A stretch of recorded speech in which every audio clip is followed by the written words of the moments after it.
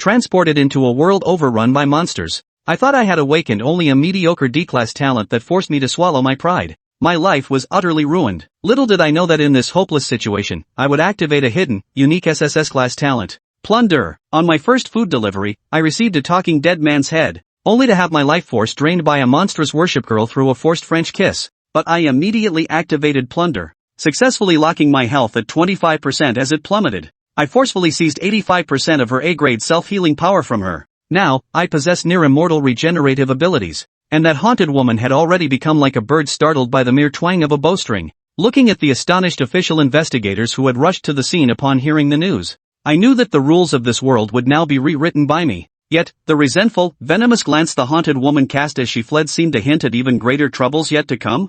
Chapter 1, Trash Talent. Have you ever suffocated? This was exactly how Qin Yuan felt at this moment, utterly suffocated. One moment he was slaving away as an overworked corporate drone, possibly due to too many late-night overtime sessions. The next, a sudden, intense chest pain struck. His vision swirled violently as shapes and scenery seemed to explode before him. When his senses cleared, horror gripped him. He found himself hanging from a ceiling fan. A hemp rope as thick as a thumb tightened around his neck, turning his face crimson and his eyes bulging. Each gasp for air grew more desperate, the terror of suffocation overwhelming his mind. Suicide? Murder? Qin Yuan had no time to analyze. Sheer survival instinct overpowered his dread. He thrashed wildly, like a suffocating fish in its death throes, clawing at the noose with all his strength, straining every fiber to wrench his head free. With a thud, the body heavily crashed onto the floor. It feels so good to be alive. Qin Yuan collapsed limply on the floor, limbs spread out, panting heavily and greedily inhaling every breath of fresh air. After a brief recovery, he finally had time to look around his surroundings. What's going on? This wasn't his office nor his rented apartment, but an unfamiliar room. The worn-out square table, the yellowed sofa, and a ceiling fan shaking violently. This was an extremely shabby living room. Ugh, my head hurts so much. Countless fragmented, unfamiliar memories flooded his mind, like a firecracker exploding inside his skull. The intense pain instantly overwhelmed him. Qin Yuan clenched his teeth, his body curled up as he lay on the floor, twitching unconsciously while struggling to maintain his last shred of rationality. He strained to process the sudden influx of unfamiliar memories in his mind. Monsters descending, universal awakening. After an indeterminate amount of time, Qin Yuan opened his eyes. His unfocused pupils gradually sharpened as he stared at the motionless ceiling fan above. Muttering to himself, he said, "What nonsense, did I just time travel?" Weakly getting up, he picked up a glass of water from the table and gulped it down in one go. Given the circumstances, he had no choice but to accept reality. No matter how absurd it was, it had already happened. It was like the inevitability of rain or his mother remarrying, things he couldn't change. He leaned back on the sofa. Qin Yuan took deep breaths repeatedly, striving to calm himself down. By piecing together the fragmented memories in his mind, he could confirm that he had truly crossed over,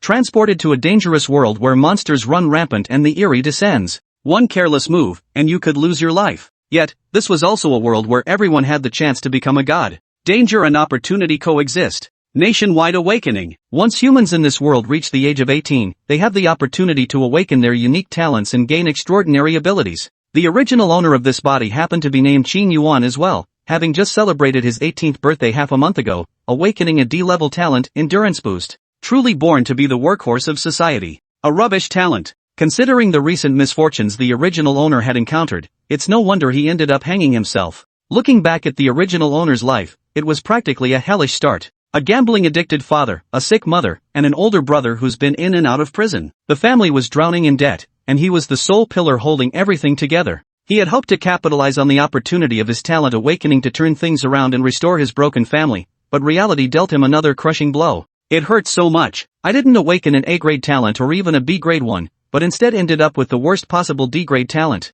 Endurance boost temporarily enhances pain tolerance, reducing fatigue, pain, weakness and other negative states while increasing resilience. Useless for anything except enduring hardship, qualifying me for neither government positions nor major clubs. But life must go on. Fortunately, the original owner was inherently optimistic and hadn't lost hope in life. Leveraging his ability to endure humiliation, he decisively joined the starving panicked delivery company and chose to make a living by delivering takeout. However, it seems that the rope always snaps at its weakest point, and misfortune always befalls the unlucky. His first order was an urgent one, to deliver a box of condoms to a hotel. Yet, upon arrival, he discovered that the person who placed the order was none other than the goddess he had been pining after for 3 years. At that moment, he felt as if the sky had collapsed, and the entire world had lost its color. Couldn't hold it in any longer. Completely broke down. Simps don't deserve a house. Qin Yuan couldn't help but lament. This poor, unfortunate kid. For the original owner, this life was too bitter, perhaps suicide was the only way out. Rubbing his temples, Qin Yuan felt exhausted. Faced with his current dire predicament, he frowned and sank into deep contemplation. It was time to seriously plan his future.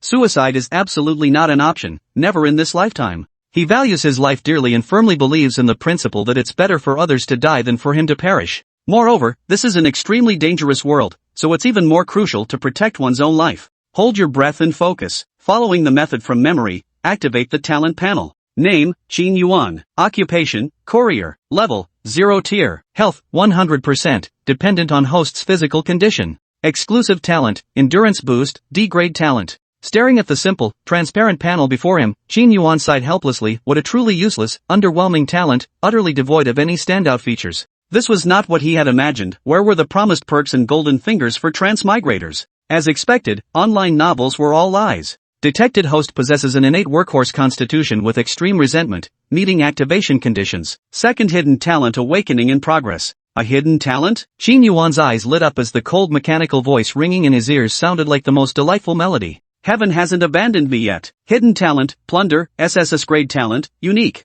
Plunder, an SSS grade talent? Could this be my golden finger? With a slight thought, Qin Yuan received the corresponding talent introduction. Plunder, when in contact with non-human creatures, you can seize their innate abilities for your own use. The longer the contact lasts, the stronger the plundering effect becomes, until completely stripping them away. Pure robbery. Qin Yuan's lips curled slightly upward, his smile gradually twisting into something unsettling. At this moment, he could finally understand the emotions of his family's alluring ancestors. Mine, it's all mine. Just grab any talent you desire by your own hands. After all, if you want something done right, do it yourself. With this overpowering cheat ability, if I still can't thrive in this world, then I don't deserve my family name. Qin Yuan brimmed with unshakable confidence, filled with hope for the days to come. At this moment, a notification sound from his phone interrupted his surging thoughts. Order received. The system has assigned you a new delivery. Writer, please process it as soon as possible. Hearing this voice, Qin Yuan froze momentarily before experiencing a sense of familiar unfamiliarity, as if waking from a distant dream. No matter which world it was, he seemed destined to be a workhorse. He lowered his head and reached for the phone in his pocket. Looking at the time, it's 12:30 in the morning. Damn, what the hell kind of idiot eats a midnight snack this late? Takeout order, pick up a serving of braised chicken rice and 10 skewers from a restaurant 2 kilometers away. Deliver to room 402, building 15, Paris Spring Residential Community. Delivery fee, 50. After much hesitation and considering the high delivery fee, Qin Yuan silently picked up his helmet, walked out the door, turned around, and rode off on his beloved electric scooter, speeding quickly toward the merchant 2 kilometers away. He had just arrived at the shop's entrance. The restaurant owner emerged carrying a packaged takeout bag, a man in his 40s or 50s with a beefy face, looking hurried and slightly flustered. With a flickering gaze, the owner immediately urged, "Why are you only arriving now? It's almost past the deadline. Can't wait to complete the transaction right away." Just woke up, Qin Yuan said with a smile. As he spoke, he took the tightly packed takeout from the other person, felt it with his hand, sticky, and asked suspiciously, "Boss, did the soup spill?" Under the dim light of the roadside lamp. Whoa, never expected to see this. What the hell? This isn't spilled soup at all, it's bright red blood. Thick, warm, and it even has this bizarre smell that rushes straight to your brain, totally intoxicating. Chapter 2, Human Head Takeout. A head, a dead person's head with tightly shut eyes. Upon opening the takeout box, Qin Yuan got the shock of his life. This isn't any yellow braised chicken, it's literally a takeout of a human head. Looking up at the other person, he instinctively gulped. Having lived this long, it was his first time encountering such a gruesome scene, especially with a bloody head staring right at him. He'd never seen anything like this before and was instantly rooted to the spot, frozen in shock, his lips dry and his mind briefly shutting down. I know nothing. Who am I? Where am I? What am I doing? The atmosphere instantly became oppressive. Kid, I advise you not to meddle in this affair. Get rid of it quickly, or we'll all die here. The restaurant owner's expression gradually twisted, baring his teeth with bloodshot eyes slowly spreading across them, glaring fixedly at the severed head in Qin Yuan's hand. The violent twitching of his facial muscles made him look every bit the image of a ruthless villain. Swish! As he spoke, he pulled out a cleaver from behind his waist, its blade gleaming coldly as if trying to intimidate Qin Yuan into retreat. It seemed he wasn't intending to harm Qin Yuan, rather, he appeared terrified of the dead head in Qin Yuan's grasp. Hearing the words by his ear, Qin Yuan suddenly shuddered, snapping back to reality from his dazed state in an instant. Eye to eye. Seeing the gleaming, sharp kitchen knife in the other's hand, he turned and ran immediately, instinctively putting distance between them, terrified of being harmed. Stamina boost. His D-level talent kicked in at this moment, reducing the fear in his heart. He took off running with swift reflexes. 10 seconds for 100 meters. With the endurance of an ox and the speed of a horse, this short-distance sprint is nothing to worry about. Yes, yes, yes. Run faster, take it away quickly, the restaurant owner cheered excitedly. Staring at Qin Yuan, who was hiding far away on the opposite side, he grinned, revealing a row of yellow teeth, and a long-awaited smile appeared on his face. Standing in place, waving his arms joyfully, he was as happy as a 200-pound youngster. Curses, Qin Yuan muttered under his breath. Only after reaching what he deemed a safe distance did he realize he was still clutching a severed head. As he spoke, his face twisted in disgust. With a swift backward toss, he flung the head into a nearby roadside greenbelt. He immediately pulled out tissues to wipe the blood from his hands, while simultaneously dialing the police on his phone. His eyes kept darting glances into the distance, wary of any sudden movements from the murderer lurking there. Hello, Uncle Police, I need to report a crime. There's a murder on Binhai Avenue. The killer has a kitchen knife and wants to silence me. I'm terrified, you must come save me. Qin Yuan vividly recounted the case details, clearly terrified out of his wits. Yes, the victim is an adult woman, her head was thrown by the roadside. Yes, you must send officers immediately. His voice trembled, carrying a faint trace of excitement. Alright, please rest assured. We're dispatching officers immediately and will arrive at the crime scene within 10 minutes. In the meantime, please prioritize your safety and avoid any direct confrontation with the perpetrator. A sweet female officer's voice came through the phone. Before the words faded, a bell-like laughter suddenly rang out behind Qin Yuan. Giggle as the laughter continued, the phone signal deteriorated drastically, the call turning choppy before finally cutting off completely, leaving no signal. Hearing this abrupt laughter, Qin Yuan startled like a frightened rabbit, leaping 3 meters high. In the next second, he swiftly turned his head with alertness. Pupil earthquake. At some unknown time, the severed head that had been tossed into the greenbelt had rolled right to his feet. The previously tightly shut eyes of the severed head were now wide open, gazing at him with an unsettlingly affectionate expression. Her gaze was as gentle as water. Giggle, little brother, who are you calling? It grinned, emitting a series of eerie and horrifying sounds from its mouth. Qin Yuan felt a cold sweat break out on his back. Absolutely terrifying. A dead man's head had actually spoken. Utterly eerie. Monster? That was the first thought that flashed through Qin Yuan's mind. I never expected to encounter a bizarre creature within just 2 hours of arriving here. This kind of luck is truly unmatched. Rather than fear, his first reaction to the monster was excitement, even eagerness. He could hardly wait, eager to test the effects of his SSS grade talent, Plunder, right away. Fortune favors the bold. However, before the dead head could act, Qin Yuan took the initiative to strike. He bent down first, his hands moving with lightning speed to scoop up the severed head by his legs. This sudden action left the severed head utterly bewildered, and even the restaurant owner in the distance was completely dumbfounded. Who is this guy? Instead of running from the spirit maiden, he actually picked her up. He's incredibly brave, muttered the restaurant owner, still in shock. The spirit maiden, a cursed entity of the highest rank, possesses near-immortal regenerative abilities. Any severed limb or fragment can grow into an entirely new independent entity. She preys on strong, healthy adult males, specializing in draining humans of their life force. She emits an alluring fragrance that can lower people's guard, manipulate their consciousness, driving them into a frenzied state until death. In this world, monsters also vary in strength, classified from weakest to strongest as aberrant, nuisance, grudge, calamity, and apocalypse. The Foxian's head held by Qin Yuan is precisely one such terrifying grudge-level monster. For ordinary awakened individuals, encountering her means certain death. Even A-rank or higher awakeners, when encountering the foul maiden, would first respond with tactical retreat rather than daring to face her alone. Without exception, any prey targeted by the foul maiden would have their consciousness seized, ultimately being manipulated into withered corpses under her control. The restaurant owner was merely the foul maiden's plaything. Influenced by her consciousness and guided by her will, he dismembered her into pieces, packaged them as takeout, and dispersed the fragmented remains across the city, all to expand the foul maiden's hunting grounds.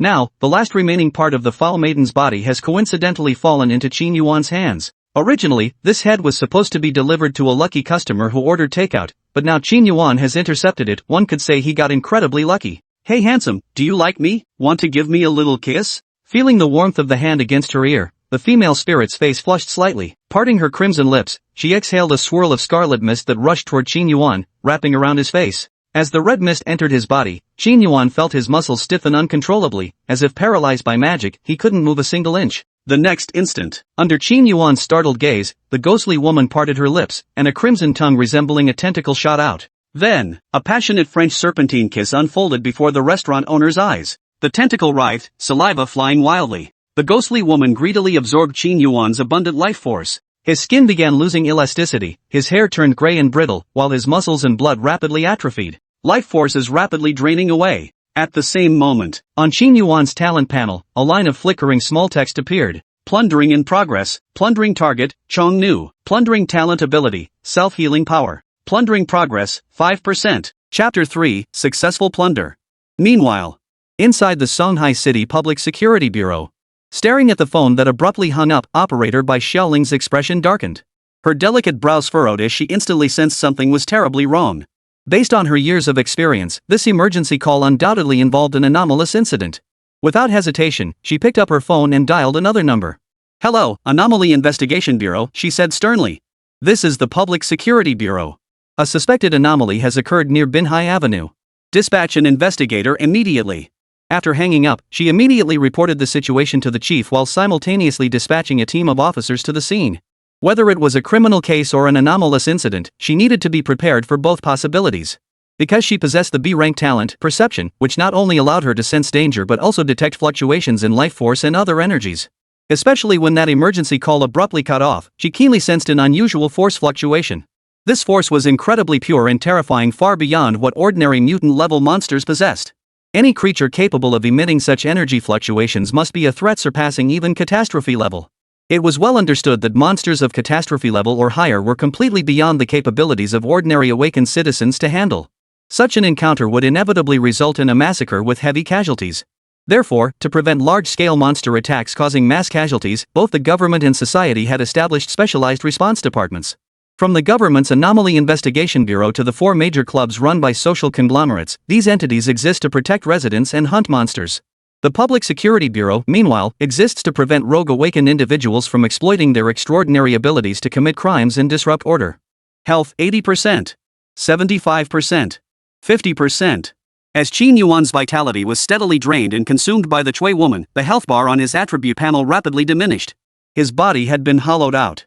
His eyes were sunken, his face waxy and pallid, resembling a skeletal figure. His legs trembled uncontrollably as he stood, teetering on the brink of collapse, a picture of utter exhaustion. Death was only a matter of time. However, as his health dropped to 25%, no matter how frantically the female spirit thrashed her tentacles or spattered saliva, Qin Yuan's health bar refused to decrease further. It was as if his health had been locked. At the same time, the spirit girl sensed something amiss. Something within her seemed to be ebbing away, being drawn out, leaving an empty void. An inexplicable dread began to take root in her heart. She was the one who always drained others. When had it become the other way around? It was utterly against the natural order. As the queen of monsters, she experienced anger for the very first time. What the hell was this man? Earlier, lost in the satisfaction of draining life force, she hadn't noticed Qin Yuan's condition. Yet now, she sensed a familiar yet unfamiliar power fluctuation within him. The power of immortality. That was the innate ability she prided herself on. No, impossible. How could this guy possibly possess the power of immortality? Her pupils dilated in shock, and retreating thoughts surged within her. Anger gradually gave way to dread. She lifted her head. She saw a pair of piercingly alert eyes. Even now, when Qin Yuan was emaciated and skeletal, resembling a desiccated corpse, those eyes burned with an intense, excited light. Plundering in progress. Target, the cursed woman. Plundering innate ability, self-healing power. Plunder progress, 55%. It worked. It really worked. Successfully plundered the monster's innate ability. Qin Yuan couldn't hide his excitement. His heart pounded, his hands trembled. As he seized the self-healing power, the immortality power, within the cursed girl's body began to diminish in equal measure. At that moment, the cursed girl panicked. "Monster! You're the real monster, how dare you plunder my power?" She let out a hysterical shriek, her gaze toward Qin Yuan now tinged with a hint of apprehension and dread. The crimson tentacle tongue swiftly retracted. However, how could Qin Yuan possibly grant her wish? Gritting his teeth, he bit down hard on that tempting, spicy snack. Turning the tables. The plunder was only 60% complete, far from 100%. How could he let this sure thing slip away? Damn it, you bastard. Let me go. You can't defy the fairy's will. This is a crime. The demon girl opened her fiery red lips, unleashing a torrent of curses. You're a monster, not a fairy. Qin Yuan stared impassively at the violent struggle of the dead head before him, his grip unyielding as he continued to devour its power. The longer the contact, the stronger the effect of the plunder, until complete deprivation. And so it was. Beneath the streetlight, an eerie scene unfolded. A gaunt man cradled a dead head, locked in a passionate kiss. He seemed unable to accept the death of his beloved. Man and head, like lovers bound together through life and death. This kiss seemed to proclaim to the world an undying love. Even the air itself seemed saturated with a sorrowful, melancholic atmosphere. In that moment, the entire world fell silent. Even the Public Security Bureau officers and Special Investigation Bureau agents who had just arrived froze in shock at the sight. They stood by, utterly at a loss. For a moment, it was impossible to tell who the real monsters were. Seeing the sudden appearance of numerous uniformed special agents, the restaurant owner hiding nearby was the first to react. His expression tense, he hastily pointed at the severed head in Qin Yuan's hand and shouted, "The cursed woman! That head belongs to the cursed woman. Officers, eliminate her immediately. Don't let her escape. If she gets away, I'm as good as dead." A blood-curdling scream instantly shattered the eerie scene. "Damn it! Damn it!" The female spirit cursed furiously in frustration. Gritting her teeth and stamping her foot, she refused to sit idly by and await her doom. To break free from this terrifying creature, she bared her teeth a row of sharp silver fangs and decisively bit through her own tongue. She severed her own tongue to survive. The next second, the girl's head visibly softened and melted, eventually turning into a slimy, worm-like mass of flesh that slid through Qin Yuan's fingers and onto the floor. The slimy, worm-like mass then began crawling with a sinister, twisted motion, moving at an astonishing speed. In the blink of an eye, it vanished into the sewer grate. The crimson-tongued Qin Yuan had bitten out, stripped of its last shred of undead vitality, turned into a piece of rotten flesh emitting a foul stench. Plunder complete. Final plunder progress, 85%. Acquired new talent, self-healing power. He glanced at the talent panel. Name, Qin Yuan. Class, Writer. Level, Tier 0. Health, 25%. Both vitality and blood are depleted. Requires immediate treatment, rest, and nutritional supplementation. Exclusive talent, Endurance Boost D rank talent. Hidden talent, Plunder SSS rank talent, unique. Passive talent, self-healing power 85%, a rank talent. Qin Yuan's lips curved upward as he stared at the talent panel before him. Sure enough, an additional talent had appeared and it was a passive one. Self-healing power. Unfortunately, he had only managed to plunder 85% of the talent's power. Focusing his mind on the passive talent, he received the corresponding talent description in his thoughts. Healing power acquires an immortality factor, granting superhuman adaptive capabilities and delayed aging. With sufficient nutrients, there is a chance to activate the blood regeneration recovery ability. Blood drop rebirth? This was a dream come true. Chapter 4, An Ordinary Family. Hey 2A. Qin Yuan quickly spat several times. After spitting out the foreign object, he still felt nauseous, spitting several times before glancing around with disgust. He scared the possessed girl away, the restaurant owner exclaimed in disbelief. His eyes widened to their fullest, staring fixedly at Qin Yuan, who was still alive, leaving him utterly speechless. This was the first time he'd ever heard of someone surviving the jaws of a monster of such malevolent power. It was utterly unfathomable. No sooner had the words left his mouth. A large hand slammed onto his shoulder, first snatching the kitchen knife from his grasp, then slamming a pair of specially made silver handcuffs onto his wrists. Cooperate and you'll be treated leniently, resist and you'll face harsher consequences. Tell us everything you know. A square-jawed middle-aged man stepped before him. Dressed in a black uniform, he held a jet-black umbrella and wore an expression of stern authority, his hair slicked back in a meticulous pompadour. Under the restaurant owner's anxious gaze, the man produced his credentials and stated solemnly, "I am an enforcement officer from the Public Security Bureau. My surname is Wang. We have received a report alleging you committed murder and dismembered a body. We now require you to accompany us for investigation. Thank you for your cooperation." Simultaneously, another team of investigators in white uniforms strode up to Qin Yuan. Leading them was a curvaceous beauty in sky-high stilettos and black stockings hugging her hips. Her ample bust bounced with each step, bouncing playfully as if ready to burst free from her white uniform at any moment. "Are you okay?" The female investigator halted half a meter away from Qin Yuan, her gaze filled with concern. Staring at Qin Yuan's emaciated, near-death appearance, a peculiar gleam flashed deep within her eyes. I'm not fine. I was just attacked by a deadhead. She nearly drained me dry. Thankfully, you showed up in time and scared her off. Otherwise, I'd be dead." Qin Yuan weakly turned his head and saw a stunningly beautiful woman. Instantly, his guard went up. "The prettier the woman, the more dangerous she is," he said. His legs buckled, and his body collapsed to the ground with perfect timing. He gasped weakly, "I think I could use another round of resuscitation." Hearing his words, the female investigator said nothing more, merely nodding in acknowledgement, choosing to believe his tall tale. She then turned to her team members behind her and ordered, "He's human, not a monster. Take him to the nearest hospital for treatment." After settling everything, she turned to leave. Before departing, she glanced back at Qin Yuan with a meaningful look. The next second, Qin Yuan was swiftly lifted into the vehicle by the well-trained investigators and rushed toward the Second People's Hospital, the nearest medical facility. Recalling that piercing gaze, Qin Yuan felt a chill run down his spine. For a moment, it felt as though she had seen right through him. There were no secrets. Leaning back in his seat, he casually struck up a conversation with the accompanying investigator, hoping to glean information about the beautiful female captain. But the escort turned out to be a tight-lipped driver, knowing only how to operate the vehicle. After chatting about trivial matters for ages, the only thing he managed to extract was the captain's surname. Sure. Beyond that, not a single word slipped out. Even when the car pulled up at the hospital and he was wheeled into the emergency room, he hadn't managed to get a single meaningful detail out of him. Inside the Public Security Bureau. After reviewing the restaurant owner's statement, Chief Wang Hong, with his square jaw, grew increasingly grave. A possessed woman, a monstrous entity of the most malevolent kind, dismembered into 46 pieces. The most crucial part, the head, escaped through the sewer. His face turned ashen as he uttered the final words, then he turned to look at the voluptuous woman behind him. This busty woman was Sure Ran, a captain in the Anomaly Investigation Bureau. She possessed the awakened class talent, mind reading, mastered various combat techniques, and could not only read minds but also manipulate thoughts. Her power was formidable. She took the transcript. Sure Ran's pretty face grew stern as she murmured to herself, "It doesn't make sense. If it was a resentment-level monster, that kid with a D-rank endurance talent wouldn't have survived." "Perhaps that kid has some hidden trump card," Wang Hong said in a deep voice. Hearing this, Sure Ran shook her head decisively. "Impossible. He holds no secrets from me. A gambling father, a sick mother, and an older brother in prison, he simply couldn't possess any powerful hidden cards." In her eyes, Qin Yuan's survival was nothing short of a miracle. What a resilient little cockroach. At that moment, dispatcher by Shaoling approached carrying a stack of files. "Captain Wang, Director Sure, these files contain information on the corpse fragments of the possessed woman.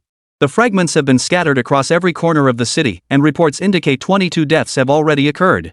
Each body fragment signified the birth of a new cursed woman.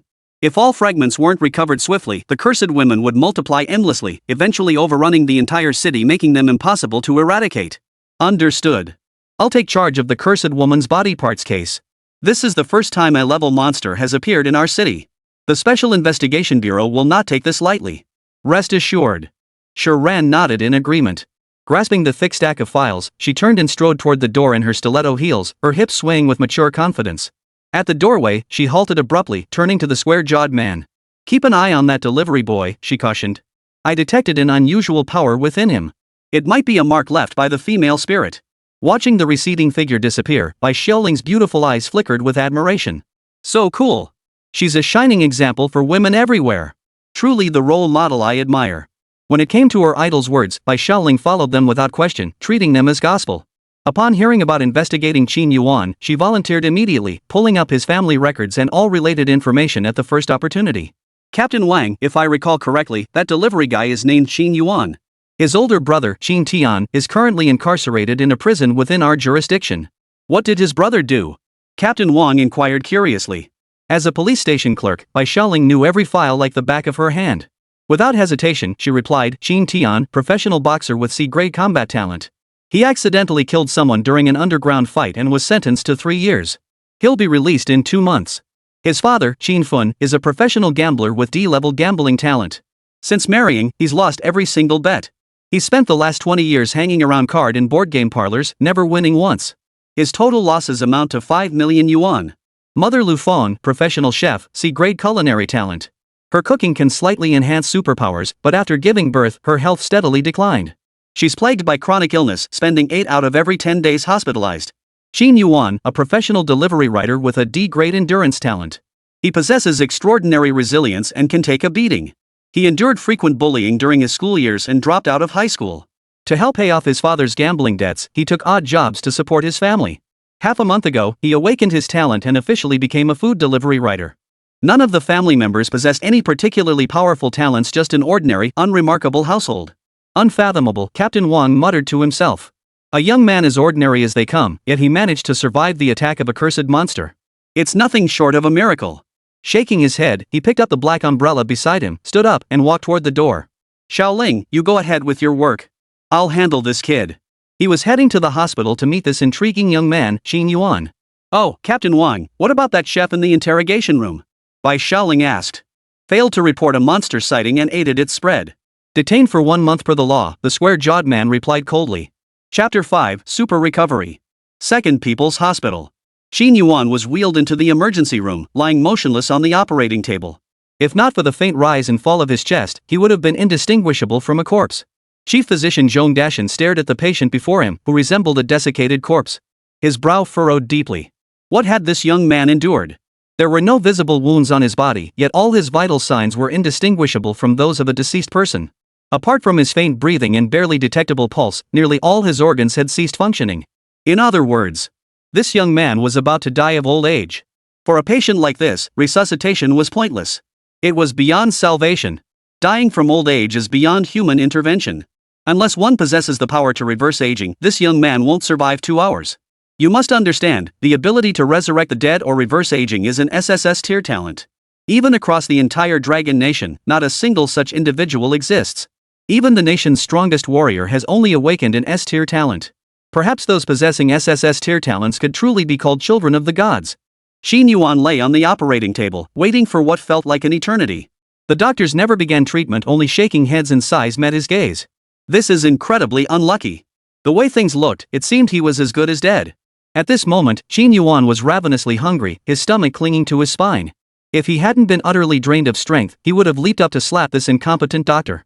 Finally, unable to endure it any longer, he struggled to open his mouth and spoke, "Doctor, if nothing else works, could you at least give me a few bottles of glucose to replenish my energy? Just enough to keep me alive?" He desperately needed nutrients now.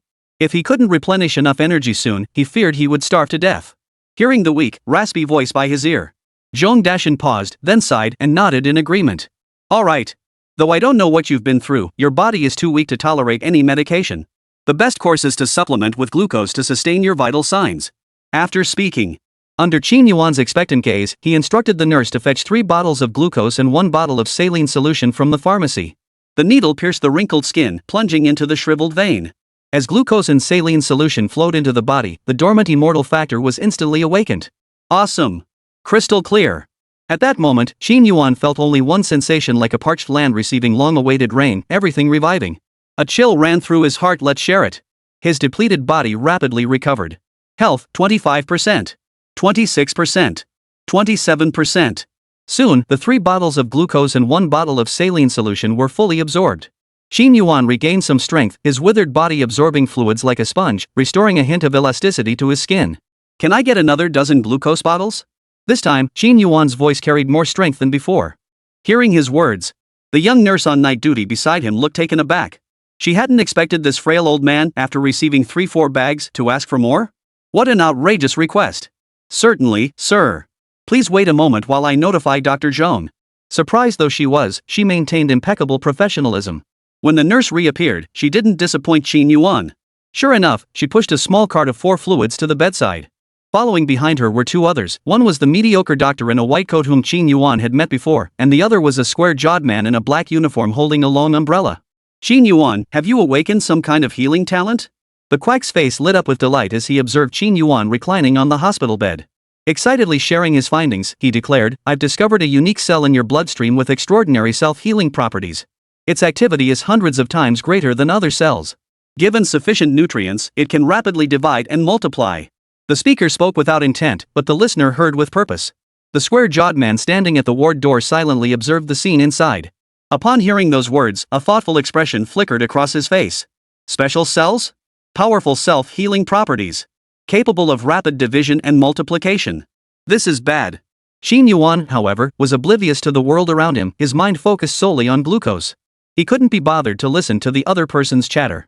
Taking the medicine bottle handed to him by the nurse, he didn't hesitate for a second. He popped the cap and started chugging it down like crazy. While hooked up to the 4-drip, he guzzled from the bottle.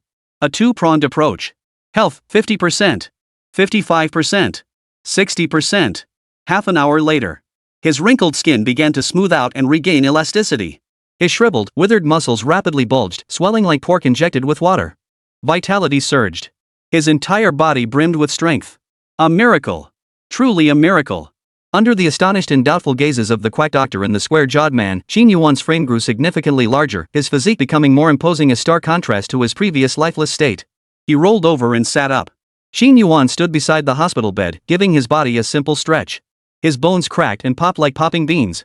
He had never felt so comfortable, as if his body possessed inexhaustible strength. In this state, he could easily deliver 20 more orders without feeling the slightest fatigue. "This kid's no ordinary guy," team leader Wang, with his square jaw, thought to himself. "His recovery ability rivals that of the Chui girl." Maybe that's why he survived her attack. His eyes burned with intensity. He stared at Qin Yuan as if he were a treasure trove, murmuring to himself, sure Ran was right. This kid is definitely not as simple as he seems. He truly possesses some kind of special power within him. Mid-sentence, a realization struck him. Shocked, he exclaimed, good heavens. Could this kid be gifted? Could he have awakened more than one talent? A known D-rank endurance talent, plus an unknown level regeneration ability. Possessing 2 talents was extremely rare even in Songhai City. Nationwide, such anomalies were few and far between. As far as he knew, Songhai City had only seen one such case before, a madman who awakened 2 talents. Due to his split personality, he manifested one talent by day and another by night, becoming an uncontrollable danger. He was now confined to a psychiatric hospital under strict supervision. However, the young man before him seemed relatively normal for now. He didn't appear to be insane and should be capable of communication. He stretched lazily. Qin Yuan tilted his head, his gaze sweeping to the square-jawed man in uniform standing by the door. He nodded and smiled. Officer, are you here to see me? Yes. I'm Officer Wang Hong from the Public Security Bureau. I have some questions for you. Please cooperate with the investigation, Officer Wang stated directly. Seeing this, the doctor and nurse nearby were quick to read the room. Seeing the two were about to take a statement, they tactfully left the ward, clearing the space. In the blink of an eye, the room was empty, leaving only Qin Yuan and Officer Wang. Qin Yuan, how much do you know about the possessed girl? Chief Wang asked directly. Not much. I received the order, went to pick up the meal from the vendor, and who knew it was a monster's head? It scared the hell out of me. Qin Yuan answered truthfully. He genuinely knew little about the Chui girl's situation, unaware even of her terrifying nature. He had simply treated it as an ordinary monster. Staring intently into Qin Yuan's eyes, Captain Wang knew the man wasn't lying. After a moment's pause, he slowly explained, the Chui Nu is a monster. It possesses near-immortal regenerative abilities. Any severed limb or tissue fragment can grow into a new, independent entity. Hearing the detailed description of the Chui Nu, Qin Yuan's eyes widened, a flicker of astonishment and doubt darting through his pupils. Ha! Is this the otherworldly version of Tomi? Chapter 6, The Deal. Something's up. The fleeting look of alarm in Qin Yuan's pupils immediately caught the veteran detective's attention. Captain Wang narrowed his eyes, instantly suspecting this youngster was hiding something, likely some unspeakable secret. With over 2 decades of investigative experience, he never overlooked the slightest clue. No suspicious behavior escaped his keen eye. When it came to inexperienced newcomers like this, he had plenty of ways to extract information. His eyes darted around. The old fox instantly had a plan. Qin Yuan, that severed head you encountered belongs to the female spirit. If you don't want to die, you'd better cooperate with my investigation. Otherwise, the spirit will come for you again. And when that happens, I won't be able to protect your life. A mix of coaxing and threats. Yet he didn't know that Qin Yuan was no longer the bullied young man he once was, but a seasoned veteran who had lived 2 lifetimes. He was a master of human relations, a true schemer. Moreover, he possessed the SSS tier talent, Plunder, rendering him utterly unfazed by the other's threats. In fact, he was actually looking forward to the girl seeking him out. Officer Wang, I'll cooperate. You must protect me well, Qin Yuan said, feigning lingering fear. His fists clenched tightly, cold sweat beaded on his forehead, his brows furrowed, and a flicker of terror danced in his pupils, making him appear extremely tense. Rest assured. As long as you cooperate with our enforcement officers, we'll eliminate the threat before the possessed girl can harm you. Seeing the man's full cooperation, Team Leader Wang smiled faintly, a look of satisfaction crossing his face. He planned to feign retreat, biding his time to stabilize the situation and build rapport before extracting crucial information. He refrained from exposing Qin Yuan's clumsy act on the spot. Life is like a stage play, all depends on the acting. An old fox and a young fox, each harboring ulterior motives, neither speaking truthfully, playing each other's games. After exchanging pleasantries and calling each other brother for a while longer, they swapped contact information. Only then did the old fox leave the hospital room, thoroughly satisfied. Officer Wang, take care. Stay in touch. Qin Yuan waved goodbye. As Team Leader Wang stepped out, the doctors and nurses waiting outside the ward immediately parted to make way. Immediately after, the attending physician, Zhong Dashan, approached with a broad smile plastered across his face. Qin Yuan, did you know your blood possesses extraordinary self-healing properties? It holds significant research value. I have an idea, though it's still a bit rough around the edges. Before he could finish, Qin Yuan raised his hand to cut him off. I don't know, and I don't want to know. If it's an immature suggestion, then don't bother saying it. Qin Yuan gave the incompetent doctor who had just delivered his death sentence nothing but a cold stare. He shot the man a sidelong glance before turning and striding toward the ward exit, utterly unwilling to engage. Extremely cold. Qin Yuan, wait. Just as he reached the doorway, Zhong Dashan called out to him. What else is there? Xin Yuan halted his steps, his brow furrowing slightly as he looked at him. Zhong Dashan said, I know your mother is staying at our hospital. You should be well aware of her condition. What exactly do you want? Xin Yuan asked impatiently. The mention of his mother in this world instantly conjured an image of a pale, frail middle-aged woman in his mind. A faint warmth also flowed through his heart. Warm and profoundly happy. Seeing his reaction, Zhong Dashan smiled calmly and slowly extended a finger. Let's make a deal. If you agree to my terms, I'll mobilize every medical resource in Songhai City for your mother. I can even arrange for her to be placed in an SVIP premium ward with a 24/7 personal nutritionist. Otherwise, given her condition, she won't survive another year. But I can forcibly extend her life by 1 more year. What do you say? You're threatening me? Xin Yuan asked coldly. No, I'm merely stating the facts. The choice is yours, Zhong Dashan replied, his expression unflinching. Upon hearing these words, Xin Yuan fell silent. A flicker of hesitation crossed his face as inner turmoil raged within him. Toward this mother from his memories, he felt both familiarity and strangeness, a sense of disconnection where reality and illusion blurred. Finally, the last shred of familial affection in his heart overpowered the rationality in his mind. Knowing full well that this quack doctor had no good intentions, he still chose to make a deal with him. All to grant this world's mother a few more days of life, to fulfill a small, insignificant act of filial piety. Fine. I agree. Xin Yuan nearly gritted his teeth as he uttered those words. His gaze was icy, his expression stern, his eyes fixed intently on the other man, like a predator staring down its prey, utterly terrifying. Their eyes locked. Zhong Dashan felt a chill run down his spine, his entire body tense with discomfort. He instinctively turned his head away, unable to meet the gaze. Uncomfortable under the intense stare, he quickly changed the subject, speaking earnestly, Xin Yuan, rest assured. This deal won't disadvantage you. If my research succeeds, it will greatly benefit your mother's condition. You want to study my blood? Xin Yuan grasped the meaning instantly, cutting straight to the point. Exactly. Your blood holds immense scientific value. If you're willing to provide samples for my research, I promise to spare no effort in saving your mother. Zhong Dashan pledged solemnly. How can I trust your words? Xin Yuan countered.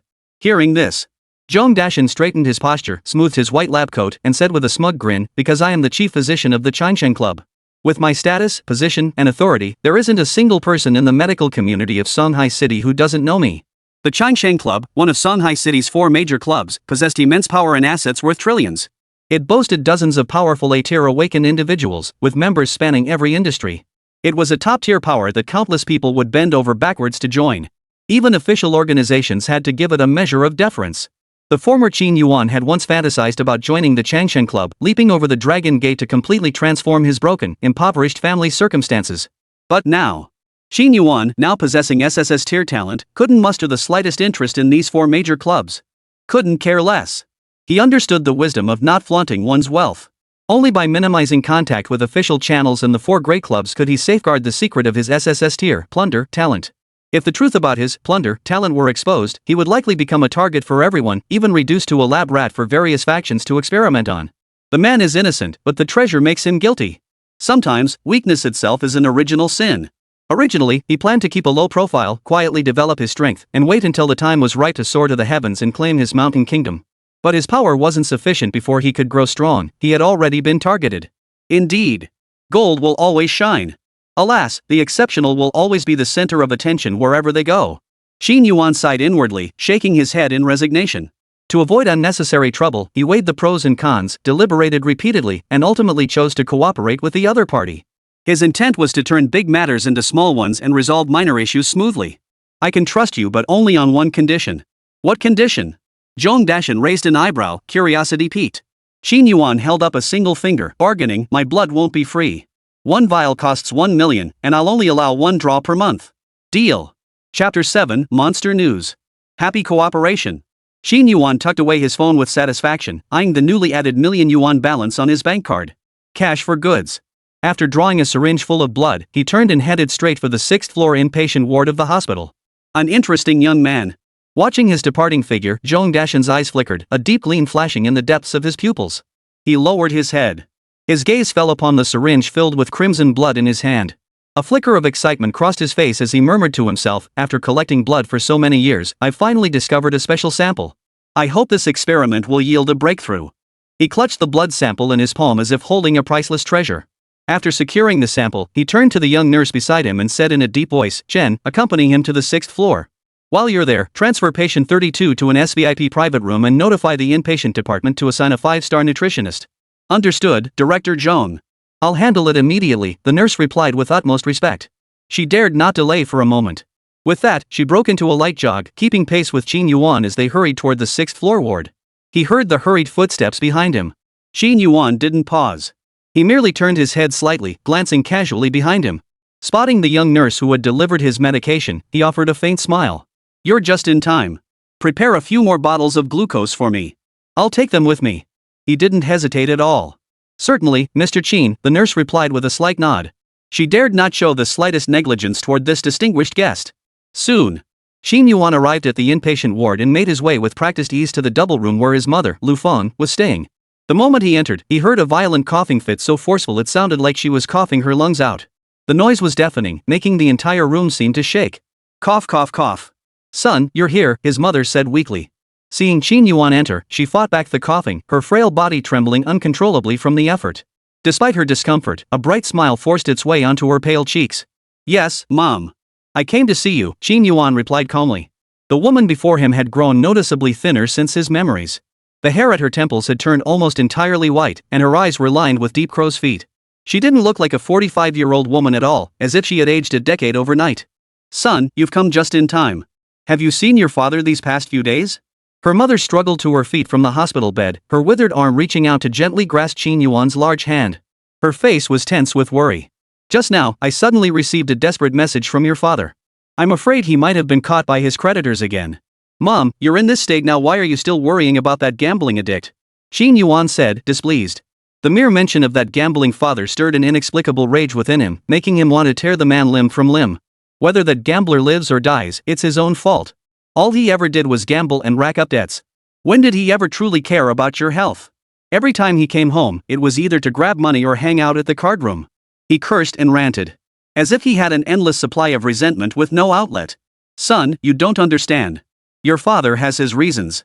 Everything he's done today is for our family, his mother explained earnestly. Even as her illness grew terminal, she still defended that gambling addict. As if that gambler possessed some irresistible charm that had her utterly devoted. But, seeing Qin Yuan's expression of utter disdain, she couldn't help but sigh helplessly. No matter what, he's still your father, eh? Just think of this as your mother begging you. Go find your father for me. Don't let the debt collectors beat him to death. If it weren't for your brother being in prison, I wouldn't want to trouble you either. Oof. This is the only time, and it will be the last, Qin Yuan snorted impatiently. Seeing the pleading look in her eyes, his heart softened. He couldn't bear to refuse the plea of this woman who had worked so hard all her life. Sigh. Sighing helplessly, Qin Yuan couldn't fathom what this woman was thinking. Clearly, everything that had happened was that man's fault, yet she uttered not a single word of complaint. Instead, she was still thinking about that gambler, that scumbag. It was truly incomprehensible. Mom, rest assured and focus on your recovery here. Once I return, I'll find that gambler for you. After making his promise, he chatted with his mother about everyday matters until he saw her transferred to the SVIP ward. Only then did he pick up the glucose solution packed by the young nurse and head out of the hospital. Standing at the hospital entrance, he silently opened a bottle of glucose solution and downed it in one gulp. Looking up at the sky, he saw the first hint of dawn spreading across the horizon. Unnoticed, the night had slipped away. He pulled out his phone and glanced at the time, 5:30 a.m. Several new message notifications appeared on his phone screen. He opened the messages. Received a negative review. Due to late delivery, the platform has deducted 1 performance point. Received a complaint about the writer stealing customer food. Penalty, pay 23 yuan for the meal and issue a verbal warning. System alert, your vehicle is within 2 kilometers. Please turn off the engine and remove the key promptly. Old Qin, what are you doing? I found a fun game, want to play? For messages, none of them important. 2 were negative reviews and complaints from customers over late deliveries. 1 was a smart reminder from his electric scooter. The last was a gaming invite from his best buddy Pengyang. After skimming through each message, he opened his buddy's chat window and casually typed, "No time, you go ahead," before tucking his phone away. It's still early. Let's grab breakfast first. Though the glucose drink was delicious sweet as hell, it was liquid and didn't fill him up. After a night of turmoil, his stomach was growling, and he desperately needed a hearty meal to soothe his empty soul.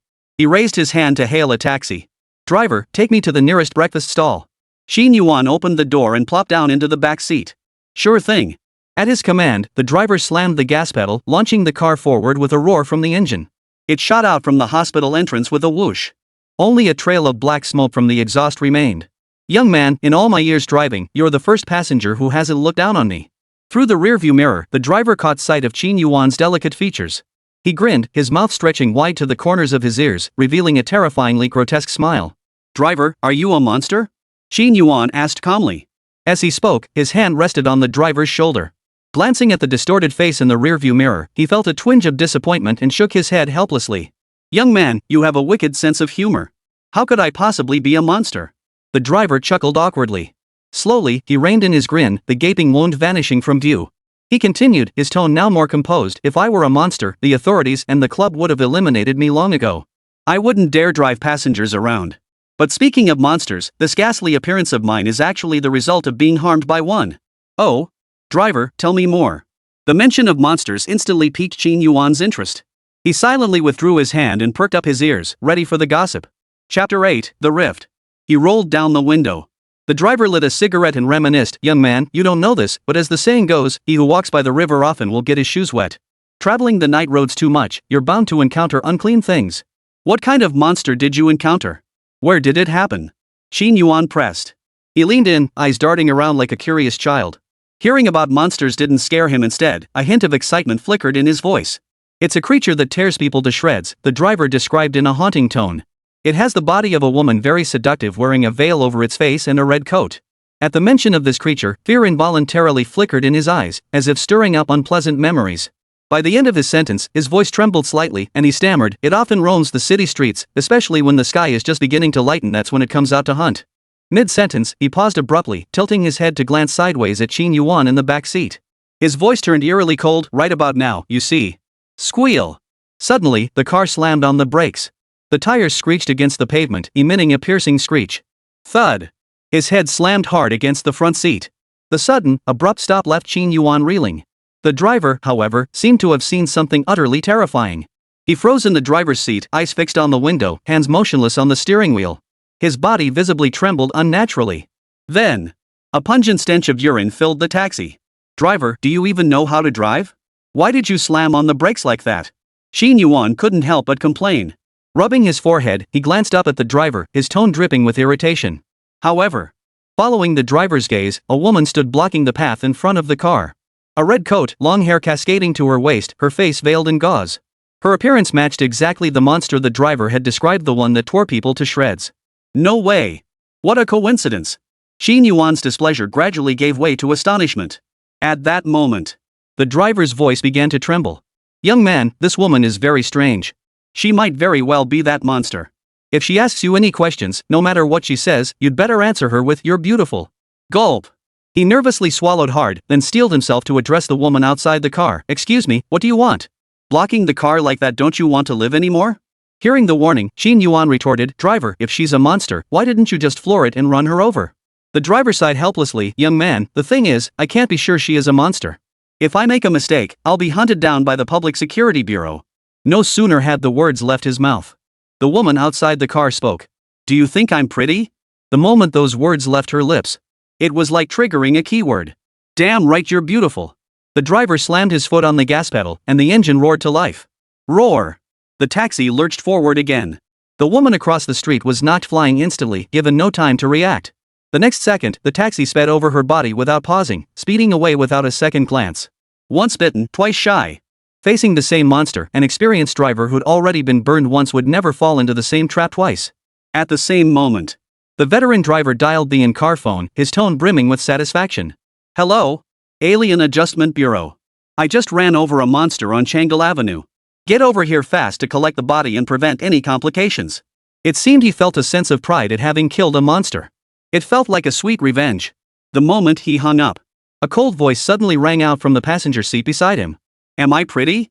Unbeknownst to him, the woman he had struck had already landed in the passenger seat, her hair disheveled and blood covering her body. Gah! The driver's voice cut off abruptly. The smile still lingering on his face froze instantly. His head jerked stiffly to the side, needing a pair of ghastly white eyes devoid of black pupils. Dead and cold. Gee, gorgeous. The driver stammered. Hearing the word beautiful, the woman slowly lifted her veil, revealing a hideously grotesque face. She continued, how about this? Beautiful. This time, the driver answered instantly. After answering, he too twisted his mouth into a grin that stretched all the way to his ears. Bizarre and hilarious. Seeing the identical grin on his face, the woman visibly startled. Then, with satisfaction, she turned her head to look at Qin Yuan sitting in the back seat. And just like that, the veteran driver had dodged a bullet. What do you think? The woman inquired, tilting her head. Upon hearing the question, Qin Yuan pondered briefly as information about the urban monster slit-mouthed woman surfaced in his mind. When encountering the slit-mouthed woman, if one answers beautifully, she will cut open that person's mouth, making them as beautiful as herself. If the answer is unattractive, she'll slice the person in half with her scissors and chop them into mincemeat. Seeing Qin Yuan take an age to answer, the seasoned veteran opposite him grew impatient, blinking frantically like an ant on a hot pan, pacing anxiously in circles. The veteran driver was so frustrated he almost blurted out the answer himself. Finally, under the veteran's pleading gaze, Qin Yuan smiled and replied, "I think it's beautiful too." Hearing this, the veteran driver finally let out a long sigh of relief. Though his mouth might be cut open, his life was spared. A weight lifted. "Since you think she's beautiful too, let me help you become just as beautiful as me," the woman said happily. As she spoke, she pulled a pair of scissors stained with blood from her pocket. Her other hand appeared eerily on Qin Yuan's neck, pressing down firmly on his body to keep his head from swaying. The suffocating sensation returned. Health, 100%. 95%. 90%. The instant the slit-mouthed woman clamped her hands around his throat, Qin Yuan felt as though he were hanging himself once more. So powerful. If slit-mouthed woman so desired, his neck would snap effortlessly. Without lifting a finger.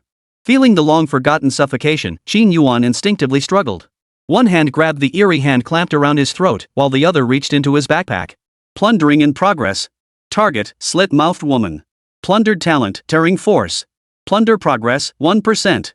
Seeing his actions, the seasoned veteran beside him grew anxious and urgently warned, "Young man, don't do anything foolish. Don't provoke her. Just endure it, it'll pass." Rip.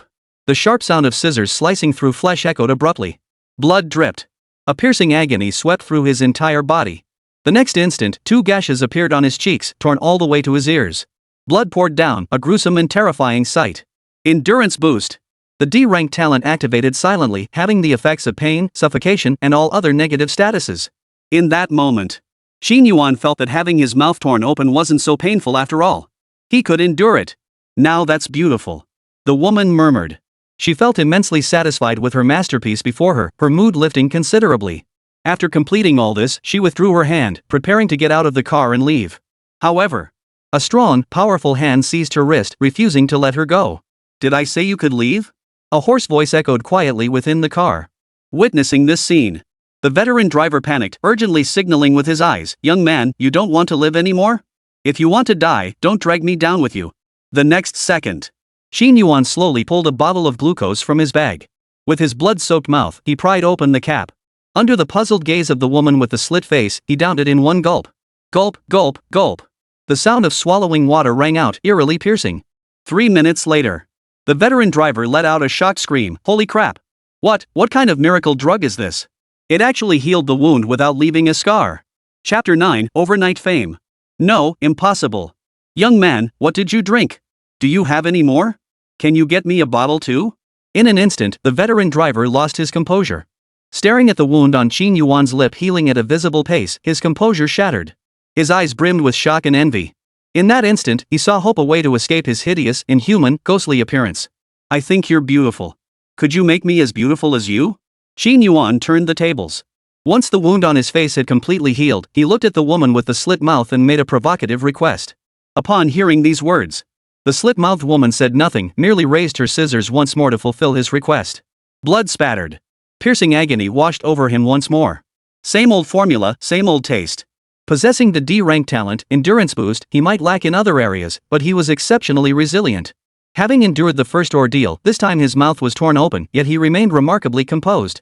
His gaping, blood-soaked mouth even curled slightly upward, revealing a strange, savage grin. Watching the scissors slice through flesh, Qin Yuan not only felt no pain but actually laughed. The veteran operator thought he was a sadist. A twisted masochist. Is this kid even human, or some kind of monster? The veteran driver felt a chill run down his spine. His gaze toward Qin Yuan grew wary. Plunder progress, 10%. 15%. 20%. As the contact time extended, the numbers on the progress bar kept jumping upward.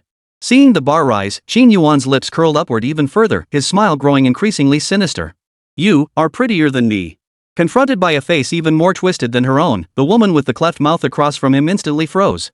She was utterly at a loss. In all her years of hunting, she had never encountered someone so brazen. He genuinely burst into laughter. This is satisfying. Qin Yuan chuckled darkly. Without hesitation, he pulled out another bottle of glucose. As the sugary liquid flowed into his stomach, the dormant immortality factor within him stirred back to life. Self-healing truly lived up to its great talent. With sufficient energy and nutrients, it could rapidly mend wounds until complete recovery. Young man, pace yourself. Save a sip for me to taste. The veteran driver watched him guzzle the elixir with envious eyes, his own craving practically eating him alive. Snap. This time, the slit-mouthed woman didn't use her scissors to cut open his mouth.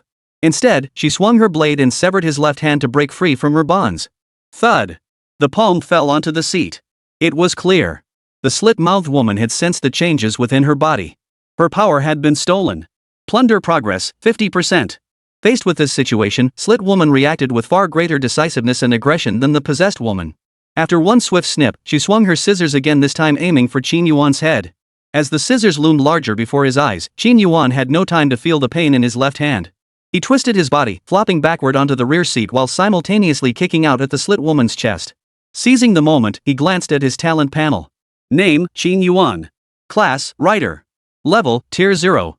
Health, 100% determined by the host's physical condition. Bioenergy, 10 depends on the host's innate physical capabilities. Exclusive talent, Endurance Boost D rank talent. Hidden talent, Plunder SSS rank talent, unique. Passive talent, Self-healing power 85%, a rank talent. Active talent, Rending force 50%, grade A talent. Note, a standard awakened being possesses 5 bioenergy. Bioenergy can be increased through enhancing exclusive talents, postnatal training, or absorbing external energy. As expected, another active talent, Tearing Force, appeared on the panel. Though only 50% of its progression has been acquired, its high quality remains intact, still an A-rank talent. Had I obtained 100% of its progression, this, Tearing Force, might have become an S-grade talent. Tearing Force actively consumes internal energy to tear apart any object. The extent of tearing correlates with energy expenditure. Greater energy consumption yields greater destructive power. Additionally, a new panel for biological energy appeared on the interface. While ordinary awakened beings possess only 5 bioenergy points, his starting bioenergy was already 10 points. Perhaps this was related to his possession of multiple talents. After reviewing the effects of Tearing Force, Qin Yuan hesitated not a moment and decisively chose to expend 1 point of bioenergy. The next second, he felt as if something within him had been depleted, a faint sense of fatigue creeping into his heart. Then, a faint, barely perceptible glow appeared on his palm, flickering like the faint light of fireflies. Clang! His palm struck the scissors, immediately erupting in a clanging metallic resonance. Instantly, the glimmer imbued with the power of tearing clung to the scissors, instantly shattering the sharp blades into a jagged edge. Whoosh! A sharp intake of breath. The seasoned veteran watching nearby was stunned, his mouth agape in exaggerated shock. Bro, if I'd known you were this badass, why'd I bother haggling with that hag? Just get it done. Damn, that's strong. Qin Yuan was slightly startled. He hadn't expected his first use of Tearing Force to produce such an effect. It far exceeded his expectations. After all, the scissor woman's shears were a cursed artifact, nothing like ordinary scissors. As a chunk was torn from the scissors, a flicker of bewilderment and alarm finally flickered in the pale eyes of the slit-mouthed woman. Glaring at Qin Yuan's palm, her eyes blazed with malice. Baring her teeth, her face contorted into a hideous grimace, she snarled, "You deserve to die." Her hair hung wildly, her blood-soaked clothes fluttering. A thick, pungent stench of blood assaulted the senses. In an instant, the slit-eyed woman doubled in size. Clusters of crimson blood mist spread from her body. Any object it touched began to disintegrate, turning into grains of dust that drifted into the air. A-level monster. Oh no, she's gone berserk, rampaging. The veteran driver exclaimed in terror. His reflexes were lightning fast. Seeing the danger, he immediately flung open the car door, rolled away on the spot, and dashed toward the distance. Qin Yuan's reaction was equally swift. Sensing the A-level aura emanating from the slit-mouthed woman, he grabbed the severed hand from the seat, leaped forward, and smashed through the taxi's rear windshield. He scrambled and leaped away from the scene. Boom! In the blink of an eye, the intact taxi shattered into a pile of debris, scattering fragments in all directions. Guardian shield. At that very moment, a square-jawed man emerged from the street corner, holding a large black umbrella, only this time, it was fully opened. Simultaneously, a shield resembling a black umbrella coalesced in the sky, rising dozens of meters high. It directly blocked the flying car debris, preventing nearby pedestrians from being injured. Officer Wang, you're just in time. Spotting the square-jawed man, Qin Yuan's eyes lit up, and he immediately rushed over excitedly. Another cursed monster has appeared here. I'm terrified, hurry and protect me. You again? How come you're always at the scene of every incident? A curvaceous beauty in a white uniform, her feet perched atop sky-high stilettos, appeared beside the square-jawed man. The moment she saw Qin Yuan, her embroidered brows furrowed slightly, and a deep suspicion flickered in the depths of her pupils. This kid, she couldn't figure him out. Chapter 10, Severed Hand. Officer Wang, watch out for that monster, she likes to rip people's mouths open. Qin Yuan urgently warned. Once reinforcements from the Public Security Bureau and the Anomaly Investigation Bureau arrived, he cunningly hid behind team leader Wang. He knew the upcoming battle wasn't his to fight. Safety first. Your hand. Captain Wang asked with concern. He stepped forward. He held his large black umbrella in front of her, blocking the enraged slit-mouthed woman. It's nothing. A severed hand is no big deal, Qin Yuan shrugged it off. As he spoke, he stuffed the severed hand into his pocket, acting as if nothing had happened, completely unconcerned about the wound on his left hand. While speaking, he gulped down glucose, then smacked his lips. Watch out for that blood mist. It can tear through anything, terrifying stuff. Don't try to fight it head-on. The next second, the bloody, sheared surface on his left wrist visibly secreted a layer of transparent mucus. Within seconds, the wound scabbed over and healed rapidly, as if it had never been injured. Simultaneously, the severed hand tucked into his pocket seemed to develop a consciousness of its own. A faint, elusive sensation stirred within Qin Yuan's mind. Ha! My hand has a mind of its own? Qin Yuan's heart skipped a beat. He had no time to focus on the distant battle. Instead, he quietly sought out a safe corner to hide, his entire mind consumed by the severed hand. Immortality factor. Possessing the same regenerative ability as the cursed girl. Could this severed hand also grow into an independent entity? Qin Yuan mused. His eyes flickered as this audacious thought suddenly took root in his mind. If this severed hand truly grew into an independent being, would that entity be considered human or a monster? Another question lingered, could his severed palm actually regrow? Hungry. So hungry. The faint voice deep within his heart suddenly grew intense. In an instant, he seemed to grasp its meaning. The severed hand was hungry. It too needed to replenish its energy.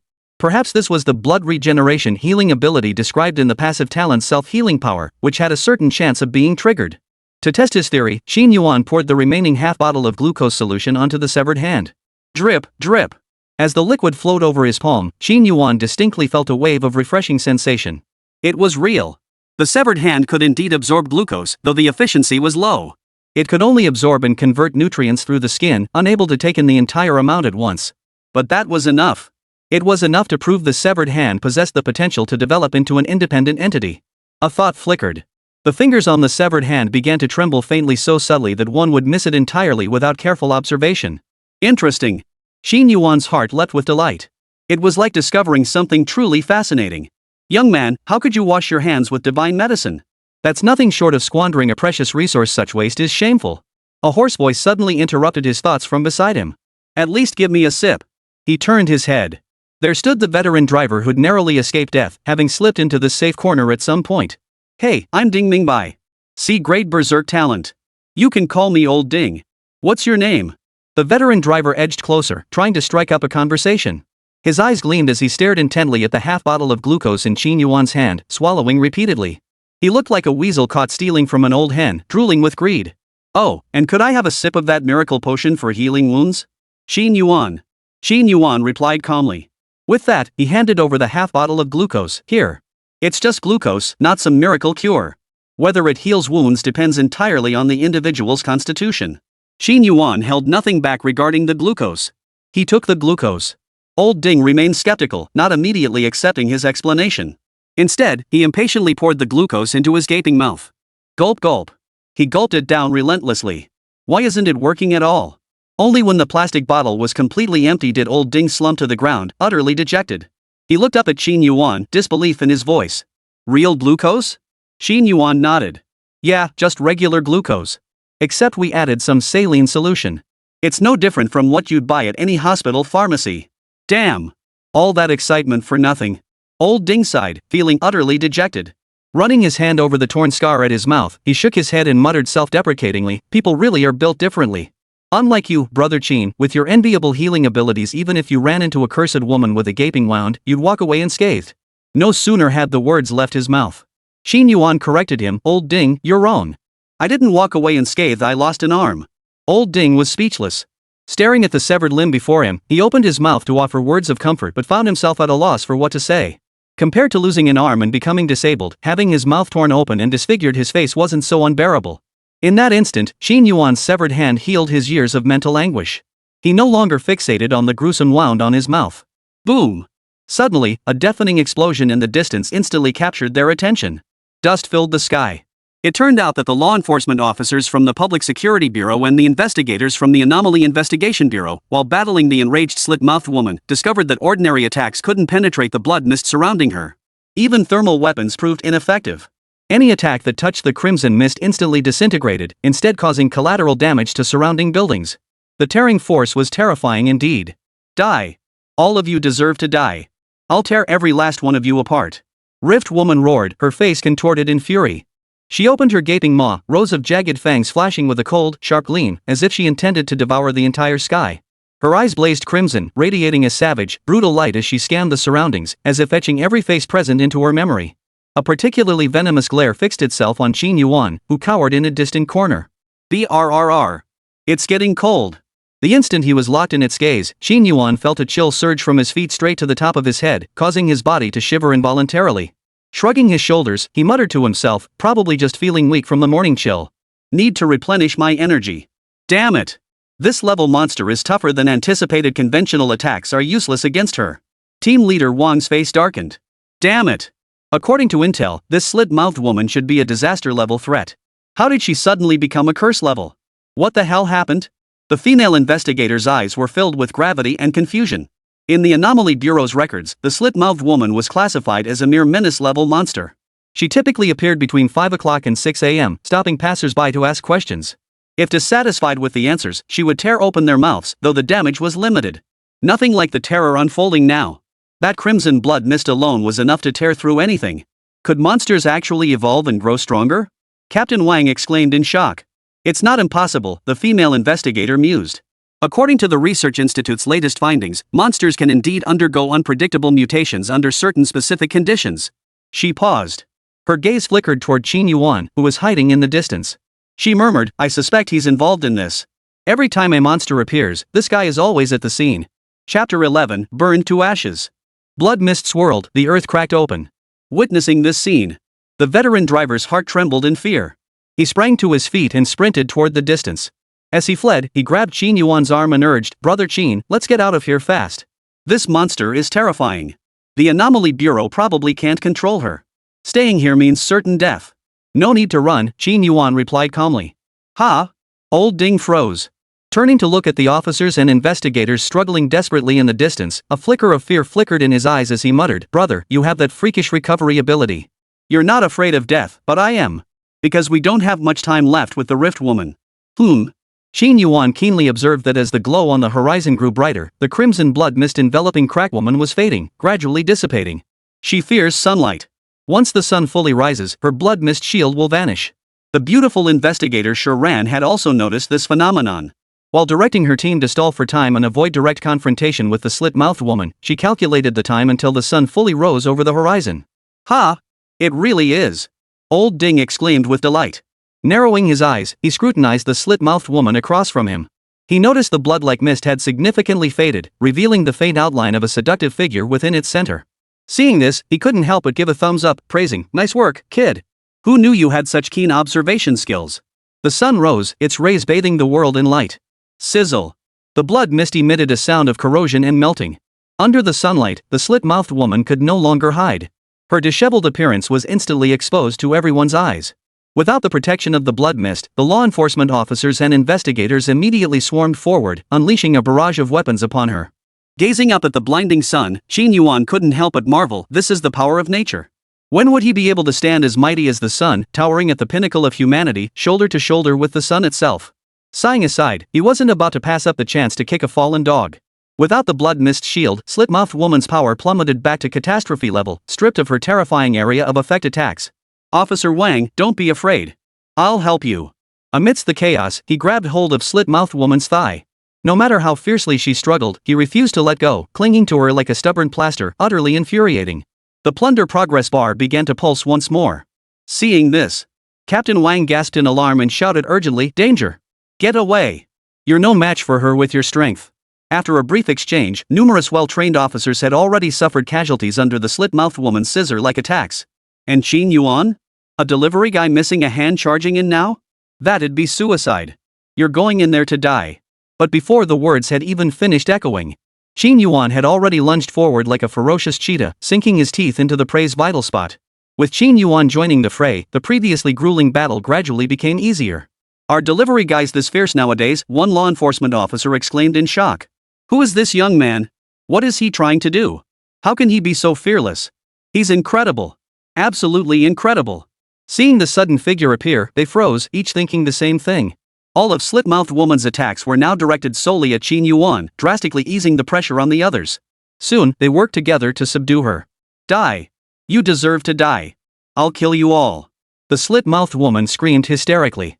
At this moment, the Slit-Mouthed Woman fought like a trapped beast, a tiger stripped of its fangs, devoid of her former savage ferocity. Especially after being held by the twisted Qin Yuan, the power within her rapidly drained away until she was utterly powerless to fight back. Feeling her power being stripped away bit by bit, a look of utter despair appeared on her hideous face for the very first time. Terror, fear, despair. "She's afraid," the square-jawed man murmured, his voice tinged with disbelief. "A monster showing fear for the first time? What on earth is she afraid of?" The beautiful investigator frowned, muttering to herself. All signs pointed to the monster, like humans, knowing fear and despair. The A-rank talent, mind reading, activated silently. Her eyes locked onto the Slit-Mouthed Woman's, intent on deciphering the thoughts within. But her hopes were dashed. Within the Slit-Mouthed Woman's consciousness, she sensed only endless chaos and slaughter, not a shred of normal logic or coherent thought. The only distinct point was that she could clearly sense the creature's hatred and fear toward the young man before her. Qin Yuan? The monster hated Qin Yuan? What on earth had this guy done to the monster to make it feel such fear and hatred? In that moment, Qin Yuan became shrouded in mystery within her mind. "Qin Yuan, the battle is over. The monster has been subdued. You can let go now. You've lost a lot of blood and need immediate medical attention," the square-jawed man said with concern. He stepped forward. Seeing Qin Yuan covered in wounds, his arms, back, and thighs all pierced by the scissors, a flicker of concern passed through the depths of his eyes.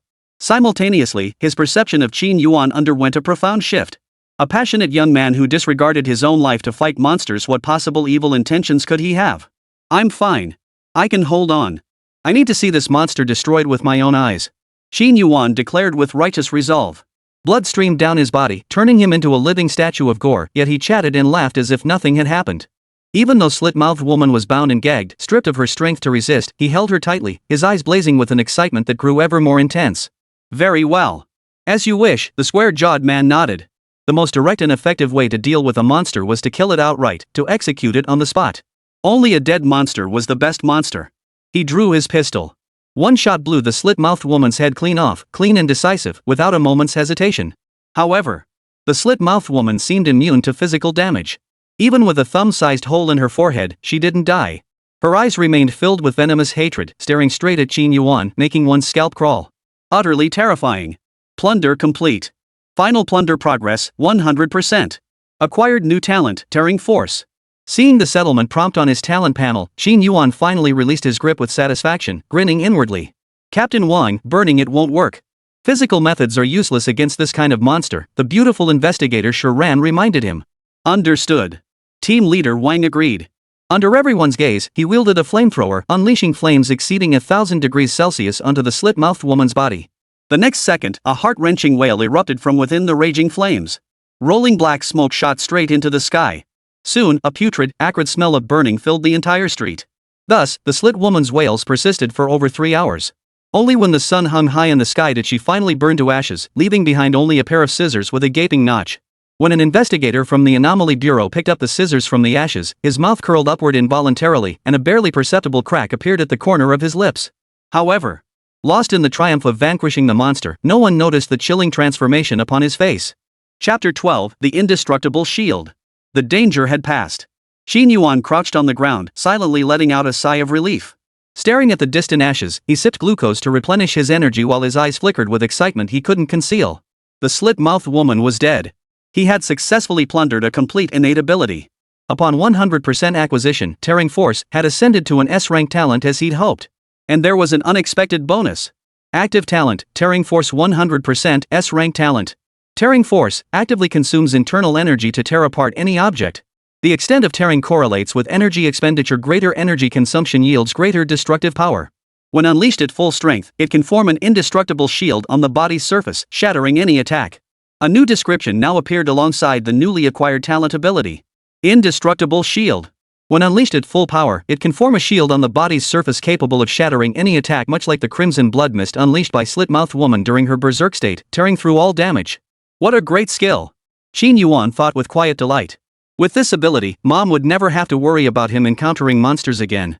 Even when danger strikes, he could take the initiative instead of passively enduring blows. It was a talent that combined offense and defense. From now on, he would rely on self-healing power for defense and rending power for offense. With just these two talents, he could firmly establish himself in Songhai City and even actively hunt monsters. And what's more, he possessed an SSS tier talent. As long as monsters existed, he could grow stronger endlessly. Monsters hoard food, I hoard guns. Monsters are my granary. At that moment, Qin Yuan felt as though he could see a bright future ahead. A profound sense of security filled his heart.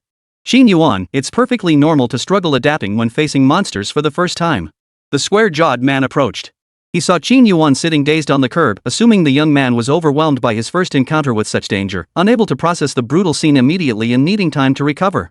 Hearing this, Qin Yuan lifted his head to look at him, the corners of his mouth curling into a bright, sunny smile as he inquired, "Actually, Officer Wang, I was wondering, I heard there's a 200,000 yuan reward for helping law enforcement eliminate monsters. Is that true?" There is such a policy." The square-jawed man paused, slightly taken aback. Hearing the question, he instantly recalled Qin Yuan's family situation and that gambling-addicted old man.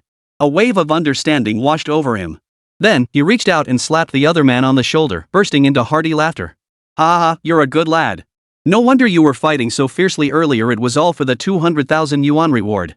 You're literally risking your life for money." He paused.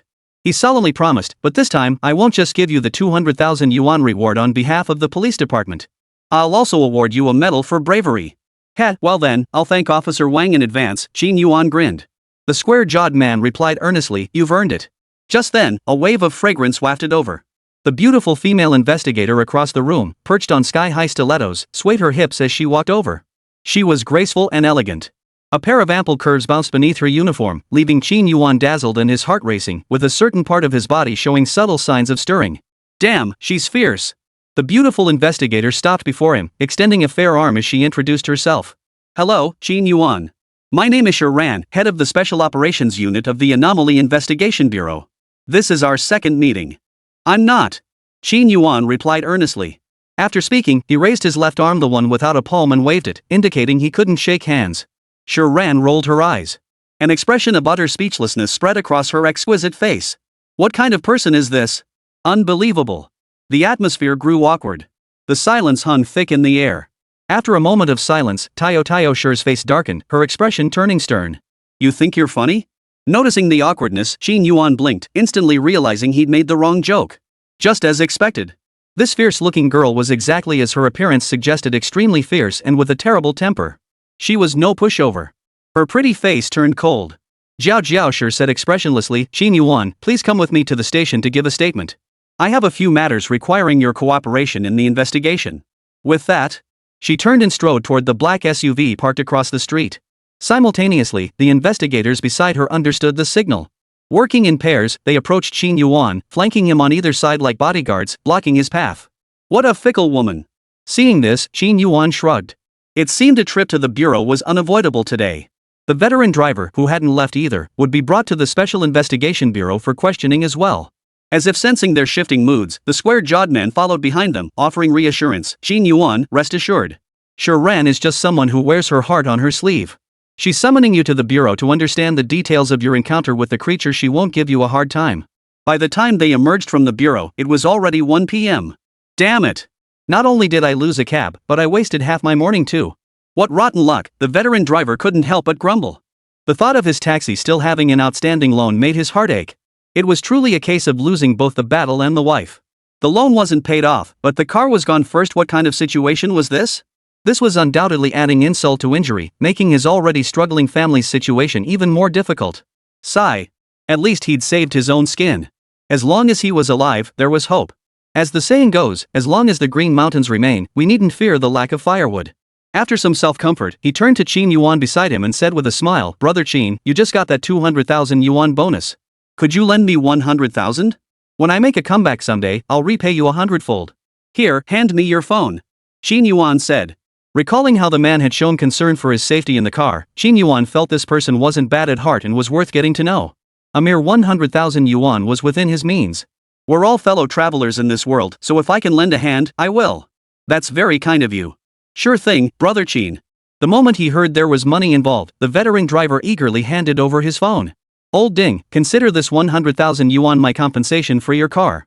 If I hadn't angered the slit-mouthed woman, your vehicle wouldn't have been totaled. Without hesitation, Qin Yuan transferred 100,000 yuan to the other party. He was in an exceptionally good mood now, and besides, with 1,000,000 yuan in his account, money was no object. He was incredibly generous, not even batting an eye. Seeing the 100,000 hit his account, the veteran driver beamed with delight, feeling utterly chuffed. Looking at Qin Yuan's handsome face, he couldn't help but give him a thumbs up, admiringly saying, "Brother Qin, you're so generous." I'm definitely your brother now, old Ding. With that, he grabbed Qin Yuan's arm and headed for the door, cheerfully adding, "Come on, young man. I know a great place to eat. It's on me." Chapter 13, Brass Armband. Pinyin Hotel. One of Shanghai City's premier luxury hotels, it bustled with business and offered an extensive culinary selection capable of satisfying every diner's desire.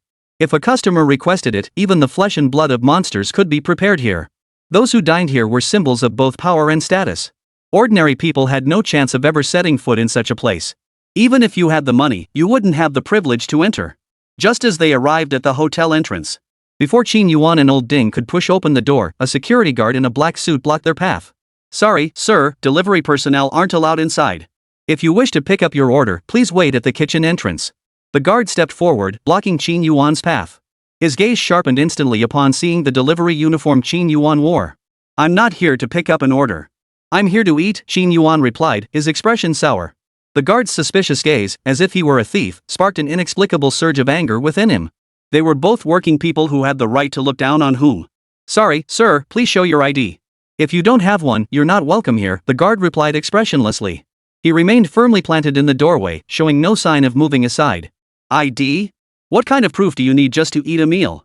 Qin Yuan raised an eyebrow, a flash of anger in his eyes. He sensed the security guard was looking down on him, deliberately making things difficult for him, Qin. However, just as he was about to explode, Old Ding stepped forward immediately. Standing tall and straight, he declared, "Move aside. I'm treating my young friend to dinner today." As he spoke, he pulled a bronze-colored armband from his pocket. About the size of a palm, it bore the image of an insect with wings as thin as cicada wings. Its shape was peculiar, part dragonfly, part mosquito, frozen in mid-flight.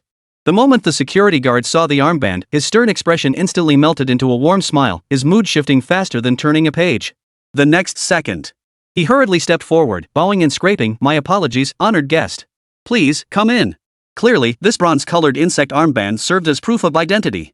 Though many questions swirled in his mind, Qin Yuan held them back and followed Old Ding into the hotel. Guided by a waiter, they settled into a window-side booth.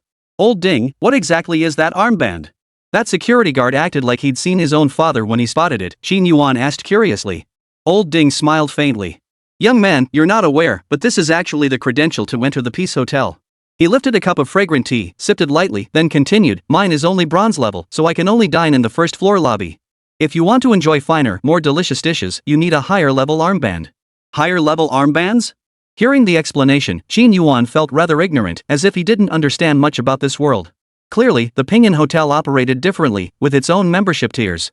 This bronze armband was merely an entry pass. Beyond bronze lay even higher levels of privilege. No wonder that snobbish security guard had changed his tune faster than flipping a page. Different status armbands meant different levels of service. Those without an entry pass couldn't even get through the hotel doors. "Brother Qin, this hotel's cuisine is unmatched throughout all of Shanghai City. Even with money, you might not get a seat. Once the dishes arrive, eat your fill, I guarantee you'll be satisfied," Old Ding boasted. Watching the smug grin spread across his face, Qin Yuan felt a surge of intense curiosity. He was determined to see what made this restaurant's dishes so special that Old Ding was bragging like this. As if dining here were some kind of divine blessing. "Alright, I'll be waiting to see. Soon." Under Old Ding's arrangement, platter after platter of exquisite delicacies arrived at the table. Even a simple bowl of white rice exuded an aroma so enticing it made one's mouth water. Without waiting for Old Ding's invitation, Qin Yuan dug right in. He hadn't eaten in 18 hours since last night, and his glucose drink was long gone. By now, he was starving, his stomach clinging to his back. Seeing the steaming dishes, he looked like a starving wolf with green eyes glowing. He shoveled food into his mouth in huge bites.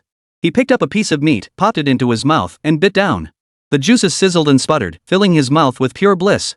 The lingering aroma clung to his lips and teeth. The next second, a strange warmth surged through his stomach, spreading to every limb and bone. In an instant, his entire body felt warm and cozy. Even the wound on his left hand began to itch faintly, as if something was about to grow out of it. Ha! Xin Yuan's eyes lit up as he instantly realized the marvelous effect of the meat in his mouth. He lifted his head, his eyes sparkling with surprise as he looked at the big-mouthed man across from him. "Old Ding," he asked, his voice filled with wonder and doubt, "the meat in these dishes?" Before he could finish, Old Ding, already anticipating his question, cut in, "Yes, the meat in these dishes isn't ordinary. It's exotic beast meat infused with bioenergy." Exotic beast meat? Xin Yuan raised an eyebrow, a flicker of doubt deep in his pupils. As if reading his unspoken question, Old Ding explained, "Exotic beast meat, as the name suggests, is the flesh and blood of mutated animals. Of course, in this world today, it's not just humans who can awaken special abilities. Many animals have also awakened strange powers. These animals with special abilities are collectively called monster beasts. Monster beasts vary in strength. The powerful ones, I call them monsters, while the weaker ones, well, they're just food." He paused. He added, "The restaurant we're eating at is the only one in Shanghai City that can process mutant beast meat. Only their cooked mutant beast meat can increase the energy within our bodies. No wonder I felt a peculiar energy surge after eating that meat." "So this is bioenergy," Xin Yuan mused thoughtfully. Biological energy, 10.1 depends on host's physical functions. Clearly, there were many ways to increase bioenergy, and consuming it through exotic beast meat was the most primitive and straightforward method. However, boosting bioenergy through such a primitive method of consumption proved to be extremely inefficient.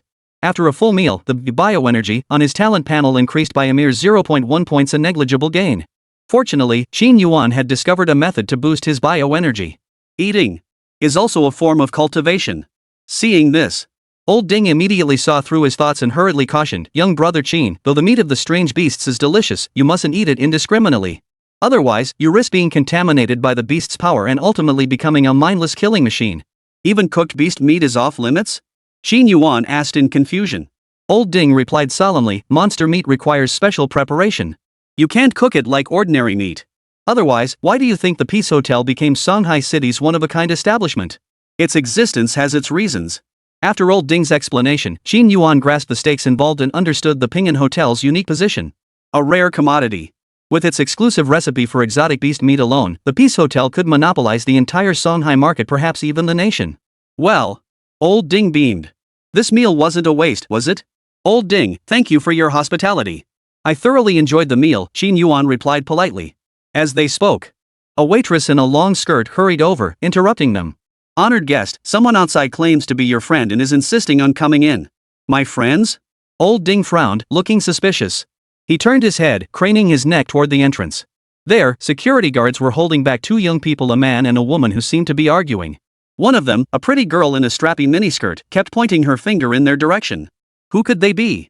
Old Ding studied their faces, racking his brain but failing to recognize either of them. After a moment's thought, he shook his head. "I don't know them." The words had barely left his mouth. Xin Yuan turned his head curiously. The moment he recognized the man and woman's faces, his expression instantly turned icy. A series of unpleasant memories surfaced in his mind. That filthy couple. It was because of that damn woman that he'd ended up hanging himself at home. Chapter 14, Points and Missions. Noticing the subtle shift in Xin Yuan's expression, Old Ding leaned in and asked, "Brother Qin, do you know them?" "I know them, but not well," Xin Yuan replied expressionlessly. With that, he resumed devouring the delicacies on the table, paying no further attention to the commotion behind him. A sip of wine, a bite of meat, life was bliss. At the same time, the stump began to itch again. The flesh around the wound started to writhe, accompanied by a searing pain as if his skin were being torn apart. So itchy. So painful. Xin Yuan recognized the sensation. The immortal factor within him was activating once more, his severed hand beginning to regenerate. It was like Deadpool's hand regenerating in the Marvel movies. Cells divided, flesh reorganized, bones regenerated, and a new hand began to form. However, the energy from the beast meat was exceptionally potent, rich in nutrients with protein content thousands of times higher than beef. Nourished by this abundance, the immortality factor accelerated dramatically, rapidly dividing and multiplying at the wound site, drastically shortening the time needed for the severed limb to regenerate. Xin Yuan had a premonition that at this rate, his new hand would be fully formed in less than 3 days. With that thought, he ate with renewed vigor, wolfing down the meat like a starving ghost reincarnated, his eating manners utterly unsightly. After all, without a bronze armband, opportunities to eat such nutrient-rich beast meat were rare. He had to take every bite he could get. "Young man, take it easy. I'm not competing with you." Noticing his emotional turmoil, old Ding said no more and refrained from inquiring about the couple outside. Instead, he wore an amused expression, sensing there was more to the story. Who would have thought even someone as formidable as Brother Qin could be flustered? He recalled how envious he'd been when witnessing Qin Yuan's composure during his confrontation with the slit-mouthed woman. Especially when he witnessed Qin Yuan daring to attack the slit-mouthed woman first, he knew this young man was no ordinary person. His future achievements would be boundless. After all, that was a monster even an A-tier awakened talent wouldn't dare provoke it. And then Qin Yuan had actually shattered the scissors in the slit-mouthed woman's hand with a single slap. Just how much skill did that display? No one could say. But old Ding could confirm one thing: this young man before him was either a prodigy or a madman. Clearly, Qin Yuan belonged to the former category, a harmless prodigy. Thus, inviting Qin Yuan to dinner was nothing less than an investment. Hotel entrance. After being stopped by security, the man and woman couldn't force their way in nor argue their way through. Finally, they could only stand outside, seething with indignation. Through the glass, they watched Qin Yuan and his companion feasting inside, their eyes flickering with envy. Brother Zhou Yang, trust me, Qin Yuan listens to me. If I ask him to treat us to dinner at the Pinyin Hotel, he won't dare refuse. The girl in the spaghetti-strap dress pouted. Her name was Yi Wenjing. She was the goddess of Qin Yuan's dreams in this body. After 3 years of fawning over her, he was utterly devoted, even to the point of groveling. He'd fulfill any of her unreasonable demands, humbling himself to the point of being utterly servile. A simple good night from her could keep the original host awake all night, while a casual "it's getting cold, take care to stay warm" would make him hallucinate that the goddess was in love with him, destined to marry no one else. Before her, the original owner was hooked like a fish, utterly devoted, giving everything, yet never once did she even touch his hand. This is the Pinyin Hotel. What gives some lowly delivery guy the right to eat here? Zhou Yang spat out jealously. Watching Qin Yuan wolf down his meal inside, he gnashed his teeth in envy until they nearly shattered. It was common knowledge that the cuisine at the Peace Hotel could enhance one's strength, making it a place countless people dreamed of entering. Only the wealthy or powerful could dine there, all formidable awakened individuals. So how could Qin Yuan, a D-rank talent, a complete failure, get to eat so heartily inside? Zhou Yang believed that in terms of talent, his C-rank awakening, rock solid, far surpassed Qin Yuan's. When it came to status, his family background was illustrious, and his cousin was even a member of the Sky Club. In every aspect, he was 10,000 times superior to that good-for-nothing Qin Yuan. He, a prodigy favored by heaven, didn't even have a chance to enter the Peace Hotel. How could Qin Yuan, a worthless good-for-nothing, possibly get in? He felt utterly unfair. Brother Zhou Yang, calm down. Maybe the Qin Yuan guy just got lucky, clung to some big shot and snuck into the Peace Hotel, Yi Wenjing cooed, wrapping her arm around his and pressing it against her chest. As she spoke, she swayed against his arm, pouting, "Let's just wait here for him. The moment he steps out, I promise to make him beg you on his knees to let him join us for dinner. Not only that, I'll make him kowtow and apologize. He's so rude, ignoring us and hogging the good stuff all by himself." Feeling the waves of warmth radiating from her body against his arm, Zhou Yang felt an immediate surge of restlessness. He desperately wanted to take this little vixen right then and there. Only after pinching her cheek did his jealousy ease slightly. He nodded affectionately, "Little vixen, I'll do as you say." Burp. He let out a satisfying burp. Qin Yuan patted his round belly, looked contentedly at old Ding across from him, and said softly, "Old Ding, it's getting late. Let's go. Let's go." Hearing his words, old Ding stood up decisively and walked straight toward the hotel front desk. Seeing this, Qin Yuan immediately followed. He was deeply curious about what form of payment was used to settle the bill for a meal of exotic beast meat at the Pinyin Hotel. He was certain it couldn't be ordinary currency, otherwise, exotic beast meat would be sold on every street corner. At the same time, he also wanted to know how to obtain the bronze armband admission ticket. After all, he was desperate to advance. Sure enough. Just as he expected. Old Ding walked up to the front desk, pulled out the bronze armband, and handed it over. The attendant took the armband and placed it on a special device like a card reader that scanned the information encoded within. A beep sounded. The card reader announced a prompt, 1 point deducted.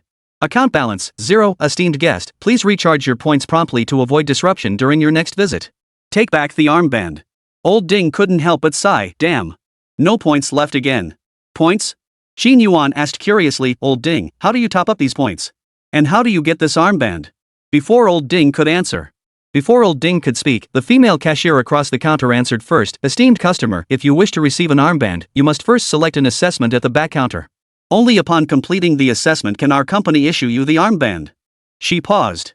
She added, "As for recharging points, you choose daily tasks. The higher the difficulty level of the task, the more points you recharge." Tests? Tasks? Qin Yuan thought to himself, getting the armband isn't as simple as I imagined. Clearly, this hotel has a well-established system in place. This assessment served as a threshold to gauge diners' capabilities. Only those who passed the test earned the right to wear the armband in Dine Here. Truly, the strong grow stronger. The Peace Hotel only welcomes the strong. Chapter 15, A Slap. I'd like to try your assessment. After careful consideration, Qin Yuan decided to attempt the Ping'an Hotel's trial. If he passed, he'd earn a bronze armband, granting him access to exotic beast meat whenever he desired. Even if he failed, there was nothing to lose. It was worth a shot, and he wouldn't be at a disadvantage either way. Qin Yuan was supremely confident. With his current strength, even if he encountered another level monster, he wouldn't panic in the slightest. He could even take it down solo.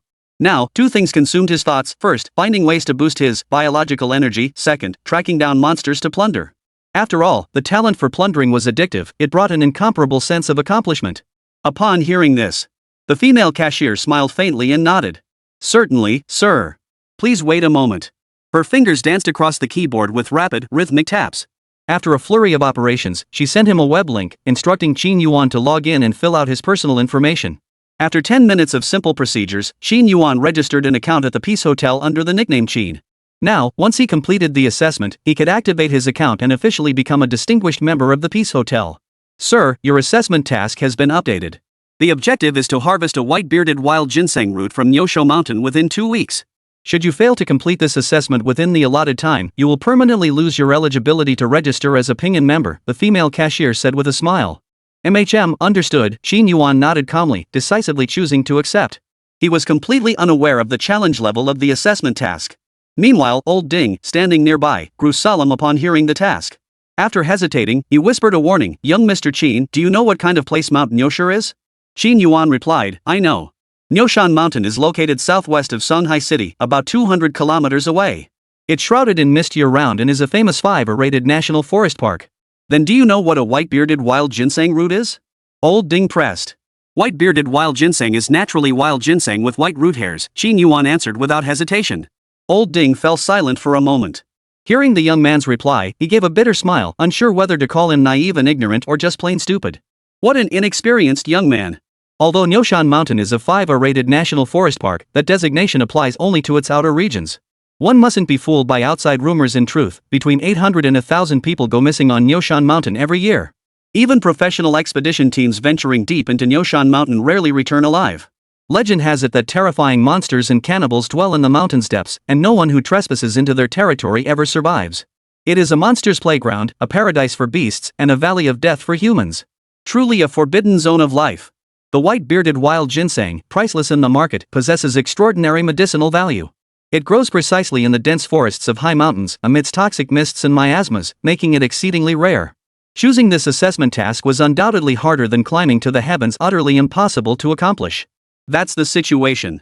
If you insist on going to Nyosho Mountain, I'll accompany you. I know my limits, Qin Yuan replied with a smile. He appreciated old Ding's kindness but declined his offer of help. Primarily, he wanted to complete the assessment alone, to see where his limits lay.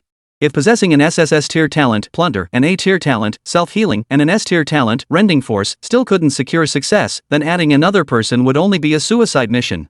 In Qin Yuan's view, all fear stemmed from insufficient strength. And at this very moment, his confidence was sky-high. He felt he possessed formidable strength. Completing the assessment task felt as easy as picking celery for an old lady, a mere flick of the wrist. Ah! Youngsters are youngsters. Untouched by society's harsh lessons, they think a bit of talent makes them know no bounds. Watching his arrogant expression, old Ding couldn't help but shake his head inwardly, realizing he'd misjudged the man. This fellow before him was nothing but a reckless fool, all brawn and no brains, utterly unworthy of investment. Damn! Another wasted meal.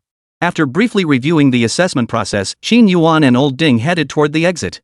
No sooner had they stepped outside the hotel than he spotted Yi Wenjing and Zhou Yang, that pair of dogs, waiting impatiently. The moment she spotted him, Yi Wenjing immediately placed her hands on her hips, thrusting out her ample chest, and commanded in a haughty tone, Qin Yuan. Come here. But Qin Yuan had no intention of acknowledging them. He ignored the call of his former goddess as if he hadn't heard a thing, walking straight past them. Witnessing this scene, Yi Wenjing felt like she was about to explode with rage. Her own sycophant dared to ignore her. Especially in front of her beloved Zhou Yang, she felt utterly humiliated. The next second, her pretty face turned icy as she strode forward, practically running to Qin Yuan's side. She shouted at him, Qin Yuan, are you deaf? I called you. Didn't you hear me? I'm furious right now. Get down on your knees and apologize to me immediately, or don't even think about me forgiving you. Her tone and expression made it seem as if forcing Qin Yuan to kneel and apologize was some kind of immense favor. Hearing these words, Qin Yuan halted, staring at her expressionlessly with disgust. Are you out of your mind? Where did you get the nerve to demand I kneel and apologize to you? Get lost. Staring at her haughty face, he uttered a single word, coldly, get lost. What? Yi Wenjing's voice rose sharply, her flawless face contorted with disbelief. Qin Yuan, you bastard. Do you even know what you're saying? How dare you speak to me like this? I'm furious right now, and don't ever expect me to speak to you again. Qin Yuan's brow furrowed slightly as his voice grew icy. I'll say it again, get lost. Good dogs don't block the path. Qin Yuan, have you lost your mind? How dare you treat me like this? Yi Wenjing protested, her voice thick with hurt. She pouted her lips, furrowed her delicate brows, and tears welled up in her eyes, presenting a pitifully vulnerable look. In the past, seeing her like this would have softened the heart of that pathetic sycophant Qin Yuan, who would have felt pity. But now, Qin Yuan was a changed man. He couldn't care less about this manipulative, scheming green tea. In fact, he inwardly cursed the original owner as a damn sycophant. How lowly had he been to grovel without limits before a manipulative vixen? What a blind fool. Seeing his girlfriend reduced to tears, Zhou Yang's protective instincts kicked in instantly. He stepped forward immediately.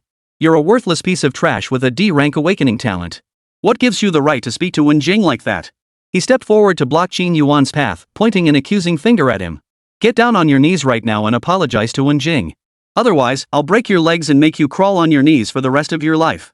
No sooner had the words left his mouth. Old Ding, who had been watching nearby, couldn't stand it anymore. He stepped forward and cautioned, young man, watch your words.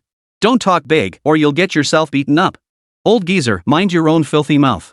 This young master's business is none of yours. Watch your step, or I'll break your legs too, Zhou Yang sneered dismissively. Glancing at Qin Yuan's severed hand and then at old Ding's ugly face, an inexplicable sense of superiority welled up inside him. He twisted his mouth in scorn and sneered, one's a cripple, the other's a foul-mouthed old man. No wonder you two are friends. Losers attract losers, the friends you keep are all weirdos. Smack! Before he could finish, Qin Yuan's hand shot out, landing a slap that cut him off mid-sentence. Keep talking, and I'll rip your mouth off. Qin Yuan warned. Chapter 16, A Moment of Triumph. Zhou Yan was stunned. Yi Wenjing was stunned too. She was utterly shocked. She never imagined Qin Yuan, that good-for-nothing, would become so violent today.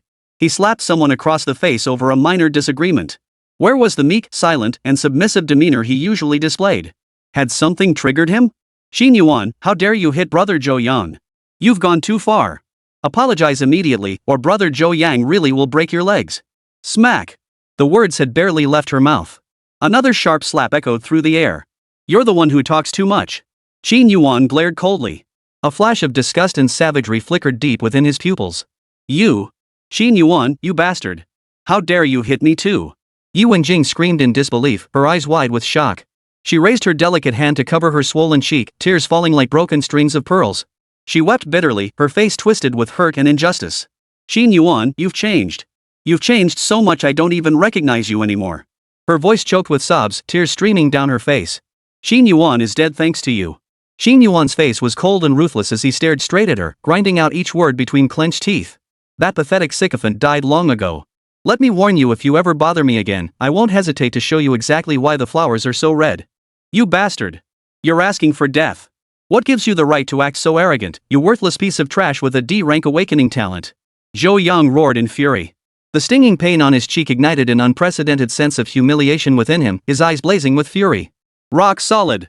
His C-rank talent activated instantly. His skin hardened at a visible pace, gradually forming a layer of rugged stone armor across his body. Like an indestructible stone statue. Useless trash. It seems you've no desire to live. Very well, I'll grant your wish and show you the chasm between us. He roared with fury. Zhou Yang swung his fist toward Qin Yuan's head. The fist, as large as a clay pot, gleamed with a metallic sheen, hurtling toward him like a massive boulder. Oomph. Overestimating your abilities. Qin Yuan retorted, showing no sign of weakness. Staring at the rapidly approaching stone fist, he remained perfectly calm, standing utterly still without a flicker of panic. The next second, he gently raised his right hand, extending his palm horizontally before him. With deliberate, unhurried movements, he blocked the incoming stone fist. Crack! The sharp crack of shattering stone echoed through the arena. No, impossible. What kind of power are you using, you worthless piece of trash? Zhou Yang's pupils contracted sharply, a look of sheer terror flickering deep within his eyes. Clatter! Before he could finish speaking, the rock gathered on his fist shattered into fragments, scattering across the ground as pebbles. Is that all? Qin Yuan sneered with disdain. Without another word, he struck again with a backhand slap. Smack! This time, the blow landed squarely on Zhou Yang's face. He felt as though he'd been struck by a locomotive. In that instant, he wished he were dead. It hurts. It hurts so much. A searing pain that pierced to the bone swept through his entire body. Ah! A piercing scream. Under Yu Wenjing's horrified gaze, her beloved brother Zhou Yang was instantly knocked flying. His body spun 360 degrees in midair before landing face first on the ground with perfect precision. Blood spattered everywhere. He lay sprawled on the ground, motionless, blood streaming from the corners of his mouth, his nostrils, and across his face. He had passed out instantly. The sight was unbearable. Qin Yuan. Yi Wenjing stammered. Staring at the man before her, a man who seemed like a completely different person, her beautiful eyes widened in disbelief, her mouth agape. Is this really the useless sycophant I knew? When did he become so formidable? With just one slap, he defeated the stone man renowned for his hardness. Qin Yuan gave a light hum. Hearing the sound near his ear, he tilted his head slightly, meeting the other person's gaze with a cold stare. You have something to say? Yikes! Yi Wenjing gasped in surprise. Faced with that cold, merciless gaze, she was genuinely startled. Her legs gave way, and she collapsed onto the ground. Don't come any closer. She was terrified. Her heart pounded wildly as she stammered, Qin Yuan, you've caused trouble. His cousin is a member of the Sky Club, a powerful force. You injured him today. His cousin won't let you off the hook. Shut up! Qin Yuan snapped impatiently. He took a step forward and slapped her across the face again.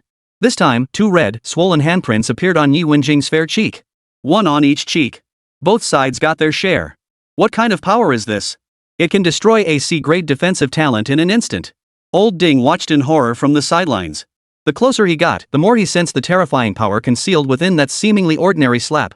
He knew deep down that if he had faced that blow himself, he wouldn't have stood a chance. Had the unfortunate target not been a stone man renowned for formidable defense, anyone else would likely have been crushed to death by that single blow. Qin Yuan, don't start trouble, but I don't fear it either. If he wants to come looking for revenge, I'll be waiting. Qin Yuan declared with unwavering resolve. With that, he paid no heed to the woman slumped on the ground, turning instead to walk toward the coastal boulevard. Staring at Qin Yuan's receding figure, Yu Wenjing remained slumped on the ground, her mind blank for a long while. Her eyes flickered. A peculiar light flickered deep within her beautiful eyes. In this moment, it was as if she were seeing Qin Yuan for the very first time. So wild, so violent, so manly. A peculiar sensation kept welling up in her heart, spiraling out of control.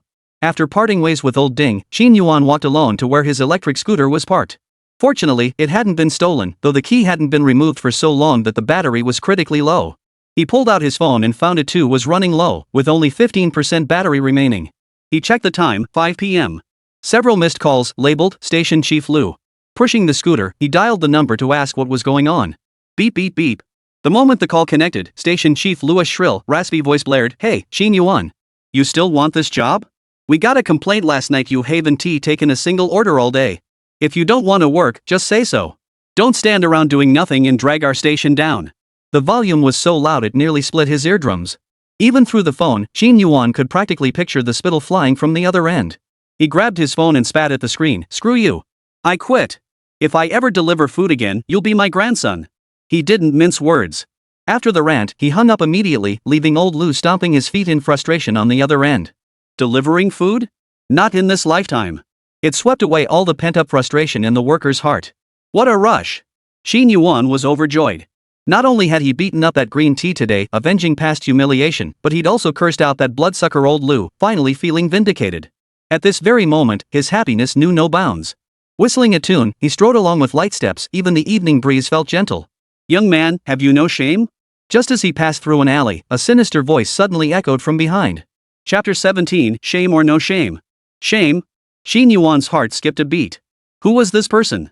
How dare they ask him if he had any shame? Just as he was about to retort that he didn't, another impatient voice snapped from behind. Get lost. Whether I have any shame is none of your damn business. Turning around, Qin Yuan spotted a sprightly young man with dyed yellow hair at the alley corner, addressing an old woman carrying a bamboo basket. His words brimmed with contempt and impatience. So it wasn't directed at him after all. Hearing this, the old woman, hunched over, showed no reaction. She continued to trail behind the young man, persistently asking, Don't you have any shame? Shame on you? Fed up with the relentless questioning, the young man exploded in anger, Get lost. You old hag, I have no shame, is that good enough for you? No shame? The moment those words left his mouth, a strange smile spread across the old woman's wrinkled face. Shaky and trembling, she shifted her steps, appearing before the young man like a ghostly apparition. Her speed was so swift it left him no time to react. The sudden movement startled the young man. "Damn it, you scared the hell out of me," the young man cursed under his breath. Qin Yuan witnessed this scene, his pupils involuntarily shrinking to pinpricks. That old woman hadn't walked over, she glided over, her feet never touching the ground, not a sound made. His gaze shifted to the ground illuminated by the streetlight. Whoa! No shadow! This old woman had no shadow. Since you have no shame, then hand over your face. The old woman's sinister voice rang out again. You old hag! Are you out of your mind? The young man cursed. Staring at the old woman practically pressed against his face, rage instantly consumed him. His eyes blazed with fury as he swung his leg out to kick, only to find his foot passing right through her body, landing on thin air. Yikes! The young man gasped in shock. Realizing what had happened, panic seized him. Something felt terribly wrong. The old woman before him might not be human. Fear began to creep into his heart. The rage in his eyes was replaced by sheer terror. He scrambled backward several steps, but the old woman shadowed him, keeping pace and maintaining their face-to-face proximity. "Since you have no shame, I'll just have to do it myself." The old woman grinned sinisterly.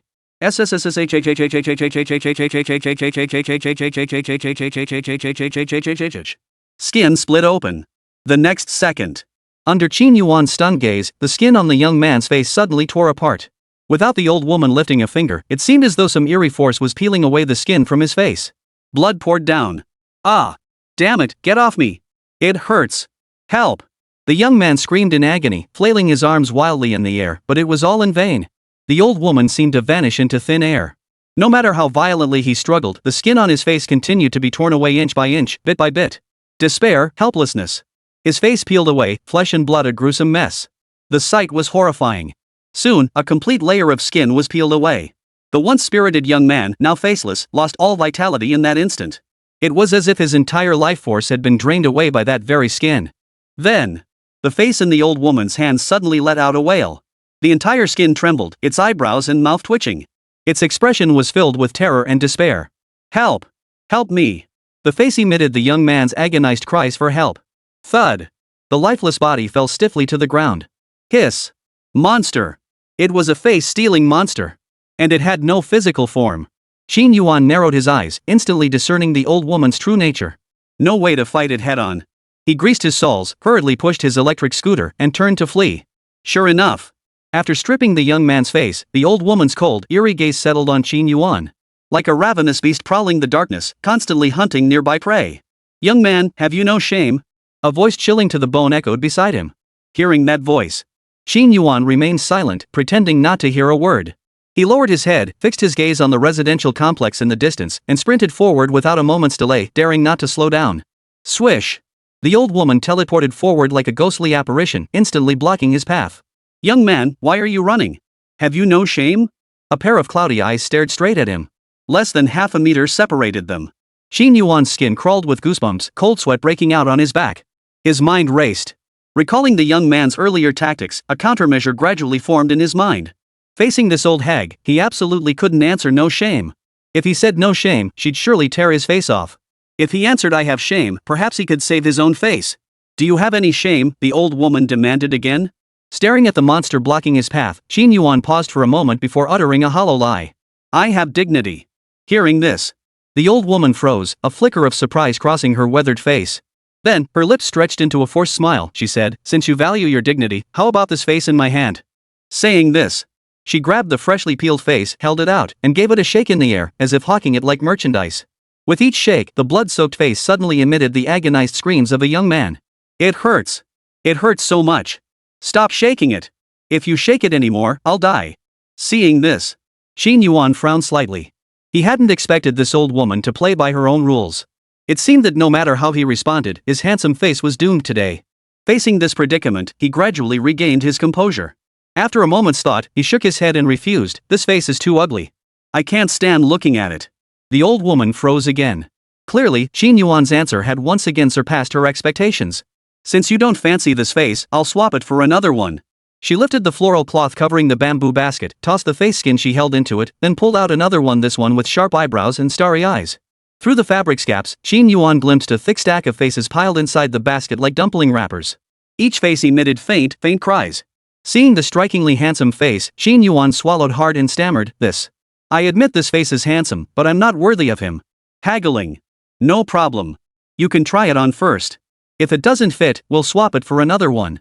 There's bound to be one that suits you," the old woman urged patiently.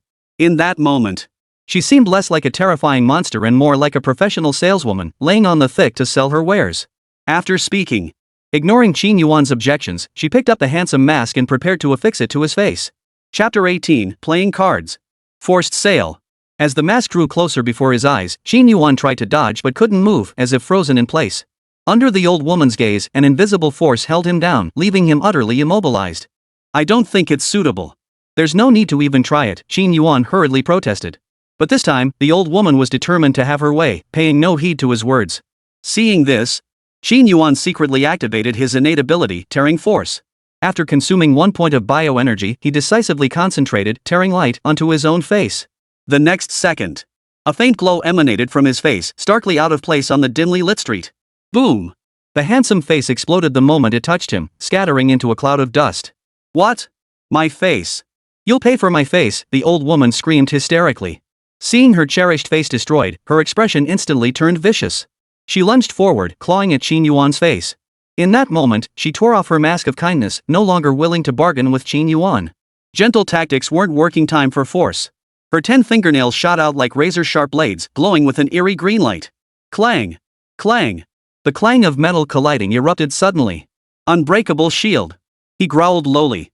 Qin Yuan immediately expended his remaining 9 points of life energy, channeling the full might of Tearing Force to forge a radiant shield around his body. All out. A faint glow emanated from his entire body, making him resemble a walking, human-shaped light bulb. In an instant, the mysterious force suppressing him vanished abruptly.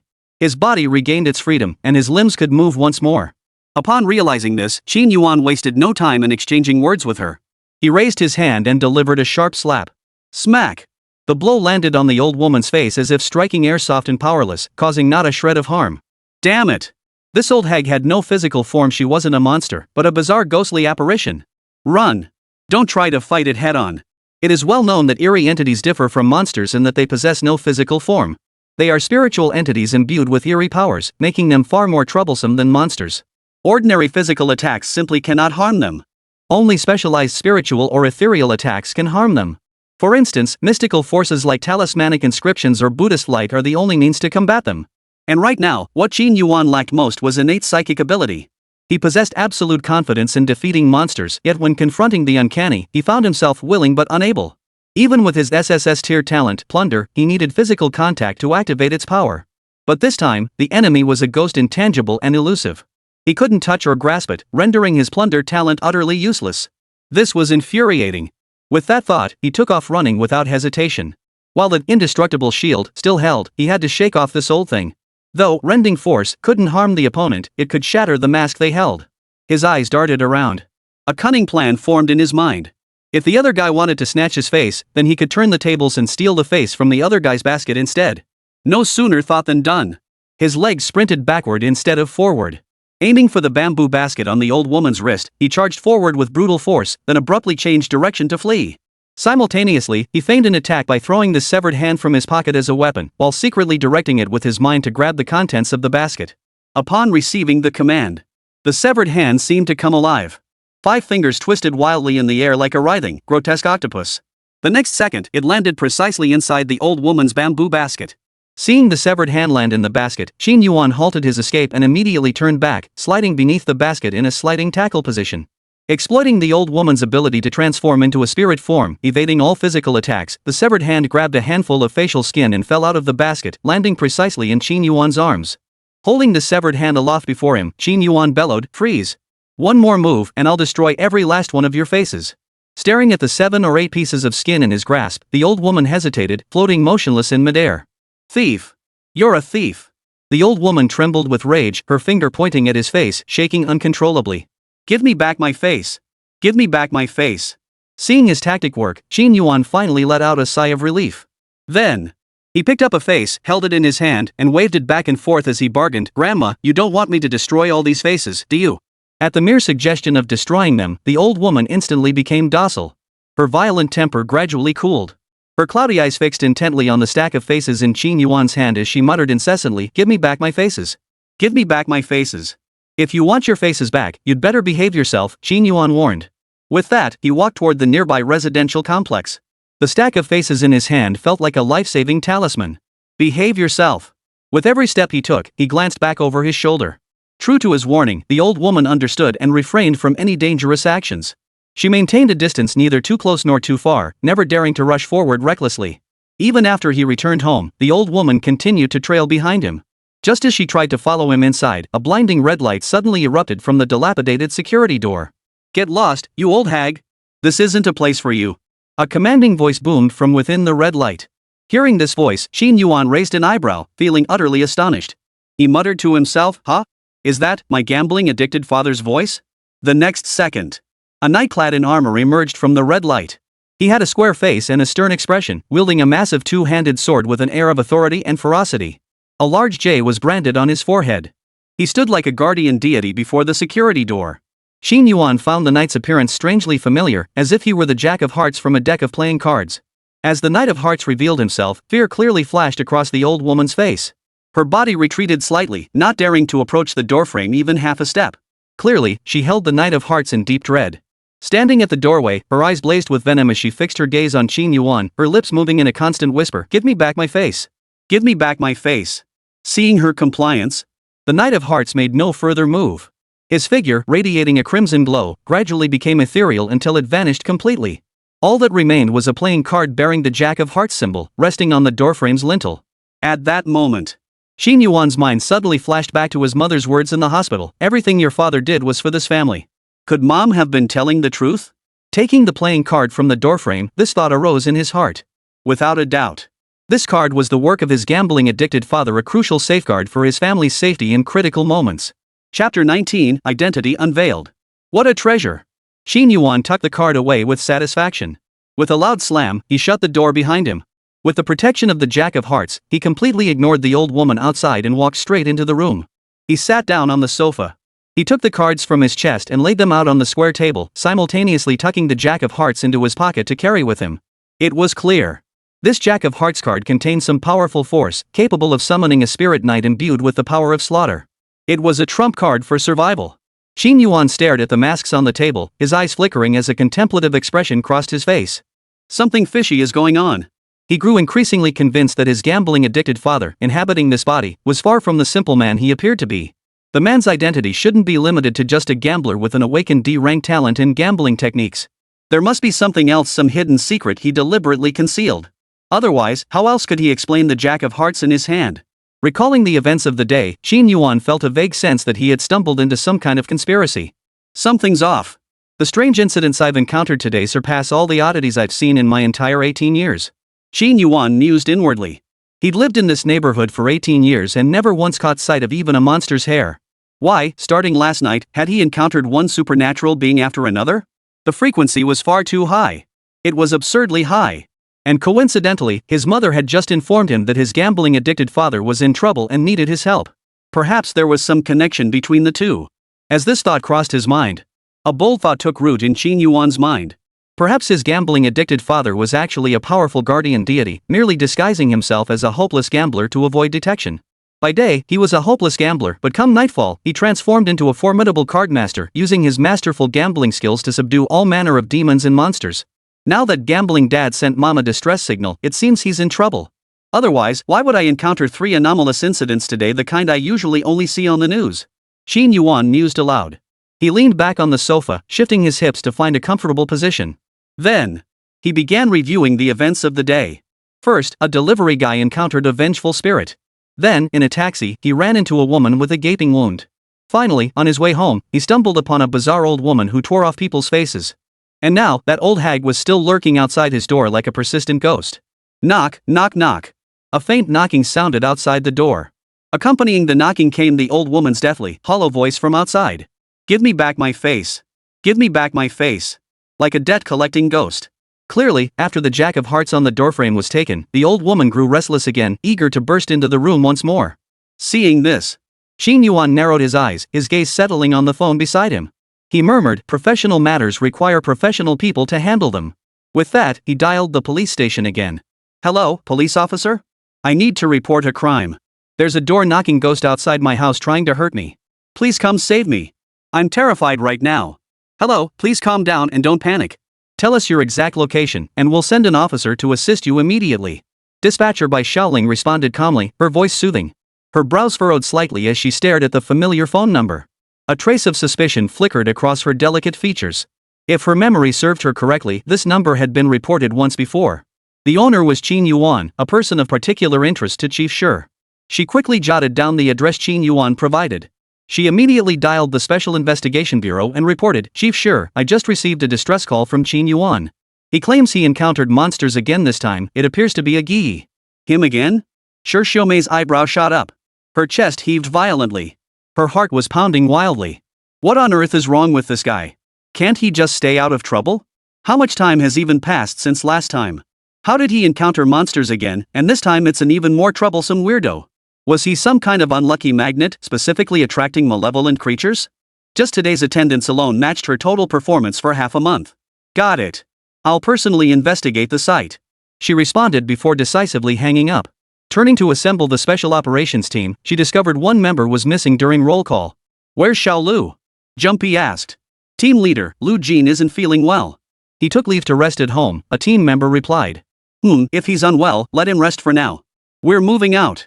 Jumping Shi nodded. With a wave of her jade-like hand, she led the charge, dashing out of the Bureau of Anomalies and heading straight for the residential complex where Qin Yuan was located. At the same time, after dialing the emergency number, Qin Yuan ignored the persistent knocking from the elderly woman outside his door. While waiting for help, he found himself with nothing to do at home. He took the fresh milk out of the refrigerator. Gazing at the severed hand before him, he smiled faintly. This time, I owe it all to you. Otherwise, I wouldn't have escaped the ghostly old woman so easily. As he spoke, to reward the severed hand, he placed it in a basin and filled it with fresh milk, allowing it to fully absorb the nutrients. Soaked in the fresh milk, the severed hand emitted a cheerful, excited chirp. Feeling the severed hand's mood, Qin Yuan's own spirits lifted involuntarily. After much consideration, he decided to give the severed hand a name. After all, this left hand had been his loyal companion for years, it couldn't remain nameless and unrecognized. Thus, he christened it Little Five. Upon hearing the name, Xiao Wu twitched its middle finger, signaling no objection. Then, the entire palm sank to the bottom of the basin, slowly savoring the silky milk bath. 10 minutes later, the knocking outside the door abruptly ceased. What followed was a flurry of panic screams. Everyone, be careful. Don't answer her questions. She's a disaster-level anomaly that specializes in stripping people's faces. No need to guess, reinforcements from the Anomaly Bureau had finally arrived. The door opened. Qin Yuan saw a group of people crowded in the narrow hallway. Leading them was the fierce-looking woman he'd met before, Zhou Shi. She now stood face-to-face with the old woman, locked in an eerie, unnatural pose. There was no doubt about it. Her exquisite features had caught the old woman's attention. You little brat, have you no shame? The old woman demanded in a sinister tone. Facing such an insolent question, Zhou Shi didn't respond directly. Instead, she leaned against the wall, calmly commanding her teammates beside her, I'll restrain her. You go quickly and fetch Master Jiangxi from Baiyun Temple. Only he can handle this kind of eerie phenomenon.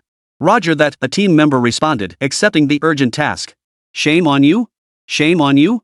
Like a broken record, with each repetition, the old hag's withered, wrinkled face drew closer to Tayashi's flawless beauty. Just as their faces were about to merge completely, Qin Yuan, standing by the door, suddenly shouted, Let go of that girl. If you've got the guts, take me instead. Chapter 20, Rolling Thunder. Upon hearing this, the old hag's voice abruptly ceased. Swish! Her head whipped around 180 degrees, turning to stare behind her in a horrifyingly twisted posture. Give me back my face. The old woman's eyes burned with venom as she glared at Qin Yuan. Which face do you want? Qin Yuan asked mockingly. He pulled two faces from his robe, one male, one female. Young old lady, do you want this man's face, or this woman's face? I want both.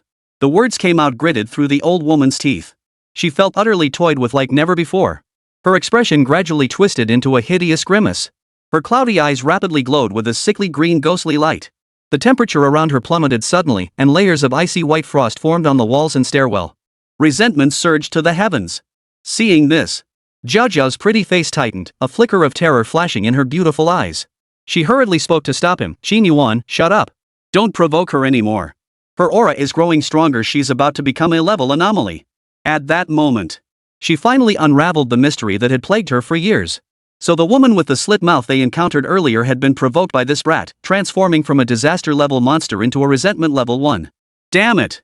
This guy is toxic. If that old hag were to transform into A, then everyone present would likely lose face. Oh dear, here, take it, take it. Seeing the situation was going south, Qin Yuan wisely tossed the 2 pieces of skin he was holding. Whoosh! The old hag's ghostly form flickered as she swiftly snatched the floating face masks from the air. The moment the masks touched her hands, the icy aura emanating from her body abruptly halted, showing no signs of intensifying further. Her fingers traced the skin of the masks, a flicker of delight crossing her vengeful eyes. Then, with gentle care, she placed both faces into the bamboo basket, as if storing precious treasures, handling them with utmost caution, afraid of even the slightest bump or scratch. After completing these actions, she lifted her head once more, her eyes fixed intently on Qin Yuan, her lips still murmuring, "Give me back my face." Hearing this, Jumping beside him lost his composure. Her embroidered brows knitted tightly, her face flushed with anger. With a single leap, she appeared beside Qin Yuan with remarkable agility, demanding, "What exactly did you do to her?" Qin Yuan looked slightly aggrieved. "What else could I do? She tried to tear my face off, so I snatched hers instead. Only, I took a bit too much." Snatch a ghostly face? The moment those words left his mouth, all the investigators present gaped in utter disbelief. Is this even human? What kind of talk is this? Could a human even utter such words? Too strong. Too domineering. Ordinary awakened ones would flee in terror upon encountering monsters or anomalies. Yet this kid actually dared to provoke them, showing not a shred of fear. Youth is truly reckless, someone exclaimed in awe. Seeing Qin Yuan's demeanor, they immediately recalled that he was the delivery guy who'd risked his life earlier that day. The memory was indelible. This kid's no ordinary kid. He captured the slit-mouthed woman by day and snatched the old lady's face by night. He's a fearless young bull. What kind of talent has he awakened to be so bold? Running into such a fearless brute is nothing short of bizarre bad luck. The crowd was utterly stunned. Whispers spread through the crowd as they exchanged glances, each seeing admiration and astonishment in the other's eyes. In that moment, they all reached a shared realization. Qin Yuan might look harmless on the surface, but he was actually far too fierce, so fierce it was frightening. "You?" Hearing his explanation, Tayo's crimson lips parted slightly. She was momentarily speechless, stammering "you" repeatedly without finding the words to continue. "Blame me?" Qin Yuan shrugged his shoulders, his face wearing a look of grievance as he pleaded, "She can steal my face, so why can't I steal hers? That's just bullying the honest. If we're talking resentment, mine runs deeper than hers." Silence. Dead silence. All eyes were fixed on him. Even the old woman with the tape recorder fell silent at that moment. After a long silence, someone suddenly sighed, "He makes such a good point." The crowd felt the same way. A profound resonance was born. Qin Yuan had become their voice, articulating the grievances they'd suppressed deep within. Years of living in constant fear of monsters had long since worn them down. Each day brought uncertainty, never knowing when disaster or death might strike. To eliminate the monsters, they remained on constant standby, tirelessly scouring every corner of the city. It was grueling. So bitter. Worse than the life of a laborer. Just as the pent-up frustration was about to erupt, a voice suddenly crackled through the communicator strapped to Tiao's waist. "Captain, Master Jiangxi from Baiyun Temple has arrived." The next second, Qin Yuan heard a low murmur outside the building. Lin, Bing, Do, Zhe, Jie, Jin, Lia, Xian, Xing. The 9-word mantra of Taoism. Immediately after, a series of muffled thunderclaps echoed through the sky. Lightning flashed and thunder roared. "It's Zhang Shizhenrun's 5 Thunder Daoist technique," someone exclaimed with delight. Witnessing the terrifying spectacle of rolling thunder outside the window, the crowd instantly breathed a sigh of relief. Turning to face the old woman across from them, they no longer felt afraid. Bolstered by this reassurance, they stood even straighter. "No! The old hag is trying to escape." Qin Yuan kept his eyes and ears alert. The instant thunder roared in his ears, he keenly noticed the old woman's form rapidly fading into nothingness, like a cloud of black mist poised to vanish at any moment. Retreat without a fight. The entire building was enveloped in the most potent, most young thunderous energy. Even in the night, the building where Qin Yuan stood glowed brightly, illuminated by the lightning like a golden pagoda. Rumble. Thunderclouds pressed down overhead. A sea of thunder, brimming with destructive force, coalesced above the rooftop. "Wicked creature! I stand here! Do not harm others!" A powerful, resonant shout suddenly boomed from below. Hearing the voice, the old hag shuddered in fright and vanished in an instant, leaving only a group of investigators staring at each other in bewilderment. "Whoa! Who is that guy? What immense presence!" He scared off that old hag with just one sentence. Qin Yuan exclaimed in astonishment. "He's Zhang Shi, the true immortal of Baiyun Temple. He awakened an A-grade talent, summoning thunder, and has practiced Taoist arts since childhood. The combination has elevated his strength to tier 4, making him the undisputed top practitioner in Songhai City, explained Tayo Sure. Stage 4 strength? Through inquiries, Qin Yuan learned that awakened ones were also ranked by strength, with tiers ascending from lowest to highest, Tier 1, Tier 2, Tier 3, Tier 4, and Tier 5. These corresponded to the anomaly's mutation levels: anomaly, menace, curse, catastrophe, and annihilation. There was only one way to increase one's strength tier: by increasing the biological energy within the body. The Anomaly Adjustment Bureau had a corresponding classification system. Reaching 20 points of energy qualifies one as a Tier 1 extraordinary being, surpassing 50 points elevates them to Tier 2. Following this progression, 100 points denotes Tier 3, 200 points Tier 4, and reaching 500 points signifies the legendary Tier 5 extraordinary being. As for those awakened whose biological energy falls below 20 points, they cannot be called transcendent beings. They are merely ordinary humans with a hint of talent. The formidable sister before them, Tayo Sure, was a Tier 2 extraordinary being with 50 points of bioenergy. Quite formidable. Chapter 21, Dream. Before seeing the person, one hears the sound. Thud, thud, thud. A series of steady footsteps echoed through the hallway. A young Taoist priest, looking to be in his 20s or 30s, strode up the stairs from below, his feet radiating lightning. With each step, arcs of lightning flared from beneath his feet, scattering in all directions, a truly otherworldly sight. It was as if an immortal had descended from the heavens. Seeing such a flashy entrance, Qin Yuan curled his lip. Put. What's so great about an A-grade talent? He dismissed the explanation offered by the voice beside him, his heart filled with disdain. Who doesn't have an A-grade talent? He possessed not only an A-grade talent, but also S-grade and SSS-grade talents. Did that make him proud? Given time, he was confident he could claim the title of number 1 in Songhai City, or even number 1 in the nation. Though inwardly dismissive, outwardly he nodded vigorously in agreement. Ah, yes. Zhang Shi is truly formidable. I'm happy to call him the top player. Upon hearing this, the young Taoist stepped before the crowd, clasped his hands in a bow, and said, "This humble monk is Zhang Shi." Greetings, everyone. Where lies the mystery? His gaze swept across the crowd. He saw no trace of anything strange in the room. Turning to the side, he looked at Tayo Sure and asked softly, "Chief Sure, what happened here?" Master Taoist, the anomaly has already fled. It's a calamity-level anomaly that preys on the skin of ordinary people. Jumping Sure explained. She recounted the events that had transpired here in meticulous detail. She even recounted every detail of Qin Yuan snatching the old woman's face. After grasping the details, Master Zhang Shi approached Qin Yuan and said in a refined tone, "Young friend, please hand over the tainted object. This humble monk must purge the entity's corruption from you. Otherwise, it will find you again." "I don't think that's necessary," Qin Yuan replied, his eyes flashing with wariness. He quietly took a step back, creating distance between them. It wasn't that he doubted the other's power, but rather that he didn't want to lose his protective talisman. As long as he still had his face intact, the old hag would hesitate to harm him, fearing the consequences. But if he lost his trump card, the next time he encountered the old hag, the price he might pay would be his own dignity. Qin Yuan had no desire to become a man without dignity. "Since you refuse to cooperate, this humble monk won't force the issue." Zhang Shizhenren smiled faintly. Reaching into his robe, he pulled out a yellow talisman and offered it. This is a golden light talisman. Should you encounter any supernatural threats, it will shield you from harm for half an incense stick's duration. Take care of yourself. With that, he swept his sleeves and departed as swiftly as he had arrived. He did as he pleased.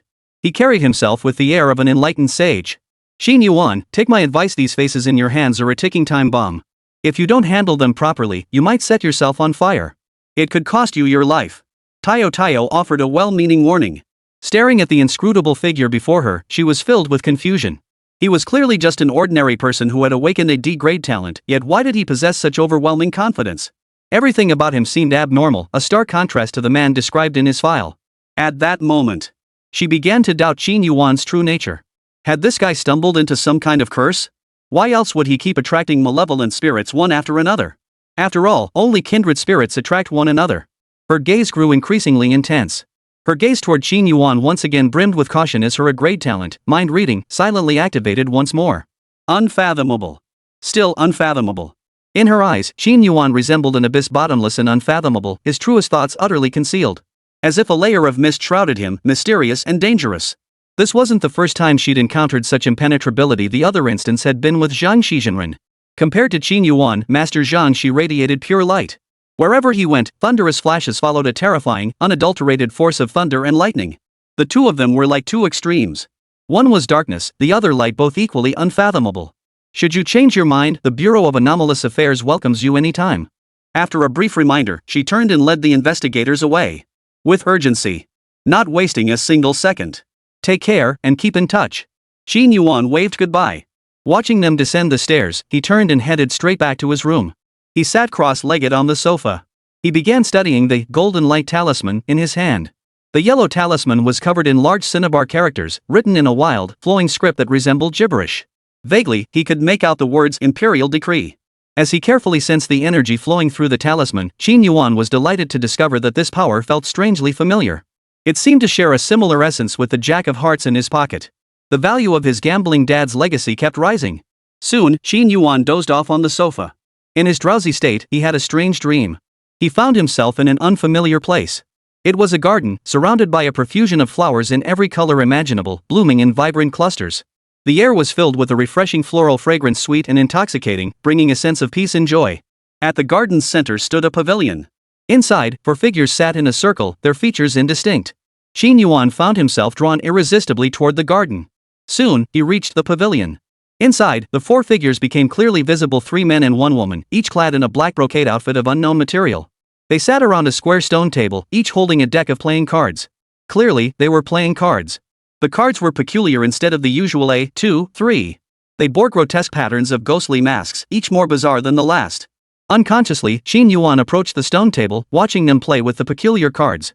Suddenly, one of the men lifted his head, his face equally square, bearing a large A stamped on his forehead. Ace of Spades. Care for a game? The Ace of Spades inquired. No sooner had the words left his mouth. Another woman stood up, making room for Qin Yuan. Qin Yuan's body moved of its own accord and sat down. Glancing sideways, he was startled to see a letter stamped on this woman's forehead to a large, bold Q. The Queen of Spades.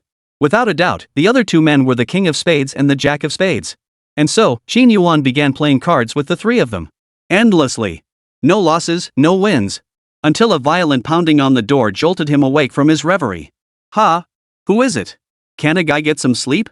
Qin Yuan opened his eyes groggily, yawning incessantly. He habitually reached for his phone and checked the time. It was already noon. He hadn't realized he'd slept for 12 hours straight. Thump! Thump! The violent pounding resumed. Xinfen, get your ass out here.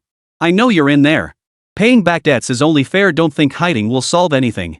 Xinfen? That was the name of his gambling-addicted father. No need to guess, another group of creditors had come to collect. Chapter 22, 5 Kills. He sprang to his feet. Hurry up. Reaching the security door, Qin Yuan mumbled sleepily, coming. Stop banging on the door. If you break it, you'll have to pay for it. He opened the door. 4 or 5 men stood blocking the doorway. The leader was a bald man with a face full of fleshy bulges and a menacing knife scar across his brow, resembling a third eye. Known in underworld circles as Knife Brother. Qin Yuan recognized the bald man vaguely. In his memory, this bald man had come to collect debts more than once, each time turning the house upside down and taking away everything of value. Kid, where's your old man? Where's he hiding? Brother Knife cut straight to the point.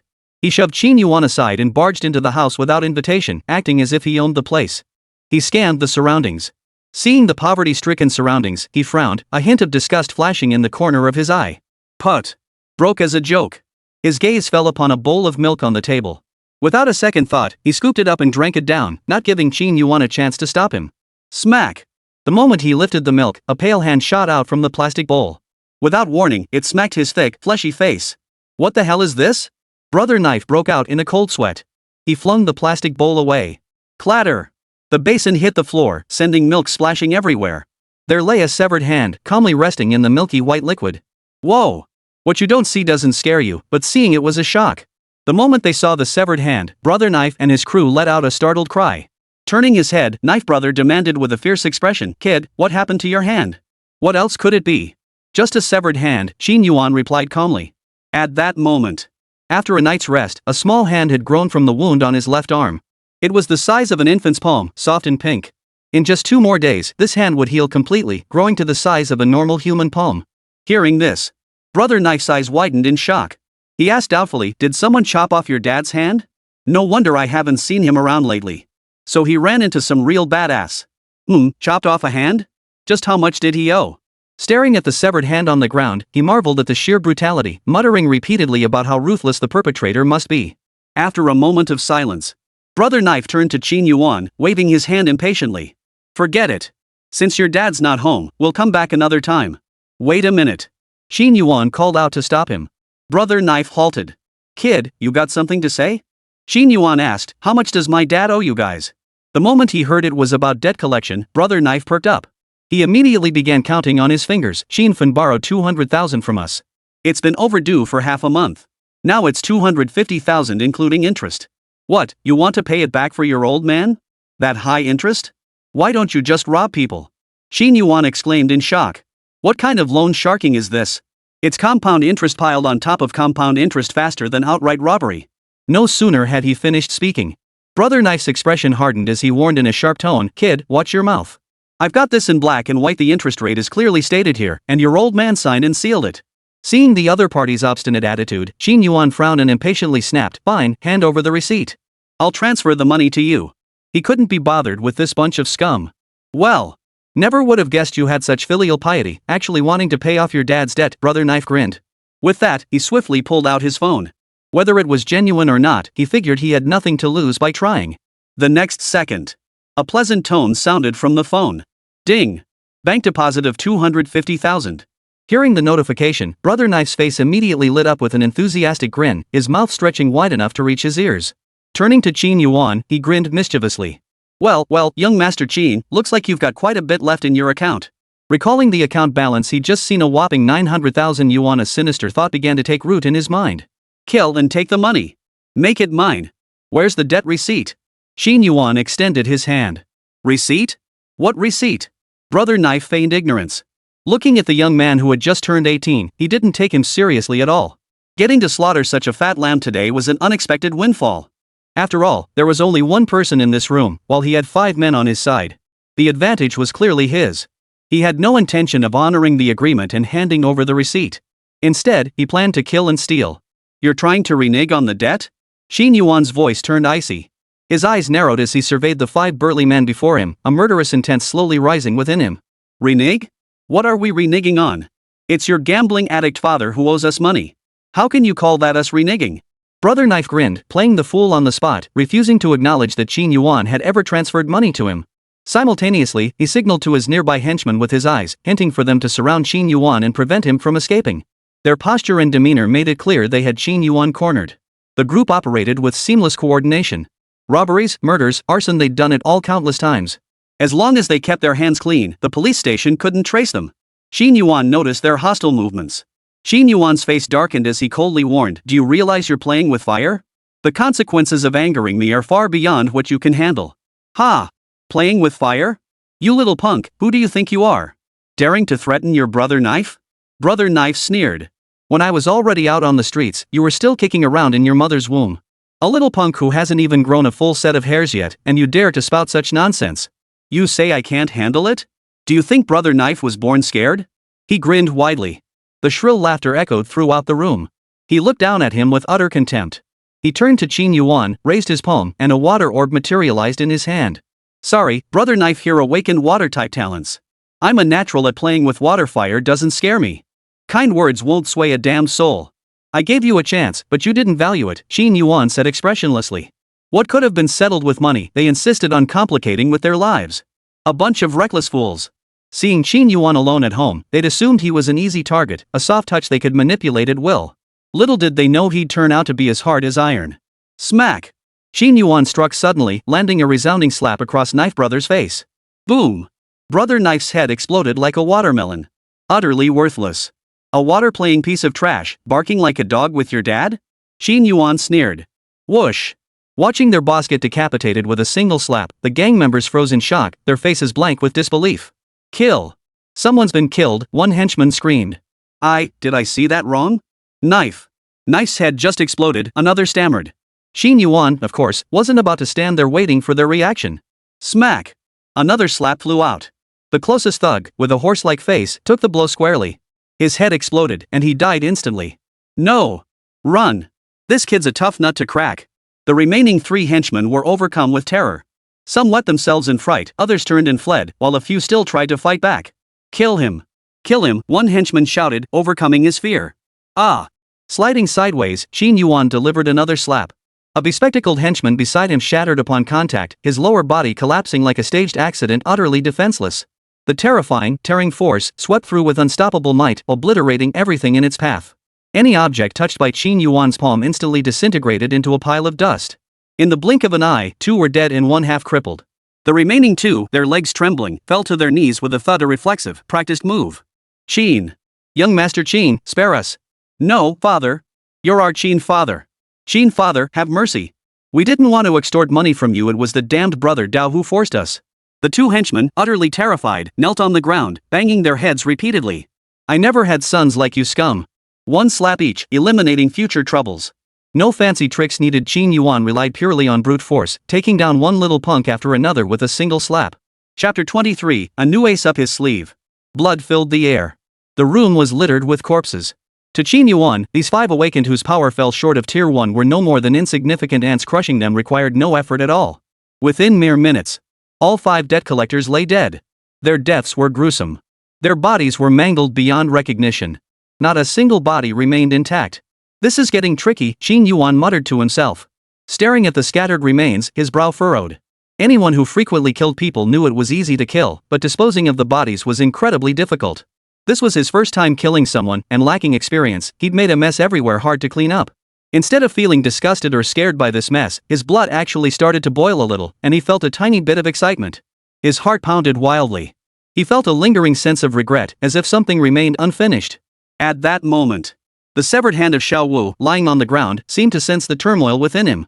Its fingers crawled like a facehugger, propelling itself forward with a snap. It swiftly reached a headless corpse. Snap! A gaping maw opened.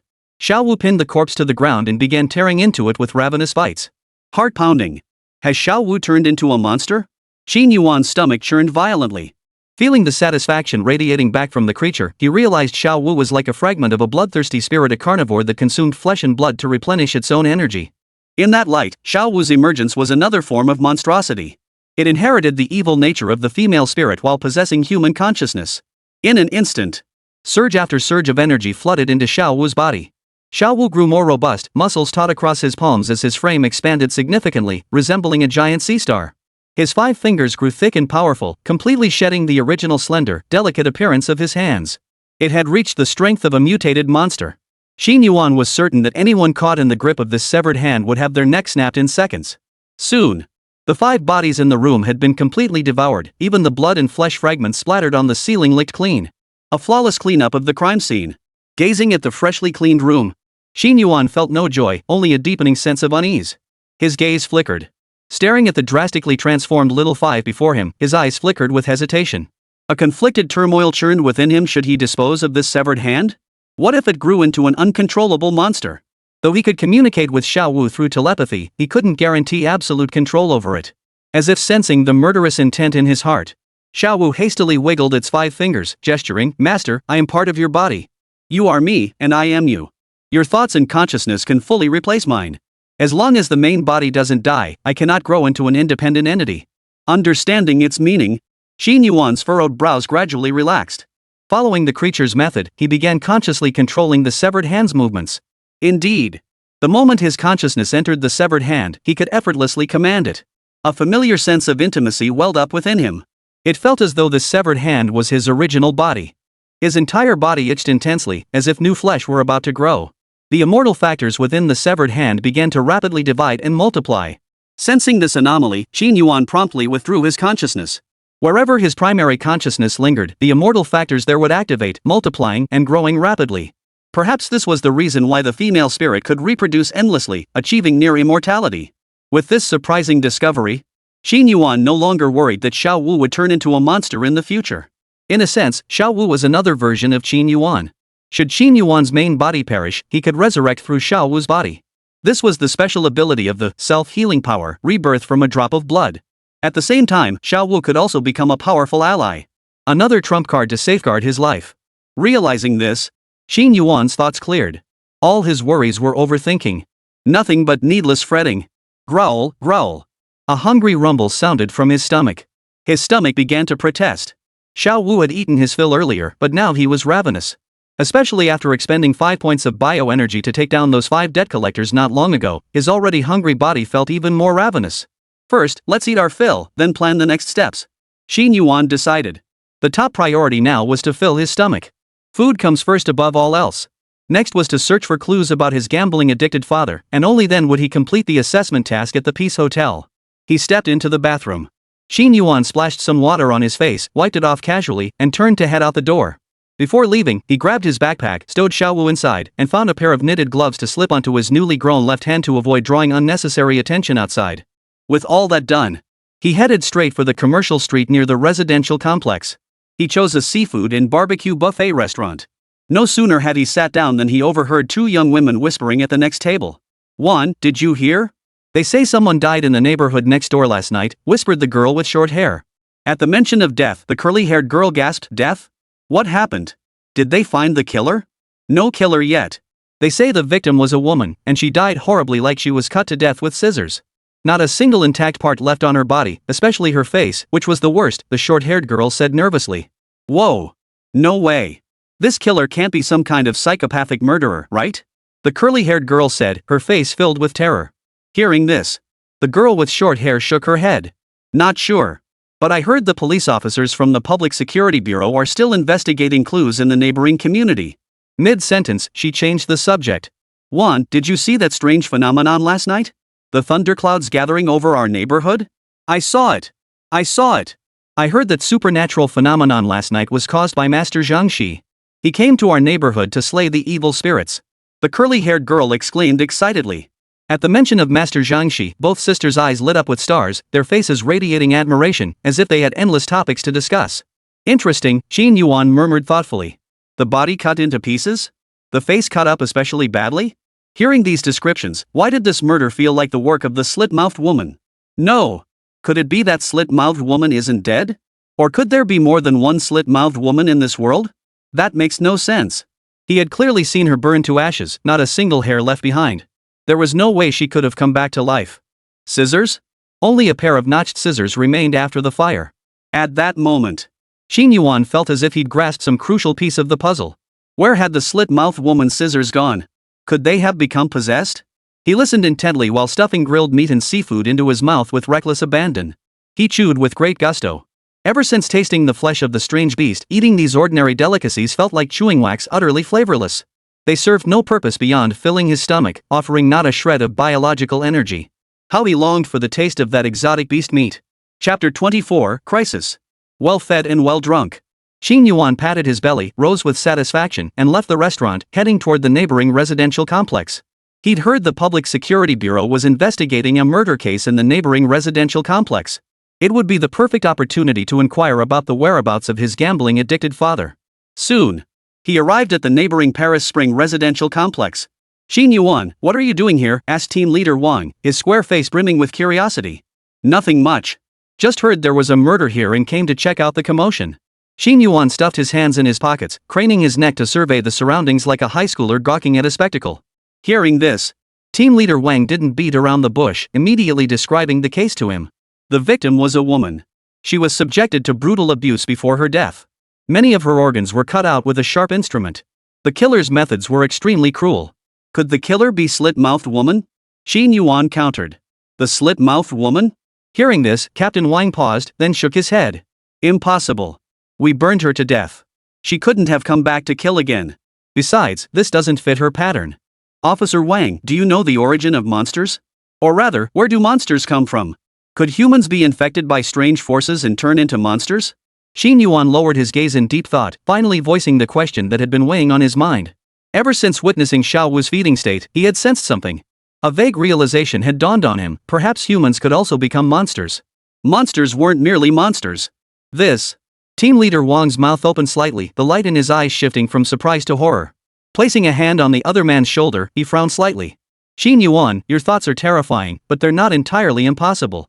The official research institute hasn't detected any such changes yet. Immediately, he felt a chill run down his spine. He hadn't expected this kid's observational skills to be so sharp that he could even guess something like this.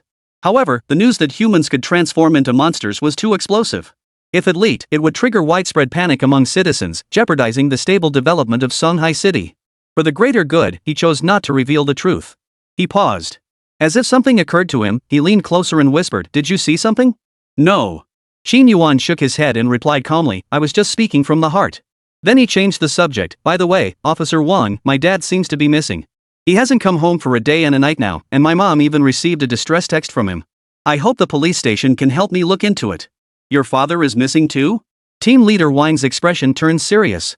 Recalling the recent surge in missing persons cases across Songhai City, he immediately sensed this might be connected to some larger incident. Yes. I asked the neighbors, and they all said they haven't seen him. Even the debt collectors can't find him. I'm worried something bad might have happened to him, Qin Yuan replied truthfully. He pulled out his notebook. Captain Wang jotted down the details, then looked at him and promised, alright, I'll make a note of this. If any leads surface, I'll contact you immediately. Also, this area isn't safe lately. Unless absolutely necessary, it's best not to go out at night. Seeing the sincerity in the other man's eyes, a wave of warmth washed over Qin Yuan. For the first time, he felt concern from someone outside his own family. Since it's unsafe here, I was actually planning to spend a couple days at Nyoshan Forest Park. Nyoshan? At this mention, a hint of surprise flashed across Team Leader Wang's face. What was this guy thinking? Didn't he know Nyoshan Mountain had been closed off? Noticing the change in his expression, Qin Yuan asked curiously, Officer Wang, is something wrong? Nyoshan hasn't been peaceful these past few days. Word is a tour group of 40 or 50 people got lost in the mountains. Authorities have blocked nearby roads and are coordinating rescue teams for an emergency search operation, Officer Wang explained. He hoped his warning would dissuade the other party. Upon hearing the news, a flash of disappointment crossed Qin Yuan's eyes as he sighed, no way. What a coincidence. Now I can't even go to Nyoshan Mountain. Captain Wang replied earnestly, yes, the mountain is indeed closed. For the next few days, it's best you stay put anywhere. Safety comes first. Oh, and I heard you encountered another strange incident last night, one that even alarmed Master Zhang Shi of Baiyun Temple? Ugh. Don't even get me started. It's like bad luck sticks to my teeth. Last night on my way home, I ran into some weird old hag who tears people's faces off. I almost lost this handsome mug of mine. Qin Yuan rubbed his nose as he complained. They chatted casually for a few more minutes until the other received a new work assignment. Qin Yuan then left the crime scene and headed straight to the nearest supermarket to buy food. He claimed he wouldn't go to Nyoshan Mountain, but his body had a mind of its own. Not going to Nyosho Mountain? That was impossible. Since there were no leads on his gambling-addicted father for now, he planned to complete the trial period at the Peace Hotel first. As for the road closure at Nyoshan Mountain? What did that matter to him? He wasn't going for leisure, he had a mission to find the white-bearded wild ginseng. He absolutely had to reach Nyoshan Mountain. Otherwise, if he missed the trial deadline, he would permanently lose his eligibility to claim the bronze armband. The thought of missing out on delicious exotic beast meat made him feel utterly miserable, as if 10,000 tiny ants were crawling wildly across his heart, leaving him utterly unsettled. Watching Qin Yuan's departing figure, Team Leader Wang's gaze grew increasingly deep, his expression turning pensive. After a moment's contemplation, he couldn't shake the feeling that Qin Yuan's words held hidden meaning, as if hinting at something significant. Considering the man's unique circumstances, he picked up his communicator and sent a message to Sher Ran at the Anomaly Investigation Bureau. After exchanging information, he learned that not only had an agent gone missing from the Anomaly Adjustment Bureau, but the anomalous object, slit scissors, had vanished as well. What? The demonic scissors are gone? Team leader Wang was stunned. Could Qin Yuan have been right? Was the murder here the work of the slit-mouthed woman? Correct. My theory is that Lu came into contact with the demonic artifact, causing him to be corrupted by its power. He may have now transformed into a mindless monster, a new rift creature, Shi Jiao stated gravely over the phone. This is serious. If Xiao Lu truly became the new rift monster, he'd definitely seek revenge on us, hunting us down one by one, Team Leader Wang said anxiously. Jumping Shi blamed himself, ugh. This is partly my fault. After eliminating the slit-mouthed woman, I focused all my attention on Qin Yuan. I never anticipated anyone would touch the evil object directly. It was my oversight. Mentioning Qin Yuan filled her with a deep, unsettling irritation, like a pent-up breath causing inexplicable agitation. Damn that bastard. This kind of accident wasn't something any of us wanted to see. Sure, don't blame yourself too much. Right now, our priority is finding Lu and preventing him from causing more harm, Team Leader Wang said calmly, trying to comfort her. I know. Jumpy Shi nodded. After hanging up, a sudden thought struck her: if the monster sought revenge, it would surely target that despicable Qin Yuan first. Perhaps by keeping a close watch on Qin Yuan, she could track down Xiao Lu, who had been corrupted into a monster. Chapter 25, The Stalker. The moment he arrived at the Hoyu Dujuo supermarket, Qin Yuan was overcome by a sense of foreboding, as if someone were silently watching him from behind. Someone's following me? Qin Yuan murmured to himself. He racked his brain but couldn't think of who it might be. To avoid alerting the intruder, he acted as if nothing was amiss and calmly walked among the shelves to select food. Since he was heading deep into the mountains, he naturally stocked up on high-protein, high-energy instant foods that could be eaten straight from the package. For this purpose, he specifically bought a hiking backpack and a large-capacity stainless steel water bottle. Food alone cost over 1,000 yuan, and with other miscellaneous gear, his total expenditure exceeded 3,000 yuan. After paying, he walked out of the supermarket with his fully loaded backpack. Bathed in sunlight, he spread his arms wide, feeling the weighty load behind him. Qin Yuan felt an unprecedented sense of ease. Thinking of the over 900,000 yuan balance in his account, he couldn't help but sigh. It felt so good to have money to spend, to buy whatever he wanted. Finally, he no longer had to struggle just to survive. Before, he had merely existed struggling daily for a few coins, tearing his heart out over his broken family. Only now did he grasp the meaning of true living.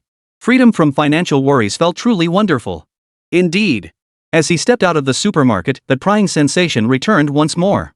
After a moment of reflection, Qin Yuan changed direction, turning toward a secluded alleyway. As he reached the entrance, he deliberately tossed a black trash bag from his backpack. Only after his figure vanished completely from the supermarket entrance did a dark shadow dart out from a coffee shop across the street, sprinting straight toward the alleyway. He had barely entered the alley when, before he could steady himself, he saw a young man standing at the far end of the alley, hands tucked into his pockets. Qin Yuan smiled faintly at the shifty-eyed man before him. "Who are you? Why are you following me?" "Damn, I've been spotted," the man gasped, turning to flee. But, before he could take a single step, he felt something grab his leg from behind. Thud! His center of gravity shifted, and he fell flat on his face. He looked down. Whoa! What he saw sent a chill down his spine. Somehow, a thick, powerful hand had seized his calf. No matter how he struggled, he couldn't shake off that terrifying grip. "You, don't come any closer." Seeing Qin Yuan stride toward him, the man screamed in terror. A foot pressed down on his back. Qin Yuan towered over him. "Who are you? Why are you following me? If you won't speak, then there's no need to say anything." Seeing the man remain silent, Qin Yuan lost interest. He gradually increased the pressure on his foot, causing the bones in the man's back to crackle and creak. "Brother, I'll talk. I'll talk. Please stop stepping on me, I'll die if you keep this up. I'm just a passerby. I wasn't following you to harm you. I only saw your noble bearing and wanted to be your friend," the man frantically explained. "Make friends?" Qin Yuan scoffed coldly. Making friends required sneaky stalking, and when discovered, turning tail and running? If he hadn't set this ambush in advance, he might not have caught this cocky brat with his innate talent for awakening. Still not telling the truth? As he spoke, he pressed down harder with his foot. Snap. This time, the distinct sound of cracking ribs filled the air. "Ah! It hurts!" A piercing scream erupted. "I didn't mean to crush you. I just lost my footing and accidentally used too much force," Qin Yuan explained. At these words, the man panicked. He threw himself to the ground, hands raised in surrender. Gritting his teeth against the searing pain, he confessed obediently, "Big brother, I'm sorry. My name is Cui Yiming. I'm with the Sky Club. I was following you on orders from Boss Lu. He told me to track your every move and learn your daily routine." "Sky Club? Big Brother Lu? Who is this person?" Qin Yuan raised an eyebrow, a pensive expression crossing his face. He racked his brain but couldn't recall who this Lu Lauda was or if they'd ever crossed paths. The only thing that reminded him of the Sky Club was beating up some loser named Zhou Yang yesterday. From that pair of scum, he vaguely recalled them mentioning that his cousin was a member of the Sky Club. Could this be related to that? Lu Lauda, huh? What's his background? Why is he investigating me? You tell me. Bro, can I get up to talk? The floor's kinda cold. Cui Yiming pleaded desperately. No. I think it's better if you stay lying down, Qin Yuan said earnestly. Hearing this, Cui Yiming said no more, seemingly resigned to his fate. He promptly began spilling information about Boss Lu, currying favor. "Big brother, Boss Lu's real name is Lu Sun. He's an extraordinary being with a Class B awakened talent, reaching Tier 1 strength. His ability is blood manipulation. Within the Sky Club, he holds a squad leader position and possesses formidable power. He ordered me to investigate you. From what I gather, it seems you assaulted one of his cousins. He wants revenge but fears you might have powerful connections, so he sent me to probe the situation." Mid-sentence, he gave an awkward chuckle and added, "His cousin is still in intensive care now, suspected to be in a vegetative state. He might never wake up." With the full picture now clear, Qin Yuan felt more confident. He slowly lifted his foot, choosing not to torment the man further. He wasn't a bloodthirsty man, he had his own set of principles. Debts must be repaid to their rightful owners. This punk was just a lowly errand boy, no need to waste time on him. Go tell Lu Sun this, the feud between me and his cousin is purely personal. If he wants to stick his nose in, I'll gladly oblige. And save your time investigating me, I have no connections. I'm just an ordinary person with a D-grade awakened talent, Qin Yuan reminded him solemnly. An ordinary person with a D-rank talent? Shui Yiming, who had just scrambled to his feet, nearly choked on his own blood at those words. If someone with that kind of agility was just an ordinary person, then what did that make him someone with a C-rank awakened talent for sprinting? Trash? Or a complete waste of space? That was infuriating. When did D-rank talents become so powerful? Had the world changed beyond recognition? He didn't believe a single word Qin Yuan had said, not even the calibration symbols. Resentment boiled within him. The mere thought of it made his chest throb with pain. That kick had easily broken at least 3 of his ribs. Though bitterly resentful, he forced himself to nod obediently. Yes. I'll definitely relay your message to Boss Lu. I promise you won't be disappointed. Hopefully, we won't meet again, Qin Yuan said with a forced smile. He opened the pocket at his waist. Xiao Wu sprang up beside him and settled neatly into the pouch. With that, he paid no further attention to the other man, turning to walk toward the other end of the alley. He soon vanished from sight. Once Qin Yuan was completely out of sight, Shui Yiming spat on the ground and muttered angrily, "Pfft. What's with the act? Just wait till I see Boss Lu, you'll get what's coming to you." He turned around. He found a high school girl with a straight fringe standing behind him, her gaze cold and fixed on him. The sudden appearance of the girl made his heart leap in fright. Anger and embarrassment boiled over as he snapped, "Get lost, you little brat. Can't you walk without making a sound? You scared the hell out of me." Then he began to appraise her appearance. Fair skin, tall and slender, with a tear tattoo at the corner of her eye, a rare beauty in the making. Chapter 26, The Long Distance Bus. Ah! A blood-curdling scream erupted behind him. When Qin Yuan returned to his spot, the sleazy man had already lost his life, reduced to a skin and bones corpse slumped against the wall. Dead? Staring at the eerily familiar manner of death before him, a dark cloud gradually settled over Qin Yuan's heart. The cursed woman. This was the method of the female spirit's killings. Clearly, the female spirit that had appeared this time had grown more cunning and more brutal. Though he feared not the female spirit, he feared trouble. Damn it! He cursed under his breath. Qin Yuan knew he'd now earned that Suncheon Club's mortal enmity. Once mud gets in your pants, it's either or. The Sky Club was one of Songhai City's 4 major factions, boasting vast numbers and influence. Offending them would surely bring endless trouble in the future, likely shattering any hope of returning to his former quiet life. He glanced around. That damnable feeling of being watched surfaced again. It wasn't the theft itself he feared, but the lingering threat. He knew the witch was nearby, yet he couldn't pinpoint her location. This feeling of being out of control was unbearable for Qin Yuan. After a moment of silence, he decisively pulled out his phone and called Officer Wang nearby, informing him that the female spirit had targeted him and had already killed someone. After completing these actions, he quietly hid and began observing from the shadows. Only when the sounds of law enforcement officers searching the area reached him did he slowly emerge.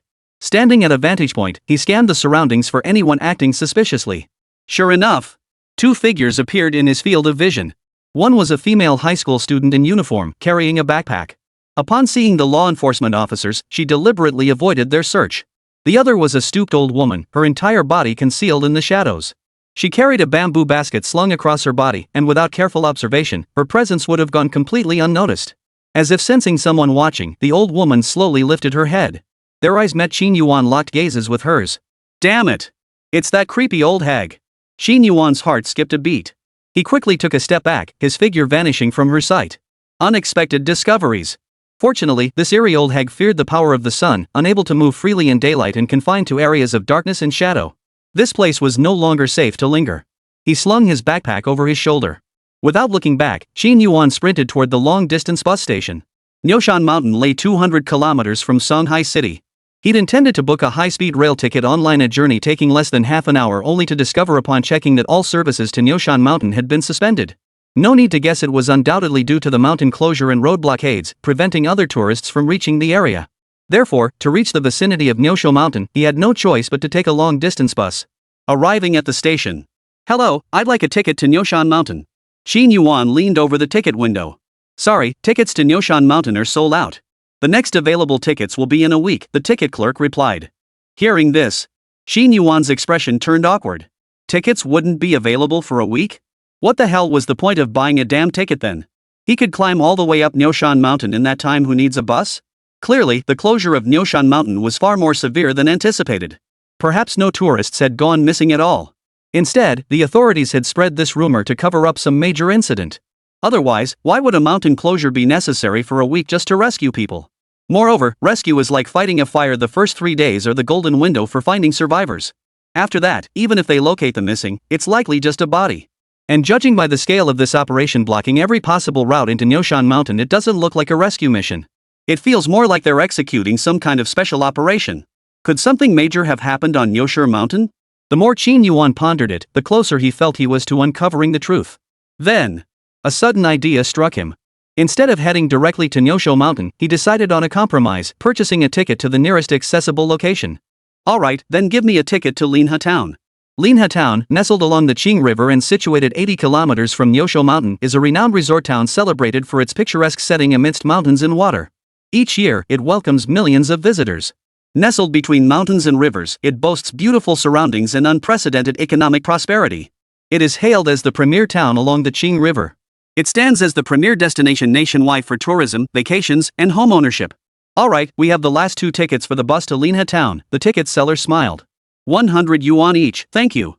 Taking the 100 yuan bill, the young lady handed over the tickets with both hands. He took the tickets. Qin Yuan checked the time, 4:30 p.m. The last long-distance bus to Linha Town was about to depart. If he missed it, he'd have to wait until tomorrow. Following the station signs, he quickly located the bus parked nearby. Songhai Linha. Stepping onto the bus, Qin Yuan scanned the cabin and saw it was already quite full, over 30 passengers. He made his way to the back and settled into a window seat. He pulled his baseball cap down over his face and leaned against the window, ready to doze off. The moment his eyes closed, someone sat down in the empty seat beside him. Instantly, a fresh, delicate fragrance wafted into his nostrils. The scent enveloped him. Through the gap in his cap, Qin Yuan saw a fresh-faced, beautiful college girl dressed casually. She wore large sunglasses covering half her face, her hair pulled back in a ponytail at the nape of her neck, radiating youthful energy. Soon, the last passenger boarded the bus. Seeing this, the driver departed on schedule, starting the engine and stepping on the gas to pull out of the station. On the highway, it sped along. Judging by the time, they should arrive safely at Linha Town in about 2 hours. But things didn't go as planned. Just 1 hour into the journey, the female college student sitting beside me, who had been playing a game, suddenly began screaming and thrashing about as if possessed.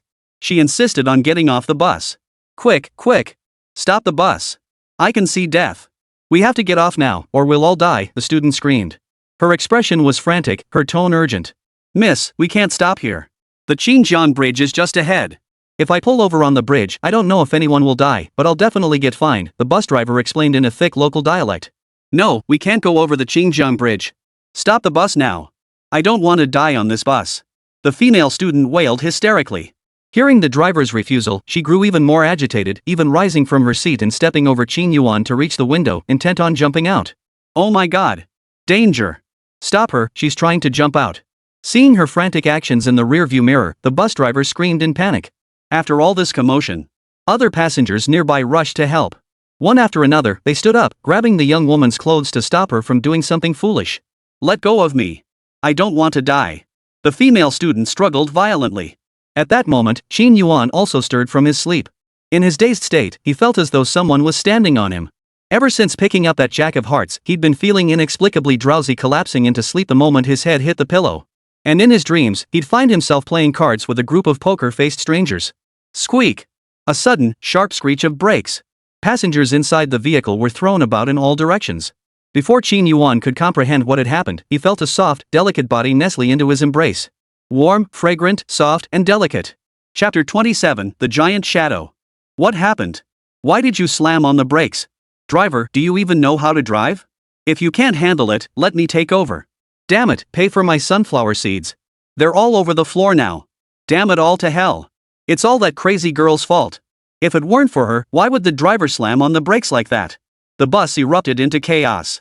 Some cursed the driver, while others blamed the female college student for everything. Boom! Suddenly, a deafening roar erupted from the Qingjiang Bridge ahead, sending shivers down everyone's spines. One by one, the steel cables suspending the bridge snapped. The roar continued. The next second, the Qingjiang Bridge, spanning thousands of meters, shattered violently at its center. Flying debris scattered everywhere, steel cables whipped wildly, and vehicles traveling on the bridge deck plunged one after another, like dumplings dropping into the bottomless depths of the Qingjiang River. Oh my god! The Qingjiang Bridge collapsed, a passenger exclaimed in shock. What happened? Why did the Qingjiang Bridge collapse? Thank goodness we didn't cross the bridge. Otherwise, we'd probably have plunged into the turbulent Qingjiang like the other cars. Another passenger remarked, relieved to have survived. No way. Was that crazy girl telling the truth? Only then did the crowd belatedly turn their heads to look at the female college student in the back row. If it hadn't been for the few minutes the college girl had caused earlier, slowing down the bus driver, they would likely have been on the Qingjiang Bridge by now. The consequences were too terrifying to imagine. She just said she could see death, exclaimed one passenger in shock. With that reminder, the female student cowering in Qin Yuan's embrace instantly became the center of attention once more. A bald middle-aged man in the crowd immediately stepped forward, his face tense as he pressed, "Young lady, can you still see death? Is this bus still safe?" "You're all going to die," the college student said, her voice trembling. At these words, a middle-aged woman in the crowd immediately stepped forward, pointing an accusing finger at her nose and shouting like a shrew, "Huh? What did you say? How dare you curse us, you crazy girl? You're just a jinx who happened to guess right. I've awakened AB rank talent, how could I possibly die?" Whoosh! The words had barely left her mouth. The metal roof suddenly ripped open, and a barbed tentacle shot through, wrapping itself around the middle-aged woman's plump waist. Clatter! Her bulky body flew uncontrollably toward the sky. Under the horrified stares of the crowd, her figure vanished into the gloomy sky. What was that thing just now?" someone stammered. "It looked like a tongue." Rumble! At that very moment, a deafening roar like an earthquake and tidal wave erupted from the direction of Xinjiang. A black shadow, serpentine and hundreds of meters long, swept across the riverbed. Its speed was staggering, leaving a trail of boiling water and roaring torrents in its wake. Everything in its path shattered completely. The sheer aura it emitted caused the heavens and earth to change color, as if the apocalypse had arrived. Following in its wake were dozens of smaller dark forms, darting through the water. Some measured mere meters, others stretched over 10 meters in length. These aquatic creatures seemed to be fleeing for their lives, clinging to the giant's trail. Among them was the very culprit that had flung its tentacle-like tongue to snatch the middle-aged woman. Holy crap! What the hell is that? Is it a giant snake? Or a legendary dragon? The bus driver babbled incoherently. The terrifying scene before him would haunt him forever.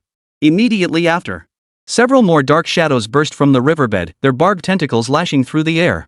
Holy crap! The driver screamed in terror. He immediately reversed the vehicle, gripping the steering wheel with one hand while watching the rearview mirror, backing up swiftly on the chaotic road. A life or death dash unfolded. At that moment, the crowd finally caught a clear glimpse of the dark figure approaching. Monsters! Monsters, 4 of them. 2 resembled frogs, yet stood 3 meters tall, crouched along the shore. Their bodies shimmered with metallic scales like steel beasts, lashing out tongues dozens of meters long, covered in dense rows of backward-facing barbs. Utterly terrifying. Another creature bore the form of a fish-headed human, its eyes bulging from a hunched frame barely over half a meter tall. Clutching a bone spear, each swing drove a human body into the ground. Utterly savage.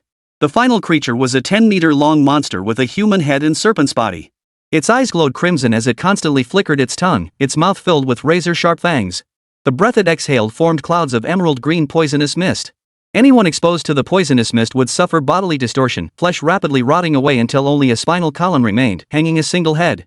Like green-faced, vertical-pupiled snake men. Run! Run now! Monsters, someone shouted, summoning their courage to warn the others. Put! A barbed tentacle wrapped around his body. Wails, cries for help, screams of agony, and the clang of weapons clashing echoed relentlessly throughout the area. Death, despair, and agony became the dominant themes of the moment.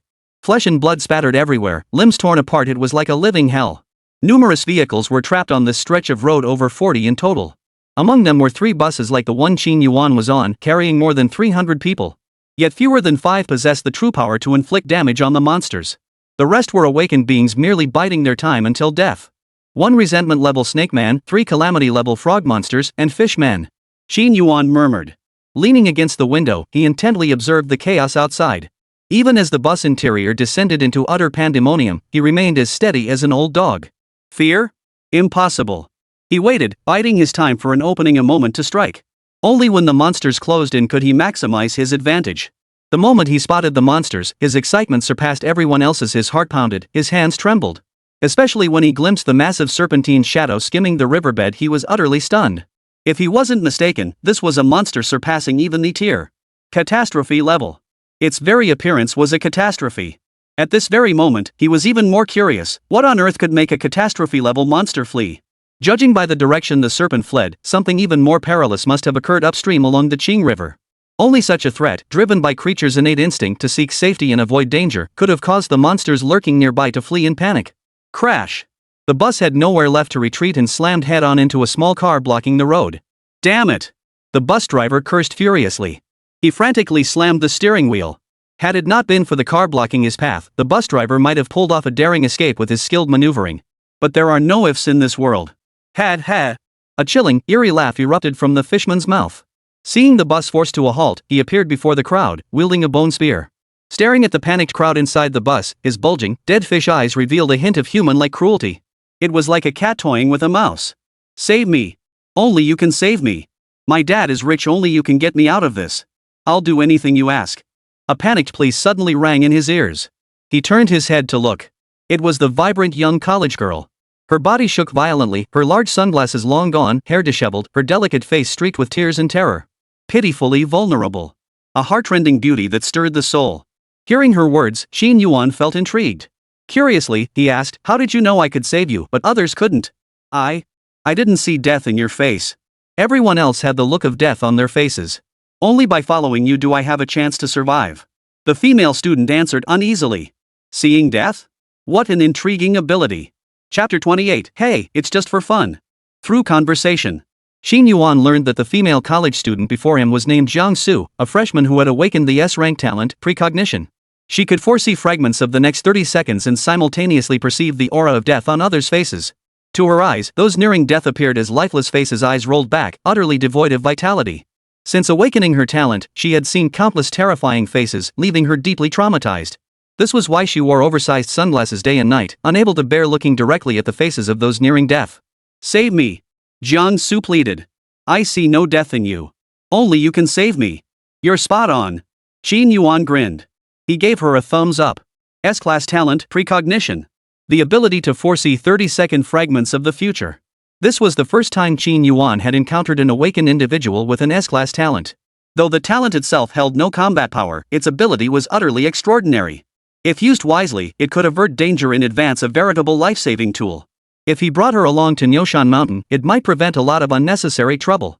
After a moment's thought, Qin Yuan spoke up. Saving you isn't out of the question, but you must agree to one condition. What condition? Jiang Su asked, her eyes lighting up with delight.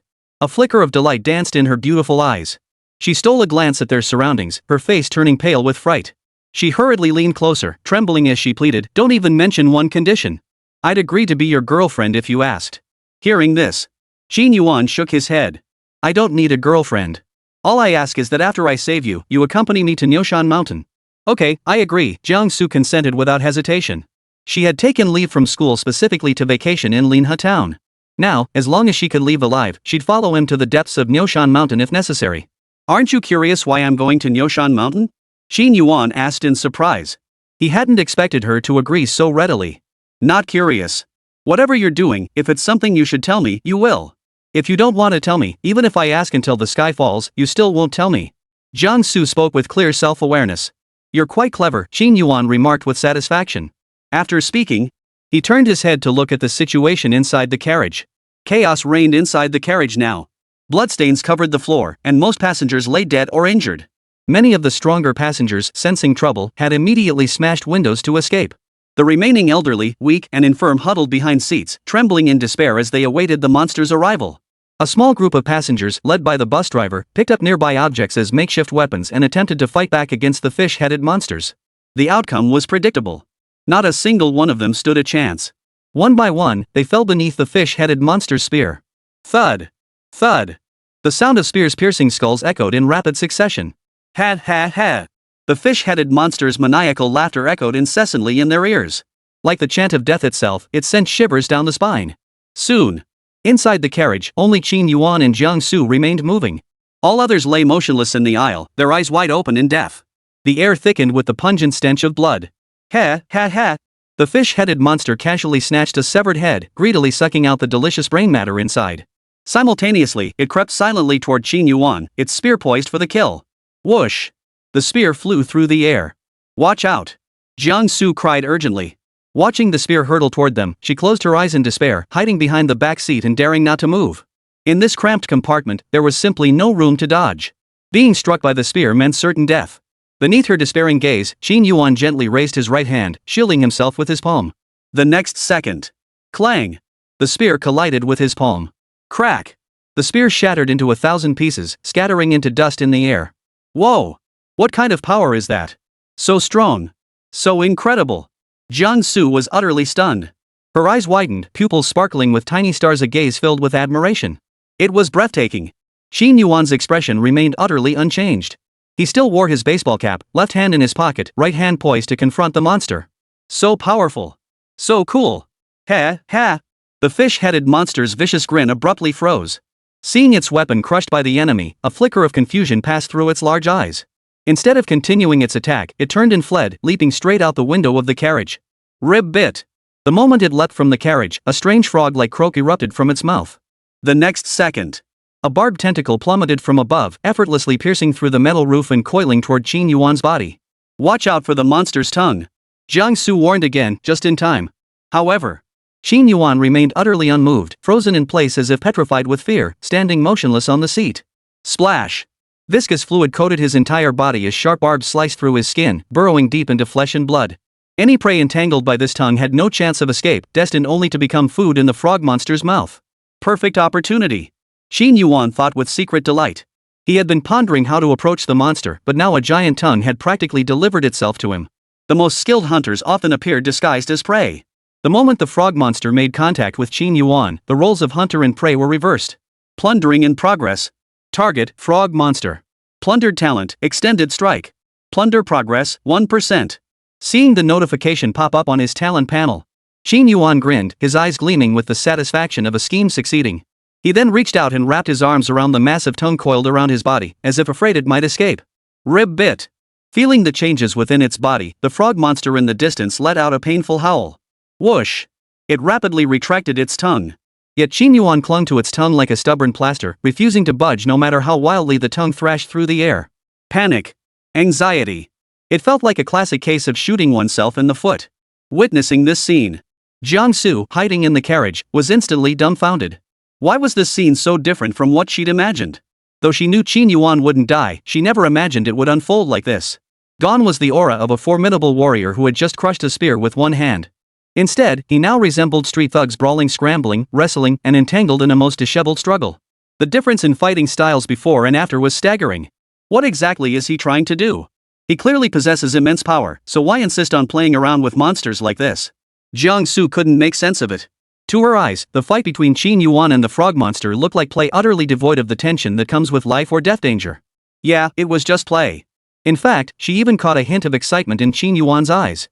In contrast, the frog monster across from him seemed flustered and floundering. For a moment, she couldn't tell who was hunting whom. Chapter 29, Extended Strike. No need to look. Death aura had already gathered over the frog monster's head, its face bearing the look of the doomed. Death was merely a matter of time. Meanwhile, Qin Yuan continued to revel in the air, as if swinging on a giant pendulum. It was incredibly thrilling. Jiang Su peeked out cautiously. Crouched beside the bus window, she cautiously peered outside. The scene was utter chaos, blood flowing, severed limbs scattered everywhere, and figures scrambling about in utter disarray. The other three monsters continued to hunt down the surviving passengers. It was a one-sided slaughter. In mere moments, less than 1 in 10 of the over 300 people present remained. The serpent monster, in particular, was terrifying. With its gaping maw, it could effortlessly spew a cloud of poisonous mist, claiming countless lives in an instant. The fish-headed monster, however, was cunning and treacherous. Its small form darted relentlessly through every corner, ambushing passengers at least 80, if not 100. Red, white, yellow, various foul-smelling fluids saturated the entire highway. A living hell. The scene was too gruesome to behold. In an instant, only 3 relatively powerful extraordinary beings remained, struggling desperately to hold their ground. 2 men and 1 woman. One was a Tier 2 extraordinary being, while the other 2 were Tier 1 extraordinary beings. They struggled to fend off the serpent monster and another frog monster. The leader, a female Tier 2 extraordinary being clad in a floral dress, waved her pale hands through the air. Invisible walls of energy coalesced, blocking the venomous mist spewed by the serpent monster. The 2 male Tier 1 extraordinary beings fought with remarkable agility. One was a burly man with flames blazing from his hands, while the other was a tall, slender man wielding a long sword. They used the complex terrain to their advantage, relentlessly attacking the frog monster and the fishman. Their targets were clear. The flaming giant manipulated fireballs to launch long-range attacks at another hunting frog monster. Meanwhile, the sword-wielding man clashed blades with the fishman, trading blows in a fierce, evenly matched duel. Rib bit. The frog monster's agonized cry pierced the silent night sky once more. This time, Jiang Su could distinctly hear the pain and pleas for help in the frog monster's wail. No matter how the frog monster thrashed, it couldn't shake the human clinging to its tongue. Even as it repeatedly slammed its tongue against the ground, shattering rocks and spattering blood, the human clung on like an indestructible cockroach, refusing to let go. As time dragged on, the frog monster sensed its strength rapidly draining away. Even its once tough tongue began to falter, slipping beyond its control. The human before it, however, seemed like a monster itself, relentlessly draining its vitality. Rib bit. Rib bit. Painful cries echoed, one louder than the last. Finally, the screams alerted the other 3 monsters. Upon discovering the situation here, they immediately abandoned their prey and turned to rush over to provide backup. Preparing to join forces and eliminate Qin Yuan, this troublesome human. Prey progress, 75%. Sensing the other monster's movements, Qin Yuan, still soaring through the air, couldn't help but grow solemn. Though he was powerful enough to handle any single monster present, 2 fists couldn't fight 10 hands. To continue advancing the plunder progress, he couldn't afford distractions. Otherwise, he'd be chasing small gains while missing out on the big prize neither high nor low and ultimately failing to seize any truly powerful innate abilities. With this thought in mind, he turned to the other 3 extraordinary beings, summoning his strength to shout a warning, "Everyone, we're all in this together. If I die, you won't survive either. If you can hold off the other monsters for just 5 minutes, I can kill 1 frog monster. Then we can join forces to eliminate the rest. At this critical moment, only by helping each other can we all survive." His deep voice echoed across the empty highway. Hearing his words, the other 3 extraordinary beings fell silent. They stood rooted to the spot, their eyes flickering as they debated whether to intervene. Should they seize this chance to flee? Should I choose to trust their words and keep fighting the monster for another 5 minutes? Soon, someone took action. The tall, slender man wielding the long sword said nothing. He turned and walked away, as if he had made up his mind, acting with decisive resolve. He chose not to stay and help Qin Yuan. The other 2 extraordinary beings, a man and a woman, exchanged a glance. With perfect understanding, they chose to stay, willing to help Qin Yuan stall for 5 minutes. "All right. I believe your words and choose to help you," the woman in the long dress declared firmly. With that, her jade-like hand swept through the air, conjuring invisible walls that materialized out of thin air, blocking the serpent man's path, holding back their advance. "Young man, when traveling, one relies on friends. I see you're no ordinary fighter battling that monster for so long yet still full of energy. That means you have more tricks up your sleeve. Since that's the case, I choose to stay and help you too," the burly man declared with a hearty laugh. Though he couldn't fathom Qin Yuan's abilities and had even witnessed Qin Yuan being tossed about in the air, seemingly powerless to fight back, he could sense the frog monster's fear, its terror. Especially since he'd fought another frog monster before, he knew full well their formidable strength. Terrifying defense, astonishing leaping ability, and dreadful ricochet attacks. If an ordinary awakened encountered this monster, they'd have no choice but to await death, destined to become its prey. But this youngster before him was different. After wrestling with the frog monster for over half an hour, he was still full of life, even finding the energy to watch others' battles. He was handling it with ease. There was only one possible explanation for this: the opponent was exceptionally strong, possessing astonishing innate abilities powerful enough to crush any monster present. As for why he didn't finish it off quickly, well, that remained a mystery. After much deliberation, the burly man found himself considering befriending Qin Yuan. One more friend meant one more path forward. Flames ignited on his palm. He manipulated bursts of fireballs, hurling them at the seemingly weaker fishmen in the distance. Wah wah! The fishmen screamed in pain as the fireballs scorched them. The faint scent of charred fish filled the air.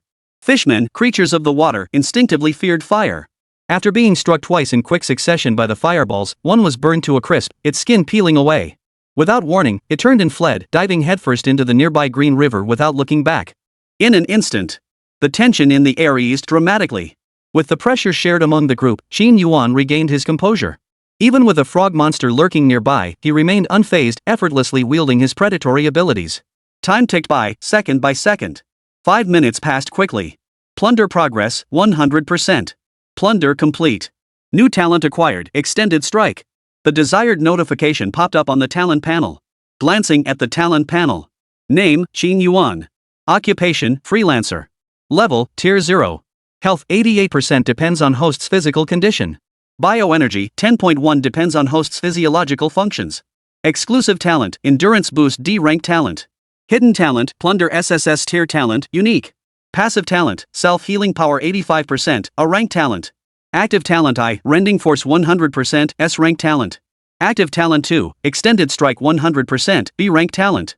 Staring at the talent panel before him, Qin Yuan's lips curved into a faint smile. He had successfully snatched another talent ability. A tremendous sense of accomplishment washed over him. AB tier talent. A talent neither too strong nor too weak. As his thoughts turned to the talent description, the details of the ability immediately surfaced in his mind. Extended Strike actively consumes internal energy to enhance physical resilience and strength, enabling any body part to perform an extended strike. The extended length equals 3 times the host's height. Clearly, this was a talent plundered from the frog monster's tongue-snapping hunting ability. Chapter 30, Head Pat. A subtle shift occurred within his body. A slight shift in thought. Fingers began elongating, stretching like rubber. To test the effects of his new talent, Extended Strike, Qin Yuan glanced at the frog monster drooling nearby. He raised his right hand, his arm rapidly elongating. Interesting. Qin Yuan's lips curved into a faint smile. According to the talent's description, the extension distance was 3 times his height. Standing at 1.83 meters tall, that meant his arm could extend up to 5.49 meters. At that moment, he was about 4 meters away from the frog monster. If he wanted to touch it, the distance was more than enough. After acquiring Extended Strike, his body could stretch and extend like a rubber spring. Hey! He's become a rubber man. The next second.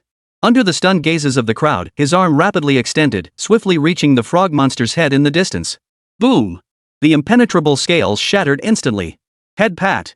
A mist of blood filled the air. Shards flew everywhere. The mighty frog monster met its end in an instant. Whoa! So powerful. What kind of force is this? The woman in the long dress's pupils suddenly contracted, a trace of shock appearing on her beautiful face. Unbelievable. Holy crap. What's this kid's background? What innate talent did he awaken to possess such terrifying strength? The burly man was utterly horrified. One strike, shattered. What level of talent is this? Is it B rank? Or a rank? Or could it be the legendary, once-in-a-lifetime S-rank talent? Staring at the distant figure with one hand in his pocket, a hint of relief flashed across his rugged face. Relieved at how right his choice had been. That's right. This is his true strength, invincible and confident. Jiang Su hid inside the bus, her eyes sparkling with excitement. Her fists clenched, lips slightly parted, her expression brimming with excitement more so than anyone else's. Rib bit. As the frog monster died, another let out a piercing wail. Swish. Its long tongue shot out. This strike contained terrifying power. Is that all? Qin Yuan sneered dismissively. Glancing sideways at its opponent, he watched the barbed tentacles hurtling toward him with calm composure, a trace of mockery flickering between his brows. He flicked his finger. His index finger shot out like a bullet. Bang! The tentacle tongue exploded on impact. Nauseating slime sprayed everywhere. Gwa! The frog monster let out a wretched cry of agony. A foul-smelling mouth spewed forth a torrent of bright red blood, tracing a parabolic arc through the air like a fountain. Hiss! The serpent-bodied monster with a human head snarled, its face twisted in fury as it fixed its gaze on Qin Yuan's position and spat forth a dense cloud of poisonous mist. The poisonous mist spread, instantly enveloping Qin Yuan's body. Oh no, the woman in the long dress cried out. She knew all too well the horror of that mist. Even as a Tier 2 extraordinary being, she dared not directly confront the serpent monster's venomous mist. The serpent's venomous mist possessed intense corrosive properties and potent toxicity. Any creature touched by it would see its flesh rot away in an instant, reduced to a bloody skeleton. Damn! How foolish! Youngsters will be youngsters. That young man was simply overconfident, relying on his abilities. Seeing the poisonous mist approaching, he didn't even try to dodge. Before the burly man could finish his relief, he watched the youth perish within the poisonous mist. What a waste of his formidable abilities! He ultimately perished because of his own arrogance and ignorance. Arrogance is the original sin. As brilliant as a shooting star, yet fallen like one too. The emerald green toxic mist spread like a vast curtain, obscuring the sky and covering half the heavens. Even dozens of meters away, the faintest whiff of its foul stench sent dizziness reeling through them. Their blood began to boil, and a dull ache spread through every muscle. To them, Qin Yuan, shrouded within the poisonous mist, was undoubtedly doomed.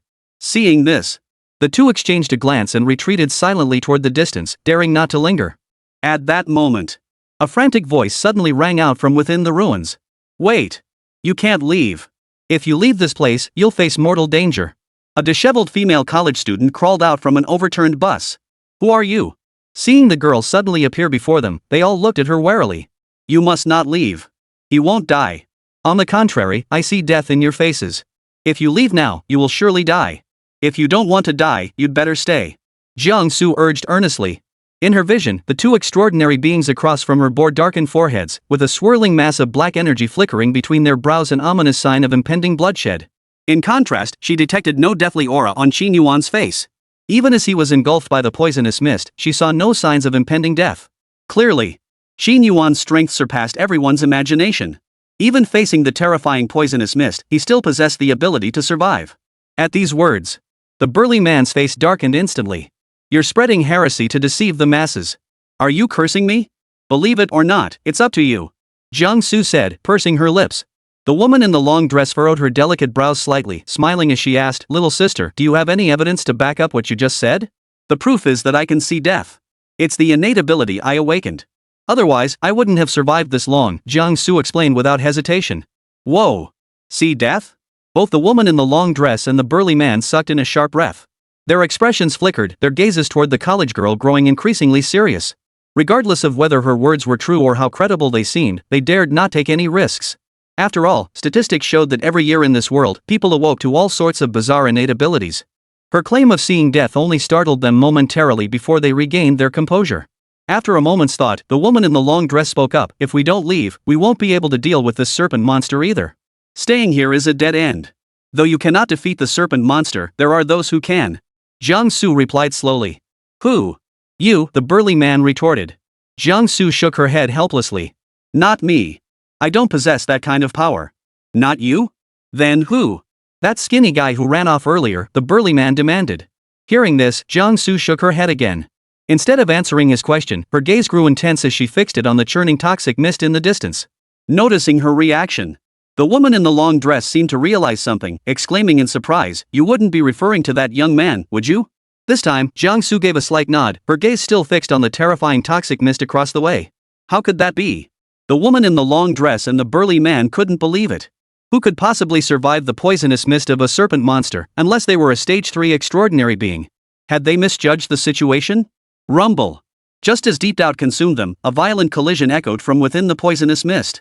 Vaguely, they glimpsed a figure clutching the serpent's tail, violently slamming it against the ground. Just as the serpentine creature seemed poised to be crushed to death, a roar unlike any dragon suddenly echoed from the direction of Xinjiang. Roar! In an instant, the heavens darkened and a fierce wind arose.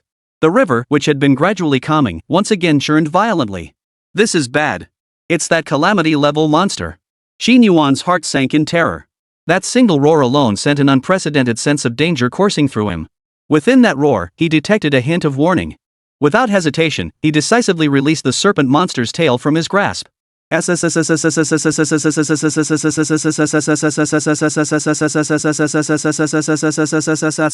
The serpent monster, newly freed, turned tail and fled without a second thought. Its slender body shot like an arrow, plunging straight into the Qing River 100 meters away. Before vanishing, it shot Qin Yuan a venomous glare. Within its crimson vertical pupils, a rare flicker of terror and fear flickered. Chapter 31, Superhuman Talent. Boom! A thunderous roar erupted from the sky. The three onlookers present instantly collapsed to the ground in terror. It felt as though a pair of eyes were fixed upon them. A terrifying pressure weighed heavily upon their hearts. Terrified and uneasy. Oh my god! It's the roar of the Monster King. Jiang Su stammered, trembling. What a terrifying roar! I swear I detected a hint of warning in it, exclaimed the woman in the long dress, utterly shocked. Just how powerful is this young man? I never imagined even the Monster King would fear him. The burly man muttered, his heart pounding. They lay flat on the ground, not daring to move. Before a disaster-level monster, they felt as insignificant as ants. Even without the monster revealing itself, the mere trace of its aura was enough to fill them with dread. As the serpent monster retreated into the Qing River, that terrifying, piercing gaze gradually faded. The oppressive pressure suddenly lessened. Phew! That was close. The group exhaled long, relieved breaths, having narrowly escaped death. They collapsed onto the ground, their eyes flickering toward the bottomless depths of the Qing River, their faces etched with lingering dread. Was this the power of a disaster-level monster? Tension hung thick in the air. After an unknown span of time, the smoke and mist dissipated, and the toxic fog shrouding the sky vanished completely. A solitary, towering figure stood where it had been, its body a mangled mess.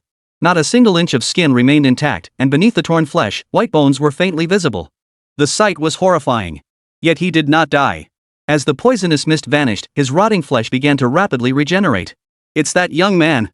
He really didn't die, exclaimed the burly man, his voice filled with astonishment and relief. No way. Surviving this? What kind of terrifying regenerative ability does he possess to endure the poison mist's corrosion with his bare flesh? The woman in the long dress exclaimed, her eyes wide with disbelief. Look! Look! I told you so! I knew it! I knew it! Even if all of you died, he wouldn't die. Jiang Su jumped up in excitement. Seeing Qin Yuan alive filled her with more joy than anyone else. Even though his face was unrecognizable and horrifying, she was still wildly excited, dancing and waving her arms. Hungry. I'm starving. Ignoring the reactions of others, Qin Yuan took weak steps, one foot in front of the other, heading straight for the overturned bus. He pulled out his backpack. He pulled out the high-protein, high-energy food he'd prepared long ago and began chewing it in big bites, oblivious to those around him. He ate with relish. Thanks to the timely nutritional boost, the undying factors active within his body kicked into gear once more. Cells divided, flesh regenerated, skin mended. In just 10 minutes, his bloodied and mangled state was mostly restored, and his injuries were nearly healed. Jiang Su and the others, who witnessed his recovery firsthand, stared wide-eyed, looking utterly horrified. Was this guy human or some kind of monster? Terrifying regenerative abilities, astonishing physical resilience, and devastating destructive power. Every ability he displayed was beyond comprehension. Now that all these abilities were concentrated in one person, could this being still be considered human? The next moment, the look in their eyes toward Qin Yuan gradually turned to awe. Perhaps he was a V-tier extraordinary being, standing shoulder to shoulder with the legendary war god of the Dragon Nation. Immeasurably deep. Strong beyond measure. I knew you wouldn't die. Jiang Su jogged over to his side. Staring at the well-proportioned, muscular frame before her, her pretty face flushed, and she shyly turned her head away. Oh my, how embarrassing. Noticing her reaction, Qin Yuan finally realized he was naked. No wonder he'd felt a chill between his legs while eating earlier. He scanned his surroundings. His gaze swept over the surrounding corpses. Spotting a complete set of clothes, he grabbed it without a word and pulled it over himself. He didn't care in the slightest that it belonged to a dead person. Once he was dressed, a man and a woman approached from across the room. Hello, my name is Xiang Yang.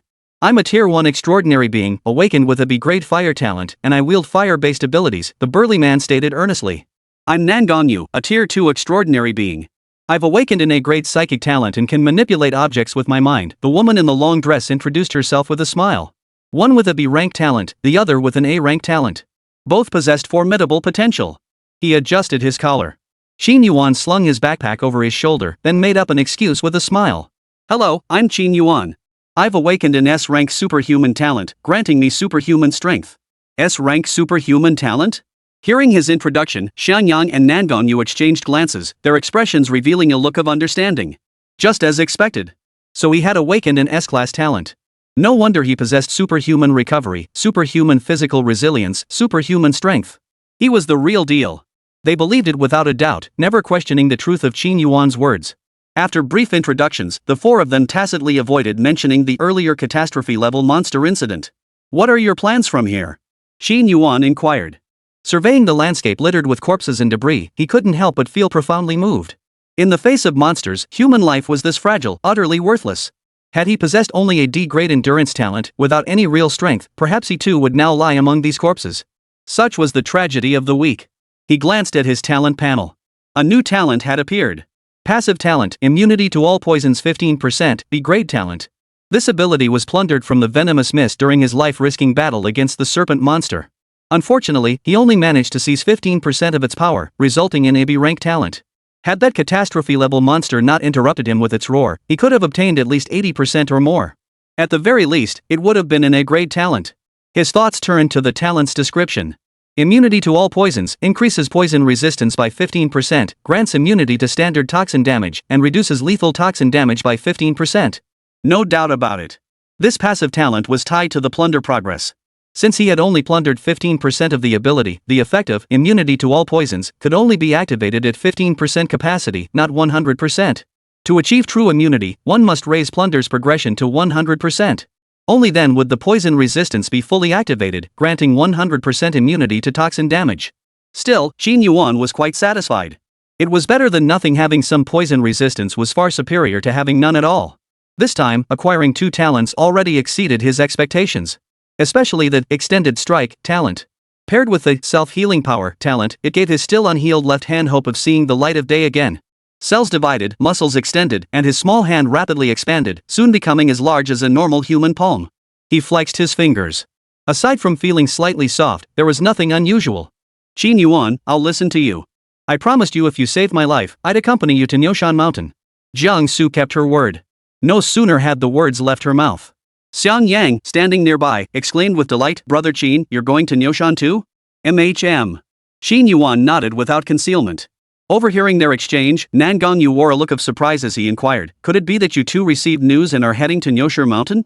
Received a message? What kind of message? Xin Yuan raised an eyebrow, a flicker of doubt stirring within him. He sensed something significant had indeed occurred at Niushan Mountain. Clearly, though their objectives differed, they had all converged here for Mount Niushi. To avoid revealing their true intentions and gather more useful intelligence, Xin Yuan feigned solemnity as he acknowledged the proposal, lowering his voice. In that case, we should travel together. We can watch each other's backs along the way. That's exactly what I had in mind, Xiang Yang replied cheerfully. I agree this monster attack isn't simple. Traveling together is a wise decision, Nangong concurred. Hearing this, Jiang Su muttered innocently, actually, I just wanted to spend a few days relaxing in Linhe town. Chapter 32, Flying-Headed Barbarians. Standing on the banks of the Qing River, Xin Yuan gazed at the turbulent waters across the river and murmured, now that the Qingjiang Bridge is destroyed, how can we reach the opposite bank? After resolving the monster crisis, crossing the river had now become a problem. The Qingjiang is full of hidden currents, Nangong mused after a moment. With night falling, forcing a wade across could be dangerous. Plus, we can't be sure if any monsters are still lurking in the river. Clearly, the 4 monsters that had surged from the riverbed not long ago still haunted her. The mangled corpses littering the highway behind them stood as grim testament. Hearing this, Jiang Su, filled with worry, suggested, why don't we wait here for backup? Perhaps the authorities will send a helicopter to help us cross the river.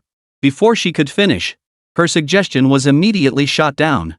Xiangyang's voice was grave, no, we can't wait here for official support. The moment they find us, they'll interrogate us and take statements. That's too much of a time drain.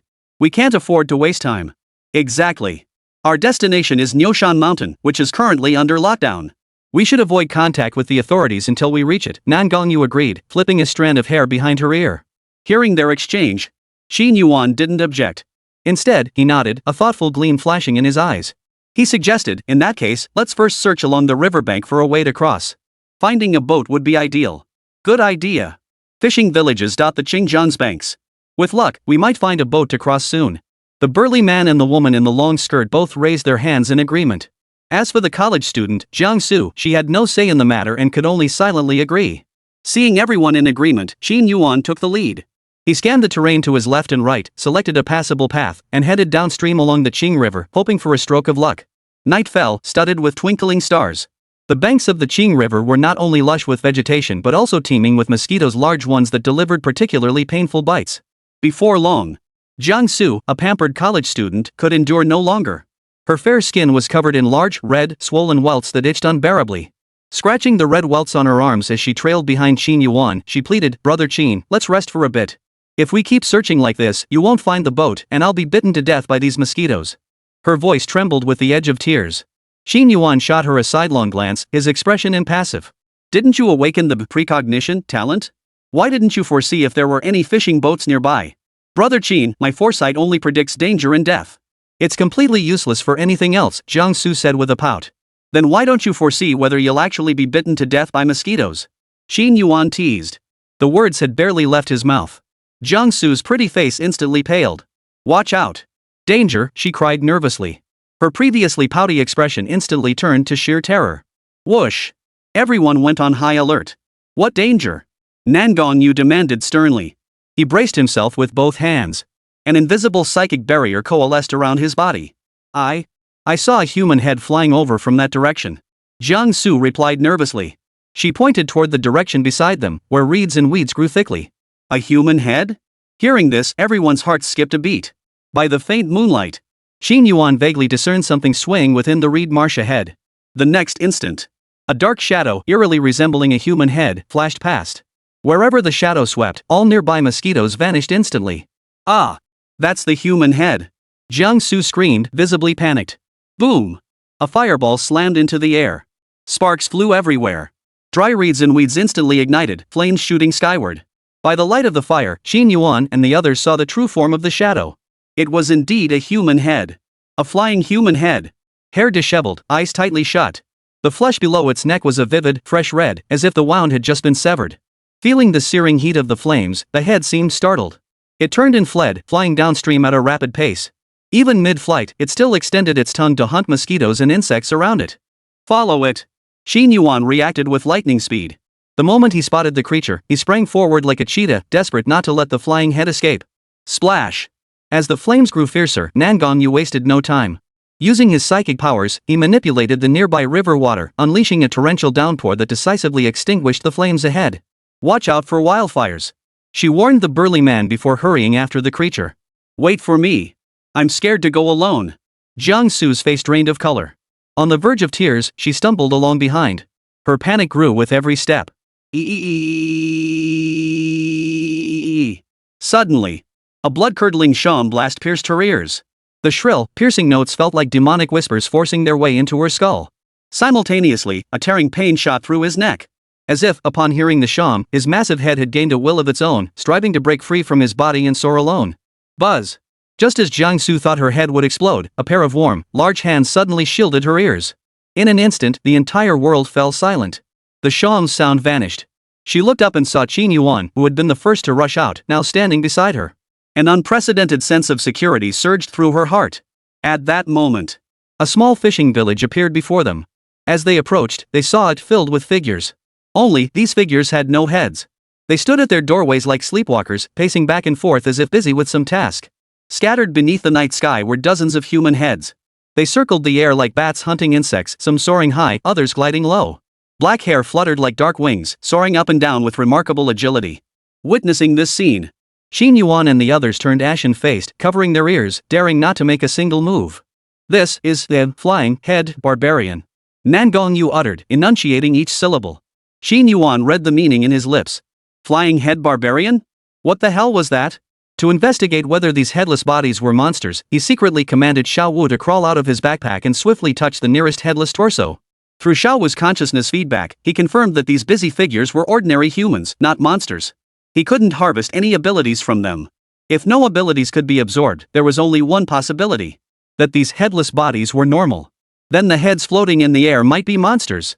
Or perhaps everyone here was normal, and the bizarre spectacle of flying heads was merely an illusion created by the eerie sham music echoing in his ears. For a moment, Qin Yuan was lost in thought. Chapter 33, Corpses Blocking the River. Just then, golden light shielded his body. Suddenly, the golden light talisman in Qin Yuan's backpack burst into brilliant light. Without a breath of wind, it moved of its own accord, drifting out of the backpack to hover above the group's heads, continuously radiating golden brilliance. Circle after circle. Like a tower of merit, it enveloped the group. Damn it! Something's wrong. Qin Yuan's expression darkened instantly. Seeing the warning signal from the golden light talisman gifted by true immortal Zhang Shi, he instantly realized an invisible supernatural presence lurked within this small fishing village. Its power was terrifying. Clearly, this anomaly had now noticed their group. Quick, get out of here! Qin Yuan hurriedly opened his mouth, mouthing the words to the others. The golden light shield could only last for the duration of a stick of incense. Once the golden light vanished, they would all become playthings for the eerie creature. Seeing his mouthed words, the burly man and the woman in the long skirt immediately understood. Covering their ears with both hands, they sprinted toward the shore without hesitation. They reached the riverbank. Sure enough, they saw fishing boats moored along the shore. Follow me. Qin Yuan led the way, hoisting the female student onto his shoulders and leaping into the nearest fishing boat. Seeing this, the others moved with remarkable speed. After leaping aboard, they worked in perfect coordination, grabbing oars and beginning to paddle. Rocking gently. As the small fishing boat drifted further from shore, the shrill sound of the swana in their heads gradually faded until it vanished completely. 10 minutes later, the group reached the center of Qinjiang River. The small fishing boat drifted with the current, temporarily freeing them from the eerie stares. There's a figure watching us from the shore behind us. It's holding a swana. Jiang Su's face was deathly pale as she warned. You can see the supernatural? Qin Yuan asked in surprise. Yeah, these eyes of mine can see not only death, but also things that aren't quite right. Jiang Su nodded her little head like a chick pecking at grain. That was close. Thank goodness Brother Qin had Taoist talismans on him. Otherwise, we might have truly met our end on this dangerous little fishing boat, Xiangyang sighed, still shaken. Qin Yuan, if I'm not mistaken, that talisman on your body just now was the golden light talisman, personally drawn by true immortal Zhang Shi of Baiyun Temple. Nangong Yu's eyes gleamed with envy. What? True immortal Zhang Shi of White Cloud Temple? Brother Qin, I never imagined you knew true immortal Zhang Shi. He's the foremost figure in Songhai City. Xiangyang exclaimed excitedly. We've met once, but I wouldn't call it knowing him, Qin Yuan replied with a modest smile. Recalling Zhang Shizhenren's flashy entrance, it'd be a lie to say he wasn't envious. Thunder and lightning effects at his command, who wouldn't be moved? Who'd have thought, Brother Qin? You're such a hidden gem even knowing a powerhouse like true immortal Zhang Shi. It's an honor to walk alongside you, Xiangyang exclaimed. A hint of envy flickered across his rugged, broad face. At that moment, their gaze toward Qin Yuan grew respectful once more, their mood undergoing a complete reversal. The young man before them possessed not only formidable strength but also an extraordinary background. To have befriended true immortal Zhang Shi at such a young age, what extraordinary talent! After all, true immortal Zhang Shi was a stage 4 transcendent being a powerhouse ranked among the very best in all of Dragon Nation. He associates with the mighty, no weakling comes near him. Brother Qin, thank you for saving me once again, Jiang Su expressed her heartfelt gratitude. Standing close to Qin Yuan, she felt a profound sense of security. His repeated acts of rescue had long since stirred ripples in the heart of this blossoming young girl. No need to thank me. Saving you was just a passing gesture. Just don't forget your promise. If you spot any danger, tell me immediately, Qin Yuan said expressionlessly. Standing at the stern, he gazed back at the small fishing village, his attention entirely fixed on the human head hovering in the night sky. There was no doubt about it. The flying head demons above the fishing village were all caused by that sinister force lurking in the shadows. The sham sounded, and the head soared into the air. Fortunately, I still have a trump card to save my life, Qin Yuan murmured to himself. Running his fingers over the Jack of Hearts playing card in his pocket, the unease in his heart gradually subsided. Now, he desperately wished to seize a power that could counter the eerie forces. That way, he would no longer have to live in constant fear when encountering the supernatural and could strike back with full force. Just then, a soft sensation suddenly enveloped him from behind as someone tightly embraced his waist. The unexpected hug made him instinctively raise his hand, preparing to give the person a playful pat on the head. Immediately after, the terrified voice of the female college student rang in his ear, Qin. Big brother Qin. There are so many people in the water, so many dead bodies. They seem to be watching us. Her voice trembled, filled with terror. Hearing her warning, Qin Yuan looked down at the water's surface. Floating there were bodies in advanced stages of decomposition, bobbing up and down with the river's currents. A faint stench of decay permeated the entire river. These bodies are likely passengers who perished on the Qingjiang Bridge, Nangongyu explained grimly. No, Qin Yuan replied hoarsely, they're not just passengers who perished. There are also many fishermen who drowned in the river. With just a glance, he had already noticed clothing from various eras, including some in the style of ancient people from a century ago. Some corpses had already decayed into skeletal remains. Such intense energy and resentment. Even with my awakened flame talent, I can't withstand the chill here. Xiangyang couldn't help but shiver. This place is bound to bring disaster, Qin Yuan declared solemnly. No sooner had the words left his mouth. The corpses floating on the river suddenly opened their eyes simultaneously. All eyes turned toward them in unison. A greenish-blue glow, like ghostly flames, rippled up and down the river. Whether it was an illusion or not, they seemed to be gathering toward the fishing boat. Quick, we must leave. The vengeful corpses are blocking the river. If we get surrounded by them, the consequences will be unimaginable. Nangongyu's beautiful face paled, a flash of panic crossing her eyes. Countless corpses moved with the current, rapidly gathering toward the fishing village. One after another, rotting corpses surfaced from the riverbed, their grotesque forms exposed, skeletal bones starkly visible. Countless black, stiff arms reached out, clawing at the bottom of the fishing boat. Dense as thorns. Damn it! It wasn't me who harmed you. Why are you after us? Xianyang roared. His palms flashed. Fiery balls erupted from his palms, hurled with fury. You damned ghosts! Looking for scapegoats and finding your grandpa? Serves you right to die here. The fireballs rained down like a Gatling gun, filling the air with the sizzling sound of burning across the river. Careful! These corpses aren't monsters, they have no consciousness.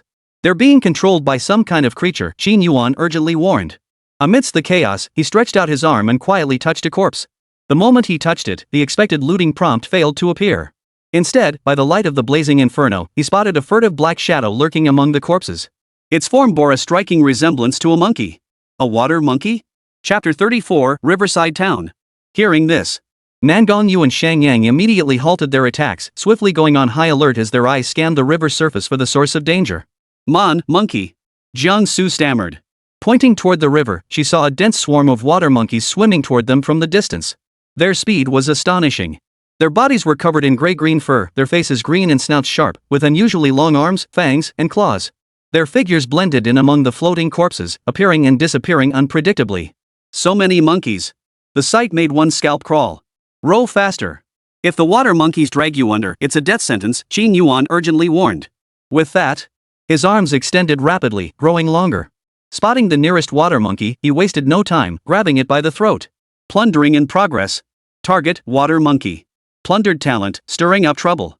Plunder progress, 1%.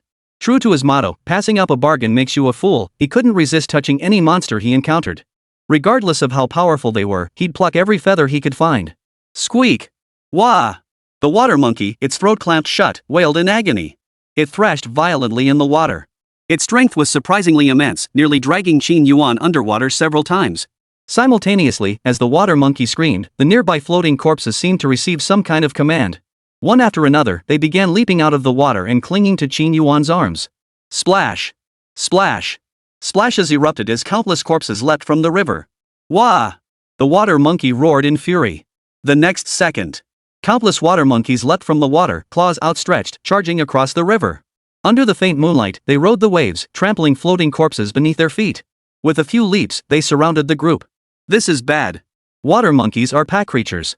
This stretch of water must be their territory. There are easily hundreds of them.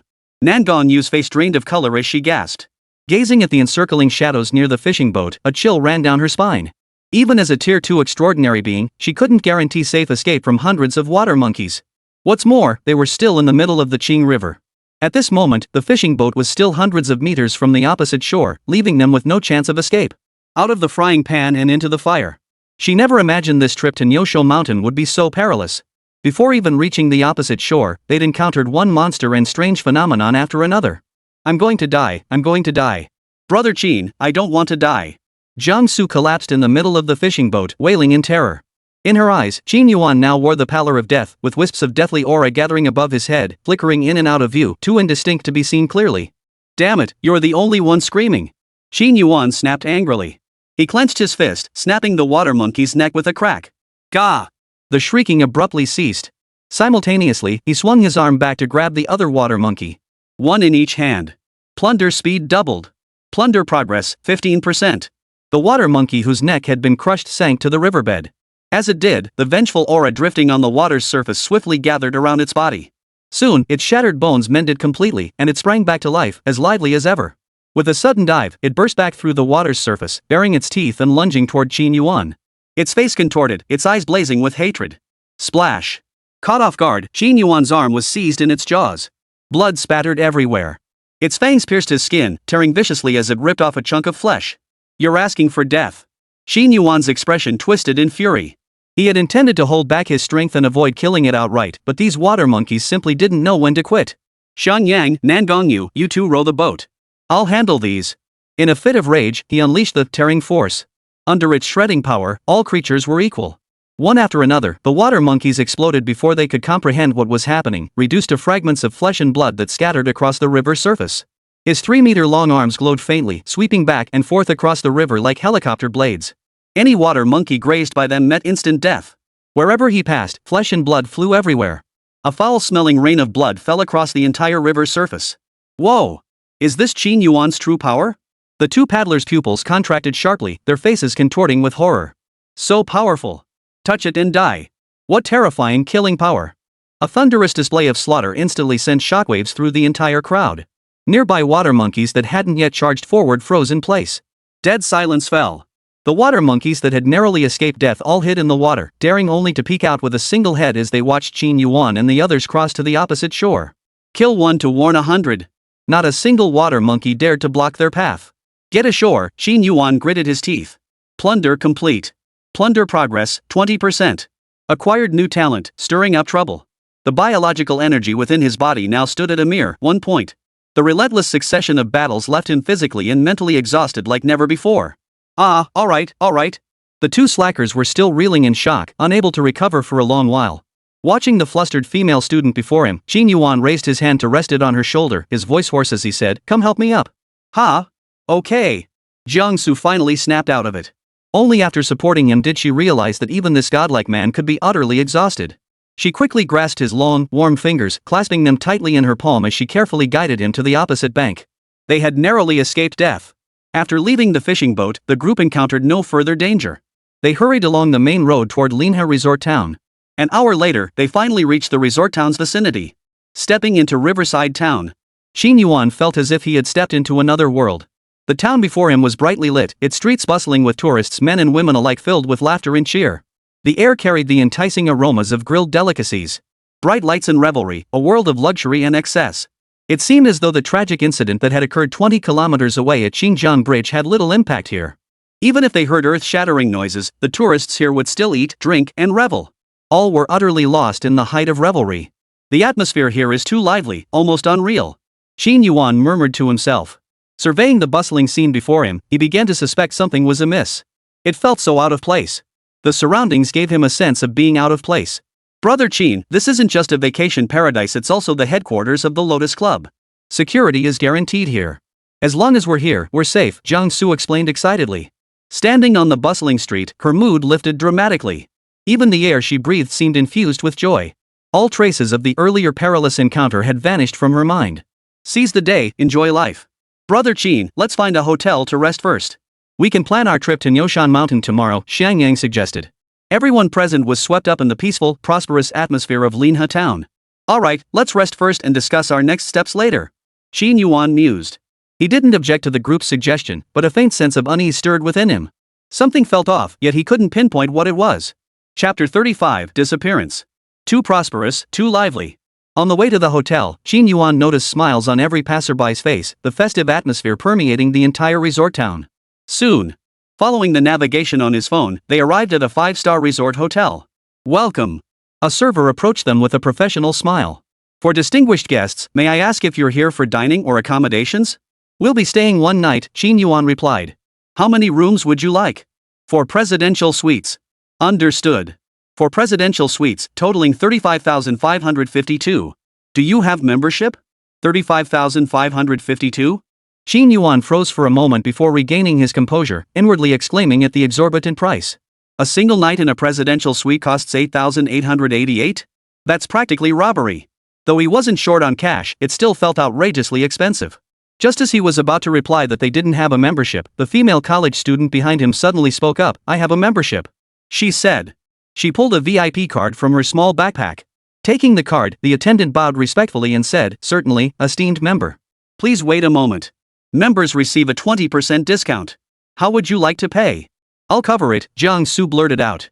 As she spoke, she pulled out a bank card and promptly settled the room charges for everyone. Since someone was treating, Qin Yuan naturally accepted without hesitation. Taking the access card, he turned and headed straight for his presidential suite. As he passed the female student, he lowered his voice to remind her, get some rest early. Don't wander out at night. We have important business tomorrow, and I hope you don't back out. She nodded obediently. Arriving at the presidential suite, Qin Yuan first scanned the room for hidden surveillance cameras, then stood by the window to survey the surroundings. Looking out into the distance, he could just make out the rushing Qing River far below. It was a river view room. Gazing at the ceaseless flow of the Qing River, his mood grew somber once more. The Qing River was dangerous. With monsters and creatures of the unknown proliferating everywhere, and countless demons lurking within the Qing River, what fate awaited humanity? Knock knock knock. Just as he was lost in melancholy thoughts, a sudden knock at the door snapped him back to reality. His brow furrowed slightly. Qin Yuan walked to the door and asked in a deep voice, who is it? Sir, may I assist you? A voice as gentle as water came from outside the door. What services? Qin Yuan inquired. Sir, whatever service you desire, I can provide it for you, the woman outside murmured softly. Upon hearing this, Qin Yuan opened the door and said earnestly, alright, then give me 1 order of braised chicken, 50 beef skewers, 10 grilled lamb testicles and kidneys, 10 grilled wheat gluten sticks, and a dozen beers. Thanks. The moment these words left his mouth, the seductive woman standing outside froze, her smile instantly wiping from her face. What a nutcase. She muttered under her breath, then turned and walked away, swaying her seductive waist as she knocked on the next customer's door. Bum. Before leaving, she shot Qin Yuan a fierce glare. Hearing this, Qin Yuan grew annoyed. Hey, wait. Didn't you say you could provide any service? Now you won't even let me order takeout? That's straight up false advertising. The seductive woman was utterly speechless. Without a second glance at this beggar, she quickened her pace, unwilling to linger a single second longer. Seeing this, Qin Yuan shook his head helplessly. Scammer. You promised anything goes, but you can't even handle ordering takeout? Unbelievable. Pure and simple bull. So frustrating. What kind of person is this? Hearing his mutterings, the seductive woman nearly stumbled. Slam. Qin Yuan slammed the door shut behind him. Lying on the plush bed, his attention lingered on the talent panel. Active talent, stirring up trouble 20%, B-rank talent. Another talent. Stirring up trouble, actively consumes internal energy. When near a water source, draws upon its power to double strength and speed, granting the ability to breathe freely underwater. After reading the description of the new talent, his eyes gradually brightened. This B-rank talent was passable, not too shabby. The only feature that truly caught his interest was the ability to breathe freely underwater. Looks like I'll need to find an opportunity to capture a water monkey and fully plunder its, stirring up trouble, Qin Yuan murmured to himself. His mind was already plotting his next move. After completing the quest to find the white-beard wild ginseng, he planned to capture a water monkey on his return journey through Xinjiang. A monster of such destructive power seemed to him like a helpless little chick, incapable of making even the slightest ripple. Lost in thought, he drifted off into a hazy sleep, once again descending into the realm of dreams. In his dream, he found himself once more in the garden bursting with blossoms. Only this time, the pavilion held no card people. Instead, cards bearing the masks of malevolent spirits roared from within. "Let me out! Let me out now!" The demon roared. "Shut up!" A deep, commanding roar suddenly echoed. He turned his head. He saw Ace of Spades approaching with a grim expression, followed by King of Spades and Queen of Spades. Jack of Spades was nowhere to be seen. At the sound of Ace of Spades' voice, the demon masks on the cards instantly fell silent. Approaching Qin Yuan, Ace of Spades' tone returned to calm. "Fancy a game?" Hearing this, Qin Yuan found himself sitting down at the stone table, his hand reaching for the demon card as the endless game began anew. Mid-game, he asked curiously, "Where's Mr. J?" Jay had to step out. "Things been unsettled around here lately, all the commotion's been ruining our peace to play cards," Ace of Spades replied, a rare vocalization. "What's going on here?" Qin Yuan inquired with interest. The King of Spades answered, "For some reason, there've been a lot of alluring women appearing near the garden lately, flirting with us." Alluring women? Flirtatious gestures? Qin Yuan raised an eyebrow. How eerily similar to what he'd just encountered. Could it be daydreams manifesting in nightmares? Seeing he was about to ask more questions, the Queen of Spades beside him grumbled impatiently, "Shut up and focus on playing cards." The next day, the sun rose high in the sky. Qin Yuan was once again roused by a series of knocks on the door. He opened the door. He found Jiangsu and Nan Gongyu standing at the door, but no sign of the burly man, Xiang Yang. Before he could speak, Jiangsu explained first, "Brother Qin, Brother Xiang is missing." "What happened?" Qin Yuan frowned. Nan Gongyu continued, "Last night, I heard someone knocking on his door. I didn't think much of it at the time. But when I knocked this morning, I found the door slightly ajar. The room felt tense. It looked like a fight had taken place. Afterwards, I went to the front desk to check the hallway surveillance. To my horror, I saw that after Xiang Yang opened his door last night, he was talking to thin air. Finally, it seemed like he invited something into the room, and then he never came out again. He vanished into thin air inside his room." As he finished speaking, Jiangsu added from the side, "Brother Qin, I think Brother Xiang encountered something unclean." Hearing their descriptions, Qin Yuan's expression gradually turned stunned. Could it really be that coincidental? Chapter 36, Illusion. Door-to-door service? A seductive woman? Qin Yuan's expression turned pensive as memories of last night's encounter surfaced in his mind. Could it be that Xiang Yang had ordered some service and ended up disappearing? Combining this with the poker-playing figures mentioned in his dream, he sensed something was amiss about Xiang Yang's disappearance. After a moment's contemplation, he spoke up. "First, report Xiang Yang's disappearance to the town police station. Then, leverage the police's resources to investigate his whereabouts." "That's our only option now," Nan Gongyu nodded in agreement. Soon, the group arrived at the front desk to check out. Upon reviewing the billing records, they were horrified to discover the burly man's name was nowhere on the checkout list. After some questioning, the female clerk insisted that only 3 people had checked into the hotel last night. There was no 4th person. She also claimed to have no knowledge of anyone named Xiang Yang. Faced with this, college student Jiang Su hurriedly checked her payment receipt. What she saw left her speechless. How could this happen? Jiang Su exclaimed in utter bewilderment. The amount charged to her bank card was exactly the discounted room rate for 3 people using a membership card. Staring at her phone screen, Jiang Su furrowed her brow. A look of bewilderment spread across her delicate face as she muttered, "This doesn't make sense. I clearly paid 28,400 last night. How did it become 21,300 now? Unbelievable." They exchanged glances.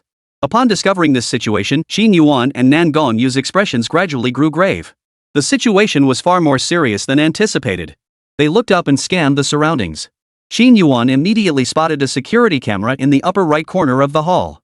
Its angle faced the lobby cashier counter. To verify his suspicion, he stepped forward, pointed at the camera, and said calmly, "Hello, may we view the lobby surveillance footage?" "Certainly, sir. I'll need to notify the floor manager about this," the waitress replied in a very friendly tone, pulling a walkie-talkie from her pocket.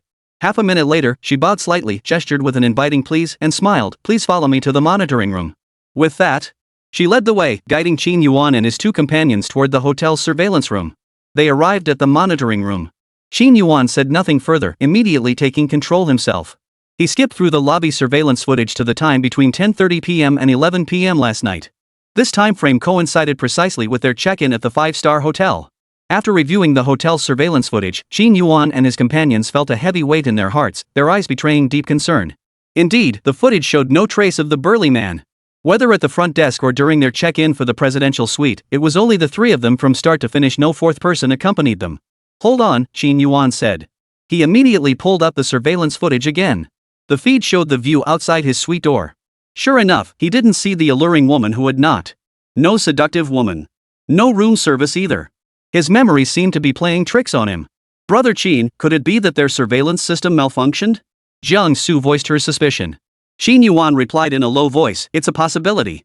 Seeing this, the lobby manager approached with a smile, inquiring, "Sir, is there anything else you require?" "Thank you, nothing else," Qin Yuan replied calmly. He turned and left the hotel.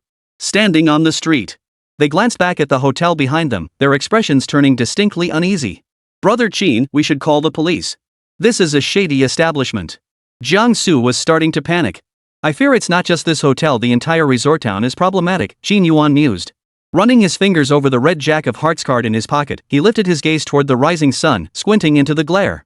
"Perhaps," he murmured to himself, "we never even met Xiangyang at Qingjiang Bridge.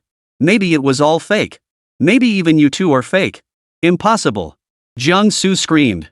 Her pretty face was etched with terror, her eyes darting nervously from person to person, none of whom looked trustworthy. Nangong Yu's eyes narrowed with suspicion. "Qin Yuan, what are you implying? Are you suggesting we're not human, that we're monsters in disguise?" "It's not entirely impossible." Qin Yuan nodded solemnly. Jiang Su and Nangong Yu exchanged glances, seeing suspicion and bewilderment in each other's eyes.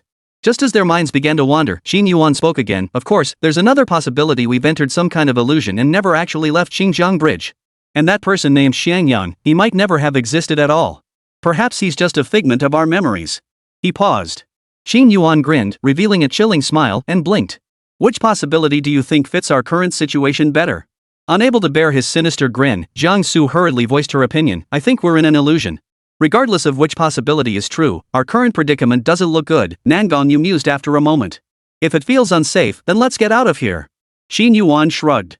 With that, ignoring the reactions of the other two, he hoisted his backpack and turned to walk toward the exit of the resort town. According to the navigation app, it was only 80 kilometers from here to Nyosho Mountain National Forest Park. As for that old pervert's fate, he couldn't care less. Right now, he only wanted to find the white-bearded wild ginseng quickly and get out of this trouble-ridden place. Looking for someone was out of the question. Even if the other party had truly encountered something supernatural, it wasn't his business. Better safe than sorry. Without a clear understanding of the situation, he refused to waste time getting entangled in other strange incidents. Of course, the words he'd just spoken were meant to scare the two women across from him, to keep them from meddling in his affairs. Watching his receding figure, hesitation flickered across Jiang Su's face. She turned her head to the mature woman beside her and asked, "Sister Nangong, should we follow him?" In her view, the Linha town resort was safe. Once they left this place, anything could happen. Hearing this, Nangong Yu replied softly, "I came here specifically to go to Nyosho Mountain. No matter what you decide, I'm definitely leaving." But Jiang Su fell silent. She glanced at Qin Yuan's retreating figure, then looked at the woman beside her. Clenching her teeth, she stamped her foot, steeled her resolve, and declared firmly, "I'm coming with you. I promised Brother Qin, and I can't go back on my word." With that, she steeled herself and hurried after them. Halfway there, she turned back with lingering reluctance, gazing at Linha town behind her. Was it just her imagination? In a daze, she thought she saw a graveyard, yellow joss paper swirling through the air, row upon row of houses looming like tombstones. Gulp! She nervously swallowed hard. In the blink of an eye, the swirling paper money transformed into fluttering colorful flags. The tourist slogans of Linha town and advertisements like "Welcome to Visit" echoed in her ears. Chapter 37, Feast of Blood. An illusion? Or was I seeing things? Jiang Su felt uneasy, glancing back over her shoulder from time to time, hoping it was just her eyes playing tricks. But there it was again, bathed in soft sunlight, that eerie graveyard scene. It vanished in an instant. Did I really sleep in the graveyard last night? She froze in place, unable to believe it. Nangong Yu, who had followed her, noticed her frequent glances back and asked curiously, "What are you looking at?" I saw rows and rows of graves." Jiang Su stammered in response. Hearing this, Nangong Yu froze in place too, turning his head toward Linha town with deep confusion in his eyes. Colorful flags fluttered, and the bustling scenes of everyday life unfolded. A scene of thriving prosperity. Graveyards? Where was the graveyard? The terrifying scene he had anticipated did not materialize. Perhaps I was mistaken, Jiangsu murmured, her thoughts heavy. After speaking, she turned her head one last time to gaze deeply toward Linha town before walking away, burying her shock and worry deep within her heart. She quickened her pace to catch up with Qin Yuan. Brother Qin, wait for me. I'm coming. The man before her might be unfeeling, even cold, but his strength brought her a sense of security. Only by staying close to him could she feel a fleeting sense of safety. Seeing her catch up, Qin Yuan's lips curved slightly into a satisfied smile. He spoke earnestly, your abilities are formidable. You must harness your talent fully and live up to the potential of an S-class gift. Remember, every individual who awakens an S-class gift is a prodigy favored by heaven. Yes, I'll do my best. I won't let Brother Qin down. Hearing the encouraging words, Jiangsu nodded her small head, instinctively clenching her fists as she silently resolved within herself. The journey passed in silence. The trio spurred their horses toward Neosho Mountain National Forest Park. Traveling solely on foot, they quenched their thirst with water and satisfied their hunger with dry rations. Covering the 80-kilometer distance by a mix of walking and running, they reached their destination in under 2 hours. They arrived at the National Forest Park. Qin Yuan's brow furrowed involuntarily. The scene before them was one of utter devastation. Gullies crisscrossed the lawns, trees lay snapped in half, amusement facilities lay collapsed, and pools of blood stained the ground. Ruined walls and debris lay scattered across the devastated landscape. What happened here? Nangonyu exclaimed in shock. Some sort of disaster must have struck, Qin Yuan said gravely. Crouching down, he touched the dried bloodstains on the ground, rubbing a bit between his fingers and bringing it to his nose. He realized the blood had long since congealed, some even seeping into the earth. A considerable amount of time had passed. Moreover, traces of bullets and explosives were visible on the ground, trees, and walls. Clearly, a fierce battle had raged here. Looking up toward the depths of Oxhead Mountain, a vague sense of unease stirred within him. Turning to face the girl with the twin ponytails, he said solemnly, Jiangsu, it's time for you to step up. Ha? What role? Jiangsu froze. She didn't quite grasp his meaning. Keep your eyes peeled. We're about to enter Neoshan Mountain. If you spot anything amiss, report it immediately, Qin Yuan said coldly. Oh, okay. Jiangsu nodded her head repeatedly. In front of Qin Yuan, she was like a greenhorn recruit, clueless about everything and needing guidance for every little thing. Qin Yuan, wait a moment. According to the plan, more than just us should be gathering here. Why can't we see anyone else? Nangonyu asked, her expression grave. Could it be they've already met with misfortune? Qin Yuan asked. Nangonyu fell silent. No sooner had the words left her lips. Suddenly, hurried footsteps echoed from the distant jungle. Watch out, something's moving. In the blink of an eye. The moment he heard the rustling of trampled foliage, Qin Yuan grabbed the little girl with the twin ponytails and ducked behind a massive boulder nearby. Uncertain of the danger, he chose to hide with extreme caution. At that moment, distant voices drifted toward them. Damn! Another dozen brothers down. Who knew Neosher Mountain harbored so many monsters? God knows when we'll ever wipe them out. Eradicating monsters and protecting the people's safety is our duty. As long as these monsters remain, we swear not to withdraw our forces. Eradicating monsters is our unshirkable duty. But I heard many of them are transformed humans, wonder if that's true. It's true. I saw it with my own eyes. Anyone drenched by the blood rain will have their skin and hair rot and fall off. Eventually, they transform into a frog-like monster. They become savage and bloodthirsty, completely irrational. They attack any living soul they see. It's terrifying. They say that blood rain itself is a monster too, and a powerful one at that possibly disaster level. Luckily, it hasn't ventured beyond the core area of Neoshan Mountain. Otherwise, we'd all be doomed. They chatted back and forth, patrolling while sharing their observations and experiences. Gradually, their voices faded into the distance. Peering cautiously, Qin Yuan watched as two figures approached. He saw two soldiers in military uniforms. They carried firearms, swords hung at their waists, and their robes were stained with blood, clear signs they'd endured fierce battles. Hearing their conversation, Qin Yuan was certain something serious had indeed happened within Neoshan Mountain. Otherwise, the authorities wouldn't have deployed troops to seal off the entire Neoshan Mountain, and even stationed soldiers to patrol the outskirts continuously. Synthesizing the information he'd just overheard, Qin Yuan deduced that numerous monsters had appeared within Neosher Mountain, including one suspected to be a catastrophe-level blood rain monster. Any creature exposed to its blood rain would shed all skin and fur, transforming into a bald, flesh and blood frog man monster. Bloodthirsty, savage, utterly devoid of reason. Indeed, humans can become monsters. Realizing this, Qin Yuan's mood instantly plummeted. Though he possessed an SSS tier predatory talent, he couldn't guarantee that being drenched in the blood rain wouldn't turn him into a monstrous creature, neither human nor ghost.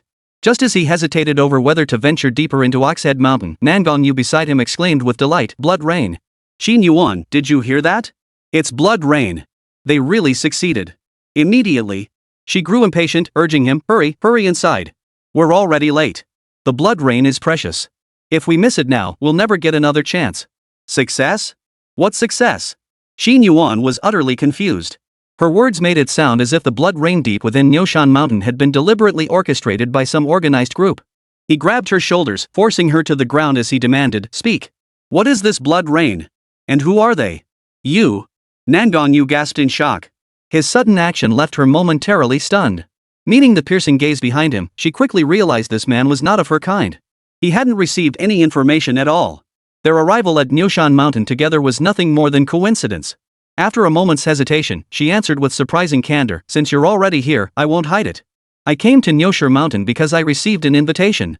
It invited me to attend a ceremony called the Blood Feast. They say there's a sacred tree on Nyoshan Mountain that bestows blessings. Anyone who survives the blood rain will gain immense power. Blood Feast? Divine blessings from a sacred tree, granting immense power? The more Qin Yuan listened, the more it sounded like some sinister cult conducting a terrifying ritual. Chapter 38, The Primeval Forest. Qin Yuan, I'm telling you the truth. If you don't believe me, I can take you there. Nangong Yu struggled to lift his head from the ground as he explained. I'll make my own judgment, Qin Yuan replied coldly. His eyes lowered, cold gleams flashing within his pupils. His gaze flickered. He turned his gaze to the girl with twin ponytails beside him and asked, what do you think? Ha? Me? Jiang Su gasped, her mouth agape. The shock on her face was impossible to hide. She never imagined such an important question would be directed at her. After a moment's thought, her expression grew serious as she murmured, Brother Qin, I think this is dangerous. If we can avoid taking risks, we should. She paused. She added, though I don't know why Brother Qin came to Nyoshan, I believe in your decision. After all, I promised you I'd stay by your side until we leave Nyoshan. She promptly clarified her stance to prevent any unnecessary suspicion. I think you have a point, Qin Yuan nodded solemnly. As he spoke, he used both hands to lift the woman whose long skirt had been pinned to the ground, forcing a fake smile onto his face, a smile that didn't reach his eyes. My apologies for the offense. Please forgive my discourtesy. I offer my sincere apology here. He bent at the waist, executing a standard 90-degree bow. Nangong Yu remained silent. Her jade-like face was as cold as frost, her icy gaze fixed intently on him, clearly seething with rage. Qin Yuan's earlier actions had left her feeling profoundly humiliated. In all her years, this was the first time anyone had ever humiliated her like this. You won't accept my apology? Qin Yuan slowly raised himself. Feeling the other's hostile gaze, his previously warm smile instantly vanished, replaced by a stern expression as he stared intently at her. I accept your apology. Nangong Yu forced a smile, her words dripping with reluctance. But her strength was no match for his. Faced with such a forceful apology, she had no choice but to swallow her pride. Under the pressure of his intimidating presence, she forced a smile that looked worse than crying. Seeing this, Qin Yuan clapped his hands together and grinned. Ah! That's the spirit. Face is a two-way street, you give me face, I give you face. Brushing the dirt off the other person's clothes, he paid no heed to their feelings whatsoever. Turning, he led the girl with twin ponytails deeper into the heart of Oxhead Mountain. This is outrageous. Nangong Yu gritted her teeth. Just now, that bastard's filthy hands, they seemed to have slapped her chest. Her slender frame trembled violently. Her chest heaved violently, fists clenched tight as the rage pent up inside nearly erupted on the spot. Staring at Qin Yuan's receding figure, she stood rooted to the spot, unable to roar her frustration. All she could do was curse silently within, Qin Yuan, you bastard. Just you wait. No sooner had he stepped outside the outer perimeter of Oxhead Mountain. Qin Yuan immediately sensed the surroundings undergo a drastic transformation. If the outer perimeter of Nyoshan Mountain resembled a forest park, then this inner region was a primeval forest. Both animal and plant species were incredibly diverse. Scenes like towering trees dozens of meters high and solitary trees forming entire groves were commonplace. Moreover, the environment was extremely humid, with oxygen concentrations several times higher than outside. It was a pure natural oxygen bar. Simultaneously, the snakes, insects, rodents, and ants here were significantly larger than their counterparts outside. He witnessed ants as big as fists, jet black in color, with robust limbs and sharp teeth gleaming with a metallic sheen. Danger lurked everywhere. Watch the bushes around us. Be careful what monsters might be lurking inside. Qin Yuan warned. Perched atop a treetop, he scanned the horizon intently, constantly observing the surrounding area. Soon, he discovered traces of human activity nearby, along with numerous patches of ashes left behind from fires. Judging by the scale, it seemed a large group had cooked here. The ground nearby was clean and tidy, showing no signs of reckless destruction. These people were likely military personnel. Following the jungle's trails, he leapt nimbly between the trees like a giant ape, moving with remarkable agility. Clinging to his back was a girl with twin ponytails. Her alert eyes scanned the jungle like an automatic search radar, missing no suspicious target. Brother Qin, right ahead, I sense death energy gathering. Something's up over there, Jiangsu whispered into his ear. Got it. Hold on tight, Qin Yuan replied. His arms shot out like springs, then retracted with lightning speed. Swinging like a pendulum, his figure flashed through the towering forest of giant trees. Damn it, couldn't he wait for me? Nangong Yu fumed. Staring at the figure that kept vanishing before her eyes, she gritted her teeth in frustration. Keeping up was exhausting, and one wrong move could mean losing him entirely. Sure enough. Following Jiangsu's guidance, Qin Yuan soon spotted a group of people fleeing in disarray. It was a small group of 7, desperately fleeing for their lives. Pursuing them was a 3-meter-tall blue-backed jackal. Its eyes flashed with savage light, its fur as sharp as steel needles, its form ghostly as it moved through the jungle. Whenever it revealed itself, its claws would inevitably claim another warm corpse. Blood spattered, bodies torn apart. Quick! Split up and run! This demon wolf is too savage, we're no match for it. One of the long-haired men abandoned his companions, sprinting at full speed toward Qin Yuan's location. Brothers, I'm going ahead. He sprinted at breakneck speed. Faced with mortal peril, he unleashed immense latent potential, his innate teleportation talent reaching its peak. His name was Dong Lekong, a Tier 1 extraordinary being who had awakened an A-grade teleportation talent. While combat might not be his forte, escape was undoubtedly his specialty. This time, he had come to Nyoshan Mountain to participate in the blood feast gathering as well. Before even reaching the mountain's core area, his 7-member squad stumbled into the territory of the blue-backed hyenas. The blue-backed hyenas were calamity-level beasts, possessing formidable hunting abilities as natural-born predators. Their strength was formidable. The moment they trespassed into the jackal territory, casualties began to mount within their squad. Moreover, because he ran too fast, charging ahead, he successfully drew the attention of the pack leader among the blue-backed jackals. His panic grew with every step. At some point, the demon wolf abandoned the others, fixating solely on him. Its figure flickered. The foul stench trailing behind grew ever closer. Witnessing this scene, his teammates all breathed a sigh of relief. Escaping the Wolf King's pursuit, even temporarily, was an immense stroke of luck. Brother Dong really came through. To protect us, he risked his own life to lure the Wolf King away. One teammate exclaimed. Yeah, even though Brother Dong's nickname is Dong the Runner, he really showed his loyalty this time. I'm counting on this brother, Lu here, another teammate agreed. Meanwhile, the man they called Brother Dong nearly spat out a mouthful of blood when he realized the Wolf King was only chasing him. Damn it! You bloody beast! You pass up the meat right in front of you, yet you waste your breath chasing me? Brother Dong cursed under his breath. Just then, he suddenly noticed the Wolf King behind him had halted its pursuit, instead assuming a defensive stance. Ha! What's going on? Turning to see this scene, he was utterly shocked. Thud! Distracted and failing to watch his step, he collided squarely with someone's body. Chapter 39, Beast Sense. He scrambled to his feet in panic. Before him stood a handsome young man, with a beautiful girl clinging to his back. What a strange pairing. Bro, run. That's a calamity-level Wolf King. Staying here means certain death, Brother Dong urgently warned. He stood up and activated his rank talent, Blink, instantly teleporting 10 meters away. Hearing the words by his ear, Qin Yuan's eyes lit up as he murmured to himself, a catastrophe-level Wolf King? Setting down the twin ponytailed girl on his back, he crouched low, then leapt forward. A blur of motion, he charged toward the Wolf King. Whoa, this guy's crazy bold. What kind of power does he have, trying to take on the Wolf King alone? Brother Dong watched, utterly stunned. As if possessed, he halted his retreat, leaned against a large tree, pulled a handful of melon seeds from his pocket, and settled in to enjoy the spectacle. He's my Superman. A mere Wolf King is no match for Brother Qin. Jiangsu murmured, her eyes sparkling. In that moment, she transformed into Brother Qin's biggest fangirl. Watching Qin Yuan unleash his might, she just wanted to cheer him on from the sidelines. Superman? Sigh, another love-struck fool. Dong couldn't help but sigh. Young people these days were fearless, daring to fall in love in the primitive restricted zone. They really didn't value their lives. Shaking his head, he pleaded earnestly, little sister, I know your boyfriend wants to impress you, but he doesn't have to risk his life doing it. It's not worth it. No sooner had the words left his mouth. He watched as Qin Yuan's body twisted like rubber in midair, flipping once before landing atop the Wolf King's back like a magician's trick. Roar! The Wolf King roared.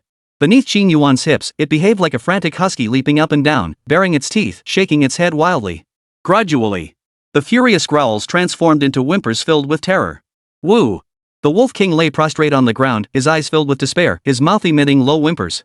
A mountain seemed to weigh upon its back. No matter how it struggled or strained, it couldn't shake the plague god clinging to its back. Simultaneously, it realized with dread that a force within it seemed to be leaving. Panic grew within its heart. Finally, it submitted to Qin Yuan's tyrannical might, lying flat on the ground, tongue hanging out, tail wagging incessantly, desperately trying to save its own skin. Plunder complete. Acquiring new talent, Beast Sense. Plunder progress, 100%. The notification popped up on the talent panel.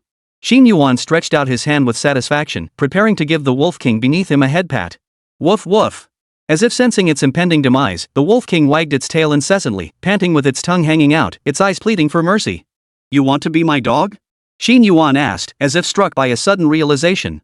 At those words, the Wolf King, remarkably attuned to human emotions, immediately opened its mouth and let out a cheerful dog bark. Woof woof. To save its life, it was willing to abandon the dignity of a Wolf King. He suppressed his killing intent. A sudden urge to adopt a pet stirred within Qin Yuan's heart. Gazing up at the 3-meter-tall Wolf King towering over him, an inexplicable memory surfaced of a dog he'd kept in his previous life, a Siberian Husky, affectionately nicknamed Second Ha by the world. Ha! Silly dog! That familiar gaze, that familiar face, that familiar flattery, it was as if they'd been carved from the same mold. Since you want to be my dog, you'll be called Airha from now on. Qin Yuan reached out and stroked the wolf's head. It felt familiar except for the slightly coarse fur that pricked his fingers, almost identical to the touch of his old Airha. This, no way. Brother Dong froze in shock. Witnessing this scene, he was instantly baffled. How could this be? Why was this happening? Wasn't the blue-backed Wolf King supposed to be ferocious and powerful? Why did it look more like a dog to me? Wait, what happened to that fierce aura chasing me just now? At that moment, 1,000 curses raced through Brother Dong's mind, leaving him in turmoil for a long time. As the Wolf King, why did he lack the dignity befitting his title? How could he be begging for mercy before a mere human? Damn it! What a disgrace to the Wolf King!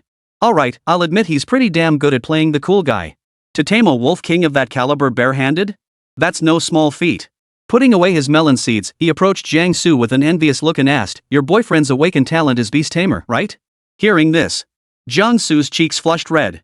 She stole a glance at the man astride the giant wolf across from them and stammered shyly, He's not my boyfriend."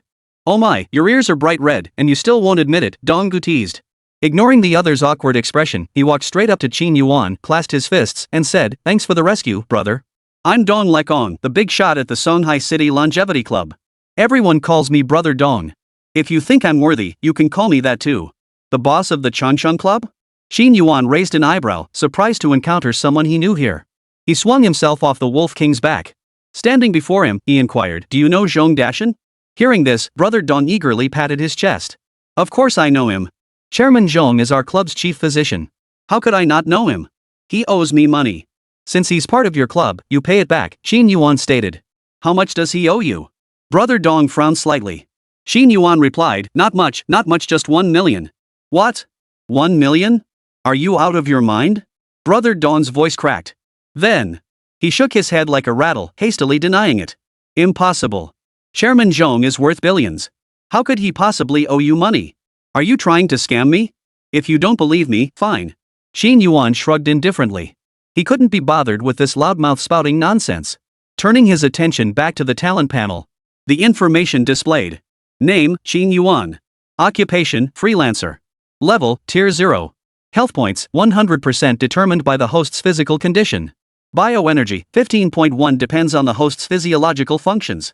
Exclusive talent, endurance boost D rank talent.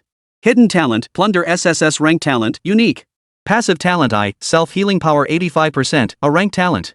Passive talent 2, immunity to all poisons 15%, B rank talent. Passive talent 3, beast sense 100%, C rank talent. Active talent I, rending force 100%, S rank talent.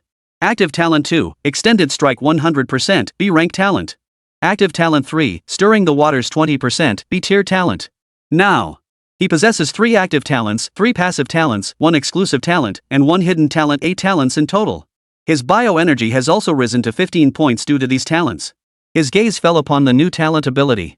Beast Sense gains beast-like premonition abilities, enhanced physical strength, stamina, speed, and agility, and can locate prey through superhuman scent detection. Chapter 40, One of Us. In an instant, a mysterious force surged through his entire body. "Whoa, what an incredible sensation!" Qin Yuan exclaimed in delight. Carefully sensing the changes within his body, he discovered his vision, hearing, and sense of smell had all been dramatically enhanced. Every scent and sound within 100 meters radius surfaced in his mind, granting him a god's eye view and a sense of commanding the entire situation. Without a doubt, this was the effect of the new talent, Beast Sense, acquired after forcibly stripping the Wolf King of its innate ability. Beasts possessed an intense territorial instinct. Any creature trespassing into their domain would be detected instantly. Now, with beast sense, Qin Yuan felt as though he possessed his own territory. Centered on him, the area within 100 meters radius became his domain. Within this domain, he could keenly detect the presence of any intruder. He flared his nostrils.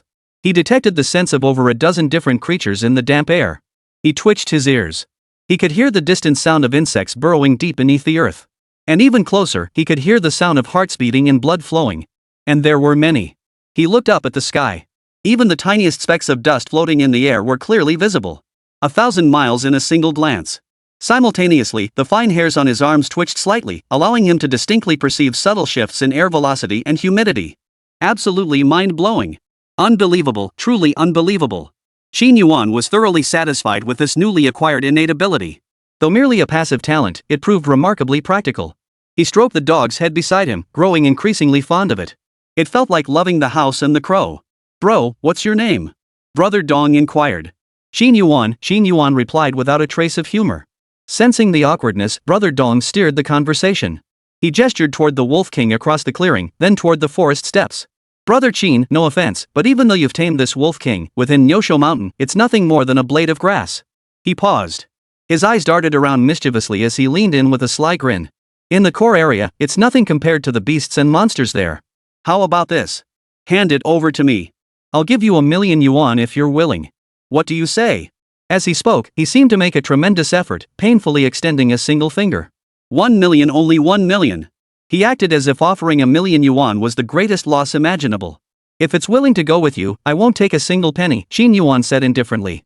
The moment the words left his mouth, the Wolf King, who had been lying docile on the ground, suddenly snapped its massive jaws toward him. Holy! Dong Wang was so terrified he wet his diaper.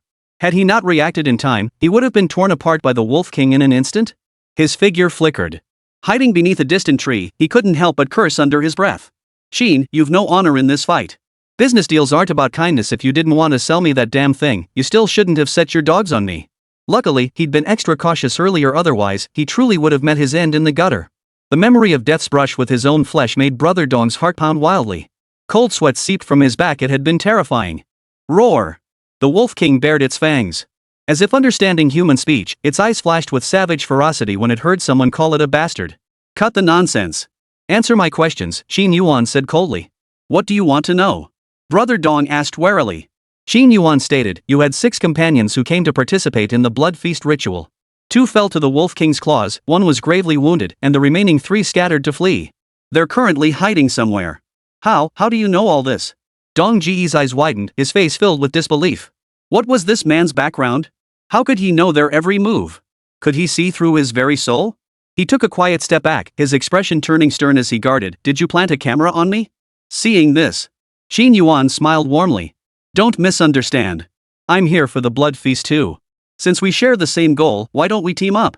Clearly, his earlier words had been deduced through his beast sense. Within the territory, he sensed 2 mangled corpses, both severed at the waist with internal organs scattered across the ground. He also discovered 4 survivors huddled trembling atop the canopy of a 30-meter-tall tree. Hearing this, Dong Ge let out a long sigh of relief, the tension fading from his face. He chuckled, well, so Brother Qin has come to join the blood feast too. That makes us allies. I needn't have worried mistaking you for some enemy who'd gone to the trouble of investigating my background." No sooner had he finished speaking, he suddenly jerked upright, sensing movement behind him. He leapt aside in an instant, his body darting to the side before turning to stare warily in the direction of the sound. A woman in a long dress came dashing from the distance, looking somewhat disheveled. The exhaustion in her eyes was unmistakable, yet when she saw Qin Yuan, her pretty face flushed with anger. "Ooh, look who we found, a wild beauty." Brother Dong's eyes lit up. "Get lost." Nangong Yu's face darkened with fury. She raised her hand and flicked it. An invisible slap instantly struck the man's cheek. Smack! The crisp sound of the slap echoed throughout the entire forest. Dong Ge was stunned. Feeling the stinging pain on his cheek, his eyes filled with deep resentment as he shouted angrily, "You! How dare you hit me? Even if you're pretty, you can't just slap people in the face." Covering his cheek, deep vigilance flickered in his pupils. His toes pointed outward, ready to flee at any moment. "Watch your mouth. One more word and I'll beat you to death." Nangong Yu snarled. The pent-up rage in her chest erupted with that single slap, instantly lifting her mood. Her eyebrows shot upward in fury as she glared at him, radiating a different kind of charm. Then, Her heart skipped a beat when she saw the Wolf King across from her assume an attack stance, genuinely startled. But when she noticed the man standing nearby with his hands in his pockets, she instantly relaxed. If this bastard wasn't nervous, why should she scare herself? She took a step forward. Weaving through the surrounding brambles and vines, she approached Qin Yuan and remarked in a neutral tone, "That Wolf King looks ferocious. Aren't you afraid it might turn on you? Fierce?" "That depends on who you're talking about," Qin Yuan replied. With that, he raised his arm. The Wolf King beside him, seeing this, obediently stretched out its massive head and began rubbing against him. Nangonyu felt deflated once more. She pouted, turned her head away, and chose to ignore him outright. Toward this powerful yet rude man, she felt both love and hate, leaving her utterly helpless. Chapter 41, The Trap. Oomph. Stinking man. That bastard's strength remains as formidable as ever. He'd subdued another ferocious Wolf King in such a short time. Unbelievable. Nangonyu stole a glance at Qin Yuan's cold profile, then glanced at the Wolf King beside him, head bowed and eyes lowered. She couldn't help but sigh inwardly. "Hey, sweetheart, you're with Brother Qin too? Well then, we're kindred spirits." Donggu hadn't changed a bit. Spotting the mature, sophisticated beauty before him, he couldn't contain his inner desires and instantly transformed into a fawning sycophant, creeping closer. Oof. Nangonyu snorted coldly. She felt nothing for this long-haired man who'd suddenly appeared, even harboring a hint of disgust. However, Donggu was incredibly thick-skinned, seemingly oblivious to her aloofness. He continued his polite chatter without pause. "Beautiful lady, may I ask your name?" "I'm Dong Lekong. You can call me Brother Dong." He paused. He took another step closer, his face taking on a mysterious expression as he whispered conspiratorially, "Since we seem to hit it off so well, I'll let you in on a little secret." "What news?" Nangonyu asked dismissively. "Listen up, don't you dare tell that fickle bastard. He's always eyeing the pot while eating from the bowl. Truly, the well-fed know nothing of the hungry." Brother Dong said with a smug grin. "Get lost." Nangonyu snapped, his patience wearing thin. His patience was wearing thin. Seeing this, Brother Dong dared not keep him in suspense any longer. He hurriedly whispered, "Hold on, I really do have news for you. There are military forces ambushing us deep within Nyoshan Mountain. They're specifically targeting those of us attending the blood feast. Once discovered, every single one of us will be summarily executed on the spot." As he spoke, he shot a sly glance toward Qin Yuan before continuing, "And right ahead lies the military's defensive line. If we want to reach the core area for the blood feast, we must find a way to break through their defenses. Otherwise, we'll all die under their machine gun fire." Military defense line? Qin Yuan's ears twitched slightly, his expression unchanged as if he hadn't overheard their whispered conversation. Yet every word had registered in his ears. Unsurprisingly, this was the military's iron-fisted approach to suppressing the monsters within Nyosho Mountain from wreaking havoc on humanity. They ruthlessly crushed everything, destroying and eliminating any person or object connected to the monsters. Eradicate the threat once and for all. Beauty, stick close to me when the time comes. I'll figure out a way to get this kid to draw the military's fire, then we'll slip into the core area while they're distracted, Brother Dong explained confidently. Upon hearing his suggestion, a peculiar look flickered in Nangonyu's beautiful eyes. As if she were looking at a little cutie. Clearly, this fellow hadn't yet witnessed the opponent's true strength. Otherwise, he wouldn't be entertaining such delusions. This little cutie had the nerve of a bear and the guts of a leopard, daring to scheme against Qin Yuan. It was like an old man hanging himself, tired of living too long. Though she too yearned to teach Qin Yuan a lesson, she wasn't foolish enough to scheme against him. After all, in the face of absolute power, any scheme was nothing but a paper tiger. She was a smart woman who knew what she could and couldn't do. Some people simply weren't worth offending. Otherwise, you wouldn't even know how you died. Rather than provoking a terrifyingly powerful monster, it was better to endure the storm for a moment of calm, step back to gain a vast horizon, and turn swords into plowshares. Friendship was ideal, but if not, being mere acquaintances was acceptable too. Whatever the case, they must never become enemies. After a moment's silence, she couldn't help but give him an encouraging look and said earnestly, "Your idea is bold." Receiving the goddess's affirmation, Dong Ji's confidence skyrocketed. He puffed out his chest, pointed to his head, and boasted, "Of course. In this game, you don't always rely on brute strength, sometimes you need a bit of wit. And as it happens, I've got a brain." Nangonyu couldn't help but laugh out loud. Sometimes laughter truly comes from speechlessness. Nangonyu was the perfect example. Seeing he still had more ridiculous ideas, she promptly raised her hand to cut him off. "Enough. If you want to die, don't drag me down with you." With that, she took a few steps back, creating distance between them, afraid that when he went looking for death, his blood might splatter onto her. Seeing this, Dong shook his head and sighed, "Alas! My heart was set on the moon, yet the moon shines on the gutter." His face wore an expression of utter, hopeless devotion. "Drama queen," Qin Yuan muttered silently. He turned away, refusing to give this silly little cutie any more attention. Boom! Boom! At that very moment, The deep forest suddenly erupted with the deafening sounds of gunfire and explosions. oh no! Trouble! The military's launching another sweep in the forest. We gotta move fast or we won't make it out alive. Brother Dong's expression darkened as he urgently warned.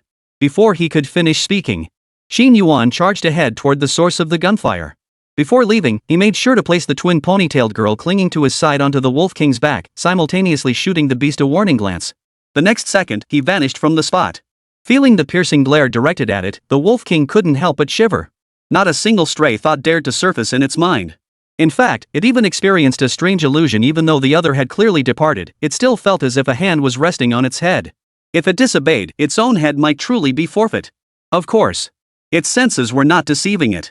That hand was a backup measure left by Qin Yuan, specifically to prevent the wolf from unleashing its ferocity and harming Jiang Su's life. Xiao Wu had been deliberately left behind. With its 3-meter height and thick coat of fur, concealing a severed hand was virtually impossible to detect from the outside.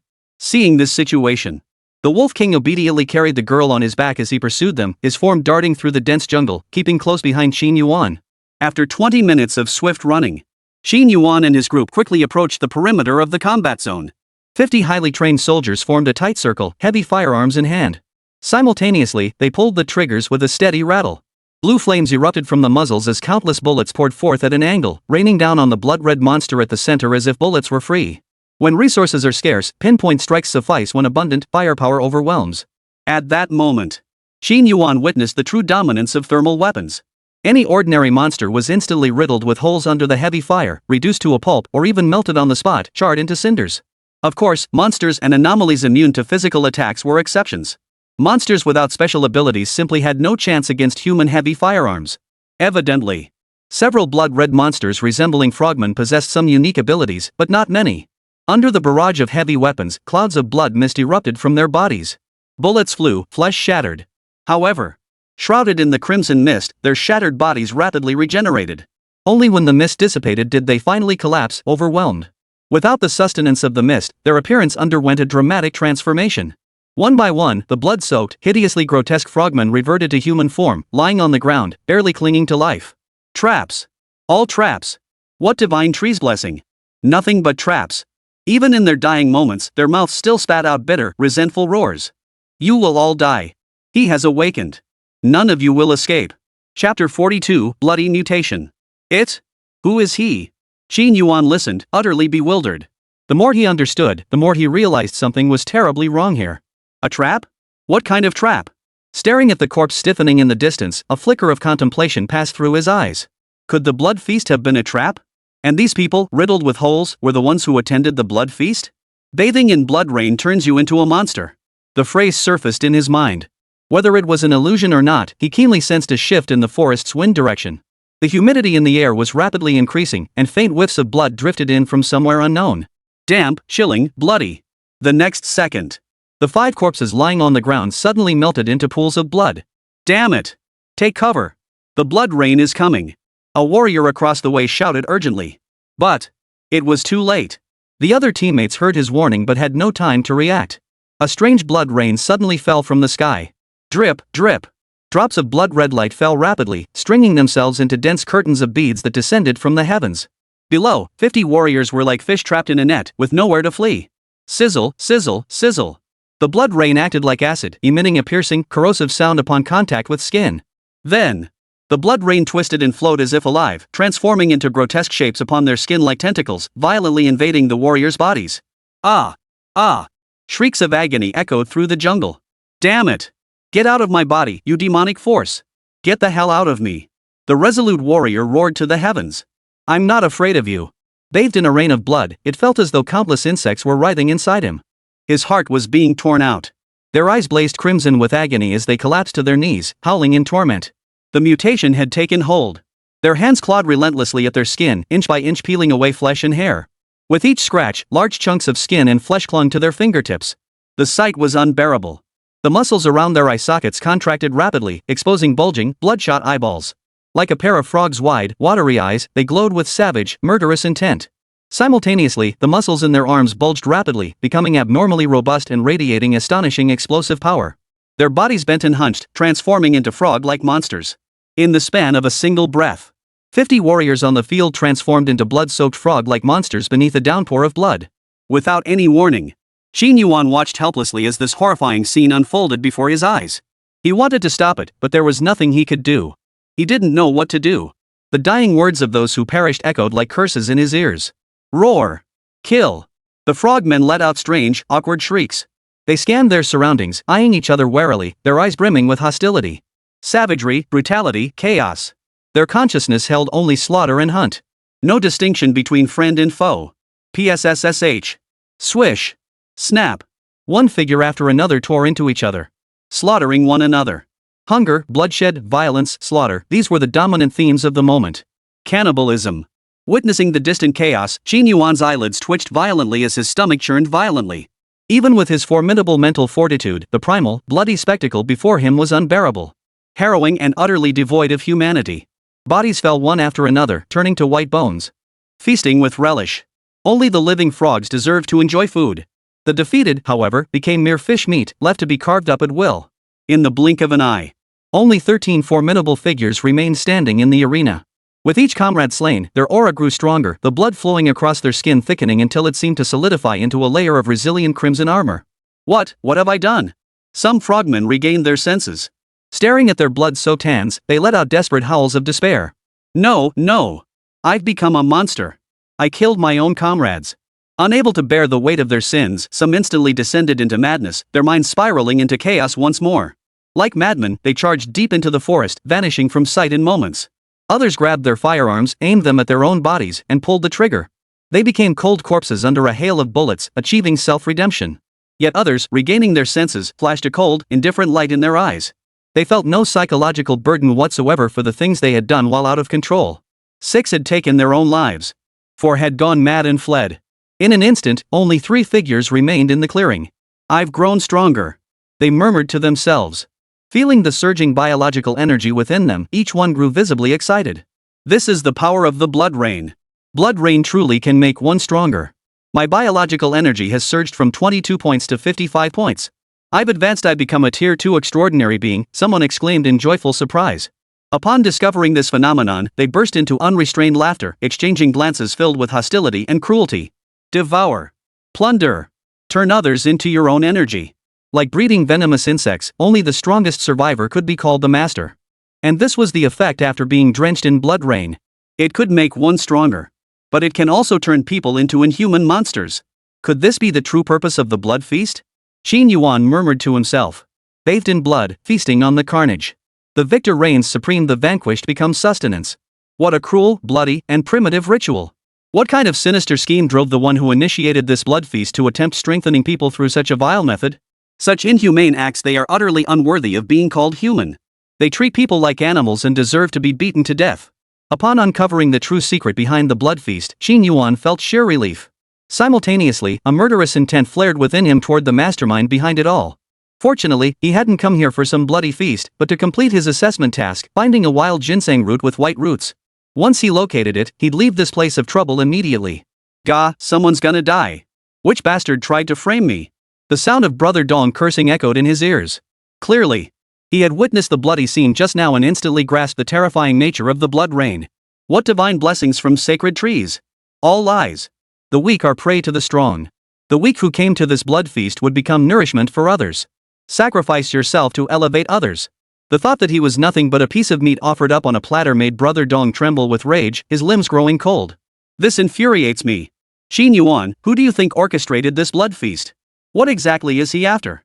Nangon Yu asked, her delicate brows furrowed. A trace of alarm flickered across her exquisite features.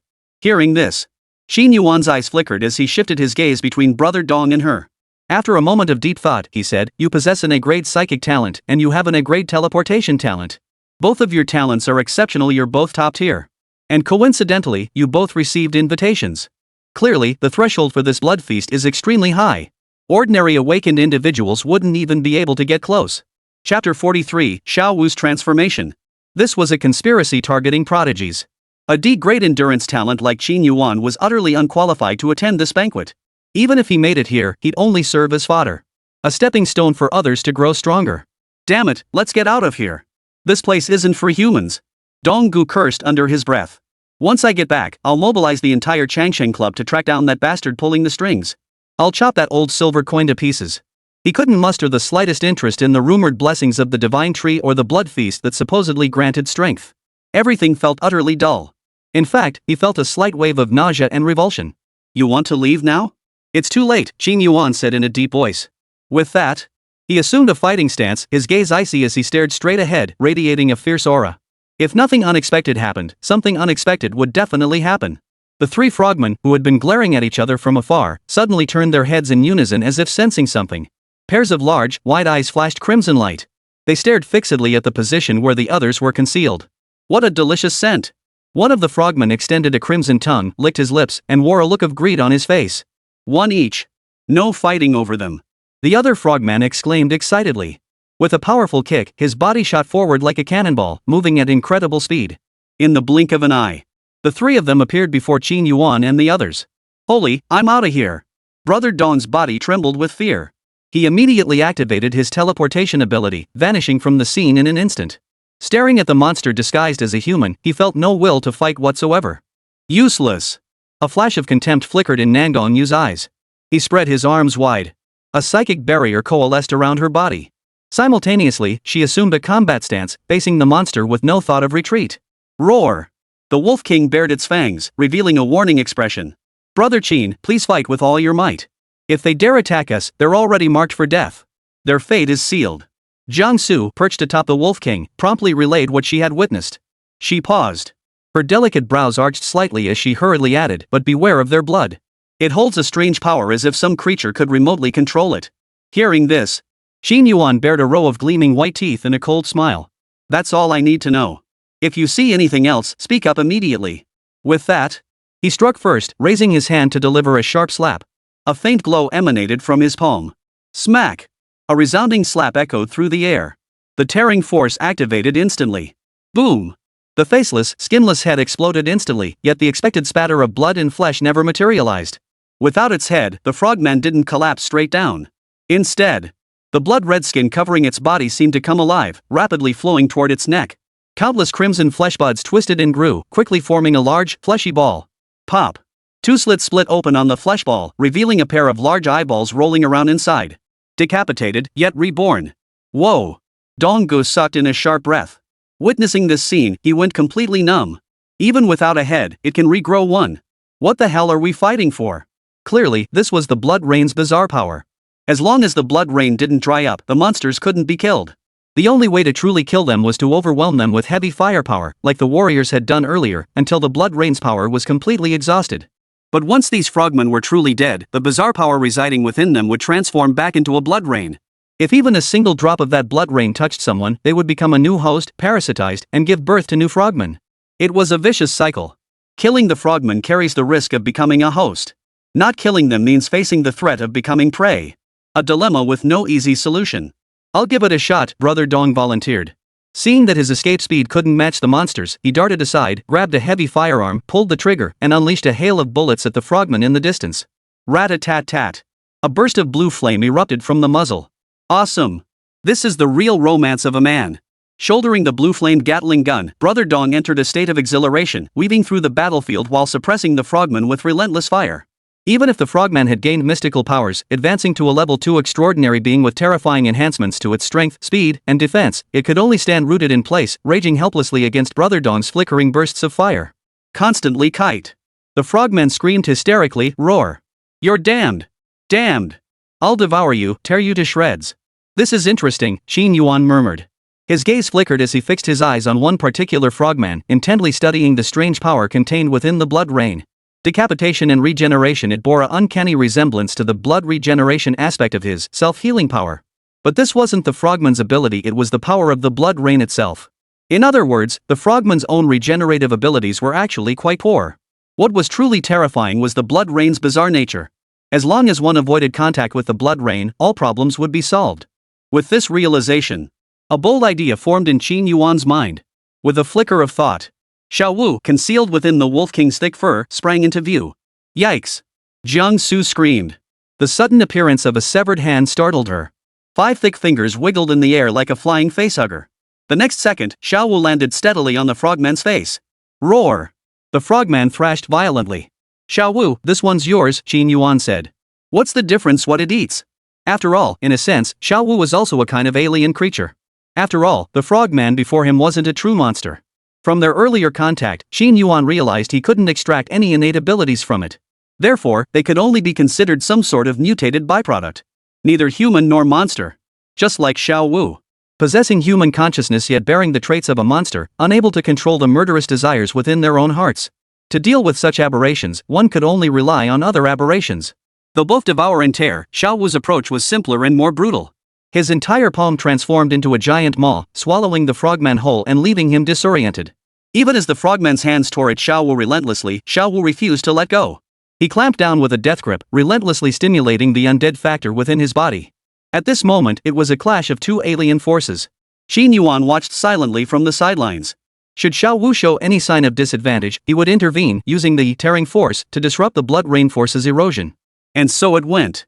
Xiao Wu gradually devoured and assimilated the blood rain's bizarre power. Simultaneously, Xiao Wu's form underwent a profound transformation.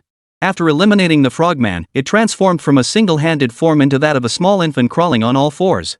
What a nourishing feast! Chapter 44, The Crimson Phantom. It had grown. After absorbing sufficient nourishment, Xiao Wu successfully activated the special ability of the immortality factor. Rebirth from a drop of blood. From a severed hand, it grew into a tiny infant. He lay on the ground with all four limbs spread out, his skin milky white and his plump little mouth forming a perfect pout. He looked like a porcelain doll, exquisitely delicate. Gurgle. Xiao Wu opened his mouth and uttered a string of infant babble. Others might not understand, but Qin Yuan could grasp its meaning. What is this, brother Qin? Is this infant human, or some kind of monster? Jiang Su's face was frozen in terror. Staring at the seemingly harmless infant before her, fear flickered in her pupils. She was terrified. It was utterly absurd, beyond comprehension. A severed hand had actually grown into a human infant. She had just witnessed that severed hand devour a frogman monster alive. In terms of ferocity, this infant was likely no less terrifying than the frogman. It's okay. His name is Xiao Wu. He's my little brother, Qin Yuan explained calmly. With that, he paid no further attention to the commotion behind him, turning instead to observe the battle unfolding nearby. He raised his hand and pointed. Xiao Wu, sprawled on the ground, instantly understood. Using hands and feet, he scrambled through the complex terrain at lightning speed, launching himself forward once more to pounce on the frogman in front of Nangongyu. Yip! He opened his small mouth, revealing a row of sharp canine teeth, and sank them deep into the frogman's shoulder with a crunch. The speed of consumption was even faster than before. Gradually, Xiao Wu's fair skin began to glow with a faint red hue, as if draped in a crimson belly band utterly adorable. Roar! Die! I'll tear you apart! The frogman screamed in agony. He stood rooted to the spot, flailing wildly. Eerie forces surged forth from its body. Countless blood threads danced and coiled in the air, attempting to form a massive cocoon to envelop the infant on its shoulder. He. Xiao Wu twisted his head, baring his teeth in a grin. A cruel, chilling grin spread across its chubby cheeks. A crimson thread of blood trickled from the corner of his mouth, while bits of flesh still clung to his densely packed canine teeth. It was enough to make one's hair stand on end. Ignoring the blood streaks around him, Xiao Wu crawled relentlessly on all fours, occasionally reaching out to grab handfuls of blood as casually as if he were eating French fries. He.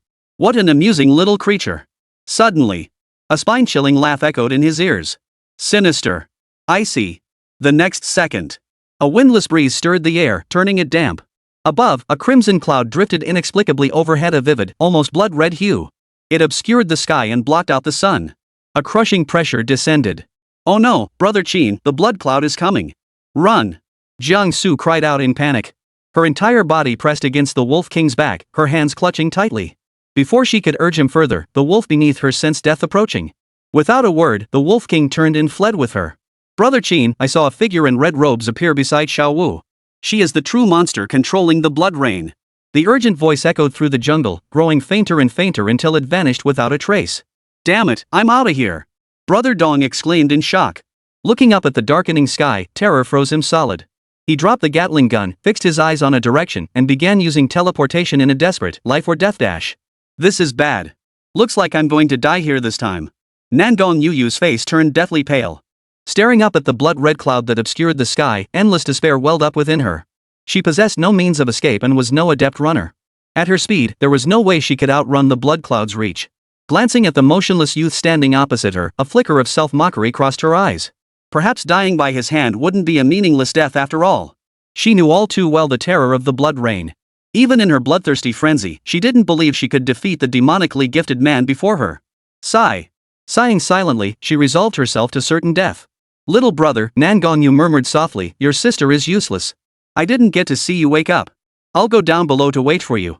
Then our family will be reunited. Alas, she still had unfulfilled wishes and lingering attachments weighing on her heart.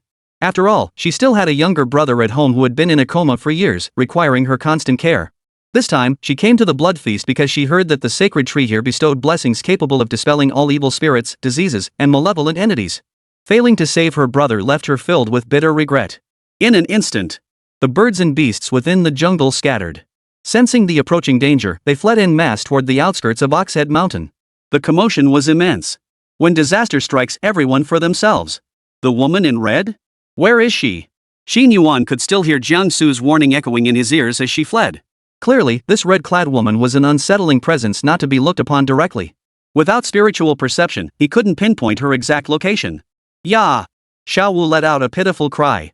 Suddenly, his body was seized by an unseen force suspended midair. No matter how wildly his tiny hands and feet flailed, he couldn't break free from this mysterious grip. It felt as though an invisible giant hand had clamped down on his throat. Snap! The sound of cracking bones erupted abruptly. Xiao Wu's head spun eerily 360 degrees in midair. His limbs twisted and snapped at varying degrees, his entire body twisted and contorted like a ragdoll, constantly being twisted and manipulated. Soon, Xiao Wu hung motionless in midair, head drooping, limbs limp, utterly still. Thud! The corpse was casually discarded, crashing heavily to the ground. The next second, Xin Yuan felt the temperature around him plummet by over 10 degrees. A bone-chilling cold seeped into the back of his neck, sending a shiver down his spine. Goosebumps involuntarily rose across his skin. It sent a chill down his spine. No need to guess the strange entity that had tormented Xiao Wu appeared beside him. Hey! A thunderous roar erupted from the backpack like a bolt from the blue. A flash of crimson light erupted. A figure of imposing, fierce might silently coalesced beside Xin Yuan. What demonic creature dares to act so brazenly before me? Clad in heavy armor, wielding a two-handed greatsword, his poker-faced countenance radiated an unparalleled aura of slaughter. This? Nangongyu's eyes widened in shock. Her cherry-red lips stretched into a wide gape as she stared at the suddenly appearing Knight of Hearts. Her panicked face was filled with shock and bewilderment. Just what kind of background did this Xin Yuan have? What immense power! Why did he keep pulling out one trump card after another? Not only was his innate talent formidable, but he also possessed countless survival tactics. Truly, comparison is the thief of joy. As the crimson light shone, ripples spread through the surrounding space. A phantom figure of a woman materialized directly opposite Xin Yuan. She stood barely half a meter away. She wore a crimson gown, a phoenix crown, and a red veil over her head. Her feet were clad in embroidered red shoes. Her face remained hidden, but her entire body was drenched in a blood-red hue so vivid it seemed to drip with blood, a color so intense it felt eerily demonic. The only exposed parts were her hands, pale as death, devoid of any color. 10 fingernails stretched nearly half a meter long, dragging directly on the ground, utterly terrifying. Chapter 45, The Gamble. Majestic and imposing. Under the influence of the Knight of Hearts, the Crimson Spectre slowly revealed its true form. Hey, a lowly spirit warrior dares to shout at me? A disdainful voice echoed from beneath the crimson hood. Clang! Sharp claws clashed against the greatsword. The greatsword in the Jack of Hearts' grasp trembled violently. With me here, you dare not make a move. J of Hearts boomed like a temple bell. His heavy armor clanked loudly as crimson flames erupted from within, his aura surging abruptly. He took a step forward. He stood before Xin Yuan like a towering mountain. You're overestimating yourself, the red-clad woman sneered. As the words fell, a blood-red cloud obscured the sky, unleashing an endless downpour. Blood rain fell from the heavens. Put! The towering flames instantly emitted a series of muffled sounds. The flames grew weaker and weaker. The next second, bathed in the blood rain, the J of Hearts' imposing form rapidly faded. Amidst a series of unwilling roars, his figure dissolved into nothingness. Clatter! A playing card drifted down through the rain of blood and landed on the ground. That's it? Xin Yuan's spirits plummeted. Staring at the J of Hearts card on the withered tree, a flicker of bewilderment crossed his eyes. He had hoped to witness the Knight of Hearts unleash his might, slaying demons and vanquishing evil. Instead, the Crimson Spectre hadn't even lifted a finger. A mere shower of blood had reduced him to nothing. Drip, drip. The blood rain fell steadily. Without the protection of the Jack of Hearts, the red-clad woman vanished from sight once more. Without a trace. Ah! Nangongyu's piercing scream echoed behind him. Bathed in the blood rain, they were all, without exception, consumed by its power. Each droplet of blood, like a living creature, twisted and writhed, burrowing relentlessly into their skin, parasitizing within their flesh. The agony was unbearable. Their consciousness blurred, their minds gradually fading. Bloodlust, slaughter, and hunger surged like a tidal wave, swiftly drowning their last shred of understanding. In a single breath, Nangongyu transformed into a hideous, blood-eyed frogman monster. Even the psychic barrier forming around his body couldn't stop the blood rain's corrosion. Roar!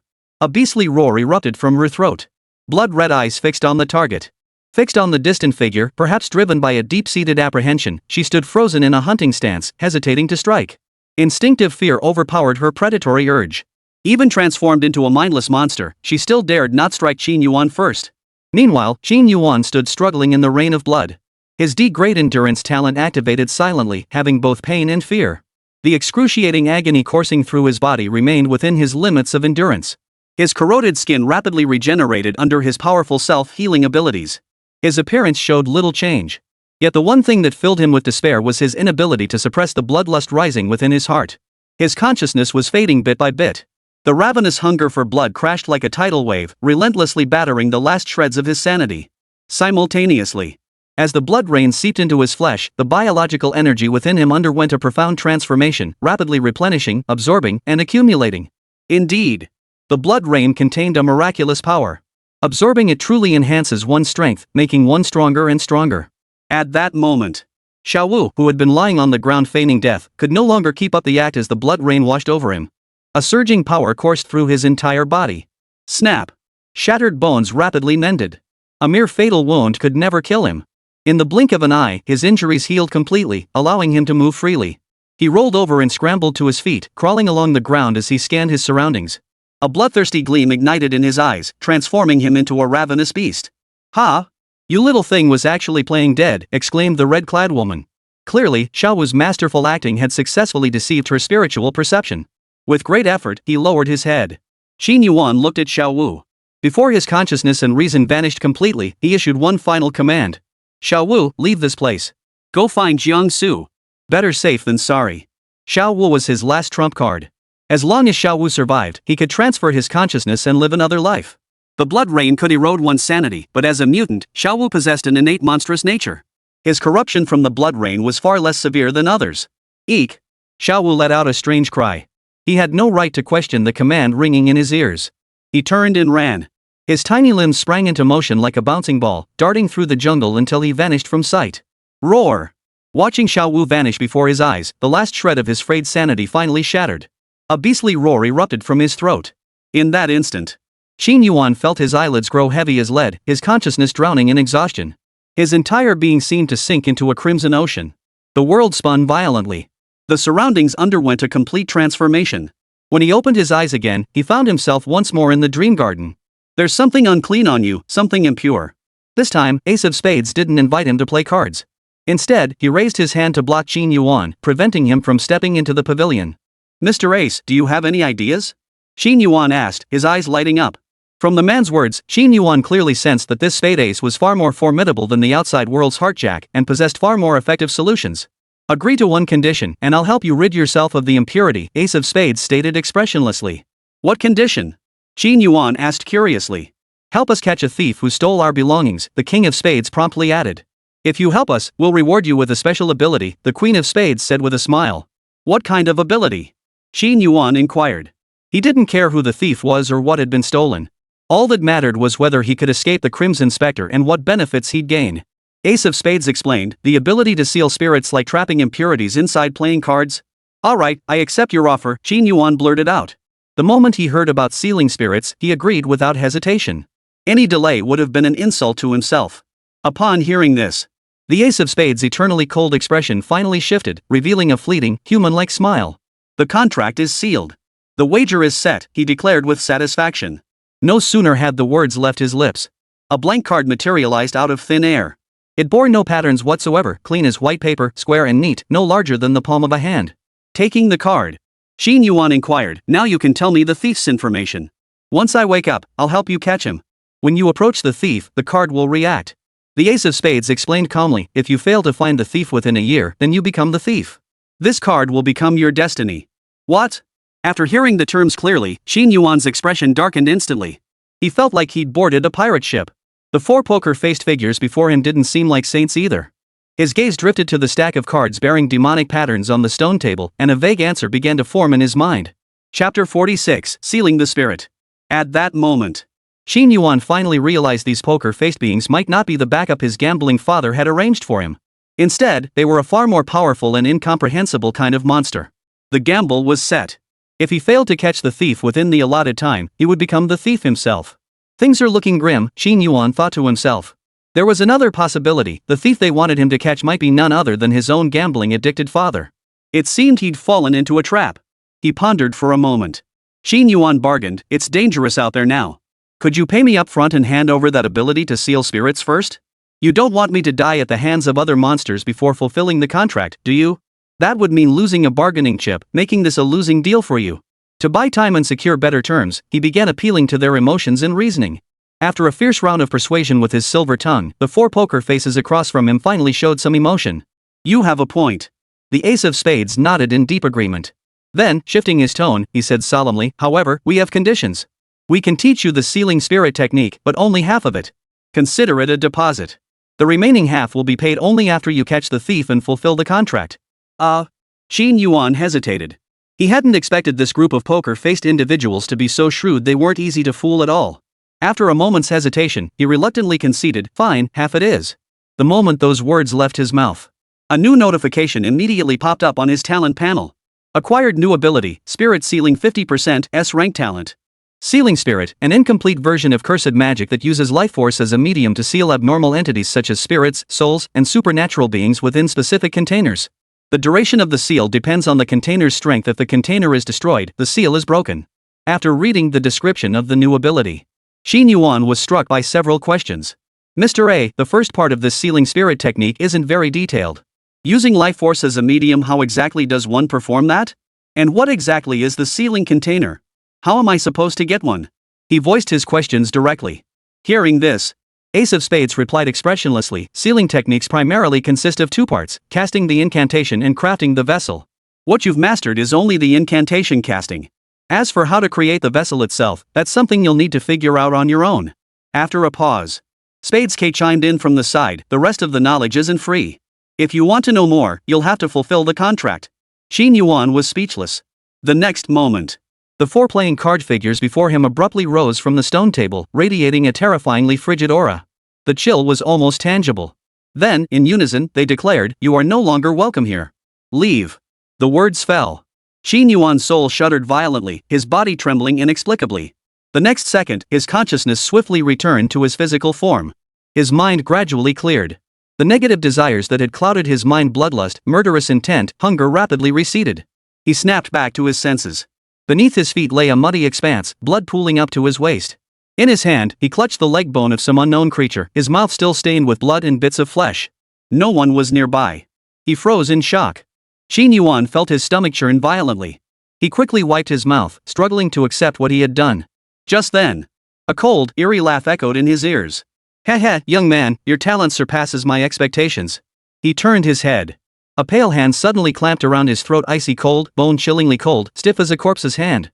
Simultaneously, a faint stench of decay tickled his nostrils. Ha ha ha ha. The familiar suffocating sensation returned. Qin Yuan was well versed in this situation. He remained utterly composed, his mind calm despite the oxygen deprivation. Though he couldn't see the red-clad woman, he felt an invisible ghostly hand gripping his throat.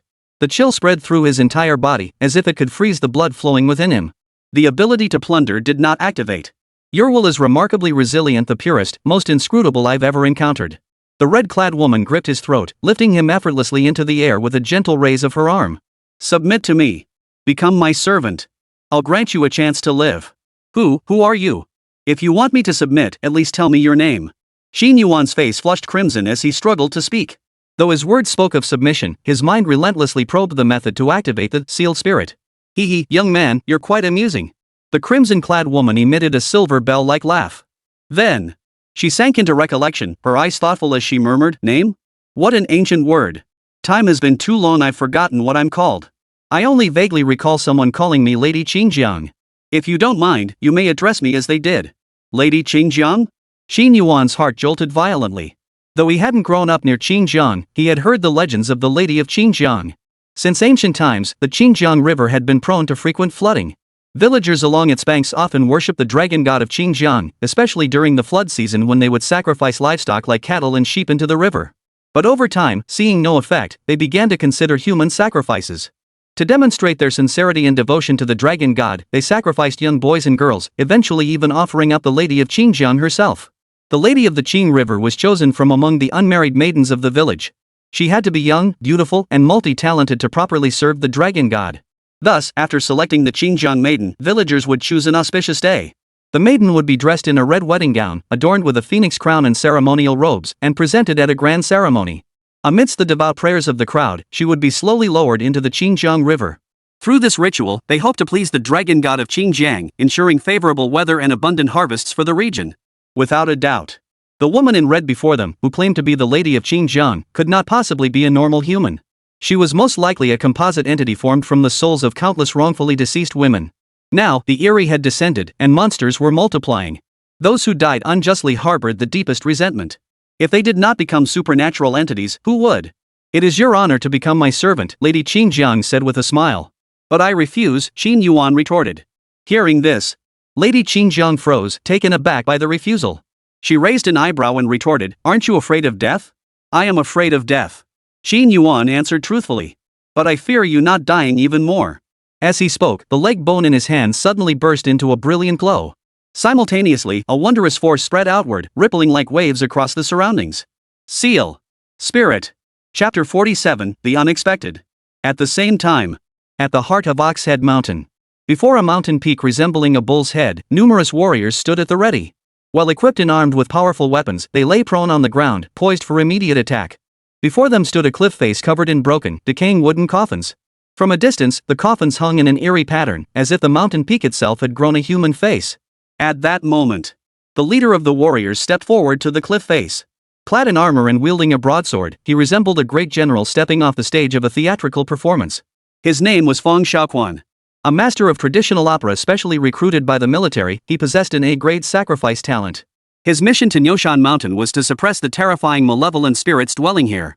After finishing his song, he turned to the group behind him and declared with satisfaction, "The sacrifice is complete. We only await the return of Lady Xinjiang to resolve the evil spirits here." Hearing this, a middle-aged man dressed in a Zhongshan suit stepped forward. With a smile, he expressed his gratitude. "Thank you for your assistance, Master Feng. Using the blood feast as a catalyst ensured the plan proceeded smoothly. Without it, we would have been unable to suppress the malevolent forces here." "Director Su, you flatter me," Master Feng replied with a modest smile. Waving his hand, he dared not accept such credit, his tone calm. "Though this method offends the heavens, to save more lives, I had no choice but to resort to this desperate measure. My sole concern now is to safely escort Lady Xinjiang back to her coffin and conclude this matter swiftly. Should any unforeseen complications arise, the consequences would be unimaginable. Rest assured, Master Feng. I've secured this area. No incidents will occur nearby. Once Lady Xinjiang has received her offerings, she should return swiftly." Director Su pledged with unwavering certainty.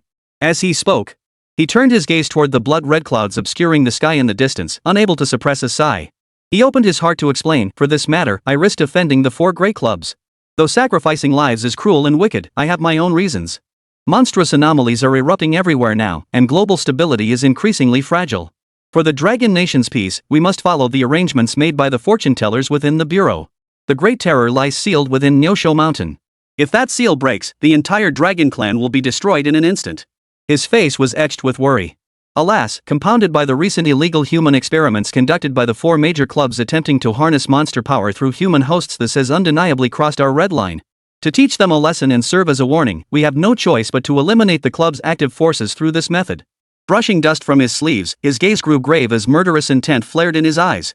Once this matter concludes, it will be time to settle accounts with these clubs. Their audacity knows no bounds, their actions pose a grave threat to societal stability. At last, he pressed his lips together in a faint smile and bowed his hands. "Master Feng, forgive my rambling today. I've spoken more than I should have. Director Su, I understand the pressures and difficulties your Special Investigation Bureau faces. Otherwise, I wouldn't have stepped in to assist you," Master Feng remarked with a sigh. "Thank you for your understanding, Master," Director Su replied with relief. As he finished speaking, a sharp dagger suddenly appeared in his hand. With a sharp thud, it plunged directly into the man's kidney. Since you understand, I hope you'll understand me too. This matter must remain confidential. Otherwise, everything will be for naught. Blood spattered. You're ruthless. You intend to kill the donkey after using it to grind the grain, silencing me? Master Fong's face paled. In his panic, he swung his broadsword, stumbling backward as he scrambled to create distance. I'm sorry, I'm only following orders. Director Su said with a helpless expression. His hands clasped behind his back, he stood with an air of assured victory. Staring at the retreating figure before him, he sneered coldly, Master Fong, blame yourself for knowing too much. Take my advice, stop struggling. My blade is coated in deadly poison. The more you fight, the more agony you'll endure. Rest easy on your journey. No sooner had the words left his mouth. A thunderclap suddenly split the distant sky. Boom! Immediately after, the blood-red clouds in the sky dissipated at a visible speed. What's happening? Director Su's heart skipped a beat. Glancing toward the distance, the smug smile on his face froze. His pupils suddenly contracted, and he let out a sharp gasp. No, impossible. How could the blood cloud dissipate? Lady Qingjiang hasn't returned yet, how could it vanish? The blood cloud dissipates, the Empress perishes. The fortune-teller's warning from headquarters echoed unbidden in his mind. The unexpected had happened. The appearance of Lady Qingjiang was meant to suppress the Great Terror using poison to counter poison, countering supernatural forces with supernatural forces. Without Lady Qingjiang, everything would be lost. The next second, he seemed to recall something, abruptly turning to Master Fong with a hysterical cry, It's you. It must be you. What did you do? Seeing this, Master Fong burst into laughter. Ha ha ha ha. I did nothing at all. He clutched the wound on his kidney in agony, blood trickling from his mouth as his face darkened visibly. The poison was extremely potent. Thud. His legs buckled, and he crashed heavily to the ground. A wretched smile spread across his face as he gasped, Fate. It's all fate. Under normal circumstances, I might have been able to help you deal with this situation. But alas, you were too impatient. Lady Qingjiang hasn't returned yet, and you already want to throw the donkey after it has done its work. In this situation, even I am powerless. No, Master Fong. It's a misunderstanding, all a misunderstanding. Director Su panicked. He fumbled for the antidote serum in his pocket, crouched down, and helped the other man up, forcing a smile. I have the antidote. It was all a joke earlier. I can neutralize the poison in your body. I'll save you, and you help me. The needle pierced the skin, injecting the serum into his body. Too late. Master Fong's face flushed alternately pale and green. Staring at the panicked face before him, he experienced an unprecedented thrill. Gritting his teeth, he declared, when the deadly poison entered my body, I already activated my sacrifice talent, offering my own broken life as a sacrifice to the Great Terror of Neosho Mountain. I want to see just how terrifying this Great Terror of yours truly is. With that, he thrust forward with all his might, swinging his broadsword with every ounce of strength, determined to take him down with him in a final act of mutual destruction. Damn it! Director Su roared in fury. Boom! The earth shook violently. Opposite them, Neosho Peak shook violently, as if coming to life. The mountain trembled like an old ox shaking its head, and the wooden coffins suspended above began to fall one by one. It's over! It's over! Director Su collapsed onto the ground, staring at the distant scene, his face drained of color. All hope vanished. Everything they had done now seemed utterly futile. Cough, cough. Master Fong coughed up a mouthful of blood. Gazing at the swaying bull-headed creature in the distance, he gave a bitter, mocking smile. Your intentions were good, he sneered. But your methods were utterly extreme. You constantly preach peace and the eradication of monsters, yet your actions are no different from those monsters themselves? I offered you my help in good faith, yet you sought to kill me to protect your secret. Who do you think you are? What right do you have to take my life? Now, I want to see just who you'll save and whose safety you'll protect when the Great Terror you speak of breaks free from its seal. Death roars, piercing the soul. Chapter 48, Flesh of the Dead, White Bones. The earth trembled violently, sending shards of rock flying. Retreat! Retreat! Director Su shouted in fury. Watching the bullhead peak before him gradually awaken, panic spread across his face. He spun around and barked the retreat order to the Special Forces team beside him. The mission had failed. Staying here meant certain death. Rather than stay and make futile sacrifices, it was better to choose a strategic withdrawal and formulate a new battle plan. The Great Terror has awakened. We are no match for it. All personnel, retreat immediately. Now that the seal was broken, the Great Terror was about to emerge and humanity hung by a thread. Director Su acted decisively, leading the charge himself to guide the remaining forces to safety, where they would devise a new strategy. Aye, sir. Hundreds of Special Forces operatives echoed in unison. The next second, with perfect synchronization, they swiftly boarded the nearby Thunder warplanes and evacuated the area at maximum speed. Buzz! Buzz! One after another, the fighter jets soared into the sky like soaring dragons, streaking toward the clouds with lightning speed before vanishing into the horizon as streaks of light. Notify headquarters. The entire nation is entering Level 1 alert status. Mobilize all Division 2 and above extraordinary individuals from every branch office. Prepare to respond to a major terror attack at any moment, Director Su commanded. Seated aboard the fighter jet, his emotions gradually settled as he began methodically assigning tasks. Upon hearing this order, the Secretary General beside him wore a troubled expression as he pondered, Director, if we mobilize all Stage 2 and above extraordinary individuals from every branch office nationwide, then abnormal incidents in other cities may go unaddressed. Unity brings survival, division brings ruin. Director Su shot him a solemn glance and said earnestly, we've reached a moment of racial survival. If we fail to consolidate our forces in time, the legacy of our Dragon Nation civilization will cease to exist. Sacrifice brings reward. At this critical juncture, abandoning some is for the greater good. Preserving the spark of humanity must now be our paramount priority. With that, he fell silent, retrieving his communicator to issue urgent directives to regional branches across the land. Moo! A bellow that sounded like a cow yet wasn't echoed across the sky. The next moment, the entire sky rapidly darkened. Rolling black clouds surged forth from within the bull-headed mountain peak, unceasing and endless, like volcanic ash obscuring the sun and sky as it spread rapidly in all directions. Though it was broad daylight, not a single ray of sunlight could be seen. In an instant, the sun seemed to be swallowed whole, plunging the world into utter darkness. The earth shook violently. Beneath the encroaching darkness, a colossal figure materialized, a bull's head atop a human body seated cross-legged, its form shrouded in an endless aura of malevolent energy. Meanwhile, after numerous attempts to master the technique of sealing the spirit, Qin Yuan finally grasped its essence. Blood as the catalyst, bone as the vessel. Whispering the sealing spirit incantation silently within his heart unleashed its power. As the word seal spirit echoed from his lips, the life force within him began to rapidly drain away, while the health bar on his talent panel plummeted. Health, 100%. 95%. 90%. A strange force rippled out from his body. Boom! A crimson glow appeared. A crimson wedding gown materialized out of thin air, solidifying before his eyes. Soon, the true form of Lady Qingjiang revealed herself. You, what have you done to me? Lady Qingjiang's voice trembled with shock and panic. Her crimson robe stood stiff with cold, her long skirt billowing. The ghostly hand struck first with brutal force, snapping Qin Yuan's neck clean off. However, Qin Yuan stood perfectly still, as if nothing had happened. It was all for naught. With a crack of his neck, Qin Yuan revived on the spot. Tilting his head, he spoke with a sinister smile, nothing much. I just have a special treasure I'd like to show you. With that, he swung the leg bone of the unknown creature in his hand, smacking it squarely against the other's red cap. A blow to the head. The next second, a force imbued with sealing power instantly suppressed her supernatural abilities. In that instant, the massive bone club emitted a terrifying suction force.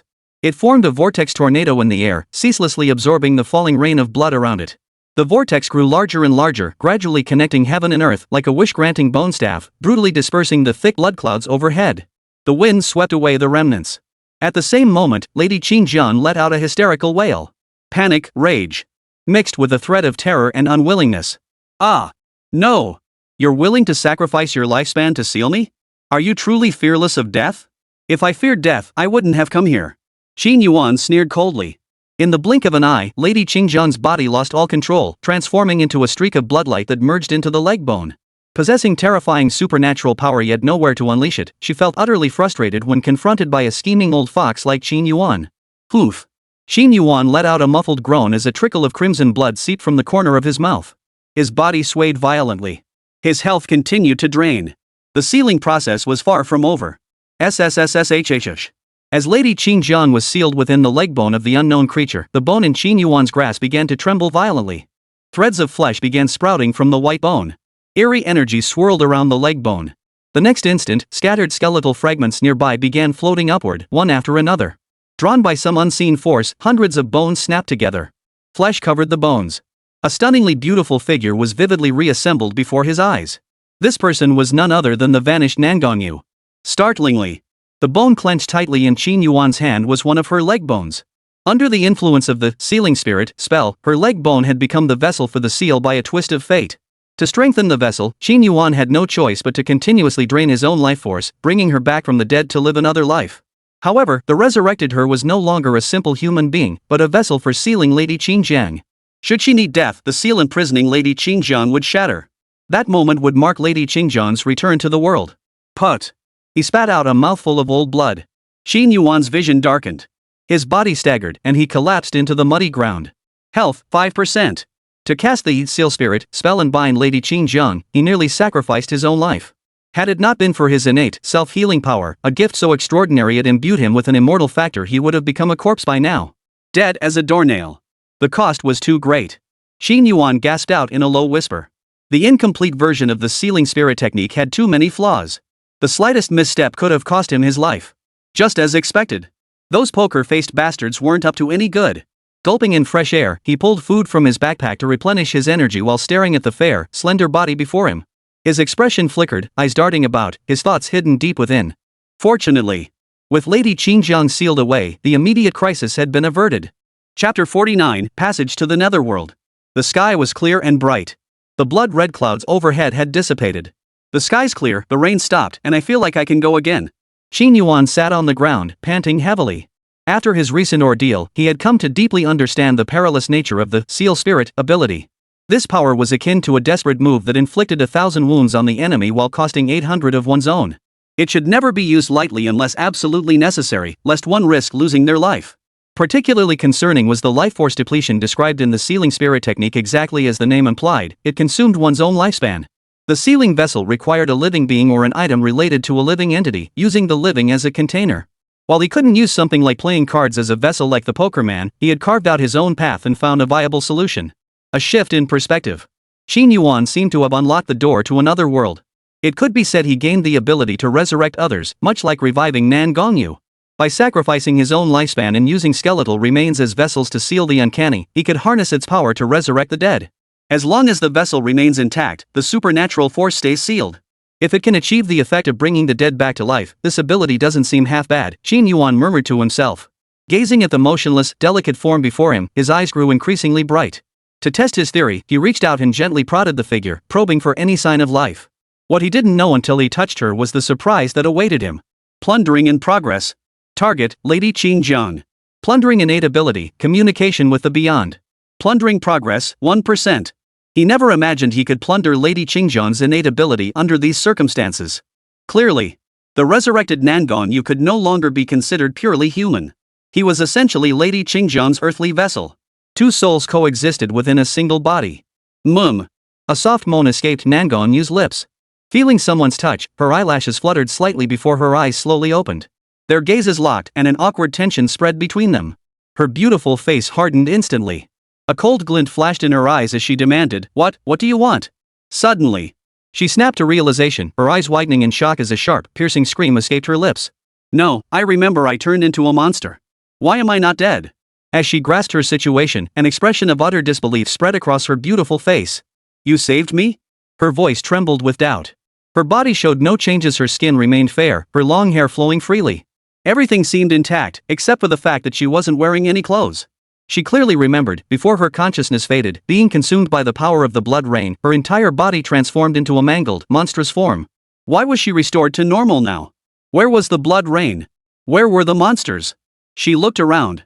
Her eyes were filled with questions. Hearing this, Qin Yuan began spouting nonsense with a straight face. That's right, I saved you. I freed you from that monstrous form. His large hand remained firmly clasped around her wrist, showing no sign of letting go. Noticing her bashful gaze, he smiled faintly and said calmly, As you can see, I'm not taking advantage of you. I'm transferring life force into your body. Your life, I gave it to you. Hearing his nonsense, Nan Gongyu flushed a rare blush of embarrassment. She lowered her head, unable to meet his gaze, murmuring shyly, Thank you. She silently curled her body, instinctively shielding the exposed glimpse of her skin. A faint surge of psychic energy rippled through the air. Leaves from the surrounding treetops drifted down in a gentle shower. A pure, untouched maiden like herself, exposed and vulnerable like this, anyone would feel embarrassed. After a moment's hesitation, she finally gathered her courage and asked, Qin Yuan, are you done yet? Don't rush me. I'm almost there, Qin Yuan replied, his eyes fixed on the screen. His entire focus was on the talent panel, his eyes fixed on the pulsing progress bar. Just then, the earth suddenly trembled and the core area of the distant Oxhead Mountain erupted with successive, thunderous roars. Earth-shattering. As if a volcano were erupting. He looked up toward the distance. A flicker of confusion crossed Qin Yuan's eyes as he exclaimed in surprise, What's happening? An earthquake? The powerful tremors lasted for an extended period, shaking them so violently they could barely maintain their footing. Stumbling, they clung to each other. Their eyes met. Both saw awkwardness and panic reflected in each other's eyes. "I'm sorry, the ground was shaking too much and I lost my balance," Nangongyu hurriedly explained. Her heart raced and a flush spread across her face, reaching all the way to her ears, a classic blush of a shy young woman. "It's fine. I lost my balance too," Qin Yuan said, baring his teeth in a grin. That fleeting moment of closeness had triggered a powerful physical reaction within him. Even with his vast experience, he nearly lost control in that moment. Fortunately, his D-grade ox horse talent granted him enhanced endurance, allowing him to hold back at the critical moment. Exceptionally enduring. Just then, a loot notification popped up on his talent panel. Plunder successful. Acquired new talent, penetrate the void. Plunder progress, 100%. Seeing the notification before him, he instantly cast aside all desire from his mind. In the face of this new talent, everything else seemed utterly dull. He looked at the talent panel. Name, Qin Yuan. Occupation, freelancer. Level, Tier 1. Health, 55% depends on the host's physical condition. Bioenergy, 45% depends on host's physiological functions. Exclusive talent, endurance boost D-rank talent. Hidden talent, Plunder SSS rank talent, unique. Additional talent, spirit communication 100% S-rank talent. Spell, spirit sealing 50% S-rank talent. Passive talent I, self-healing power 85%, A rank talent. Passive talent 2, immunity to all poisons 15%, B rank talent. Passive talent 3, beast sense 100%, C rank talent. Active talent I, rending force 100%, S rank talent. Active talent 2, extended strike 100%, B rank talent. Active talent 3, stirring the waters 20%, B tier talent. As expected, the talent panel underwent a significant transformation. First, the level had changed, successfully breaking through to Tier 1. Correspondingly, the biological energy column also increased to 45 points. Surge after surge of bioenergy flooded his entire body. No doubt about it, this was all thanks to the blood rain. Except for passive talents, exclusive talents, and hidden talents which didn't require bioenergy, all other talent abilities consumed bioenergy to activate. Bioenergy functions much like mana or mana points in online games. Consuming 1 point of bioenergy extends the effect of an active talent by 1 minute. If bioenergy runs low, it's like a mage running out of mana, skills become unusable. Additionally, he also turned misfortune into fortune by plundering an extra talent, communing with the beyond, from Lady Qingjiang. Another S-rank talent. Commune with the nether actively consumes internal energy to alter one's state, transforming the physical body into an energy form, a phantom spirit entity that transcends the material world. Excellent. After reading the description of communing with the nether, Qin Yuan's smile was harder to suppress than an AK-47's recoil. His mood was exceptionally high. It was like getting a pillow just when you needed one. With the ability of Tong Yu, he could finally compensate for his weakness in not being able to plunder the uncanny. Since the weirdness was invisible and intangible, if he couldn't defeat it, he'd join it. Under equal conditions, Qin Yuan was confident he could make the anomalies wail in agony. Chapter 50, Boundless Eternal Night. The earth shook violently. Howling winds swept through the air, shrouded in thick black smoke. A terrifying pressure swept out from the heart of Nyosho Mountain. Thud. Before Qin Yuan could steady himself, his knees slammed hard against the ground. Mud splattered everywhere. The next instant, he was pinned face down in the mud, covered in grime and looking utterly wretched. The sudden turn of events shattered the joy he'd felt moments earlier at acquiring his new talent. Before he could even savor his triumph, he was plunged back into despair. Damn it! What the hell? Why did it go dark? Qin Yuan exclaimed in shock. Spitting out a mouthful of muddy water, he struggled to his feet, his body trembling uncontrollably as if an invisible mountain weighed heavily upon his back. Qin Yuan, it seems something has happened inside Nyosho Mountain, Nangongyu said, her brows slightly furrowed. Her delicate frame trembled slightly, though she seemed largely unaffected. Turning her head toward the distance, a faint crimson light flickered deep within her pupils, a sinister, unnatural red. In a daze, a shadowy silhouette resembling a crimson wedding gown seemed to coalesce behind her. It vanished in an instant. This situation must mean a terrifying giant monster has appeared, Qin Yuan said solemnly. In that instant, he sensed the threat of death. His innate beastly instincts sent shivers down his spine, his heart pounding wildly as blood seemed to boil within him, adrenaline surging through his veins. Moo! Suddenly, a thunderous roar exploded beside their ears, shaking their skulls until their heads spun and stars danced before their eyes. Put! Blood spurted from their mouths. Quick, get out of here! We can't afford to cross whatever's in there, Qin Yuan urged urgently. He licked the blood from his lips and turned to leave, acting with decisive swiftness, without a shred of hesitation. A voice inside him screamed that lingering meant certain death, even his immortality factor wouldn't save him. Dark clouds loomed overhead. Heeding the warning of his sixth sense, he didn't hesitate. Even if he hadn't found the white-bearded wild ginseng, he had to lie low for now. His life came first. All right. Upon hearing his words, Nan Gongyu voiced no objection. He strode forward with his long, pale legs, covering dozens of meters in a single stride, his movements remarkably agile. Compared to his earlier state, he was like a completely different person. He stared at the graceful silhouette before him. Qin Yuan followed closely behind, fleeing while deep in thought. Could it be that Lady Qing Jiang isn't the most terrifying monster in this no-show mountain? Clearly, something was amiss. He hadn't told her about Lady Qing Jiang, nor had he explained the true circumstances of her resurrection. All secrets remained buried deep within his heart. Thud! His heart suddenly clenched. As if struck by a heavy drumstick. A trickle of blood spilled from the corner of Qin Yuan's mouth once more. The mountains behind him trembled, and countless ancient trees toppled one after another. He whipped his head around to look behind him, horrified to discover the sky had been completely engulfed in pitch-black darkness. The sun was gone. And within the endless darkness, a figure as massive as a mountain seemed to rise, towering over the earth, its form piercing the clouds. Wails of ghosts and howls of wolves filled the air, a murderous aura permeating the sky. A single glance was enough to make Qin Yuan feel his mind begin to waver, his soul seeming to pull away from his body. He bit down hard on his tongue. The sharp pain shot through his skull, jolting his senses awake. He forced himself to gather his wits. No way! The Bull Demon King? Qin Yuan's eyes widened in utter shock. The next moment, two black suns appeared in the sky. Upon closer inspection, they were clearly not suns at all, but the eyes of an unknown creature. Wherever the gaze fell, darkness reigned. In that instant, the entire sky plunged into endless darkness. This pitch-black void, devoid of even a glimmer of light, spread like a tide, rapidly engulfing everything in its path. In the blink of an eye, the darkness had spread to the skies above Songhai City, 200 kilometers away. Anomalies occurred one after another. Watching the world outside suddenly plunge into darkness, someone couldn't help but wonder aloud, huh? What's going on? Why did the sky suddenly go dark? Did I hallucinate from staying up too late? But it's only noon now. Could it be a once-in-a-century solar eclipse? A solar eclipse? But that can't be right, the meteorological agency didn't announce any solar eclipse events. The end of the world? An endless night? In an instant, everyone in the cities near Nyoshan Mountain was drawn to this unusual spectacle.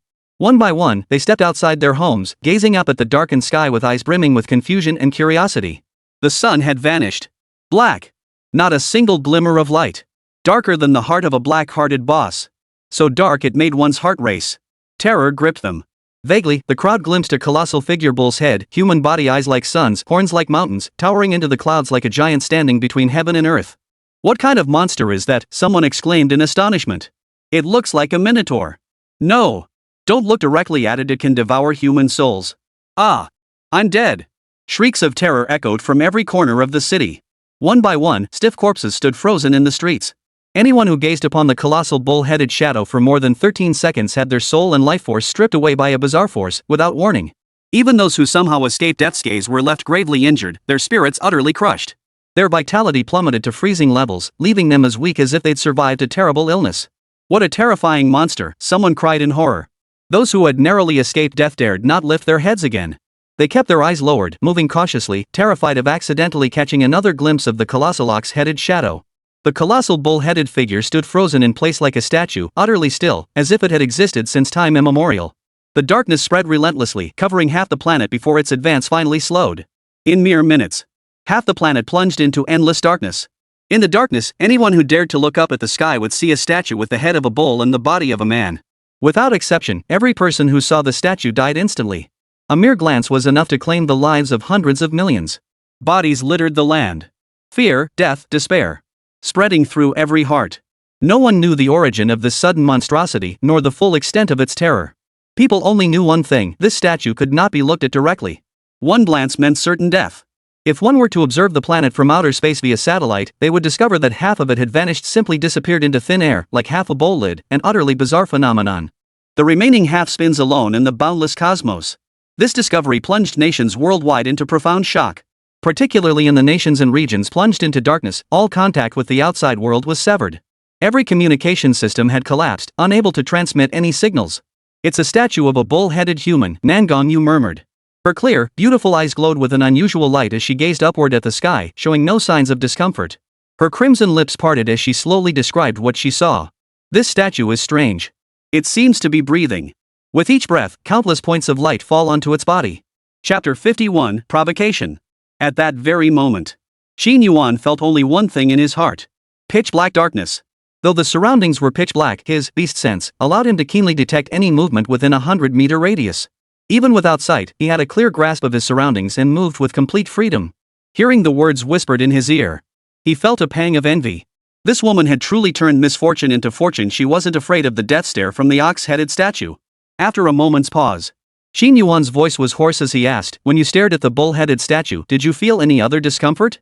No need to guess. Thanks to the lingering power of Lady Qin Jiang, she remained unaffected by the ox-headed statue. Nothing felt off. Nangongyu tilted her head, carefully scanning her body for any signs of distress. She pursed her lips, her brow furrowing slightly. A trace of confusion flitted across her fair face as she asked curiously, "But whenever I look at you, a voice echoes in my mind, as if urging me to kill you." The moment those words left her lips, Qin Yuan's expression froze for a moment before he quickly recovered. He hurriedly advised, "This is an aftereffect from being drenched in blood rain. The bloodlust hasn't completely faded yet. It's best you avoid looking at me for now. Try to look elsewhere when you can." He paused. He changed the subject. "By the way, something feels off here. We need to leave immediately. Every second we stay is another second of danger. This place is no longer safe." Nangongyu nodded earnestly.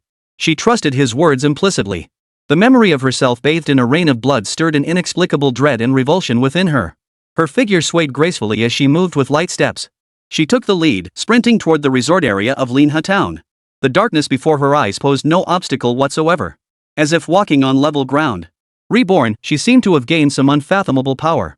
Not only had her biological energy surged to Tier 3, but she also possessed the ability to ignore darkness, her physical prowess undergoing a revolutionary enhancement. Her psychic manipulation skills had reached new heights. With a single thought, her body could float in midair, enveloped by a psychic force field.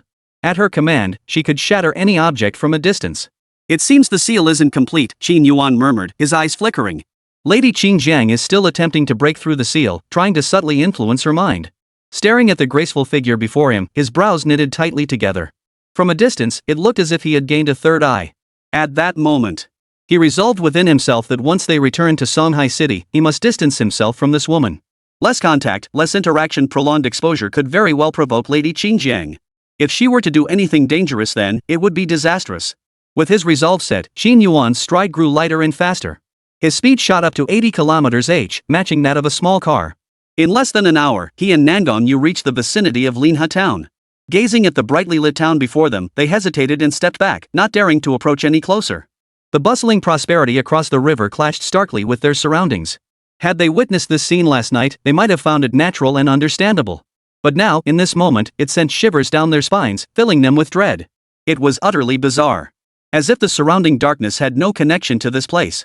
Where the darkness reached, only a thin black line remained, forming a sharply defined boundary with the light. Though the power of the ox-headed statue influenced the entire Qingjiang River basin, the town of Linha before them remained untouched. It seemed shielded by some force, still bustling with nightly revelry. No matter what transpired outside, within its walls, peace and prosperity endured, a world of earthly warmth and human life. "Something seems amiss with Linha town too," Nangongyu remarked gravely. "Yes, it's highly unusual." Qin Yuan nodded in agreement. He said. He shifted his stance and slowly backed away, preparing to change direction and return to Songhai City. At that moment, a figure suddenly darted out from the distant intersection. "Hey, Brother Qin, Sister Nangong, where are you headed? Why didn't you tell me you were leaving?" By the bright lights of the town across the river, they recognized a familiar, imposing figure. Fire Elementalist Xiang Yang. As he spoke, he had already approached Qin Yuan and Nangongyu. Seeing them, he enthusiastically grabbed both their arms and, without waiting for a response, began leading them toward Linha town. As he walked, he said, "Since you're already here, let me take you to a great spot. I guarantee you'll be satisfied."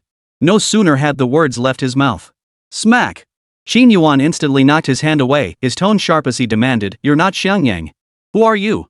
Simultaneously, Nangongyu also broke free from the man's grasp, both of them demanding in unison, "Who are you?" Xiangyang scratched his head in confusion. "Qin, Nangong, what's going on? I really am Xiangyang. This is weird." He felt utterly bewildered. How could it be that the moment he stepped out of the five-star hotel, these two suddenly seemed to not recognize him? "You claim to be Xiangyang, yet why is there no shadow beneath your feet?" Qin Yuan asked in a deep voice. Although he had just interacted with the other person without triggering his Plunder talent, that alone didn't prove the other person was trustworthy. Seeing the shadows on the ground only heightened his wariness. "Shadows? You two don't have any either," Xiangyang retorted, his expression souring. He pointed at the ground beneath Qin Yuan and his companion. Sure enough.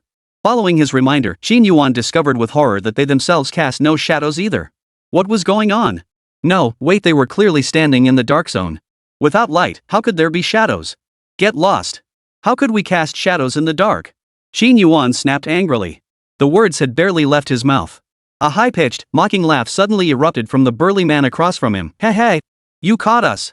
The moment the sound echoed, the burly man froze in place as if struck by a petrification spell, standing utterly still. The next second, a seductive woman emerged from behind the burly man. Her long, straight black hair cascaded in voluptuous waves. She wore sheer fabric draped over her shoulders, black stockings on her legs, and high heels on her feet. Swaying her hips, she walked toward them. Hey, young man, wanna play? I've got something special here that'll make you feel like a god. It's you? Qin Yuan narrowed his eyes.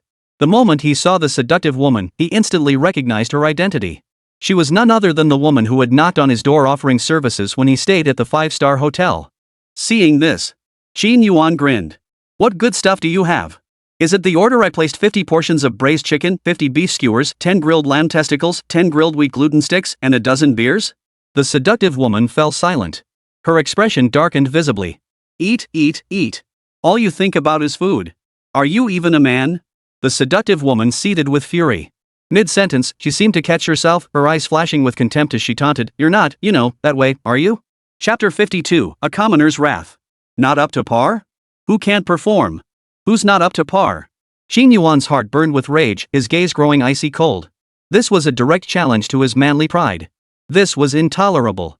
Originally, he only wanted to leave safely, avoiding trouble. But the other party, ignorant of their own peril, had to push him to his limit. Hearing the taunts, no man could remain calm.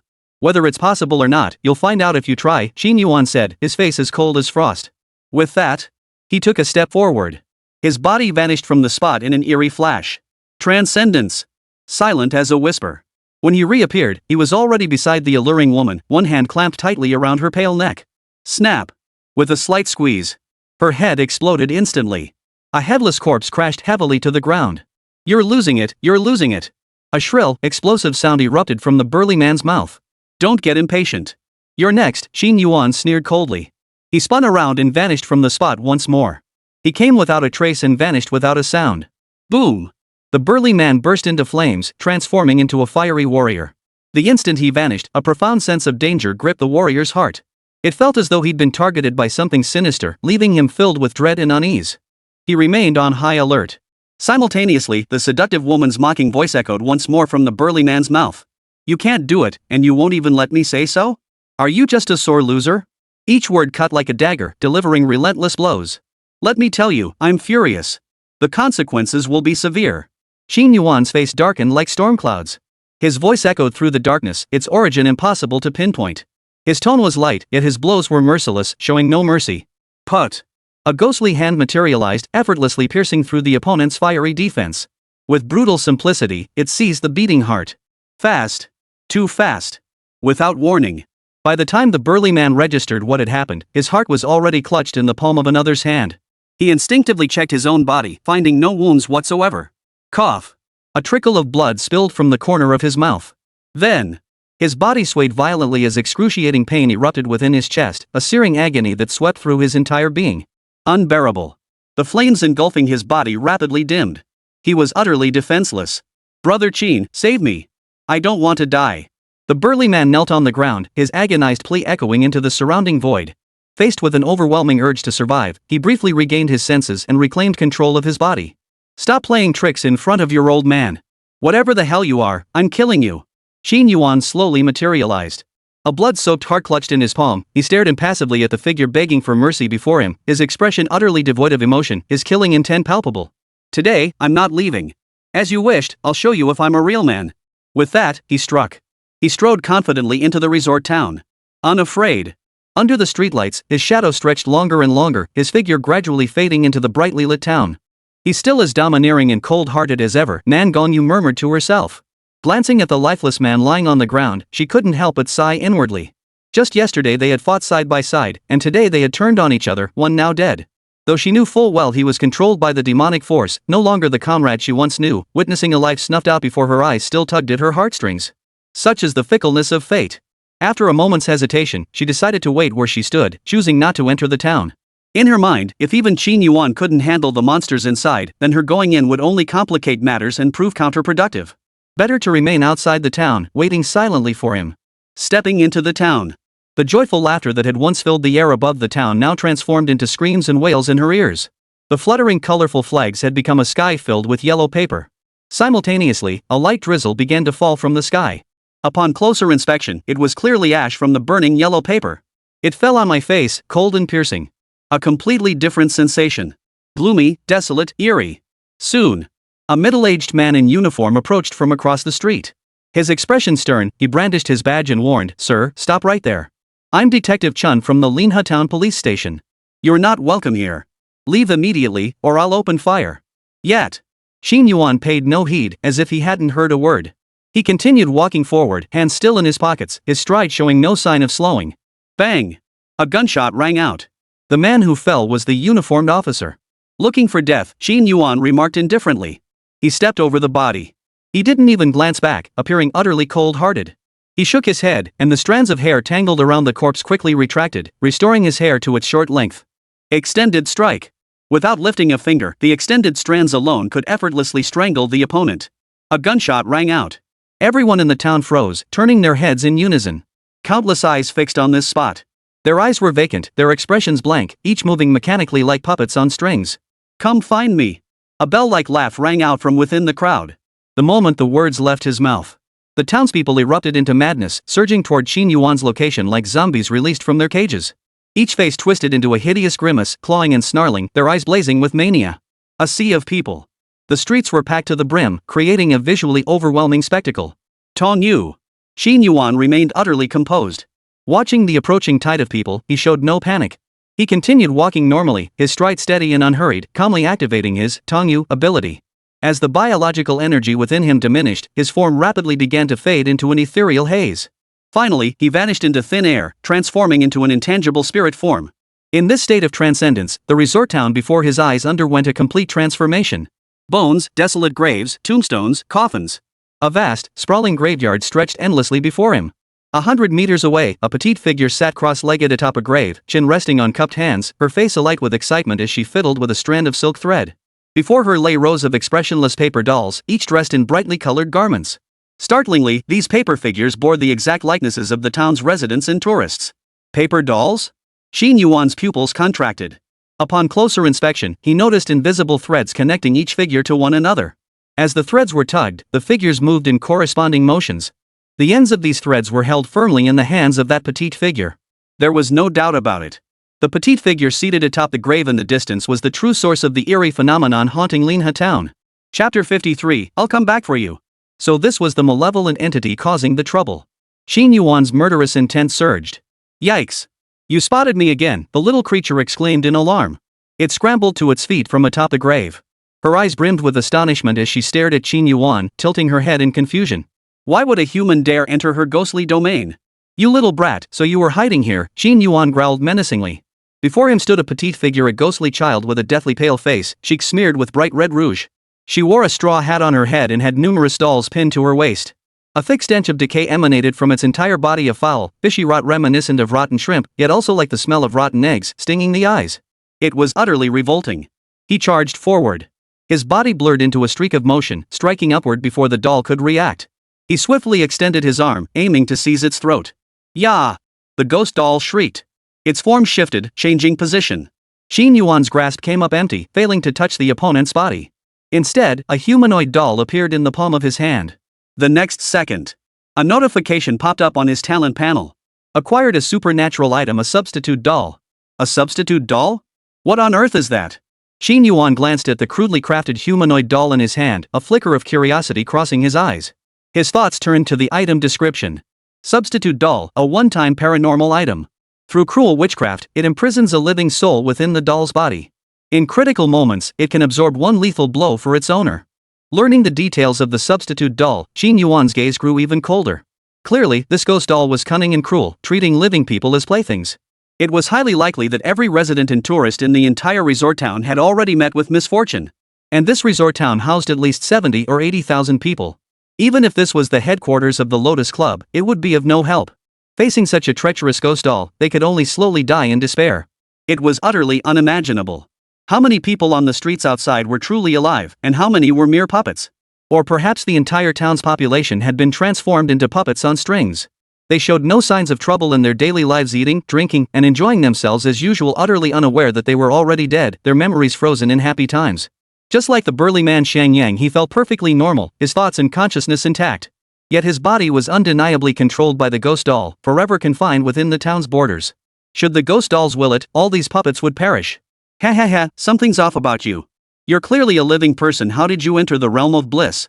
The ghost doll stood atop a coffin lid, its mouth emitting a shrill, eerie laugh, yet a look of confusion flickered across its pallid face. He couldn't comprehend it. His graveyard was a place only the dead could enter. Could it be that the other was also dead, just like him?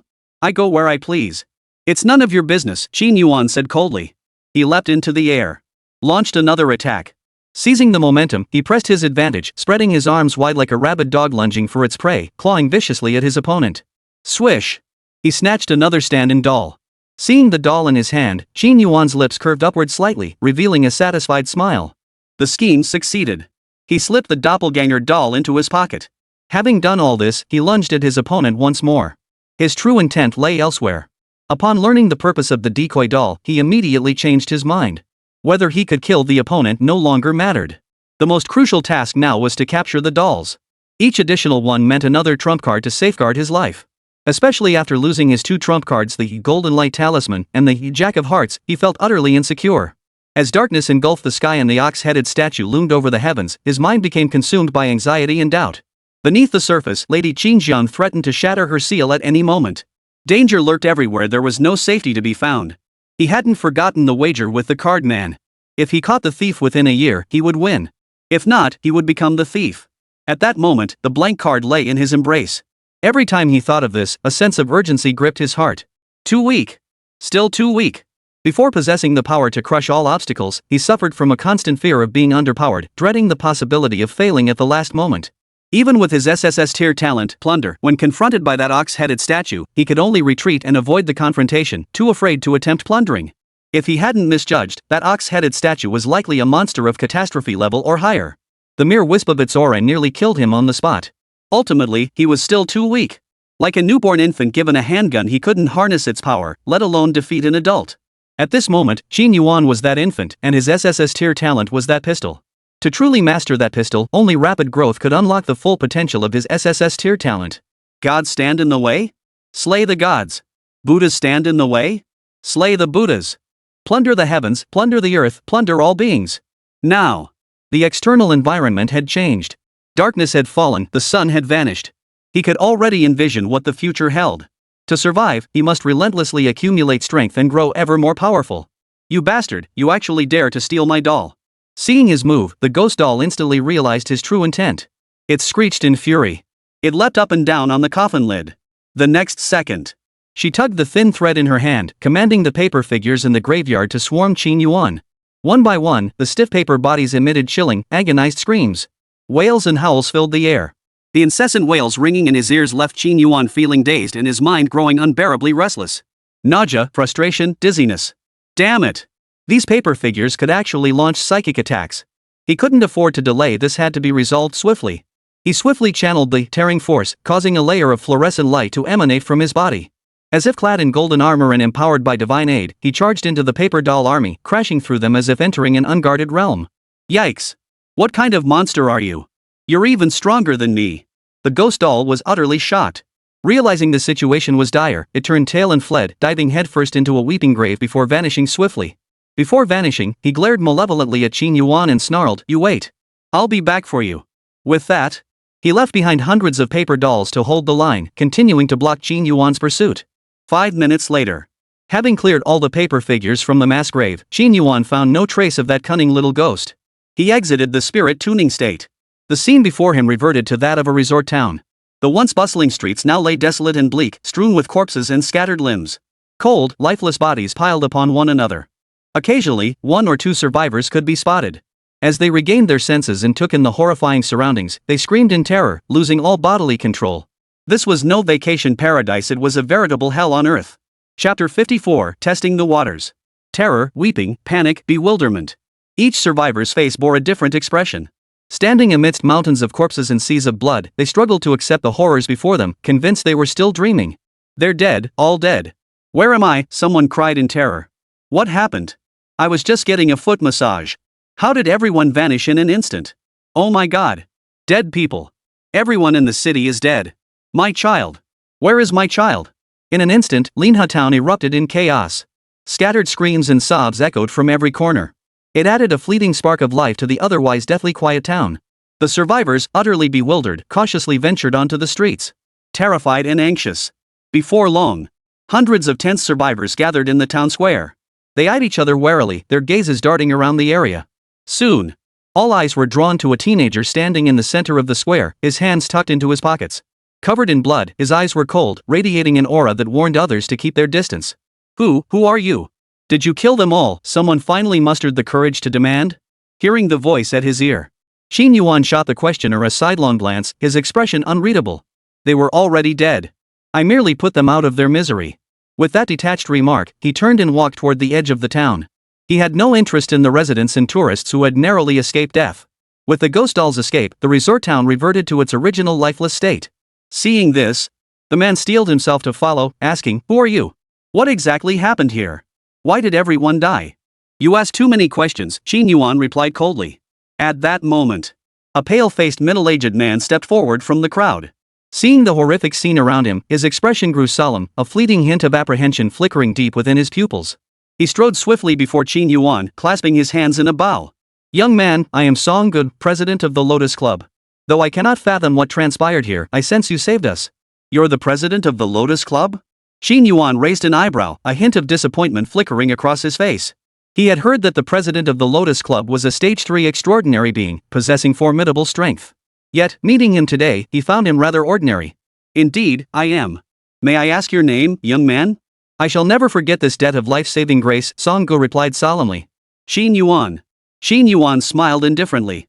Glancing at the survivors gathered before him, he casually warned, "The weather outside has changed. If you don't want to die once you step out, you'd best not look up at the sky."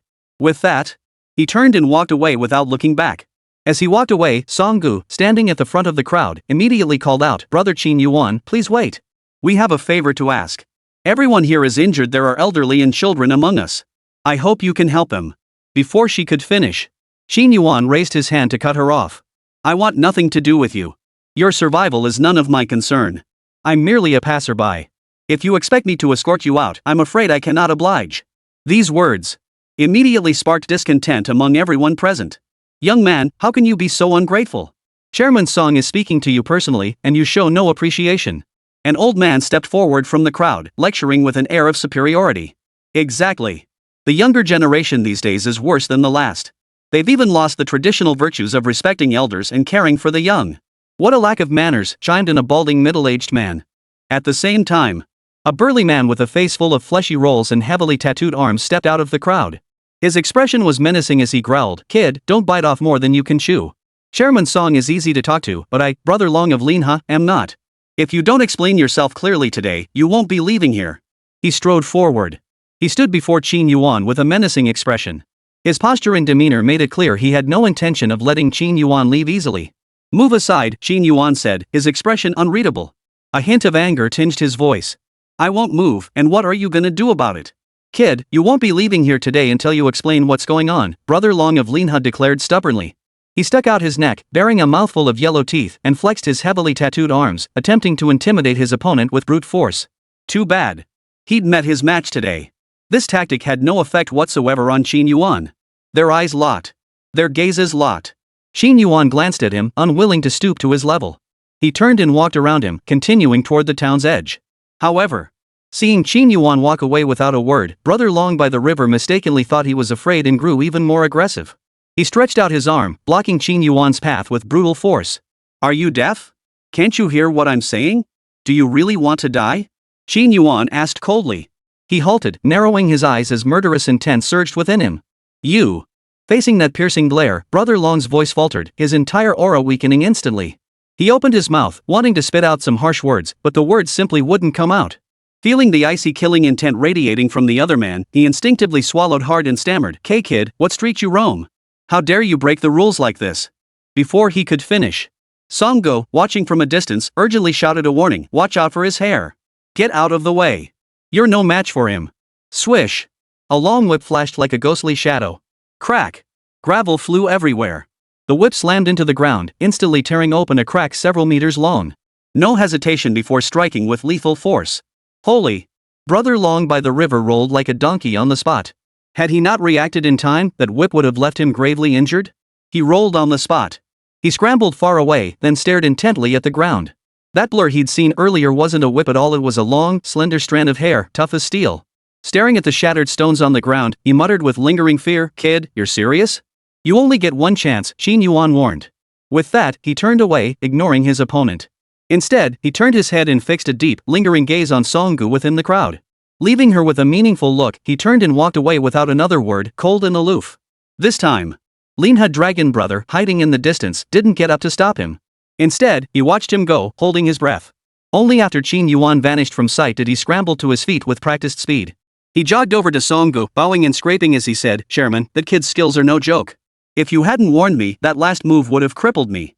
"Looks like he was the one who drove off the ghost child and saved us," Songgu murmured. "This youth's power is terrifying. We must not provoke him. Since he can handle level entities, killing us would be child's play." Turning to gaze at the riverfront town strewn with corpses behind them, his expression grew profoundly desolate. He sighed, "This time, the Lotus Club has truly suffered a crushing defeat. We've lost thousands of our elite forces. Had he not happened to pass by, we would have been annihilated." Chapter 55, Return to the City. "President, what should I do now?" Brother Long from Linha stepped forward to ask. "Linha's foundation is destroyed. With only dozens of core members left, our club's only path forward is to seek refuge in Songhai City," Songgu mused. After careful consideration, he resolved to lead the remaining elderly, weak, and disabled members to relocate 120 kilometers away to Songhai City for survival. A moment of silence passed. Brother Long inquired again, "President, what did that kid mean earlier? Why did he tell us not to look up at the sky?" "Perhaps something major has happened outside," Songgu speculated. He too was baffled by the warning. But that didn't dampen their curiosity to uncover the truth. Qin Yuan, a formidable individual. I want you all to remember that name. Avoid conflict with him if possible. Rubbing his nose, a serious expression crossed his face as he turned to the survivors behind him. Don't test his limits. He strikes ruthlessly, cold and merciless. If you anger him, you'd better prepare for the consequences. In that instant, his innate senses had keenly detected the other's murderous intent. Bone-chilling cold. It felt tangible. That gaze was murderous, the gaze of someone who had killed many, devoid of any human emotion. It was utterly unsettling. Understood, Brother Long nodded solemnly. Though he wasn't entirely convinced, he couldn't bring himself to argue out of respect for the leader's authority. After resting briefly at their current location, they began looting supplies from the town. Once everything was prepared, they departed Linha town and set off for Songhai City. As they stepped beyond the town's boundaries, they discovered to their horror that outside, darkness reigned so thick you couldn't see your hand in front of your face. 2 black suns hung in the sky, and a terrifying ox-headed statue stood towering on the horizon. Some stubbornly defied superstition and looked up at the sky. Unsurprisingly, the moment they saw the ox-headed statue, none survived beyond 13 seconds. One after another, they silently turned into corpses. Their souls shattered into fragments, becoming streaks of starlight that drifted into the air and vanished into the bull-headed statue. SSH. Terrifying. Brother Long gasped, having narrowly escaped death. His face was deathly pale, drained of all color. His chi and blood depleted, his steps unsteady, he looked utterly exhausted. Cold sweat poured down his forehead. His voice trembled as he stammered, the head. I finally understand what that kid meant. I'm not blind, Songgu said, still shaken. In the blink of an eye, half his squad had been killed or wounded. Originally, there were over 300 survivors, but now, only a little over 100 remained. He regretted it deeply. Switching on his phone's flashlight, he warned his companions nearby, hold hands. Keep your heads down. There's something terrifying in the sky. One glance will kill you. If you can't see the path, pull out whatever lights you have and help each other. Don't get separated. Once everyone had left Linha town. From the piles of corpses littering the ground, a small boy suddenly crawled out. His body was covered in wounds, half his skull rotted away, and his eyes hung loose in their sockets. Yet, a strange, eerie smile still lingered on his face. Staring at the retreating figures, he tilted his lips upward and murmured, Qin Yuan, so that's your name. Haha, I'll remember it. With that, he dragged his broken body, limping out of the town. As he departed, the streetlights along the road flickered out one by one until the entire town was plunged into darkness. He happened to be trailing behind Song Ji's group, moving slowly towards Songhai City. Meanwhile, After leaving Linha town, Qin Yuan immediately spotted Nangongyu waiting outside the town. Seeing him emerge, Nangongyu asked curiously, "How did it go?" "Not good. There's a level weirdo lurking behind Linha town. It manipulated the residents and tourists, but unfortunately, it got away," Qin Yuan explained concisely. A resentment level weirdo? Nangongyu's heart skipped a beat. A trace of worry flashed across her exquisite features as she urgently asked, "What about the Lotus Club?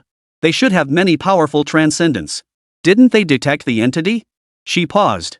She pressed further, "What about the townspeople? How are they faring?" "They're all dead. Except for the Lotus Club, nearly everyone else is wiped out," Qin Yuan replied, his words scattered and detached. Feeling her gaze fixed on him, an inexplicable unease crept into his heart, making him squirm uncomfortably. The murderous intent in his eyes was impossible to conceal. Finally, unable to bear the stare any longer, his left eyelid twitching, he suppressed his rising anger and snapped, "Could you please stop staring at me?" Upon hearing this, Nangongyu quickly turned his head, a wry smile appearing on his face as he said awkwardly, "Sorry, I don't know what's going on either. Ever since you revived me on Nyoshan Mountain, I feel like there's another personality inside me, always wanting to attack you. I've been holding back as much as I can." "Alright, I understand. Your thoughts are dangerous. You absolutely must control yourself. If it gets too much, I can accompany you to see a psychologist." Qin Yuan paused, rubbing his nose, looking somewhat preoccupied. Hearing the concerned words whispered in her ear, Nangongyu felt a flicker of unease for the first time. She bit her lower lip lightly and murmured, "This must be an aftereffect of being drenched in blood rain. Once we return to Songhai City, we shouldn't meet again. I believe I'll be able to control this side effect by then." "You're right," Qin Yuan agreed, raising both hands in agreement. Silence settled over the air once more. The journey passed in silence. They drove on in silence, following the highway until they soon reached the site where the Qingjiang Bridge had collapsed. At that moment, half of Qingjiang Bridge had been repaired, with construction vehicles and maintenance tools parked along both banks of the river. A 10,000-ton freighter still floated on the river. Scattered corpses lay lifeless along the roadside. However, due to the presence of the ox head sculptures, the bridge repair crew had been forced to halt their work. They had all taken cover inside trucks and large vessels, too afraid to show themselves. Especially since the outside remained pitch black. Even when construction lights were turned on, they could only illuminate a radius of about a meter. It seemed as if the darkness itself possessed some strange power that blocked the light from penetrating. To make matters worse, their communication systems were unreliable, with signals coming and going intermittently, making contact with headquarters impossible. Meanwhile, several repair workers had lost their lives beneath the sculpture, spreading panic that left everyone too terrified to venture beyond their safety zones. It wasn't until Qin Yuan approached a large crane that he saw two figures inside the cab. One had his head perpetually thrust out the window, his body rigid and utterly lifeless. The other was a repair worker wearing a hard hat, his body curled up, eyes tightly shut, trembling uncontrollably as he muttered, "May our ancestors protect us. May the heavens protect us." Knock knock. Qin Yuan knocked on the door. Had he not knocked, it would have been fine. But the sound sent the man into an instant faint. Seeing the man's state left Qin Yuan speechless. What kind of person is this? Such a coward, what kind of awakened one is this? Chapter 56, Killing Two Birds with One Stone. Standing atop the crane. If only I could fly. Qin Yuan gazed at the shattered Qingjiang Bridge ahead. Crossing to the other side via the bridge was clearly out of the question. No sooner had the words left his mouth. Nangongyu murmured beside him, "I can take you across the river." Qin Yuan looked at her in surprise. She hovered in midair, her feet dangling, arms spread wide as she rose swiftly, her movements graceful and effortless. After breaking through to stage 3, my psychokinesis underwent a qualitative leap. I can now control my own flight. If you relax your body, I can carry you across the Qingjiang. Nangongyu's smile held a hint of pride in the corners of her eyes. A small pride. Then give it a try, Qin Yuan agreed. Following her request, he slowly relaxed his body, offering no resistance to her psychic control. The next second, he felt a wondrous force envelop his entire body, as if standing inside a giant balloon, causing him to float upward involuntarily. Guided by the other, they hovered side by side, swiftly drifting toward the opposite bank of Qingjiang. Everything seemed normal. When they reached the center of the Qing River, Qin Yuan suddenly felt his heart racing, overcome by an inexplicable sense of danger. Just as he was puzzling over it, he abruptly felt the psychic force bubble enveloping his body dissipate, and his body began to plummet rapidly. Damn it! You ambushed me? Fury surged through him. Plop! The next instant, his body plummeted uncontrollably, crashing heavily into the churning currents of the Qing River below. A splash of water erupted, only to vanish almost instantly. No, that's not it. I didn't ambush you. Nangongyu desperately tried to explain. But it was all too late. Staring down at the pitch-black Qing River, she was on the verge of tears. Her voice trembled, tears welling in her eyes as she kept repeating, "I'm sorry." That moment had truly been beyond her control. She'd only wanted to cross the river safely, without any other thoughts. But as she neared the river, that voice in her mind grew louder and more distinct, overwhelming her with an inexplicable urge to kill that she couldn't control. It felt as though another personality had suddenly emerged within her, directly influencing her consciousness and actions. Xin Yuan, don't die. I truly didn't mean to leave you behind. Standing at the edge of the Qing River, Nangong wept with heart-wrenching anguish. Her eyes were blurred with tears. Deep self-reproach welled up within her heart. Panic, worry, guilt. She searched the river's surface for a long time, but saw no sign of Qin Yuan, not even the slightest sound of struggle. Not a single ripple disturbed the water. Finally, she gave up the search in resignation. Collapsing onto the riverbank, she was overwhelmed by guilt. She had killed her own savior with her own hands. I killed him. I killed her. I repaid kindness with betrayal. Nangong's mood sank, her lips repeating the words over and over, "I killed him." Though Qin Yuan was domineering, cold, and even somewhat ruthless, he was clear-headed about debts and grievances, never killing innocents indiscriminately. He had even saved her life multiple times. Now she had struck him down with a deadly blow, ambushing him and sending him to his death in the treacherous Qing River. I'm not human. No, he deserved it. He threatened me before, humiliated me, he brought this upon himself. He deserved to die. Amidst waves of self-reproach, her mind began to unravel, her behavior growing erratic. Her expression shifted between sorrowful and ferocious. At the same time, after Qin Yuan fell into the Qing River, his figure instantly vanished into its bottomless depths. This immediately alerted the water monkeys lurking nearby. Sensing a human had plunged into the river, they swarmed like flies drawn to dung, mobilizing en masse. They swarmed in.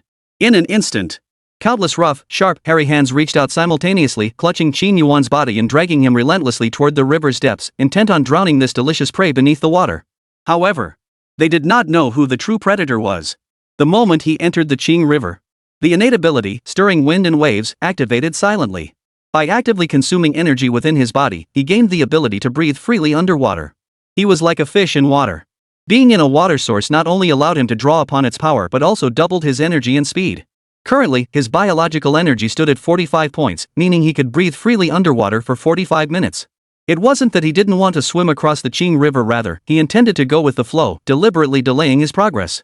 Especially after sensing that faint, elusive killing intent from Nangongyu, a plan formed in his mind. By feigning defeat, he could seize this chance to evade his pursuer, allowing the Qingjiang goddess within the other's body to mistakenly believe he had been killed. Better to be safe than sorry. Rather than constantly guarding against the Lady of Qingjiang, he'd use himself as bait, turning the tables to make her believe she'd killed him. Perhaps this would temporarily appease the Lady Qingjiang's resentment, prolonging the duration of the seal. At the same time, after plunging into the water, he immediately sensed numerous water monkeys lurking nearby. This sparked another scheme within him. He wouldn't let this prime opportunity to plunder talents slip away. Thus, he deliberately feigned the role of a drowning victim, revealing not a trace of threatening aura. Sure enough, this tactic successfully drew dozens of water monkeys close, smoothly dragging him down to the riverbed. Killing two birds with one stone. Everything unfolded exactly as planned. Seeing the moment was ripe, Qin Yuan turned passive into active, snatching back with a sudden grab that seized both powerful water monkeys. His plunder ability activated silently. A plunder progress bar appeared on his talent panel. Plundering in progress. Target, water monkeys. Plundered talent ability, stirring up trouble. Plunder progress, 22%. Squeak! Squeak! The water monkey struggled violently, baring its teeth and squealing frantically.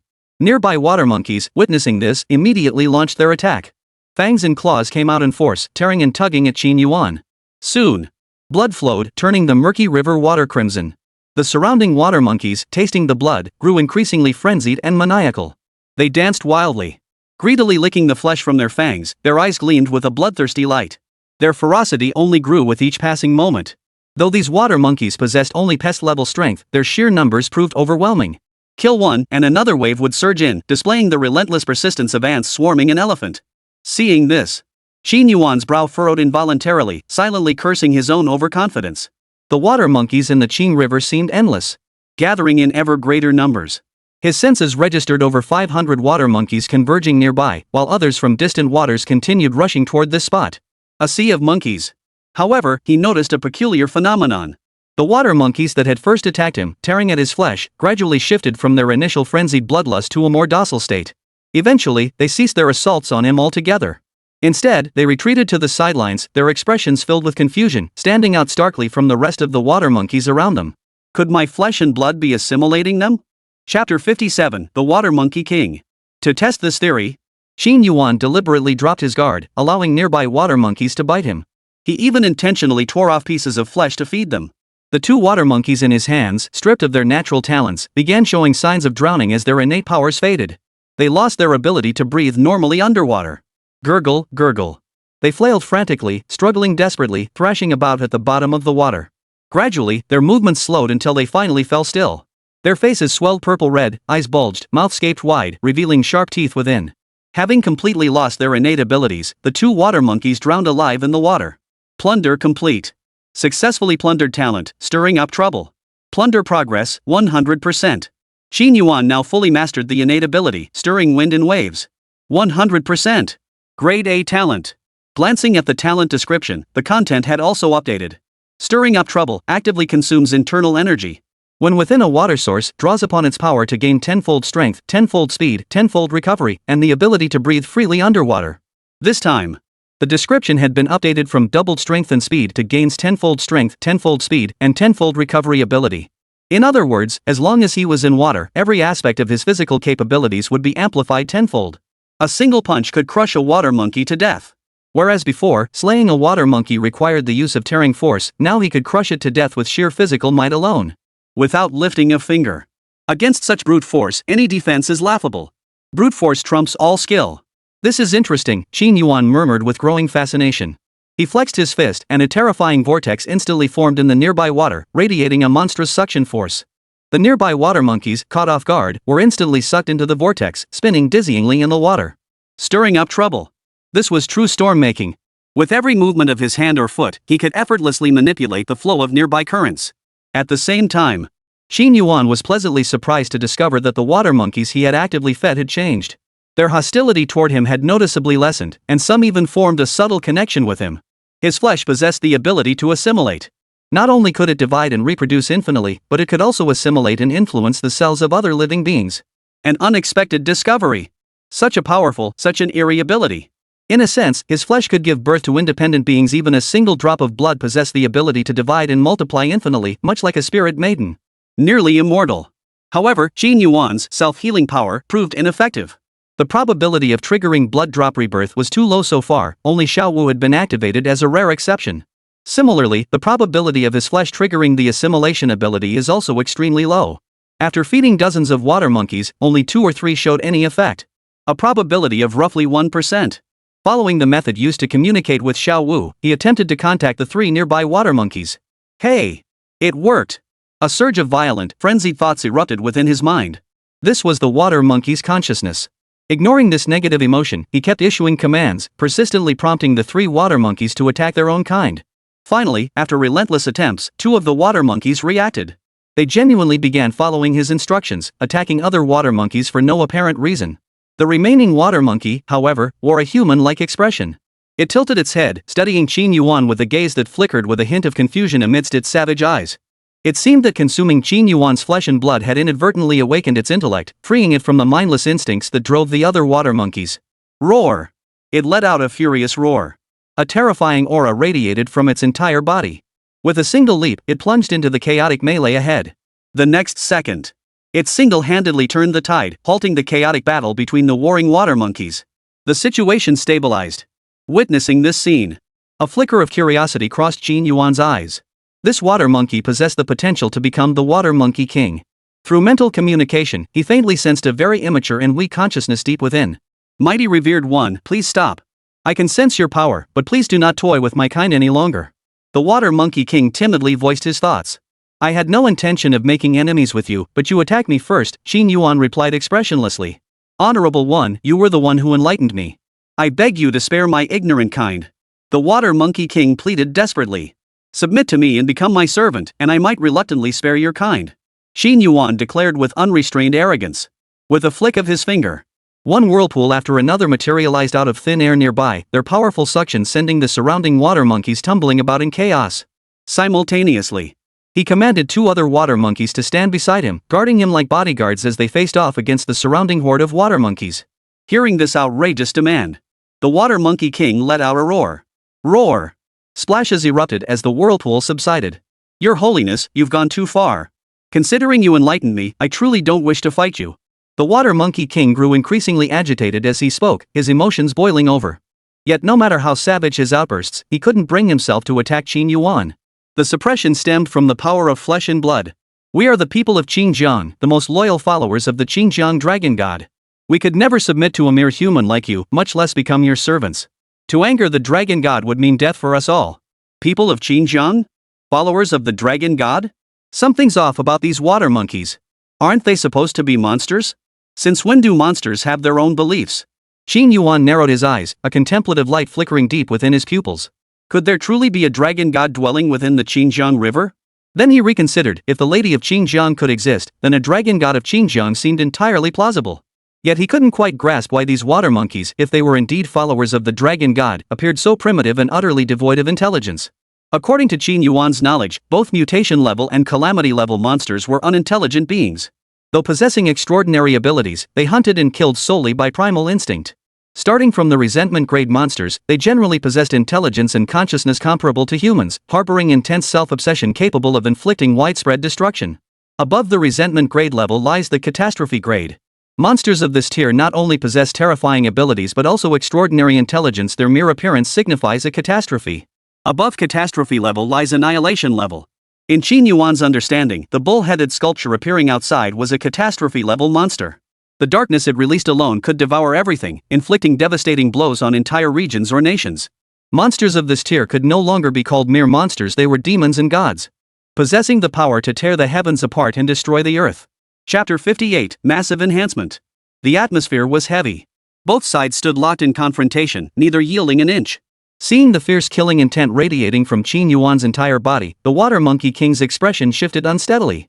The suppression emanating from his fleshly power tormented its inner being. It dared not strike, yet refused to flee. After a long internal struggle, it finally conceded, hesitantly saying, "Honorable one, I am willing to offer a treasure. I hope you will spare my kind. I promise that from now on, whenever we encounter you, we will retreat 3 miles. Offer a treasure? Qin Yuan tilted his head, a glint of interest flashing in his eyes. What treasure? He asked, sounding intrigued. If it satisfies me, I may grant your request. Very well. Please wait a moment. The Water Monkey King exclaimed with delight. With that, it turned and dived toward the bottom of the Qing River, plunging headfirst into the mud. Soon, it returned, clutching in its hands an object shaped like a human head. It presented it with both hands. Honorable one, please accept this, the Water Monkey King bowed respectfully. Upon receiving the treasure, a notification immediately popped up on the talent panel. Acquired 1 xiansha fruit. The xiansha fruit resembled a ginseng fruit.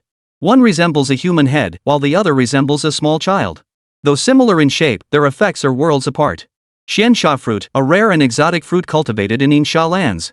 Nourished by the death energy of corpses, it accumulates over time, absorbing the resentment of countless drowned souls in Xinjiang River to form. Consuming it increases biological energy within the body and enhances innate abilities, raising talent levels. Side effects exist. There is a chance of being corrupted by vengeful spirit energy, transforming into a bloodthirsty monster. After reading the description of the mystic curse fruit, Qin Yuan exclaimed he'd struck gold. He never imagined such a marvel existed in this world. Not only could it boost biological energy, but it could also enhance innate abilities and elevate talent tiers. It was truly a legendary treasure of heaven and earth. However, it came with a side effect, a certain chance of backlash, transforming the user into a bloodthirsty monster. Still, given the immense benefits, the risks were almost negligible. How many of these fruits are there? I'll take them all. Qin Yuan declared without hesitation. He chose to take them all. Upon hearing this, the Water Monkey King answered truthfully, Honorable one, treasures like this are extremely rare within the Qing River. I only know of 3 places where such fruits have appeared. I have no knowledge of how many treasures exist in other waters. Sensing the truth in the other's heart, Qin Yuan grinned, nodded, and solemnly promised, bring me the other 2 fruits as well. Once I have them, I guarantee I won't trouble your kind again. Agreed. The Water Monkey King agreed readily. He turned and leapt. It transformed into a blur and swam swiftly toward the distant river basin, vanishing in the blink of an eye. With the Water Monkey King gone, the nearby water monkeys grew restless once more. One after another, they bared their teeth at Qin Yuan, revealing their fierce and combative nature. They rubbed their paws together, itching for a fight. Seeing this situation, Qin Yuan remained calm, holding the human head like xiansha fruit in one hand while his attention remained fixed on his talent panel. In contrast, the two water monkeys guarding him grew restless, bristling with aggression. They snarled back in retaliation, their expressions radiating loyal devotion to their master. Consume the Xiansha fruit? Select enhancement direction, energy or talent. Through prior knowledge, enhancing a creature's energy would increase it by 5 points per fruit. Enhancing talent abilities by raising talent levels required fewer fruits the lower the current talent level. For example, elevating a D rank talent to C rank requires 2 Xiansha fruits. Advancing from C rank to B rank demands 4 fruits, while ascending from B rank to A rank requires 8 fruits. The quantity doubles progressively, and the risk of side effects also doubles accordingly. The more fruits consumed, the more susceptible one's consciousness becomes to corruption. Ultimately, this leads to mental derangement, transforming the individual into a bloodthirsty monster. After a moment's consideration, Qin Yuan chose to first enhance his biological energy. After all, his current biological energy stood at 45 points, just 5 points short of breaking through to stage 2 transcendent. Consuming this Xiansha fruit would push his bioenergy past the 50-point threshold, elevating him into the ranks of stage 2 superhumans. Besides, he still had 2 more Xiansha fruits left, one more wouldn't make a difference. Once the Water Monkey King returned, he resolved to use the remaining fruits entirely to elevate his talent level. It was time to elevate his D rank talent to C rank. With his mind made up, he bit into the fruit. It let out a piercing scream in his mouth, melting instantly upon contact. Waves of icy, frigid energy surged rapidly from his mouth into his abdomen. Soon, this energy circulated through every limb and bone, nourishing his flesh and organs while simultaneously optimizing his genetic sequence and enhancing his physical constitution. In an instant, Qin Yuan felt an icy chill wash over his body, leaving him refreshed and invigorated, as if his soul were soaring to the heavens. Blissful. Absolutely blissful. The exhaustion from the recent battle vanished completely. In that moment, he felt as if he possessed inexhaustible strength within him. Bioenergy, 50 depends on host's physical condition. Level, Tier 2. Qin Yuan stretched his limbs, preparing to adjust to his enhanced physical strength. Yet, even this simple movement instantly stirred the surrounding currents, unleashing a series of thunderous roars. Whirlpools formed everywhere. Squeak, yippee. His mere stretch sent nearby water monkeys into a panic, scratching their ears and cheeks while squeaking frantically. A single hair pulled set the whole body in motion, and chaos erupted instantly. Especially the 2 water monkey bodyguards beside him. Seeing this, they mistook it for an attack signal. Baring their teeth and claws, they lunged forward. Extremely aggressive and vicious. In an instant, the entire troop of water monkeys descended into chaos, tearing at each other in a bloodbath that turned the nearby river murky once more. Even decaying corpses began surfacing from the riverbed. A chaotic stew of corpses. The scene descended into utter chaos. Roar! Just then, a furious roar echoed from the distance. The Water Monkey King returned, his massive paw clutching 2 human head fruits. A savage aura radiated from his entire body, his face twisted into a hideous grimace, making him look terrifyingly fierce. Bloodshot eyes fixed on the chaotic battle before him, the Water Monkey King demanded in a deep, furious voice, "Honorable One, why couldn't you have waited just a little longer for me? You promised not to harm my kindred. Why did you let them slaughter each other?" Sensing the other's fury, Qin Yuan's expression darkened as he coldly retorted, "Are you instructing me on how to conduct myself?" With that, he raised his right hand, aimed at the head of a water monkey in front of him, and his fingers swelled, extending to strike. With a pop, they easily pierced through the creature's skull. Fluorescent light flickered. Boom! The head instantly exploded into a mist of blood. Witnessing this, the Water Monkey King's pupils contracted sharply. He hastily lowered his proud head and humbly pleaded, "Please, please, Honorable One, calm your anger." Simultaneously, it reverently presented the 2 human head fruits it held, daring not to breathe a single breath. "Oomph. This is a one-time exception," Qin Yuan snorted coldly. Taking the Xiansha fruit, he said nothing further. With a leap, his body shot forward like a cannonball, swiftly floating toward the river surface. Chapter 59, Resilience Boost. A promise made is a promise kept. After obtaining the fruit, Qin Yuan made no further demands of the water monkeys and turned to leave. Seeing him depart, the Water Monkey King secretly breathed a sigh of relief, his taut nerves gradually relaxing. Then, his eyes flashed with ferocity as he turned to glare at the 2 troublemakers among the opposite monkey troop. Sensing the tense atmosphere around them, the 2 water monkeys squabbling in their nest immediately backed down. Glancing around, they quickly noticed movement overhead. Seeing Qin Yuan swimming toward the river surface, they wasted no time. Deciding to break away from the troop, they swiftly followed Qin Yuan's lead, swimming toward the river surface as well. Feeling the disturbance beneath him, Qin Yuan paid no heed, maintaining his pace as he swam toward the surface. Soon, he reached the water's edge. However, he didn't surface immediately. Instead, he used his beast sense ability to stealthily scan the vicinity for any trace of Nangongyu. Confirming Nangongyu was nowhere near, he leapt out of the water. His form shot above the surface. He surveyed his surroundings and began walking on the water. Squeak! Yah! Just as he was about to reach the shore, two urgent cries suddenly rang out behind him. He turned his head. Two water monkeys stood by the riverbank, scratching their ears and cheeks, looking utterly flustered and anxious. Through his mental senses, Qin Yuan could distinctly feel their urgency and panic. The two seemed to have already identified Qin Yuan as their leader. Seeing him about to leave, they immediately displayed a determination to follow him to the death. Staring at the two water monkeys and silently sensing their thoughts, Qin Yuan silently decided to change his mind. Loyal monster servants like these were hard to come by. Since you two wish to follow me, then follow me. But you must obey my commands completely. Without my orders, you are not to attack humans at will. Qin Yuan commanded. Upon hearing his words, the two water monkeys nodded vigorously, showing understanding. Then, Qin Yuan gave them names. The stockier one became Monkey 1, and the taller, leaner one became Monkey 2. Monkey 1, Monkey 2, you two will follow me along the Qing River tributary. Songhai City, as its name suggests, was named for its coastal location and the Song River, a tributary of the Qing River that flowed through it, eventually emptying into the sea. Following the Song River would inevitably lead to Songhai City. To avoid encountering Nangongyu on the main roads, Qin Yuan decided to take the water route, traveling along the Song River towards Songhai City. And so it was. He felled a large tree by the roadside, hollowed out its trunk into a canoe, and sat inside. Monkey 1 and Monkey 2 served as his laborers in the water, carrying him swiftly towards Songhai City. Cutting through wind and waves, Qin Yuan leaned back in the canoe, thoroughly at ease. At this moment, he had the chance to take out two xiansha fruits. One fruit per bite, melting instantly upon contact. He handled the cold energy with ease, no longer startled as before. Silently absorbing the energy within his body, he chose to enhance his talent level. Please select the talent type to enhance. Enhance exclusive talents, Qin Yuan murmured with a flicker of intent.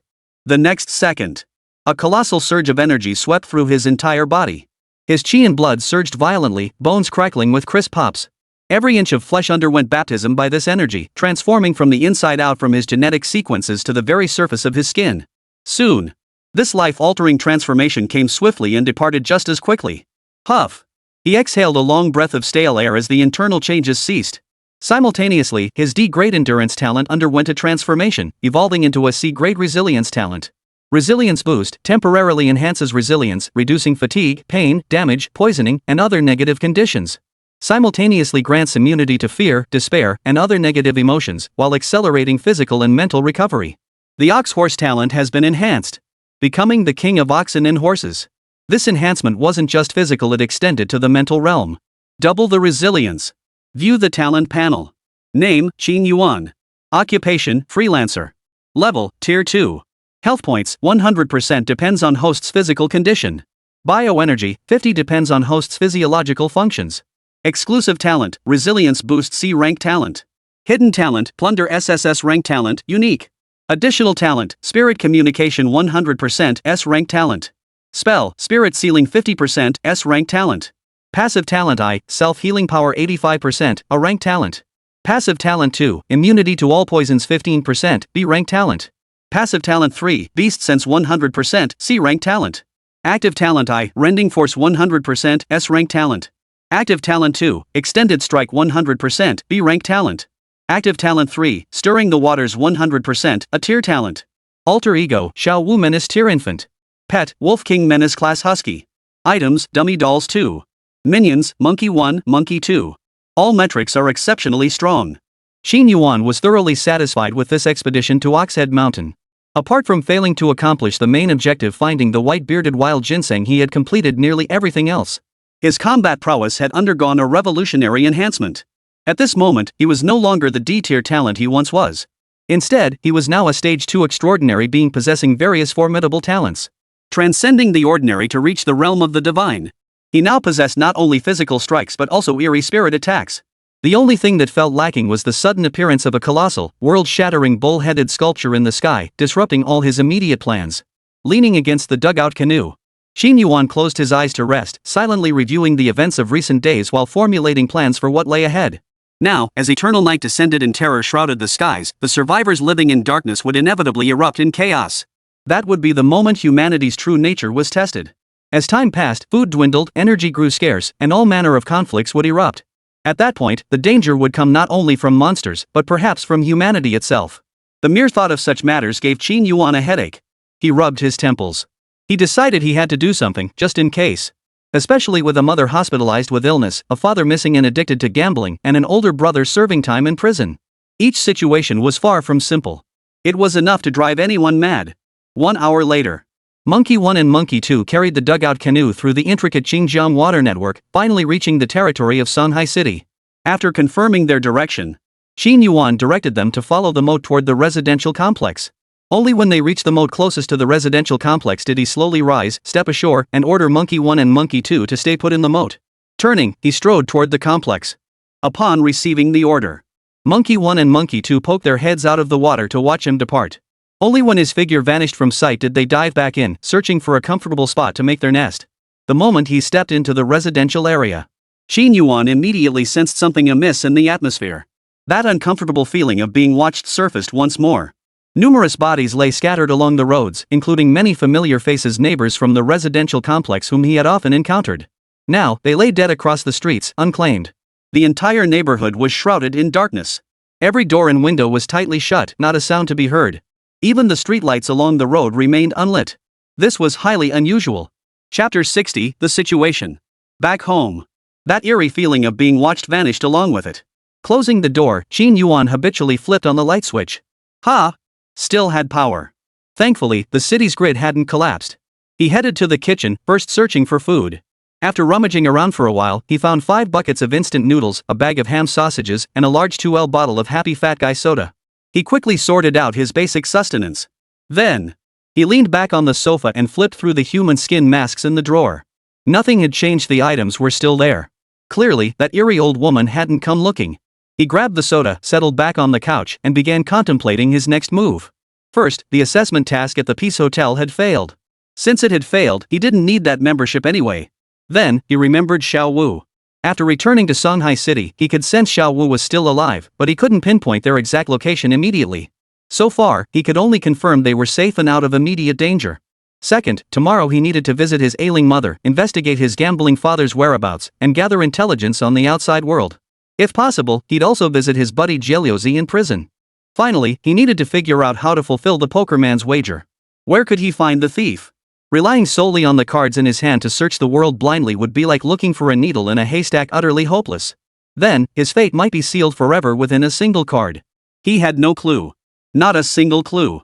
Even now, he still didn't know the origin of the pokerman. As for food, survival resources, and energy, those concerns were entirely beyond his current scope of thought. Lost in thought, Qin Yuan drifted into a hazy slumber. This time, however, the anticipated dream garden failed to appear. There was no garden, no pavilion, and no pokerman. This time, he slept deeply, soundly, and peacefully. No all-night card games, no sense of time. He plunged headlong into deep slumber, utterly unconcerned with any dangers lurking outside. Snoring began to rise, rhythmic and steady in the silent room. Across the entire neighborhood, only Qin Yuan's home remained lit. From afar, it resembled a faint candle flame, burning itself out in the darkness. In stark contrast to Qin Yuan's sound sleep, the others suffered terribly. Huddled in their rooms, they shivered in terror, too afraid to sleep. They forced themselves to stay alert, watching every movement outside the door, terrified that a monster might burst in and kill them at any moment. At the same time, Second People's Hospital. In the underground laboratory on the 3rd basement level. Success! I did it! A burst of excited cheers shattered the laboratory's silence. A middle-aged man in a white lab coat danced about wildly. His workbench was cluttered with glassware and electronic equipment. He stared intently at a single drop of blood under a quantum microscope, his excitement bordering on mania. He was none other than Zhong Dashan, chief physician of the Immortality Club and the man who had conducted financial transactions with Qin Yuan. The moment the words left his mouth, his lab assistant beside him couldn't help but frown slightly, cautioning, "Professor Zhong, while this restorative serum we've developed shows remarkable efficacy rapidly repairing cells and even correcting certain defective genes, our clinical trials haven't yet identified any potential side effects." Hearing this, Zhong Dashan instantly transformed into a scientific madman, his mood turning extremely volatile. Staring at the cellular changes under the microscope before him, he declared with a fanatical expression, "There isn't enough blood. The raw materials are insufficient. I need more blood sources to develop the serum. Otherwise, I won't have enough serum for clinical trials. Professor Zhong, this blood sample, designated QS6666, has only 1 milliliter remaining in the blood bank. Based on the experimental process, it can still yield 10 recovery serums," the assistant replied earnestly, flipping through the test records in his hands. Hearing this, without lifting his head, Zhong Dashan kept his gaze fixed on the test sample. His voice turned icy. Retrieve all information on blood source QS6666. I need more blood raw materials. I don't care what means you use, whether you buy it with money or force it with violence. I only need fresh blood sources to ensure the smooth completion of the serum development. After flipping through the sample registry, the assistant looked troubled and hesitated. Professor, this blood sample was brought in by you. The specific source information wasn't recorded, so I can't retrieve the donor's details. Zhong Dashin froze, then turned to take the logbook from the assistant's hands. A look of recollection spread across his face. After a moment's thought, a handsome, youthful face came to mind. He explained, this blood sample? I got it from a young man named Xin Yuan. Cost me $1 million. Oh, and his mother is currently in our hospital's SVIP special care ward. After finishing his explanation, he immediately instructed his assistant to investigate Xin Yuan's background. Xin Yuan's blood was exceptionally unique. Not only did it possess powerful regenerative properties, but it also exhibited terrifying devouring capabilities. Research revealed that even a single drop of this blood, provided with sufficient nutrients, could rapidly divide and multiply cells. Moreover, it could adjust the genes within cell nuclei to adapt to its surroundings, proving even more aggressive than cancer cells. Cancer cells were mere siblings in its presence, destined only to become nourishment for its devouring. Understood, Professor. I'll handle it immediately, the assistant replied earnestly. He turned to leave. As he was about to exit the lab, Zhong Dashin called him back urgently, his voice tinged with concern. Wait. If you need fresh blood samples, do whatever it takes to avoid harming them. Got it, the assistant replied, understanding the implication. He had no idea how long he'd been asleep. Xin Yuan was roused from his daze by the loudspeaker blaring downstairs. He glanced at his phone. It was 8:20 a.m. But since the sky outside remained pitch black, it was impossible to tell the time. Whether day or night, the sky was always the same color. Black. Ink black. As endless as the polar night. And overhead, a terrifying specter hung over everyone, filling them with dread and despair, leaving no glimmer of hope. He walked over to the window. Xin Yuan took a sip of his sugary soda to rinse his mouth, then strained to hear the broadcast from the loudspeaker below. Residents, please remain calm. The Anomaly Bureau will not abandon you, nor will the Public Security Bureau forsake you. With the polar night upon us and the sky harboring great terror, seek shelter in enclosed structures, preferably basements, underground parking garages, or other subterranean locations. Do not venture outside, and avoid looking up at the sky. We will protect your safety and provide essential supplies. This darkness is temporary.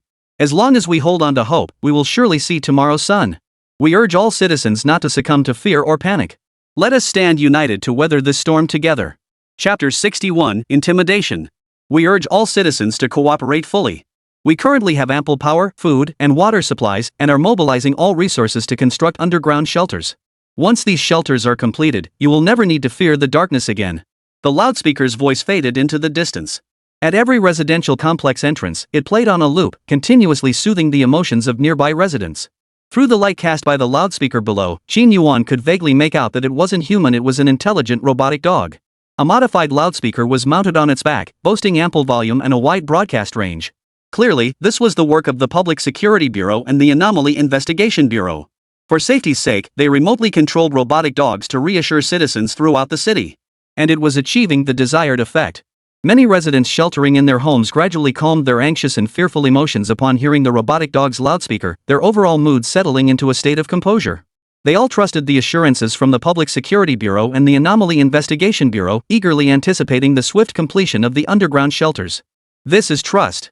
The forces from the Public Security Bureau and the Special Investigation Agency. One by one, lights began to flicker on in the homes. Hope for survival blossomed in their hearts, and they found something to look forward to. Yet some remained deeply pessimistic, refusing to believe the promises made over the loudspeaker below. They viewed everything with suspicion, convinced it all amounted to conspiracy theories. They firmly believed that relying on others was no better than relying on themselves. The darkness would not fade, the apocalypse had arrived. Under this apocalypse, everything followed the dark law of the jungle. The weak were prey to the strong. There is no mercy from the strong. To survive, one must rely on their own strength. For them to stay home and wait for death? Utterly impossible. They treat such talk as wind passing by their ears. Now, the sun has vanished. Without sunlight, temperatures will plummet rapidly as time passes. Crops will struggle to adapt to the environment, eventually leading to food shortages or even complete scarcity. Especially when they heard about the underground shelters being built, stocked with ample supplies, their eyes lit up. Evil schemes began to form in their hearts, their eyes darting about greedily, eager to get their hands on a share of the spoils. He watched the glowing dot of the mechanical dog below vanish quickly. Xin Yuan shrugged it off, turning toward the bathroom. While hot water was still available, he decided to indulge in a satisfying hot shower first, then grab a quick bite before heading out to handle business. After changing into clean, neat clothes, he stood before the mirror, tidied his hair, and remarked with a touch of self-admiration, "Seems like I've gotten even more handsome." After indulging in a moment of self-admiration, he slipped his hands into his pockets and strolled leisurely out of the apartment building. He reached the ground floor. Using his beast sense, he could distinctly perceive scattered figures moving nearby. They carried flashlights, were fully armed, and had their faces completely covered. They wore sun visors on their heads, kept their heads down, and hunched over. Their figures darted through every corner of the neighborhood, dragging corpses along the streets. Sneaking about. Like scavengers. Extremely busy. At the same time, that eerie sense of being watched surfaced once more. Staring straight at him, making Qin Yuan feel extremely uncomfortable. He stood rooted to the spot. Qin Yuan refrained from rash action, instead channeling all his focus into activating beast sense. He sought to pinpoint the source of this gaze through his heightened perception. As the perception unfolded, every movement within a 100-meter radius surfaced in his mind. It was like gaining a god's eye view. Carefully analyzing the mini-map, he soon spotted an unusual figure lurking in the dark corner of an apartment building. She looked like a high school student, straight bangs, long hair cascading over her shoulders, standing motionless at the corner, her gaze fixed intently on this direction. A spirit girl? The moment he recognized her face, Qin Yuan instantly knew who she was. She just won't let go. Swish. Tong Yu activated silently. His body visibly vanished, transforming into a blur as he charged toward the opposite side. Holy! A cold wind just swept past me. My spiritual senses went off the charts. I think I just encountered something unclean. A voice trembled, eyes filled with terror. He immediately dropped the corpse he was holding and turned to flee toward the apartment building nearby, completely disregarding the fate of his companions. Seeing his actions, the nearby companions' faces turned ashen. Hearing his final words sent shivers down their spines, their legs giving way as they collapsed to the ground. "Where do you think you're going?" Qin Yuan snapped, his eyes darting swiftly. The moment Qin Yuan vanished, the high school girl lurking in the shadows sensed something was terribly wrong. As she turned to flee, Qin Yuan's voice echoed ghostly beside her ear. A large hand materialized out of thin air, gripping her shoulder tightly. "Are you human, or a monster?" the girl gasped in shock. Turning to face the handsome man behind her, a rare look of terror flashed across her delicate features. Plundering in progress. Target, possessed girl's alter ego. Plundering talent, self-healing power. Plunder progress, 86%. He offered no answer to her question. Qin Yuan merely stared at her coldly, his eyes devoid of any emotion, as if observing a lamb awaiting slaughter. "Help! Help me!" the high school girl screamed at the top of her lungs. Feeling the power within her rapidly draining away, she truly panicked. She knew she was finished today, utterly defenseless. She couldn't fathom why, after only a few days apart, she was now utterly outmatched. He was like a completely different person compared to the delivery guy she'd encountered earlier. What the hell had this bastard been through these past few days? Why? Why had he become so powerful? "Scream yourself hoarse, no one will come to save you," Qin Yuan said coldly. Seeing her cries for help go unheeded, the high school girl immediately threatened, You can't kill me. Otherwise, my true form won't let you off the hook." "Your true form? That deadhead that stole my first kiss?" Qin Yuan sneered dismissively. "Rest assured, I won't wait for her to find me, I'll hunt her down myself. No matter how many fragments you split into, I'll kill every single one I encounter. Don't doubt my capabilities. In my hands, you won't get a chance to resurrect. I'll beat you until there's not a hair left on your bodies." Hearing this, the high school girl immediately grew frantic, hastily explaining, "No, my true self isn't that head. She's a clone just like me, no difference at all. It was sensing her situation that made me curious enough to come observe you." "Not the original body?" Qin Yuan raised an eyebrow, curiosity flickering across his face as he pressed, "Then tell me what your true form is. Let's see if it can scare me." "My true form," the girl said, her face contorting into a menacing grimace, "is like that statue in the sky. If I die, it will be alerted. When that happens, you will die without a doubt." "Like that bull-headed statue in the sky?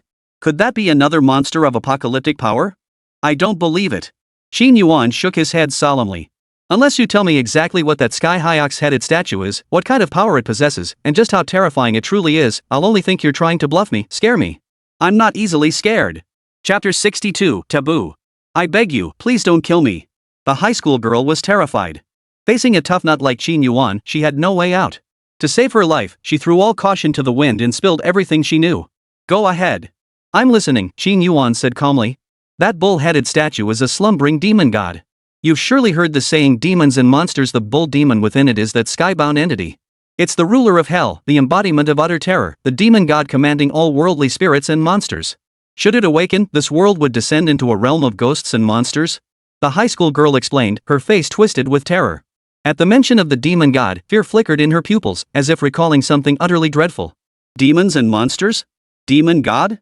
Qin Yuan tilted his head, his gaze flickering with interest as he listened to her explanation. She paused.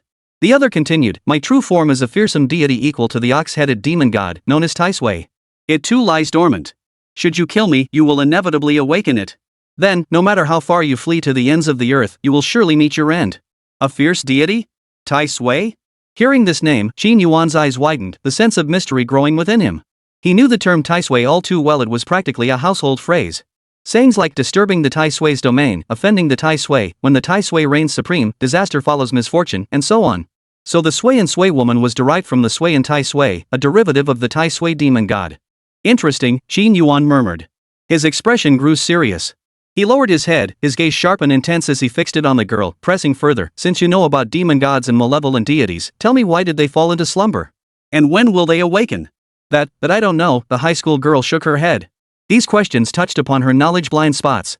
She had no clue about the reasons behind the demon god and the malevolent god's slumber. Upon hearing this, Qin Yuan grinned, revealing a cruel smile, and said coldly, since you don't understand, then our agreement is null and void. With that, his palm suddenly tightened, shattering the high school girl's shoulder in an instant. The sharp crack of breaking bones echoed through the air. Ah! The piercing scream echoed throughout the entire residential complex. Hearing the sound, residents in nearby buildings jolted awake, their faces frozen in terror as they shook their heads in disbelief. Listen! Listen! I told you there's something unclean here, a man trembling in the stairwell whimpered. Oh my god! That sounds like a young girl. Poor thing, what a tragic fate, another heavily bundled man lamented. Shoo! Keep quiet, or that evil spirit might come after us. Shut your mouth, you jinx. If you don't speak, no one will think you're mute. The words had barely left his mouth. A sudden chill swept over them, piercing their spines. It was so cold they couldn't help but shiver. The next second, a sinister, raspy voice echoed from the staircase behind them. Have you no shame? They whipped their heads around. There stood an old woman at the stairwell entrance, clad in a black robe and carrying a bamboo basket. A faint, putrid stench emanated from her body. Her withered face resembled dry tree bark, cracked and flaking. Her eyes were cloudy and lifeless, like those of a dead fish, staring fixedly at everyone. As the old woman appeared, the temperature plummeted rapidly, and layers of frost formed on the walls. It sent a chill down everyone's spine. Old Six, you damned jinx. I told you not to speak, not to speak. Now look what you've done, you've summoned this filthy thing. The leader of the group cursed the moment he saw the scene. Feeling his companion's reproachful glare, the man called Old Six lowered his head, his voice trembling with hurt. I didn't mean to. I was just trying to warn everyone. Shut up. I beg you, stop talking. We need to figure out how to get rid of this filthy thing, the leader said grimly. Got any dignity left? Any dignity? The old woman descended the stairs step by step, expressionless, like an emotionless robot. With each step, she repeated the same phrase. Seeing this, Lao Lu couldn't help but speak up again. Boss, I think to deal with filth, you need filth. Only filth can defeat filth. Hearing this, the leader's composure shattered instantly. He jabbed his finger at Lao Lu's nose and erupted in a torrent of curses. Damn it, Lao Lu. I told you to shut your mouth. Don't you know one filthy thing isn't enough? You want to bring in another one? Do you want us brothers to die even faster? Staring at the old woman steadily closing in, his expression flickered.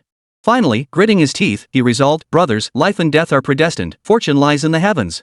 We split up and run. Every man who survives is one more. With that, he took off running, the first to bolt from the building.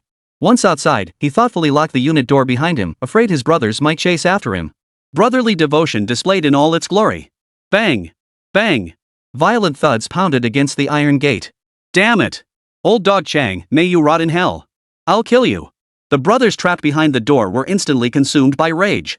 They pounded and kicked the apartment door relentlessly, their eyes blazing with fury, their anger reaching its peak. Brothers, hold on a little longer. Old Chang, remember your loyalty. The man cursed as old dog Chang, hearing the furious shouts behind him, remained unflinching. He even wore a solemn expression as he addressed the brothers beyond the door. The next second, he turned and walked away decisively, not looking back once, as if he had made up his mind about something. His figure vanished swiftly into the darkness. At that moment, Lao Lu stepped forward from the crowd, his voice calm. Brothers, don't panic. Since we're cornered, why not try my plan? Lao Lu, we all know you're a jinx, good things never stick with you, but bad luck always finds you. Please, spare us this time, someone pleaded with a mournful expression. Yeah, Lao Lu, I'm not ready to die yet, another chimed in. In an instant, the four trapped in the apartment building were engulfed in despair. Only Laolu refused to give up, still firmly believing that filth must be fought with filth. Got any dignity left?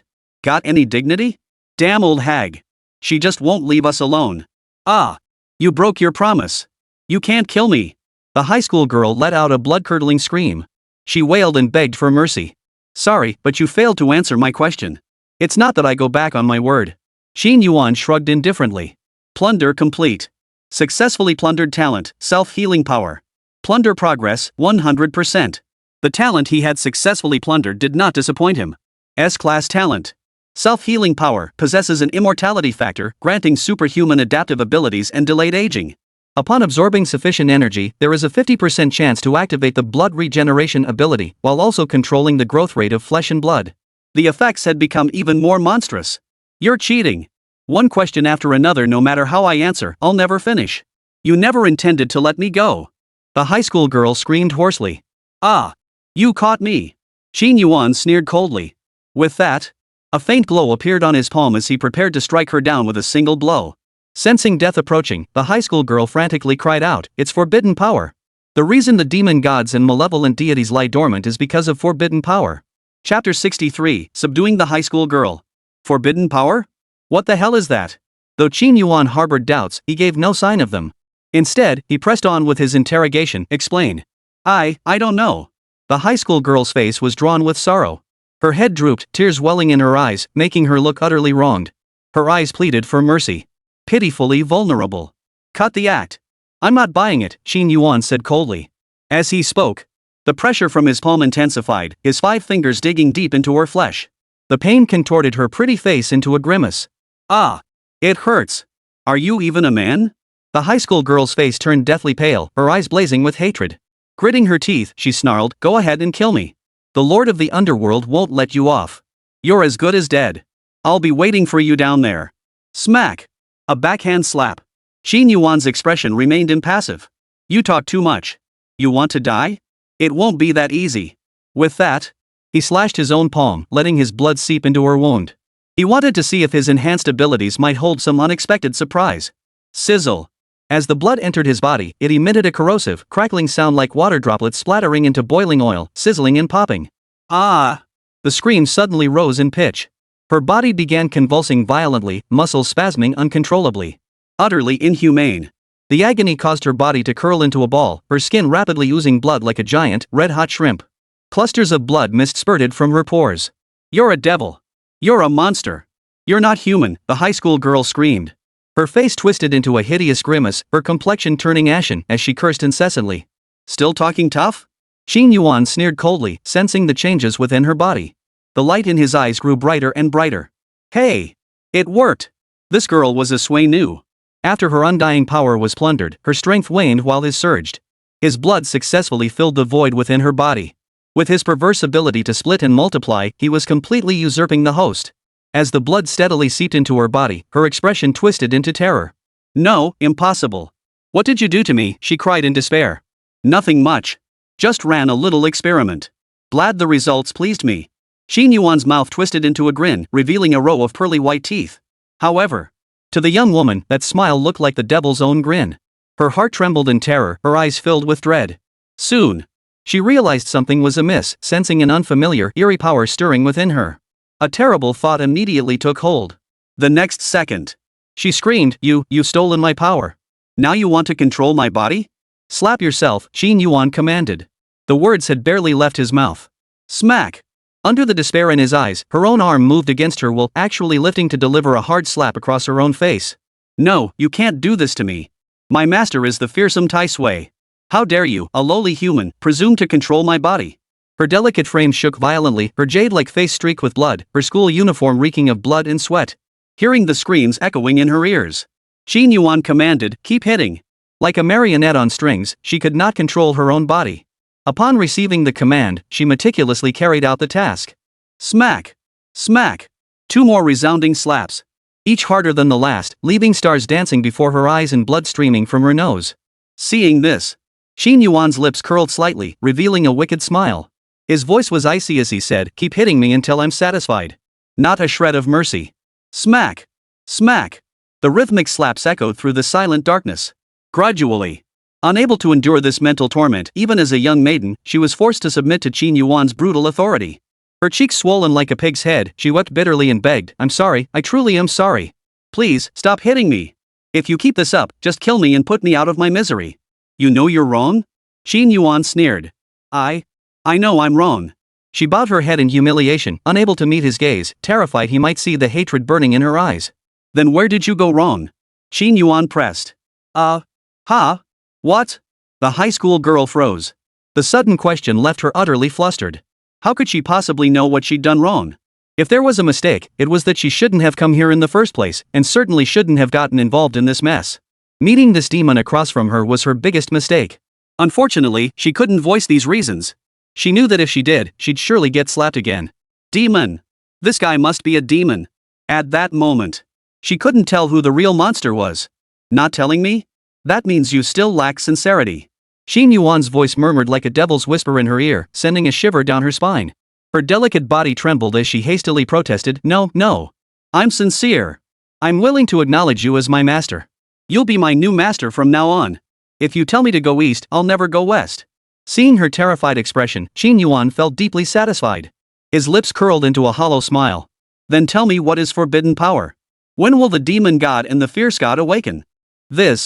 Master, I truly don't know what forbidden power is. I only vaguely sense this keyword based on fragments of memory in my mind. What it actually is, I really have no idea." The high school girl explained, her voice trembling with tears. Hearing that question again made her wish she were dead. Feeling his piercing gaze, her slender frame trembled involuntarily. She hurriedly added, "As for when the demon gods and fierce gods will awaken, I don't know either. But I do know one secret: their revival requires vitality and souls. Only when nourished by vast quantities of vitality and souls will they awaken. The timing of their awakening depends entirely on the speed at which vitality and souls are harvested. Take the ox-headed demon god in the sky, for instance. Once every human within the Dark Realm perishes, he will likely awaken completely. This is only the beginning. By the 7th day of darkness, the statue of the ox-headed demon god will spawn all manner of demons and specters. Every 7 days thereafter, a powerful monster will emerge to harvest nourishment, continuing until every human is dead." The more he listened, the more unsettled he felt. Qin Yuan's eyes widened in alarm. "Are you trying to scare me?" Thud. She fell to her knees. Feeling the rage emanating from him, the high school girl obeyed instinctively, kneeling down with practiced ease. The suppression from the bloodline power within her body left no room for even a flicker of resistance in her heart. Kneeling on the ground, she bowed her head repeatedly, hastily explaining, "I wouldn't dare. Master, everything I said is true. If you don't believe me, you can wait 5 more days. After 5 days, a calamity-level monster will definitely appear in the sky." Catastrophic level? Qin Yuan narrowed his eyes, a flicker of disdain flashing deep within his pupils. A mere calamity-level monster? To him, it was no different than the story of the Gord brothers rescuing their grandfather one after another. They'd come running. Staring at the high school girl before him, who continued to kowtow in complete submission, he said casually, "Rise. I'll believe you this once. Should I discover you've lied, I have 100 ways to torment you." With that, he turned and walked away. "I wouldn't dare." The warning whispered in her ear sent a shiver down her spine. Watching his receding figure, her eyes held more fear than resentment. After a moment's hesitation, she still hurried after him, her voice soft and gentle. "Master, where are we going?" "To meet a shameless old man," Qin Yuan replied indifferently. Chapter 64, The Raven's Mouth Part 1. A shameless old codger? The high school girl looked utterly bewildered. The moment the sinister old hag appeared, Qin Yuan detected her presence instantly through his beast sense. He hadn't had time to confront her then, but now he was free to deal with her. He wanted nothing more than to grind this old hag to dust. Times had changed, and now was the moment for him to settle old scores and exact revenge. Soon, he arrived at the front of the apartment building where the incident had occurred. Bang! The building was locked from the outside, while people inside pounded and banged relentlessly. "Ah! Don't come over here. I want my dignity. I don't want yours." Screams, pleas for mercy, and cries of terror echoed through the hallway. "No! Don't tear my face," someone wailed. Blood and flesh were everywhere. "Second brother, be careful. Don't answer the creepy old hag's questions. Damn it, sixth brother, please don't talk to me. If you've got the guts, talk this old hag to death." Two desperate, frantic voices echoed through the hallway. Then came the sound of footsteps. "Old hag, I see you're elderly and can't bring myself to hit you. But if you push your luck any further, I won't hold back." Sixth brother steeled himself and stepped in front of second brother. "Have you no shame?" the old woman asked, her expression unreadable. The figure drew ever closer. A corpse-spotted old face drew ever nearer. Cloudy eyes stared fixedly at the other. Don't come any closer. Beads of sweat the size of beans formed on Lao Lu's forehead, and his legs began shaking uncontrollably. His feet kept retreating backward, forcing second brother to follow suit, step by step, until they were finally pinned against the corner with nowhere left to go. Staring at the old face looming larger before him, Lao Lu's eyes filled with terror. His voice trembled as he stammered out a threat, don't come any closer. If you take another step, I'll scream for help. Have you no shame? The old woman's face pressed closer. Even without an answer to her question, her face pressed forward. Face to face, eye to eye, they were almost touching. As Lao Lu opened his mouth, a putrid stench like rotting sea air assaulted him, stinging his eyes shut and clamping his jaws tight. Ugh! His stomach churned violently. Had he eaten anything, he would have vomited yesterday's leftovers. It stank. Lao Lu, say something. Feeling death closing in, second brother, pinned against the wall and unable to move, began pacing frantically, his mind in utter chaos. Seeing no response, he urgently pressed, you cursed her to death with your black mouth. You were so talkative just now, why are you suddenly mute? Ugh. I can't bring myself to say it. The moment old Six opened his mouth, he was overcome by a wave of dry heaves. Hearing this, the second brother looked utterly despairing. Pa! If I'd known this would happen, I should have listened to you back then. One ghost dies, two ghosts die, it's death either way. If we're going to die, let's die with a bang. No sooner had the words left his mouth. Lao Lu's eyes welled up with satisfied tears. Second brother, you finally see I was right, don't you? Talented individuals are common, but those who recognize talent are rare. To receive his second brother's acknowledgement before death, he felt his life was complete. A woman adorns herself for her true friend, a man dies for his true friend. To protect his second brother, he deliberately stalled, locking eyes with the old hag like a dead fish. He stood tall and declared, I have my pride. Hearing this, the old hag halted, lifting the freshly torn face skin in her hand. With a sinister smile, she said, since you want a face, which one do you think suits you best? These blood-soaked faces belonged to the brothers who had just perished. Their eyes were wide open, refusing to close in death. The skin still retained a lingering warmth, twitching occasionally. Wretched wails emanated from the faces, sending shivers down the spine. Just as old Six hesitated, his second brother behind him suddenly cried out, there's a cold, ghostly presence. Before the words had fully left his mouth, a deep, magnetic voice echoed in their ears. Old man, I think your old face would be perfect. Care to give it to me? A chilling wind swept through the air. The silent hallway was deserted. The voice was clearly right beside them, yet no one could be seen. They startled at first, then their expressions turned delighted. Seeing this, the second brother leaned close to the sixth brother and whispered into his ear, wow. Sixth brother, your jinx really worked, another filthy creature has arrived. At that moment, he pinned all his hopes on the theory that filth must be defeated by filth. Buzz. In that instant, the old woman's body dissolved into a shimmering aura, rapidly fading from her original spot. When she reappeared, her figure had already materialized on the next flight of stairs. Blinkingly fast. A pair of cloudy eyes glowed with venomous hatred. She stared fixedly toward the entrance of the apartment building, grinding out each word through clenched teeth. Give me back my face. Give me back my face. Her resentment filled the air. The next second, a tall, straight figure gradually emerged from the narrow hallway. A young man. He had sharp eyebrows and starry eyes, fair skin, his hands tucked into his pockets, and a faint smile always playing at the corners of his mouth. Is old Six a dirty bastard? Old Two couldn't help but ask. I don't know, old Six shook his head vigorously, like a rattle. All attention was fixed on the ghostly young man before them. Their eyes flickering. Their eyes brimmed with curiosity and expectation. Was this human or ghost? You old bastard, have you no shame? Xin Yuan cut him off. Enemies meeting only intensified their hatred. Give me back my face. The haunting voice echoed throughout the entire apartment building. Got no shame? Xin Yuan chose to confront him head-on. Walk the old hag's path and leave her nowhere to go. Hearing his words, the old woman trembled with rage, her cloudy eyes gradually filling with bloodshot veins. Bloodshot eyes. Resentment boiled within her, sending the old woman into a frenzy. Her aura surged relentlessly, instantly breaking through to the level of a resentment seed. I'll rip your mouth off. Her aged face contorted beyond recognition. Amidst a shrill, blood-curdling scream, a swarm of blood-soaked faces flew out of the bamboo basket like bats taking flight. They filled the hallway densely, crowding every inch of space. Each ghastly mask bore a hideous expression, their features gradually synchronizing with the old woman's, twisted and venomous. They opened their ghastly white mouths, emitting shrill, piercing howls. They descended like a storm, looking for death. Qin Yuan glared with fury. Staring at the dense swarm of blood-soaked faces before him, he stood utterly still. Yet his short hair began to grow wildly, stretching over 3 meters in an instant. It spread across the entire hallway like the fur of a yeti. With a slight flick of his head, countless strands of hair shot out like sharp arrows. Thud! Thud! The sound of strands piercing through blood-soaked faces echoed continuously. Piercing 10 at once. All struck the center of the eyebrows. Ah! One bloodied face after another erupted in agonized screams. At the same moment, an eerie silver glow flickered through their hair.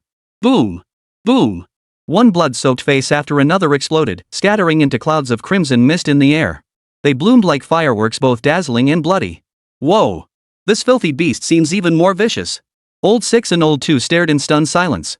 They'd lived over 30 years, traveled far and wide, and seen plenty in their time, yet never had they witnessed such a bloody spectacle. Blood splattered everywhere, flesh fragments flying in all directions. We're dead! We're dead! Their expressions froze, their eyes vacant. Terrified, their hearts pounded wildly. Their legs gave way, and they collapsed onto the ground, mouths agape, frozen in place. Chapter 65, A New Identity Second Update. Sixth brother, you really are a jinx. The second brother shot the sixth brother a look of utter despair. Staring at the demon god before him, his hair flying wildly, he felt like dying. One more terrifying and cruel than the last. How could anyone survive this? Second brother, I'm sorry. I let you down. I never imagined the filthy thing we summoned would be this vicious. The sixth brother closed his eyes in guilt, spread his small hands helplessly, and leaned his body against the corner, preparing to wait for death. He accepted his fate. Whatever happens, happens. He felt no desire to escape. So powerful, the high school girl gasped in awe. Standing outside the iron gate, she witnessed the scene within, her pupils involuntarily shrinking to pinpricks. Her expression shifted constantly. This enigmatic man was too powerful. So powerful that she saw no hope of resistance. His hair sliced through enemies. Graceful yet eerie. What kind of power is this? She stood transfixed at the doorway, her mind unable to settle for a long time. Just how many bizarre abilities did this man possess?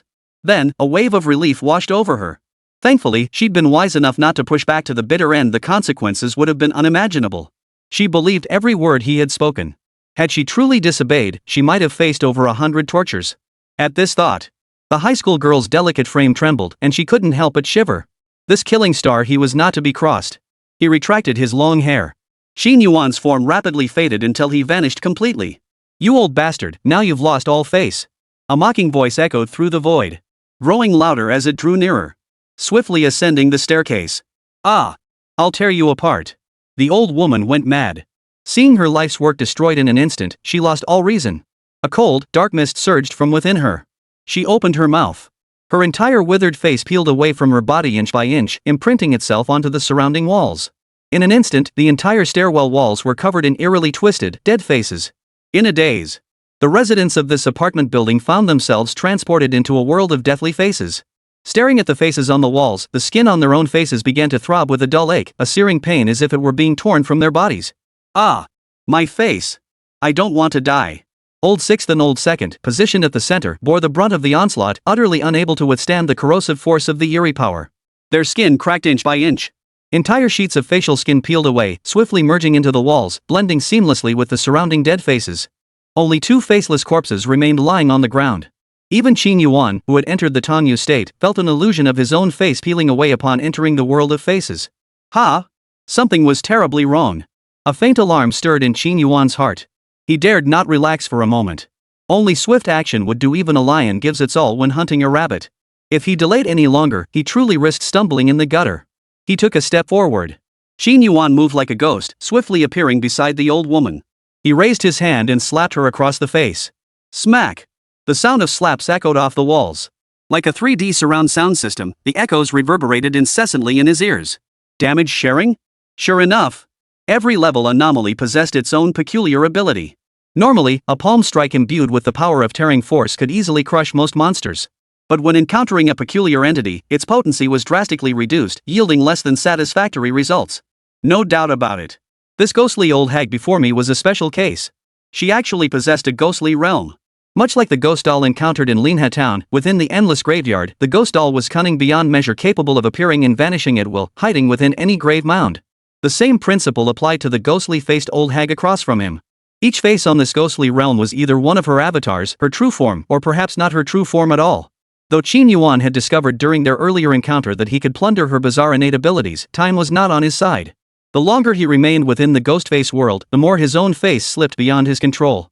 He knew that once his facial skin vanished, his soul would be eternally imprisoned within this realm of ghastly visages. Even with 2 substitute dolls, he couldn't break the world's suppression. At this point, Qin Yuan steeled his resolve and could only resort to that one move. Seal. Spirit. He grabbed one corpse behind him with one hand. He seized the faceless corpse behind him, simultaneously pressing the other hand against the grimacing old hag. He forced their enormous faces together, frantically chanting the sealing spirit incantation in his mind. Sacrificing his own lifespan, he used the faceless corpse as a vessel to decisively seal the opponent. An invisible sealing force materialized from nothingness, rippling out in all directions. Ah! Bastard! Not only did you steal my face, now you want my body too? The old hag shrieked. At that moment, every face in the Ghostface world came to life. Their features twisted into hideous grimaces, their mouths spewing foul curses. Particularly mingled among them was a voice old and filled with venom. As Qin Yuan's hair gradually turned white and the vitality within him rapidly drained away, the curses ringing in his ears grew fainter and fainter. Finally, the wall of ghostly faces vanished, leaving only the old woman standing alone in the void. Qin Yuan held her in his hand as easily as grasping a small chick. Yet her aged face remained tightly fused to the faceless corpse. Simultaneously, her body rapidly shrank like a deflating balloon, steadily dissolving into the faceless corpse's form. Damn it! Damn it! Give me back my face! Give me back my body! You thief! May you rot in hell! The old woman cursed incessantly, her voice growing fainter and fainter until it vanished completely within the faceless corpse. Whether I live or die is none of your concern, Qin Yuan sneered. The instant the old woman vanished, the faceless corpse in his hands gradually grew its own skin, shedding its bloody, mangled appearance. Resurrected from the dead. This was the second time he had reversed death and resurrected life, but the cost was steep. His once jet-black, glossy short hair was now streaked with gray and white. Life points, 45% depends on host's physical condition. This was the side effect of constantly draining his life force. Though the self-healing power could rapidly restore health, it couldn't undo the damage done to his lifespan. A young man with hair the color of his grandmother's. He looks incredibly stylish. Plundering in progress. Target, grim-faced granny. Plundering innate ability, face-changing. Plundering progress, 1%. The notification appeared on the talent panel. Qin Yuan didn't let go, gripping the man's shoulders tightly as he began rapidly plundering the ghost-faced granny's innate ability from within him. This is the sealing power of the curse god? The high school girl's expression abruptly changed. Feeling the sealing power permeating the air, her heart sank. She inwardly cried out in alarm, recognizing the origin of the sealing spirit. She instantly grasped Qin Yuan's identity. So this man is the cursed god's emissary. No wonder he's so ferocious. Chapter 66, The 9 Pillars of the God's Third Update. Plunder complete. Successfully plundered new talent, change your appearance. Plunder progress, 100%. Another A-tier talent has appeared on the talent panel. Face swap actively consumes energy to peel off another creature's face and replace your own. Wearing another face grants temporary access to that creature's abilities, memories, and identity. Friendly reminder, masks are useful, but don't overdo it. The longer you wear one, the harder it is to remove. This talent is intriguing. Qin Yuan murmured to himself. Stripping a creature's face allows you to take its place, meaning this effect isn't limited by species and can even include monsters. Moreover, one could temporarily gain the corresponding abilities, memories, and identity. This face swap talent is practically a game-breaking bug. It's like the legendary skin-changing technique from Strange Tales from a Chinese studio. Donning another's skin, assimilating their memories, assuming their identity, and taking their place. Such immense power, yet it's only rated a grade? It's hard to believe. The thought of parading through the streets under someone else's identity filled Qin Yuan with a tiny flicker of excitement. As for the friendly reminder following the talent description, he chose to selectively ignore it, his eyes fixed solely on the words take their place. It was practically a watered-down version of the Plunder talent. He loosened his grip. The man before him instantly crashed to the ground, sprawled out in all directions. Jolted awake by the violent impact, the unconscious man suddenly snapped to attention. He realized he wasn't dead. In fact, a strange power now surged within him. Are you human? Are you a ghost? Did you save me? Lao Lu stared nervously at the young man before him. However, Qin Yuan paid him no mind, turning instead to walk away. He kicked open the iron gate blocking his path. Hands in his pockets, he approached the high school girl. He looked down at her and said, "By the way, do you have a name?" Hearing this, the high school girl paused, then answered truthfully, "My name is Su Chunlan." "Alright, I'll just call you Chunlan from now on." Qin Yuan nodded. Then, raising an eyebrow, he leaned closer and whispered, "Just now, I thought I heard you mention something about the sealing power of cursing the gods." I'll tell you. A single glance from him prompted Chunlan to hastily explain. Fearing another bout of mental torment if she hesitated, she blurted out. In response to my master's question, the cursed god, like the demon god and the fiend god, is one of the 9 pillars of this world. Its power is terrifying and bizarre. Even the fiend god would show it considerable respect. 9 pillars of the gods? Xin Yuan mused inwardly, surprised that this young maiden harbored so many hidden secrets. Some he'd never even heard of before. Explain further. The 9 pillars of the gods, as the name implies, are the 9 great deities that uphold this world. They are the god of calamity, the god of demons, the god of ghosts, the god of evil, the god of malice, the god of fate, the god of curses, the god of death, and the god of destruction. Xunlan continued her explanation. Each pillared deity reigns supreme over the world's supreme beings, embodiments of power, manifestations of law. Their followers and kin are countless, spread throughout the cosmos. Wherever life exists on a planet, the miracles of the pillared deities descend. She paused briefly. She paused to gather her thoughts before continuing, yet this planet beneath our feet is peculiar. No worship of any pillar god has been discovered here. Thus, this untamed world will inevitably become a pawn in the struggle among the 9 pillar gods. Now, the ox-headed demon god has been the first to manifest divine signs, seizing half the planet. The remaining half will soon be claimed by the other pillars. Hearing the explanation by his ear, Xin Yuan's brow furrowed deeper and deeper. Could this be the reason for the rampant monsters and the proliferation of strange phenomena? Was this the handiwork of the 9 pillars gods vying for control of this untamed world? It was all too clear. The girl before him was a follower of the malevolent deity, the Great Star.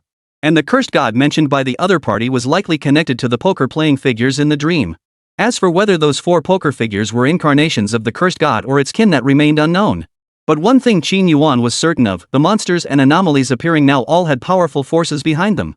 Their emergence seemed orchestrated, not random. There was no doubt about it. The earth has now become the arena of the 9 pillars gods, all vying to harvest humanity's vitality, souls, and faith.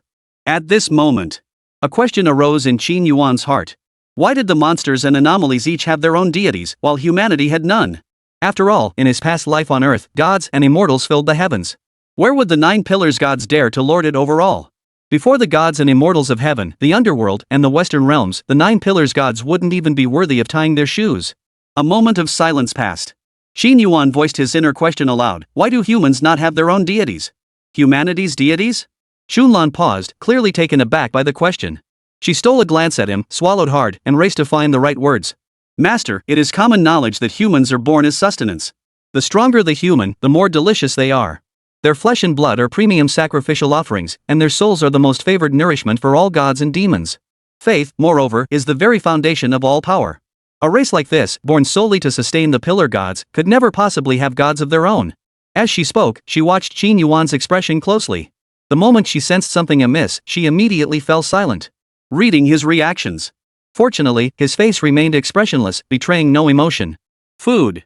Humans at the top of the food chain are also seen as food by beings from other dimensions. That makes sense. Xin Yuan mused thoughtfully.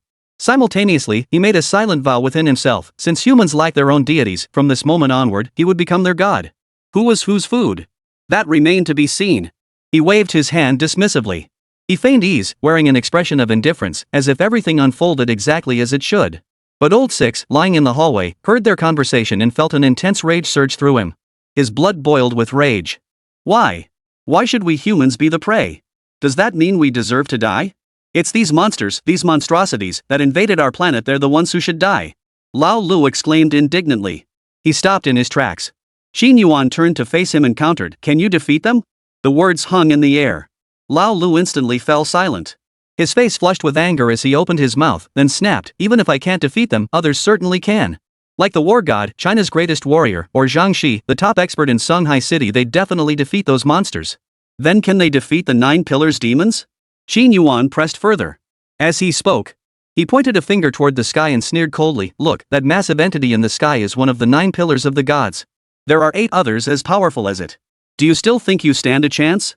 Lao Lu fell silent. After a long struggle, he lifted his head, his eyes burning as he fixed them on Xin Yuan.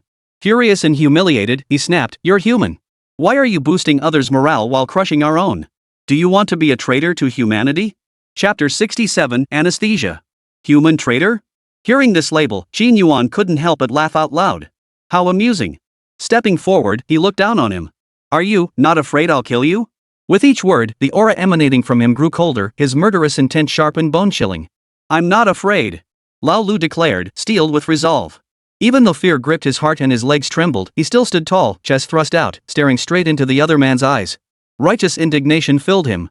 "Even if you kill me, other powerful humans will avenge me. One man may fall, but thousands will rise. Humanity will never perish. I fear nothing, not even your so-called 9 pillars of the gods. Lao Lu grew more and more agitated as he spoke, his emotions surging, utterly unconcerned with the threat before him. Humanity will prevail. Humanity will prevail. I didn't expect someone your age to still have such hot blood flowing through your veins, Qin Yuan couldn't help but praise. The words had barely left his mouth. A faint gunshot echoed from 100 meters away. Whoosh! A bullet loaded with anesthetic darted through the darkness at breakneck speed, heading straight for Qin Yuan's back. Danger! Beast alert! The moment the bullet left the barrel, Qin Yuan sensed it instantly. His shoulders shifted slightly. Clang! The bullet grazed his coat and slammed into the iron gate, sparking a shower of sparks. See? That's instant karma. Even though I'm not dead yet, some righteous human soul has already avenged me. Lao Lu exclaimed excitedly. At that moment, his innate talent, Crow's Mouth, manifested once more. Whoosh! Whoosh! Whoosh! One shot missed, followed by a flurry of others. Each bullet seemed to have eyes, locking onto Qin Yuan's position. The intent to kill was blatant. Realizing the attack was directed at him, Qin Yuan's expression darkened instantly. He darted aside, narrowly evading every bullet. Simultaneously, he barked an order to the high school girl beside him, Xunlan, hunting time. Take them out, dead or alive. Yes. Xunlan responded with a single word before vanishing into the darkness, leaving no trace. As an avatar of the year girl, her craving for flesh and blood was no weaker than any monster's. When it came to hunting humans, she felt no psychological burden whatsoever. Meanwhile, a highly trained tactical squad moved swiftly through the darkness, closing in from all sides. Fully armed, each member wore night vision goggles and thermal imaging devices, wielding tranquilizer guns. They were none other than the special operations team of the Changsheng Club, acting on orders. Their mission, retrieve a young man named Qin Yuan. At the helm was a tall woman in a form-fitting leather suit, a sniper rifle in hand. Positioned at a vantage point, she barked orders into her walkie-talkie, move out. Target is agile, dodged all tranquilizer rounds. He spotted us. Execute Plan B, close quarters capture. Do not harm him unless absolutely necessary.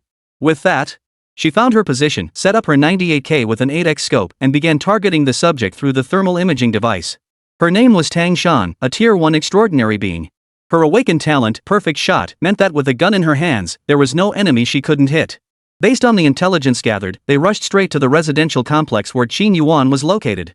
After a brief sweep and search, they quickly pinpointed Qin Yuan's location. You bastard, your arrogance won't last long. Even if you saved my life, I won't thank you, Old Six shouted defiantly. Sitting on the ground, he gloated at the gunfire echoing outside. Whoosh! Before he could finish his sentence, a stray bullet struck him squarely in the chest, rapidly injecting a sedative into his system. You've got the wrong guy. His voice cut off abruptly. Gah! His body lost all control, crashing heavily to the ground. Youth has its perks, just hit the sack and sleep. Thud thud thud. A flurry of hurried footsteps closed in from all directions. Looking for trouble. Qin Yuan's ears picked up every sound. Sensing the presence of 4 or 5 people nearby, a cold glint flared in his eyes. He sprang forward like a leopard, his explosive power astonishing. His figure flickered. He materialized before a Special Forces soldier in an instant, a smile on his face as he raised his hand in greeting. Looking for me? Ha! Before the Special Forces soldier could react, a massive palm slammed toward his face. Hand over your face. Before the other could respond, Qin Yuan unleashed his newly acquired talent for the first time. Face swap. With a sharp tearing sound, a blood-soaked face was ripped off. Without even a scream, he collapsed stiffly to the ground. Life had ceased. Staring at the mangled, bloody face before him, Qin Yuan furrowed his brow slightly, a hint of disgust flickering across his features. After a moment's hesitation, he pressed the skin onto his own face. The instant it touched his skin, it took root within his flesh. A strange power enveloped his entire body. At the same moment, Qin Yuan felt an unfamiliar memory fragment emerge within his mind. He rapidly scanned through the fragments of memory in his mind. Soon, Qin Yuan grasped the purpose of this group of unfamiliar enemies. The Immortality Club. Capture me alive. Bring me back? He muttered to himself.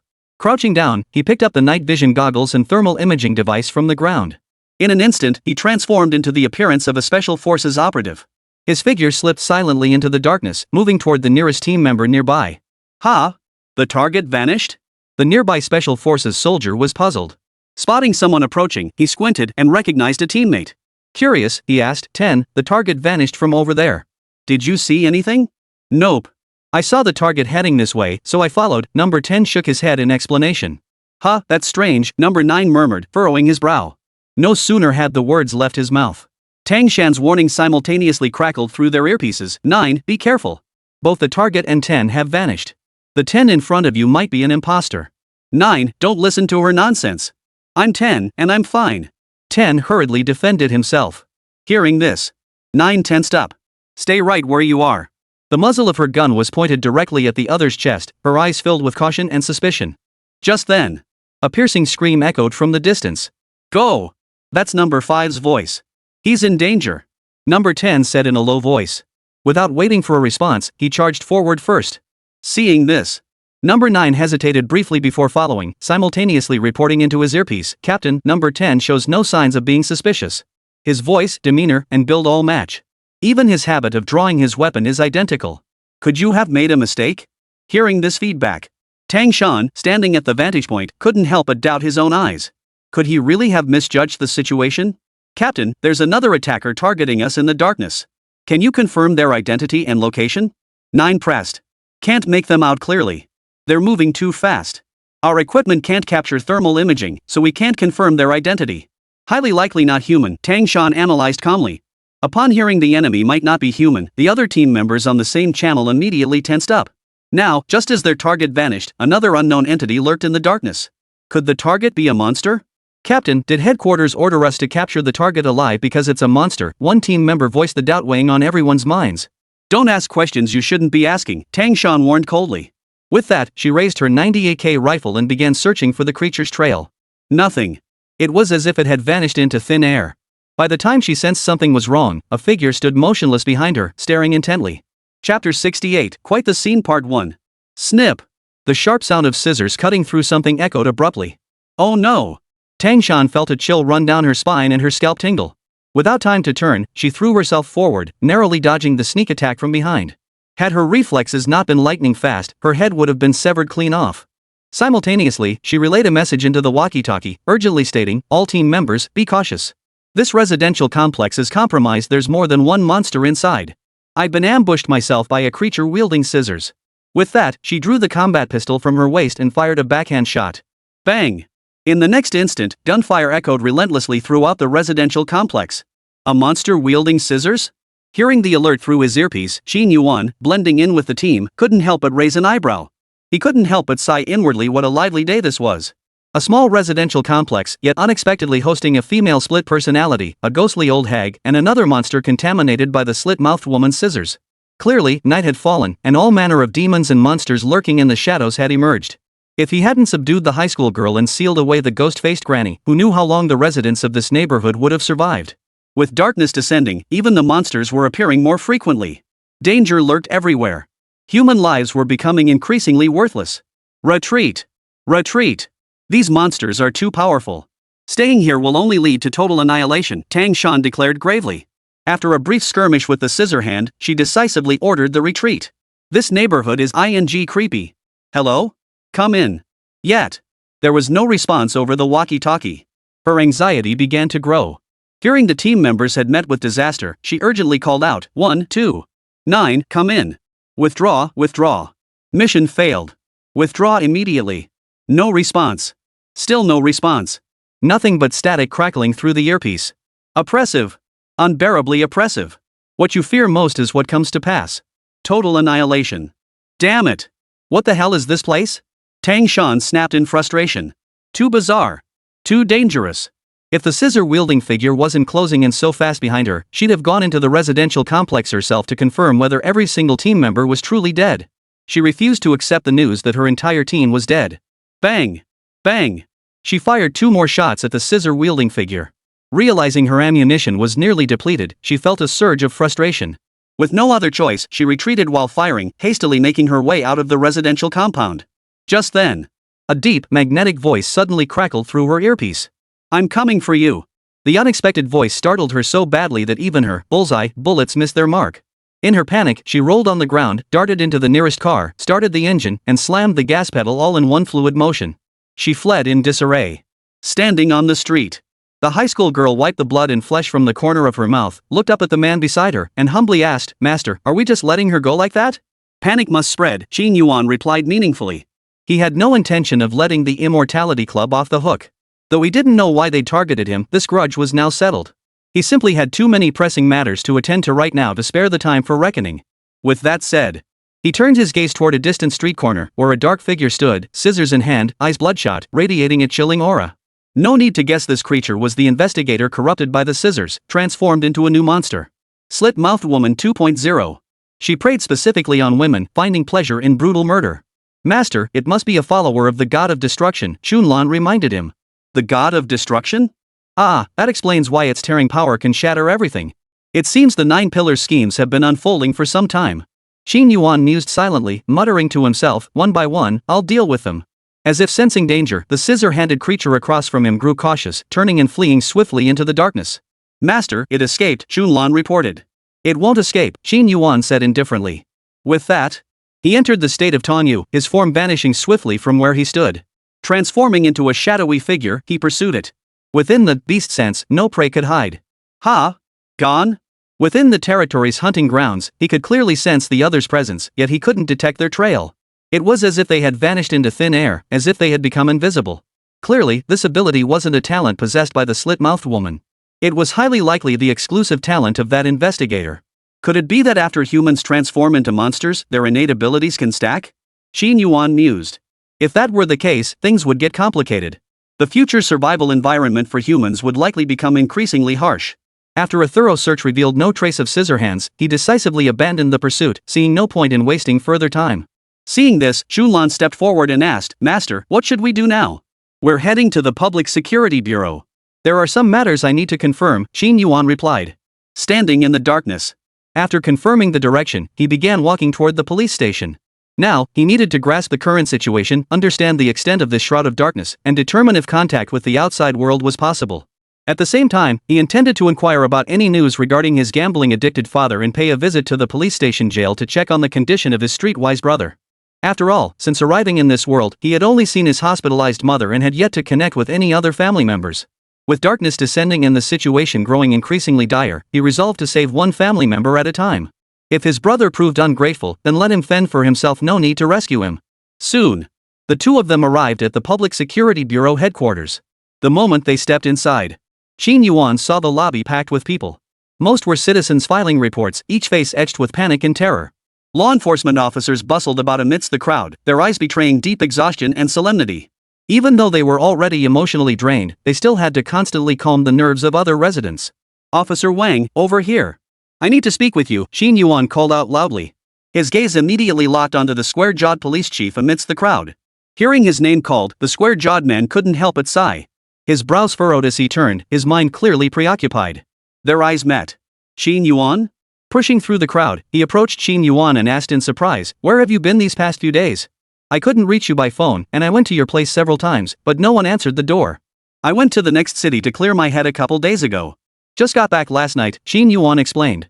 Seeing you're safe puts my mind at ease, Officer Wang visibly relaxed. Patting the other man's shoulder, he cautioned, with terror gripping the skies, satellites down, and communications cut off, you should stay home and avoid wandering. After all, home is the safest place. I came to ask if you have any news about my father, Qin Yuan said earnestly. I didn't expect you to still care about your father's whereabouts at a time like this. I wasn't wrong about you, you're a good kid, Officer Wang said with satisfaction.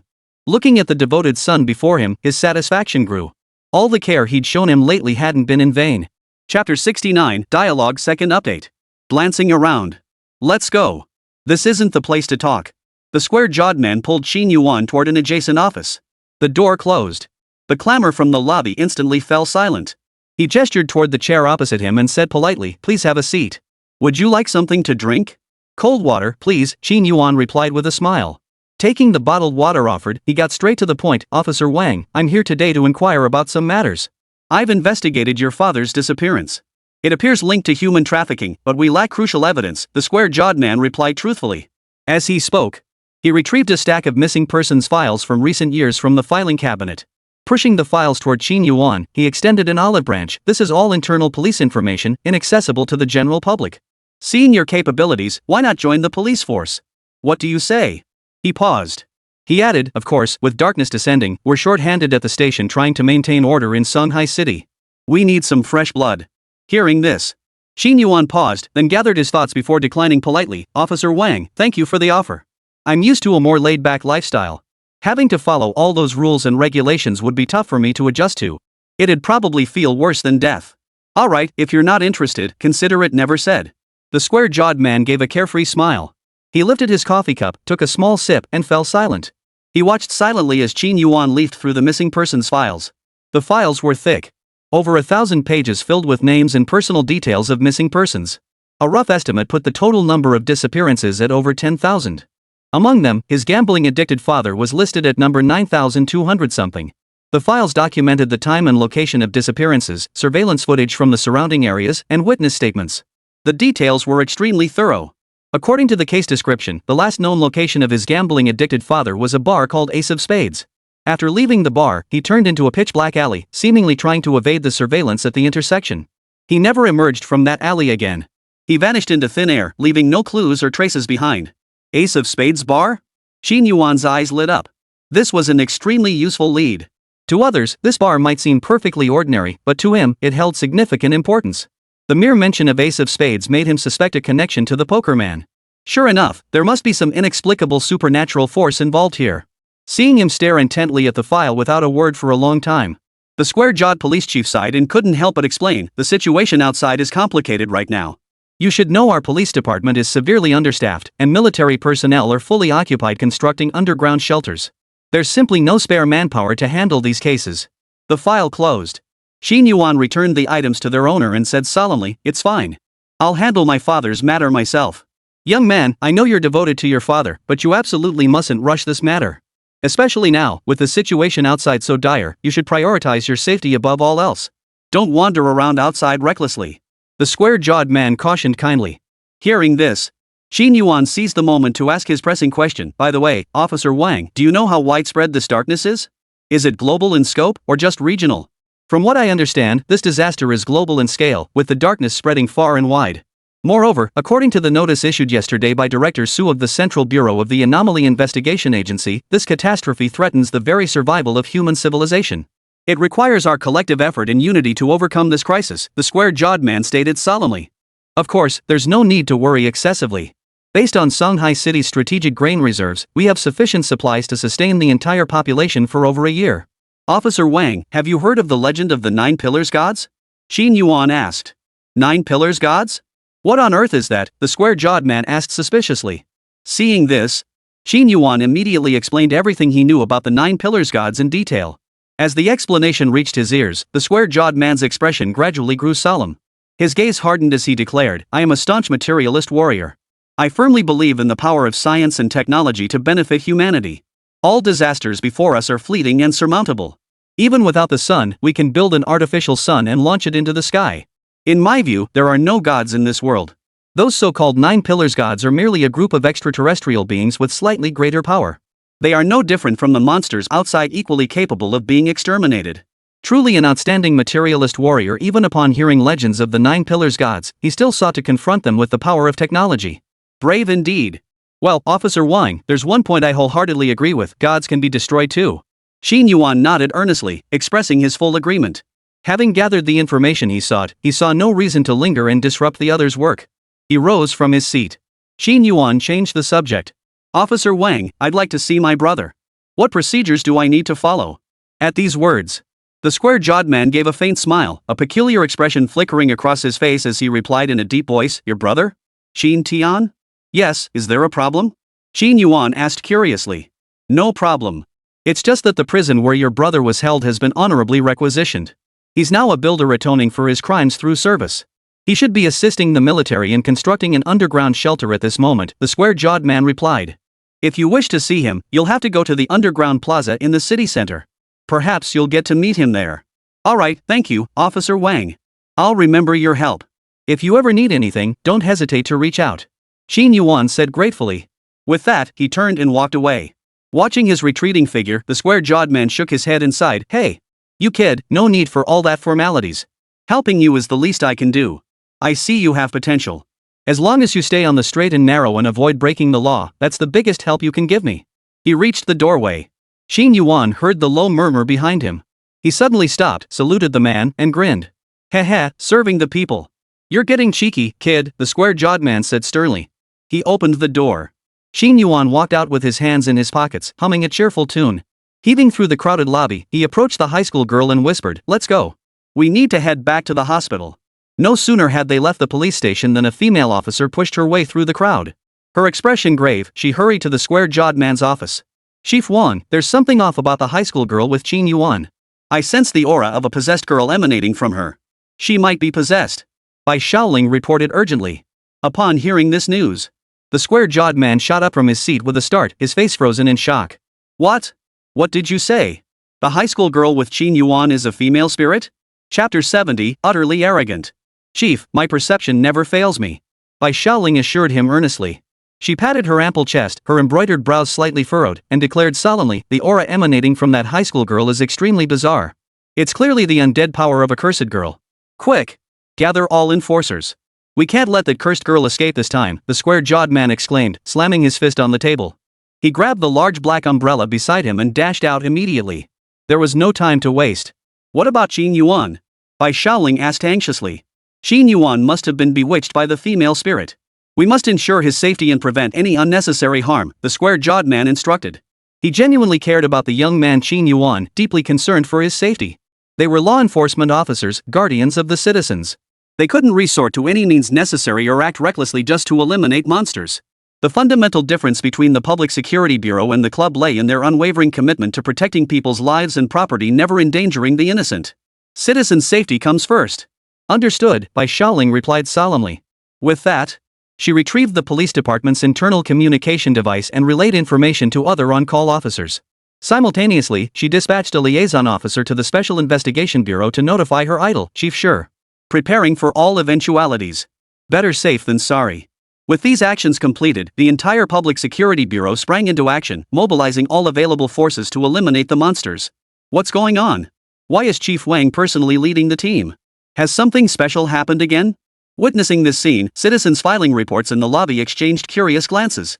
One by one, they crowded to the windows, craning their necks to peer outside. Every single person watched the law enforcement team's movements intently. Soon, the square-jawed officer, leading the fully armed enforcement squad, caught up with Qin Yuan and his companion. They surrounded them completely, blocking their path. All manner of high-tech weapons were trained on the high school girl.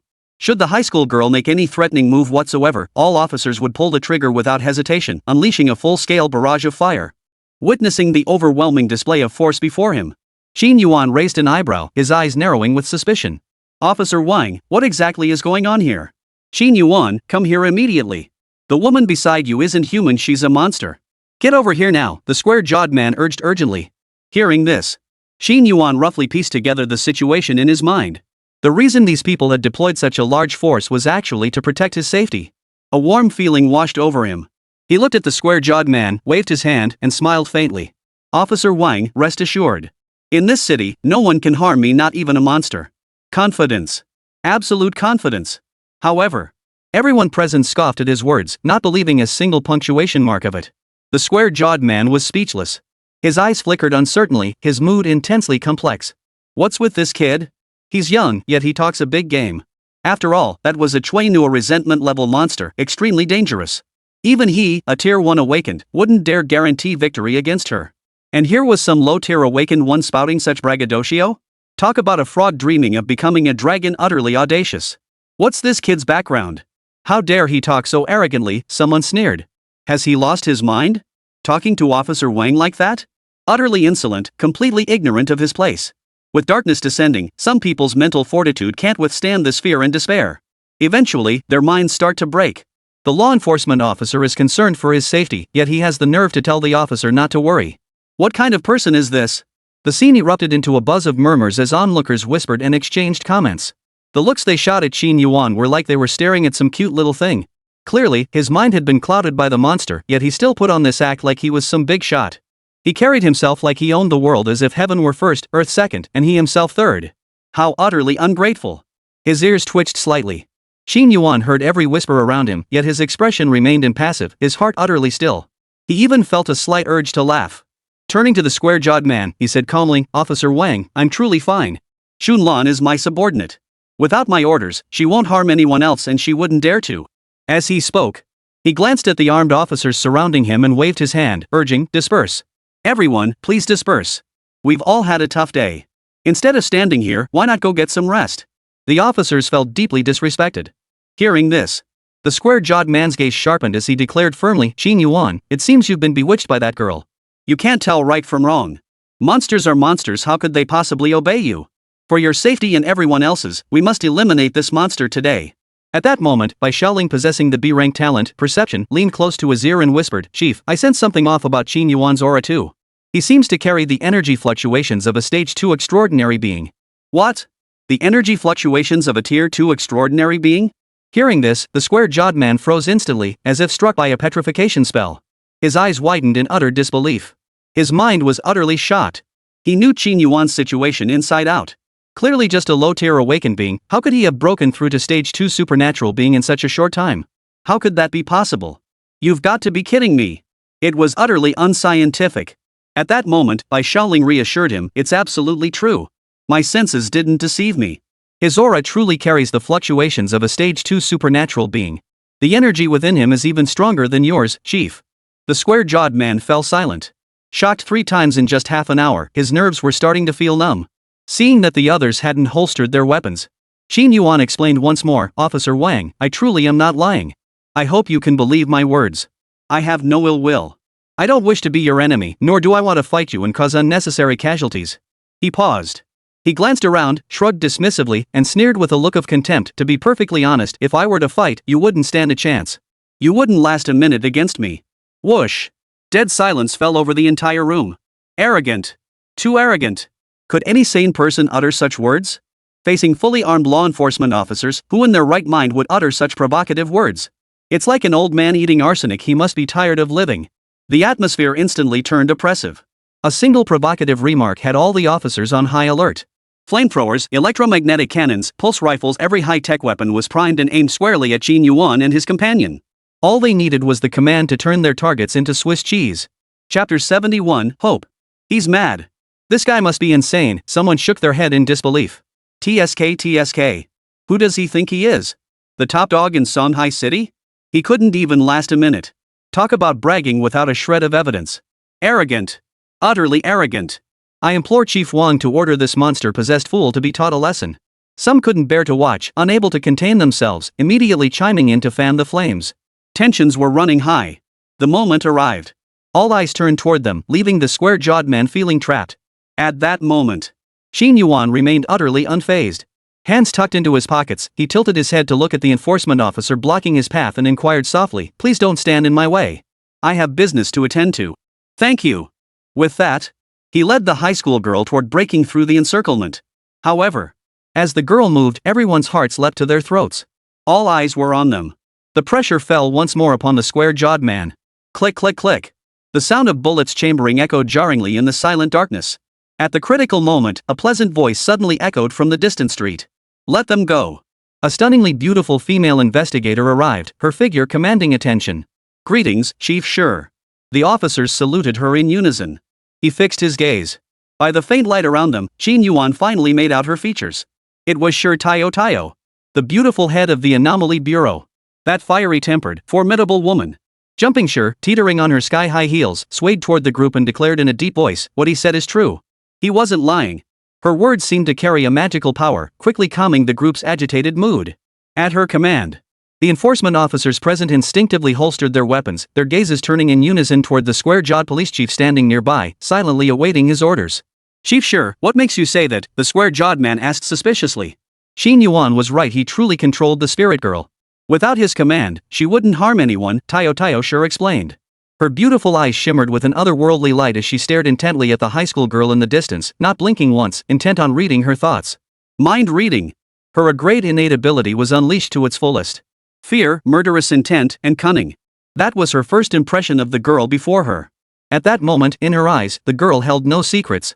Whether intentionally or not, her mind lay completely open, clear as day, unobstructed, revealing every thought and memory. 9 Pillars God. Grim Reaper. Scissor Hands. The hunting ground of gods and demons. Even within the girl's memories, she witnessed scenes of Qin Yuan slaughtering all in his path, cold-blooded and ruthless. Gasp. Her heart lurched involuntarily, her beautiful eyes flickering as her gaze toward Qin Yuan turned wary. So powerful. When did this guy become so brutal and powerful? He clearly only possessed a D-grade endurance talent, yet why did she see terrifying, bizarre abilities within him through the possessed girl's memories? Undoubtedly demonic. Even more terrifying than monsters. Noticing her gaze, Qin Yuan turned sideways and raised his hand in greeting. Hey! Beautiful investigator, long time no see. He grinned widely, baring a row of pearly white teeth, his face lighting up with a sunny, cheerful smile. Seeing his smile, Jiao Jiao sure couldn't manage a smile. Their eyes locked, and she felt an inexplicable wave of panic wash over her, as if she'd been targeted by an utterly terrifying monster. Danger! Extreme danger! Her slender frame trembled slightly, muscles tensing instinctively as her heartbeat quickened and a fine sheen of cold sweat broke out on her forehead. Chilling! Gulp! She swallowed silently, forcing a smile as she feigned composure. Long time no see. You seem afraid of me. Your eyes aren't pure, there's a hint of fear. Qin Yuan teased. He took a step forward. He instantly appeared before her. Fast. Too fast. So fast that no one could discern how he did it. In the blink of an eye, he vanished as if into thin air, only to reappear just as suddenly. Ghostly footwork. Qin Yuan, you've changed. You've become like an abyss. Tao's eyelid twitched uncontrollably. Feeling the other's aggressive gaze, she instinctively turned her head away, unwilling to meet his eyes any longer. Oomph. She let out a soft snort to express her displeasure. This guy was still as irritating as ever. Unfathomable, utterly unfathomable. People change, don't they? Qin Yuan murmured softly. His gaze swept around the room. His gaze swept over the faces of those around him, finally settling on the square-jawed man. He smiled faintly. Officer Wang, what I told you still stands. He was not one to forget kindness. To those who had once helped or looked after him, he would repay them with the utmost goodwill and patience. A drop of kindness deserves a spring of gratitude. With that, ignoring the reactions of those present, he turned and walked away, leading the high school girl toward the Second People's Hospital beyond the Second Ring Road. Without looking back. With his hands in his pockets, he pushed through the crowd under the watchful eyes of onlookers, striding forward with an indifferent gait until he slowly vanished into the darkness. Cold and arrogant. Watching his figure vanish, the female police officer by Shaolin curiously stepped forward and asked, Chief, what did he say that counts? He told me that if I ever encounter any difficulties, I can seek his help. The square-jawed man muttered to himself. Even now, his head was still buzzing, and he was completely baffled. He still couldn't figure out how Qin Yuan had become so formidable. As he finished speaking, Jumping Sure chimed in from the side, he has the authority to say that. Her jade-like face grew serious, her beautiful eyes flashing with solemn light as she stared in the direction Qin Yuan had departed. She murmured, his growth has been too rapid, like a meteor streaking across the night sky, bursting into dazzling brilliance. Truthfully, some are born for chaotic times. Even when monsters run rampant and the bizarre abounds, it cannot obscure his brilliance. His life will ultimately shine brightly. After speaking, her mood grew heavy. Earlier, while probing the high school girl's mind, she had glimpsed the legendary 9 pillars of mystery. Among them, the ox-headed demon god in the heavens matched the description of the Great Terror announced by the Bureau of Anomalies. So everything behind the scenes was the work of gods and demons. Before them, humanity was insignificant mere pawns, mere sacrifices. I saw humanity's hope in him, she thought silently. I hope he can maintain this invincible confidence, leading us humans to find a path to survival in the darkness. In truth, from the very first moment she laid eyes on Qin Yuan, she had sensed his extraordinary nature. He possessed an indescribable power. This power was incomparably mysterious, a quality she had never witnessed even in the presence of Zhang Shizhenren. Chapter 72, The Crystal of Time. Walking along the pitch-black road, Qin Yuan grew increasingly uneasy. After walking for 2 hours, he still hadn't seen the Second People's Hospital. It seemed endless. The dusk hung heavy. Though the darkness was so thick he couldn't see his hand in front of his face, he could sense a faint blue mist slowly rising nearby. It was bitterly cold. It carried a chill that felt like winter was approaching. It felt utterly eerie. The road leading to the hospital wasn't actually long. Under normal circumstances, it would only take an hour to reach. Yet the further he walked, the more exhausted he felt, mentally drained, physically weary, inexplicably drained. Master, the demon god's domain has begun to influence the real world, Xunlan whispered softly. She followed closely behind him, step by step, without a single complaint. Influencing the real world? What did that mean? Qin Yuan frowned, his mind instantly sharpening. He halted his steps, turned to face her, and demanded, explain. Master, the bull-headed demon god's domain isn't merely a simple dark field. It's a passage connecting various cosmic realms. Under the demon god's shroud of darkness, all territories within his domain transcend the constraints of time and space, linking together to form a single, unified realm, Xunlan answered truthfully. She detailed everything she knew. She held nothing back. Currently, this phenomenon represents only the initial fusion of space, with the land's boundaries expanding. Over time, Songhai City as we know it will cease to exist in a certain sense. Every building here will randomly reappear anywhere within the demon god's domain until complete integration occurs, ultimately becoming an inseparable part of it. Time and space will shift, environments will transform, and even creatures dwelling in darkness will multiply. At the road's end, blue mist billowed eerily, a sea of blue that seemed to surge with the howling wind, churning into towering waves. Rumble. The deafening roar of the raging waves echoed ceaselessly. Vaguely discernible, a colossal shadow hundreds of meters long swam through the waves. Its terrifying aura shattered the void, spreading dreadful spatial fissures across the emptiness. Dense and thick. As if the heavens themselves were collapsing. A crushing sense of despair washed over them. Yet, the eerie scene vanished as swiftly as it had appeared. In the blink of an eye, darkness engulfed the surroundings once more, and the boundless blue ocean disappeared as if it had never existed. Could this also be an anomaly caused by spatial fusion? Xin Yuan exclaimed in surprise. Yes, Xunlan nodded in explanation. That was a spacetime tide. Such visions only appear when two universes undergo spacetime fusion. Whenever this phenomenon occurs, it signifies that the demon god's power is eroding this world. Her embroidered brows furrowed slightly, a contemplative expression flickering across her exquisite face. Parting her pearly teeth, she murmured, "Master, if my memory serves me correctly, when two cosmic timelines begin to merge, a small number of time crystals are often born." Time crystals? Xin Yuan tilted his head, his eyes lighting up with intense interest. So you're suggesting I venture into the fusion zone to try my luck? As he finished speaking, Xunlan replied solemnly, "Precisely, Master. You may not know this, but time crystals are essential for becoming a divine being. To grow stronger, one must harness the power of time crystals to achieve a transformation in life's essence. Otherwise, your racial limitations will forever cap your growth, becoming your shackles." Divine beings? What the hell was that? Xin Yuan stood silently, listening intently. Though her words touched on many gaps in his knowledge and seemed profoundly logical, he couldn't shake the feeling this woman harbored ulterior motives. It felt like she was digging a pit for him. Through her indirect questioning, he learned many new terms and concepts. For instance, according to the official power rankings of the Anomaly Bureau, extraordinary beings were classified into Tier 1, Tier 2, Tier 3, Tier 4, and Tier 5. But according to Xunlan's explanation, beyond Tier 5 lay another tier of power, divine beings. Only by breaking through the boundaries of life itself could one continue to grow stronger. Otherwise, the limit for the human race was a Tier 5 extraordinary being. Breaking through the life layer required absorbing the power of time crystals to undergo metamorphosis and achieve higher-level evolution. Only then, upon ascending to become a divine being, does one take the first step beyond the shackles of their species. Above them lie the ranks of demigod, true god, archgod, and god king. The 9 pillars of divinity stand above god kings, becoming the foundational deities that uphold the cosmos. Upon ascending to archgod, one gains the power to protect their own race, becoming its deity and thereby earning the right to wage war across the cosmos. Thus, the time crystal is the cornerstone of all power, a treasure that can be encountered but not sought. Master, this is a once-in-a-lifetime opportunity. You absolutely must not miss it. Once it's gone forever, Xunlan pleaded earnestly. As the incessant whispers of temptation echoed in his ears, Xin Yuan's eyes darkened with greed. A dark obsession took hold within him, convincing him that her words were true, that she spoke only for his own good. The time crystal. I must find a way to get my hands on it. Xin Yuan murmured to himself. He clenched his fist instinctively. Grow stronger. Grow stronger. To achieve a transformation at the level of life itself, he must obtain the time crystal. Even if it meant facing immense danger, he would not hesitate. Break through the shackles of racial limitations, become a divine being, and ascend to demigodhood. Master, when the second spatio-temporal tide appears, stepping into the blue ocean will grant you a chance to enter the spatio-temporal mirror. This mirror is a buffer zone created by the collision of two cosmic timelines. Within it, you must act swiftly to find the time crystal. Xunlan continued her warning. Oh, and the flow of time within the mirror dimension differs from the real world. An hour spent there might only equate to a single second outside. It passes in the blink of an eye. Are there any dangers within the mirror space? Xin Yuan asked cautiously. At this question, the high school girl's expression grew uneasy. Her eyes flickered as she hesitated. Danger and opportunity coexist.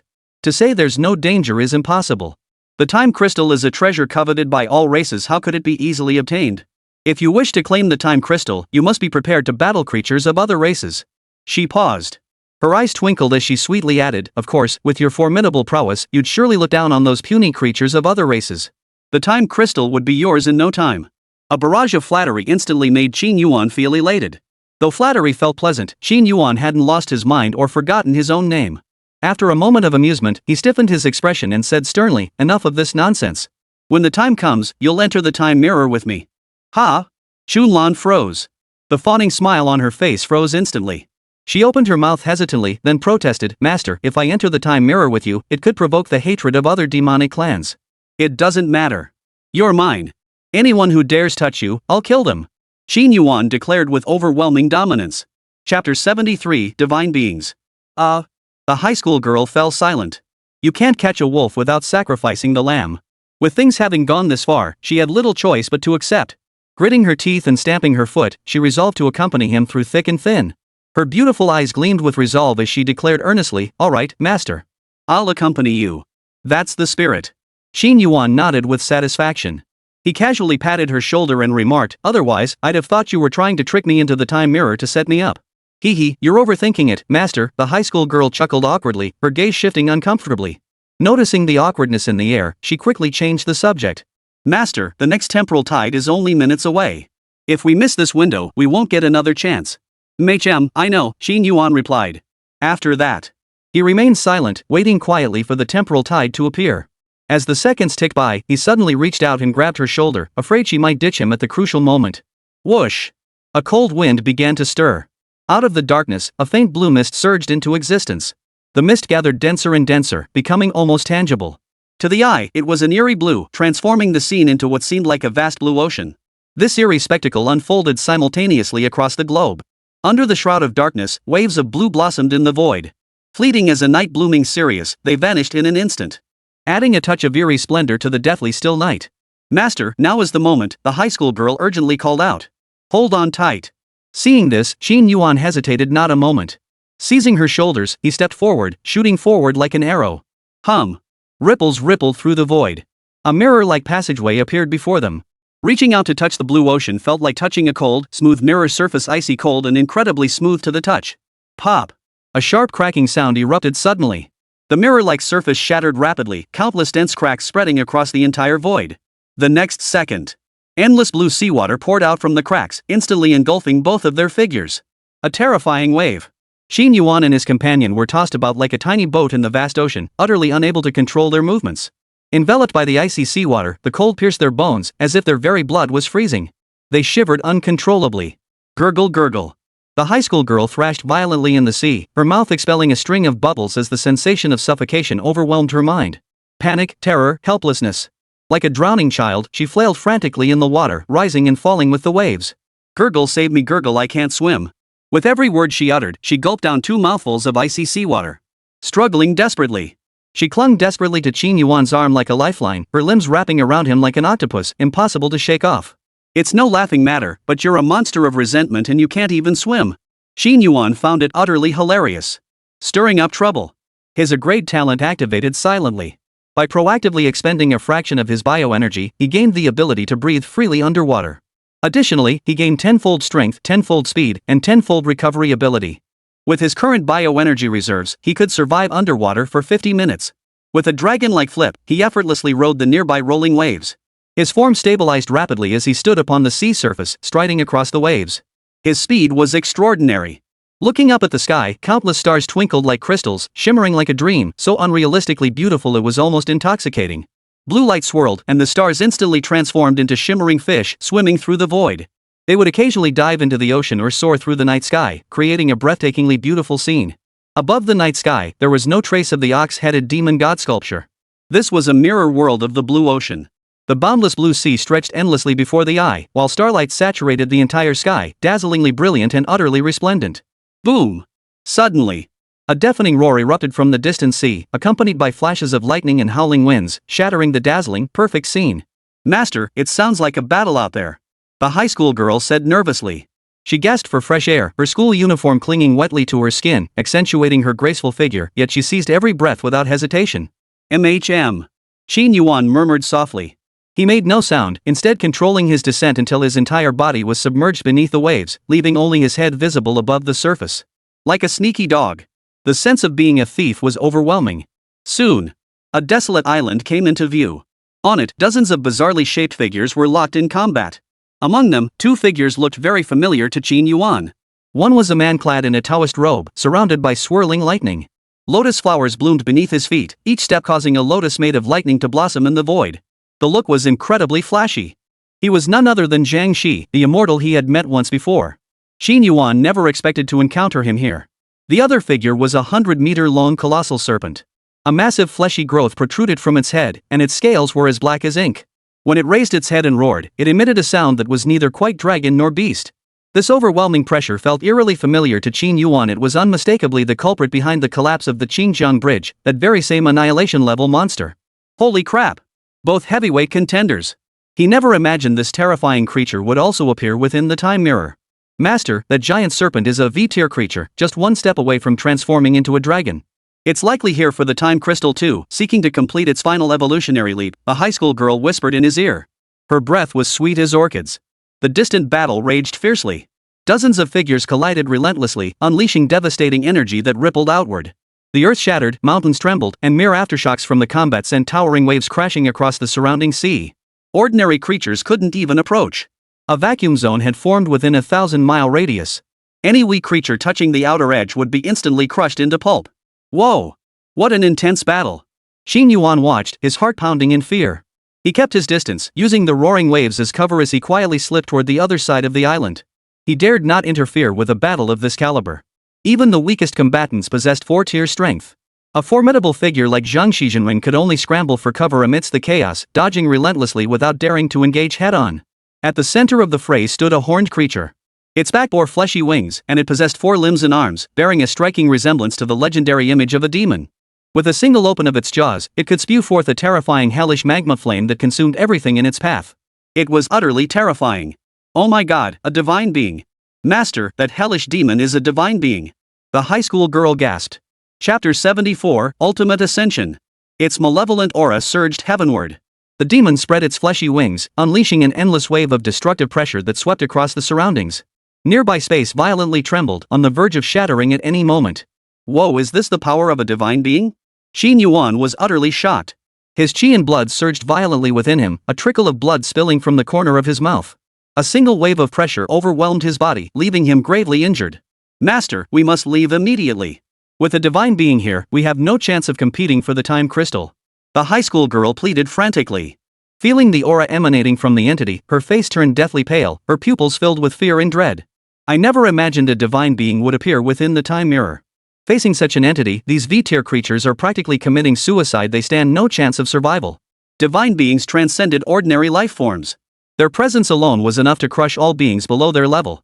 Those who fail to attain godhood are but ants. No, according to the laws of life, divine beings shouldn't be able to enter the time mirror. But judging by his appearance, he must have suffered severe injuries. His life essence has been gravely damaged, causing his power to fall below the divine level, the high school girl pondered earnestly. Her eyes flickered. Her eyes fixed intently on the towering figure dozens of meters away, a hint of greed flickering within her gaze. This hellish demon is a minion of the dark god. He must have been besieged by powerful foes and fled to the time mirror for refuge. Master, this might be our chance. Hearing this, Qin Yuan's gaze sharpened as he pressed urgently, what opportunity? Explain. Master, divine beings are suppressed by the laws of spacetime. He cannot wield his divine power nor the might of his divine domain. Though he appears to be a divine being now, he's only slightly stronger than a V-tier creature. If we exploit this wisely, we can reap the benefits without lifting a finger, the high school girl proposed. The plan is flawless, but with my mere tier 2 strength, I don't even qualify to join the battle. How can I reap the benefits? Qin Yuan asked in a deep voice. He didn't fully trust her flowery words, his mind remaining sharp as he watched the distant battle. Though his eyes flickered with desire, he understood his place all too well. In the face of overwhelming power, all schemes crumble to dust. No, Master, don't underestimate yourself. You have your own advantages. Being weaker has its perks. For instance, would you even notice an ant moving during a battle? The high school girl persisted. Clinging to Qin Yuan's back, her voluptuous form pressed against him, she whispered seductively into his ear, her breath warm against his skin. To that hideous demon, you're just an ant that won't draw attention. With your ability to shapeshift into the bizarre, you could approach completely unnoticed. Moreover, the 9 pillars harbor deep-seated grudges and friction among themselves. Their respective followers and devotees are equally hostile, clashing the moment they meet. With factions from all 4 directions present, once they've fought themselves into mutual ruin, that will be our chance to seize the time crystal. Through this briefing, Qin Yuan learned that the dozens of bizarre figures present comprised the Minotaur-led followers of the demon god, the unique followers of the hellish demon, the evil god, the followers of the fierce god, led by an unspeakable, tentacled monstrosity, and the followers of the fate god, shrouded in darkness and lacking fixed forms. These were the followers of the 4 great pillar gods, the demon god, the evil god, the fierce god, and the fate god. Among them, the hellish demons were the strongest. Even a starving camel was bigger than a horse. Despite being mortally wounded, their life essence severely damaged, they remained unmatched V-tier beings. The final faction comprised Earth's formidable creatures, represented by the monstrous unicorn serpent, and the human forces led by immortal Zhang Shi. The 5 factions clashed in chaotic warfare, claiming countless lives. It was a meeting of bitter enemies, each burning with hatred. They despised each other, each seeking to kill and devour the others. Slaughter, madness, bloodshed, primal. The mightier the creature, the simpler its combat style tended to be. Collisions of raw power, clashes of energy. Every brutal, terrifying combat technique was unleashed upon the desolate island. The one-horned giant python revealed its vicious nature, fighting multiple foes at once without faltering. Its scales shattered and flew off, yet it grew fiercer with every blow. A savage aura surged around it, intensifying with each clash, faintly approaching the might of a hellish demon. Utterly formidable. Meanwhile, Zhang Shi the immortal retreated step by step. Under the encirclement of a horde of divine and demonic creatures, he fought a bloody battle high in the air, his body flickering with lightning. Ultimately, he suffered severe injuries and plummeted into the bottomless blue ocean. Soon, the battle drew to a close. Dozens of figures lay dead or gravely wounded. Only 7 formidable forms remained, standing tall on the barren island, locked in a standoff. Roar! The unicorn serpent let out a dragon-like roar. The fleshy growth on its forehead had taken the shape of a fearsome dragon horn. Its life force had reached its zenith, radiating boundless ferocity and unstoppable might. Only the cleansing power of the time crystal remained to complete its evolutionary leap to shed its mortal form and ascend into the legendary dragon serpent. I never imagined a lowly reptile could reach this stage. It's truly unbelievable, the hellish demon muttered to himself. Its eyes flashed with savage intent as it stared at the giant serpent churning on the sea opposite. A hint of astonishment flickered across its hideous face. It extended a muscular arm, pointing at the creature. Crawling vermin, I offer you one chance. Submit to the great demon Lord Baal, and I shall grant you boundless power. From its lofty perch. Get lost, the serpent roared. You seek death, roared the great demon Lord Baal in fury. Hellfire blazed in his eyes as his aura surged violently, thick sulfur fumes erupting from his nostrils. Battle was imminent. Boom! Boom! Boom! Boom! At that very moment, the barren island beneath their feet suddenly trembled. The earth split open, and a giant tree radiating blue light sprouted from the fissure. Crystal clear and shimmering. Its trunk hung with over a dozen dazzling blue fruits, each no larger than a fist. Entirely blue like sapphires, they radiated an indescribable strangeness and mystery. A faint, fragrant aroma wafted through the air, refreshing the spirit and captivating the senses. The moment the dazzling blue fruits came into view, the battle in the arena halted instantly, the atmosphere turning airy as all eyes fixated on the fruit tree, barely 3 meters tall. It's the time crystal, the high school girl gasped, her breath heavy. Staring at the fruit glowing brilliantly in the distance, her eyes burned with greed. Her slender frame trembled slightly, her inner excitement impossible to contain. This apple-like blue fruit, is this the time crystal? Xin Yuan stared intently, his eyes fixed on the distant fruit. His mind raced, calculating how to pluck a single fruit from the grasp of the surrounding V-tier creatures. He wasn't blinded by greed. The more critical the moment, the clearer his thoughts became. Crouched motionless on the sandy shore, he waited silently for the right moment to emerge. His gaze swept the surroundings. 100 meters away, beside a reef, he spotted a familiar figure. Ha! It was Zhang Shi the Taoist. Unbelievably, this young Taoist hadn't perished. Instead, he'd hatched the same scheme as him. Trying to take advantage of the chaos. Chapter 75, Cunning. Their eyes locked. When Qin Yuan spotted him, the other had simultaneously detected his presence. Their eyes met, 2 old silver coins locked in perfect understanding, neither betraying the other. Young man, I never imagined we'd meet here. The next instant, a whisper as faint as a mosquito's buzz suddenly reached Qin Yuan's ear. If this Taoist priest remembers correctly, you are Qin Yuan. No need to be alarmed, I am using a Taoist sound transmission talisman. You need not speak, simply listen. Zhang Shi, the Taoist master, performed a Taoist hand seal while a yellow talisman adhered to his forehead. His murmured voice echoed continuously in Qin Yuan's ear. Qin Yuan, this humble monk has a great opportunity to share with you. I wonder if you're interested. A great opportunity? Hearing this, Qin Yuan's lips twitched and a cold laugh escaped his mind. This Zhang Shizhenren was no honest soul. Outwardly, he appeared refined and scholarly, the very image of an enlightened sage. Yet beneath that veneer lay a hypocritical old fox. His sweet talk about sharing a great opportunity sounded like nothing more than a ploy to draw attention away from himself. Immediately after, Master Zhang Shi transmitted his voice again. Since you remain silent, young friend, this humble monk shall take that as your consent. Qin Yuan was speechless. How could he speak? He didn't possess any telepathic talismans. How could he possibly speak? Speaking would only give away his position. This stinking Taoist was no human being, he was outright bullying an honest soul. Since you agree, this humble monk shall reveal the plan. See those blue fruits in the distance?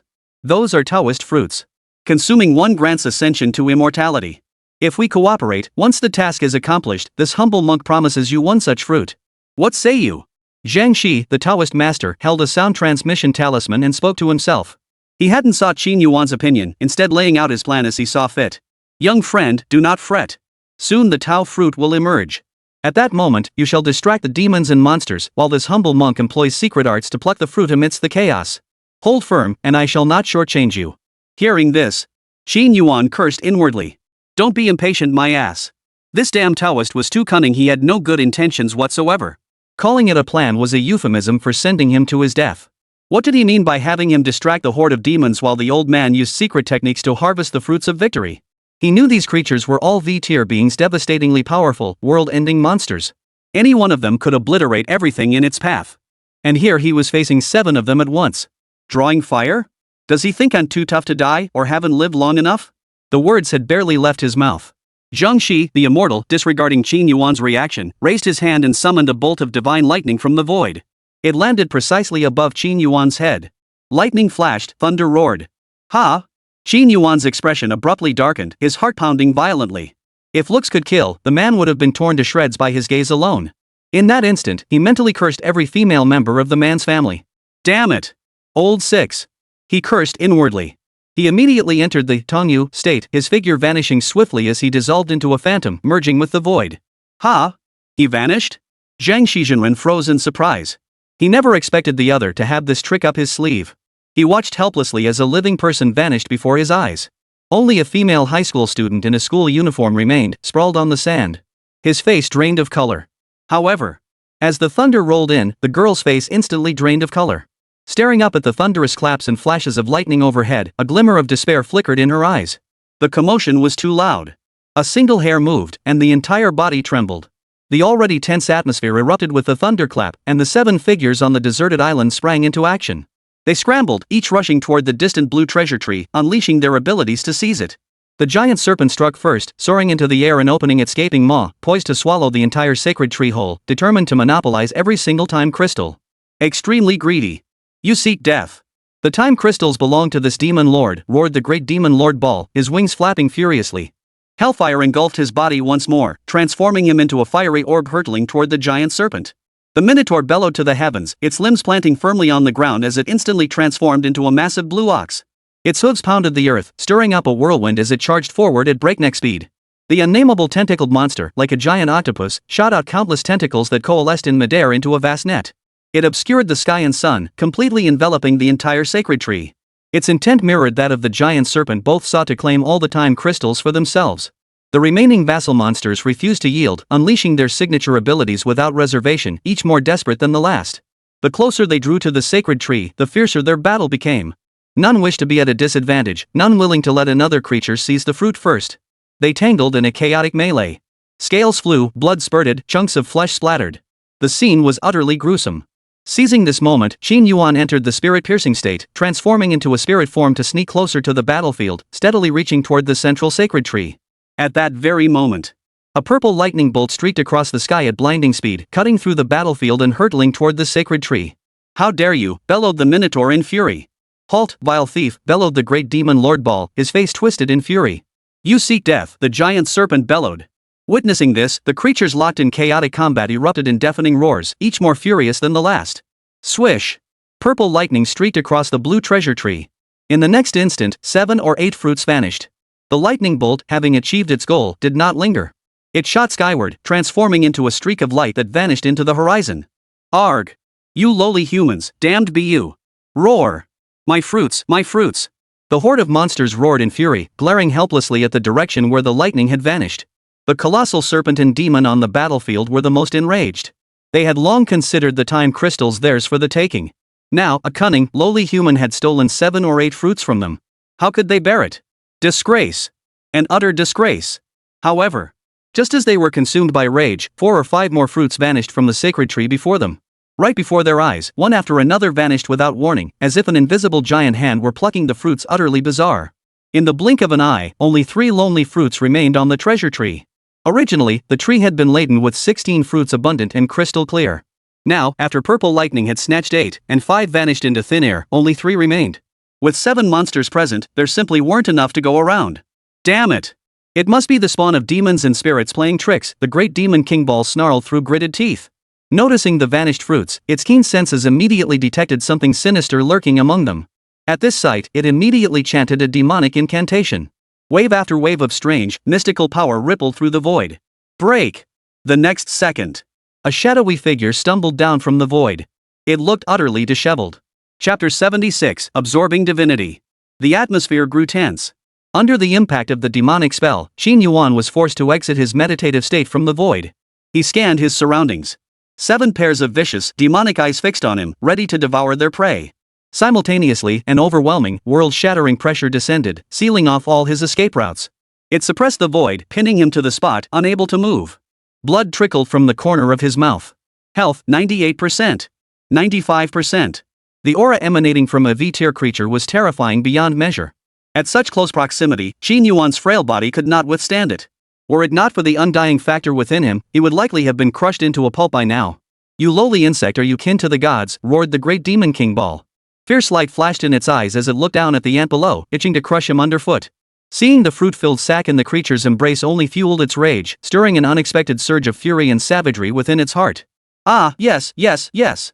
Qin Yuan nodded blankly. Faced with the terrifying stares all around, he offered no defense and made no attempt to resist. He simply collapsed silently onto the ground, frozen like a frightened quail, utterly petrified. "Hand over the time crystal, and I'll spare you a whole corpse," threatened the great demon king ball. "I only have 5 fruits, but there are 7 of you. I can't divide them fairly." Qin Yuan spread his small hands helplessly, looking utterly distressed. At these words, the terrifying creatures nearby all revealed greedy, eager expressions. Gazing at the 5-time crystals before them, they exchanged glances, their ferocious eyes betraying both apprehension and fury. "Cunning insect, don't think you can play such a despicable game of divide and conquer," the great demon king ball sneered coldly. He instantly saw through the other's dirty little scheme, refusing to give him any chance to sow discord. He raised his massive palm and lunged toward Qin Yuan. Boom! The battle erupted once more. At this moment, Qin Yuan was like a prized delicacy, becoming the object of contention for all the monsters. Roar! The giant serpent roared. With a divine dragon's tail strike, it instantly knocked away the demon's massive hand. Simultaneously, it opened its gaping maw and sucked toward Qin Yuan's position. Sand and stones flew, earth and dust swirled. A terrifying suction force engulfed the sky. "You're asking for death." The demon roared in fury. With a single flap of its wings, it instantly stirred up towering waves, effortlessly nullifying the giant serpent's devouring force. Meanwhile, Qin Yuan, trapped at the storm's epicenter, suffered terribly. Facing the assault of a V-tier creature, he possessed no means of resistance, forced to endure the relentless onslaught of destructive energy. His internal organs, unable to bear the strain, shifted within his body. Bones snapped one by one, skin split open, and droplets of crimson blood spilled forth. Put! Blood gushed from his mouth, even revealing fragments of internal organs. The sight was horrifying. Witnessing the clash between the 2 most powerful overlords, the other V-tier creatures wisely avoided provoking them. Instead, they turned their attention to the remaining 3 fruits on the treasure tree. In an instant, the desolate island split into 2 battlefields. Energy collided, attacks raged. The devastating aftershocks of the battle relentlessly swept through the surrounding void.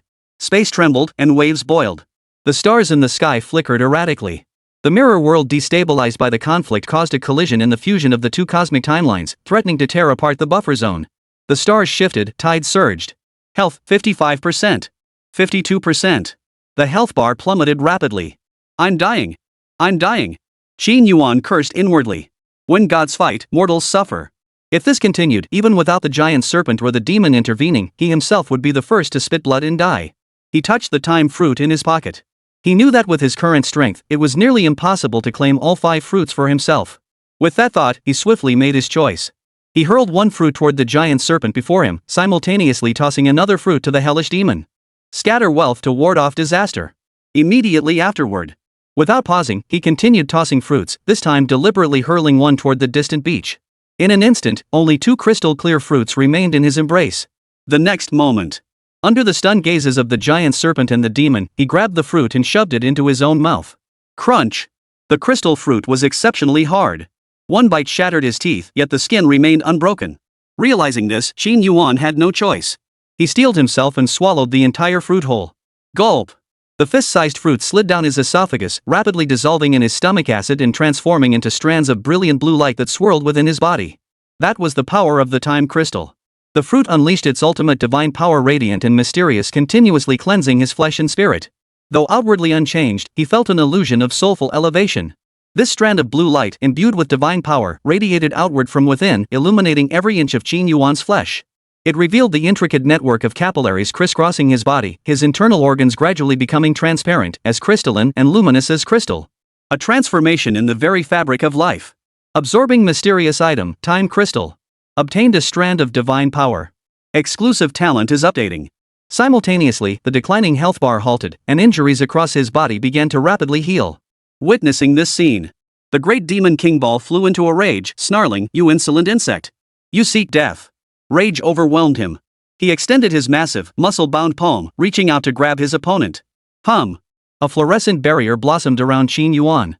Unbreakable shield. At the critical moment, he unleashed the full power of tearing force for self-defense, enveloping his entire body in destructive energy. Boom! The demonic giant palm collided with the fluorescent barrier, instantly reduced to a bloody mess. Arg! The demon Lord Ball let out an agonized howl. A look of sheer terror flashed across his hideous visage. The power of destruction? His voice cracked, eyes brimming with disbelief. How is this possible? You are clearly a servant of the gods and spirits. Why do you possess the power of the god of destruction? You insignificant insect. What are you? Realizing his attacks couldn't breach the indestructible shield, Qin Yuan felt a surge of confidence. He grabbed another fruit and stuffed it into his mouth. After swallowing it, he leaned in close and declared, "I'm your father." Simultaneously, the seawater at the edge of the barren island rapidly receded. The sea level continuously dropped as the spacetime tide began to dissipate. The two dimensions were about to separate. You insignificant insect. I shall kill you. Regardless of what kind of king you are, I, the great demon King Ball, will tear you apart and devour your filthy soul, condemning you to endure the scorching flames of hell for all eternity. The great demon King Ball raged furiously. Staring at the shield before him, he began chanting demonic incantations once more, as if praying to a dark god. The cursed words echoed through the void like a relentless spell. Chapter 77, Sealing the Demon with One's Body. The void trembled. As the demonic incantations echoed, a surge of malevolent power welled up from the depths of the cosmos, as if answering its prayer. The next instant, strands of black mist erupted from the blue ocean, coiling around the indestructible light shield like countless strands of hair. The barrier flickered, sizzling and spewing black smoke. Damn it! Qin Yuan's heart sank. The black mist coiling around the shield not only ignored the destructive force but began rapidly eroding the shield's power. You insignificant insect. I, Ball the great demon king, am the most loyal follower of the dark god. I shall sacrifice you, this heretic, to his majesty the dark god. He will surely be pleased. Seeing his incantation take effect, the great demon Lord Ball felt immensely satisfied. He sneered, "A lowly second-tier creature dares to snatch the time fruit before us? Who gave you the courage? You truly don't know when to quit." "It was Liang Jingru who gave me the courage," Qin Yuan blurted out. The situation was now extremely dire. This hellish demon possessed numerous cunning tactics that severely countered his abilities. First, Tong Yu had been restrained, preventing him from transforming into spirit form. Now, his indestructible shield was being corroded by the power of the evil god. Once the shield was breached, his fate would be sealed. His mind raced, desperately searching for a solution. From his SSS tier talent, Plunder, he considered the C tier talent resilience as reinforcement. Ultimately, his focus settled on Seal Spirit. At that moment, a bold idea took root in Qin Yuan's mind. He now possessed two strands of divine power within him. What effect would using divine power to cast Seal Spirit produce? When cornered, people will resort to unimaginable measures to survive. Just like Qin Yuan now. To survive, he was grasping at straws, prepared to take a desperate gamble. Even if it meant dying, he would drag someone down with him. He chose to sacrifice one strand of divine power, using his own body as a vessel, preparing to forcefully confront the demon before him. Success would be ideal. Failure meant resorting to his final option, rebirth through Xiao Wu's body. Monster! Don't address me as mere ants. I have a name, and from this moment onward, my name shall become your eternal nightmare. Qin Yuan's eyes blazed crimson as he roared with every ounce of strength, each word a fury-filled declaration. Bracing against the terrifying pressure enveloping his entire body, he laboriously advanced step by step, drawing ever closer to the great demon King Ball. You're not the only one who knows spells. I do too. Remember my name, Qin Yuan of the Abyss. Step by step. Simultaneously, he chanted the sealing spirit spell within his heart, decisively igniting the divine power within his body. Using himself as a vessel, he began casting the forbidden spell upon his opponent. An ant is but an ant. The chasm between you and this demon lord is an unbridgeable gulf. Here, I am God, and you are an insect. Even if you know spells, you cannot harm this demon lord in the slightest. Hearing the taunts, the Demon King Ball sneered with utter contempt, his eyes flashing with scorn. He held Qin Yuan in utter contempt. A lowly insect, even if granted divine power, it could never overturn the heavens. An ant remains an ant forever, doomed to never rise above its station. To even contemplate killing a god? What a colossal joke. Before the words had fully left his mouth, Qin Yuan's expression turned icy as he ground out each word between clenched teeth. Seal. Spirit. As these two words erupted, the boundless blue ocean violently churned. Stars trembled, and the entire mirror world began to shake violently.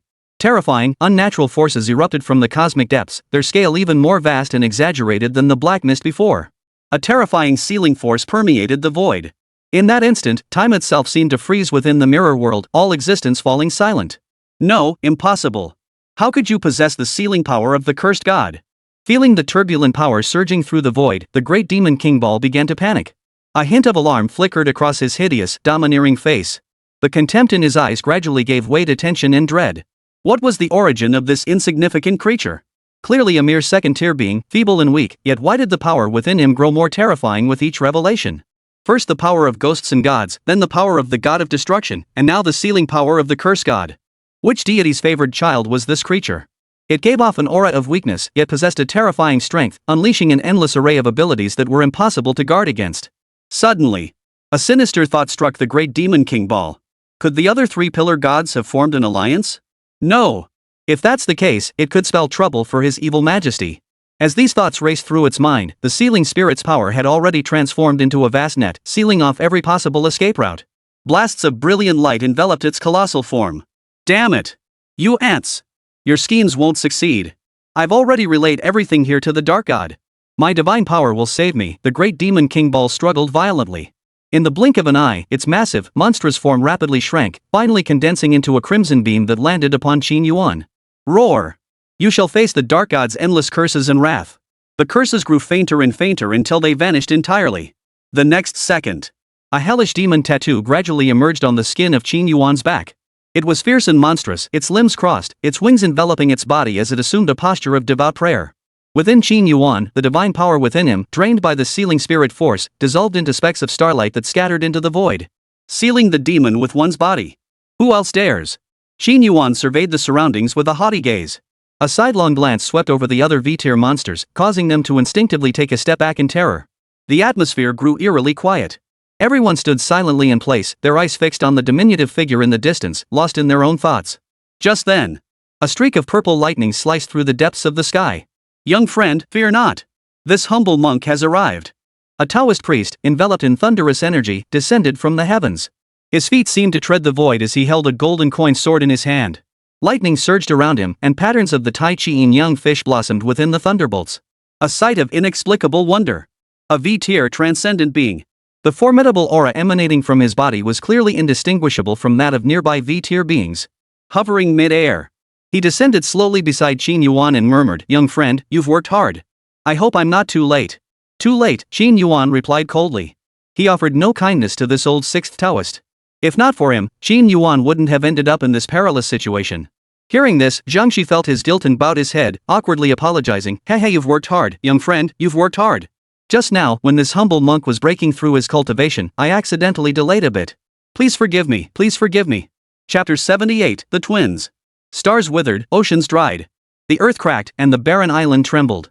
Thick fog swirled through the void, and the surrounding temperature plummeted suddenly. Frost crystallized, blanketing the entire mirror world. The biting wind was bone-chilling cold, so cold it felt like it could freeze blood. This already tense atmosphere was shattered by the appearance of Zhang Shi Daoist, breaking the dead silence and heavy tension. Roar! Human, you dare show yourself! The Minotaur bellowed furiously.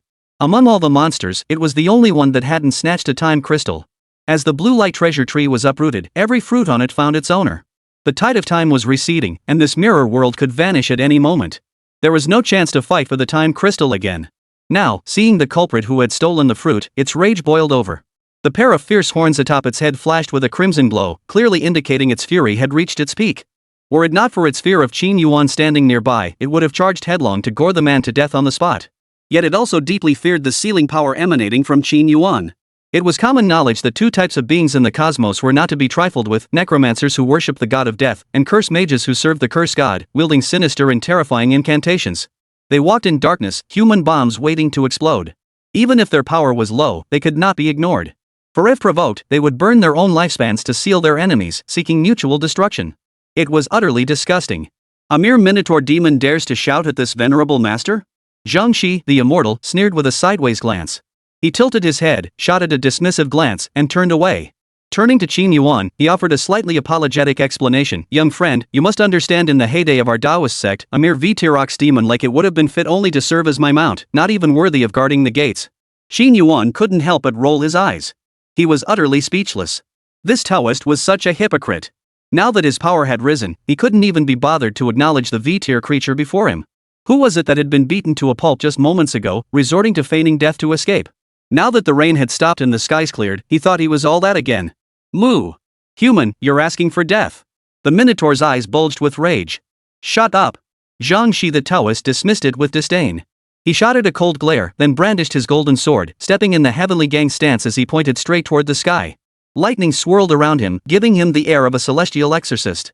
The other V-tier creatures watched the spectacle before them in silence, standing still and silently absorbing the power of the time crystal. Absorbing the divine essence was urgent. The giant serpent's transformation was the most striking. After devouring the time crystal, a brilliant blue light erupted from its body, and countless cosmic energies rapidly converged toward the fleshy growth on its forehead. In the blink of an eye, the growth began to writhe and twist. A single, ancient horn pierced through flesh and blood, rising majestically toward the heavens. Strange phenomena continuously manifested in the void. Storms raged, thunder roared, and waves of unknown, menacing power surged from the horn. A divine and inexplicable phenomenon. Roar! A dragon's roar erupted from the giant serpent's maw. The next second, its body, once as solid as cast iron, began to shrink, transform, and evolve. In the blink of an eye, the terrifying, hundreds of meters long form shrank to just over 10 meters. Coiled in midair, its head bore a sharp horn, and a pair of blood-red eyes flashed with a cold glint, coldly observing the commotion below. Transformed into a dragon. It had successfully broken free from the giant serpent's constraints, completing a transformation of its life form into a dragon serpent imbued with divine power. Human, considering the time crystal you gave me, I shall spare your life for now. The dragon gazed at Qin Yuan, conveying its goodwill. All beings who cultivated to the V-tier possessed formidable wisdom and strength, capable of keenly sensing the source of threats. To say it spared Qin Yuan was less accurate than acknowledging its fear of the power of Sealing Spirit, using the opportunity to back down. Especially upon seeing the vivid demonic pattern appearing behind him, its eyes grew even more wary, restraining it from acting recklessly. With that, the unicorn dragon shot skyward like lightning, piercing the temporal barrier and vanishing into the mirror world as a streak of light. The other V-tier creatures, seeing its departure, tore through the tides of time one after another, withdrawing from the mirror world with satisfaction. For a moment, the arena was left with only the Minotaur and another tentacle octopus monster. Only these two unlucky souls not only failed to obtain the time crystal but also sustained injuries all over their bodies. All their effort had been for naught. Returning empty-handed left them bitterly resentful. At that moment, the tentacled creature standing still suddenly stirred. As if sensing something, countless tentacles rapidly grew and spread, appearing before the distant, parched beach in the blink of an eye. There, on the sand, lay a human corpse. Its skin was torn open, flesh mangled beyond recognition. Even lifeless, the flesh within its body still writhed. This corpse was none other than the high school girl who couldn't withstand the battle's aftermath. She had been crushed to death alive under wave after wave of overwhelming pressure. Sui Nu? Sensing the power fluctuations emanating from the corpse, the tentacle monster instantly split into countless appendages, enveloping the body. As kin to the same malevolent deity, it recognized the signature of undead power instantly. The next instant, the tentacles fused with the girl's flesh, continuously dividing and multiplying. The two became one, ultimately transforming into a humanoid monster. The high school girl was successfully resurrected. Ha! A time crystal? Simultaneously, it discovered with delight a fruit glowing with blue light inside the girl's abdomen. The fruit was encased in a mass of scarlet flesh that pulsed relentlessly. At first glance, it resembled a powerful heart, tirelessly absorbing divine energy. It thrust its hand through the abdomen, extracting a blood-soaked ball of flesh. This mass of flesh was none other than the undying blood Qin Yuan had left within Sui Nu's body. It was precisely this immortal blood that allowed Qin Yuan to control the girl's physical body, transforming her into an obedient servant. This is the blood of sin? The tentacle monster's expression changed abruptly. Seeing the flesh wrapped around the fruit, it instantly recognized that this mass possessed an ominous power, fundamentally different from the pure force of a malevolent deity. A surging power churned within its body. Countless tentacles split apart, transforming into a vast net that instantly enveloped the flesh before it, forming an even larger ball of flesh. Two forces devoured and clashed against each other, ceaselessly vying for the power contained within the time crystal. Master, it's him. He's a heretic. He can steal others' power. The high school girl screamed hysterically. The moment she regained her freedom, she turned on him. She immediately pointed an accusing finger at Qin Yuan, her eyes filled with venom and hatred. Bang! The time crystal, unable to bear the strain, split in two and shattered instantly, transforming into two faint, small orbs of light. One was snatched away by the tentacled monster, while the other was swallowed by the undying blood. After absorbing half the divine power, the undying blood rapidly divided, undergoing single-cell reproduction, genetic recombination, and flesh growth. Within a mere minute, it transformed from a writhing, repulsive mass of flesh into the form of a graceful young girl. Her features were exquisitely delicate, identical to the high school girl across from her as if they were twins. Chapter 79, Divine Body and Devil's Wings. Pure and holy. If the high school girl was a demoness, then the maiden before them was a saint perfumed from head to toe, radiating an unparalleled aura. Utterly noble. Though their faces were identical, as if carved from the same mold, their essences were worlds apart. Master. The maiden stepped forward swiftly, arriving before Qin Yuan and curtsying obediently. Very good. You haven't disappointed me, Qin Yuan murmured with a faint smile. Sensing the same primordial power flowing within her as within Xiao Wu, he felt deeply satisfied. This maiden before him could be considered an existence akin to Xiao Wu. Another clone possessing independent consciousness, yet distinct from Xiao Wu. Having absorbed divine essence, her potential was even more formidable. Born in her adult form, she possessed the strength of A-level being, equivalent to a stage 3 creature. What a lovely scent! Qin Yuan twitched his nostrils, catching a faint, sweet fragrance in the air. He murmured, from now on, you'll be Xiang. Take my surname Qin and just call me brother. Perhaps due to the divine power, Xiang radiated an intoxicating fragrance from head to toe, utterly captivating. Yes, brother. Xiang smiled sweetly. Her long hair cascaded over her shoulders, her figure gracefully slender. She stood quietly by his side, utterly docile. Witnessing this scene, the female high school student across from them suddenly let out a hysterical scream. Master, kill him. Kill him now. He is a favored servant of the curse god, possessing the power to seal away other beings. Killing him would come at too great a cost. It's not worth it, the tentacled creature murmured, shaking its head. Master, he is not a follower of the curse god. He is merely a lowly human. Though I do not know why he possesses the curse god's power, I know his forbidden spell is incomplete. Each time he casts it, he must pay a tremendous price. The high school girl urgently pleaded, Master, please trust me this once. He has already sealed away a demon. The power within him is now spent, leaving him unable to cast the forbidden spell again. If you act now, killing him will be as easy as crushing an ant. Deep down, she knew that once the tide of time receded, given his cold, ruthless nature, her death was certain. Only by killing him before the mirror world dissolved did she stand a chance of survival. Otherwise, upon returning to reality, she would have no escape, only a death filled with torment. No sooner had the words left her lips. The tentacled monster remained cautious, showing no reaction.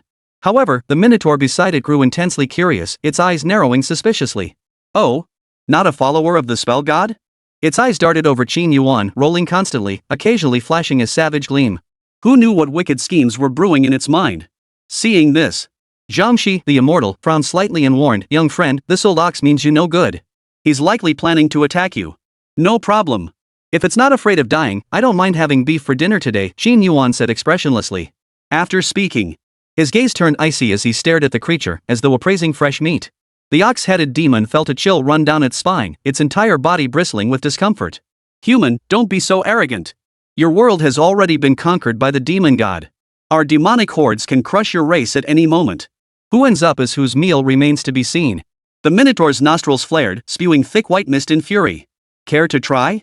Qin Yuan challenged. He stood utterly still, appearing as steady as an old dog, though inwardly he was frantic with anxiety. His eyes darted repeatedly toward his talent panel.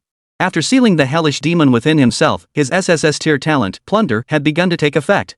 The seal spirit skill in the Plunder talent formed a perfect synergy, precisely compensating for his current lack of strength. Plundering in progress. Target, Hell Demon Lord. Plundered talent ability, Demon Wings. Plunder progress, 88%. Moreover, after absorbing divine power, his biological energy surged by 100 points, while his exclusive talents underwent a revolutionary transformation. Soon. Plunder complete. He glanced at the talent panel. Name, Qin Yuan. Identity, Human Divine Being. Rank, Tier 3. Health points, 100% depends on the host's physical condition. Biological energy, 150 depends on the host's physiological functions. Exclusive talent, Divine Body God Tier Talent. Hidden talent, Plunder SSS Tier Talent, Unique. Additional talent, Spirit Communication 100% S rank talent. Spell, Spirit Sealing 50% S Tier Talent. Passive talent I, self-healing power 100%, S tier talent. Passive talent 2, immunity to all poisons 15%, B rank talent. Passive talent 3, beast sense 100%, C rank talent. Passive talent 4, devil's wings 100%, S rank talent. Active talent I, rending force 100%, S rank talent. Active talent 2, extended strike 100%, B rank talent. Active talent 3, stirring the waters 100%, A tier talent. Active talent 4, transformation 100%, A rank talent. The talent panel's contents underwent significant changes. His identity has been updated to divine being. His level has risen to tier 3, with biological energy increasing from 50 to 150 points. Though still human, he now possessed divinity, free from the constraints of the human race. What surprised Qin Yuan even more was that his exclusive talent, after absorbing divine power, had upgraded from a C-rank talent to a God-tier talent. This was the first time he had ever witnessed a God-tier talent. Divine body, immune to all negative effects below God-tier. The talent description seemed incredibly powerful. Immunity to all deity tier negative effects and below. Could this be the unique trait of divine beings? In other words, among beings of the same tier, he was invincible. Even against V-tier beings, he possesses the strength to fight. Additionally, he plundered an S-tier talent from a hellish demon. Demon wings, the wings of Baal, the hellish overlord, possessing partial demonic power and the ability to command hellish lava. A flicker of intent. The demonic pattern on his back stirred to life. A pair of menacing wings sprouted from the base of his shoulder blades. As they unfurled, each jet-black feather ignited with raging infernal magma. Flames danced across them, filling the air with the acrid stench of sulfur. With a flap of his wings, molten lava spattered from the feathers, incinerating everything in its path. A terrifying aura radiated from him. Seeing his confident demeanor, Master Zhang Shi mistakenly believed he truly possessed a hidden trump card. He immediately encouraged him, "Young friend, with this monk here, you need not fear. Use whatever means you have at your disposal. Slaying demons and exorcising evil, now is the time." With that, he swung his golden sword, transforming into a streak of purple lightning as he charged toward the Minotaur. He bellowed, "Leave this old ox to me. You handle the tentacled monster. Once we've dealt with these demons, I'll fulfill my promise and share the great fortune with you." Lightning flashed, thunder roared, and thunderbolts danced wildly. Like a celestial master descended to earth, commanding thunder and lightning to vanquish demons, his divine might was extraordinary. Chapter 80, Ambush. "Kill him, sir. Kill him now." The high school girl screamed hysterically, growing increasingly frantic as the surroundings shifted. Her panic spiraled into madness. "Master, now is our chance. Take advantage of that Taoist priest's absence. He's all bluster, he has no real trump card. Kill him. Offer his flesh and blood as sacrifice to the fierce deity. Either erupt in madness or perish within it." As time passed, despair and terror gradually engulfed her. Especially when she saw Qin Yuan's faint, mocking smile across from her terror ignited instantly. It was the grin of a demon, the smile of death itself. The words had barely left her lips. Boom! A pair of demonic wings, black as fire, spread behind Qin Yuan. Fierce and ferocious, they radiated the aura of a hellish overlord. His aura was truly formidable. Those demon wings. He's stolen the power of a demon lord. The tentacle monster's pupils contracted sharply. Staring at the distant figure with spread wings, its eyes flickered. Hesitation deepened within its mind. What was this creature's origin? Possessing all manner of bizarre abilities, it clearly wasn't powerful, yet it gave off an unfathomable aura. "Take me away, master. Take me away. I don't want to stay here any longer." The high school girl turned to face it, her eyes brimming with pleading and urgency. With a thud, she knelt on the ground, panic etched across her face. Unable to meet Qin Yuan's gaze, she pleaded incessantly, "Master, the mirror world is collapsing. I don't want to return to the real world. Please take me away. Otherwise, I'll die. I really will die. I don't want to die, I truly don't want to die, master. As fellow descendants of the fierce gods, you have a duty to help me. If you take me away, I'll give up everything, even my soul." Her tears fell like pear blossoms in the rain. Her mind had shattered. She had completely abandoned any thoughts of killing Qin Yuan. Now, her sole desire was to escape, to flee the mirror world alive, never daring to linger in the real world again. Though the demon god's domain was merging with Earth, the current mirror world could not replace reality. It remained within the reach of the tidal flow of time. All beings here originated from across the cosmos. Once the tidal flow receded, everyone would return to their respective realms. From whence they came, to whence they would return. Sui Nu, you disappoint me greatly. As a kin of the fierce god, how can you be so cowardly? Show your ferocity. You possess the power of immortality, human methods cannot kill you. Why do you fear him so? The tentacled monster rebuked. Its gaze toward the other was thick with contempt and disbelief. Tentacles whipped wildly. The terrifying pressure of a V-tier creature engulfed the entire scene. Each tentacle lashed out like a whip against the high school girl's body, drawing blood and tearing her flesh open.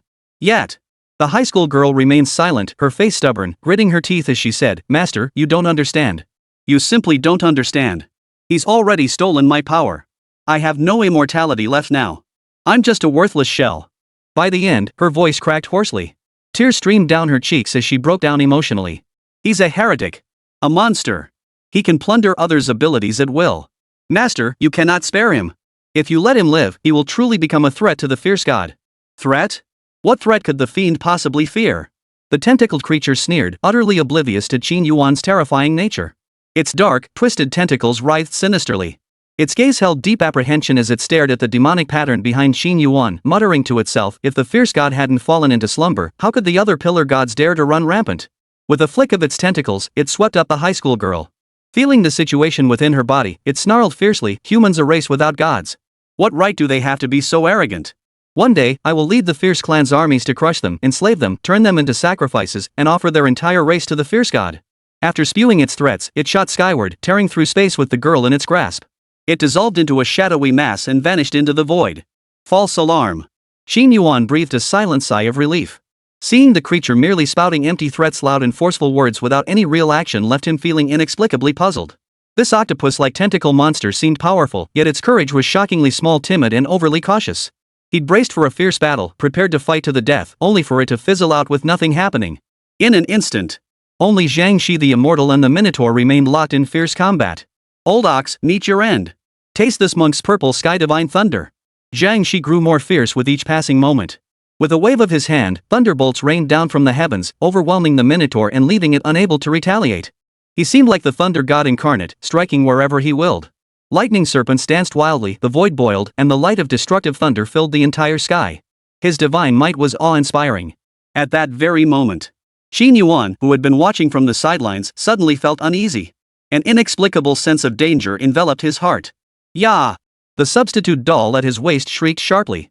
Simultaneously, a twisted, writhing tentacle erupted from the void. PSSSH. The tentacle pierced through the body of the substitute doll. Damn! That was close. Qin Yuan felt a wave of relief wash over him. A feint. Damn it, this tentacle monster was too cunning. If not for the stand-in doll taking the brunt of that lethal blow, he'd likely have been impaled through the body and had his heart ripped out by now. A decoy doll? A startled voice echoed from the void.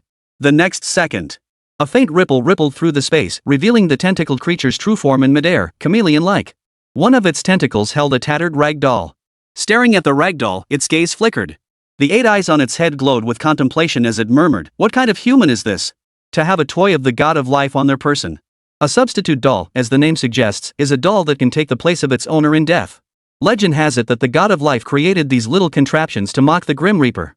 Beyond the god of life's followers and devotees, no other living being knew how to craft such dolls. They only understood that the method for making them was cruel and mysterious. One life for another. Each birth of a substitute doll signifies another triumph of the god of life over the god of death. Therefore, every being possessing a substitute doll becomes mortal enemies of the death god's followers and devotees. To uphold the glory of the deity, devout and fanatical followers would pledge their lives in death, vowing never to relent. "Human, you've successfully piqued my curiosity," the tentacled creature sneered coldly. A mere human being, yet entangled with the power of several deities, truly an intriguing phenomenon. Simply relaying this situation to the other gods' factions, the tentacled creature believed, would be enough. Without him lifting a finger, troubles would find Qin Yuan endless troubles. Sometimes, killing didn't require lifting a finger. Chapter 81, Return. Wings unfurled. Qin Yuan transformed into a streak of light, hovering in the void as he surveyed the blue ocean below, witnessing the battle unfolding on the barren island. His expression was cold as he fixed his gaze upon the tentacled monster across from him, his eyes brimming with intense wariness. "Octopus, you've succeeded in piquing my curiosity." His form flickered, moving with blinding speed, leaving a trail of afterimages in the air. His wings flapped, creating a continuous series of sonic booms. A faint glow enveloped his body, making him resemble a small golden statue as he streaked across the sky. Terrifying tearing force radiated from his entire being as he charged directly toward the tentacled monster in the distance. He struck first. Seeing his move, the tentacle monster was startled. Countless tentacles shot skyward as its form rapidly turned transparent, blending into the surrounding void. "Human, I've memorized your scent. Your good days are numbered. Now, let the show begin." With that, it vanished once more into the mirror world. The next second, The tide receded, dawn descended, and the surrounding scenery began to rapidly fade. Then, the barren island collapsed, the earth shattered apart, and the two combatants atop it were forced to halt their fight. "You lowly human, I won't let you go. I'll take your life," the Minotaur bellowed. Its body was charred black by lightning strikes, one of its fearsome horns now broken, blood streaming from its forehead, looking utterly disheveled. Spitting out a threat, it turned and charged into the void beside it.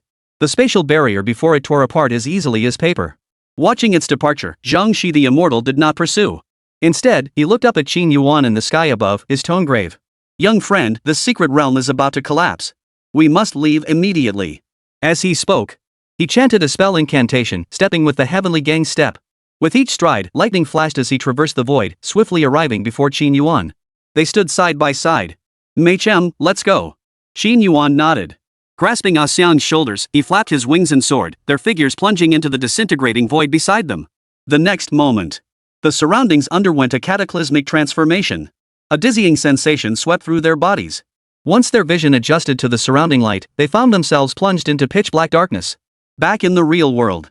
Stepping forward, Master Zhang Shi spoke solemnly, "A great calamity is approaching. This journey through the secret realm has taught this humble monk that beyond the heavens lie other heavens, and beyond men lie other men. Young friend, I thank you for your wholehearted cooperation. Without it, this monk would never have succeeded in seizing the Tao fruit from the clutches of those demons." With that, he pulled a crystal-clear fruit from his robe. Its brilliant azure glow was dazzling, dispelling the surrounding darkness and illuminating the space around them. "Only one?" Qin Yuan raised an eyebrow. Staring at the blue fruit in the other's hand, his expression turned grave. "Master, that's not very fair. I clearly remember you snatched 8 Tao fruits and nearly killed me in the process. And now you're giving me just one? Do you think that's fair?" Hearing this, Master Zhang Shi gave an awkward smile, feeling somewhat at fault. He apologized. This monk admits his actions were indeed improper. "However, I can only share 1 Tao fruit with you.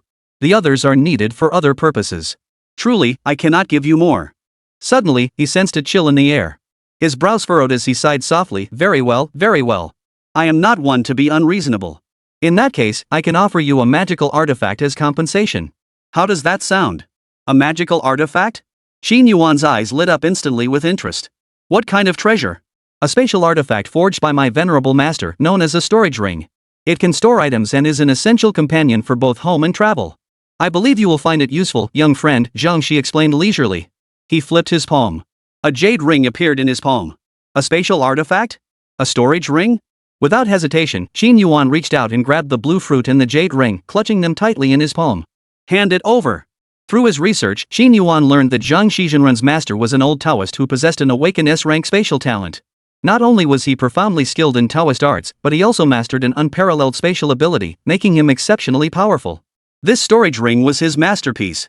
According to Taoist texts, he had used special jade to carve out a subspace within it, much like the legendary mustard seed space. A mustard seed contains a universe fits within a mustard seed. Fiddling with the storage ring in his hand, Qin Yuan slipped it onto his thumb, unable to put it down. "How do I use it?" "Its use is simple. Place the ring against your brow, and you may open the subspace with your mind.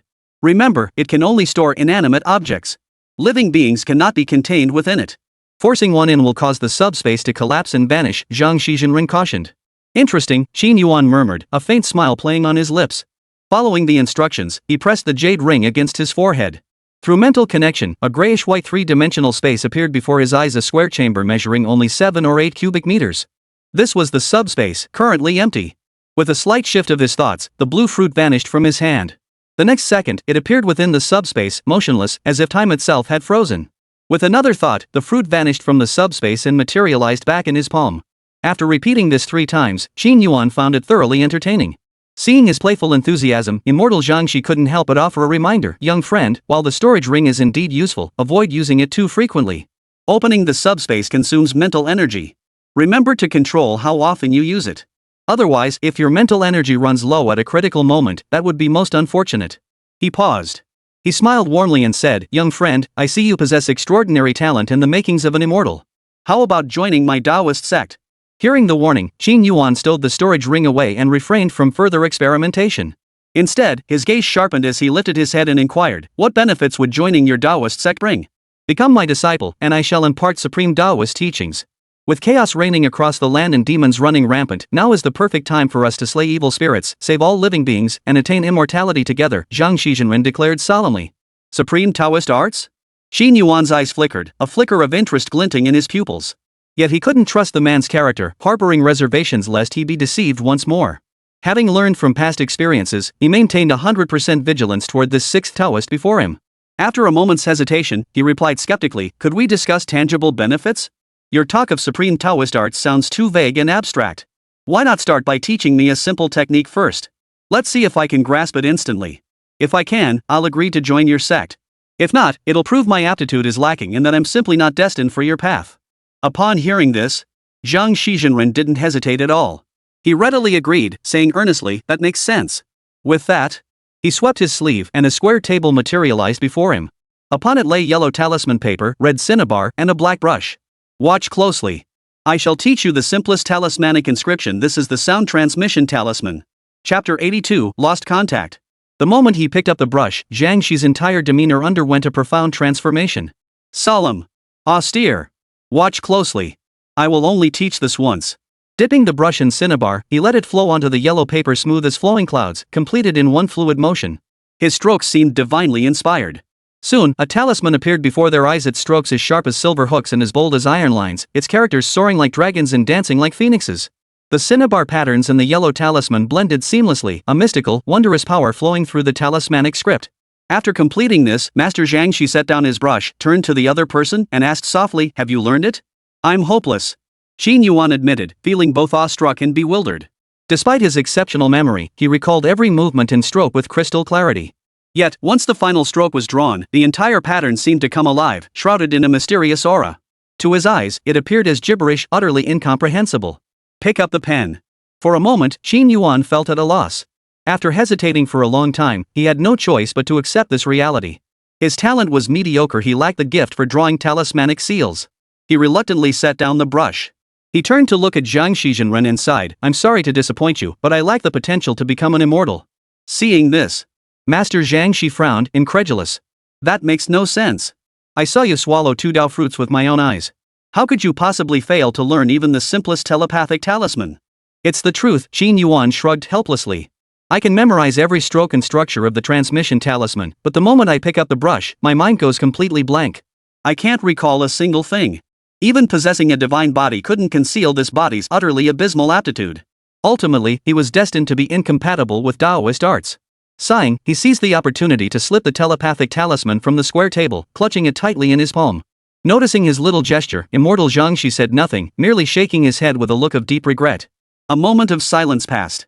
Master Zhang Shi spoke solemnly, "Young friend, with the world undergoing such great upheaval and demonic forces from beyond the realms poised to invade, though we cannot become master and disciple, this humble monk still hopes we can fight side by side. Together, we must guard our world and protect all living beings. Master, with great power comes great responsibility, but please don't try to morally coerce me." Qin Yuan refused outright without hesitation. Waving his hand dismissively, he explained, "My current strength is limited. I can only protect my family. As for others, I'm powerless to help. If I can save someone, I certainly won't stand idly by. But to ask me to protect all living beings? I have the will but not the means." After speaking, noticing the other's expression grow uneasy, he hastily added, "Of course, if I see monsters or strange phenomena, I'll act without being told. I promise, not a single monster will leave alive if it crosses my path."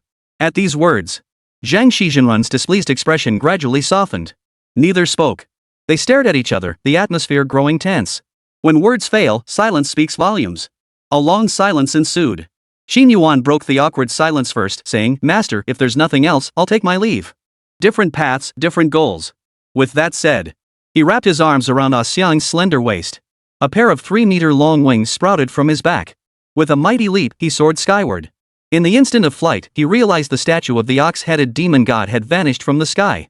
Below lay sprawling mountains and dense vegetation. Not a single feature resembled the Songhai city he remembered. The surroundings remained pitch black, the sky devoid of even a single star. It was so dark you couldn't see your hand in front of your face. Occasionally, the blood-curdling roars of ferocious beasts echoed through the darkness, sending chills down one's spine. Soon, he landed again, still holding Ah Xiang in his arms, returning to the presence of Zhang Shizhenren. The terrain has changed. We are no longer in Songhai City. The road beneath their feet remained asphalt, though the streetlights had long since gone dark. Yet the surrounding landscape was now an unfamiliar, rugged mountain range. Dense forests and tangled vines seemed to transport them back in time to a prehistoric world. Perhaps this was the result of spatial fusion. It wasn't that the ox-headed statue had vanished, but rather that the domain of the demon god had completely altered the environment of Blue Star, causing earth-shattering changes to the mountains and landscapes. The landmass had expanded tens of thousands of times over, making the ox-headed statue in the sky seem insignificant. Their current location was likely a part of the demonic realm. Simultaneously, the climate underwent drastic shifts. Humidity and temperature altered, while the air itself contained numerous unfamiliar elements, its oxygen concentration becoming exceptionally dense. In other words, the small city of Songhai might have been torn apart and scattered across every corner of the demonic realm. Determining the precise location of Songhai City now seemed as difficult as scaling the heavens. At this thought, Xin Yuan's expression grew increasingly grave. If this were indeed the case, his plan to visit his elderly mother at the Second People's Hospital would be dashed. His current predicament left him utterly passive. Everything had to start from scratch, and all his plans and arrangements were thrown into disarray. The lead he had just uncovered on the gambling addict father would likely vanish as well. Otherwise, where in this vast mountain range could he possibly find the Ace of Spades bar? And then there was the underground military shelter. Where could that possibly be? Such massive upheavals would undoubtedly make survival even harder for other citizens. Perhaps even without retaliation from the other pillar deity's followers, human survival itself was now an unknown. At that moment, Zhang Shi, the immortal, snapped his fingers in calculation, his expression darkening. We spent 2 hours in the secret realm, but 7 days have passed in the real world. 7 days enough to change everything. What? 7 days? Xin Yuan's voice cracked. His eyes widened, a cold glint of murderous intent flashing within. Just as he suspected. The old woman had never had good intentions from the start, her words half-truths and half-lies. Fortunately, he had kept his guard up back then, otherwise, he would have been completely fooled. He clearly remembered her saying time flowed differently in the mirror world. 1 second outside equaled 1 hour inside. Now look, 2 hours had passed inside, while 7 days had slipped by outside. How cunning. Clenching his fists, Xin Yuan silently resolved, monsters' words could never be trusted. Only dead monsters were good monsters. At that moment, his resolve to kill was absolute. From now on, any monster he encountered would be slain without exception. He would harbor no illusions. Those not of our kind harbor different intentions. True immortal, in this unfamiliar environment, only by joining forces can we protect ourselves, Xin Yuan said thoughtfully. Well said. Master Zhang Shi nodded in agreement. His brow furrowed slightly, a hint of worry flickering in his eyes as he murmured, for now, we must locate the gathering place of the human race. Only by pinpointing their position can this monk calculate the approximate location of Songhai City. Chapter 83, The Twisted Mountains. Darkness enveloped them, occasionally punctuated by faint starlight in the sky. After prolonged exposure to darkness, Xin Yuan's eyes gradually adjusted to the pitch-black surroundings, allowing him to vaguely discern objects within 3 or 4 meters. After consulting with immortal Zhang Shi, they settled on a direction and began their journey, setting out to search for traces of human survivors. Young friend, the situation is dire. Prepare yourself mentally, Master Zhang Shi advised gently. Days later, they still wandered through the vast mountain range. Beyond vines, trees, and all manner of strange, monstrous beasts, the primeval forest stretched endlessly like an ocean, offering no sign of an exit. Primitive and vast, it bore no trace of human activity. It seemed as though this entire world was nothing but an endless, boundless primeval jungle. Humans are social creatures, creatures of the herd. When isolated, the torment of loneliness and the ravages of solitude can consume one's emotions, warping the mind. Over time, the spirit itself begins to falter. The journey in search of hope was oppressively monotonous.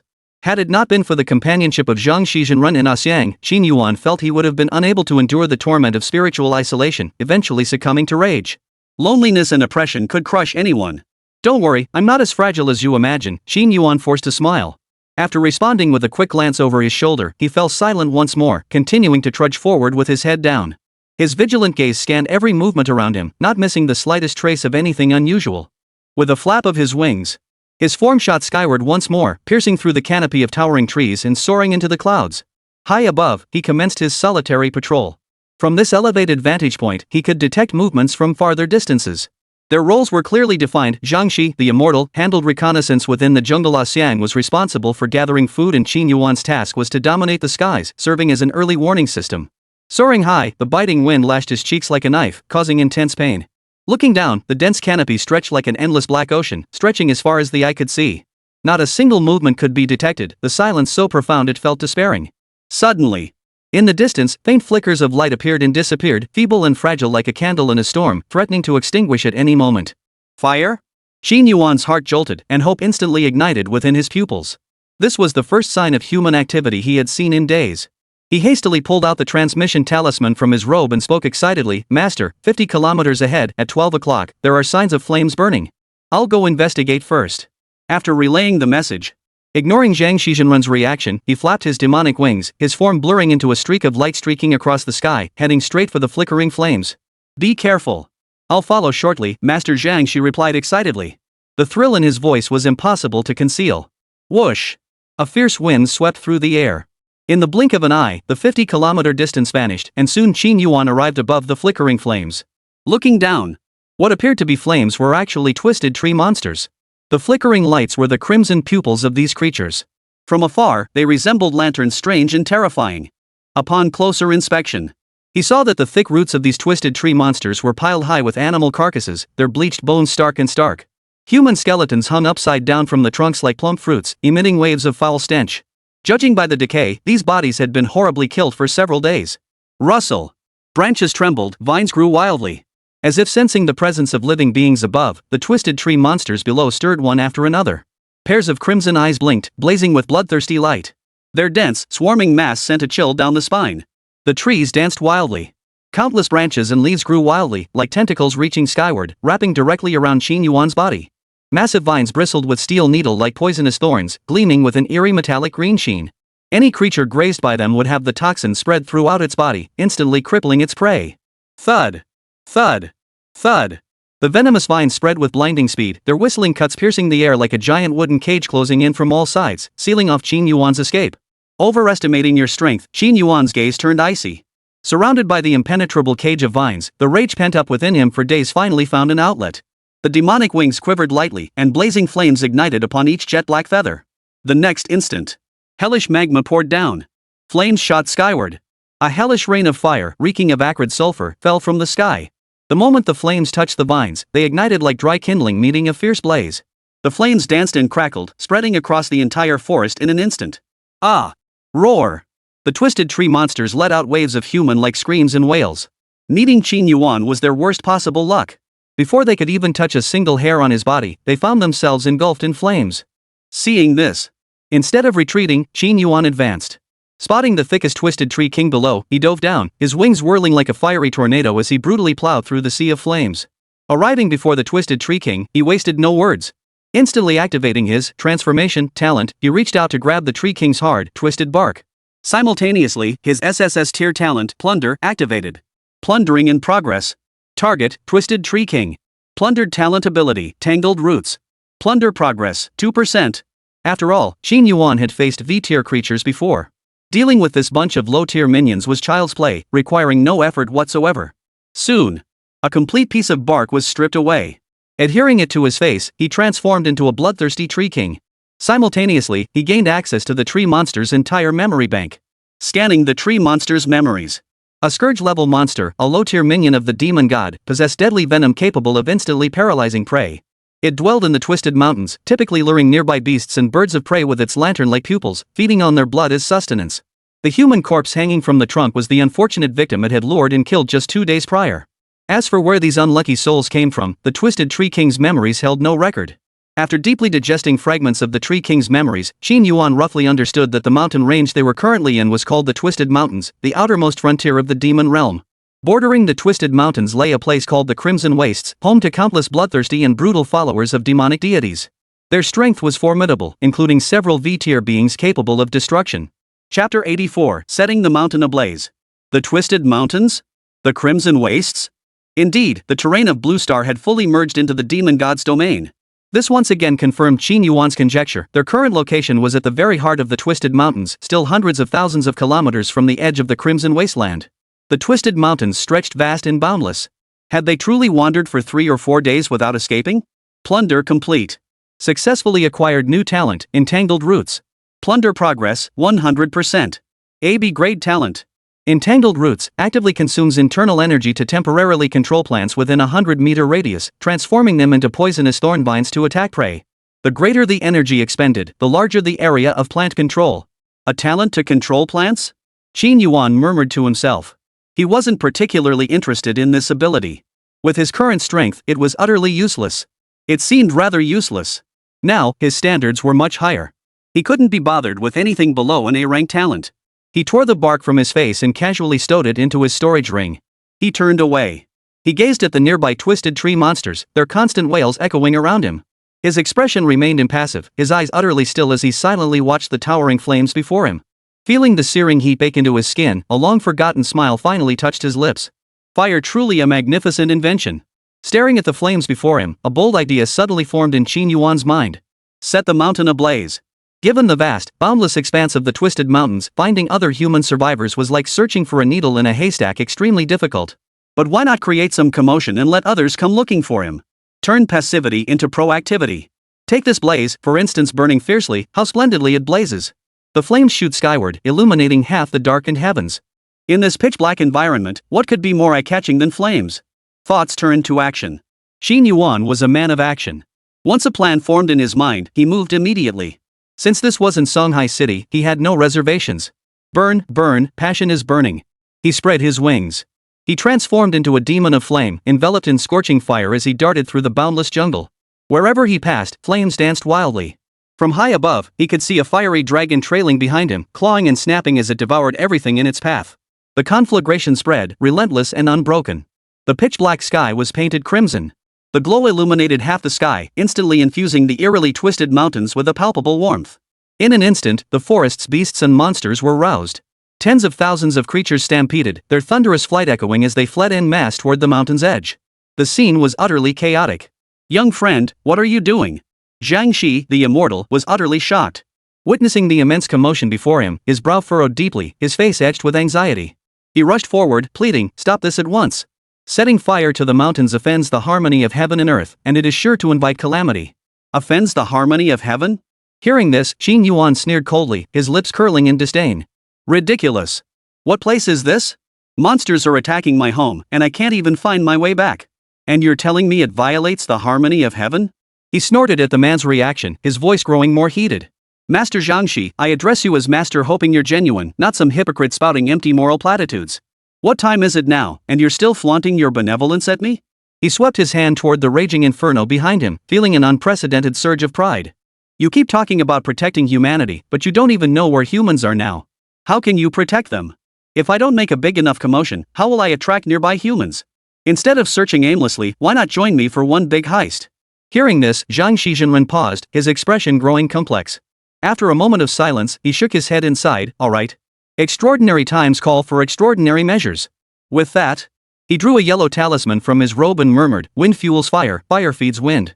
Since that is so, then let this humble monk lend you a hand." As he spoke, he chanted incantations and formed finger seals. The yellow talisman in his palm ignited of its own accord. The next instant, he pointed his sword finger toward the heavens and roared, "Wind, arise!" Whoosh!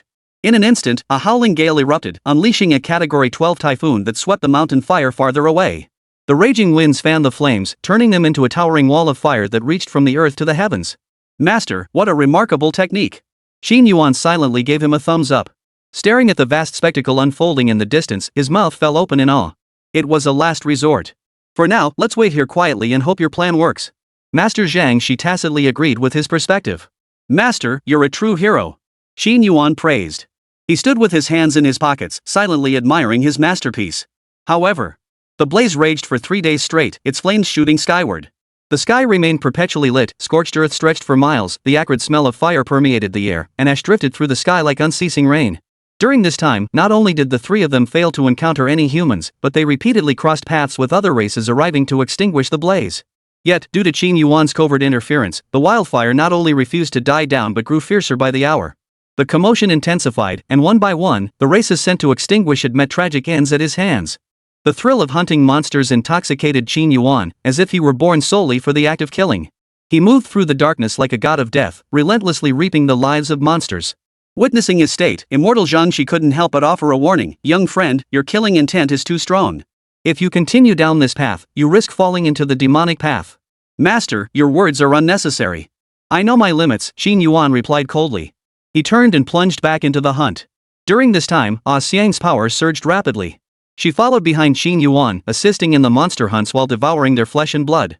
Already possessing the bloodline of a demonic maiden, consuming vast quantities of monster flesh finally unleashed her savage nature. She ascended from stage 3, resentment seed, to stage 4, catastrophe. A peculiar fragrance emanated from her entire body, capable of enchanting any creature. It induced illusions, lowering their guard and trapping them in a mesmerizing illusion from which they could not escape. The range of this fragrance was vast. Within a 100-mile radius, she could transform the entire area into her domain at will. Through conversation, Qin Yuan learned that breaking through to Tier 4 spawned a unique biological force field. Its range determined by the host's power. The stronger the host, the larger the field. This is getting more and more interesting. Chapter 85, Snow Demon. Moreover, Qin Yuan's power had also surged significantly through plundering monsters' innate abilities. Each time he successfully seized a complete innate ability, his biological energy increased by 2 to 5 points. Now, his biological energy had reached 190 points, just 10 points short of the 200 required for Stage 4. A mere step away. According to his calculations, plundering the talents of at least 5 more monsters would allow him to break through to Tier 4, granting him his own unique force field domain. Suddenly, Ah Xiang's delicate brows furrowed slightly, a flicker of tension flickering in her beautiful eyes. She set down the steaming flesh in her hands and, like a startled little rabbit, hurried to Qin Yuan's side, her voice trembling with unease. "Brother, I sense an incredibly powerful force field aura rapidly approaching us." A powerful force field aura? Qin Yuan's expression tightened. With a slight squeeze of his palm, the sound of cracking bones echoed as he swiftly crushed the humanoid monster before him. No hesitation. Let's go. We need to meet up with immortal Zhang Shi. Dropping the monster's corpse, he turned and departed with extreme caution. At that moment, snowflakes began drifting down from the sky. Wisps of mist rose from the mountain fires, and crystalline snowflakes landed on the flames, bursting like dazzling fireworks. Pop! The snowflakes exploded upon contact with the flames, transforming into droplets of rain that scattered across the mountain forest. In an instant, the scorching heat plummeted. Frost rapidly crystallized over the charred earth, freezing 1,000 miles. Within a single breath, the raging wildfire solidified, transforming into clusters of ice shaped like flames, a strange and eerie sight. The wildfire that had burned relentlessly for 7 days vanished without a trace, frozen solid by the falling snowflakes from the sky. Seeing this, Qin Yuan inwardly cursed, "Damn it! This monster is way too powerful."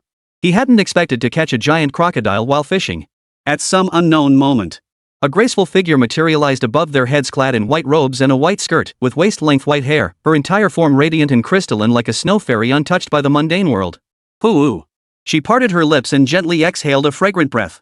The scattered snowflakes drifting through the sky instantly transformed into a blizzard of goose-down-like flakes. The biting wind howled. Everything along the path was instantly blanketed in deep snow. "So it was you two little rascals causing trouble." A cold voice rang in her ears, utterly devoid of warmth. It was bitterly cold, chilling to the soul, making one shiver involuntarily. "Oh no, brother. A destruction-level monster is coming. Beware the snowflakes in the sky, don't let them touch you." Ah Xiang warned frantically. Looking up, amidst the swirling snow, a frigid figure loomed overhead. Her eyes flashed with mocking light, and a terrifying chill radiated from her entire being. Like falling into an ice cave. "Run!" Qin Yuan exclaimed in alarm. He grabbed Ah Xiang's shoulders, flapped his wings, and instantly spread his demonic wings. Blazing hellfire ignited upon the feathers, propelling his form skyward. He shot forward like a streak of light, racing into the distance. Yet the flames flickered, freezing instantly into ice crystals upon touching the snowflakes. Snowflakes swirled like shadows, relentlessly trailing behind him. Even as he flapped his wings with all his might, accelerating to break the sound barrier, he couldn't shake the swirling mass of snowflakes. That icy figure walked leisurely through the air, stepping lightly on the crystalline snowflakes beneath its feet. Strolling with leisurely ease. Every movement exuded an air of composure and elegance. She pursued Qin Yuan and his companion with the effortless ease of a cat toying with a mouse, utterly without strain. "Escape? Where do you think you're running?" sneered the snow demon. Raising her ice crystal clear finger, she pointed into the air. The feather-like snowflakes drifting down instantly transformed into sharp ice spikes, their descent suddenly accelerating. Whoosh! Whoosh! The ice spikes shot forth like a volley of arrows, dense and relentless, leaving no room to dodge. At that moment, Qin Yuan displayed exceptional aerial prowess, flapping his wings as he twisted and turned through the air like a soaring eagle, constantly shifting his posture to evade the ice spikes trailing behind him. Just as he seemed poised to shake off the pursuing icicles, the vast disparity in power proved insurmountable. A low murmur echoed in his ears, and his body froze instantly mid-air, motionless, transformed into an ice sculpture. Frozen wasteland. A single whisper, and the world transformed. In an instant, the entire twisted mountains transformed into a vast world of ice and snow. Between heaven and earth, only eternal snowflakes and ice remained. The ice domain. The unique domain power of a V-tier being. She stepped forward with her jade-like foot. She stepped onto the rigid ice sculpture, standing before Qin Yuan. Her gaze fell upon the pair of demonic wings blazing with fiery flames. A hint of doubt flickered in her sapphire blue pupils. Demonic wings? Are you a follower of the dark god? As the words left her lips, she shook her head in denial. No. This is the domain of the demon god. A low-tier half-demon like you couldn't possibly have broken through the sealed wall of size to reach the Twisted Mountains. She was known as the Snow Demon, a V-tier creature and a destruction-level monster. As the ruler of the Twisted Mountains, she resided year-round atop the snow-capped peaks deep within the range. Originally, she lay in slumber, but the relentless mountain fires, their terrifying heat engulfing the land, finally roused her. Speak! By what means did you enter the demon realm? What purpose brings you here? Why set the mountains ablaze? The snow demon's gaze was icy cold as she stared straight into Qin Yuan's eyes, firing off 3 deadly questions in succession. However, Qin Yuan was frozen within an ice sculpture, his movements restricted. Even if he wished to speak, no sound could escape his lips.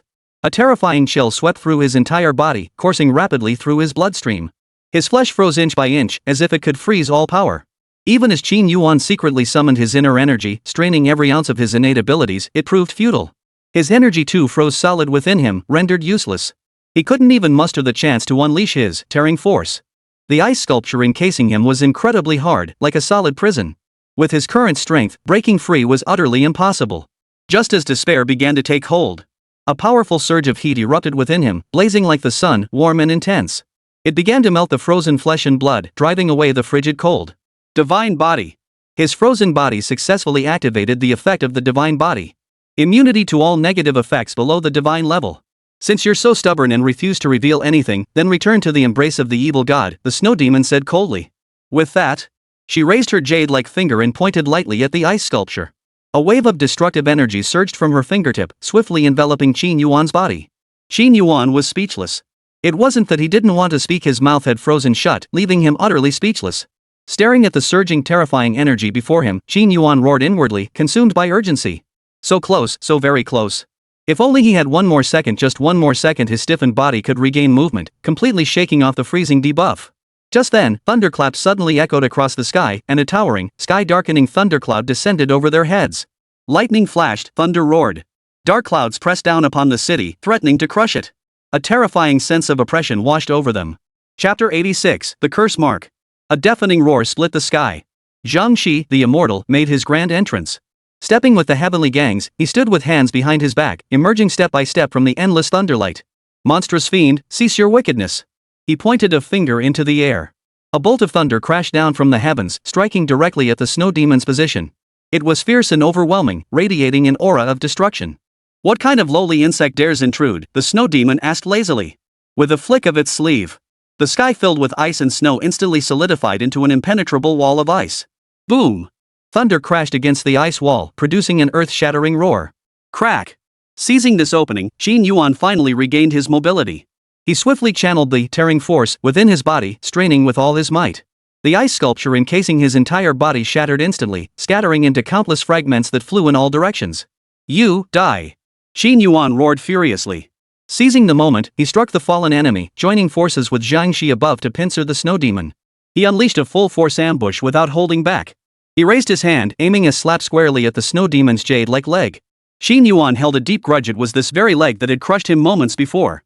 At the same moment, Ah Xiang regained her ability to move. Her delicate body shivered violently, her teeth chattering incessantly. Her exquisite face was frozen purple and blue in patches, her limbs stiff and utterly bloodless. Seeing Qin Yuan strike, she mustered every ounce of strength to assist, her voice trembling as she cried, "Sister, you're so beautiful." The power of enchantment quietly activated.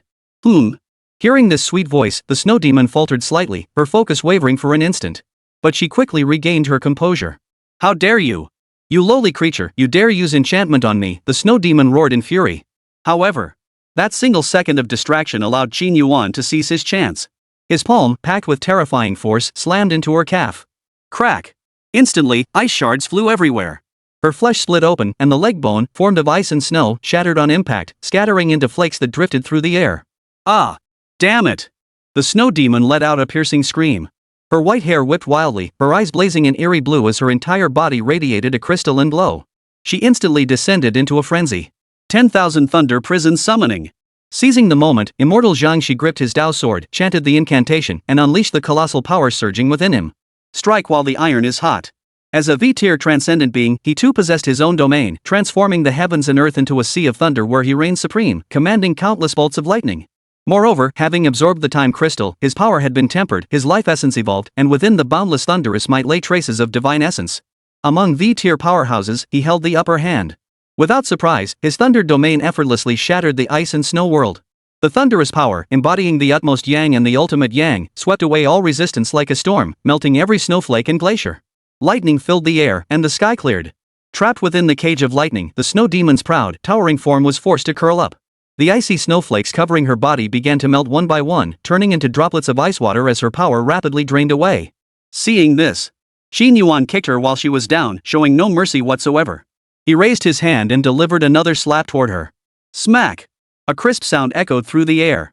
You insignificant insect, you're courting death. If it weren't for that Taoist, I could have killed you 100 times over. The snow demon gritted her teeth in fury. The searing pain on her cheek filled her with profound humiliation. Rage made her tremble, her limbs turning ice cold. Seeing Qin Yuan's smug, triumphant expression, her eyes blazed with fury, and she wanted nothing more than to tear him apart with her teeth. Smack! Before the words had even finished echoing, another slap landed. Plundering in progress. Target, Snow Demon Lord. Plundering innate ability, freezing power. Plunder progress, 0.2%. Each slap brought brief contact with her opponent, increasing the plunder progress by 0.1%. Smack! Seeing the numbers on the talent panel jump, Qin Yuan instantly perked up, landing one slap after another on the opponent's face. This allowed him to avoid prolonged contact and the damage from the freezing power while venting his violent emotions. It felt incredibly satisfying.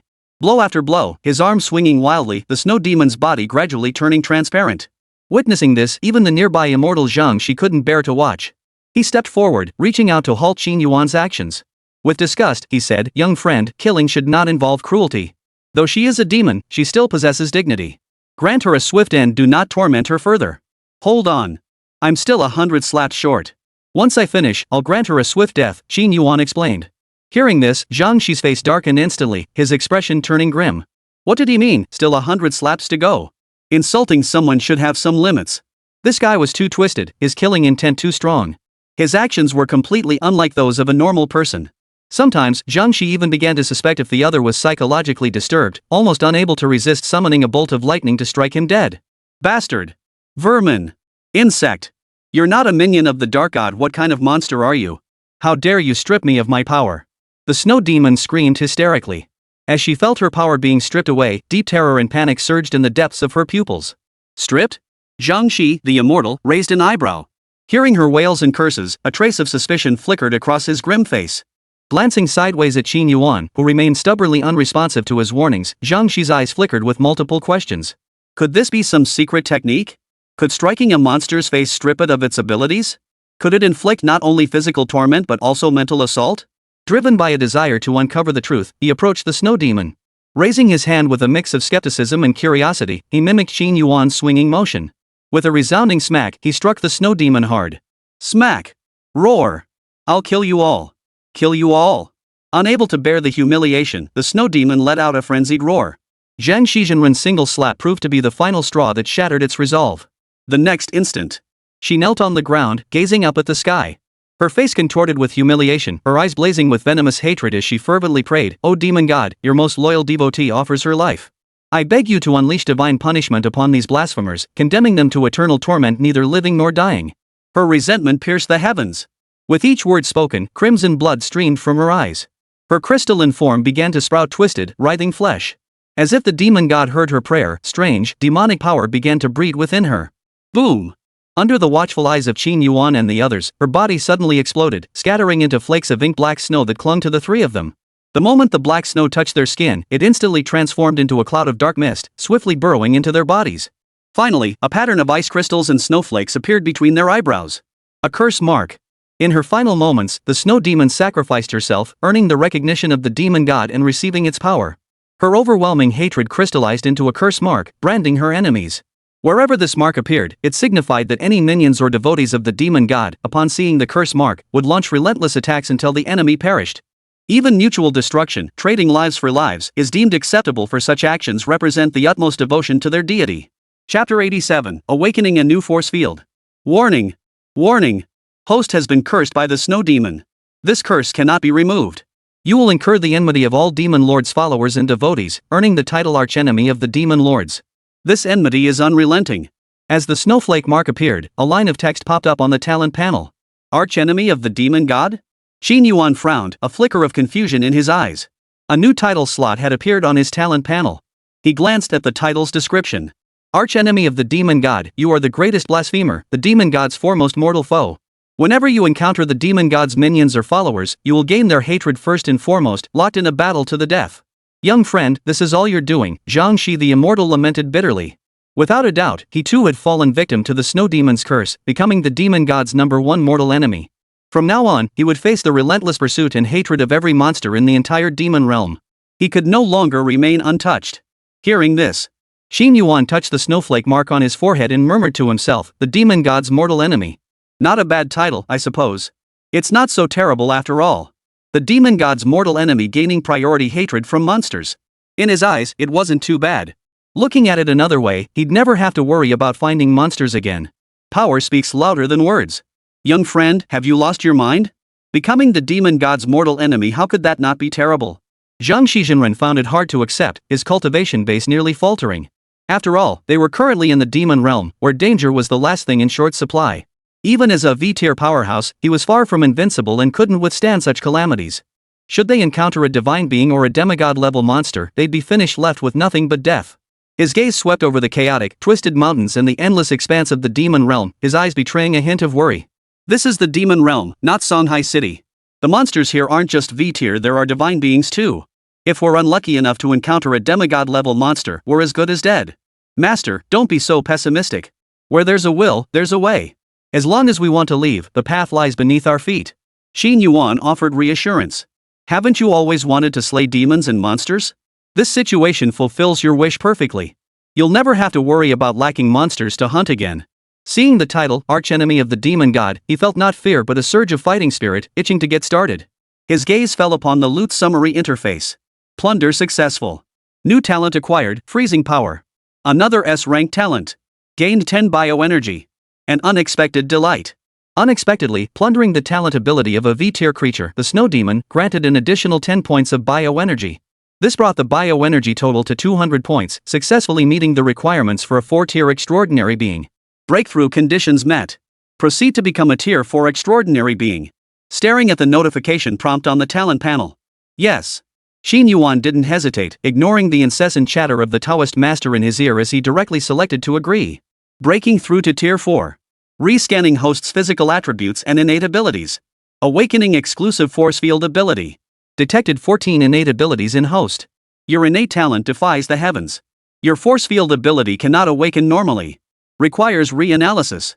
Detected 1 God tier talent, 1 SSS tier talent, 6 S tier talents, 2 A tier talents, 3 B tier talents, and 1 C tier talent. Analyzing, fusing, and loading all 14 talents. Please wait patiently for the new force field ability. Pop-up notifications kept appearing on the interface like a virus, one after another, their mechanical voices ringing in Qin Yuan's ears. It was enough to give anyone a headache. Noticing his furrowed brow and pained expression, Ah Xiang shot him a concerned look. Brother, are you hurt?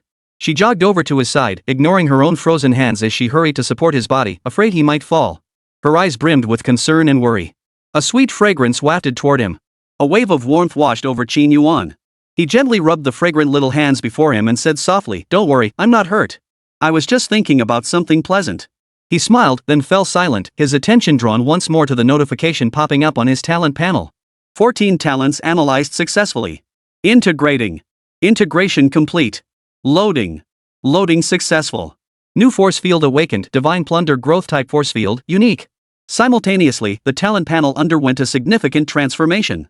He looked at the talent panel. Name, Qin Yuan. Title, Archenemy of the Demon Gods. Identity, Human Divine Being. Level, Tier 4.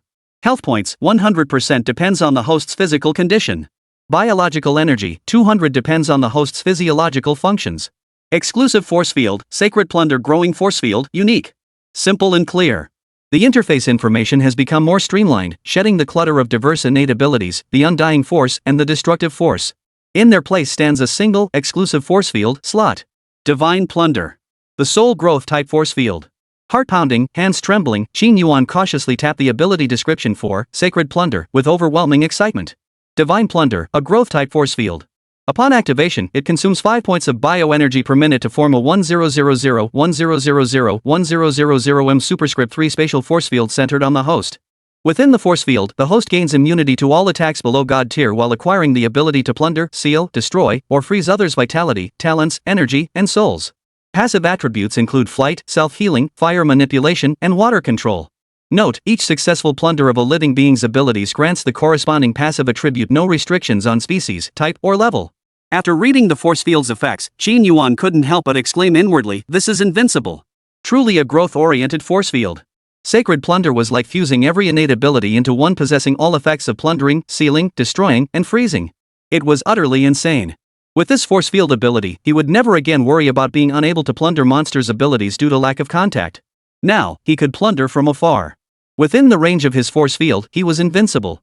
Moreover, he noticed a crucial detail: the force field imposed no restrictions on creature types. This meant he could plunder beings beyond monsters. Even humans were fair game. At this realization, Qin Yuan's thoughts flickered, and the plunder force field silently activated. Centered on him, an invisible barrier spread out in all directions. In that instant, Zhang Shi, startled like a bird with a bowstring at its back, felt lightning surge across his body. He exclaimed tensely, "Huh? You've broken through? What kind of force field ability is this? It's actually draining my lightning power." Chapter 88, The Threat of a Demigod. At that moment, Zhang Shi finally understood the meaning behind the snow demon's death throes. It wasn't about slapping someone at all. It was this fellow who truly possessed the ability to strip others of their powers. Exactly what the words literally meant. Stripping. The instant he was enveloped by that force field, he felt a threat of his power being stripped away. Had he not reacted swiftly, deploying his Thunderlight domain to block it at the very first moment, his power would likely have continued to be drained. What a tyrannical, wicked ability. Stolen 0.1 points of life energy. Stolen 0.1% of lightning power. A notification popped up on his talent panel. So powerful.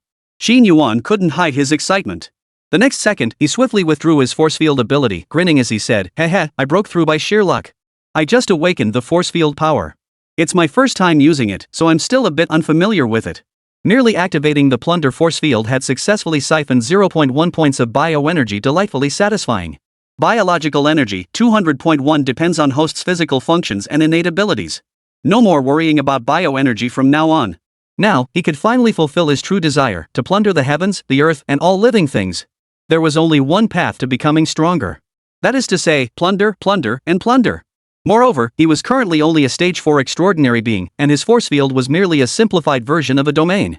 Once he ascended to stage V, his force field abilities would be further enhanced, granting him a domain that could form its own realm and span 10,000 miles. At this moment, Qin Yuan felt a bright and promising future beckoning to him. In his view, the 500 points of life energy required for V-tier advancement weren't particularly difficult to obtain. As long as he didn't encounter a stage V being wielding a domain, he would be invincible among his peers. He could plunder any creature below stage 4 at will. In his eyes, other creatures were nothing but walking experience packs. "Young friend, your abilities are far too overpowered, they border on demonic arts. Were it not for our acquaintance, this humble monk would be tempted to take the law into his own hands," Zhang Shi the immortal couldn't help but exclaim. Were it not for their shared humanity, he nearly succumbed to the urge to mete out divine justice. Narrowing his eyes, he scrutinized Qin Yuan from head to toe, his gaze flickering with caution and wariness. "Big bro, don't look at me like that. It's kinda scary." Qin Yuan shrank his neck. Being stared at like that made his skin crawl, and he felt a bit uneasy inside. "I fear you may grow into a ruthless demon who kills without blinking an eye, with no moral boundaries," Zhang Shizhenren said solemnly. The violent thunderous energy surged within him, held back with restraint. His eyes fixed intently on Qin Yuan, silently awaiting his response. Should the answer prove unsatisfactory, he would strike without hesitation, crushing the budding demonic tyrant in its infancy. Terrifying waves of pressure rippled through the void.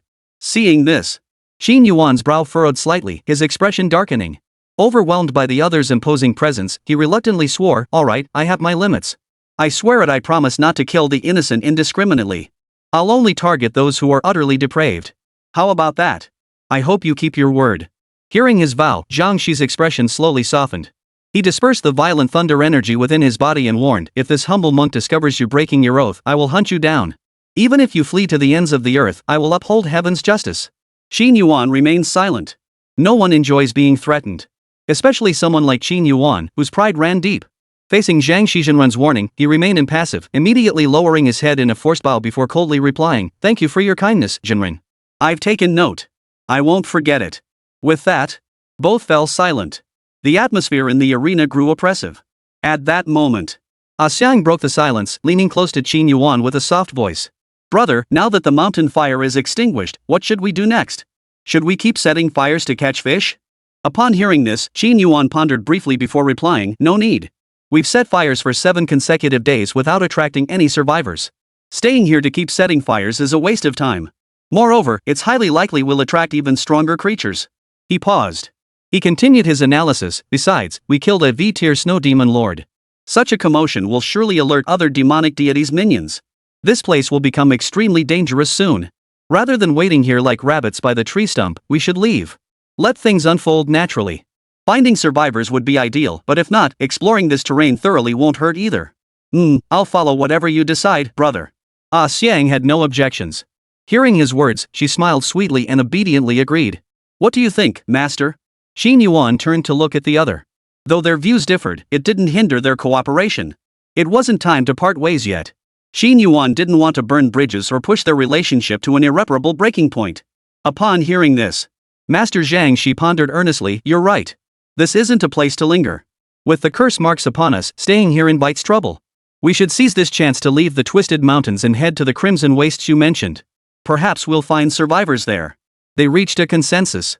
Seeing no objection, Qin Yuan immediately agreed with the proposal and decided to leave the Twisted Mountains. He spread his wings, wrapped his arms around Ah Xiang's waist and leapt into the air. Transforming into a blur, he soared toward the direction of the Crimson Wastes as he remembered it. Witnessing this, Zhang Shi the Immortal uttered not a word. He immediately formed a talismanic seal with his hands, soared into the air, and followed closely behind them. However, half a day after Qin Yuan and his companions departed, 5 figures radiating terrifying auras suddenly materialized in the sky. They hovered motionless, their expressions grim as their gazes fixed intently upon the spot below where the snow demon had met its gruesome end. They were none other than the other lords of the Twisted Mountains and Crimson Wastes. The weakest among them was a V-tier lord. Among them was a divine being resembling a bat, radiating a terrifying demigod-like pressure. "The Snow Maiden is dead," declared one minotaur-like creature in a deep voice. "Multiple energy fluctuations linger in the air besides the Snow Maiden's freezing power, there's also violent thunder and lightning, scorching hellfire," murmured another skeleton lord. The soul fire in its eye sockets flickered violently as it carefully sensed the lingering energy traces in the air. "No, I also sense the power of a demon god. This is the fluctuation of a curse mark." As the words fell, the most powerful demigod among them spoke. The Snow Maiden was ambushed. Unable to bear the humiliation, she sacrificed her life to the demon god before dying, leaving a cursed mark upon her enemies. "Damn it! Who dared ambush our lord in the Twisted Mountains?" the Minotaur lord roared in fury. "Your Highness, among Snow Maiden's killers was likely a hell demon of at least V-tier strength. As for the lightning power, it may have been a minion of a destroyer god," analyzed the skeleton lord. "Demons? Find them for me. Whoever they are, I shall sacrifice them to the demon lord." The bat demigod snarled, his face contorted with fury. "As you command, Your Highness." The assembled V-tier lords bowed in unison, their voices echoing in perfect harmony. Chapter 89, Ruined City. Several days later, Qin Yuan and his 2 companions emerged at the edge of the Twisted Mountains, bordering the Crimson Wasteland. As far as the eye could see, the horizon stretched crimson and desolate, devoid of any sign of life. The wasteland was covered in a peculiar moss, entirely crimson in color. Crushing it underfoot released pools of blood-red liquid, eerily reminiscent of fresh blood, sending a chill down the spine. Treading on the crimson moss, they hadn't gone more than a few hundred meters when they made an exciting discovery. The wreckage of a military helicopter lay buried beneath the wasteland soil, half its fuselage exposed. "A military helicopter?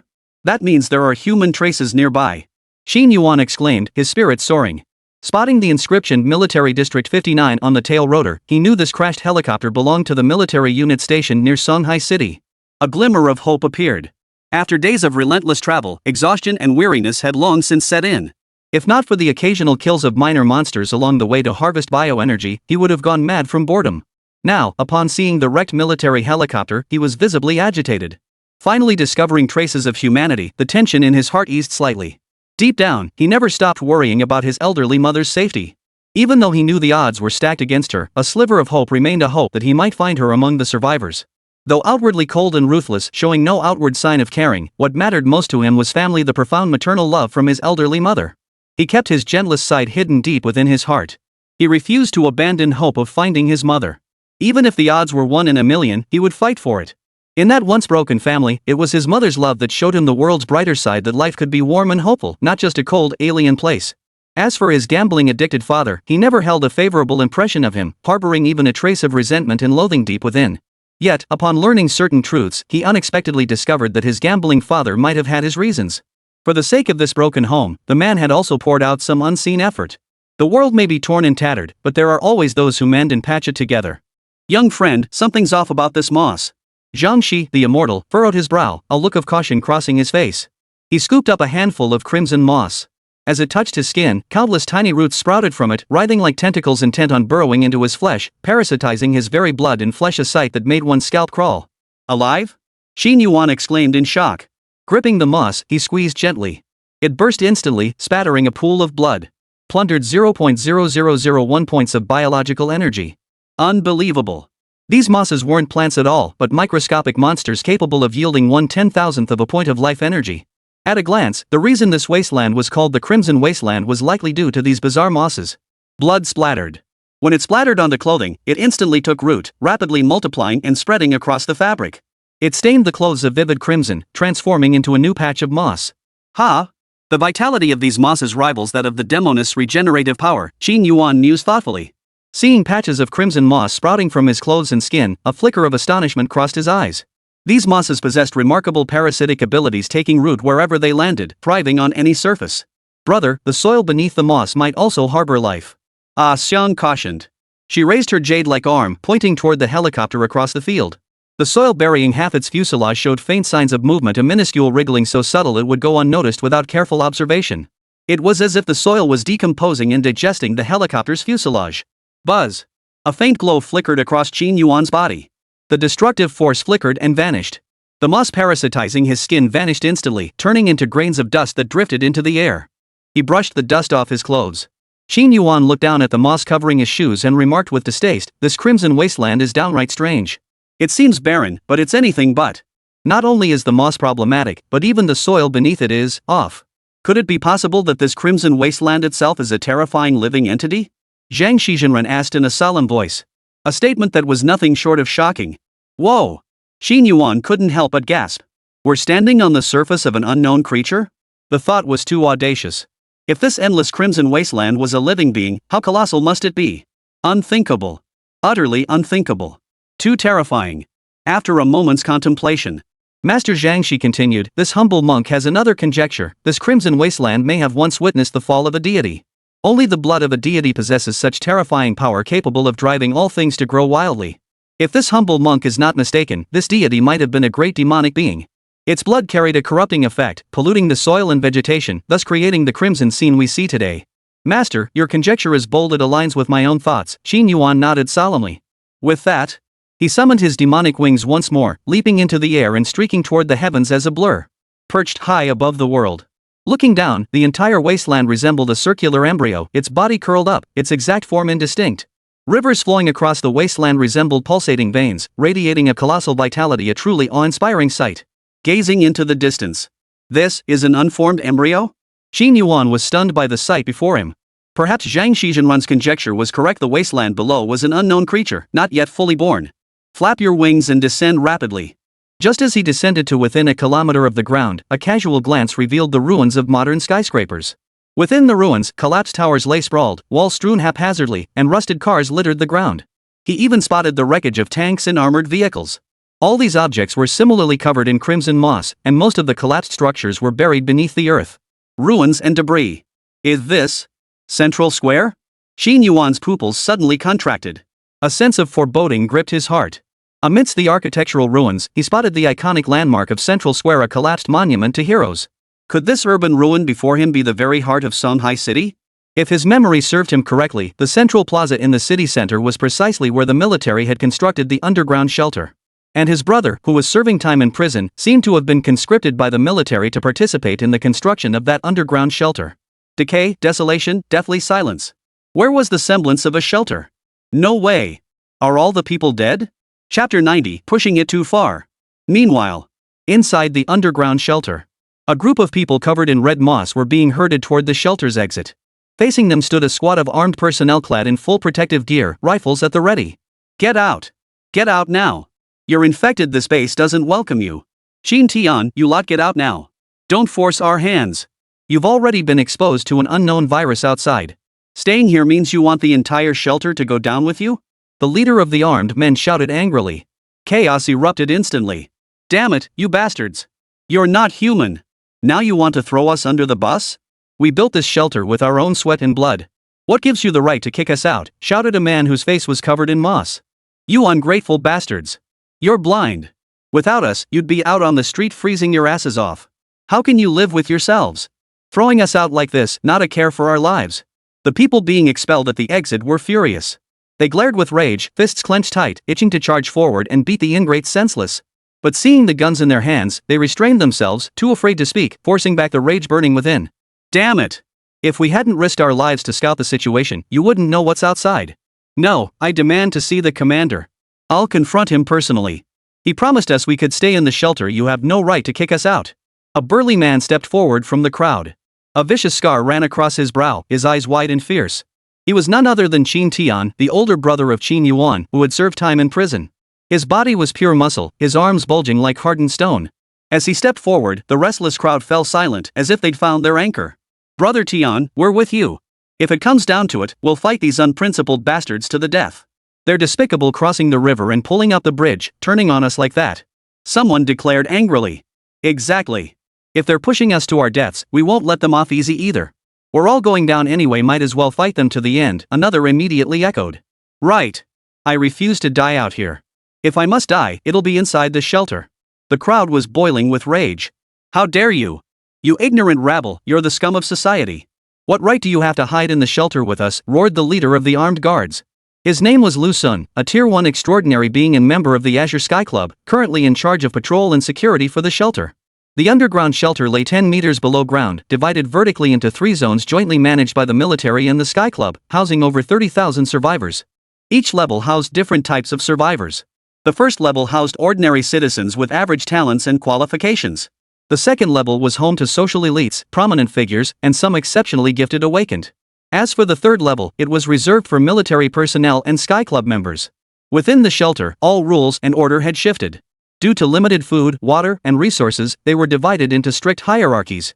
Those without strength or value were relegated to the lowest tier, forced to perform the hardest, dirtiest labor while receiving the scantest rations and foulest water. Moreover, this group had served time in prison, their records stained with criminal acts. Now infected with a bizarre, highly contagious moss, their presence in the shelter was a liability. If they died, no one would care.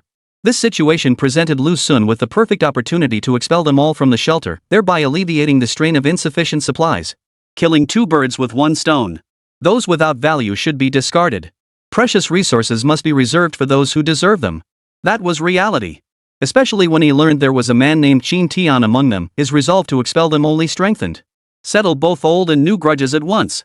Damn it, put that gun down if you've got the guts. I'll take you on one-on-one. Qin Tian roared in fury. His fists clenched tightly as he glared with fury. Hearing the other man's insults and discriminatory remarks, his temper flared instantly. He wanted nothing more than to punch the guy to death right then and there. This was simply too much. His knuckles cracked with tension. You worthless piece of trash. You're just a brute with a C-rank awakened combat talent and you dare challenge me? Who gave you the guts? Was it that worthless little brat of a brother of yours? Lu Sun sneered with utter contempt. Hearing this, he tossed the shotgun to one of his henchmen, striding forward with a sneer. Since you want to die, I'll grant your wish. I'll cripple you first, consider it paying off some interest for my cousin. You know my brother? Qin Tian demanded. Know him? That's putting it mildly. Your brother Qin Yuan turned my cousin into a vegetable and killed one of my Sky Club members. You tell me if I know that bastard? Lu Sun sneered. With that, he raised both hands, activating his B-rank talent, blood manipulation. 10 fingers extended toward Qin Tian, enveloping him in strange, pulsating energy. The next second, Qin Tian's skin turned crimson, his eyes bloodshot, his breathing labored. Beads of sweat the size of beans broke out across his body, and even the scarlet moss covering his skin oozed crimson liquid. In that moment, it felt as though the blood within him had begun to boil, churning violently. Capillaries burst one after another, his heart suddenly convulsing with intense spasms. A wave of excruciating pain swept through his entire body, nearly causing him to faint from the agony. Ugh! Veins bulged on his forehead as an agonized howl escaped his lips. Drops of blood seeped from his pores. In the blink of an eye, he was transformed into a blood-soaked figure, covered in blood, a sight too gruesome to behold. Enough! A furious command echoed from the first level of the sanctuary. A woman with an exquisite figure pushed through the crowd and arrived at the scene. Lu Xun, stop this. You're abusing your power. Driving out the infected without authorization already violates base regulations. Now you want to slaughter the innocent? Don't you fear a court-martial? Hearing the voice behind him, Lu Xun not only failed to halt his assault but intensified his blows. He deliberately feigned fear, smirking with impunity. Oh? Commander, sure. I'm so scared of a court-martial. Put. Qin Tian, overwhelmed, spat out a mouthful of crimson blood. The blood splattered onto the ground, instantly sprouting a patch of crimson moss, a deeply unsettling sight. Stop. I said stop. Shi Yu's face darkened with fury. His voice rang out with unwavering authority, leaving no room for argument. The moment those words left his lips, Lu Xun's body jerked violently, a flash of terror darting through his pupils. The next moment, his body moved uncontrollably, slowly withdrawing the power of blood manipulation. Thud. Qin Tian's body crashed heavily to the ground. Lying in a pool of blood, his limbs twitched uncontrollably. Lu Xun turned his head to look at the woman behind him, utterly shocked by the sight. Ignoring Qin Tian's fate, he exclaimed, "Is this psychic power?" Chapter 91, An Explanation. Silence fell over the entire venue. All eyes turned to the beautiful investigator, the focus of everyone's attention. At that moment, Bai Shaoling, the young admirer following behind Shi Ran, rushed forward to Qin Tian's side. Her brows furrowed slightly as she reported, "Chief Shi, he's nearly gone. Every blood vessel in his body has ruptured. With our current technology, there's no way we can save him." Hearing this, the beautiful investigator's expression darkened instantly. She strode forward to stand before Lu Xun, her voice icy. "Lu Xun, if he dies, you'll be buried with him. Shi Ran, have you lost your mind? He's just a worthless carrier of some unknown virus. If he dies, he dies. How dare you make me pay with my life? What right does he have?" Lu Xun screamed. His face twisted in utter disbelief. "You're a worthless piece of trash in my eyes too. With a single thought from me, you'd become a complete idiot. By your own logic, shouldn't you be dead too?" Shi Ran's face was as cold as ice, her beautiful eyes fixed intently on him. Feeling the icy chill radiating from her, Lu Xun panicked. Fear flashed in his eyes as he stammered nervously, You really have lost your mind. You're willing to kill me for a stranger? I'm a member of the Sky Club. You can't kill me. If you do, you'll be the one responsible for breaking the Sanctuary Peace Treaty. And our president won't let you get away with it. So you do no fear? Tayashi sneered. Her gaze flickered. She turned to look at the figure twitching on the ground across from her. Her willow brows furrowed slightly, a hint of concern flickering in her eyes. Her voice grew solemn. "I warned you at least 3 times. I kept reminding you not to touch this person, not to touch this person. But you wouldn't listen. Since you want to die, I'll grant you your wish. I'll send you to join him in death." "No, you can't kill me." Lu Xun panicked. As his consciousness began to fade, fear gripped him. He scrambled backward toward the crowd, his face alternating between pale and ashen. "Shi Ran, he's just a prisoner. An insect. Why are you so biased toward him?" "Because I refuse to let the entire sanctuary perish because of you. Today, I must settle the score for Qin Tian's death," Shi Tayo declared, her expression grave. As she spoke, she glanced sideways at him. A single glance was enough to freeze Lu Xun in place, utterly motionless. Endless despair welled up within him as he felt his consciousness slowly detaching from his body. Grade A mind reading. Not only could it pierce through others' inner thoughts, but it could also manipulate their minds and consciousness. A single glance could kill without a trace. Incredibly powerful. Qin Tian lay in a pool of blood and moss, his chest rising and falling weakly. He seemed to be exhaling more than inhaling, his heart beating feebly. With each contraction, blood flowed from his mouth, nose, and ears. A truly pitiful sight. Death was merely a matter of time. For him, every second of life was torture, a slow descent into despair as he awaited death's inevitable arrival. Crimson moss rapidly spread along his bloodstream, soon covering his entire body in a horrifying display.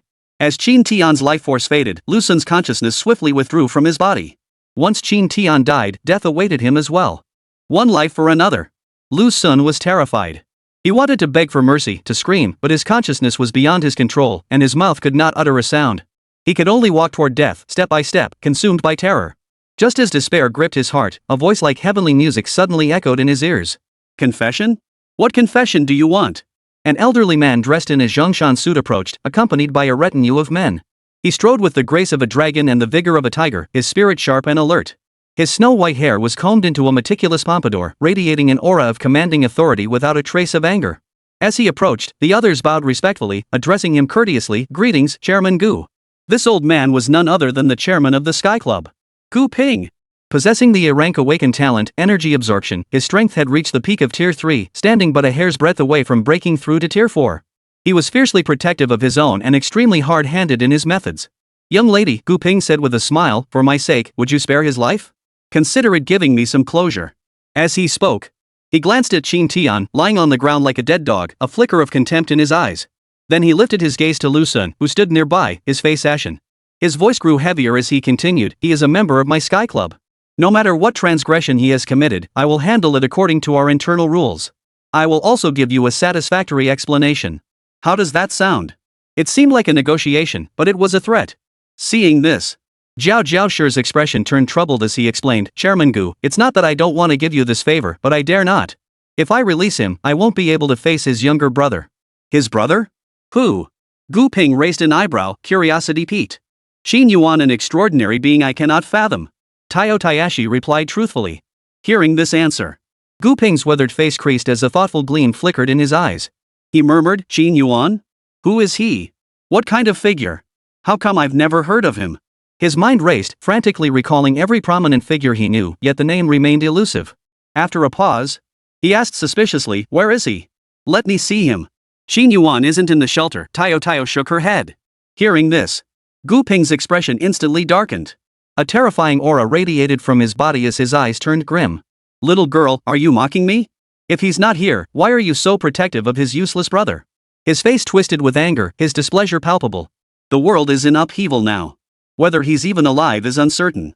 Yet you refuse to give this old man any face for the sake of a dying man. Do you have any idea what that means, little girl? He took a life and must face punishment. An eye for an eye, it's only natural." Zhao Zhao remained unflinching, ignoring his threats as she stood firm in her conviction. "I am an enforcer. I will not let any criminal escape justice." No sooner had the words left his mouth, a thunderous shout erupted from the first level of the sanctuary, cutting him off. "Shiran, shut your mouth. Show no disrespect to Chairman Gu. You are no longer an enforcer nor an investigator." A group of military leaders strode swiftly toward them, led by a middle-aged man bearing the rank of general. His body radiated the power fluctuations of a Tier 3 extraordinary being. His name was Chen Li, the military leader of the sanctuary. He possessed the A-grade talent, Earthquake, enabling him to control earth elements. He had played a decisive role in constructing the underground sanctuary. "General Chen, you." Taiyo's voice faltered. She hadn't anticipated this matter causing such a stir, one that had even roused the attention of high-ranking officials from both the Sky Club and the military. What she hadn't anticipated was General Chen's military faction acting so arbitrarily, consistently siding with the other party, and even directly stripping her of her position. At that very moment, Bai Shaoling, who had been standing silently beside her, suddenly paled. Terror flashed in her beautiful eyes as she urgently reported, "It's bad. I sense 3 terrifying auras approaching the shelter." "Oh no, they've already reached the shelter's location." Terrifying auras? Monsters? Chapter 92, Underground Shelter. Arriving before the city ruins, Qin Yuan surveyed the familiar streets and plaza before him, unable to suppress a sigh of sorrow. He lamented, "Master, this used to be the central plaza of Songhai City. Never imagined it would be eroded by moss into this state." Gazing at the weathered structures covered in crimson moss, Zhang Xi's expression grew grave. "This moss is highly unusual, possessing terrifying parasitic abilities. Once it makes contact, it multiplies on the host's surface, spreading rapidly until it completely overtakes the body, draining all life from its victim." Standing atop the collapsed hero's monument, Qin Yuan scanned the area, remarking casually, "I heard the military built an underground shelter beneath the central plaza. Wonder if any survivors remain here." Underground shelter? At these words, Zhang Xi's eyebrows shot up, a hint of surprise and delight flashing across his face. The next second, he drew a yellow talisman from his robe, his expression solemn as he chanted incantations, his gaze darting around the area. Soon, he fixed on a direction, pointing toward a collapsed skyscraper and declaring in a deep voice, "Something's there." "Master, what skill?" Qin Yuan exclaimed in admiration. Gazing at the ruins of the building across the street, Qin Yuan's eyes flickered with recollection. If his memory served him correctly, this was the Guanyue building, the most bustling structure in Songhai City's CBD commercial district. He leapt into the air. He arrived first at the entrance of Guanyue Tower, ignoring the dense crimson moss surrounding him. A faint glow emanated from his body as he strode confidently into the building, beginning his search for the entrance to the underground shelter. Unfazed. Seeing this, A Xiang followed closely behind. Her petite frame moved with the agility of a young leopard, catching up to her beloved brother in just a few leaps. Step by step, their figures darted through the gaps of collapsed structures, steadily descending. 10 minutes later, following the trail, they reached the underground third-level parking garage of Guanyue Tower. The parking garage was in utter disarray. Piles of household items and construction tools cluttered the corners, while corpses lay scattered across the floor, their gruesome deaths marked by moss-covered, crimson stains. It resembled a scene from hell itself. The entire underground parking garage exuded a strange, eerie beauty. Bodies covered in moss lay haphazardly on the ground, resembling blooming flowers in their extreme brilliance and eerie crimson. Even the air carried a faint fragrance, a strange floral scent mingled with a subtle hint of blood, creating an intoxicating blend that made one's head spin. Brother, the air is filled with moss spores that have powerful hallucinogenic effects. Inhaling them can cause people to unknowingly become infected by the moss. Ah Xiang warned. Her innate force field ability revolved around exotic scents and hallucination, making her exceptionally sensitive to fragrances. The moment she stepped into the parking lot, she immediately detected the danger lurking in the air. Qin Yuan replied calmly. Upon her warning, he immediately unleashed his force field. Centered on himself, it created a 10-meter radius vacuum zone around him. Any moss entering this field had its vitality stripped away, withering instantly into piles of ash. Snap! His action seemed to trigger some kind of warning system in the parking lot. Instantly, the moss corpses lying on the ground began rising one after another. Their forms were twisted, their movements stiff, their eyes hollow as they stared in this direction. These corpses have been parasitized by the moss, turning them into walking corpses. They're controlled by the moss, devoid of consciousness, Zhang Shizhenren said grimly. In his view, the dead deserved respect and should be laid to rest in peace. Yet these bizarre mosses dared to manipulate the corpses of the deceased, denying them even death's peace. It was utterly depraved. The scene before him had clearly crossed his boundaries. This was intolerable. This is outrageous. Master Zhang, she roared in fury. The colossal thunder energy within him churned violently, bursting forth in flashes of lightning that flickered erratically around his body. He took a step forward. Countless frenzied bolts of thunder erupted from his body, instantly filling the entire parking lot. Lightning flashed and thunder snakes danced wildly, forming a dazzling sea of blue and purple. TSK, when the Taoist master gets angry, the consequences are severe, Qin Yuan remarked with a tongue click. Feeling the terrifying thunderous power permeating the surrounding space, he felt a jolt of alarm, sensing a hint of danger. So this bull-nosed Taoist was this terrifying when enraged. Even with his current strength, he'd have to avoid the brunt of it for now.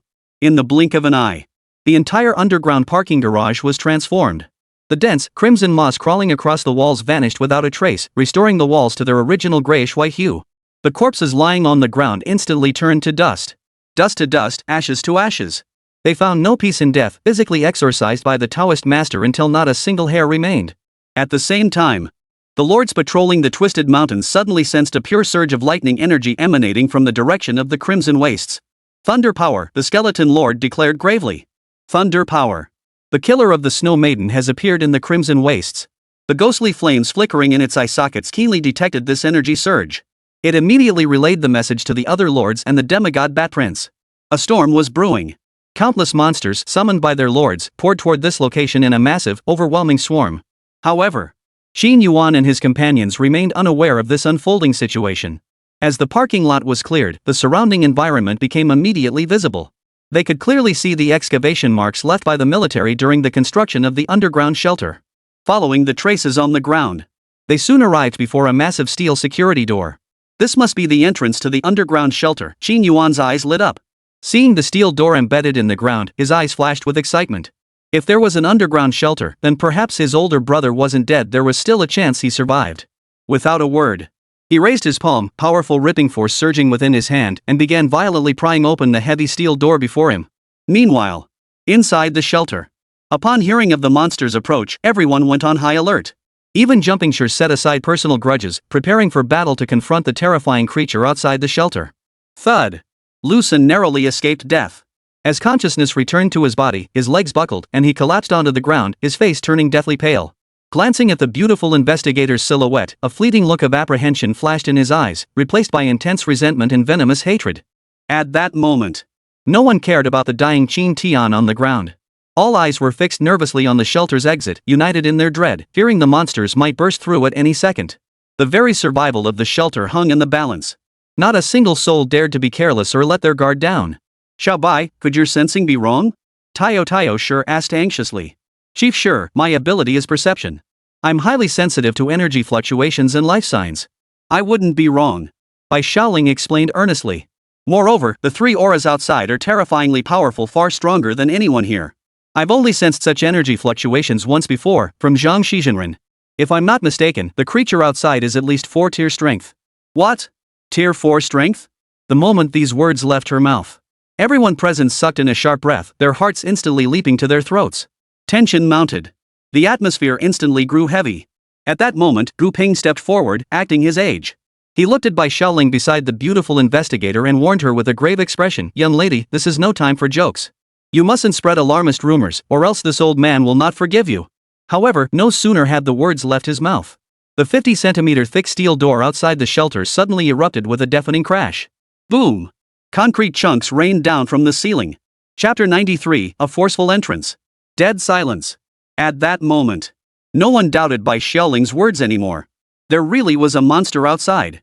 And a very powerful one at that.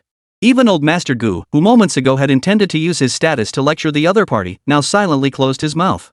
A solemn expression appeared on his aged, weathered face. Seeing this, General Chen of the military acted decisively, reacting with lightning speed. He immediately issued orders, "Where is the communications officer? Quickly assemble all Tier 1 and above warriors within the base for this general. Bring out all nuclear weapons and stand by at all times." "Yes, sir." A guard standing beside him responded immediately. Simultaneously, Old Master Gu also grasped the gravity of the situation and urgently directed members of the Sky Club to prepare for battle. In an instant, the entire shelter mobilized. From top to bottom, everyone entered combat readiness. To survive, to defend the shelter, they had no other choice. At this critical juncture of life and death, even if the creatures outside were 4-tier catastrophe-level monsters, they had no choice but to fight with gritted teeth. Retreat was not an option. Boom! The earth trembled violently, concrete walls crumbled with a clatter, and deep cracks appeared in the heavy steel doors. Dense and numerous. Bang! The next second, dust filled the air. The 50-centimeter thick steel door instantly melted away, revealing a man-sized hole. Without any resistance, the steel dissolved into countless particles of ash drifting through the air. Under the tense, fearful stares of the crowd, a young man with his hands in his pockets slowly stepped through the shelter's doorway. Trailing behind him were two indistinct figures, one male, one female. Qin Yuan? Master Zhang Shi?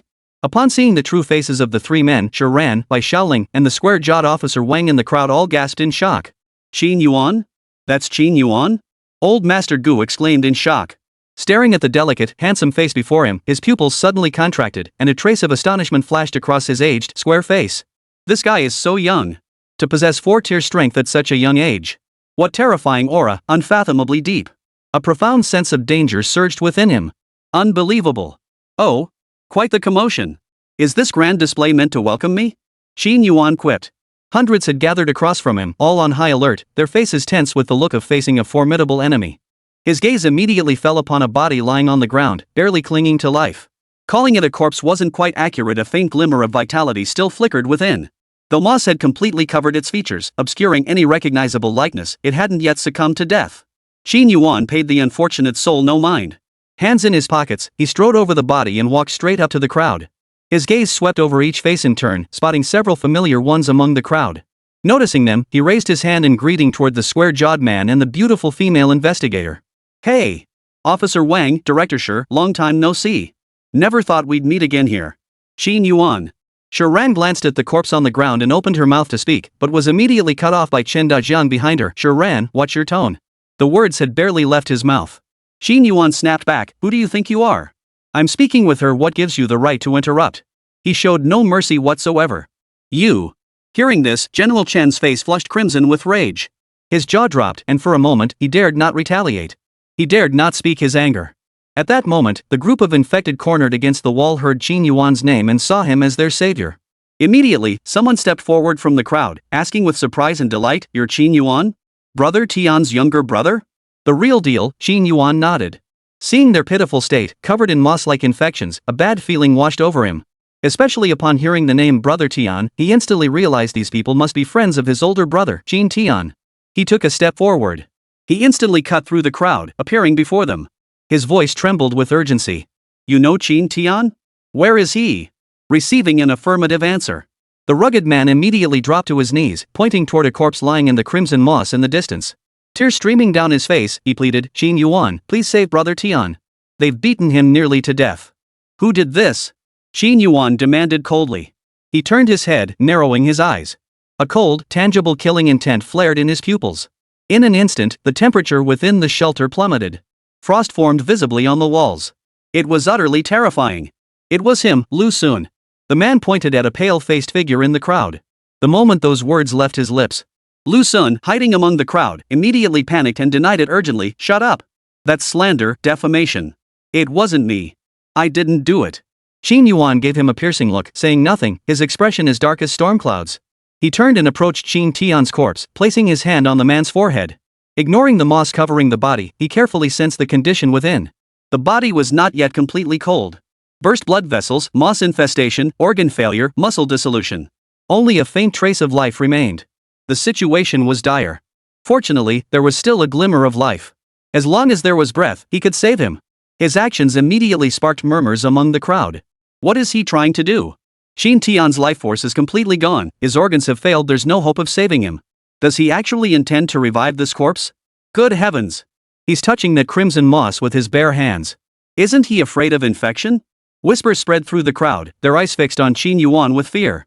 Seeing this, Old Master Gu stepped forward, explaining with a gentle expression, Qin Yuan, I am Gu Peng, president of the Sky Club. What happened to your brother was merely a misunderstanding. He was the one who first violated base regulations, disregarded order, and even provoked the base enforcers. Before he could finish, Qin Yuan cut him off. You old fossil, it's not your turn to speak now. As he spoke, he bit his finger, letting the blood drip onto Qin Tian's lips, murmuring, right and wrong, I'll settle that myself later. Drip, drip. The blood droplets fell, radiating an eerie glow, crystal clear and translucent like shards of ice. The moment they touched Qin Tian's body, the droplets seemed to come alive, possessed of their own consciousness, swiftly burrowing into his flesh. Then, he turned to Xiang behind him and ordered, Xiang, control them all. Kill anyone who resists. Yes, brother. Xiang responded. As she spoke, a faint, elusive fragrance emanated from her body, subtle, formless, and colorless, rapidly spreading through the air. The moment the scent reached their nostrils, Old Master Gu and General Chen's expressions abruptly changed. Before being drawn into the illusion, they mustered their last shred of sanity and desperately cried out, Master Zhangxi, save us. Chapter 94, Psychological Trauma. All was silent. As Xiang's force field expanded, those within the sanctuary lost all ability to resist. They were all drawn into the illusion, frozen in place. Young friend, you must not indiscriminately kill the innocent, Master Zhangxi stepped forward to advise. But upon seeing Qin Tian lying on the ground, his flesh mangled and bloodied, the words on the tip of his tongue were silently swallowed back. He then wisely stepped aside, pretending he hadn't seen anything. Master, if you trust me, I hope you won't interfere. Qin Yuan said expressionlessly. He turned his head and shot him a cold, icy glare. The chill was palpable. Hearing his words, Zhangxi remained silent, effectively consenting to his course of action. Soon, blood containing the immortality factor entered Qin Tian's body. Under Qin Yuan's control, it rapidly repaired ruptured blood vessels and organs. New cells multiplied and divided incessantly, compensating for the fatal injuries within his body. The immortal factor fed on the crimson moss, ceaselessly extracting and absorbing its essence to fuel the restoration of Qin Tian's injuries. Gradually, the moss covering his body rapidly withered away. Simultaneously, the vitality within him revived, and his injuries steadily healed. In mere moments, Qin Tian, who had been on the brink of death, regained consciousness. Slowly opening his eyes, he saw familiar faces before him. His gaze shifted from confusion and bewilderment to surprise and excitement. Brother, is that you, brother? Qin Tian murmured weakly. The excitement on his face was impossible to hide. It's me, Qin Yuan nodded solemnly. Thanks to the immortal blood, he could clearly sense the other's thoughts. He reached out to help him up, whispering softly, you protected me when we were children. Now let me protect you. Tell me who hurt you. I'll see justice is done. Each word rang out with unwavering strength, radiating boundless power and a profound sense of security. Hearing this, Qin Tian's voice cracked slightly. He fought back tears, forcing a smile. Brother, you've grown up. He felt profoundly gratified. After 2 years apart, the once introverted, shy little boy had grown into someone he barely recognized. He had grown taller and stronger. The little boy who used to trail behind him calling brother had blossomed into a handsome, dashing young man. Reaching out to touch the familiar face before him, his expression grew solemn. In a deep voice, he said, little brother, you needn't concern yourself with my affairs. One must bear the consequences of one's own actions. Trouble must not befall family, lest it drag you into it. With that, Qin Yuan shot him a domineering glare and corrected him, brother, don't worry. With my current strength, only that Taoist master is uncertain. Everyone else is trash. With a single thought, I can strip their lives away in an instant. Hearing this, Qin Tian followed his gaze to the Taoist standing at the doorway behind them. His pupils dilated in shock. Master Zhangxi? Little brother, is that Master Zhang Shi, the top expert in Songhai City? Yes, you recognized him correctly. He is the top figure in Songhai City, Qin Yuan replied with a sigh. As a household name in Songhai City, Master Zhang Shi was virtually known to everyone. He was a walking billboard. In Songhai City, Master Zhang Shi was like a stabilizing force. His presence signified safety and strength. Brother, I never imagined you could befriend even Zhang Shizhenren. Xin Tian couldn't help but exclaim. Then, shifting his gaze to the fair-skinned, beautiful girl beside him, he asked with a delighted expression, "Is he your boyfriend?" "No, she's your sister." "Her name is Qin Xiang," Qin Yuan said. "Sister?" For a moment, Qin Tian's brain froze, unable to process the information. Why did that sound like an insult? Being naturally simple-minded and muscle-bound, he struggled to grasp the meaning behind "she's your sister." Tilting his head, he began scrutinizing Ah Xiang's delicate features. The more he looked, the more troubled he felt. There really was a faint resemblance between her brow and his own. The next second, his brow furrowed in disbelief. She's that gambler's illegitimate daughter from outside? This time, it was Qin Yuan who was speechless. He scratched his nose, feeling awkward. Gathering his thoughts, he explained, "It's a long story. Just know she has absolutely no connection to that gambling addict father of hers. I'll explain everything in detail later." Hearing the explanation, Qin Tian seemed to recall something. He craned his neck toward the shelter entrance, scanning the area anxiously. "Wait. Mom. While I was in prison, why didn't I ever see her come visit? Where is she? Did something happen to her? Ever since you went to prison, Mom's health has been deteriorating day by day. She's either been hospitalized or on her way to the hospital. Before the major upheaval outside, she was always at the Second People's Hospital." Qin Yuan explained briefly. His voice grew somber as he concluded, his tone tinged with sorrow, "And now? I have no idea what her condition is." Learning his elderly mother's fate remained unknown, Qin Tian clenched his fists in frustration. "Damn it! I have to find Mom." "Yes, but before we go find her, we need to handle matters here first," Qin Yuan said coldly. With that, his gaze turned icy as he fixed it on the group across from them, trapped within the illusion. His expression was as cold as frost, his killing intent surging. "Right. They've pushed us too far. They truly deserve to die," Qin Tian gritted his teeth. His fists clenched tighter. But the memory of Lu Sun's terrifying ability to manipulate blood sent a chill through him. He edged closer to Qin Yuan and cautioned, "Brother, what talent did you awaken? What's your current strength? He's from the Sky Club. If we can't handle him, we should retreat." "Better safe than sorry." "Rest assured," Qin Yuan declared arrogantly. "Xiao Xiang and I are both stage 4 superhumans now. Killing them is like slaughtering cattle or horses." His gaze fell upon Lu Sun, who stood in the distance with a vacant stare. With a slight flick of his fingers, the talent ability within Lu Sun's body was instantly stripped away. Plunder complete. Acquired new talent, blood manipulation. AB rank talent. Acquired 3 points of bioenergy. The force field unfolded effortlessly. The plunder was accomplished with effortless ease. A stage 4 extraordinary being? Qin Tian stared in utter shock, his eyes filled with disbelief as he looked at their figures. If he remembered correctly, his younger brother was only 18 this year, having just awakened his talent. How could he have become a tier 4 extraordinary being in such a short time? His face was frozen in shock, unable to believe his ears. Now, Qin Yuan declared with overwhelming authority, "You can settle all your scores. With me here, no one will dare interfere in your fight. An eye for an eye, a tooth for a tooth. I'm no match for him," Qin Tian admitted frankly. Recalling the uncontrollable fury that had once made his blood boil, a wave of helpless defeat washed over him. This was the gap between talents. A C-rank fighter versus a B-rank blood manipulator, the outcome was never in doubt. Seeing this, Qin Yuan knew he was afraid. His mind had faltered, scarred by the psychological blow, no longer charging forward with his former reckless courage. He had lost the fighting spirit of a martial artist. Facing this situation, he hesitated not a moment. He pulled the time crystal fruit from his storage ring and handed it over, saying, "Eat it. It holds miraculous power." Chapter 95, Divine Fist. "What kind of fruit is this?" "It looks like a work of art," Qin Tian exclaimed in astonishment. Gazing at the crystal-like fruit before him, his eyes sparkled with curiosity. He cradled it in his palm, admiring it intently. He loved it so much he couldn't bear to take a single bite. "Time crystal," Qin Yuan stated calmly. "Eat it, and you'll become as strong as me." "Really?" Qin Tian's eyes lit up. Without a second thought, he grabbed the time crystal and shoved it into his mouth. With a sharp crack, his front tooth shattered, while the crystal remained utterly unscathed. "Brother, this thing is too hard. How am I supposed to eat it?" He looked up at Qin Yuan with wide eyes, his words slurred as air escaped through his teeth, a look of grievance on his face. "You have to swallow it whole. Don't bite it." Qin Yuan fought back a laugh. Seeing his brother's awkward predicament after shattering his front tooth, a warm wave washed over Qin Yuan. It felt like a lifetime ago, as if they had returned to their childhood days of playing and roughhousing together. But it's so big. How am I supposed to swallow it?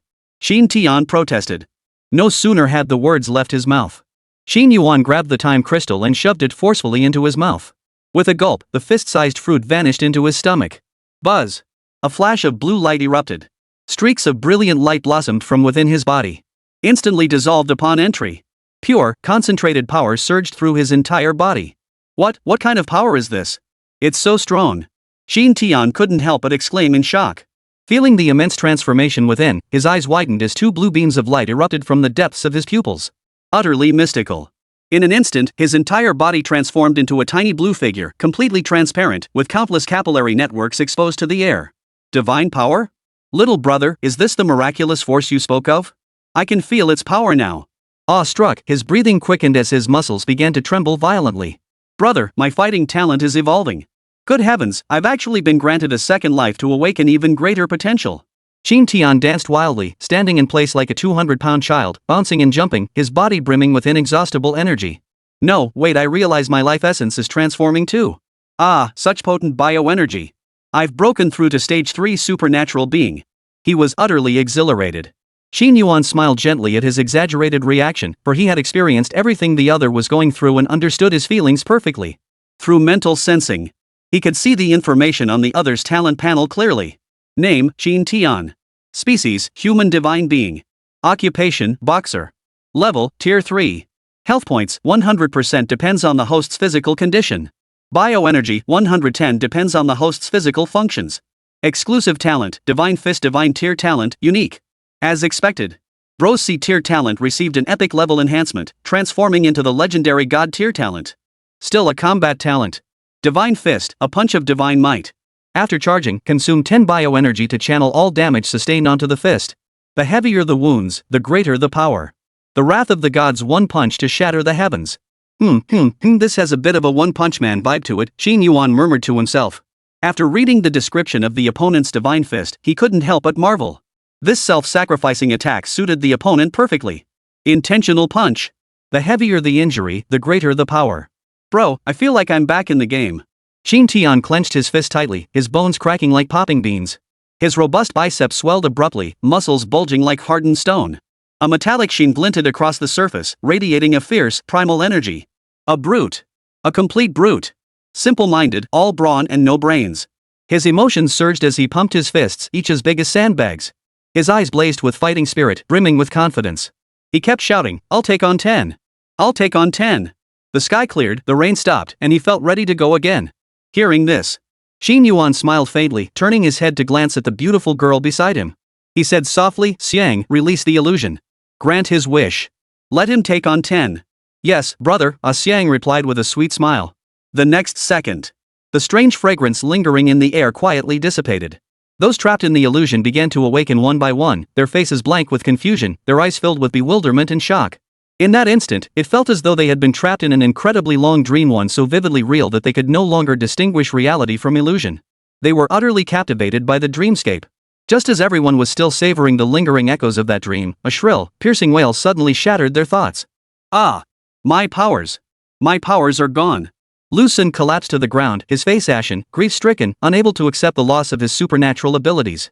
No, this can't be real. I must be dreaming. I must be dreaming. How could my B-rank talent just vanish? He screamed hysterically, his emotions spiraling into madness as he sat on the ground, wailing. I am the Blood King, my blood manipulation ability. Feeling the emptiness within him, Lu Sun couldn't accept becoming an ordinary person, a talentless, ordinary person. Powerless as a chicken. The next moment, as if struck by a thought, his eyes flashed with hatred as he fixed his gaze on Qin Yuan across from him. His voice tore at his own heart as he screamed, It's you! It must be you! You used some evil power to strip me of my gifts. Shut up! Qin Yuan snapped coldly. You bastard, may you rot in hell! Lu Sun cursed incessantly. Like a stray dog, he scrambled and crawled to old Master Gu, pleading tearfully and sniveling, Chairman, you must avenge me. It was him, that bastard. You must kill him and take revenge for me. The words had barely left his mouth. Smack! A resounding slap echoed before everyone's eyes. Who do you think you are, shouting at young Master Qin? You're courting death. Old Master Gu roared angrily. He turned. He turned to Qin Yuan, his aged face now plastered with a smile, eyes brimming with flattery as he apologized profusely. Young Master Qin, this is all a misunderstanding. It's all this good for nothing's doing. He acted on his own, disregarding the rules, and accidentally injured your brother. At that moment, General Chen stepped forward to echo the sentiment. Yes, yes, yes. It's all a misunderstanding. Young brother Qin Tian is blessed by heaven. Those who survive great calamities are destined for future blessings. When he saw Qin Tian standing unscathed in the same spot, radiating an aura no weaker than his own, his heart trembled violently. His pupils contracted sharply, and a flash of shock flickered in his eyes. Unbelievable. He actually possesses the energy fluctuations of a stage 3 extraordinary being. Bai Xiaoling's beautiful eyes widened as she stammered in shock. How is that possible? The question echoed in everyone's minds. They were utterly stunned. Brother Tian, you're alive. Brother Tian, the moss on your body. Brother Tian, you're okay. A group of infected subordinates, covered in crimson moss, were overcome with emotion. Their eyes lit up with shock and delight as they saw Qin Tian standing there alive and well. One after another, they gathered around him, their faces reflecting hopeful gazes. They saw hope, and they saw a way to survive. The infected moss was not a death sentence. Chapter 96, Conflict. Seeing this, Qin Tian grinned, patting his chest. I'm fine. My brother saved me. As long as he's here, the moss on your bodies is no big deal. After speaking, he glanced uneasily at Qin Yuan beside him and asked softly, Brother. Let's talk about it once we've handled things here, Qin Yuan replied dismissively. Meeting his brother's expectant gaze, he couldn't bring himself to refuse. With a helpless shake of his head, he thought, my brother is great in every way, but he places far too much importance on so-called brotherhood and loyalty. He glanced at the moss covering his so-called brother's body. It posed no challenge whatsoever. This minor issue was practically nothing. Piece of cake. A mere trifle.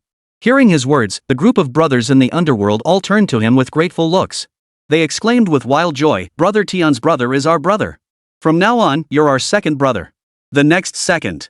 They all bowed in unison, chanting in perfect harmony, we greet our second brother. Qin Yuan was speechless. Caught off guard by this sudden display, he was momentarily stunned. Every move these martial artists made exceeded his expectations. Damn, they sure know how to make a grand entrance. Seeing this, he waved his hand helplessly. However, upon seeing his gesture, the crowd erupted into another synchronized chorus of gratitude. Thank you, second brother. Immediately after, they all straightened up in unison, moving seamlessly to the side and silently positioning themselves behind the two brothers.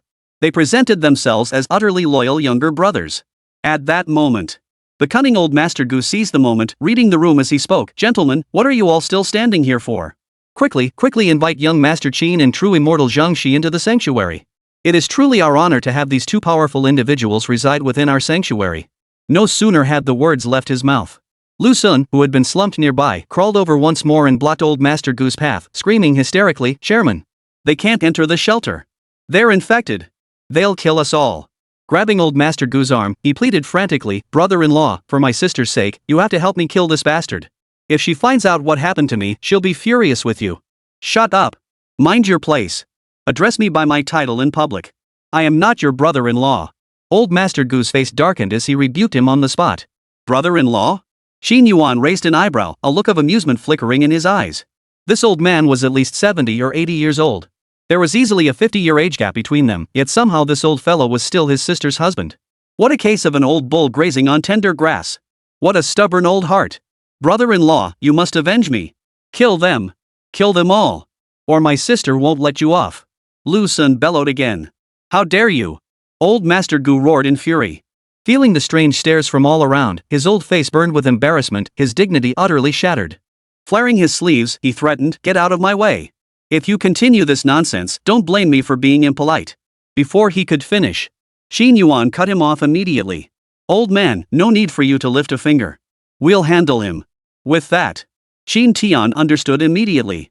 He strode forward, standing tall and defiant before his opponent, challenging, Lu Sun, I demand a duel. Let us finish what we started. Hearing this, Lu Sun panicked instantly, scrambling to hide behind old Master Gu. Seeing this, old Master Gu couldn't stand by and do nothing. Otherwise, he'd have no way to explain himself back home. After a moment's hesitation, he steeled himself to step forward and restore order, his voice solemn. Young friend, he has lost his innate talent and is now weaker than an ordinary person. Is it fair for you to challenge him to a duel now? Unfair? Qin Yuan sneered coldly. What a joke! When he was bullying others earlier, crushing a C-grade talent with his B-grade talent, why didn't you mention fairness then? When my brother was lying on the ground, barely clinging to life, why didn't you mention fairness then? Now you're talking to me about fairness? Isn't that a bit too late? This. Old Master Gu was momentarily speechless, unable to respond. Old man, if you insist on protecting him, you're really putting me in a difficult position. Qin Yuan grinned. A sinister, vicious aura surged toward him. Seeing that sinister grin, Old Master Gu felt an inexplicable shiver run through him, as if a terrifying beast had locked onto him, sending a chill down his spine. The atmosphere grew increasingly tense. Enough! Standing nearby, the immortal Zhangxi could no longer bear to watch. He stepped forward and urged, young friend, where forgiveness is possible, grant it.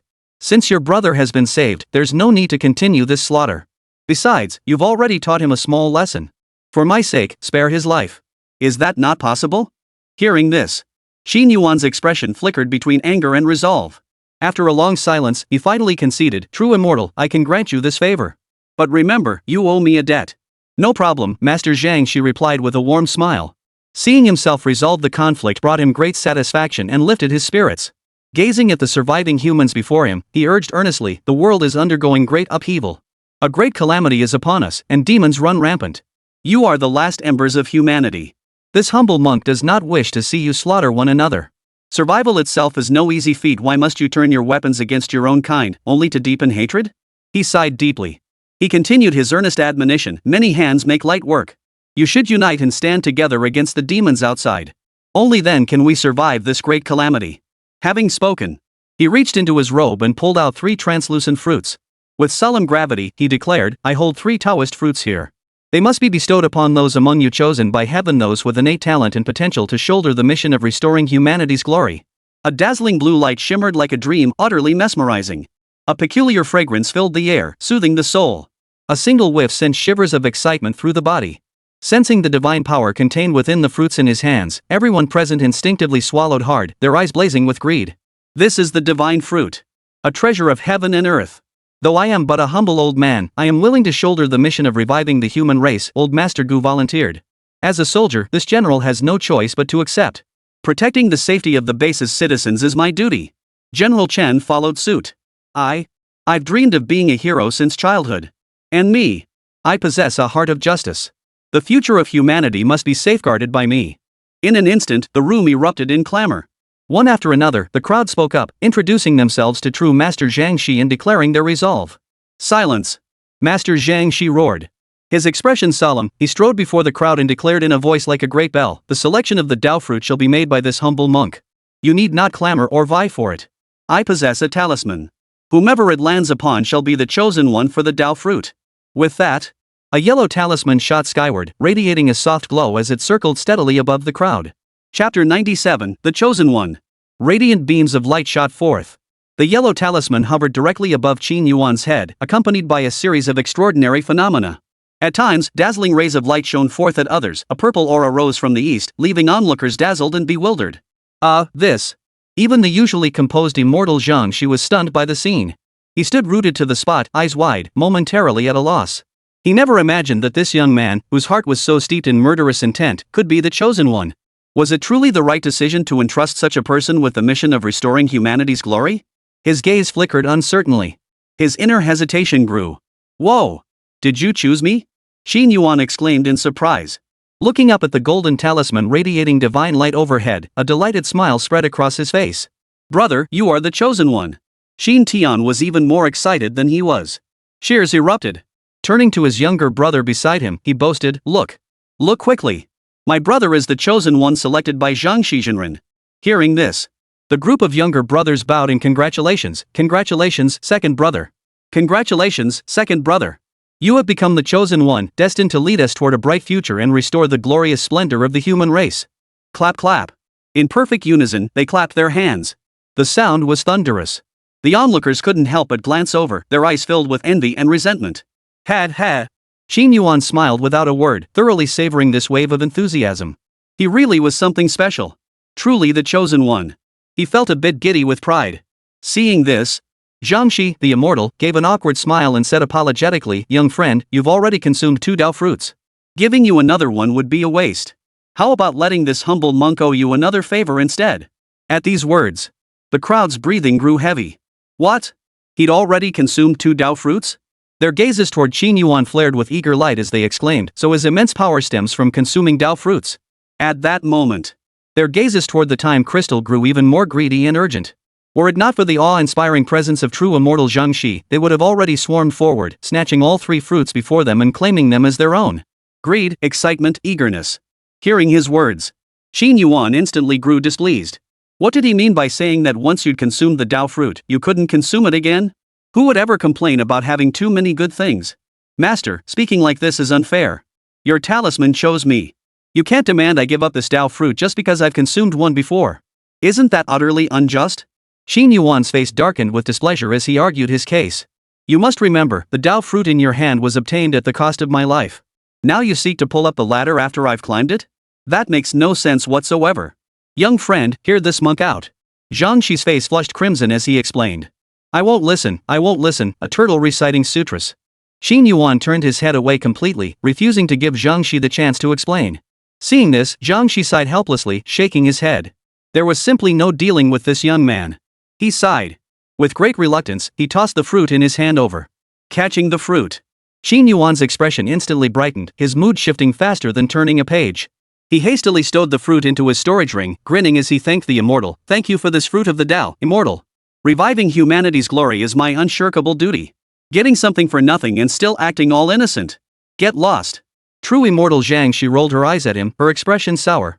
She then resumed chanting incantations, activating the yellow talisman to select the next fortunate soul. The yellow talisman began to swirl once more. Radiant with flowing light. Everyone lifted their heads, holding their breath, eyes fixed on the yellow talisman's trajectory above, hoping they would be the next chosen one. However, the yellow talisman circled the sanctuary once, finding no suitable candidate, before finally settling once more above Qin Yuan's head. As the talisman neared its halt, Zhang Shi's face darkened with fury. He murmured an incantation under his breath, then softly uttered a single word. Go!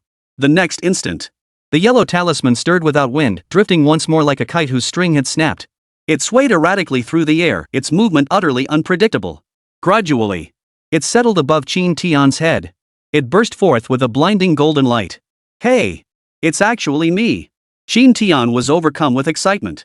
He immediately nudged Qin Yuan beside him, exclaiming ecstatically, Brother! Brother! I'm also the chosen one! Both of us brothers are the chosen ones! MHM! Qin Yuan nodded, patted his shoulder, and said solemnly, Brother, our Qin family doesn't keep idle hands. It's only natural that you've become one of the chosen. The words had barely left his mouth. Angry protests erupted from the crowd. Fix. There's a fix in this. It's unfair. This is unfair. How can those 2 brothers claim 2 Dao fruits? True Master, we implore you to reconsider. This outcome cannot be accepted by the assembly. Old Master Gu stepped forward, his face dark with displeasure. Precisely. Our sanctuary is filled with society's elite, the chosen few. There's no reason we should fall short of those 2 brothers. Perhaps there's some issue here. We implore the true master to reconsider. General Chen echoed. Seeing both leaders speak up, others joined in, pressing the issue in unison. We implore the true master to reconsider. Please reconsider, master. The clamor grew louder with each wave. Witnessing this scene, Master Zhang Shi's expression darkened considerably. His eyes flickered with complex emotions. Ignoring the protests across from him, he produced a fruit and tossed it directly to Qin Tian without a moment's hesitation. Turning away, he began the final selection of the yellow talisman's master. Perhaps influenced by the divine power. This time, drawing on lessons from the previous 2 attempts, he immediately excluded the Qin brothers. Both had consumed time crystals, elevating their life forms to higher-tier divine beings. Allowing them to participate in the selection alongside the others would be nothing short of bullying, a completely unfair comparison. Haste makes perfect. Swiftly, the command forced the yellow talisman to make a choice among the group. Upon receiving the command, the yellow talisman streaked across the night sky like a meteor, swiftly flying deep into the sanctuary. Seeing this, the group broke into a run, hot on its heels, plunging deeper into the sanctuary. First floor, second floor, third floor. Finally, the yellow talisman came to rest above the head of a young boy on the 3rd floor. It hovered motionless, radiating a blinding white light. Holy and noble. Spotting the sudden crowd, the little boy who'd been secretly eating a chicken drumstick froze instantly. His eyes darted around, his pupils flickering with a mix of panic and cunning. Which family's child are you? Old Master Gu demanded first. The boy looked utterly destitute, his clothes patched here and torn there, his face covered in grime. He clearly wasn't a resident of the 3rd floor of the shelter. After all, those residing on the third level were either wealthy or influential exclusively military personnel and members of the Sky Club. No one else could possibly be there. Hearing the question, the boy froze for a moment, then scanned the crowd. Spotting Qin Yuan standing with his hands in his pockets, looking on like a spectator, he immediately pointed and declared, "I'm his kid." Qin Yuan's mind was filled with question marks. Chapter 98, Little Brother? Why is it someone from the Qin family again? The crowd felt their hearts sink. Hearing the kid claim he was Qin Yuan's child, their spirits instantly collapsed. 3 prodigies from one family? This is just bullying. Compared to others' jealousy and resentment, Qin Yuan was more curious about why little brother spoke that way. Because he didn't even know this kid. "Brother, do you know this kid?" Qin Tian leaned in to ask. His eyes brimmed with curiosity. Clearly, he didn't know the other boy either. No, Qin Yuan shook his head, answering truthfully. Hearing this, Qin Tian's face twisted in confusion. His sharp, intelligent eyes darted around frantically. Suddenly, as if a thought struck him, he lowered his voice urgently. Then why did he say he's our family's child? Could he be that gambler's illegitimate son? Qin Yuan was utterly speechless. Another bastard child? Did that mean gambling addict father was so despicable in his eyes? Always jumping to illegitimate child conclusions, as if the man were some philandering turnip. Ignoring his wild speculation, Qin Yuan slowly made his way through the crowd to stand before the little boy. His tone was gentle as he asked, "Little brother, what's your name? Do we know each other?" "My name is Qin Ming Ming, as in the divine being. My dad said I'll become like a god someday," the little boy answered innocently. A god? What a bold claim. Hearing his introduction, the surrounding crowd immediately shot him contemptuous glances, prompting a wave of snickers. This little guy's not even old enough to walk straight, yet he talks a big game. Thinking he can stand shoulder to shoulder with the gods? He really doesn't know his place. Someone couldn't help but sneer. TSK. What a naive child. He believes everything his father tells him. "My dad used to say I'd grow up to be the man of light, too," another person sneered. Ignoring the mocking voices around him, Qin Yuan pressed on, "Qin Ming, that's a good name. But do you know who I am? Why do you say you're my family?" The boy took a bite of his chicken drumstick and pondered briefly. "Your name is Qin Yuan, and his name is Qin Tian. You're both my brothers. My dad said you'd come find me. He really didn't lie to me." At those words, Qin Yuan instinctively turned to look at the burly man behind him. Their eyes met, and both saw astonishment and bewilderment in each other's gaze. This little guy actually called out their names. Not a single detail was wrong. "What's your dad's name?" Qin Yuan and Qin Tian asked in unison. "Qin Fun," the kid answered without hesitation. Damn it! He really is a bastard child. Qin Yuan raised an eyebrow, unable to suppress a gasp of astonishment. Qin Tian's words had proven true. "See? I told you so." Seeing the shock in his eyes, Qin Tian immediately wore an expression that said, "I told you so." "Big brothers, if you don't believe me, I have proof," little brother declared earnestly. He wiped the grease from his small hands and pulled 2 yellowed photographs from his chest. One was a picture of him being held by his gambling-addicted father, while the other showed the gambling-addicted father with the 3 of them. The moment he saw the photos, Qin Yuan's mind instantly flooded with memories. It was summer, he was 7, and his older brother Qin Tian was 15. This photo had been taken under the large locust tree at their ancestral home in the countryside. He remembered vividly how he had fallen from the tree while climbing it, crying out in pain. No doubt about it. There are 2 copies of this photo, one in a frame at home, the other in the gambler's wallet. Looks like he really is the gambler's illegitimate son, our younger brother. Qin Tian said solemnly. Seeing this, Qin Yuan didn't make a decision immediately. Instead, he turned to the beautiful female investigator beside him and asked, "Is what he said true?" "He's not lying. I did see your father's figure in his memories," Tayo sure replied truthfully. With that, Qin Yuan stood up, turned to the Taoist master behind him, and smiled. "Master, please grant us the fruit." Though he found it hard to believe his gambling-addicted father could have a bastard child outside, the evidence was undeniable. Since it was family, he might as well keep the inheritance within the family. "Young friend, you 3 brothers leave no room for others at all." Master Zhang, she sighed helplessly. "A promise is a promise." Having spoken those words himself, he had no grounds to refuse. Even though he was extremely reluctant, he had no choice but to honor his promise. He flipped his palm. He handed the last fruit to the eldest boy. The boy took it. The boy bit into the crystal fruit without hesitation. A sharp crack echoed, but instead of shattering his teeth as expected, he bit a chunk out of the time crystal. Whoa, incredible bite force. Qin Yuan was startled. He knew full well the hardness of the time crystal. It was far beyond what ordinary strength could shatter. Yet this kid proved so formidable he bit right through it in one go. And he was devouring it with relish, crunching away with satisfying crispness. He was practically a little monster. Since little brother hadn't reached 18 yet, he hadn't awakened any innate talents. Therefore, after eating the time crystal, he didn't experience any strange visions or feel any miraculous changes. He simply found the blue crystal fruit incredibly delicious. After eating it, his body felt filled with energy, and hunger vanished completely. Yummy, yummy. Little brother smacked his lips. He patted his belly, looking thoroughly satisfied. This child possesses innate divine strength, extraordinary physical constitution, exceptional aptitude, and profoundly hidden Tao essence. He is a once-in-a-lifetime cultivator's holy body with boundless potential. Zhang Shi's eyes glowed golden. His gaze fixed on the boy, radiating fervent admiration that only deepened with each passing moment. He hurriedly crouched down, forcing a kind smile onto his face as he inquired, "Little one, would you like to become my disciple? I can teach you the supreme Taoist arts." "Why should I take you as my master? What are these supreme Taoist arts? Can you eat them?" the boy asked warily. As he spoke, he tiptoed behind Qin Yuan. As the crowd was distracted by his innocent words, a sly gleam flashed deep within his pupils. He raised his small hand and, with lightning speed, smacked it against Qin Yuan's back. "Brother, watch out!" Ah Xiang cried urgently. Demon energy. Zhang Shi, the immortal, frowned, a hint of hesitation flickering across his face. In the blink of an eye, everything happened too suddenly. By the time Qin Yuan sensed danger, the child's palm had already struck his back. Thud. "Oh dear. I forgot you still have my substitute doll on you," little brother lamented. At some point, he had grabbed a tattered rag doll. Qin Yuan's figure had already materialized outside the crowd, his eyes fixed on them with intense vigilance. "You little devil. So it was you.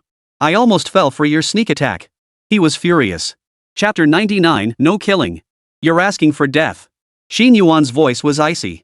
His eyes narrowed as a terrifying force field surged forth like a tidal wave, instantly engulfing the third-level sanctuary and enveloping everyone present within its predatory grasp. He raised his hand and grabbed. He reached straight for the young boy before him, beginning to siphon his abilities through the air. "Oh my. I didn't expect you'd grown stronger again." The kid jumped back in shock, leaping 3 meters high like a startled monkey, letting out a shrill, wailing scream. The next second, a desolate, eerie graveyard materialized around him, transforming his entire appearance.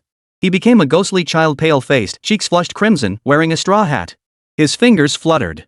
Countless threads connected to the people nearby, swiftly blocking the sharp attacks before him. He effortlessly evaded the predatory force. Plundered 1% mind reading. Plundered 1% energy absorption. Plundered 1% earthquake-inducing power. Plundered 1% life perception. Plunder. In an instant, hundreds of notification messages bounced across the talent panel. Qin Yuan could barely keep up, one after another, densely packed, impossible to read them all. The surviving crowd present became human shields for the opponent, none spared.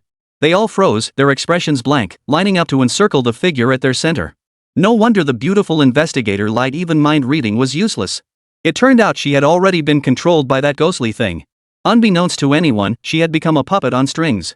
What a relentless, clingy little bastard. So close, the ghost doll sighed. I was almost able to turn you into a puppet. What a pity it failed. Sitting atop a gravestone, it shook its head with regret, a hint of disappointment flickering across its pale cheeks.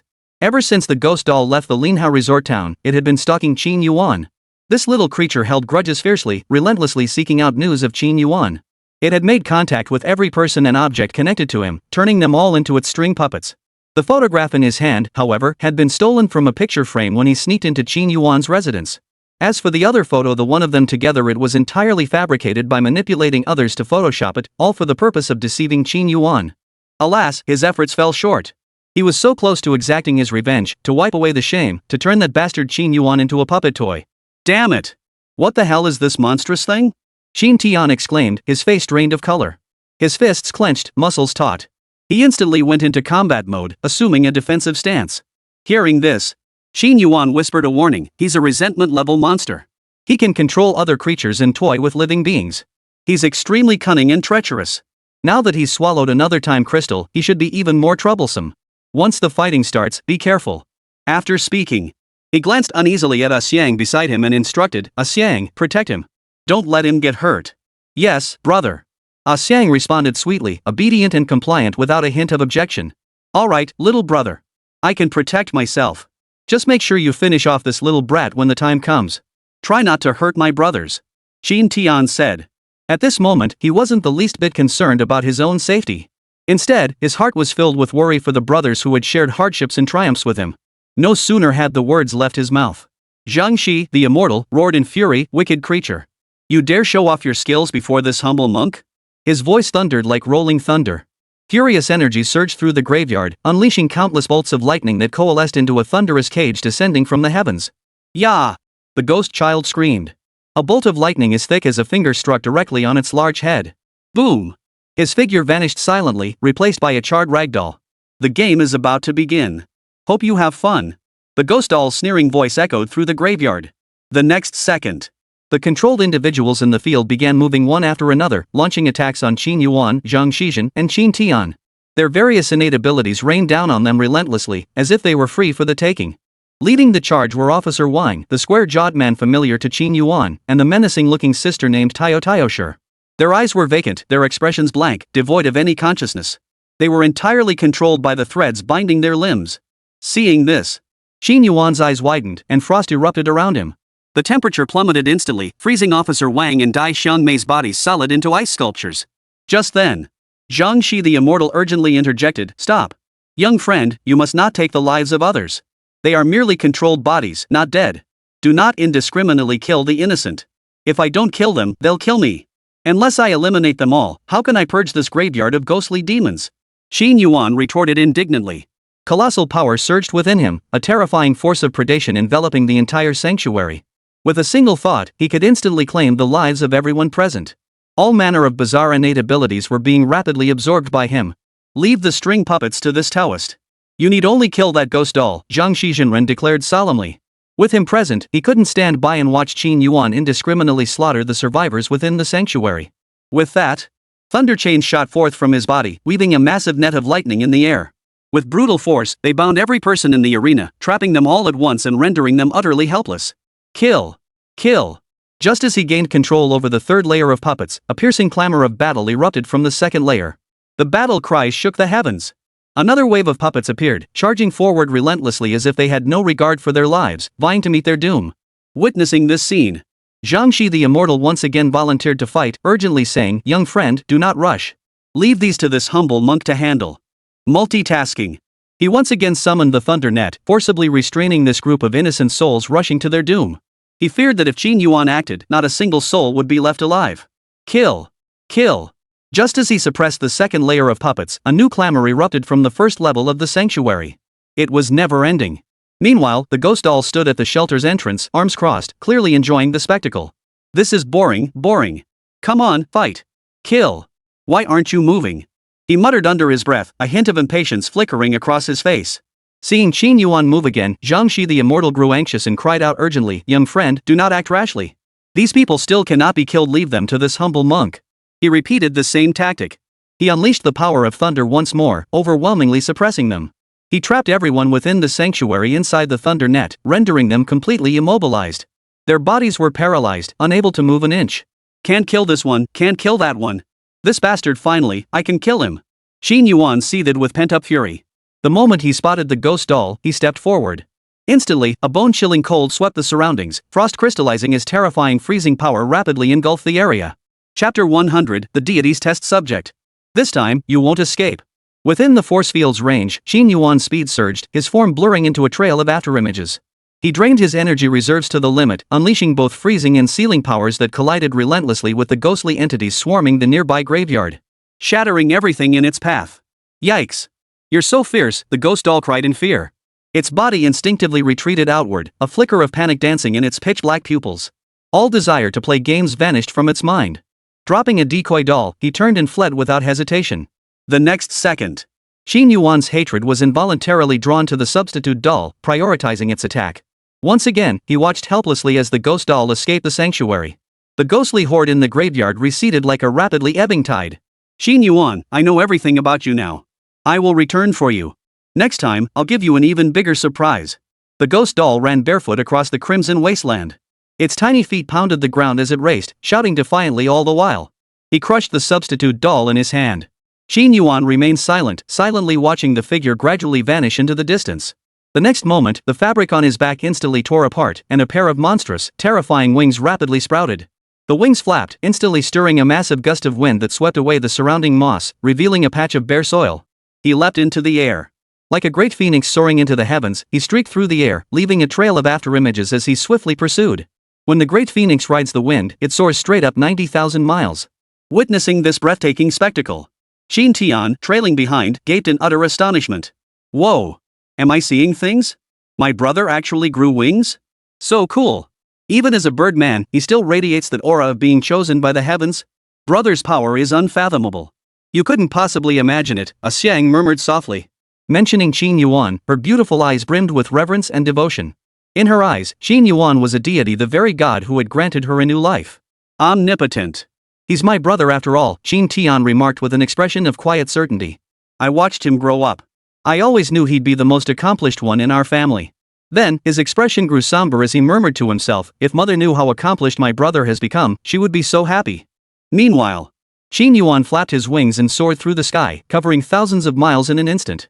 He quickly caught up to the ghost doll running below. Hey, you're cheating. You're flying. That's not fair. That's not fair, the ghost child protested in disbelief.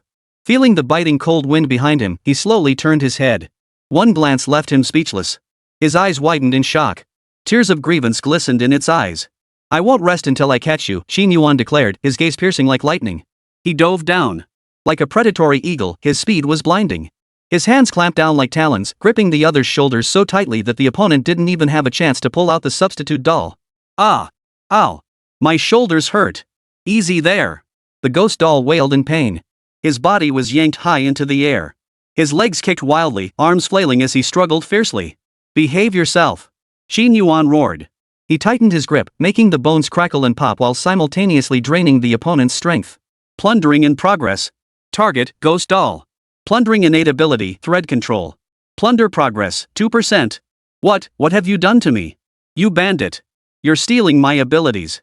Ghost doll's face turned deathly pale. His struggles grew more violent. He realized that the more he struggled, the faster his power drained away. Soon, he grew still, pleading, I'm sorry, I was wrong. I was just joking with you earlier. You can't kill me. Please don't take my abilities. Qin Yuan paid no heed to his apology, even accelerating the plundering. At that moment, the ghost doll finally knew fear. His face turned ashen, and he panicked, I know you're searching for your father's whereabouts. If you don't kill me, I can tell you where he is. I don't need you to tell me. I'll find out myself, Qin Yuan replied coldly. With that, he activated his face swap ability, peeling back the doll's skin to access its memories. No! You can't do this to me. I'm a favored child of the fate god. My memories are protected by the fate god. Don't waste your effort. Even if you strip away my memories, you won't uncover my secrets. The ghost doll let out a heart-wrenching scream. A favored child of the god of fate? Qin Yuan frowned.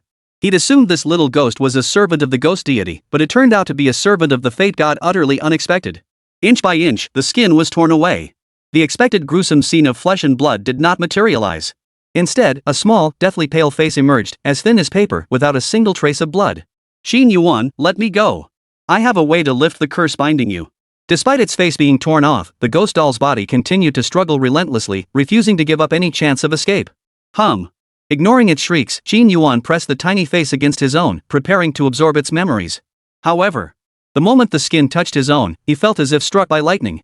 His body trembled violently, and an excruciating pain shot through his brain like being struck hard on the back of the head with a hammer. Dizziness overwhelmed him. Could this be the guardian of fate's protection?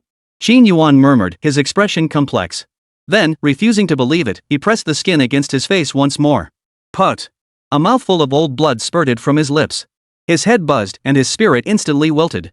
Qin Yuan, I told you my memories are protected by the fate god. With your status, you simply cannot break through the power of the fate god. The ghost doll's voice emanated from the mask. A hint of smugness and secret delight tinged its tone.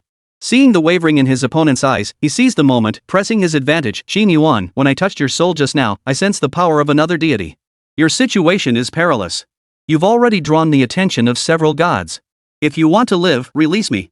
Otherwise, death is your only path. Several deities? At these words, Qin Yuan's pupils contracted slightly, his curiosity instantly piqued. He pressed his face against the others once more and inquired, explain further. If what you say holds true, I may consider sparing your life. Hearing this, the ghost doll touched its nose, brows furrowed. It's strange. Your soul carries the aura of a cursed god, your flesh holds the power of a malevolent deity, and within you lies the essence of a god of destruction. Moreover, between your brows, there's the cursed mark of a demon god. Its small face grew increasingly grave as it stared, growing more alarmed by the second. No, wait, there are also fluctuations of ghost deities and evil gods within you. 9 great deities in total, and you've provoked 6 of them. TSK, I don't even know what to say about you. For a mere human to simultaneously wield the power of 6 great deities without exploding into oblivion is utterly inconceivable. I dare not even contemplate it. Perhaps your very existence is the deity's experimental subject. Chapter 101, The True God of Fate. A divine test subject? Qin Yuan's heart pounded wildly. His expression grew grim, his eyes dark and still as he stared intently at the other. A palpable sense of danger surged within him. What if I told you now, there are more than 6 gods? The words had barely left his lips. The talent panel popped up with the Plunder Complete Settlement interface. Plunder Complete. Successfully acquired new innate ability, line control. Plunder progress, 100%. Another S-tier talent. Thread control, upon activation, each 10 points of energy expended weaves a thread of fate. Any creature bound by these threads becomes the host's puppet. Within this web, manipulate destiny and play with life. A formidable innate ability. With Qin Yuan's current biological energy, he can simultaneously weave 20 threads of fate. Wielding the authority of the fate god, he manipulates others' destinies and toys with their lives. Draining 10 points of life energy. Ah! My power. You thief! You broke your promise. Not only did you steal my doll, but now you're taking the power the god of fate bestowed upon me. The ghost doll cried desperately. Tears streamed down its face, utterly aggrieved. Wiping tears from its eyes, it screeched in shock, "You're a thief. A big thief. Now I know why you possess the aura of other deities, you just steal it. You're a freak, an aberration, a blasphemer. Your very existence is the greatest threat to the pillars of the gods." In that instant, he sensed the power of the god of life emanating from the other being utterly unbelievable. Stealing others' power for personal gain, this was the very act of a blasphemer, deserving of the gallows. And what do you think? Qin Yuan sneered coldly. The corners of his mouth lifted slightly, revealing a sly smile. As he spoke, a dangerous glow flickered on his palm, and a cold, murderous intent flashed in his eyes. His voice turned icy. Sorry, but what you've said leaves me very dissatisfied. It's time for you to go now. Maybe in your next life, you'll be human. With that, a dense, tearing force filled the entire force field. In the blink of an eye, the ghost doll was obliterated without a trace, unable even to utter a scream. It was dead beyond death. The row of stand-in dolls hanging from his waist shattered simultaneously, bursting like exploding watermelons one after another, utterly powerless to resist. Instant annihilation. Boom! Reduced to a cloud of dust, scattered by the wind, with no chance of survival. Perhaps I am insignificant in the eyes of the gods, merely their test subjects. But so what? The game isn't over yet. The outcome remains uncertain. Qin Yuan thought to himself. Who was the pawn and who was the player? To him, identities could shift. True strength was the foundation. Before gaining sufficient power, whether he was a pawn or not made no difference. No matter how much he worried, panicked, or fretted, his status as a pawn remained unchanged. But given the chance, he possessed the strength to overturn the table. Even the gods themselves, he vowed, would be pulled down from their pedestals. My fate is in my own hands, not heaven's. Even deities could be plundered. Given the chance to seize, no matter how many gods stood in his way, he would trample them underfoot. Gods stand in my way? I slay them. Demons block my path? I destroy them. Now, Qin Yuan only sought to develop stealthily, stifling every potential threat and crushing all obstacles in his path. Since the gods deemed him a test subject, he would climb upward step by step. Climb the ladder to heaven, solidify his divine seat, and become a true god. He vowed to become the first to slay a god. Just as he silently vowed, a shrill, mocking laugh suddenly pierced the void, instantly shattering his thoughts. You've fallen for it again.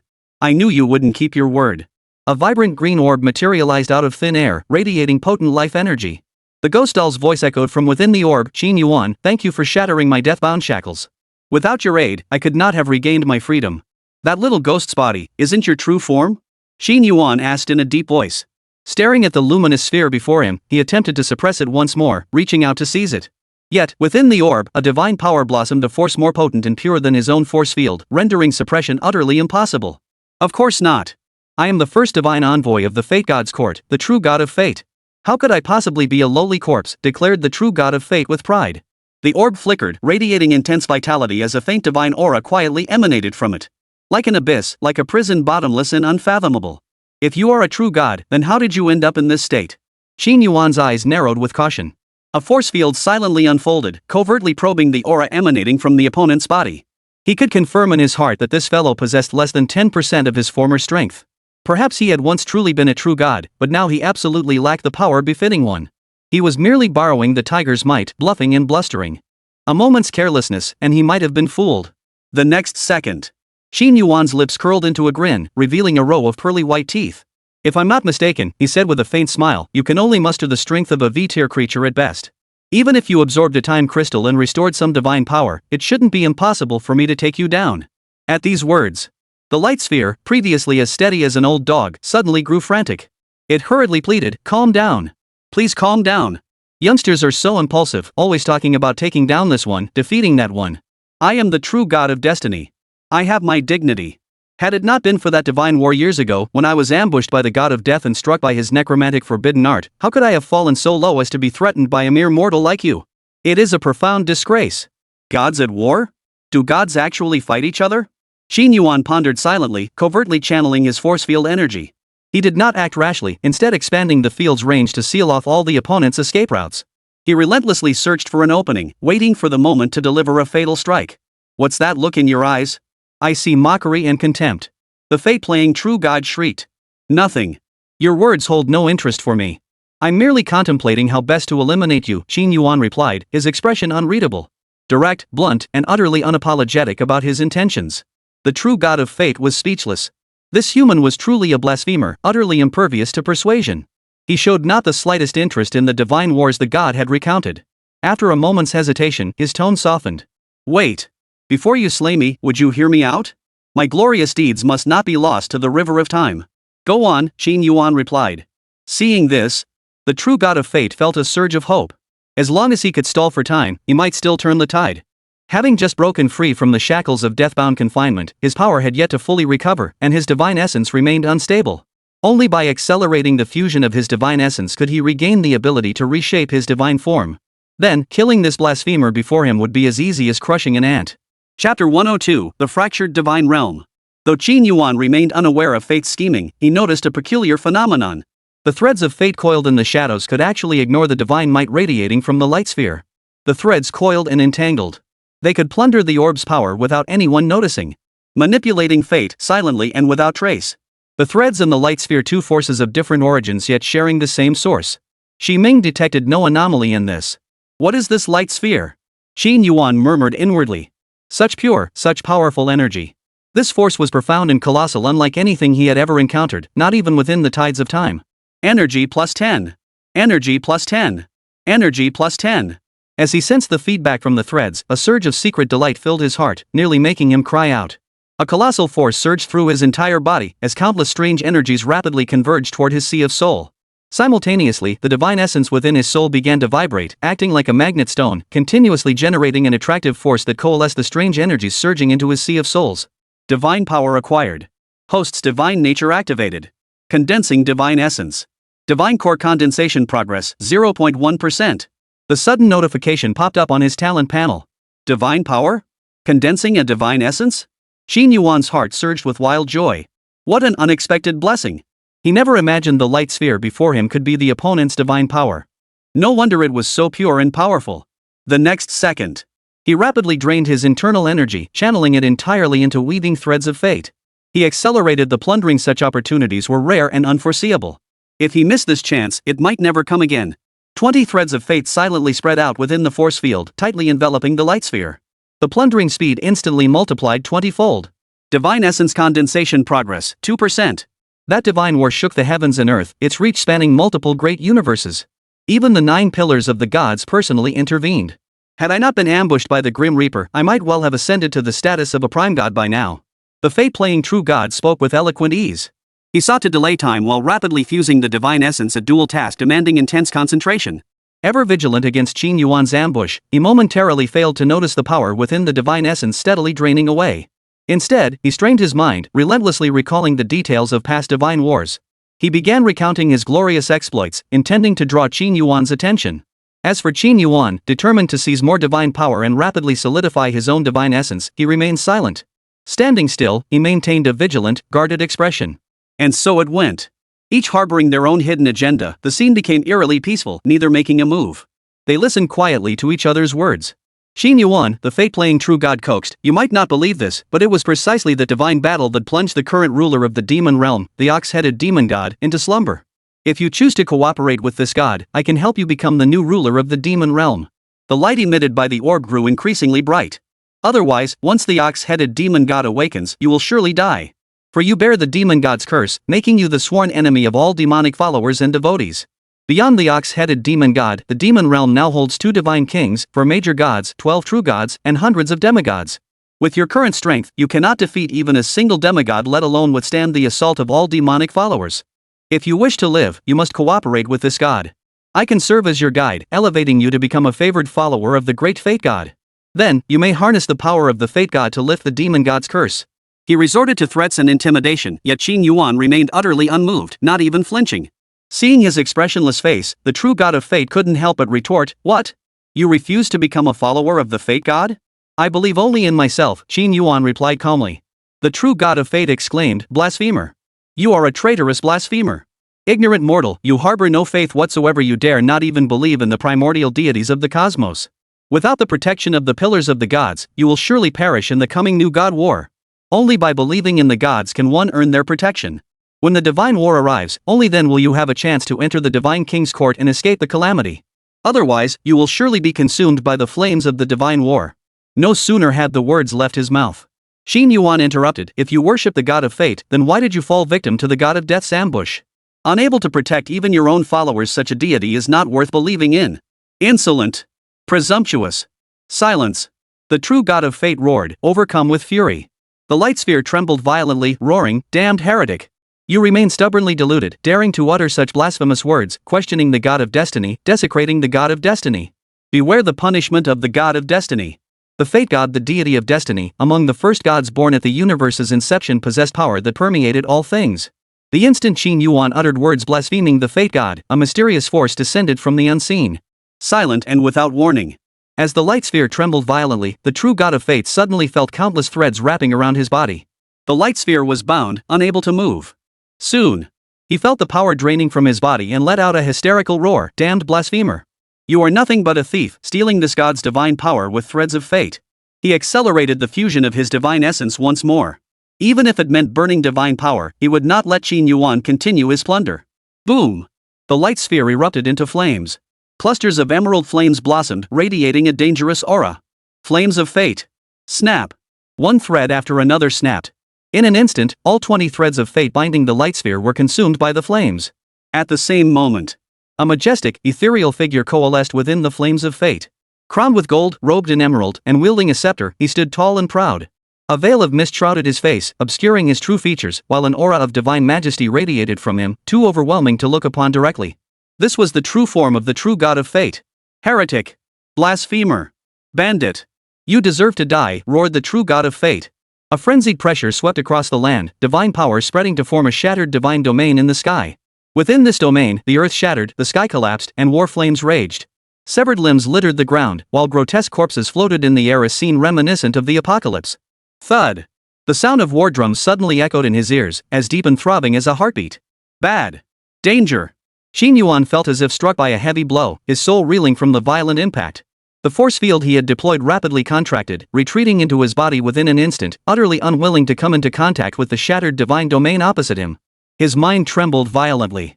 An inexplicable dread enveloped his entire being, as if he had been targeted by a primordial beast. The source of the danger did not come from across the void, but from below. From the direction of the Crimson Wasteland. The next second, the fate-playing true god's expression abruptly changed, his voice tinged with panic. "No, impossible." Before he could finish, the crimson wastes below suddenly split open. A massive hand covered in crimson fur shot out from the fissure with blinding speed, leaving him no time to react. Crash! The giant hand seized the shattered divine domain. With a slight tug, the domain, unable to bear the strain, exploded instantly, dissipating into countless specks of starlight in the air. Immediately after, without slowing, it targeted the shadowy figure within the flames of fate. Chapter 103, The Foreign God. What an outrage! Boom! The void trembled. Terrifying force rippled outward, space shattering like a broken mirror, countless dense cracks covering the sky. Its ferocity knew no bounds. Facing the colossal hand's assault, the fate-playing true god offered no resistance whatsoever. Seized directly within its palm, the flames of destiny were instantly extinguished.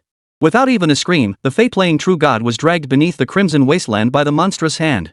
It all happened too fast. So fast that even Qin Yuan hadn't registered it. He'd walked through the gates of death and back. Fortunately, the giant hand hadn't targeted him. Had it struck him instead, his fate would have mirrored that of the fate-playing true god, utterly hopeless. That giant hand, what the hell is it? So terrifying. Qin Yuan muttered, still trembling with fear. Staring at the rapidly healing fissure below, his gaze flickered, a thread of tension flashing deep within his pupils. Could it be an embryo nurtured beneath the crimson wasteland? A single hand obscuring the heavens. A single hand could crush a true god without breaking a sweat. What kind of power was this?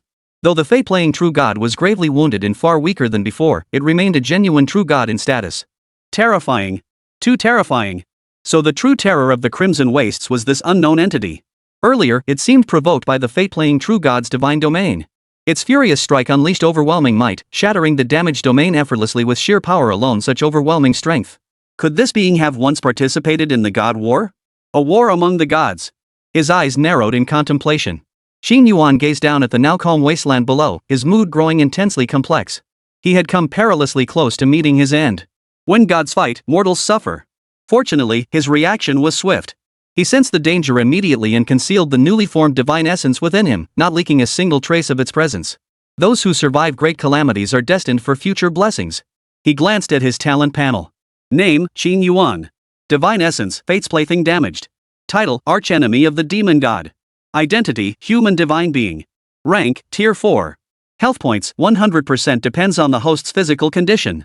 Biological energy, 444 depends on host's physiological functions. Exclusive force field, sacred plunder growing force field, unique. Fortune favors the bold. This time, Qin Yuan reaped a bountiful harvest. A new, divine essence, column appeared on his talent panel.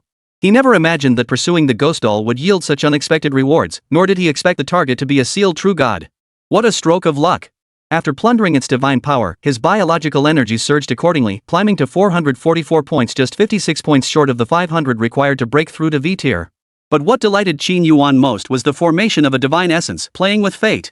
Though fragmented, this deity essence cut his path in half. Without the divine essence within him, he would never have been able to plunder the fate-playing power from the fate-playing true god. It was all such a coincidence. A divine essence, the very essence of a true god, embodies a deity's power and attributes. It is the sole prerequisite for a demigod to ascend to true godhood. The divine core contains supreme laws, serving as the life center and foundation of a true god, and was also the key to establishing a divine realm. V-tier beings manifest domains, which transform into divine realms upon transcending to demigodhood. A divine realm is the fusion of this divine domain with the divine essence, forging a new world, a realm of the gods that shelters both divine kin and faithful followers. His gaze fell upon the divine essence known as fate play. Playing with fate, a fractured, incomplete divine essence born from plundering fragments of the true god's primordial power. The host can only wield partial authority over fate, possessing the ability to toy with the gods. Warning! Warning! Host detected as a stage 4 being without a dedicated divine domain, incapable of repairing the fractured divine essence. Detecting force field energy, now attempting to repair the damaged divine essence using force field energy. Repairing. Repair successful. Awakening new divine essence. Awakening a new divine essence? Qin Yuan's eyes lit up, a stunned smile spreading across his face. Awakening successful. Please name the new divine essence. He examined the new divine essence, which possessed both the traits of plunder and fate play. Not only could it toy with the gods, but it could also plunder the power of all beings. After a moment's thought, Qin Yuan uttered 2 words calmly. Sovereign. Naming successful. The new divine essence is now sovereign. The next second, the talent panel shifted. Under the divine essence column, Fate Mocker swiftly transformed into sovereign, crystallizing into 2 symbols imbued with supreme rule-defying power. At the same time, in the boundless depths of the cosmos, a magnificent and majestic palace floated, its entire structure golden, radiating infinite divine might. As Qin Yuan uttered the word sovereign, the palace's tightly sealed doors thundered open. An unfamiliar symbol representing sovereign slowly illuminated.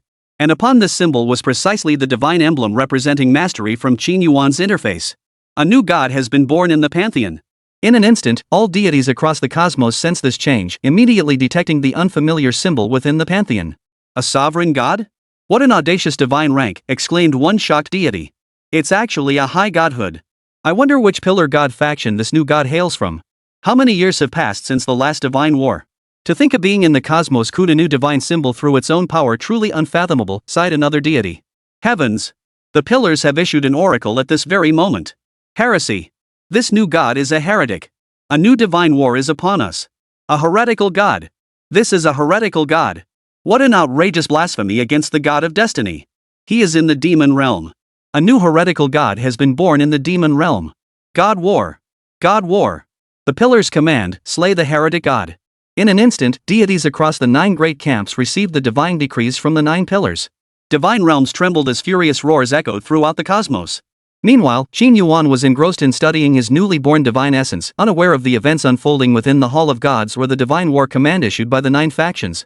Meanwhile, elsewhere, the sanctuary was besieged by unwelcome guests. Led by a demigod-level bat monster, these terrifying creatures swarmed in vast numbers, hovering in the air and encircling the sanctuary layer upon layer, leaving no escape. The situation was critical and far from optimistic. Your Highness, the source of the thunderous aura originates from the ruined city below, the skeleton lord reported, his soul flame flickering rapidly. My lord, I sense an unfamiliar race gathering below. They are not creatures of our demon realm. The Minotaur lord stated gravely. Ha! Another lowly, weak race has appeared in the Crimson Wastes? They shall become my new followers. Find the murderer of the Snow Maiden. Brand the rest as servants and bring them all to my domain, commanded the bat demigod. Yes, my lord. The horde of monsters roared with excitement, their eyes gleaming with savagery. Chapter 104, Peril at the Sanctuary. Inside the sanctuary. The atmosphere was heavy. This is proving rather difficult. Zhang Shi, the immortal, frowned deeply. After banishing the ghost doll, he forcibly subdued everyone within the sanctuary. Unable to undo their puppet-like state, he resorted to paralyzing them all with his powerful thunderbolts, rendering them incapable of movement. This bought him a moment of quiet. Thus, in the vast shelter, only 3 remained, himself, Qin Tian, and Xiang. Qin Yuan, who had pursued the ghost doll, had not returned and left no word. Time ticked away, second by second. Gazing at the unconscious bodies scattered throughout the shelter, the muscular Qin Tian couldn't help but voice his concern. My brother's been gone so long. Why hasn't he returned? Could he be in danger? Brother won't be in danger. I believe in him. Xiang said firmly. As she finished speaking, Master Zhangxi chimed in. Given young Master Qin's ruthless cunning and those peculiar abilities of his, this humble monk also believes he should be fine. The real challenge now is how to deal with these string puppets and save everyone's lives. If we cannot release them from this puppet state soon, their bodies will likely starve to death from lack of food, water, and energy replenishment. They are living beings, and this monk cannot stand idly by. Master Zhangxi's heart was heavy. Cultivating the Tao begins with cultivating the heart. If he failed to save these innocent souls and watch them perish, Zhangxi felt his spiritual resolve would crack. He could not achieve a state of clear conscience, and the path ahead would become impossible to walk. As if moved by his noble character, Qin Tian, standing nearby, was moved by his solemn demeanor and offered comfort. Master, you need not blame yourself. Even if you cannot save them, it is not your fault. After all, you are not a god, you cannot be all-knowing or omnipotent. As long as our actions are done with a clear conscience, that is enough. At that moment, Xiang's lovely face suddenly paled, a flicker of panic flashing in her beautiful eyes as she urgently exclaimed, "Oh no! Danger! A horde of powerful monsters has arrived outside the sanctuary. Their numbers are overwhelming, and they've already surrounded the sanctuary." What? Qin Tian exclaimed in shock. No sooner had the words left his mouth. A deafening roar erupted above the shelter. The earth shook violently. Thud! The underground parking garage shook violently. Concrete slabs fell from the shelter's ceiling, collapsing in large sections. Soon, a massive crack tore through the building, exposing the trio's position to the outside.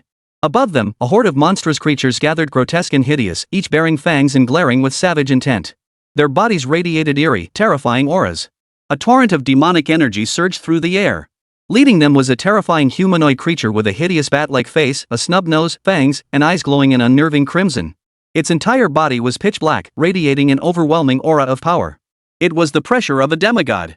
Beside him stood 4 other powerful, vicious, and brutal figures.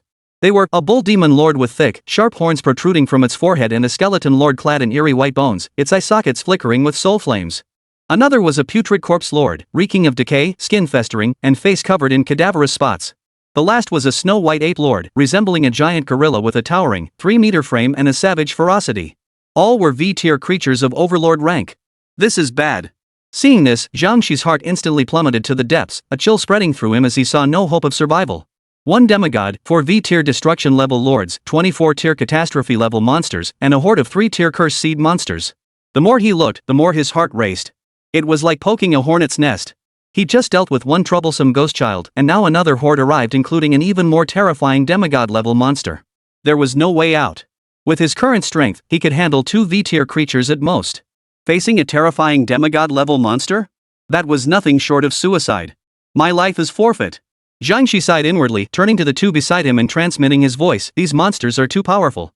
I cannot guarantee your safety. When the time comes, I will release the lightning seal on the sanctuary, letting the puppets inside drag these monsters away. He wasn't a stubborn fool. Now wasn't the time to debate saving lives. When the nest is destroyed, no eggs remain intact. If they died, the sanctuary's inhabitants would become lambs led to slaughter, a dead end either way. Each of us has our own fate. When the time comes, flee if you can. If escape is impossible, then join me in slaying demons and monsters. Kill one to break even, kill two to make a profit. Master, you're my idol. Fighting alongside you is my honor. Qin Tian clenched his fists and gritted his teeth. His eyes burned with resolve, muscles taut not a trace of retreat or fear. His blood boiled with fervor. I'm not afraid of death. As long as my brother is safe, I won't die, Ah Xiang said expressionlessly. Looking up at the horde of monsters above, she showed not a trace of panic. Her tone was calm, her expression serene. As if nothing in this world could ever frighten her. Your Highness. They bear the demon god's mark. They killed the snow woman, they are the murderers, the skeleton lord screeched. The moment Zhang Shizhen and Ah Xiang appeared, every monster present began breathing heavily. Their pupils dilated, eyes glowing with a bloodthirsty light. Archenemies of the demon god. As the demon god's kin and followers, the sight of their enemies ignited a fierce hatred. Kill! Kill! Kill these two heretics who desecrated the demon gods. One by one, the monsters let out furious snarls. Damn it! It's the snow demon's curse. Zhang Shi's expression darkened. Feeling the snowflake mark on his forehead grow increasingly hot, he knew it all stemmed from the title of the demon god's mortal enemy. The entire sequence of events instantly became clear to him. It wasn't sheer misfortune the snow demon's curse was affecting them, drawing demonic kin from all directions. Kill those two heretics, deserve death. The rest are to be captured and brought back to my domain, the bat demigod commanded in a deep voice. The order fell. The surrounding demons and monsters went frenzied, scrambling forward with bared fangs and claws. The air thickened with terrifying, unnatural energies. Ah! Zhang Shi the immortal sighed. Seeing this, he silently chanted an incantation, reluctantly releasing the lightning shackles within the sanctuary to awaken the slumbering string puppets. The next instant, he shot skyward, thunder crackling around him as countless bolts of lightning, radiating an aura of destruction, shot out in all directions. 10,000 thunder prison summon. A sea of thunder, 10,000 zhan high, obscured the sky and blocked out the sun. It was a clear display of his resolve to go down in flames together. Kill! Qin Tian roared with fury. He too felt no fear. Clenching his fists, he charged headlong into the monsters closing in from all directions. Each punch landed with brutal force as a fierce battle erupted. Chapter 105, Little Brother, Where Are You? Screams, wails, death, despair were the dominant themes within the shelter at that moment. Crimson blood flowed across the floor, the pungent stench of blood filling the air. Severed limbs littered the ground, and scenes of horrific carnage unfolded before their eyes, a living hell, shocking to behold. Before the horde of monsters, the shelter's inhabitants were like lambs awaiting slaughter. The monsters devoured flesh and blood, crushed bones to suck marrow, leaving corpses strewn across the field, a one-sided slaughter.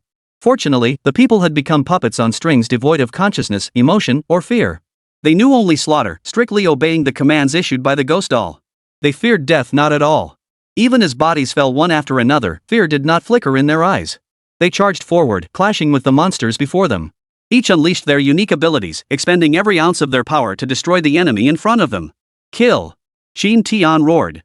His fists clenched, muscles bulging like a demonic muscle man, each punch unleashing astonishing destructive force. Boom! His fists slammed through the air, unleashing a terrifying shockwave as the piercing whistles of breaking sound echoed relentlessly. One man fought 15-level monsters alone. As the wounds on his body multiplied, his attacks grew ever more powerful. Fighting fiercer with every blow. Gradually, dazzling golden light blossomed from within him, radiating a sacred and majestic aura. Spinning back elbow strike, lunging high roundhouse kick to the head, front kick to create distance, neck grabbing knee strike, leaping knee strike, leg grabbing elbow smash, face stomping elbow strike. Facing the surrounding monsters, Qin Tian unleashed every technique he possessed. His gaze grew fiercer as he deployed every secret martial art he had ever learned. Mom always said scars are a man's medals. He fought with increasing ferocity, utterly disregarding his own injuries, adopting a strategy of trading blows for blows. One punch obliterated a monster. Ha! Something's off with this human. He's clearly mortally wounded, yet he hasn't fallen. Instead, his attacks grow stronger? The Ox Demon Lord, watching from the sidelines, exclaimed in astonishment. He's no ordinary human. He's a divine being, just like that heretic unleashing lightning above. Though weak now, his potential is immense. I sense a thread of divine power within him. The bat demigod's eyes flickered. His crimson eyes fixed intently on Qin Tian, who was fighting fiercely in a pool of blood below. A flicker of delight crossed his hideous face. This human possesses abundant vital energy. I shall claim him. His body is the perfect incubator for my offspring. With that, he reached out to grab Qin Tian. The next instant, a terrifying crimson beam shot from his palm, transforming midair into countless blood bats. They swirled like a dark cloud, closing in on Qin Tian with blinding speed. In that instant, Qin Tian, locked in fierce combat with 15 monsters below, jolted awake. A powerful sense of impending danger surged through him. Danger! It was a threat from death itself. He looked up at the sky. A sea of bloodlight filled the sky. Countless blood-red bats revealed their hideous faces as they swooped toward him. Damn it! Qin Tian's face paled. Power surged wildly within him. This was the moment he had to fight for his life. His god-tier talent, Divine Fist, unleashed its full might. He frantically channeled every wound in his body, concentrating them into his fist. Blinding golden light flashed relentlessly from his fist, growing brighter and brighter. Finally, his fist resembled a miniature sun, radiating a terrifying aura. Take this punch! He leapt into the air and unleashed a punch toward the sky. Boom! The overwhelming, terrifying force of his punch swept across the heavens, instantly shattering the blood-red bats that had obscured the sky. One after another, bat corpses rained down from the sky, thick and dense like a downpour of bats. Phew! Still too weak. Using the Divine Fist is still a bit taxing. Qin Tian muttered to himself. He knelt on one knee, gasping for breath, his forehead glistening with sweat, the exhaustion in his eyes impossible to hide. Exhausted to the bone. His body felt hollowed out, drained of every ounce of strength. Kill! Kill him, a monster snarled. He's lost his strength, now is the perfect moment to finish him. Seeing his state, the surrounding monsters immediately swarmed forward, their eyes gleaming with a bloodthirsty, savage light.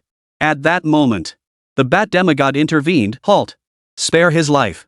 This one has use for him. With a sweeping gesture, Qin Tian's body rose uncontrollably into the air, drawn directly toward the bat demigod's grasp. Just then, a graceful figure dashed from the distance, her fragrance wafting through the air as she collided with Qin Tian mid-flight. Ah, Xiang? Qin Tian exclaimed in surprise and delight. He never imagined that in such a perilous moment, she would risk her own life to rescue him. Ah Xiang's expression was serious. Brother told me to protect your safety. She commanded the jade.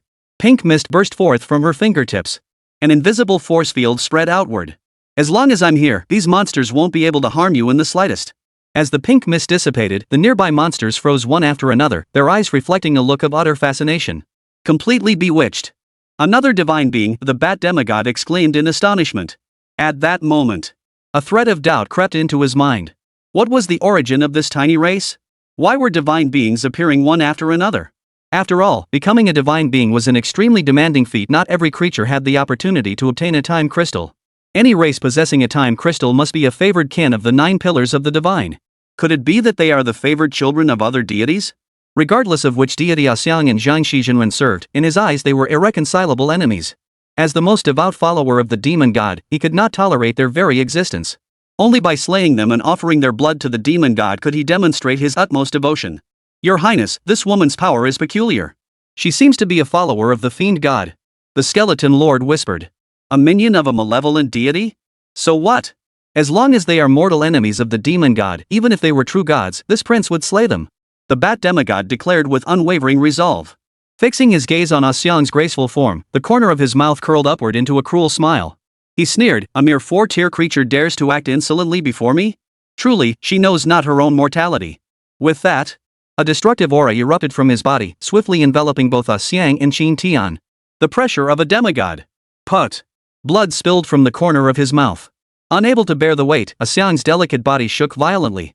Flesh and blood fell away inch by inch from her form. She seemed to be melting, her life force rapidly draining away. Soon, her graceful figure transformed into a skeleton glowing with a blue light. Ah Xiang! Qin Tian let out a heart-wrenching cry. Watching the beauty who saved him wither away before his eyes felt like his heart was bleeding.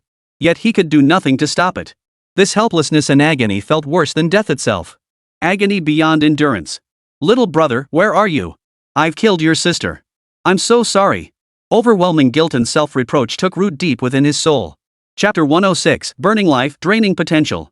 Witnessing the horrific scene below, Zhang Shi's eyes bulged with fury. Thunderous explosions erupted within his body, rumbling incessantly. Purple-black lightning flared from his eyes. His killing intent surged. You monstrous fiends! Your insolence knows no bounds. Fixing his gaze upon the surrounding hordes of corpse lords and mountain fiends closing in, he steeled his resolve. He began to burn away his life force, draining his reserves to forcibly amplify his power. Today, he resolved to shield the survivors within the sanctuary below at any cost, even if it meant certain death. Even if it cost him his own life, he would not hesitate. A true hero, standing between heaven and earth, knows what to do and what not to do. And protecting all living beings under heaven was his path. To die defending one's path is a death well spent. Purple heaven, divine thunder, heed my command. Celestial deities of all realms, grant me your power. Each word rang out with unwavering resolve. Put. Blood spurted from his mouth. As the incantation echoed, the aura radiating from his body surged rapidly. Soon, he shattered the bottleneck of the V-tier, like a splendid plum blossom bursting forth with its ultimate fragrance. Unafraid of the cold, defying the snow, it bloomed in its own splendor. Igniting the divine essence within, shattering the shackles of mortality, achieving ultimate transcendence, and stepping into the realm of demigodhood. Simultaneously, the Thunder domain underwent rapid metamorphosis, continuously releasing threads of divine might. Exterminate. Annihilate. Fingers formed a seal. A terrifying bolt of thunder pulsed at his fingertips. With a flick of his finger, the thunder transformed into a razor-sharp blade, piercing straight toward the distant Lord of Decay. Its speed was so immense that evasion was utterly impossible. Whoosh! The moment the lightning blade struck the corpse lord, its body instantly dissolved. Like snow under the scorching sun, it vanished without a trace, leaving no sign behind. Rotten corpse. The mountain demon lord's pupils contracted sharply. Sensing the faint divine might emanating from the nearby thunder, his heart trembled violently. Seeing the corpse lord destroyed without a trace by the thunderblade, the fear in his eyes deepened. Madman. This human is a madman, burning his life force to forcibly break through to demigod. He turned and fled. Without a moment's hesitation, utterly decisive. Die. Zhang Shi, the immortal, was consumed by bloodlust. Spotting the fleeing figure, he muttered the word under his breath as another thunder sword shot from his fingertips. Boom! A flash of crimson light collided with the thunder blade, erupting in an earth-shattering roar. Feeling the terrifying energy fluctuations behind him, the mountain demon lord's heart pounded in terror. He whipped his head around. Discovering the bat demigod had intervened to save him, he immediately knelt, offering heartfelt gratitude. Thank you, your highness, for saving my life. Useless. Get out of my sight, the bat demigod snarled, eyes blazing. His bat wings spread wide. He transformed into a dark shadow and shot skyward. Hovering in midair, he faced off against Zhang Shizhenren across the void, a cold smile curling his lips. Human, your resolve earns this prince's admiration. I never imagined you would burn your life force to forcibly enhance your power. Do you not realize that with your lifespan, even if you temporarily gain the strength of a demigod, you still cannot match this prince? Burning your life away is nothing but hastening your own demise. Hearing this, Master Zhang Shi smiled brightly, murmuring to himself, this humble monk has long cast life and death aside. To me, they hold no significance. Today, I only seek to gravely wound you. Whether I can kill you or not, I care not. For I believe that one day, someone else will kill you. Nonsense. Kill this king? With your lowly, contemptible kin? Or do you rely on the deity behind you? The bat demigod sneered, this is the demon realm, the crimson wasteland. I am its sovereign, the god of all living things here. Even if your deity appears, he shall not leave this crimson wasteland alive. With that, he bared his savage fangs and snapped at the air. The thunderstorm instantly dissipated. The next instant, a colossal bat materialized in the void, claws extended, lunging toward Zhang Shizhenren. Demonic flames roared skyward. The oppressive force of destruction swept across the heavens, relentlessly crushing the surrounding space and tearing it apart, leaving behind countless fissures. It felt as though the entire universe itself was trembling. This was the true power of a demigod. Put. Zhang Shi the immortal spat a mouthful of crimson blood. It was still too much of a stretch. Even burning his life force couldn't bridge the true chasm between them. Exterminate. Destroy. He summoned the purple Shao divine thunder with his last ounce of strength. Even in death, he would tear a piece of flesh from his opponent. The divine thunder roared. It unleashed devastating destructive power, annihilating all evil and dark forces. It unleashed supreme might. Rumble. Thunderous claps echoed. Hearing this majestic sound, the monsters below shuddered in terror, curling up on the ground, not daring to move an inch. The thunder's overwhelming pressure was truly terrifying. It shook their very souls. Damn it! You insignificant insect, you dare to challenge the gods, the bat demigod roared in fury. The purple Shao divine thunder collided with the colossal bat. Boom! Blood spattered everywhere. The divine thunder severed one of his bat wings, leaving it dripping with blood, the bone clearly visible. Yet he dared not let his guard down, unleashing his full power. Demigod might surged as he bare-handed suppressed the divine thunder, crushing it to oblivion in his palm. Boom! The divine thunder dissolved into scattered sparks of lightning. The excruciating pain from his shattered wings sent the bat demigod reeling violently, his eyes blazing with an even more intense ferocity. Heretic who dares defile the demon god! You have wounded this king. You deserve death. His murderous intent surged skyward. After unleashing his most powerful strike, Jiangxi's aura rapidly weakened and his strength plummeted. The flame of his life grew faint and feeble. The vitality within his body had grown exceedingly thin. He exuded the despondency of a setting sun, a candle flickering in the wind. A thick aura of death emanated from him, inside and out. His final hour was approaching. Cough. Cough. This is all this humble monk can do, young friend Qin. The rest is up to you. I hope you can avenge me. Jiangxi's face was ashen as he spoke. Staring at the demonic claws looming ever larger before him, the light in his eyes dimmed. He murmured, perhaps. I miscalculated. You are the true chosen one, the savior. At that very moment, the instant Xiang was reduced to a crimson skeleton, Qin Yuan, thousands of miles away, felt a sudden pang in his heart, overcome by an inexplicable wave of sorrow. 2 tears streamed down his cheeks unbidden. Ha? What's going on? Why am I crying? Startled, Qin Yuan raised his hand to wipe the tears from his face, a flicker of confusion crossing his eyes. Before he could even examine the effects of his newly acquired divine title, Sovereign, he hurriedly tried to understand the situation, analyzing where this inexplicable sadness had come from.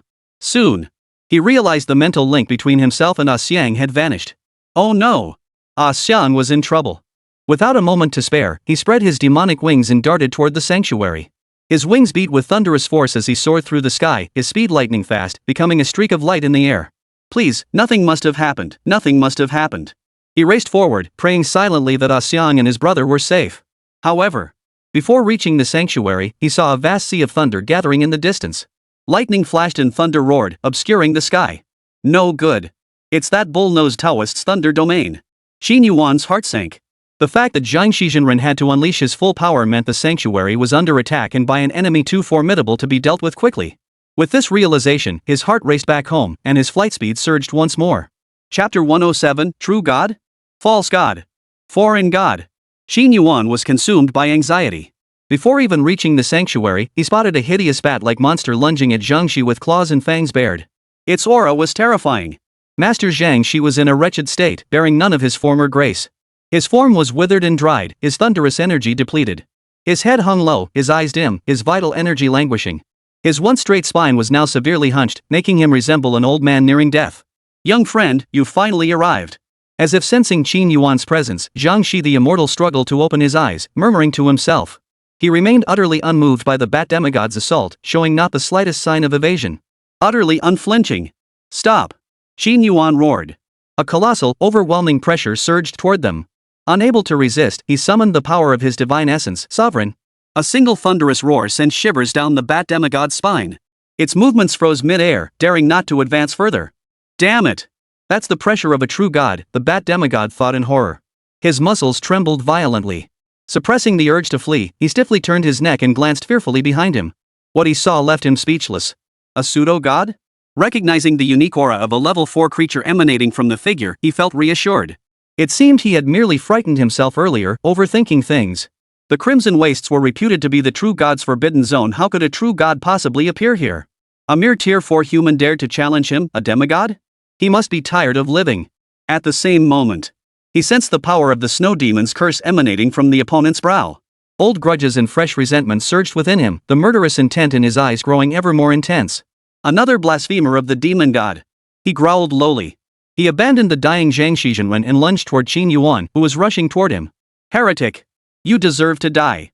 His roar shook the heavens as a blood-curdling wind swept through the air.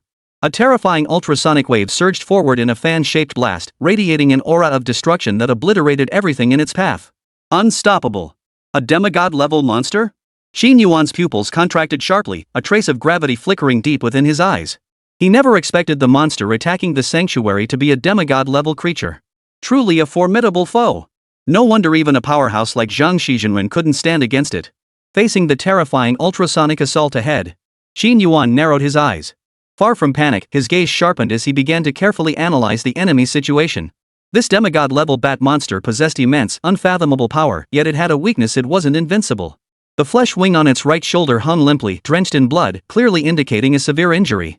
There was no doubt that this wound was inflicted by true immortal Jiangxi, burning his life force. Life for injury. Seeing this, Qin Yuan did not retreat.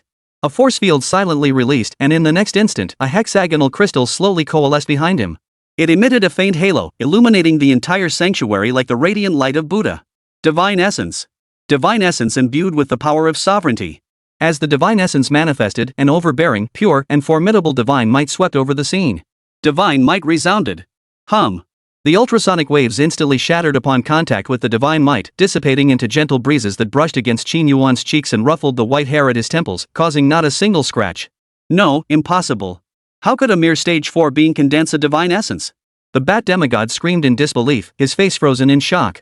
His body shook violently, eyes wide with horror as he roared, "What kind of divine essence is this? Such overwhelming divine might. Never had he witnessed such a domineering, pure divine essence. Useless fool. You're merely a demigod, yet you dare speak to me after failing to manifest your own divine essence?" Qin Yuan sneered with disdain. "Get lost." His figure flickered. Seizing the moment while his opponent was stunned, he swiftly approached Zhang Shizhenren. Examining the other's condition, it was dire. He was on the brink of death. His eyebrows arched slightly. Qin Yuan silently breathed a sigh of relief. There's still a glimmer of life left. There's still hope. Even if you're dead, as long as it hasn't been too long, I have a way to revive you. Young Qin, this humble monk has finally held on until your return, Zhang Shizhenren whispered, his voice barely a thread. Seeing the handsome, cold face before him, he couldn't help but smile faintly. It was as if Qin Yuan's return had resolved a lingering concern in his heart. A worthy successor. He felt genuine joy. Especially upon seeing the crystal suspended above the back of his head, imbued with wondrous power, he knew this fellow had attained enlightenment. He had condensed his very own Dao fruit. A faint smile touched his lips. A trace of relief flickered in Zhang Shi's eyes as he murmured, "Young friend, I know my own body. I've burned my life away, drained my potential. I'm already at the end of my rope. There's no point in trying to save me." He turned his gaze toward the bat demigod soaring high above. His expression grew grave once more, his voice hoarse as he said, "Life and death are predestined. You need not force the issue, nor grieve for me. I have nothing to leave you, but I know your ability to plunder others' innate talents. I hope this thunderous power of mine may be of use to you." Hearing this, Qin Yuan grinned. "Master, you're not dead yet.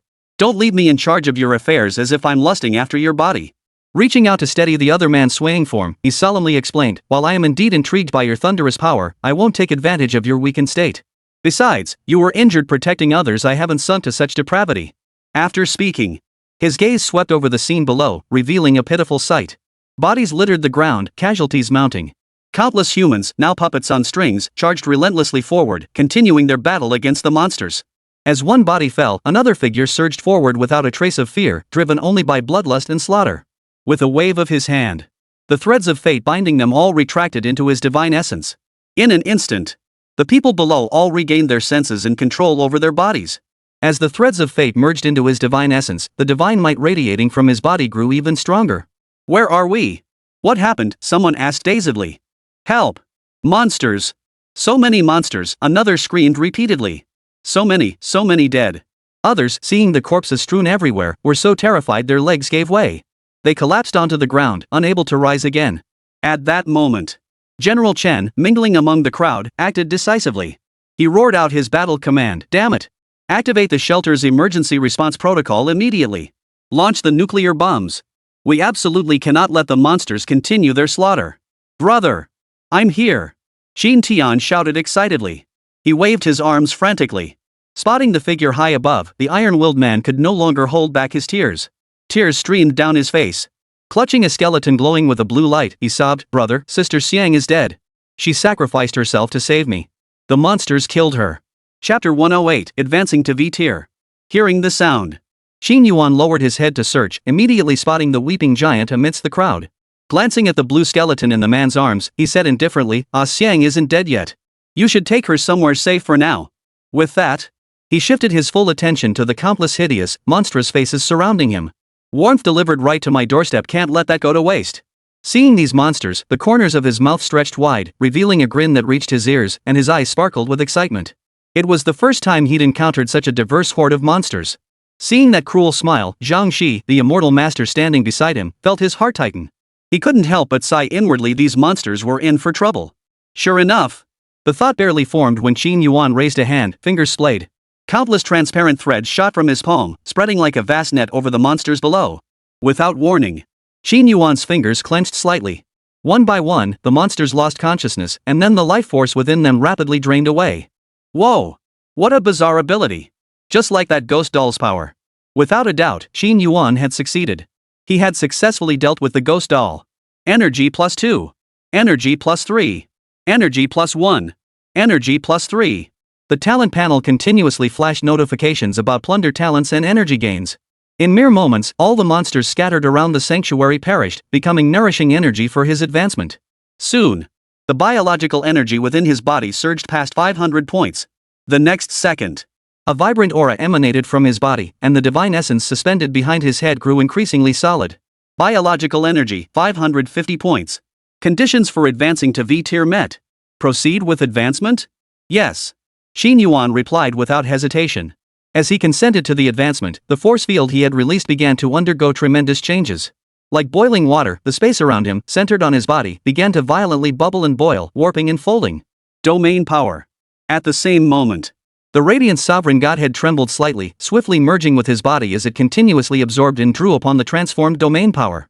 Immediately after, his physical constitution and bodily functions underwent earth-shattering enhancement. The blood coursing through his veins gradually shifted from crimson to gold, while his skin began to radiate a faint golden glow. Advancing to V tier. Breaking through the limits of the human body. Awakening domain power. Merging with the divine essence, the mortal form is transforming into a demigod's body. The talent panel continuously updated its information. Name, Xin Yuan. Divine essence, sovereign master of plunder, fate, destruction, freezing, suppression, and the underworld. Title, archenemy of the demon gods. Identity, human divine being. Rank, V tier. Health points, 100% depends on the host's physical condition. Biological energy, 550 depends on the host's physiological functions. Exclusive domain, divine plunder growth type domain, unique. No wonder his divine essence manifests as a six-sided orb of light. Each facet embodies a distinct characteristic ability.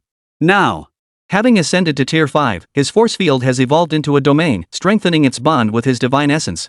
His exclusive force field has transformed into an exclusive domain, and sacred plunder has become divine plunder. It has grown even more powerful. Even deities could now be plundered. He drew one step closer to becoming a true god. Once he ascended to demigodhood and his domain transformed into a divine realm, he would truly wield the power of his divine essence and possess his own divine kingdom. Damn it! Your Highness, this human powerhouse is breaking through. We cannot let him ascend smoothly and complete his life-tier transformation, urged the skeleton lord. His eyes blazed with greed and excitement when he saw Xiang's skeleton glowing blue, the soulfire in his eye sockets burning fiercely. This skeleton contained divine power. Obtaining these bones would grant him the chance to shatter his shackles and ascend to demigodhood. But alas, the divine skeleton was shrouded beneath a web of fine threads. Sensing the terrifying danger emanating from the threads, he trembled in fear, his bones quivering. Daring not to make a move, he could only stand by and stare helplessly. Hearing these words, the bat demigod's expression darkened. What terrifying pressure! I actually sense danger emanating from him. A mere 4-tier human, yet he possesses such a powerful divine essence. Fear flickered in its eyes. The divine essence in the distance continuously emitted terrifying divine might, causing the surrounding space to warp, fold, and collapse, as if it could destroy all things in the world. The aura radiating from it was beyond his endurance. The slightest carelessness could mean death right here. The bat demigod's eyes flickered with shifting emotions as he declared in a deep voice, "This human is the true murderer who slayed the snow maiden." With such an unknown divine essence, no wonder the demon god has cursed him. An alien god. He is an alien god, echoed the Minotaur Lord. As a native creature of the Crimson Wastes, it had long heard the legends whispered across the barren lands. It was said that beneath the Crimson Wastes lay the burial site of a deity, a god king, no less possessing supreme power. Legend recounted how this solitary god had once fought the 5 pillars of creation alone, only to perish from exhaustion under their combined assault. His blood rained down upon the earth, nourishing it until strange mosses began to grow. And his remains lay buried beneath this very wasteland. It is precisely for this reason that any being of demigod-level strength or higher who ventures here is struck by inexplicable, unnatural forces, ultimately meeting a violent end. Thus, the Crimson Wastes became known as the land forsaken by the gods. Not a single true god has ever emerged safely from these wastelands. Seeing the divine essence above Qin Yuan's head, it grew visibly agitated, its mind involuntarily drawn to the legends of the Crimson Wasteland. Simultaneously, it linked Qin Yuan to that terrifying foreign god. Legend held that it was this very foreign god who had plunged the demon god into slumber, from which it had yet to awaken. Even as a minion of the demon god, the Minotaur Lord did not know where the demon god slumbered. What a disgrace to the demon god! When enemies meet, the hatred burns brighter. Your Highness, I implore you to slay this foreign god. He is a source of calamity, an omen of doom, a foreign god who has brought disaster upon the demon realm. The Minotaur Lord roared, his eyes filled with terror and his voice trembling with emotion. At that moment, the Mountain Ape Lord, who had narrowly escaped death, looked deeply troubled and couldn't help but warn, "They're dead. All of them." Something's terribly wrong. We should retreat immediately. He gives off a deathly aura. No sooner had the words left his mouth. The Minotaur Lord's eyes widened like copper bells. Glaring furiously, he roared, "Succubus! You are a coward, a traitor! You are unworthy to be a follower of the demon god. Facing a foreign god, you dare to flee? This is a desecration of the demon god's majesty and glory. Indeed, the glory of the demon god must not be defiled. For the demon god, we must slay the foreign deity even at the cost of our own lives," echoed the skeleton lord. Though it cried out for the demon god, its heart was truly set on Ah Xiang's bones. Eager to stir up trouble and take advantage of the chaos, it pushed for war more fervently than anyone else. Chapter 109, He who chants my true name shall gain eternal life. Ripples spread through the void. Distorted, collapsing. The overwhelming pressure emanating from Qin Yuan grew ever more intense. Divine might resounded. Not quite a demigod, yet surpassing demigods. "Shan Shao, White Bones, this king commands you to slay this blasphemer." The bat demigod spoke with grave expression. Upon hearing this command, the mountain ogre lord and the skeleton lord both froze. They exchanged glances, their faces betraying utter bewilderment. In unison, they exclaimed, "What? Your Highness, have you lost your mind? With our strength, we cannot even break through his aura. Sending us to kill him is nothing short of suicide." That was the genuine divine pressure of a god. A divine might so overwhelming even demigods couldn't look upon it directly. Why send them to their deaths? This was utterly unreasonable. "How dare you? Do you intend to defy this prince?" the bat demigod roared in fury. Noticing the doubt in their eyes, his expression darkened instantly. Flames of rage flickered in his eyes as he snarled, "He's merely a pseudo-god, only at 4-tier strength. Even if he breaks through, he'll still be just a V-tier creature utterly insignificant. Besides, you two are both V-tier with solid experience. 2 against 1, is that not enough?" No sooner had the words left his mouth. The Minotaur Lord beside him volunteered, "Your Highness, I request a fight. For the honor of the demon god, I will slay this foreign god even if it costs me my life." As he finished speaking, an astonishing aura erupted from its body, fiery flames blazing in its eyes, and its horns glowed with a terrifying light, burning his life force. To defend the demon god's honor, he resolutely chose to sacrifice his own life, forcibly amplifying his power. His form rapidly swelled. A primal, savage pressure erupted from its body. The aura of a demigod. "Blasphemer, you deserve to die," roared the Minotaur Lord. Sharp horns pierced its forehead as frenzied power surged through its body. Charging forward with legs that seemed to tear through the air, it bore down on Qin Yuan with a destructive force. Bull demon charge. Seeing this, the mountain demon and the skeleton exchanged glances, inwardly sighing, "What an impatient bull temper. This minotaur remains as straightforward as ever." The bat demigod remained expressionless, his eyes fixed intently on Qin Yuan, harboring deep apprehension toward the man's power. Witnessing the Minotaur's reckless charge, he neither intervened nor objected, effectively tacitly approving the action. His eyes flickered.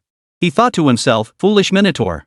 This is the perfect chance to test the true strength of this human." He stood by, silently observing the battle, waiting for his chance. Ready to strike at any moment. Clearly, the earlier spectacle had been staged solely for the honest Minotaur's benefit. They were each more cunning and sly than the next.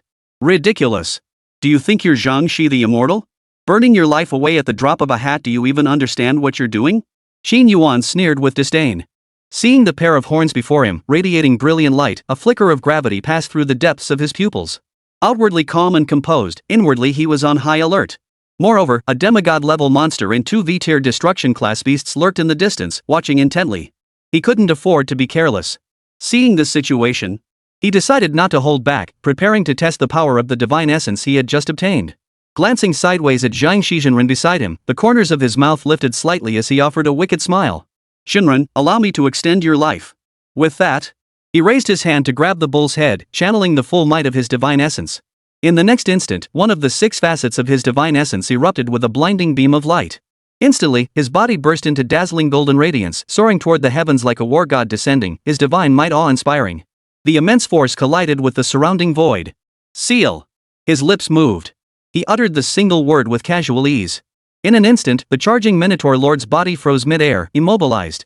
"I say, your life has reached its end. You shall no longer possess life, and your power shall belong to me." The words fell. The cosmos trembled, stars flickered, and the mysterious runes within the temple of the gods stirred.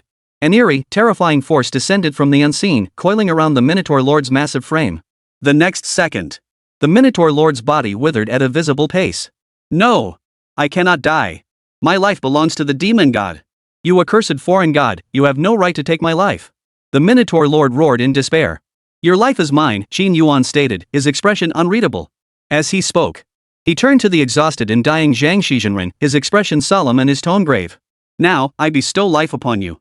He who chants my true name shall attain eternal life. Whoosh! Vitality surged. Life force rapidly drained from the bull-headed leader's body, materializing in the void as an unbroken river cascading from the heavens toward the distant figure of Zhang Shi. In an instant, colossal vitality flooded his entire being. His withered lifeline began to be nourished, rapidly restoring itself. Resurrected from the brink of death. A new lease on life. Hiss. What terrifying power of deprivation. What origin does this foreign god possess, that even this king senses a trace of the power of the life god? The bat demigod's pupils suddenly contracted, the apprehension in his eyes growing ever more intense. Divine essence. This is true divine power enough to shatter any demigod. The urge to retreat surged uncontrollably within him. Even though Qin Yuan bore the curse of being the archenemy of the demon god, holding a fatal allure for him, his reason remained clear. He refused to let hatred cloud his judgment. While the majesty and honor of the demon god were paramount and must not be desecrated, his own life mattered more. Better safe than sorry. Only by staying alive could he better defend the demon god's honor and spread the demon god's gospel. At that moment, the mountain demon lord hurried to his side, cautiously urging, "Your Highness, this human heretic deity possesses divine essence. He is beyond our capabilities. Though he has just broken through to the V tier and his power remains unstable, he can wield the might of divine essence. Charging him would be suicide. We should inform His Majesty the Mountain Lord of the situation here." Notify His Highness the Mountain Lord? The bat demigod raised an eyebrow, a flicker of interest dancing in his pupils. His expression flickered. After a moment's contemplation, he shook his head. This is the Crimson Wastes, the forbidden zone of the true gods. Even if we inform His Majesty the Mountain Lord, he cannot personally come here. Ultimately, it falls to this prince to act. Rather than wasting time and giving them a chance to grow stronger, I'll take my chances. If I succeed, all is well. If I fail, I'll leave this place immediately and never set foot in the Crimson Wastes again. Hearing this, the Skeleton Lord urgently cautioned, "Your Highness, you must not risk it. Your safety is the lifeline of our entire domain. Should you face danger, we too shall perish." "Indeed, Your Highness, you cannot risk it," echoed the Baboon Lord. Leaning in mysteriously, he lowered his voice. "I have a way to use others to do our bidding. Would Your Highness consider it?" "Speak," the bat demigod commanded in a deep voice. "A few days ago, I encountered a minion of a fierce deity. It possesses demigod-level power. We could easily harness its strength to eliminate this foreign god," the ogre lord chuckled slyly. "An excellent plan. Your mind remains sharp," the bat demigod couldn't help but praise. Chapter 110, The First Believer, Absorbing the Power of Faith. The entire assembly was stunned. With a single move, Qin Yuan annihilated the Minotaur overlord. Moreover, he casually stripped the creature of its life force and transferred it to the nearby, dying Zhang Shi immortal. This astonishing feat not only stunned the bat demigod watching from afar but also sent shockwaves through the survivors huddled within the shelter below. They stood frozen in place, faces frozen in shock, eyes wide and gaping. Good heavens! What kind of power is this to actually plunder a monster's life force and transfer it to another? Old Master Gu was utterly astounded. "He who utters my true name shall attain eternal life? God! He is our human god." General Chen murmured, his eyes flickering. These words. A new wave of commotion swept through the crowd. Among the crowd, a severely wounded awakened being heard the words and hope flared in their eyes. They urgently demanded, What is his name? I want eternal life. I don't want to die." "His name is Qin Yuan," Officer Wang, with his square jaw, replied, his expression complex. Staring at the figure bathed in divine light above, his face betrayed a mix of relief and astonishment. He knew the man possessed extraordinary abilities, not someone destined to remain in the same old pond. But he never imagined that in such a short time, the man would become godlike. His power had surged like a rocket, breaking through barriers with unstoppable momentum, soaring skyward without a single hindrance. Truly, comparison is the thief of joy. "Qin Yuan, no wonder I couldn't fathom you. You're a god descended to earth," murmured the beautiful investigator. Her chest heaved violently, stirring turbulent waves. Fixing her gaze on the man in the sky, her beautiful eyes flashed with a sudden understanding. "You truly are humanity's hope." Hearing this, the gravely wounded man immediately prostrated himself on the ground, his expression sincere. "Qin Yuan? God Yuan, I beg you, save me. I will become your devotee, chanting your true name daily and praying for you." A faint blue stream of light drifted from above his head, floating directly toward the divine essence behind Qin Yuan. "Congratulations, host. You have gained a strand of faith power." Faith power? Qin Yuan's mind paused in surprise. Looking down at the sanctuary, he caught sight of the wounded man's prostrate prayer. That strand of faith energy had emanated from the man's head. Immediately, he glanced at the description of faith power. Faith energy, a power exclusive to deities, supplied by devout believers. The more fervent the faith, the greater the power. Next, Qin Yuan saw that faith power could be converted into any form of energy. 1 point of faith energy could be converted into 10 points of bioenergy. The power wielded by true gods, however, is divine power forged from vast quantities of biological energy. In other words, 1 point of divine power equaled 100 points of biological energy, which equaled 10 points of faith power. Therefore, after becoming a true god, there is only one way to rapidly enhance one's power: acquire a vast number of followers and cultivate one's own kin. Harvesting pure faith power and converting it into divine power is the most effective way to nourish one's divine essence. At this thought, Qin Yuan's eyes flickered, and a bold idea instantly formed in his mind. Gather followers. Build a divine kingdom. Those who chant my true name shall attain eternal life. He murmured solemnly. As the words fell, the vibrant life force stripped from the Minotaur's body immediately branched off, a stream flowing toward the other. The severed limb regenerated. Feeling his wounds rapidly mend, the man bowed his head in gratitude, thumping his forehead twice on the ground. Thank you, Lord Yuan. Witnessing this scene, surrounding survivors who had been skeptical knelt one after another like dominoes falling in a chain reaction, filling the shelter with a sea of kneeling figures. Hail the abyssal god, someone echoed. The words had barely left their mouths. A chorus of exaggerated prayers for Qin Yuan erupted nearby.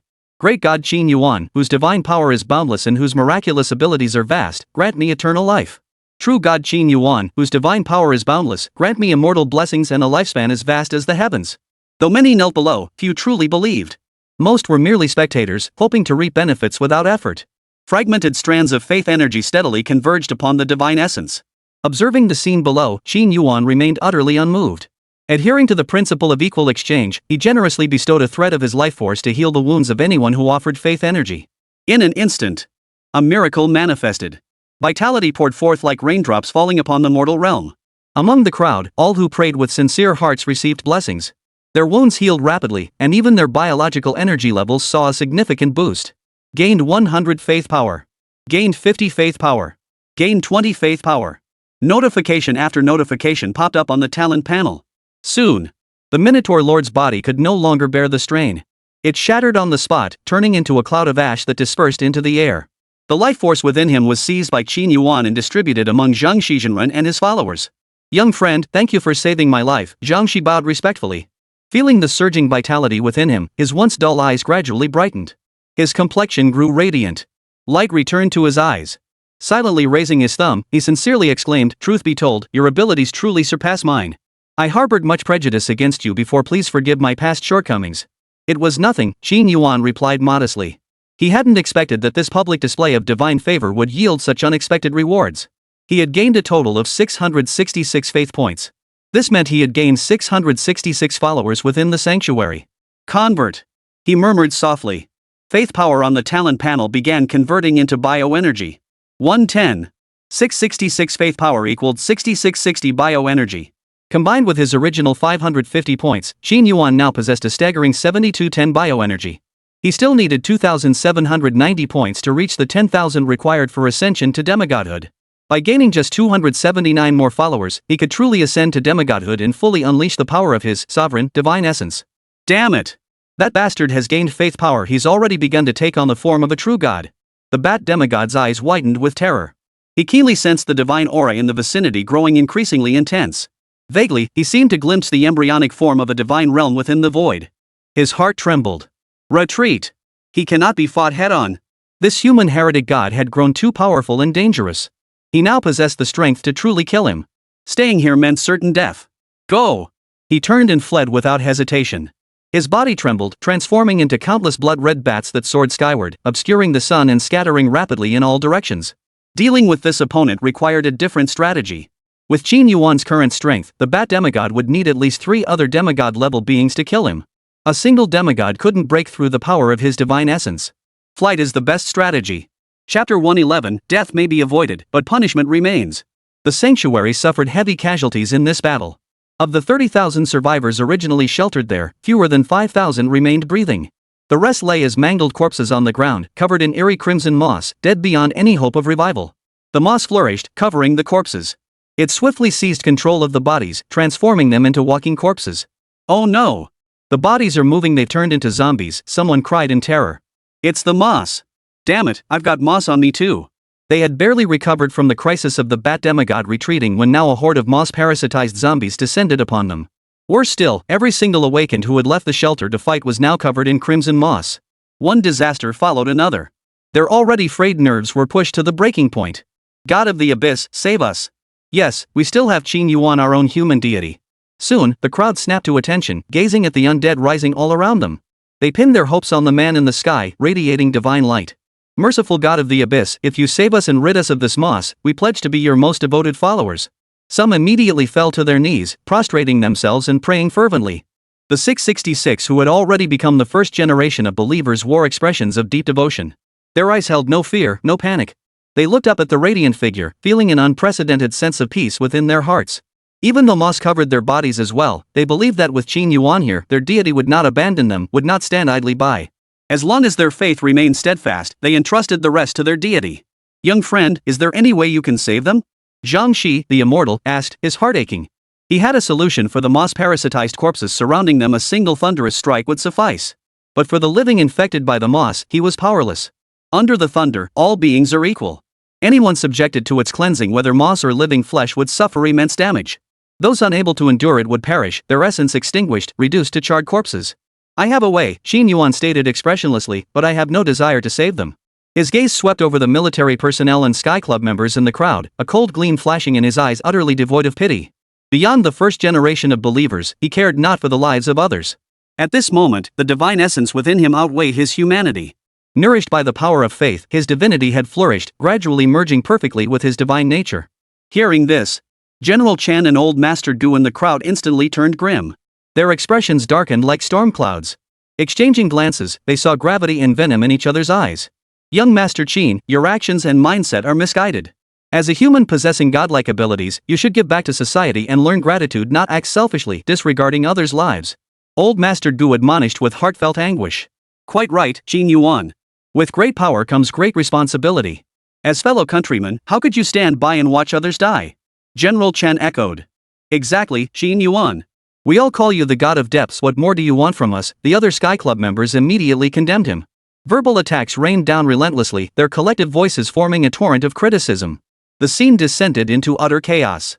No sooner had the words left their mouths. The founding disciples kneeling nearby rose to their feet. Silence. What right do you have to lecture the Abyss God? How dare you?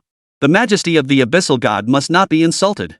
In an instant, the atmosphere within the sanctuary became tense and charged, forming two distinct camps facing off against each other. Are you telling me what to do? Qin Yuan narrowed his eyes.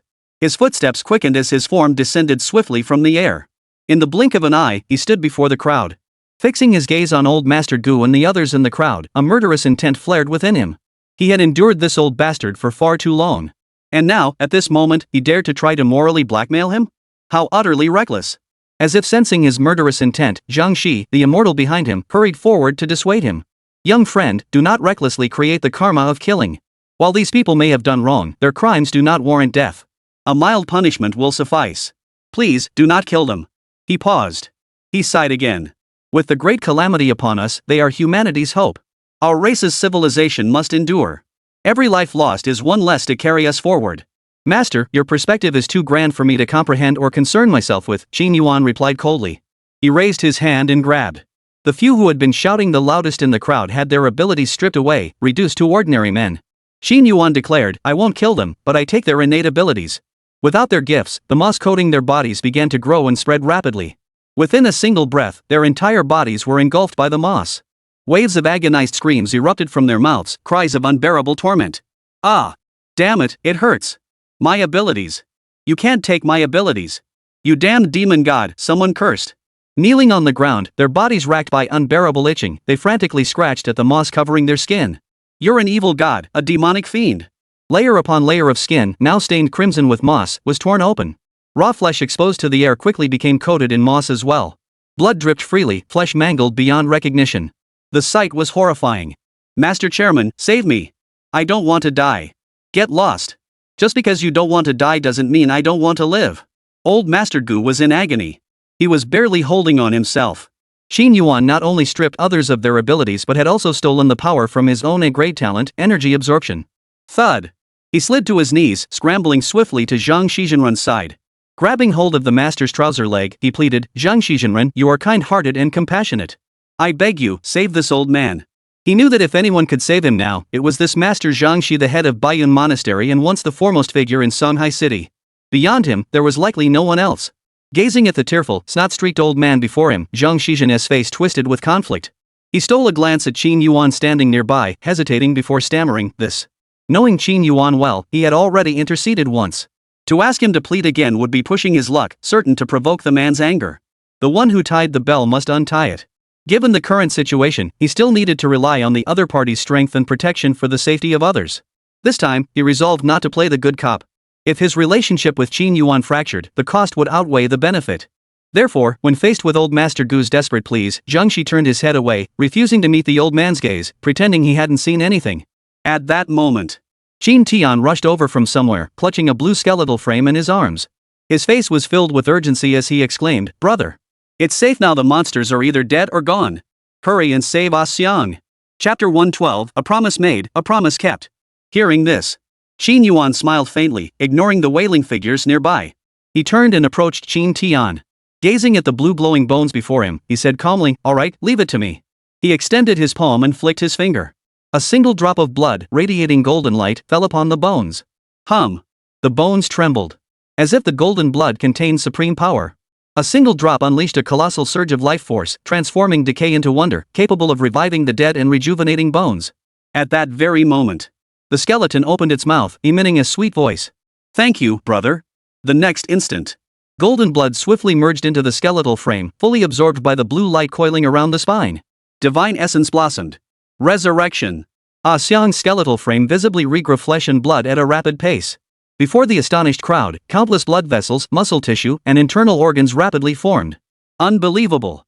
Good heavens. She's alive. Alive. Flesh is growing on her bones, someone screamed in terror. Witnessing this scene that seemed like a miracle, the crowd erupted into chaos. "Lord Qin, Lord Yuan.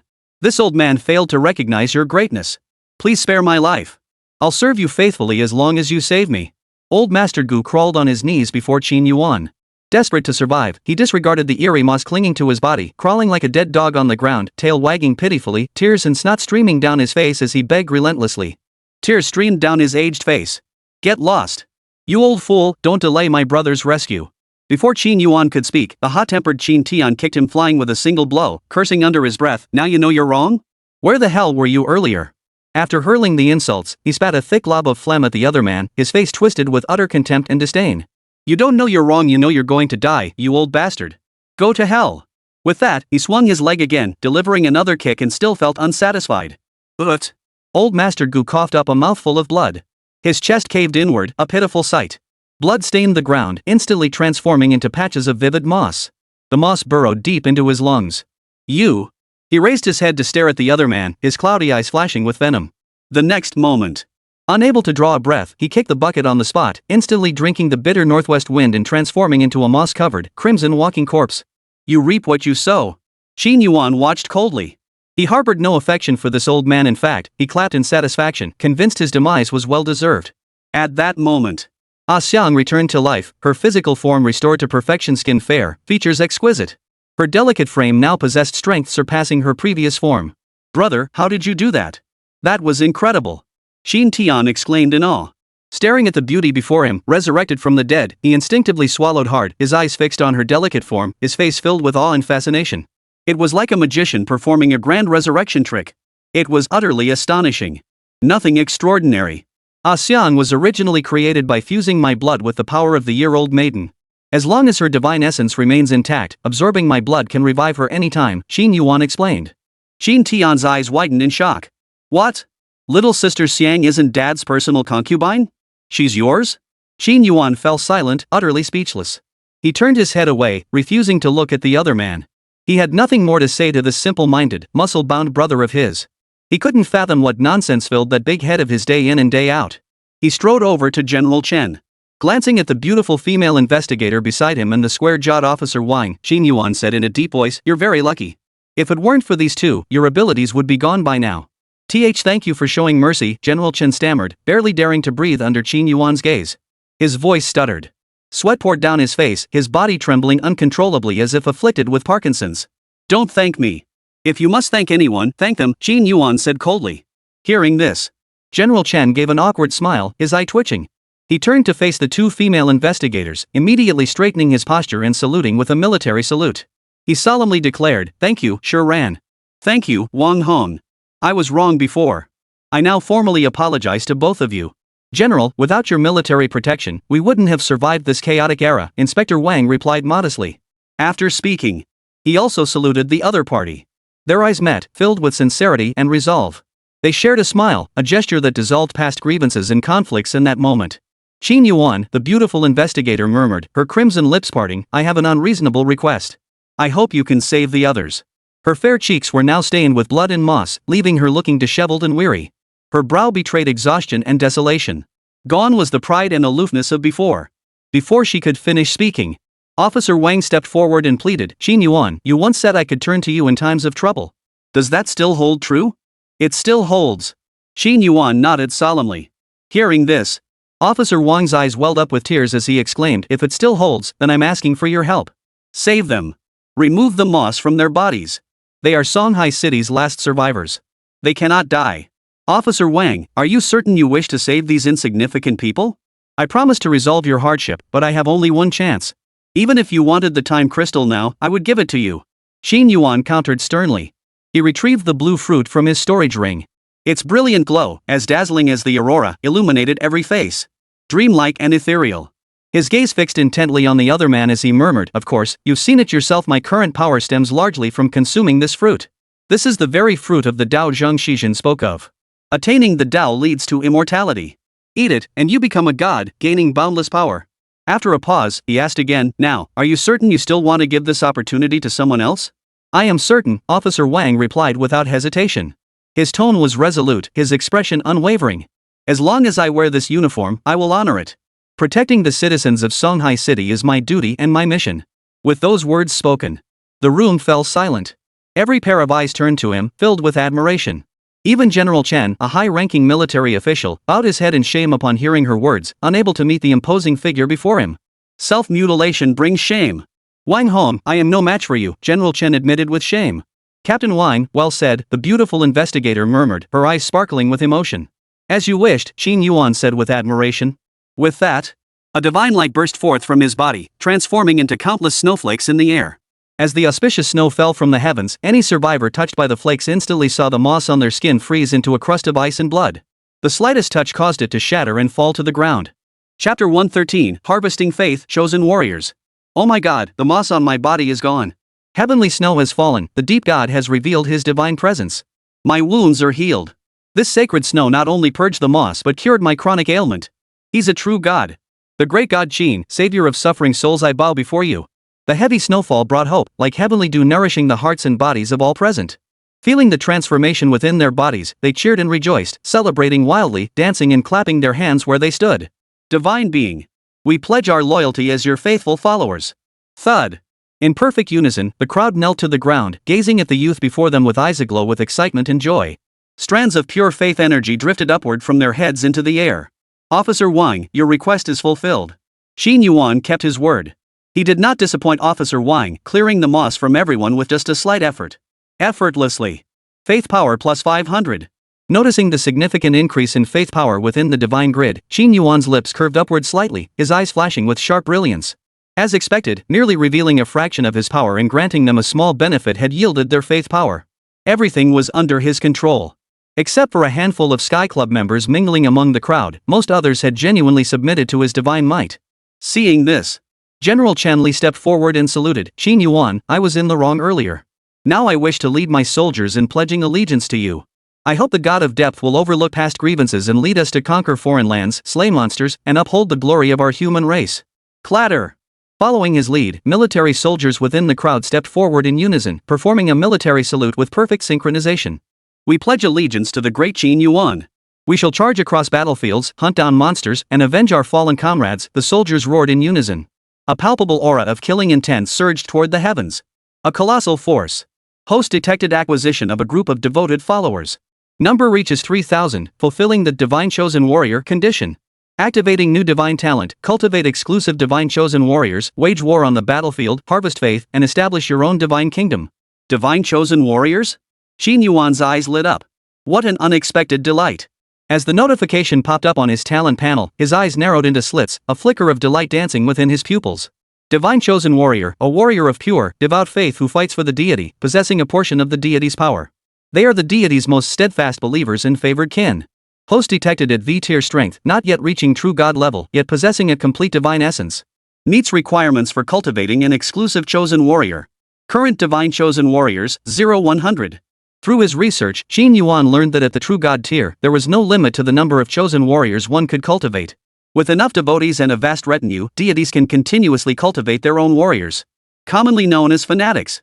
As long as the faithful maintain devout belief and unwavering conviction, they can receive divine blessings and become glorious warriors chosen by the gods. The two complement each other.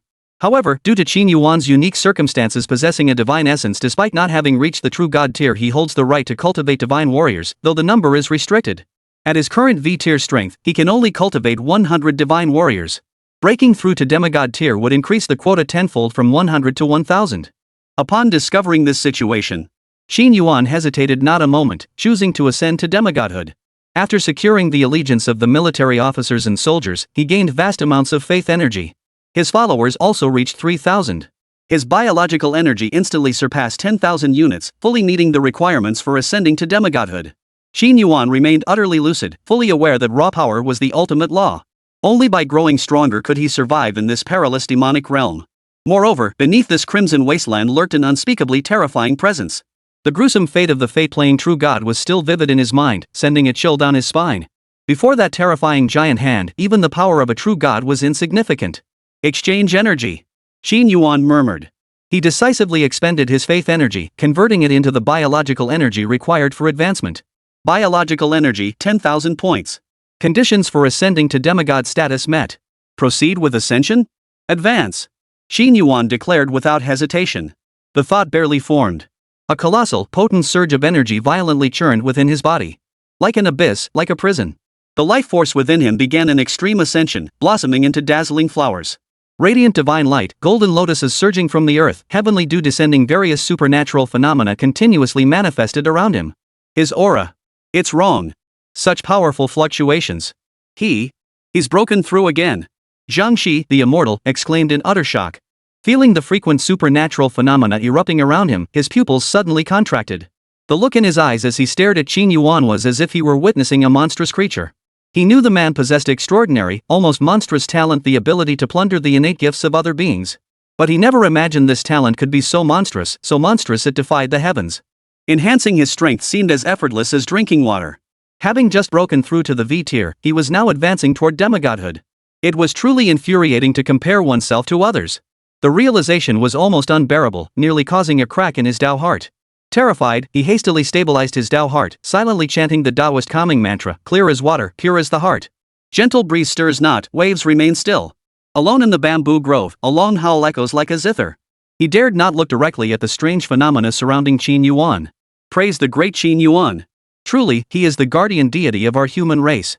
His divine light shines upon the world, banishing all darkness, death, and despair. His radiance redeems the sins of my entire life.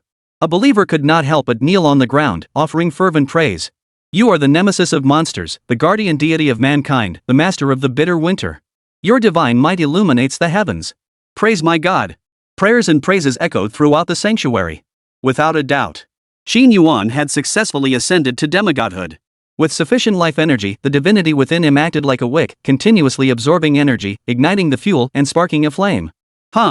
Igniting the divine flame, ascending to demigodhood. The energy within him rapidly transformed, his life undergoing ultimate sublimation. He ignited the divine flame that marked his ascension to demigodhood, completing an evolution to a higher plane. As long as the divine flame burns, the divine essence endures eternal and indestructible. Glancing at the talent panel. Name, Qin Yuan. Divine title, Sovereign Master of Plunder, Fate, Destruction, Freezing, Suppression, and the Underworld. Title, Archenemy of the Demon Gods. Identity, Human Divine Being. Level, Demigod. Health points, 100% depends on the host's physical condition. Biological energy, 10,000 dependent on host's physiological functions. Exclusive Divine Realm, Dominion of Plunder Growth Type Divine Realm, Unique. Faith Power, 2055. Followers, 3,000.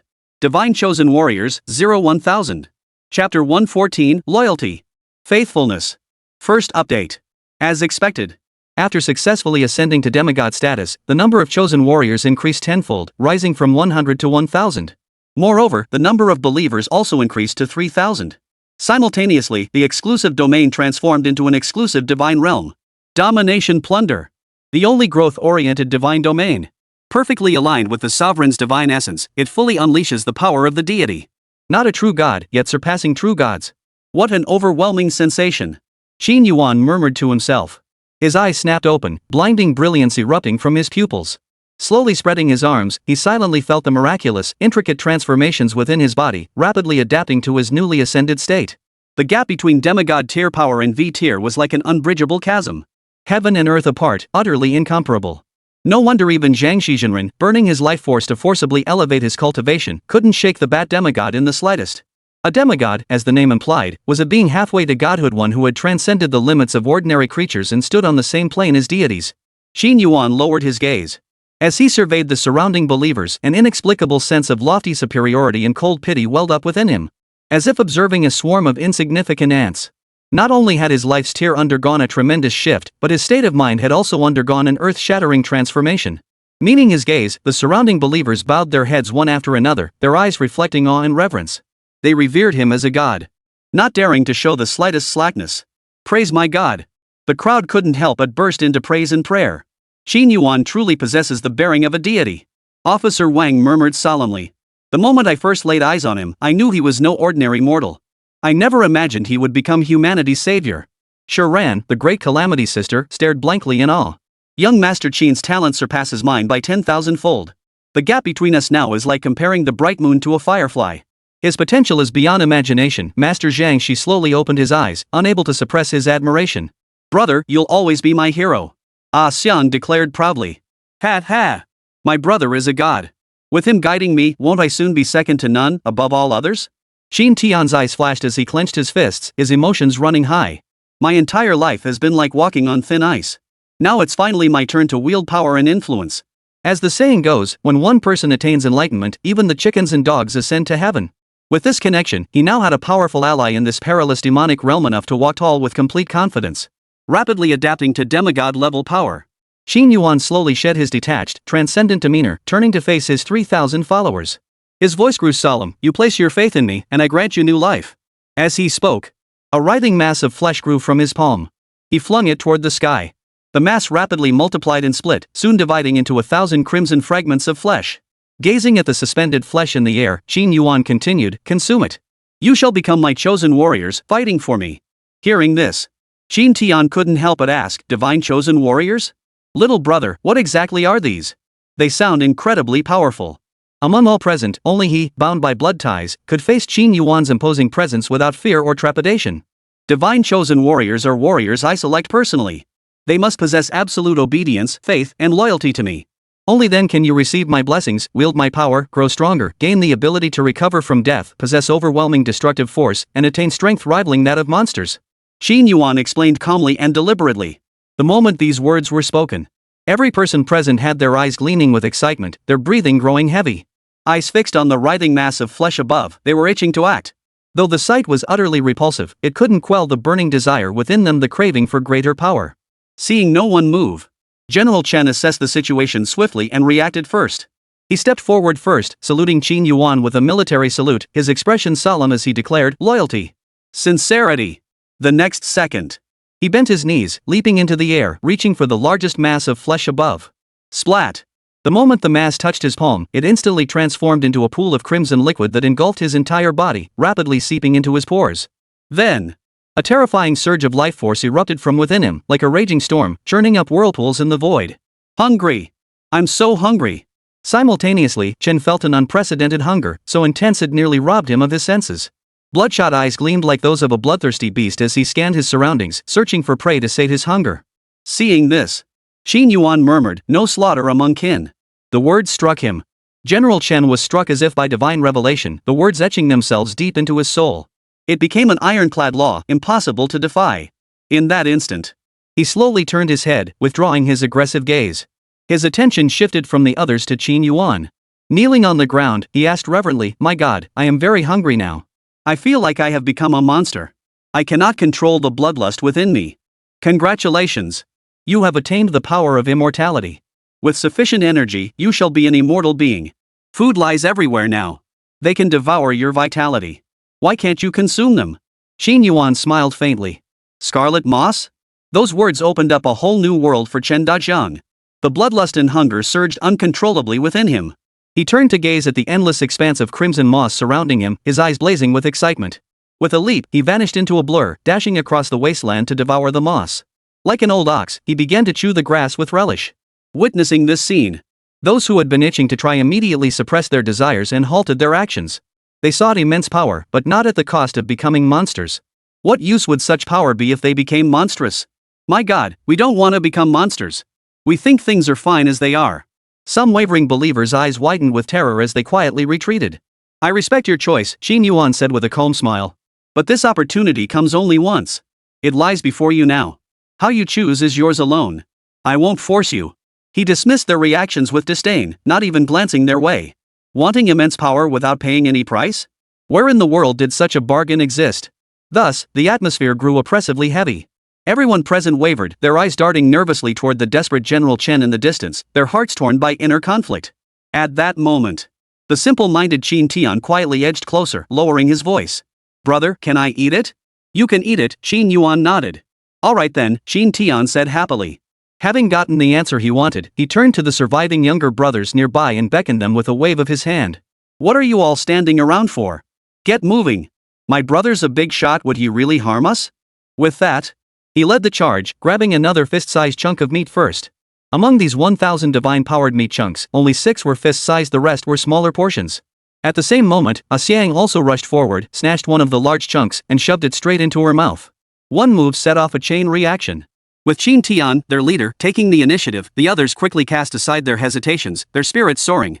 That's right. Second brother saved us, how could he ever harm us? Trust second brother for eternal life. One after another, they stepped forward, grabbing small chunks of flesh and stuffing them into their mouths. It melted the moment it touched their tongues. In the blink of an eye, surges of intense energy rippled through their bodies. Chapter 115, The Six Divine Messengers' Second Update. Their energy is growing stronger. They were clearly only Tier 1 supernaturals, yet now they've advanced to Tier 2. Operator Bai Shaoling exclaimed in astonishment. Her face was filled with astonishment, her eyes flashing with disbelief as she stared at the 8 subordinates devouring the meat chunks. She murmured to herself, Chief Shi, Chief Wan, these meat chunks truly enhance strength and increase biological energy within the body. What do you think, Wan? Shi Ran hesitated. I don't believe Qin Yuan would harm us. Since he called this writhing flesh a gift, it must offer benefits. Perhaps there's a price to pay, but what choice do we have? Officer Wang frowned slightly, glancing around with a look of helplessness and anguish in his eyes. He sighed and said, our situation now is extremely dangerous. Without strength, we cannot survive. To protect everyone's safety, I choose to trust Qin Yuan. Deep down, he understood clearly that in the grand scheme of things, only survival held hope. Otherwise, all dreams and intentions would remain empty words. All right. I trust you, Shi Ran declared with unwavering resolve. At that moment, she made a silent vow within her heart. For the sake of her convictions, she chose to join Qin Yuan's side. Even if it meant becoming a monster, nothing could terrify her. As long as she could gain greater power to protect what she cherished, she was willing to sacrifice everything, her appearance, her figure, even the prospect of becoming a monster. Not a single moment of hesitation. While others still hesitated, the 3 of them decisively selected the last 3 large meat chunks floating in the air. They swallowed them whole. They felt their blood boil within, as if something twisted, grew, and multiplied within their organs. A peculiar power surged through their limbs and bones. Their biological energy began to surge rapidly. Genetic chains within their bodies fractured and mutated. Praise my God! Bai Shaoling murmured instinctively. Feeling the changes within her, she murmured the words, her gaze toward Qin Yuan growing increasingly mesmerized and reverent. Simultaneously, a faint yet undeniable bond formed between her heart and Qin Yuan. Her power level had successfully ascended from Tier 2 to Tier 3. Beyond her existing B-grade talent, perception, she now possessed another formidable ability. The power to play with fate. The extraordinary power to manipulate puppets and toy with destiny. Without a doubt, the 6 flesh masses corresponded to the 6 divine powers of the sovereign deity. They respectively represent the powers of plunder, fate, destruction, freezing, suppression, and communication with the underworld. And she was fortunate enough to receive the portion of divine power that Qin Yuan wielded over fate. Qin Yuan didn't deceive us. He was right. I truly received his blessing and became a chosen warrior, Officer Wang declared, his voice thick with emotion. He had devoured the freezing flesh mass, gaining the snow demon's power to freeze all things in the world. This ability perfectly complemented his C-rank talent, Guardian Shield. I received the power of destruction, De Xiong Mei Ran murmured. As a terrifying energy gathered between her eyes, a wave of astonishment washed over her. These meat masses truly contained immense power. The power of destruction. Combined with her Atir talent, mind reading, her eyes could now unleash a beam of destruction. Not only could she see through an enemy's thoughts, but she could also cause anyone she glared at to explode, utterly terrifying. Her strength had also surged dramatically, advancing from Tier 2 to Tier 3 as she tapped into her innate abilities with increasing mastery. Brother, just how powerful are you? I've actually gained the ability to seal everything. Qin Tian exclaimed, gesturing wildly. Sealing spirit power. He clenched his fist, intricate patterns of sealing runes appearing on his palm. With each punch, he wielded the power to suppress all things. After finishing a flurry of punches, he stood still, his eyes blazing with excitement. I feel like I could take on 10 destruction-level monsters, he declared. I've obtained brothers, Tongyu, power, Xiang said happily. A smile spread across her exquisite features. A sweet smile spread across her face. With a flicker of intent. Her delicate form gradually faded and grew faint, eventually dissolving into the void as she entered the state of penetrating the void. Her figure vanished without a trace. The next second, she materialized out of thin air, ghostly and elusive, her movements impossible to track. Meanwhile, General Chen, having exerted every ounce of strength, finally sated his ravenous hunger. He devoured every trace of moss within hundreds of meters, leaving only bare earth exposed. After gorging on grass, he successfully broke through from Tier 3 to Tier 4. He fully absorbed the immortality factor, gaining extraordinary self-healing abilities, along with a weakened version of the predation power, devouring other creatures to absorb their energy. I've broken through.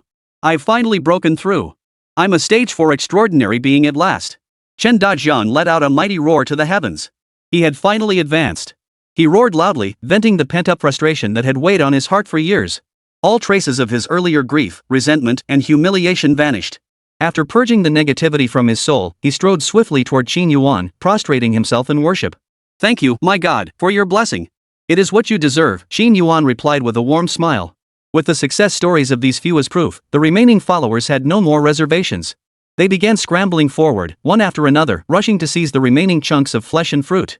Even becoming monsters held no fear. People trampled over each other, jostling and pushing, revealing the true nature of humanity. Soon, the floating chunks of flesh vanished completely, devoured and divided among the crowd. Having absorbed the 6 great flesh powers, Qin Tian, General Chen, Officer Wang, and the others approached Qin Yuan. They lined up in a row, waiting silently for Qin Yuan to speak. After consuming the flesh masses, a powerful bond formed between them and Qin Yuan. They could not defy his will or thoughts. A single thought was enough for them to grasp Qin Yuan's intentions. Now that you possess my abilities, you are my most loyal divine emissaries. You must fight for me, conquer this world in my name, and seek out our scattered human kin across the lands, Qin Yuan declared solemnly. Loyalty. Devotion. General Chen stepped forward, the first to pledge his allegiance. The more he grasped his newly acquired power, the more he understood Qin Yuan's terrifying nature. This was a god. An existence beyond compare. Gazing upon the other, his heart held only submission and reverence, incapable of harboring any other thought. Seeing this, Officer Wang, Ran, and the others all saluted solemnly, declaring in unison, loyalty. Sincerity. Very good, Qin Yuan said with satisfaction. He harbored no concern that those who had consumed his flesh and blood would betray him. Having learned from the precedent of the year-old girl, he maintained a stance of suspicion toward everyone, naturally keeping a reserve. Should anyone show signs of wavering faith, he would detonate the flesh within them without hesitation, leaving absolutely no opportunity for betrayal. From this day forward, you shall be my 6 divine envoys. Lead the chosen warriors, proclaim my divine might, and hunt down every monster. He then bestowed divine titles upon the 6 in turn. Qin Tian became the Divine Fist Divine Messenger, Officer Wang the Guardian Divine Messenger, the Deadly Sister Ran the Destruction Divine Messenger, General Chen the War Divine Messenger, Operator by Xiaoling the Puppet Divine Messenger, and Xiang the Spirit Communing Divine Messenger. Each commanded 500 divine chosen warriors under their banner. Chapter 116, Uninvited Guests Part 1. At the same time, the other divine chosen warriors had also absorbed the power of the flesh fruit, their physical abilities and functions vastly enhanced. They possessed monstrous physiques. They could now ignore the contamination and corruption of monsters and strange forces. Even if they touched the crimson moss with bare hands, they wouldn't be parasitized by its spores. In fact, they could grab handfuls and eat the moss directly to satisfy their hunger. Mom would never have to worry about moss infection again. Praise my God. The assembled divine chosen warriors couldn't help but exclaim in awe. They turned their gaze toward Qin Yuan, their eyes filled with awe and gratitude. He had granted them a new lease on life. The next instant, one by one, they fell to their knees, prostrating themselves in worship. Their lips moved ceaselessly in praise, the scene resembling some grand, sinister ritual. Devout and loyal. As they sensed the changes in their bodies, they realized they hadn't transformed into the monsters they'd feared. Instead, they'd gained an extraordinary, unimaginable power. They were overjoyed. I've gained immunity to moss infection. Good heavens!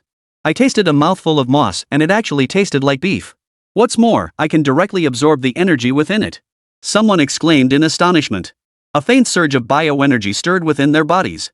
This discovery instantly lifted everyone's spirits. Hearing his reminder, someone in the crowd immediately chimed in, exactly. It feels just like dining at the Peace Hotel. You can increase your energy by eating. If that's true, then our roles with the monsters are reversed. Who's the hunter and who's the prey? Who's food for whom? It's all up in the air now. A cold gleam flashed in someone's eyes as they instinctively swallowed hard. Killing intent surged. They yearned to devour a mouthful of the monster's flesh and blood at once. Seeing their state, the others who hadn't managed to grab a flesh fruit instantly wore expressions of frustration and regret. They gritted their teeth so hard they nearly shattered their molars. Envy and jealousy burned in their eyes. Meanwhile, the bat demigod had just returned to his domain, Howling Gorge. Before he could tend to his wounds, a group of uninvited guests arrived outside the castle. Among them stood none other than the tentacled monster and the age-defying maiden Chunlan, both familiar faces to Qin Yuan. Prince Ra, old friends have arrived. Why haven't you come out to greet us? The tentacled creature stood outside the castle with the high school girl in tow, its countless tentacles quivering in the air, emitting a series of peculiar sonic frequencies. With a creak, the heavy stone gates of the fortress creaked open slowly. Prince Ra, the bat demigod, emerged with a deathly pallor, followed by the skeleton and satyr lords. Spotting the two, the satyr lord discreetly leaned close and whispered, "Your Highness, these are the minions of the fearsome deity I mentioned." Never imagined they'd come knocking themselves. Mordeth, my old friend, when did you ascend to a divine being? Prince Ra asked in astonishment. Clearly, he recognized the other, and the tone suggested a close relationship between them. Seeing his weakened state, the tentacled creature couldn't resist waving its appendages in triumph. Fla, it boasted, a few days ago, I stumbled into the temporal tide and luckily obtained half a time crystal. Ha! How did you two get injured? Back in the day, when we fought together in the God War, I never saw you looking so battered. Damn it!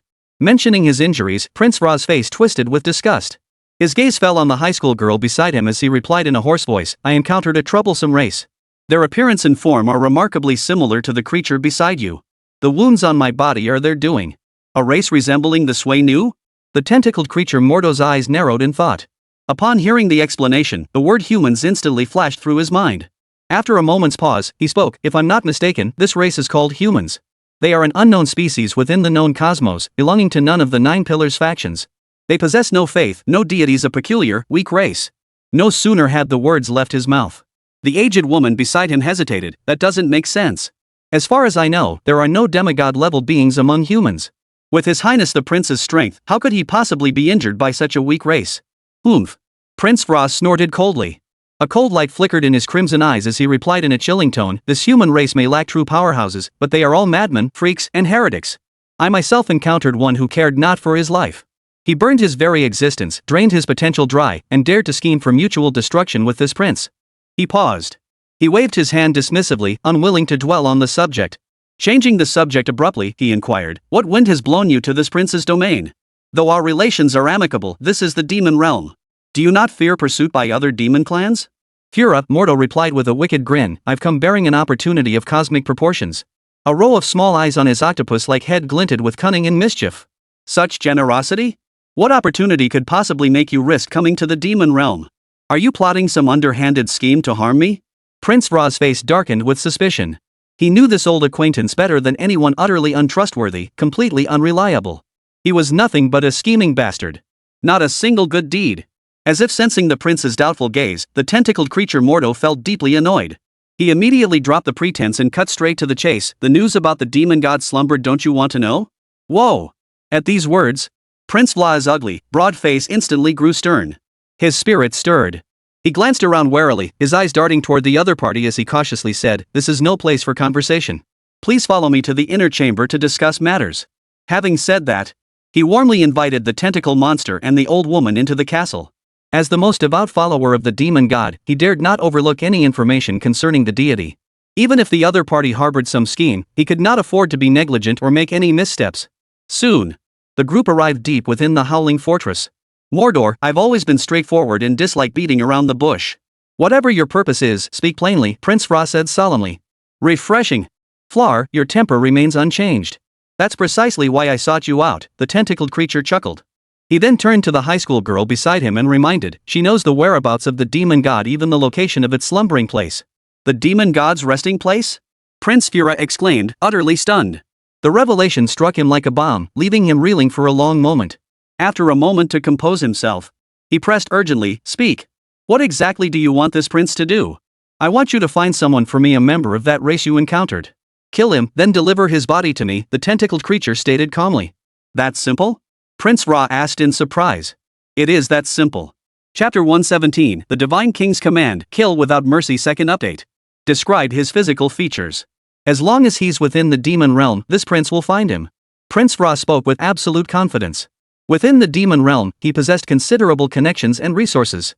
Locating a person was a task he could accomplish with ease. Upon hearing this, the tentacled creature's eyes lit up. It turned to the female attendant beside it. Noticing its gesture, the attendant understood immediately and began explaining. His name is Qin Yuan. Human race. Strength unknown. Possesses an eerie ability to plunder. She proceeded to describe Qin Yuan's appearance and height in detail, even taking out a brush to paint a lifelike portrait of him. It depicted a sunny, handsome young man, sharp eyebrows, starry eyes, a chiseled face, and a faint smile playing at the corners of his mouth. His hands were tucked into his pockets, radiating an air of carefree confidence. The portrait was lifelike and vividly detailed. Whoa! Prince Vla exclaimed in surprise. It's him? The moment he saw the portrait, his expression changed abruptly, a flicker of shock and doubt darting through his pupils. No way! Such a coincidence? How could it possibly be that pestilence incarnate? Noticing this, the tentacled creature Mordo blinked, sensing something amiss. He asked suspiciously, You've seen him before? This fellow, Prince Vra explained, his face contorted with fury, I've dealt with him before. He's a heretic, a blasphemer. His methods are utterly treacherous. Despite being merely AV tier, he possesses a complete divine essence. What? He possesses a divine essence? Mordo exclaimed in utter shock. The countless eyes covering its forehead all snapped open at that moment, staring wide in disbelief. Every single one glowed with utter astonishment. How is that possible? How much time has passed since then? Qin Yuan has already broken through to V tier? Sui Nu shrieked. A sharp, explosive sound erupted from her mouth. In an instant, her fair face turned deathly pale. Uncontrollable terror of being dominated by him surged through her mind. Her slender body shook violently, trembling like a sieve. She trembled in terror. What the hell is this guy's background? How does he have such incredible luck, possessing another complete divine essence? Damn it! Is he the bastard son of the goddess of fortune? The tentacle monster couldn't help but curse under its breath. If it remembered correctly, the last time it had encountered Qin Yuan within the temporal tides, the man had been nothing more than a lowly tier 3 being. How much time had passed since then? Damn it, this guy's grown way too fast. Not only had he broken through to tier 5, but he'd actually obtained a divine essence. A divine essence. The power representing the status of a true god. The supreme power countless divine beings dream of. What a bloody monster. No wonder that stinking bat looked like it had swallowed a fly. Faced with the might of a divine essence, they had no chance of breaking through, only escape remained. The power of a true god stems from suppression at the very level of power itself. Only another true god can counter it. For a moment, the atmosphere in the chamber grew eerily tense. The silence was almost palpable. The silence stretched on. Prince Vla was the first to break the calm. The man you seek, Qin Yuan, is in the Crimson Wastes. If you wish to kill him, you may go now. This prince will not stand in your way. He paused. He added, I am currently wounded and unable to accompany you. As for the plan to hunt him down, it requires careful consideration. The tentacle monster was speechless. Bastard! That stinking bat was still the same coward as ever. Its mouth opened slightly, hesitation visible on its face. Blah, don't you want to know the location of the demon god Slumber? Though I am curious, I have no desire to die, Prince Ra replied, his expression unreadable. He knew exactly what mattered most. As for that damn demon god? Compared to his own survival, it wasn't worth a single hair on his body. Otherwise, he wouldn't have survived the Divine War all those years ago. Fla, this is your chance. Hunting this human may seem perilous, but it's also an opportunity. Don't you yearn to become a true god? That's divinity we're talking about. How dare a mere mortal lay claim to such power? The tentacled creature pressed on with its seduction. Faced with such a blunt refusal, it refused to give up, determined to try persuading him once more. Friend, we can join forces once more, just like back in the day when we fought side by side. No challenge could ever stand in the way of us brothers. Opportunity favors the prepared. I'm willing to take the gamble. Will you aid me? Hearing this, Prince Fra fell silent, his eyes flickering as he weighed the pros and cons in his mind. hesitation gripped him. At that moment, A knock sounded on the stone door of the secret chamber. thump, thump, thump. The hoarse voice of Lord Skeleton came from outside. Your Highness, His Majesty the Mountain Lord has issued a divine decree. The divine messenger awaits within the castle. I am aware, Prince Vla responded. Turning to the tentacled creature beside him, he gave a slight nod, his expression apologetic. Moto, I'm sorry, but we'll have to discuss this matter later. The true god of the mountain has issued a divine decree, and I must excuse myself for now. With that, he opened the stone door to the secret chamber and followed the skeleton lord toward the castle's banquet hall. Within the hall stood a 3-meter-tall, eagle-headed humanoid monster. Its gaze was piercing, and its aura was profoundly potent, clearly another demigod-level creature. Holding a scroll of parchment, it stood arrogantly in the center of the hall, radiating an aura that warned all to keep their distance. So it is the Eagle King's divine messenger. What brings you to my domain? Prince Vla asked in a subdued tone. The true god of the mountain's decrees, the Dark Lord has issued an oracle. A new alien true god has emerged within the demon realm. Locate this foreign deity and eliminate it by any means necessary. Any negligence will be met with unconditional execution, the Eagle King's divine messenger declared in a deep voice. He unrolled the parchment scroll in his hand, his expression solemn and unyielding as he read aloud its contents. A foreign true god? Prince Vla raised an eyebrow. After hearing the decree from the divine edict, he couldn't help but feel a surge of doubt in his heart. The Dark Lord God, one of the 4 great gods of the demon realm, wielded the power of darkness and commanded billions of followers. His strength and status were second only to the 2 god kings, making him the most powerful among the great gods. What kind of foreign true god could possibly attract the attention of the Dark Lord? Noticing his dazed expression, the Eagle King's divine messenger immediately flashed displeasure and barked, Fura. Receive the decree. This messenger is pressed for time and must deliver the divine edict to other domains. Yes, your divine majesty. Prince Vra receives the decree. I shall execute the divine edict with utmost diligence, daring not to slacken in the slightest. Prince Vra snapped back to his senses and hastily declared his resolve. As he spoke, he leaned closer, lowering his voice as he asked curiously, Honorable divine messenger, is there anything particularly distinctive about this foreign true god? Otherwise, even my subordinates who discovered him failed to recognize his identity. Upon hearing this, the Eagle King's divine messenger softened slightly and mused, the divine oracle offers no explanation for your question. However, this divine messenger once heard the mountain lord mention that such an extraordinary deity is a newly ascended true god. He has forged a unique divine essence, causing countless deities within the pantheon to be astonished. A unique divine essence? Upon this reminder, Prince Vla's eyes lit up, and the image of a certain person involuntarily surfaced in his mind. Chapter 118, Well-Meant Efforts, Great Battle Approaches. Third update. Within the sanctuary, true immortal Zhang Shi's expression grew grave as he surveyed the 1,000 enhanced divine chosen warriors before him. Concern flickered in his eyes, and he couldn't help but step forward to Qin Yuan. Young friend Qin, he asked, what are your plans moving forward? My plans? Qin Yuan's gaze swept across the assembly as he pondered briefly. Naturally, we must first leave the Crimson Wastes. Then I shall seek out my mother. If opportunity allows, I shall also inquire about my father's whereabouts. No sooner had he spoken. Qin Tian immediately chimed in, yes, fine mom. I'm terribly worried about her safety right now. This place is no longer safe.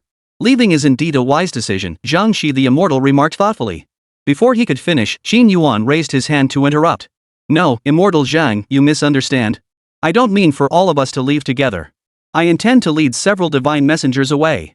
At these words, Zhang Shi's expression turned unnatural, filled with disappointment. He exclaimed in anguish, you don't intend to lead everyone out? Do you want them to fend for themselves in this wasteland? Master, you don't understand. I'm actually doing this for their own good. The Crimson Wasteland may seem perilous on the surface, but it's actually quite safe. Here, monsters above the true god level cannot set foot. Qin Yuan shook his head.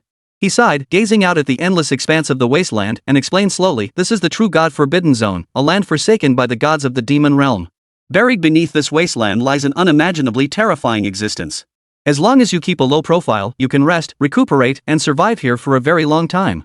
He paused for several minutes. He added another reminder, besides, I've modified their bodies to make them immune to moss parasitism.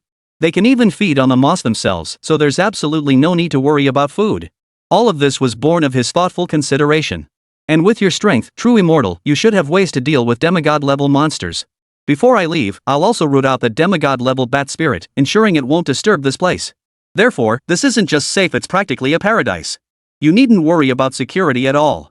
Realizing the depth of his consideration, Zhang Shi felt a wave of embarrassment wash over him. He had judged a noble man by his own petty standards. He felt profoundly ashamed. The next moment, he bowed deeply, clasping his hands together in a traditional gesture of apology. "Young friend Qin, this humble monk misunderstood you. I apologize. I never imagined you had already arranged a retreat for everyone. Truly, your intentions are noble. I am no match for you." Everyone had heard their conversation.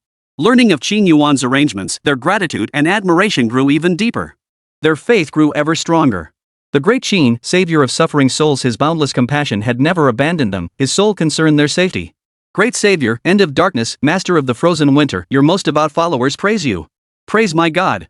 Scattered hymns of praise rose from the crowd. Hearing this, General Chen and his companions, who had been waiting quietly nearby, immediately declared their allegiance. With solemn expressions, they stated, "Our God, Qin Yuan, we are your most loyal divine emissaries. We obey your commands." "Very well. Those who utter my true name shall attain eternal life," Qin Yuan declared, lifting his head proudly. He felt deeply satisfied with the crowd's response. He straightened his chest. He raised his arm, clenched his fist, and proclaimed loudly, "I am Qin Yuan, Yuan of the Abyss. I am the sovereign God, ruler of all creation, commander of the celestial pantheon. Those who believe in me shall enter the heavenly kingdom and enjoy eternal life." As his words fell, a chorus of praise erupted in perfect unison within the sanctuary. "Praise the sovereign!" they chanted in unison. The scene was utterly awe-inspiring. Seeing this, Qin Yuan raised his hand and made a downward motion. In the next instant, the entire space fell silent. You could hear a pin drop. Without a word, all eyes turned to him in unison, their gazes earnest as they listened intently to his divine decree. At that moment, Qin Yuan turned to General Chen in the crowd and declared solemnly, "War God's messenger, as a former military commander, you possess knowledge of all weapon stockpiles and security layouts within the shelter. I command you to garrison the shelter and safeguard everyone's safety. Loyal. Faithful." General Chen stepped forward, his expression solemn. He saluted earnestly and declared, "Your divine command is obeyed." Next, Qin Yuan turned to Officer Wang and said, "Guardian Divine Messenger, you were formerly the chief of the Public Security Bureau. I know you care deeply about everyone's safety. I won't make things difficult for you. Assist the War Divine Messenger in guarding the shelter." "Thank you." Officer Wang's eyes flashed with gratitude. Though he had become a chosen warrior, his faith in Qin Yuan was not wholehearted. Even after being appointed an envoy, protecting the people remained his foremost priority. Qin Yuan saw this clearly, choosing not to expose his insight. He neither pressured nor excluded him. In fact, driven by the last shred of humanity within him, he went out of his way to assist him. Sow good deeds, reap good rewards. After making arrangements for Officer Wang, he turned his gaze to the single ponytail operator beside him. She met his gaze. By Xiaoling, now titled the Puppet Divine Messenger, timidly declared her intentions first, "Praise the sovereign. I wish to follow in your footsteps." "As you wish," Qin Yuan replied with a faint smile. Then he turned his head, shifting his gaze to the beautiful, fierce-looking girl beside him. "Praise the sovereign, I wish to grow stronger. I want to venture out into the world."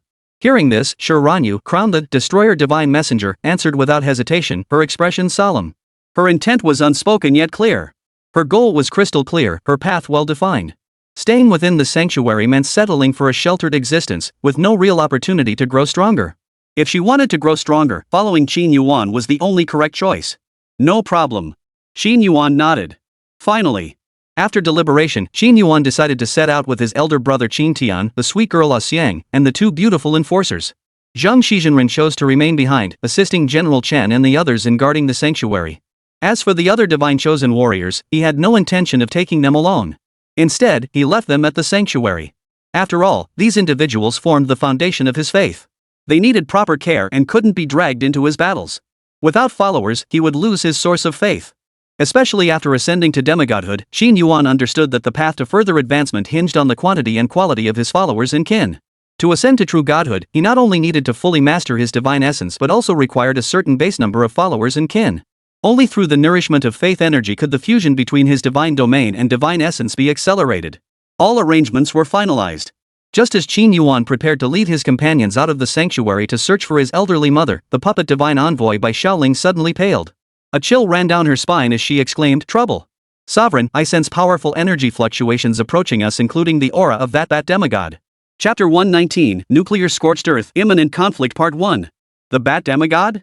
At her warning, Qin Yuan narrowed his eyes, his pupils blazing with icy murderous intent. Heaven offered a path, yet you refused to walk it. Hell held no gate, yet you forced your way in. I didn't seek trouble with him, yet he comes knocking. That damned monster dares return, fearless of death? Truly ignorant of its own mortality. Send the word. Assemble all chosen warriors. Prepare to hunt down the monster.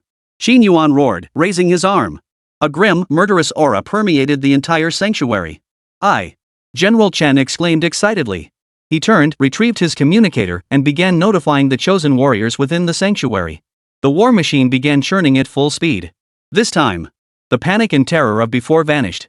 Instead, they were all eager and ready, itching for action, radiating a bloodthirsty, frenzied energy. They couldn't wait to engage the monsters in battle, to avenge their fallen comrades. Their fighting spirit surged. Kill! Kill! The chosen warriors roared in unison, their killing intent piercing the heavens. Each seemed pumped full of adrenaline, utterly fearless. Every firearm, thermal weapon, and nuclear cannon was brought out. Everyone was armed to the teeth, each person equipped with a weapon. All, regardless of age or gender, stood ready for battle, waiting only for the monsters to strike again. They now had no retreat, only a fight to the death. There was no retreat. Right now, I'm terrifyingly strong. I'll take on 10 monsters.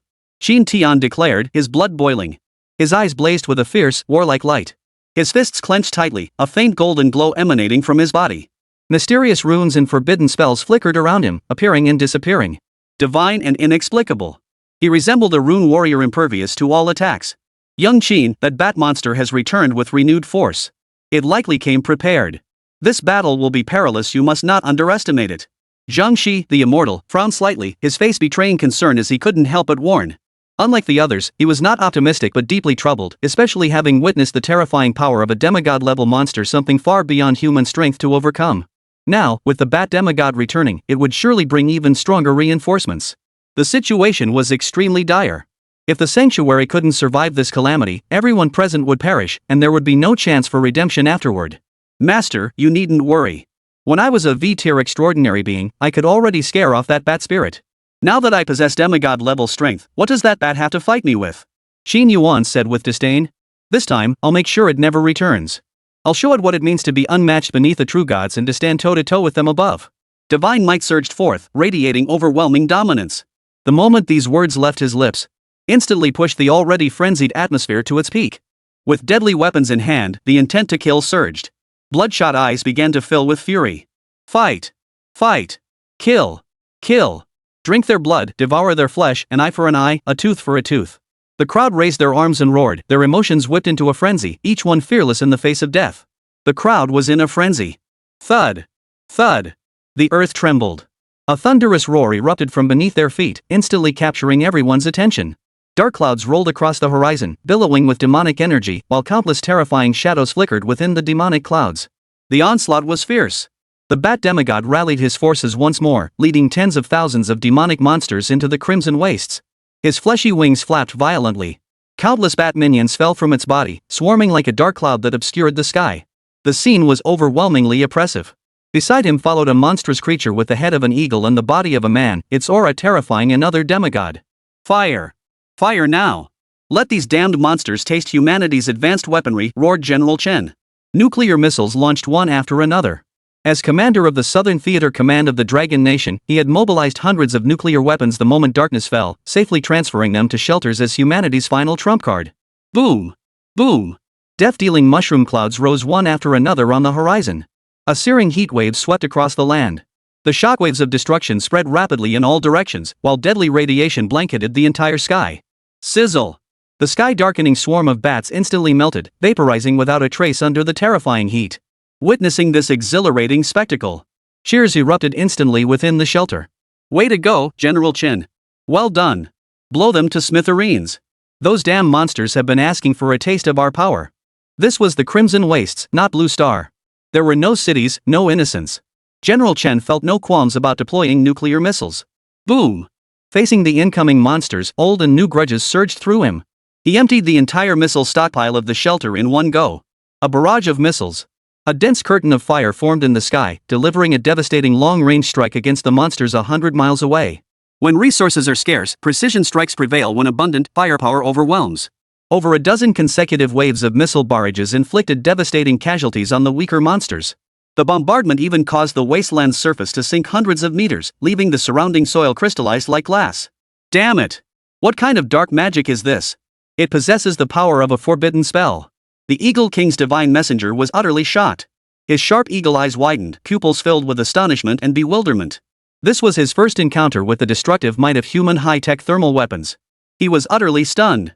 Though these missiles were ineffective against demigods, they proved devastating against most monsters. Flesh and blood simply couldn't withstand the energy unleashed by such high-yield nuclear explosions. Instant vaporization. Even the powerful regenerative abilities of a Lord-level monster were rendered useless. The mountain ogre lord lay sprawled on the ground, half its body torn to shreds. Blood gushed from its mouth in great gulps as it lay motionless, mortally wounded. Damn it! What kind of weapons are these? The mountain ogre lord wailed in agony. The skeleton lord fared much better. Having endured the nuclear blast's radiation, it suffered no fatal injuries. Instead, its pristine white bones now glowed with a dazzling radiance, as if coated in a layer of glaze, a truly peculiar sight. Enough! Prince Vlaho roared, his eyes bulging with fury. Gazing at his minions, slaughtered and reduced to nothing but bones, his rage boiled over, distorting his hideous, massive face. His features contorted into a hideous grimace. These men were the last reserves of his domain, the very foundation of his rule over Howling Gorge. Now, before even facing the enemy, his last reserves were wiped out. How could he not be furious? His gaze fixed on the ruined city in the distance. Prince Fra clenched his teeth and spat out, "Hawk God's messenger, I implore you to vindicate me. The foreign deity mentioned in the divine oracle is the god of this human race. They are heretics, blasphemers, a calamity." Hearing this, the eagle god's messenger's gaze turned icy cold. A frenzied aura surged within him as he spoke in a deep voice. "This human race is rather interesting. They appear weak and feeble, yet they possess some skill. They have actually developed technological power to such an extent that it is despised by the gods. But trash remains trash. These weapons cannot harm us demigods in the slightest. A V-tier creature that lucked into a god seed, no matter how formidable, can never turn the tables. Fear not. This divine messenger possesses ample means to eliminate him. The divine essence within his body is mine to claim." With that, he flapped his wings and soared into the sky, transforming into a streak of light as he charged toward the sanctuary. Chapter 120, Crushing Dominance Second Update. Above the sanctuary, the Eagle King Divine Messenger immediately spotted General Chen directing the crowd below. Sensing the V-tier aura emanating from him, he mistakenly identified this man as Qin Yuan, the foreign god mentioned by Prince Fra. After a brief scan, he discovered only 2 V-tier beings below. The rest were beneath his divine gaze. His gaze sharpened. His divine domain expanded outward, locking onto General Chen and immortal Zhangxi with ironclad precision. "Humans," the Eagle King's divine messenger declared from above, "surrender your divine essence. I shall grant you the mercy of a whole corpse." Witnessing this scene, Qin Yuan did not step forward. Instead, he stood quietly among the crowd, hands tucked into his pockets, watching the spectacle with keen interest. "Insolent! You bird man! Who gave you the audacity to shout at this divine envoy?" General Chen roared. Hearing this, the Eagle King Divine Messenger paused, taken aback to encounter a fellow divine messenger here. Suppressing his murderous intent, he forced himself to calm down, his voice tinged with suspicion. "You're a divine messenger too? Which deity do you serve?" "I am the War Divine Messenger." "And what are you?" General Chen stood astride his horse, sword drawn, a rocket launcher in hand, radiating a fierce and domineering aura. "War Divine Messenger? How come I've never heard of such a thing? Which true god's emissary is this?" The Eagle King's messenger raised an eyebrow, a contemplative expression crossing his face. Could it be, this place has already been claimed by another true god? Staring at the other's unflinching demeanor, he momentarily doubted himself, hovering in midair, hesitant to make a move.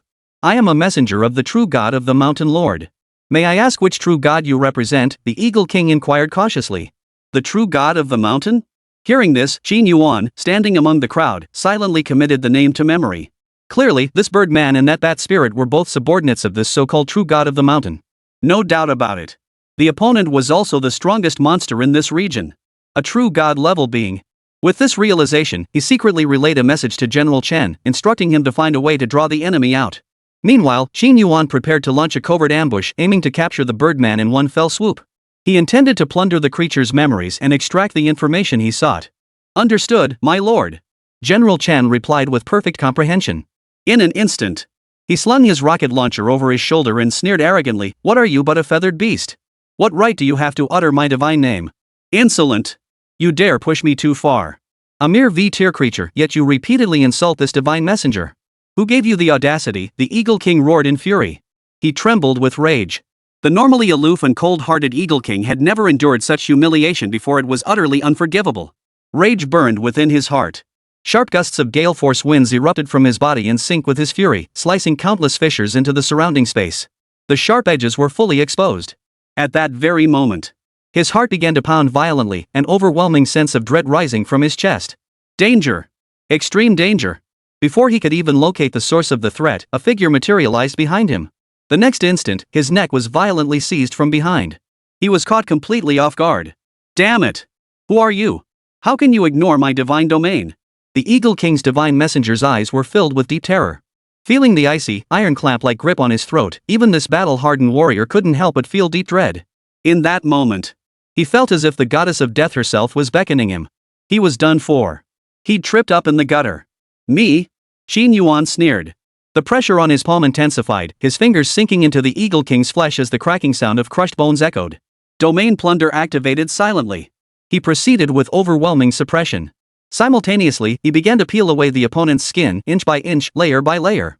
My name is Qin Yuan. The divine essence you crave lies in my hands. Too bad you won't get the chance. You are Qin Yuan? The Eagle King's divine messenger's face flushed crimson as piercing, explosive sounds erupted from his throat. Impossible. Absolutely impossible. Vra said you only possess V-tier strength. How could you possibly be a demigod? He roared hoarsely. He couldn't accept this reality.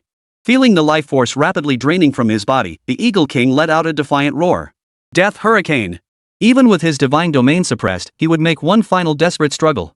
Power erupted wildly within him like boiling oil, and feather after feather coalesced onto his surface. He unleashed his innate talent with all his might. Each feather contained terrifying wind attribute power, carrying the might of destruction as it devoured everything around it. The gale howled, accompanied by ghostly wails. Overreaching! Qin Yuan declared coldly. Gazing at the dense hurricane before him, he raised his hand and struck out. The next second, the sky-filling whirlwinds froze into ice sculptures, shattering at the slightest touch and dissolving into countless specks of dust that vanished into the void. With a sharp crack, the Eagle King's face was torn off, blood dripping freely. Flesh and blood were mangled.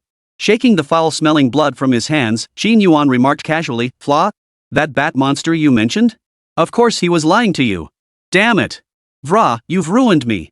The blood-soaked face screamed curses filled with boundless resentment. Unable to rest in peace. How could this happen? How could this happen? Before Prince Vra even arrived, he saw Qin Yuan from afar, one hand gripping the Eagle King's corpse, the other holding a blood-soaked eagle-headed mask.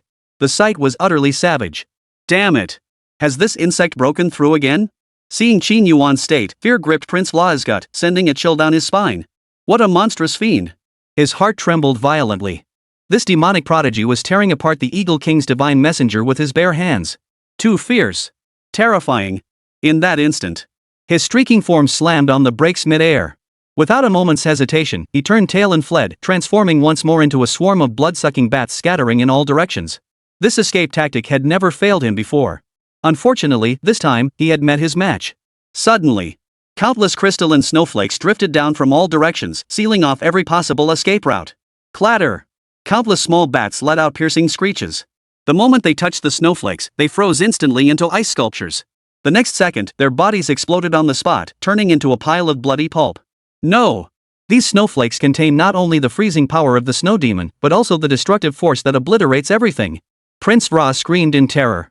Watching his clones fall one after another, he felt death closer than ever before, his mind gradually consumed by terror. Outer God! You outer God! The Dark Lord will not let you off!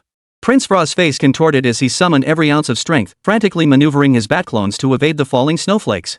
He darted about, attempting to draw Qin Yuan's attention and slip away. If even one bat could escape, he could rise again and start anew. But fate had other plans. Not only did heavy snow begin to fall from the sky, but a terrifying gale also whipped up. The howling blizzard raged. Not a single bat in the air survived, all buried beneath the swirling blizzard.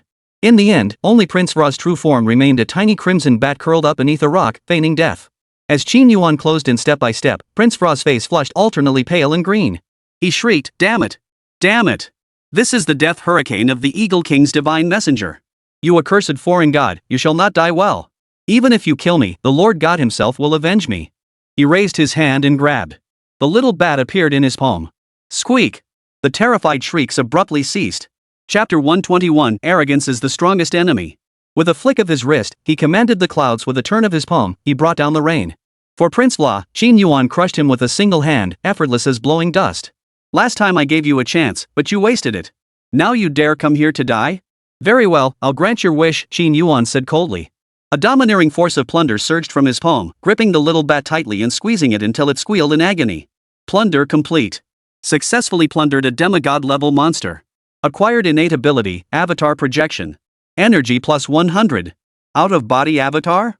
Qin Yuan's lips curved into a faint smile. He hadn't expected this bat monster to be quite so polite, having come all this way. It even presented him with a grand gift. It made him feel a bit awkward.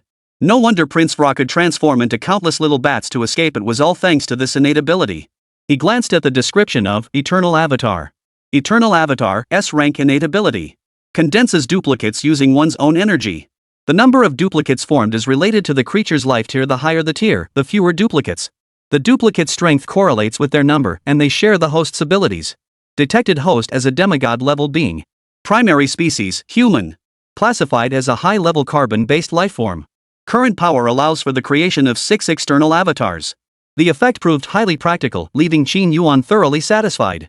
With this ability, he effectively gained 6 extra lives, significantly enhancing his survival options. There are still more good people in this world, Qin Yuan mused. The sanctuary emerged victorious in this battle. Without losing a single soldier, they annihilated the monster army, wiping them out completely and even successfully slaying 2 demigod-level monsters. Morale soared. I knew it. With the protection of the great Qin Yuan, we could never fail. His divine power is boundless. Praise our God, someone cheered excitedly. Demigod-level monsters aren't so terrifying after all. Our God crushed them single-handedly. It was effortless. Praise Qin Yuan. Praise the abyssal God. In an instant, the sanctuary was filled with jubilant atmosphere, as waves of hymns and praises rose and fell. Young Master Qin is too powerful. Among those of equal rank, he is truly unmatched, crushing all with his absolute might, Zhang Shi the immortal thought, secretly astonished. Though the battle had appeared effortless, Qin Yuan had slain 2 demigods with mere gestures at his own level of cultivation. Zhang Shi understood the true horror of Qin Yuan's prowess. In that instant, the young man had unleashed multiple formidable powers to annihilate the demigods. In the mastery of power, Qin Yuan had reached the pinnacle. Unmatched. For him, a casual gesture could unleash a terrifying attack, containing unimaginably powerful destructive force. Absolutely breathtaking. Too strong. My brother is too strong. Those were demigods. My brother slaughtered 2 demigods with a wave of his hand, as easy as drinking water. He's so awesome. Qin Tian exclaimed with overwhelming excitement. Standing where he was, he raised his arms in celebration. As the older brother, he felt immense pride. Better than fighting well is having a brother like that. Having such a formidable younger brother was not only the pride of the Qin family but also the hope of all humanity. I knew I hadn't misjudged him. Qin Yuan's strength is unfathomable, his potential limitless. Demigod isn't his ceiling. Following him might be the wisest choice I've ever made. Sister Sher Rant's eyes flickered as she thought to herself. The sovereign truly lives up to his name. Slaughtering these monsters is as easy as slicing through melons and vegetables. To be counted among the sovereign god's chosen kin, to be personally appointed as his war messenger, I feel boundless glory. General Chen declared with immense pride. The more formidable Qin Yuan appeared, the more convinced Chen became of his own wisdom that he hadn't chosen wrong, that he'd backed the right horse. Unlike that unlucky bastard Gu Ping, who died without even knowing how. At this thought, a wave of secret delight washed over him once more. He sighed inwardly, old Gu, you died a just death. Blame yourself for picking the wrong enemy. You could have kept your seniority and arrogance to yourself. But in the critical moment, you couldn't tell the difference between the big and small kings. If you didn't die, who would? Qin Yuan's formidable display of power once again shook everyone to their core, solidifying their resolve to follow him. They were convinced Qin Yuan was the savior. The light of humanity. The one true God. Only he could protect them and bring them safety. Their faith grew ever more fervent. The rest is up to you. When cleaning up the battlefield, don't forget to finish off the stragglers. Oh, and don't waste the monsters' corpses, they're nourishing food for you. Qin Yuan instructed. Casually tossing the Eagle King's divine messenger's corpse to General Chen and the other divine chosen warriors, he gave a few brief instructions before turning and leaving. He returned alone to the underground shelter, found a quiet room at random, and began studying the memories of the Eagle King's divine messenger. He picked up the eagle-headed mask and gently pressed it against his face. A torrent of complex and chaotic memories surged into his mind, overwhelming him like a tidal wave. In that instant, Qin Yuan mistakenly believed himself to be the Eagle King divine messenger. Had the divine essence not intervened at that critical moment to shield his consciousness, the sheer volume of the Eagle King's memories would have shattered his mind. The memories of a demigod were too ancient and complex to be compared to his own decades of lived experience. The correct approach should be to digest the Eagle King's memories bit by bit, like watching a movie in fast forward, skimming through the scenes, rather than decompressing them all at once and overloading his entire memory. Phew! That was close. Xin Yuan broke out in a cold sweat. Unnoticed, his back was soaked through, his forehead dotted with beads of sweat as fear lingered in his eyes. The next second, he leaned back in his chair, struggling to steady his emotions as he began to reflect on himself. He realized he had become arrogant and somewhat reckless, forgetting that danger lurked everywhere. Lately, his power had risen too quickly, too easily, too smoothly. It had made him lose sight of himself, thinking everything was no big deal. Unconsciously, arrogance and contempt had crept into his heart. He had disregarded every danger. Neglecting risk assessment was a fatal flaw. True strength lies in maintaining a cautious heart. And arrogance is the most formidable enemy. To become a true powerhouse, one must not only master their abilities but also cultivate an inner calm. Neither elated by external gains nor grieved by personal losses. Unshaken by external influences, forever holding on to your original aspirations, never forgetting your mission. This is an important lesson. Xin Yuan murmured to himself. Had it not been for the divine essence protecting his consciousness, he might have already lost himself in the memories of the Eagle King's divine messenger, forgetting who he truly was. In a sense, he would have become the new Eagle King divine messenger merely inhabiting a different body. Calm your mind. He swiftly adjusted his state. Xin Yuan picked up the Eagle King mask once more, preparing to systematically sift through the divine messenger's memories in search of useful information. Soon, he discovered a crucial piece of information within the other's memories. Chapter 122, Many debts bring no worry, many lice bring no itch. Wanted. How could this be? I'm actually wanted? Xin Yuan looked utterly stunned. Thinking he must have misread it, he carefully scanned the Eagle King's memories again. To his horror, he discovered not only was the news true, but its implications were profoundly severe. It had spread across the entire universe. No way. I'm a universe-level wanted criminal? Under these inexplicable circumstances, I've somehow become a celebrity in the pantheon of gods. What was the pantheon? Xin Yuan was utterly baffled. Through the Eagle King's memories, he also learned that the 9 pillars of the pantheon had simultaneously issued divine decrees, demanding severe punishment for him, the heretic god. What the hell? What exactly had transpired? Had his divine essence formation been exposed? Piecing together the intelligence he currently possessed, Xin Yuan rationally deduced that the root of all these problems stemmed from the sovereign, divine essence within his body. It turned out that all beings who had condensed a divine essence, upon becoming true gods, would ascend their divine consciousness to the hall of gods and inscribe their true names there. There was no doubt about it. The moment he plundered the divine essence of the fate-playing true god, he had already been placed on the gods' most wanted list. He had become the bane of all deities. Wanted by every faction. At this moment, countless true gods and sovereign deities were rushing toward the demon realm from every corner of the cosmos. Moreover, the Eagle King divine messenger had appeared in the Crimson Waste specifically to carry out the Dark Lord God's command, to deliver this message to the other lords. The Dark Lord God was one of the 4 great lords of the demon realm, the supreme deity ruling over its southern territories. Under his command were 3 true gods, one of whom the Mountain Lord True God was the deity overseeing this very region. Coincidentally, the Eagle King divine messenger served as his envoy. He functioned much like an ancient feudal governor, a regional overlord with dozens of lords within his domain. Among them, Prince Ra was a demigod-level lord under his command. He controlled marginal territories like the Twisted Mountains, the Crimson Wastes, and the Howling Gorge. So this place I'm in now lies at the very edge of the demon realm. Xin Yuan mused thoughtfully. Gaining insight into the demon realm's geography and hierarchical structure, he formed a rough concept and understanding of this realm in his mind. Currently, his greatest threat comes from the Mountain Lord True God, the most powerful being in this entire region. At the same time, he must guard against threats from true gods elsewhere. Things seem to be getting serious. Xin Yuan mused inwardly. Now that his possession of a divine essence had been exposed, his situation was extremely precarious. As the saying goes, a man is innocent, but the gem he holds makes him guilty. A divine essence of unknown origin was enough to arouse the covetousness of all the gods. And to make matters worse, the 9 pillars had already labeled him a heretic god, an enemy who must be eradicated. Trouble came out of nowhere. Originally, he was merely a mortal enemy of the demon gods, facing the hatred of only their followers and kin, a situation not too dire. Now, however, he had been elevated to mortal enemy of the pillar gods, facing pursuit from all 9 factions. Enemies spread across the entire cosmos. The situation was dire. Fortunately, they still don't know my true identity or power. Perhaps this is an opportunity, Xin Yuan murmured to himself. He lowered his gaze, deep in thought, carefully mapping out his next steps. Now, a question loomed before him: should he remain in the Crimson Wastes? The Crimson Wastes were a land forsaken by the gods, a forbidden realm for all true deities.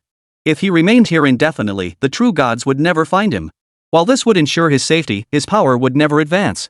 No followers, no kin. In a sense, the Crimson Wastes had become his prison, a cage confining him for life. This outcome was precisely what Qin Yuan refused to accept. After deep contemplation, he ultimately resolved to leave the Crimson Wastes. He would venture out into the world, refusing to hide here forever like a cowardly turtle. Not just for myself, but for Mom too. I need to give her closure. Qin Yuan never ceased worrying about his mother, nor did he forget his year-long pact with the pokerman. The thief remained unfound, with no leads in sight. He dared not gamble, nor take risks. The pokerman's mystery and power still hung over him like dark clouds. Even becoming a demigod couldn't rid him of that unseen gaze. When the deadline arrived, he would still face the pokerman's punishment. He touched the pocket in his chest. The blank card was still there. This card is also a hidden threat. Qin Yuan was at his wit's end. He had tried countless methods: burning it, soaking it, discarding it, tearing it apart. Yet no matter what he did, the card mysteriously reappeared in his pocket the next day, inescapable. The blank card was like an alarm bell, constantly reminding him not to forget the existence of the contract. Unless he found the thief, he would suffer the punishment in their place. Utterly unreasonable. Soon. He resigned himself to it.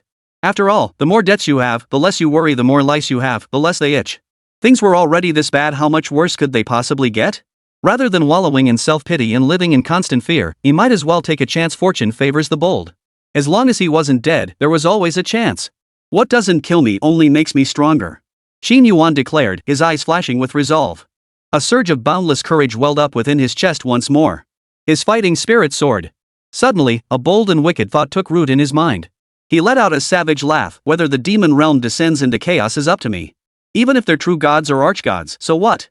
They'd better find my true form first. With that, energy surged within him.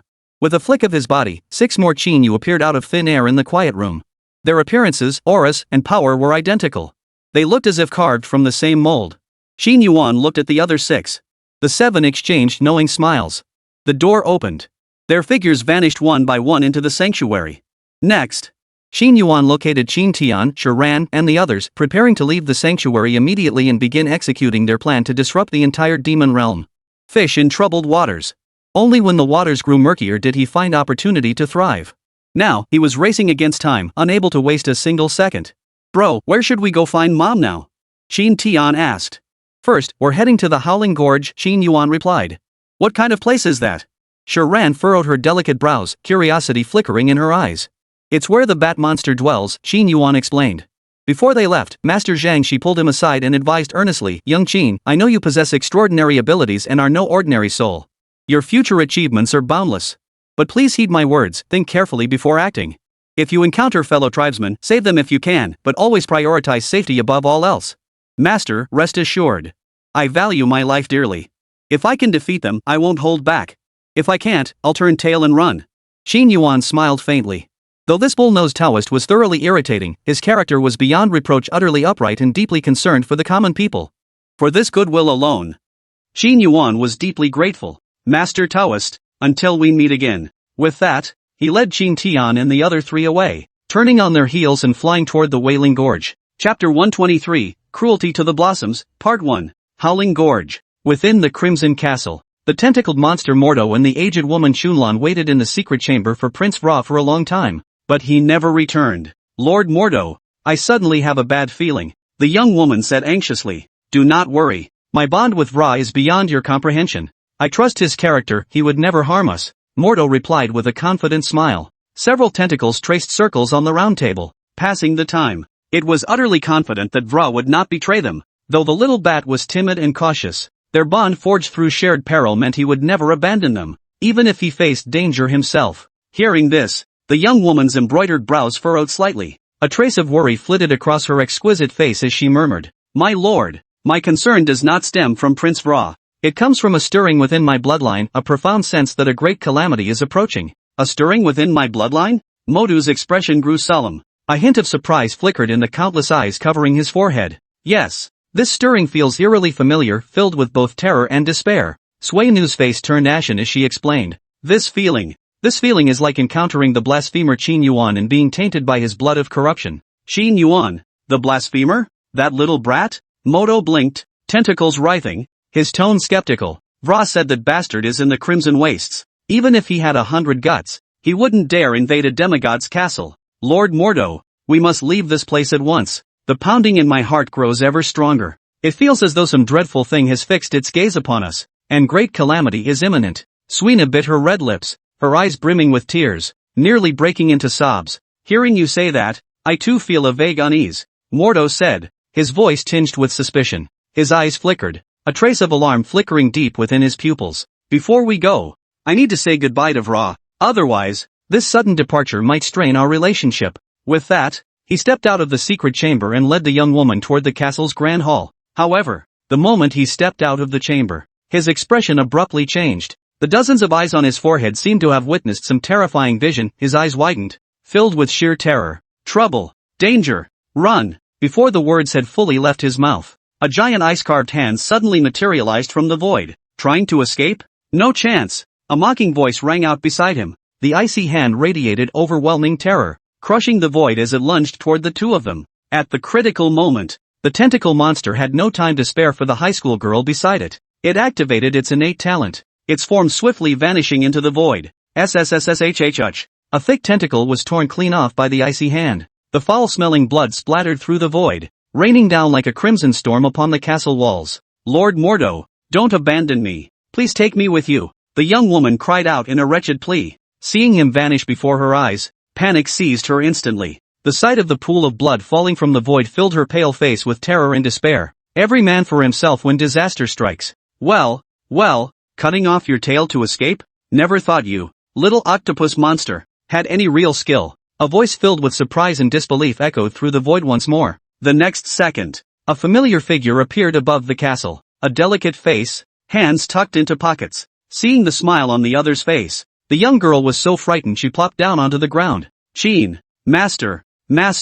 She had intended to address him by name, but the terror of his dominance made her quickly change her words. Kneeling, she begged. Master, I know I've made a mistake. Please spare my life. Spare your life? Qin Yuan sneered coldly. His feet left the ground as he descended rapidly from the sky, appearing before her. Looking down at her, he said, I gave you one chance. Unfortunately, all I got in return was your betrayal. Master, spare me. Master, spare me. Hearing this, the young woman was so terrified she began banging her head on the ground like a pestle pounding garlic. Her slender body curled into a ball as she begged incessantly. It was all my fault for being blinded by greed and trusting that octopus monster. It's all that octopus monster's fault. It forced me with the power of the fiend god.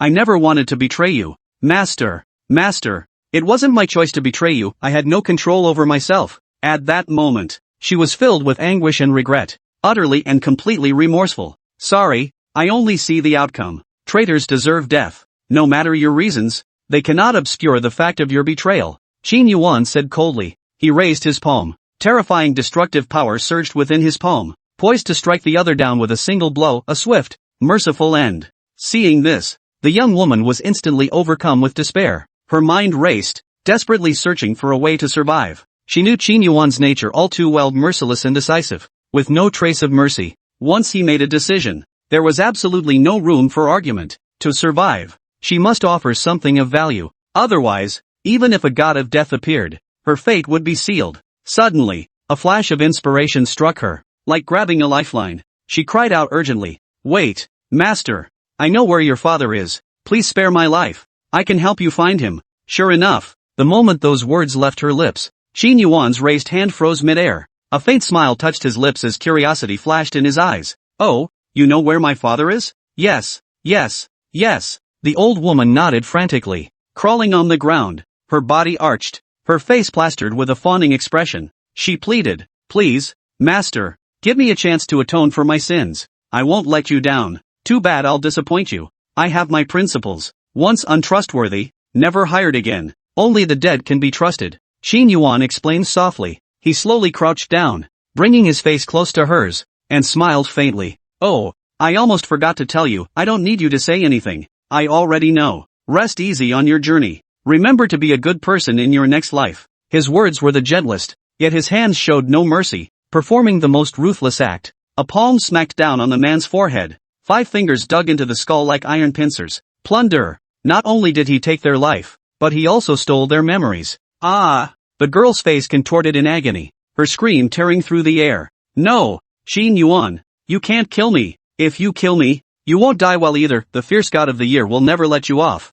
She wailed in agony. Her mouth spewed curses incessantly. Qin Yuan, you monster, heretic, blasphemer. You'll never find peace, even in death. I'll curse you. Put. Her delicate body rapidly shriveled and withered, like a deflated doll. Her voice grew fainter and fainter until it faded into nothingness, leaving behind only a lifeless, pink-skinned corpse. All life drained from her. Her body had been hollowed out. Chapter 124, Occupying Crimson Castle, Second Update. Storm City? Qin Yuan murmured to himself. From the memories of the Eternal Maiden, he saw a city perpetually shrouded in storms, located at the heart of the demon realm. It was called Storm City, the sacred capital of the demon realm, gathering beings and deities from across the cosmos. Within Storm City resided an ancient profession, the High Priest. This figure could divine any event across the cosmos. Locating a person's whereabouts was a trivial matter for the High Priest. He stroked his chin thoughtfully. Qin Yuan's eyes narrowed in contemplation. To find my mother and that gambling addict of a father,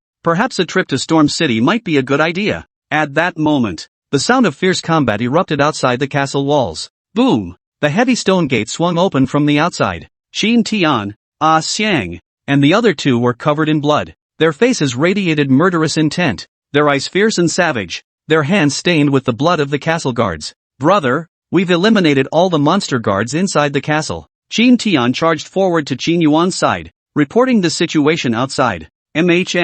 We've seized this bat monster's castle. The rest is up to you. Organize the alien races within the castle. Keep those willing to swear allegiance to me. Kill those who refuse. Qin Yuan nodded absently. The divine domain rapidly unfolded, enveloping the entire Crimson Castle. With a brief scan, he immediately detected numerous other monstrous creatures within the castle, grotesque in form, all possessing mutant-level or scourge-level strength, equivalent to Tier 1 and Tier 2 extraordinary beings. Their numbers reached a staggering 30,000. Apart from the thousands of combat-capable monster guards who had already been slain, the remaining creatures were essentially civilians and slaves under Prince Ra's rule, posing little significant threat. These monster commoners and slaves were perfect subjects for him to harvest faith and cultivate followers. Upon hearing this command, Shi Ran and Bai Shaoling exchanged a glance and declared matter-of-factly, "Praise the sovereign! It is their honor to be granted the privilege of worshipping our god. Should they prove ungrateful, their deaths would be just." With that, the two turned and strode toward the castle,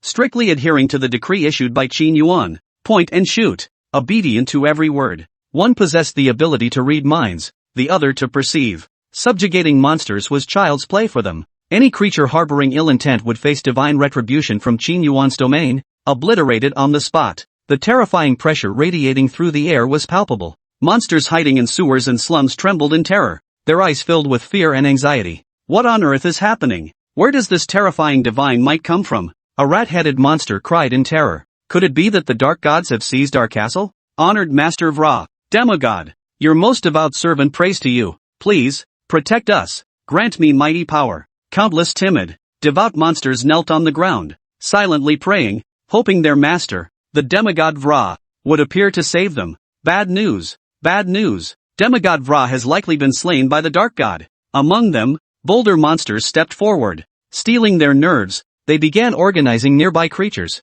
scheming to flee the city. Better to rely on oneself than others. Their demigod master was utterly unreliable. Staying meant certain death. Terrified of the unknown evil god, they dared not linger a single minute longer within the castle walls. In the demonic realm, the weak are prey, the strong reign supreme. Without power, one becomes nothing but food or a slave. The only fate awaiting them was death. Chaos erupted within the castle walls. Strange figures darted frantically through the halls, while a shadow of dread settled over their hearts. This development undoubtedly made Shi Ran and Bai Shaoling's work more difficult. Qin Yuan observed the situation unfold but showed no intention of intervening. He wanted to use this incident to gauge their professional capabilities. After all, he kept no useless people around him. If they couldn't even handle recruiting followers properly, he would have to seriously reconsider whether to keep these two women by his side. He had a monumental task ahead, one of utmost importance where even the slightest flaw or error was unacceptable. I hope you won't disappoint me. Within his divine domain,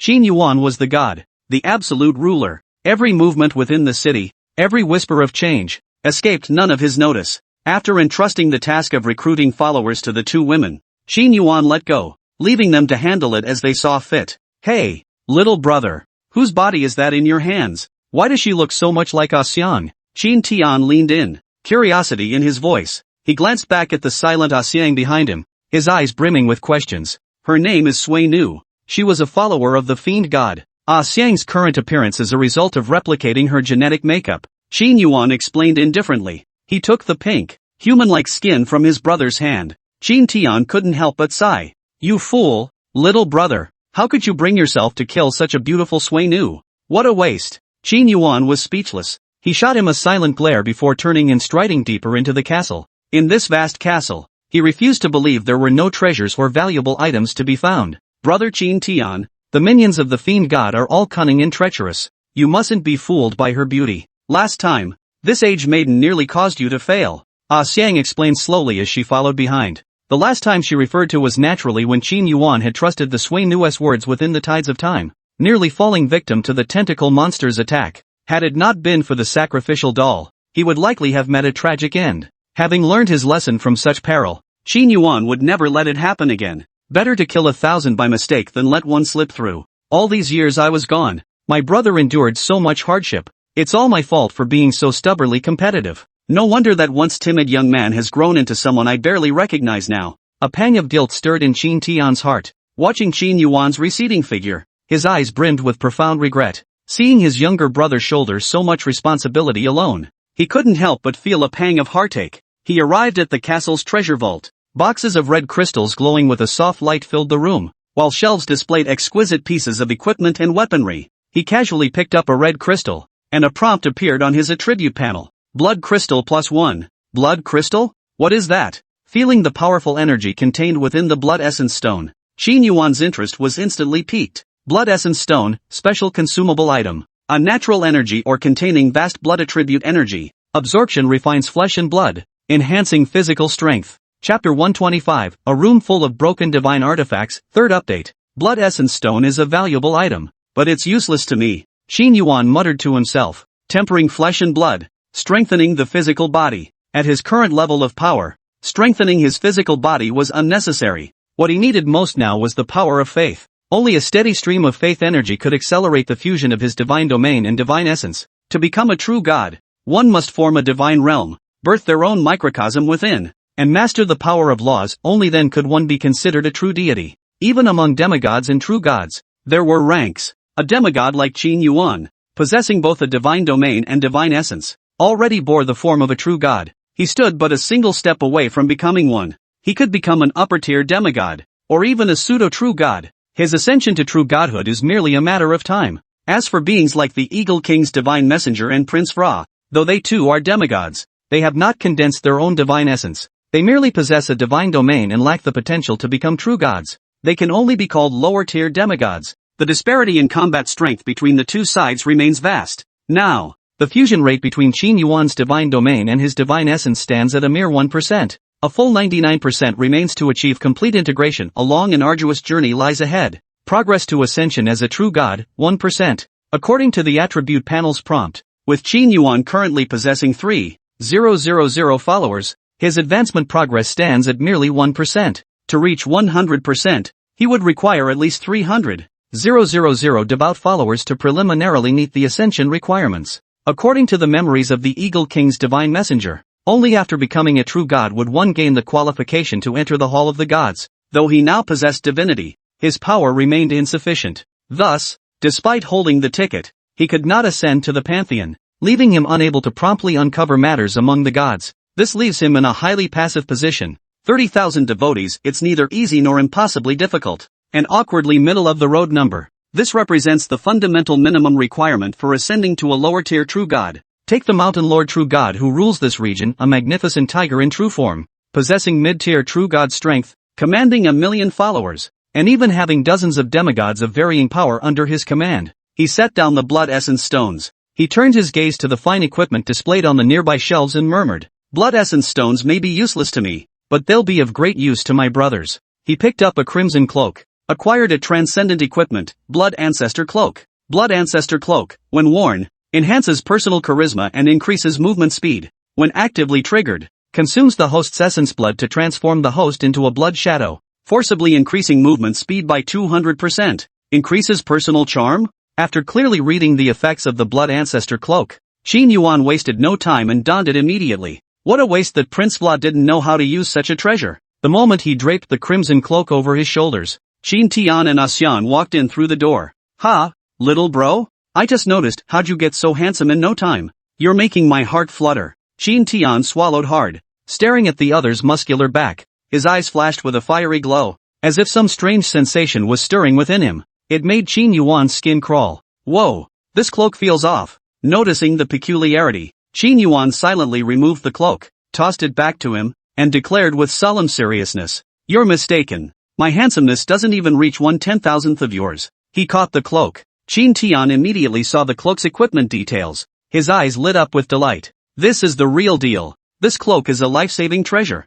Since you think it's good, take it. This is the Bat Monster's treasure chamber. If you see any gear you like, help yourself," Qin Yuan said with a smile. He was exceptionally generous and unstinting with his own people. He pointed. He gestured toward the stacks of boxes filled with blood essence stones piled nearby, adding, "And these red crystals are valuable too. Take them out later and share them with Shiran and the others." Hearing this, Qin Tian picked up a blood essence stone, his eyes lighting up once more, tempering flesh and blood, strengthening the body. It truly is a valuable item. For a close combat warrior like him, possessing a formidable physical body was crucial. The blood essence stones seized today were nothing short of a godsend. He believed that once he absorbed these blood essence stones, his physical strength would reach V-tier, boosting his combat power by at least tenfold. Smashing a V-tier destruction-grade monster to death with a single punch would be no problem at all. Acquired 1 extraordinary equipment, God of War Gauntlets. Acquired 1 extraordinary equipment, Sword of Thunder. Acquired 1 extraordinary equipment, Necromancer's Staff.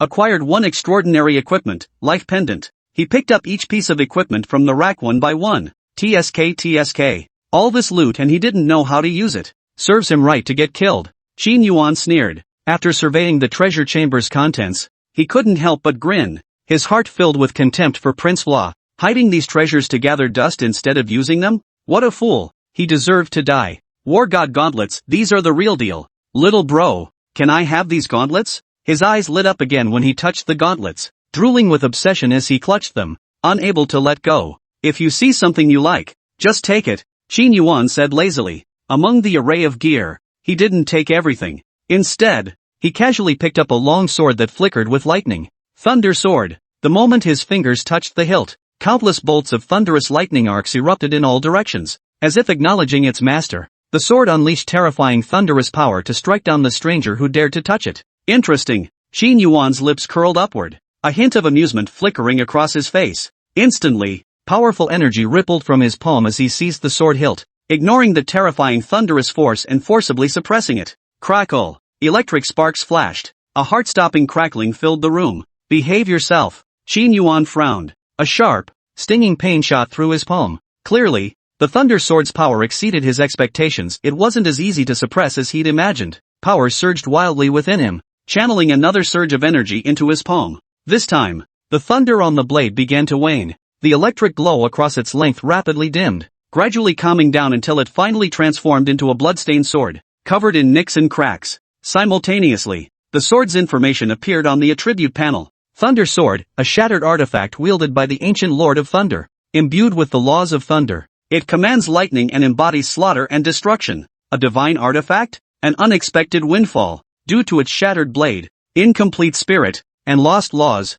its power was diminished. Its rank had fallen from artifact to extraordinary weapon, transforming instead into a long sword imbued with the power of thunder. Running his fingers over the blood-stained blade, Qin Yuan murmured, "No wonder it felt so sharp. So you were once a divine sword. A pity it's shattered. Your divine might is hidden. Otherwise, I'd have struggled to control you." At that moment, the ecstatic shouts of his elder brother Qin Tian echoed in his ears. "Whoa! A divine artifact! Little brother, this gauntlet of mine is actually a shattered divine artifact, once the gauntlet of the war god." "What? Another shattered divine artifact? Brother, this green pendant I picked up is also a shattered divine artifact," Ah Xiang sweetly added. "We've struck gold," Qin Yuan murmured with a faint smile, as he sheathed the thunderbolt sword. He couldn't help but speculate. What was the background of this Prince Vla? How could he have amassed so many shattered divine artifacts? As expected, the remaining staff was also a shattered artifact. Chapter 126, The Heretic Ascends the Pyre. Fourth update.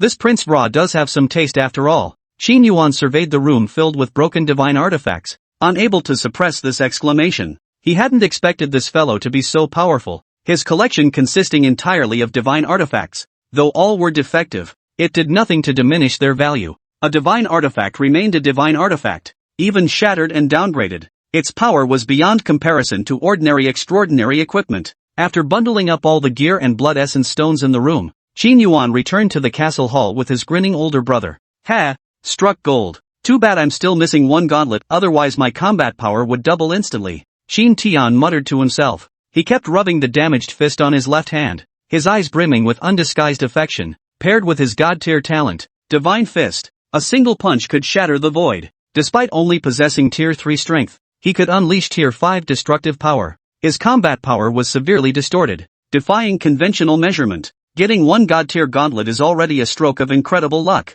And you're actually thinking about completing the set. Bro, you're being greedy, Qin Yuan murmured. As soon as he entered the hall, he saw Shiran and Bai Shaoling waiting there for quite some time. Greetings, Sovereign. We have fulfilled our mission, recruited 23,000 alien tribesmen, slain 5,000 monsters. Among them, 20,000 have chosen to convert to our faith, while 3,000 chose martyrdom for their own beliefs. The formidable Shiran swayed gracefully as she approached, briefly reporting the recruitment status. The faith-gathering operation had proceeded smoothly, encountering few major obstacles. Aside from a handful of stubborn resistors, most had been quite cooperative, willingly embracing the new demigod's faith. For these lowly alien races, who they worshipped made little difference, as long as it granted them survival and provided sustenance, they would become the most devoted followers. Upon hearing this, Qin Yuan nodded with satisfaction and promptly affirmed, "You've done well." Speaking, he retrieved 2 boxes of blood essence stones from his storage ring, giving one to each of them as a reward. Pointing to the blood essence stones inside, he reminded them, "Use these to strengthen yourselves. Absorb them quickly, don't waste time." Taking the full boxes of blood essence stones, Shiran and Bai Shaoling exchanged glances, their faces lighting up with delight. They smiled radiantly and exclaimed, "Praise the Sovereign." With that, they grabbed the crystals from the boxes and began absorbing them, tempering their flesh and strengthening their bodies, not daring to delay for a moment. Seeing this, Qin Tian, who had been grinning contentedly nearby, now set aside his playful mood. He sat cross-legged, clasped a crystal in both hands, and began racing against time to absorb its energy and fortify his physical strength. Observing their state, Qin Yuan turned to Xiang beside him and instructed, "Guard them. Do not let any unimportant matters disturb them." Understood. Xiang's jade-like face grew solemn as she gave a firm nod. With that, her delicate form gradually faded, entering a state of ethereal presence, transforming into a ghostly apparition. She silently stood guard within the hall.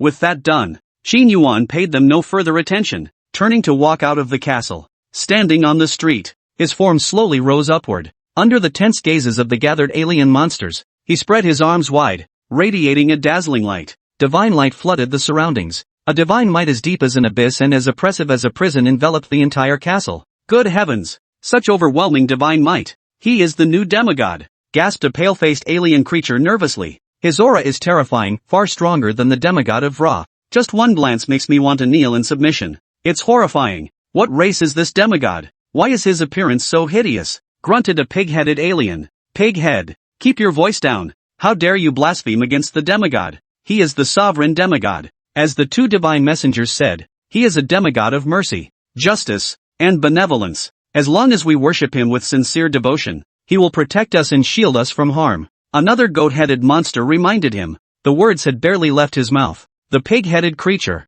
unwilling to concede, retorted immediately, "Humph, this is the demon realm. What mercy, justice, or benevolence could a demigod possess here? He's likely just as hypocritical, treacherous, and cunning as Ra." Hearing his mutterings, nearby monsters instantly covered his mouth, terrified of being implicated. They snapped, "Shut up, pig head. If you want to die, don't drag us down with you. He's a demigod, a single thought from him could destroy us all." A deafening silence fell over the entire scene. They silently raised their heads, gazing intently at the sacred figure suspended in the air. "I am the sovereign god. He who utters my true name shall attain eternal life." Qin Yuan's divine might radiated, his body emanating a terrifying aura. Looming above, his eyes held no trace of emotion. He coldly surveyed the alien monsters below, his expression unreadable as he declared, "Your master, the demigod Vra, is dead, killed by my hand. From this day forward, I am the new master of this castle." As his words fell, from the corners of the streets below,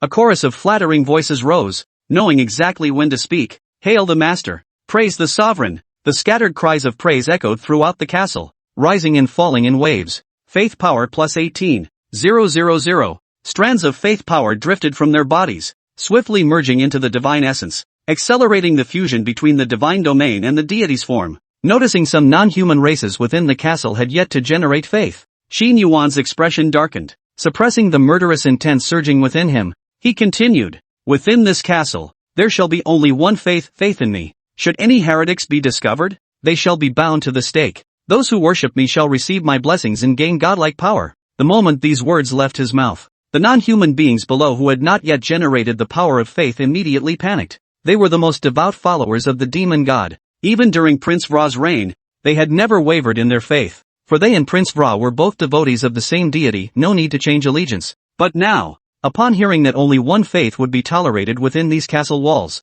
they instantly lost their composure. This was no new god, it was a heretical deity blaspheming the demon god. Within the demon realm, no being existed without faith in the demon god. Even the exalted supreme god-kings were among his most loyal followers. Heretic! You are a heretic. We are the children of the demon god, not your servants. You do not worship the demon god, you have no right to be our master. A minotaur stepped forward and shouted. Seeing the minotaur monster leading the disturbance, Qin Yuan showed neither anger nor irritation. His gaze remained calm as he coldly surveyed the crowd below, then smiled faintly. You do not believe in me. You are a heretic. Having spoken, he tilted his head, his gaze sweeping over the other monstrous creatures. In a soft voice, he inquired, "What do you say? How should we deal with heretics?" Hearing his question, a goat-headed monster below instinctively answered, "Heretics belong on the stake." Chapter 127, Make an example of one to deter all, Part 1. Hearing this, a satisfied smile flickered across Qin Yuan's cold,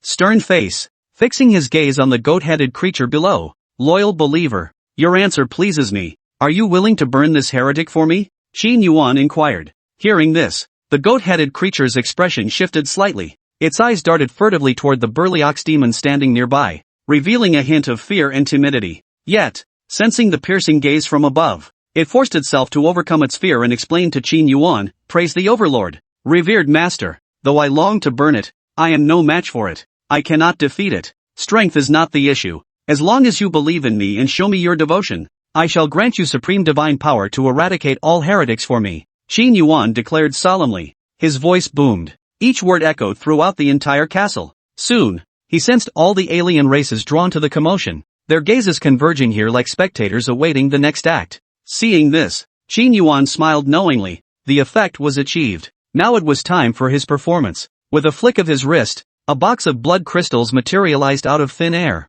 landing at the feet of the goat-headed man. Clang! The heavy crate slammed onto the ground. This crate of blood essence stones is enough to fortify your body. Simultaneously, he reached behind him. Instantly, the demonic patterns etched into his skin began to twist and peel away rapidly. The next second, the great demon king ball, sealed within his body, was stripped free. Under the crushing pressure of his terrifying divine power, Ball transformed into a ball of flame, reeking of sulfur, demon power. With his current methods and strength, he no longer needed to personally suppress the demon to maintain Ball the great demon king's seal. "Young Minotaur, what is your name?" Qin Yuan inquired softly. "My lord, I have no name," the satyr stammered in reply. Sensing the destructive power emanating from the fiery mass before him, it instinctively shrank its neck, panic intensifying in its eyes. "Since you have no name, I shall bestow one upon you. Aatrox. From this day forward, you shall be known as Aatrox," Qin Yuan declared. "Thank you,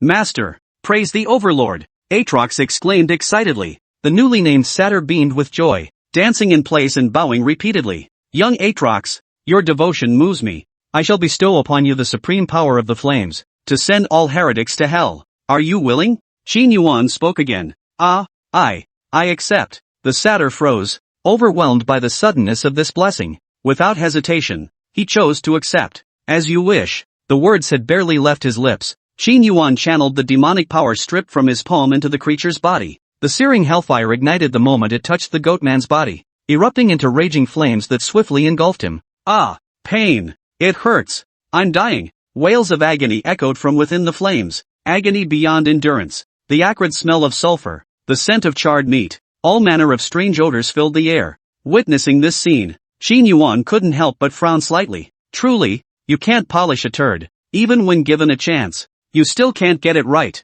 Useless. He cursed inwardly. This sheep-headed demon was far too weak. Its body was as fragile as paper, utterly unable to withstand the scorching power of demonic energy. If this continued, not only would it fail to gain demonic power, it would be reduced to a charred husk. For the sake of his own plan, Qin Yuan couldn't stand by and watch it burn to death. With no other choice, he had no choice but to personally assist it in refining the demonic power. With a wave of his hand, the chest on the ground opened, and one after another, blood essence stones flew out. Under his control, the stones plunged into the flames like dumplings dropped into boiling water. Under the demonic flames scorching, the crystals transformed into streams of pure crimson energy, rapidly merging into the goat-headed man's body, continuously enhancing its physical strength. Gradually, the agonized screams within the flames faded. The next moment, under the gaze of all the alien races, the goat-headed humanoid's small, frail form grew larger and more imposing within the roaring flames, its height increasing from 1.5 meters to 3.2 meters.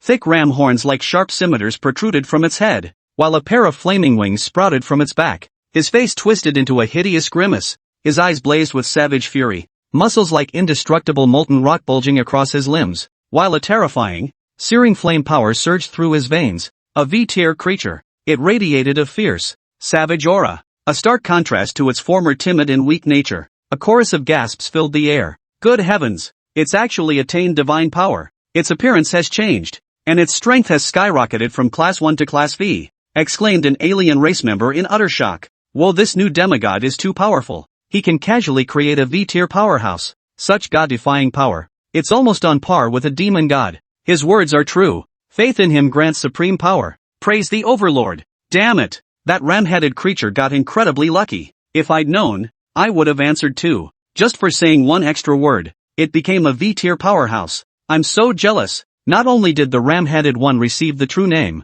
but also supreme divine power. His ancestors must be rolling in their graves. Nearby alien races familiar with the goat-headed man saw his current state, and their hearts instantly grew unbalanced. Envy, jealousy, and resentment flashed in their eyes. At that very moment, having absorbed the demonic power, the goat-headed creature slowly opened its eyes. Feeling the terrifying force within, its eyes flashed with excitement and delight. The fleshy wings on its back fluttered slightly, igniting sparks of flame in the surrounding air, a sign of immense power. Taking a step forward, it knelt on one knee at Qin Yuan's feet, its expression solemn and eyes burning with fervor. Honored master, your most devout servant, Aatrox, salutes you. Atox, my most devoted warrior. The time has come for you to fulfill your duty. Qin Yuan's voice was utterly devoid of emotion. Yes, the Minotaur's spirit surged. This moment was the moment for it to demonstrate its loyalty. Kill the chicken to scare the monkeys, intimidate the entire crowd. Rising abruptly, it turned its savage head toward the distant,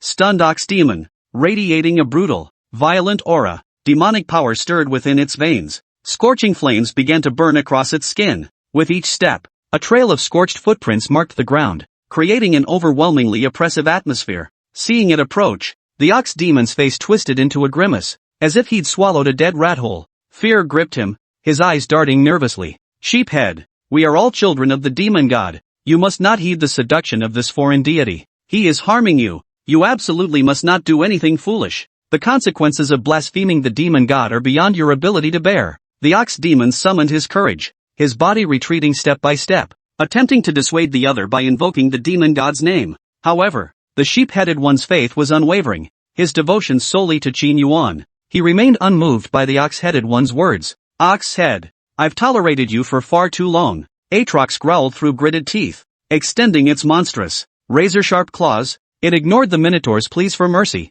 gripping its skull with deadly force. With solemn resolve, it declared, my master granted me new life. I am his most loyal servant. Any who slander or blaspheme my master are heretics. As it spoke, blazing flames erupted from its palms, instantly engulfing the Minotaur's body. Heretics deserve the stake burned alive. Chapter 128, The Crash Course Plan, Second Update. Ah! A piercing scream of agony echoed throughout the arena. Sheephead, you betrayed the demon god. You shall face divine retribution and die a miserable death. The Minotaur thrashed violently in the flames, cursing incessantly until his final breath. Heretic gods, you too deserve death. You shall all face the demon god's punishment. The demon god will settle all accounts and spare no blasphemer. The venomous, wretched voice echoed in everyone's ears. lingering long after it faded. Only when the corpse was reduced to ashes by the hellfire did the sheep-headed one approach Qin Yuan to report. Master, the heretic has been burned to death. I beg you to calm your anger. Atox, my most loyal follower. You have done well. Qin Yuan praised. Speaking thus, he drew a blood-stained longsword and declared in a deep voice, from this moment onward, you shall be the steward of this crimson castle, overseeing all matters within its walls. This sword is your reward. Use it to slay any rebels, blasphemers, or heretics you encounter. Taking the sword, the goat-headed man wept with gratitude. He never imagined he would see this day. It felt like a divine blessing from the demon god, supreme honor. With a thud, kneeling on one knee, he swore allegiance to Qin Yuan with the highest right of the goatman. I thank my lord for this gift. Your most loyal servant shall devote his life to defending your glory and majesty. I shall guard my lord's domain with blood, slaughter, and death. Whoosh! The thunder sword erupted with a piercing bolt of lightning, starkly contrasting with the flames consuming its body. Mighty and ferocious, like a demon risen from the depths of hell. Young Aatrox, I await your actions, Qin Yuan said solemnly. After speaking, he turned his gaze toward the other alien races, the warning in his eyes unspoken. Sure enough, after his maneuver, the less steadfast among the alien races below immediately embraced his faith. Scattered fragments of faith drifted through the air once more. Faith power plus 2000. Praise our Lord. We all wish to become your most devout followers. Praise the sovereign. Unison praises echoed from below. This time, he followed the same formula, by granting power to one of the alien races. He successfully won the faith of all the alien races below.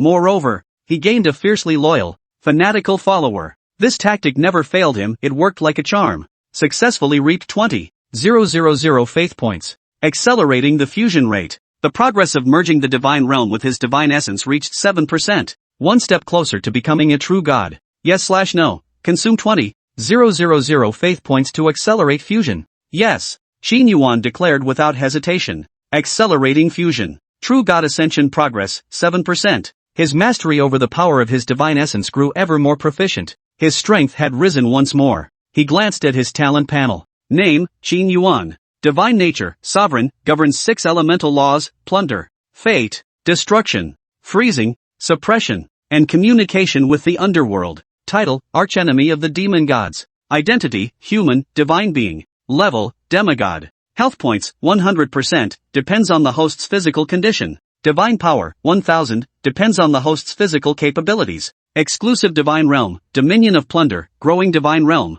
Unique, clones, 6. Faith power, 0. Followers, 23,000. Divine chosen warriors, 1000/1000. The panel information showed little change, with only faith power and follower counts updated. Glancing at the follower count, Qin Yuan gained a rough understanding. He made better arrangements for the upcoming plan. Having completed these tasks, he no longer paid attention to the alien worshippers below, leaving them to be dealt with by the utterly devoted sheep-headed men. Farewell, my lord. The goatman bowed respectfully as he departed. Upon returning to the castle's grand hall, he immediately spotted his elder brother Qin Tian and his formidable sister Shiran, along with another figure. The three were still absorbing the blood essence stones to temper their physical bodies. Their absorption rate was extremely rapid, and they had already entered the final stages. Their physical strength had surged to unprecedented heights. Though their cultivation levels remained at 2 and 3 tiers, their physical strength had surged to V tier, uncommonly formidable.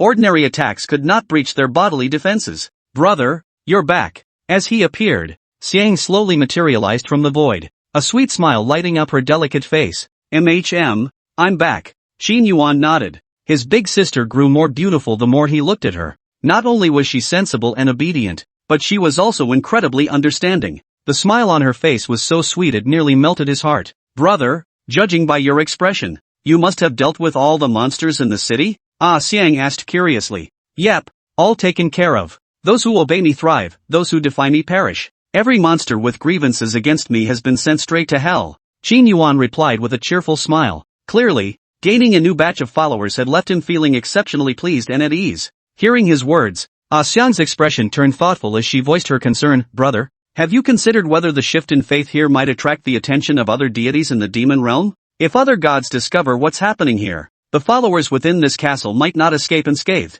It doesn't matter. They're merely tools for me to harvest faith. Whether they live or die, I couldn't care less. Even if a god does discover what's happening here, you needn't worry, they won't find any trace of me. Qin Yuan shrugged it off. After all, the power he bestowed upon the sheep-headed men came from the demonic force of Baal, the great demon king of the fallen ones, a power entirely unrelated to his own system. Even if every believer here were wiped out, he wouldn't feel a twinge of regret. As the saying goes, those not of my kind must harbor different hearts. His foundation was human. As long as the human sanctuaries within the Crimson Wastes remained intact, his faith would not crumble. Now, he was racing against time. His 6 split forms acted independently, all for the purpose of plundering believers and rapidly harvesting the power of faith. As for the believers' lives, he neither cares nor wishes to care. His sole concern is whether the faith power he acquires can accelerate the fusion of his divine essence and divine domain. Once he establishes his divine realm, all problems cease to be problems. Then, a microcosm would form within him,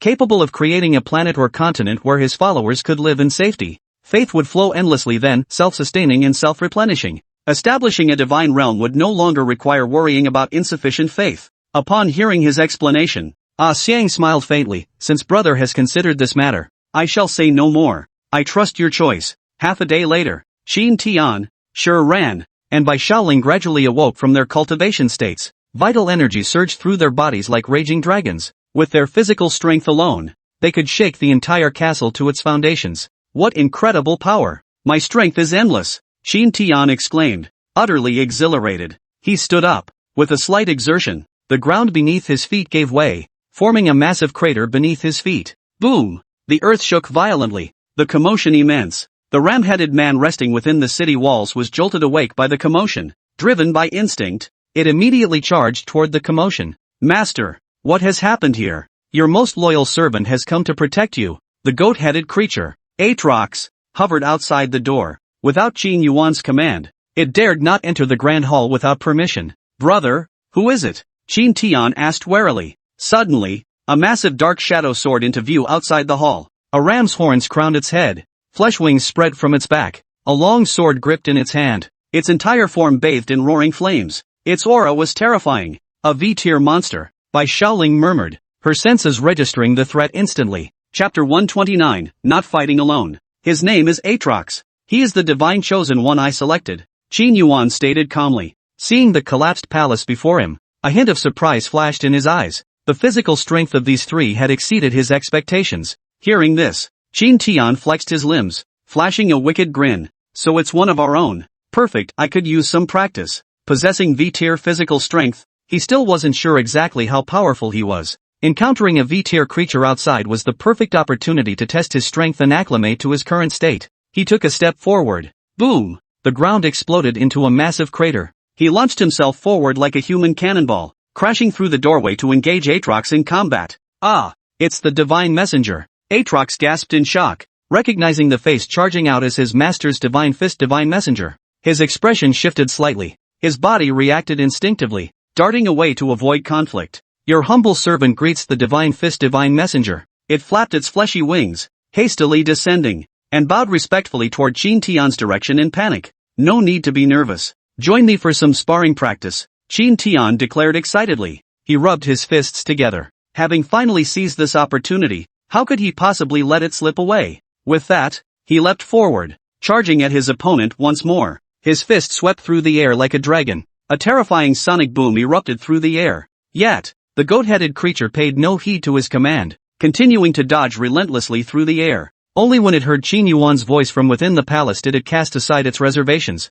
unleashing the full might of its demonic power. Young Aatrox, show no restraint, feel no fear. Since the divine fist's messenger has challenged you to battle, demonstrate your true strength and defeat him. Let him know you are my most loyal and powerful divine servant, Qin Yuan urged. I obey my lord's divine decree, the goat-headed creature declared solemnly. With that, its eyes blazed crimson, and flames erupted across its body. An aura of savagery, evil, and destruction surged forth from its being. Seeing this, Qin Tian was overcome with excitement. As a born warrior, he could no longer contain the restless fury within him. Yes, yes, yes, now we're talking. His fists clenched, muscles taut, unleashing terrifying power. The next second, his physique ballooned, his height surging from 1.8 meters to 2.6 meters. His body was now pure muscle, resembling the Hulk after his transformation, radiating a fierce, savage aura. Boom! His upper garments instantly ripped apart, his skin glowing with a faint golden sheen. Wave after wave of shockwaves radiated outward from him. In that instant, he resembled a super scion in transformation, his power materializing as a visible halo coalesced around him at a visible speed. Divine might beyond compare. Battle! A furious roar erupted. He unleashed every martial art technique he had ever learned, clashing with the demonic goat-headed creature. Punch after punch landed with brutal impact, unafraid of the demon's scorching flames. Divine Fist. A brilliant light erupted from his fists, absorbing the damage inflicted upon his body and channeling it back as devastating attacks. With each strike, his fury intensified, his destructive power growing ever more terrifying. While Qin Tian grew more exhilarated with each blow, the goat-headed demon grew increasingly alarmed, for it realized its power was steadily waning. With each punch landed, the flames covering its body grew faint, as if some strange force were sealing away its demonic fire. Attacks! Unleash your power! Stop acting like a sissy! Qin Tian bellowed. Hearing these words, the goat-headed man hung his head in shame, conceding defeat with genuine admiration. Fist of God, I am no match for you. Your power is immense. Not only do you possess vast combat experience and exceptional fighting instincts, but your mastery of combat techniques is unparalleled. Before you, I stand no chance. He pulled back to create distance. Qin Tian fixed his gaze on his opponent, his eyes blazing with battle intent. He had no intention of stopping. Raising his arm, he commanded, "Draw the long sword at your waist." Very well, the goat-man nodded. Clang! The thunderbolt sword slid from its scabbard, crackling with lightning and thunder. A fierce, destructive aura surged from the blade. Lord Divine Fist. This divine blade was bestowed upon me by my master. I cannot yet fully command its power. Please be cautious. With that, lightning flickered. A cold gleam instantly appeared before Qin Tian. Come on! Qin Tian exclaimed excitedly. A fist erupted from his hand. The war god gauntlet collided with the thunder sword. Boom! A blinding burst of energy exploded on the spot, unleashing a terrifying shockwave that swept outward in a circular pattern, relentlessly demolishing nearby structures. I didn't expect the thunder sword's power to surpass my expectations, Qin Yuan murmured to himself. Observing the destructive energy ripples before him, he casually waved his hand, enveloping the entire castle in an invisible domain force. Running his fingers over his chin, he remarked with interest, "This minotaur shows some talent in the way of the sword." After drawing the thunder sword,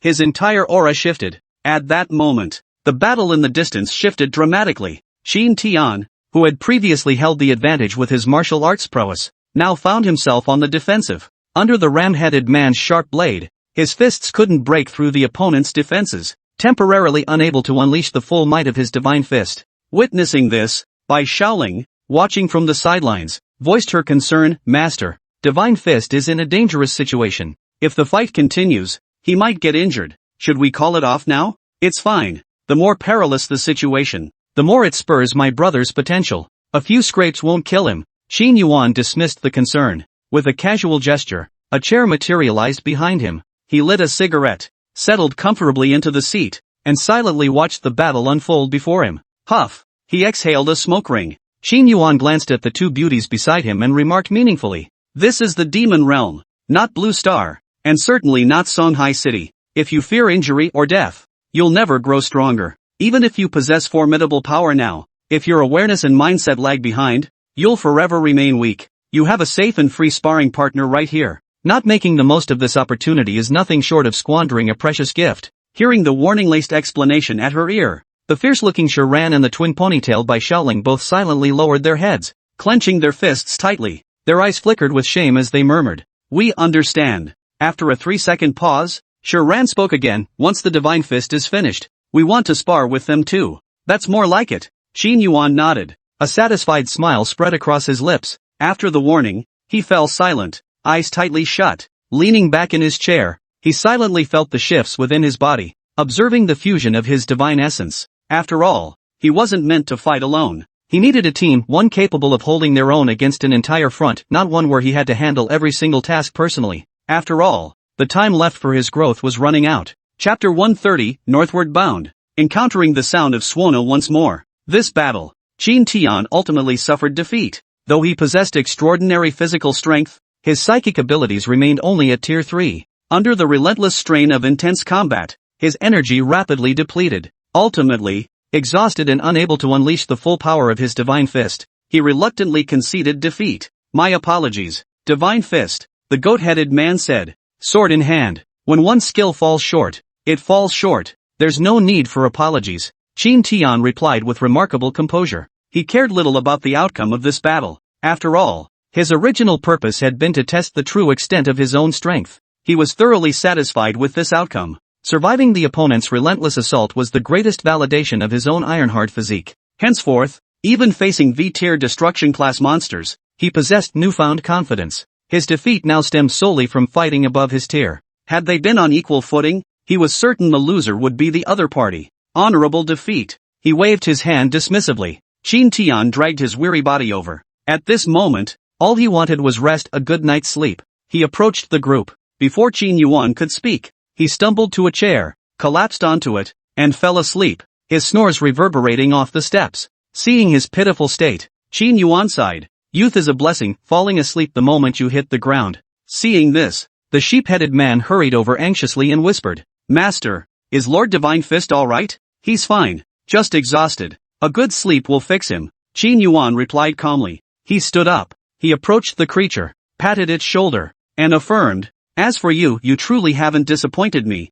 I'm very satisfied with your performance. Hearing these words of affirmation, the Minotaur grew visibly excited. With a thud, he immediately dropped to one knee and solemnly declared, It is my honor to fight for my master. No sooner had the words left his mouth, Shuran stepped forward from the side and declared earnestly, Aatrox, I too wish to fight you. And me too. Bai Shaoling followed suit, refusing to be outdone. The Minotaur was dumbfounded. Young Aatrox, combat is the sole path to strength. As my chosen one, you need not fear any challenge even if they are my divine emissaries. You shall possess an indomitable will to conquer all battles. Qin Yuan reminded him. Yes, master. Your words are my lifelong creed, the goat-headed man declared solemnly. Every word that echoed in his ears was deeply etched into his heart. Fight, fearlessness, blood. Each word seemed imbued with magical power, seeping into its very bloodline, constantly shaping its consciousness and actions. Fight, it growled lowly. It no longer regarded Shuran and Bai Shaoling as divine messengers,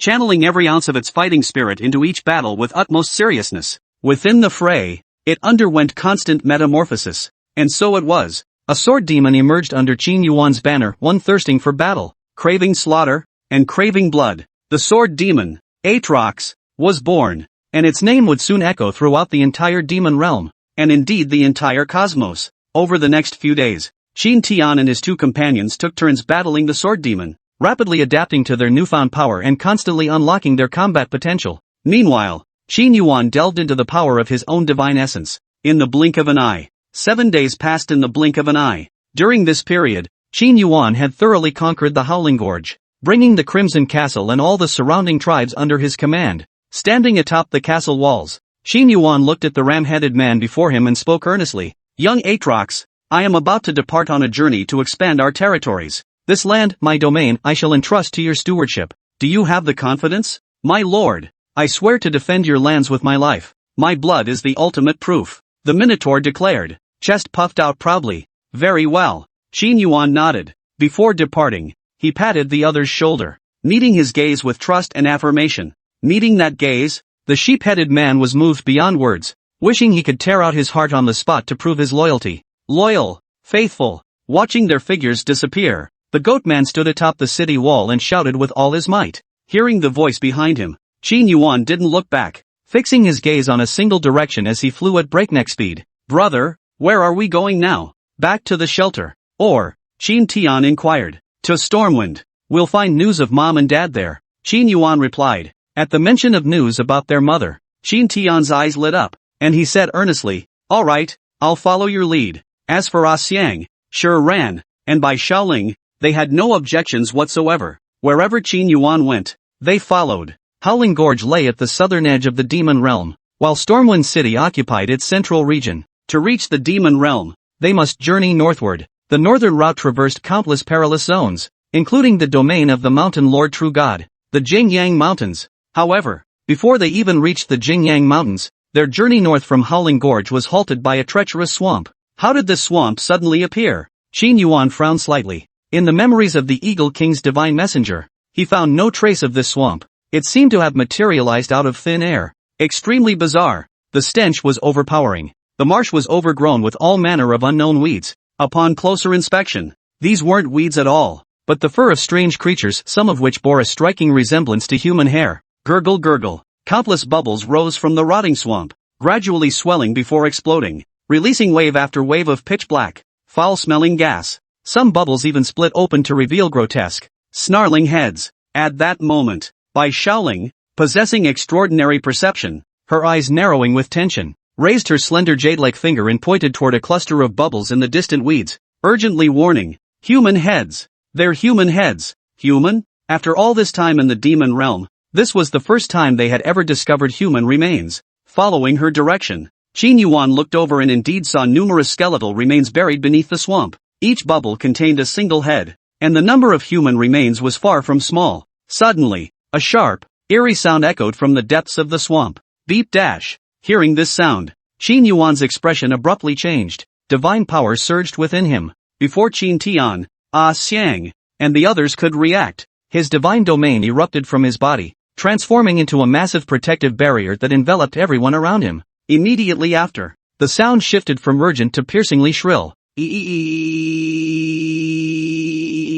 It felt like it could pierce straight through the soul. Damn it! It was the sound of a swana. At that moment, Qin Yuan finally understood why so many creature skulls littered the swamp before him. It was all because of this eerie sham sound. Any creature that heard the sham's call would have its head relocated. Qin Yuan remembered this sham sound all too well. He had encountered it before when traveling to Nyosho Mountain and passing through Xinjiang. He was deeply wary of it. Chapter 131, The Undertaker. What is that sound? It makes my scalp crawl. Qin Tian grimaced in agony. As the sound grew louder in his ears, his head felt like it was buzzing, as if something were about to explode inside. A dull ache throbbed in his neck. His entire body felt off-kilter. Be careful. Scan your surroundings. Locate the source of that swana sound. Don't let the swana specter pick us off one by one, Qin Yuan urgently warned. He recalled the past when he first encountered this eerie sham sound. It was only thanks to the golden light talisman bestowed by immortal Zhangxi that he narrowly escaped death. Little did he expect to encounter it again here.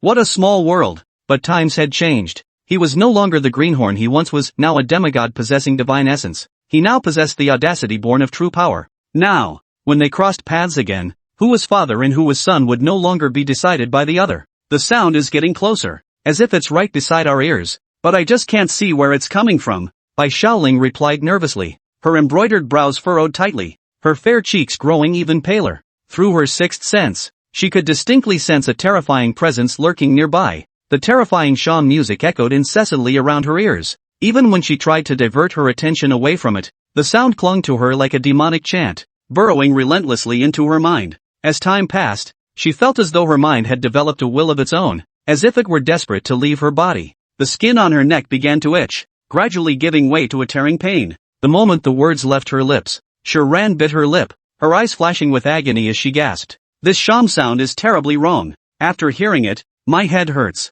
Even when I use my abilities, it keeps burrowing into my skull. My head feels like it's about to explode. The excruciating headache split her skull. The excruciating agony was unbearable. Their bodies convulsed uncontrollably as they curled into balls, blood trickling from their mouths. Tick-tock tick-tock. The sham sound drifted in and out, sometimes echoing from the depths of the swamp, other times hovering directly above their heads. Its power has become even more terrifying than last time, Qin Yuan said gravely. Even deploying the divine realm couldn't fully block the sham's assault. Without the divine realm's protection, Shiran, Bai Shaoling, and the others would have had their heads split apart long ago. In contrast, Xiang, who had entered the Tongyu state, remained unaffected by the sham's sound. Brother, I see it. Xiang's voice rang in his ears. It's a dark shadow holding a white bone swana, standing in the middle of the swamp watching us. Hearing Xiang's warning, Qin Yuan summoned the power of his divine essence without hesitation. The force of the spirit realm enveloped his entire body,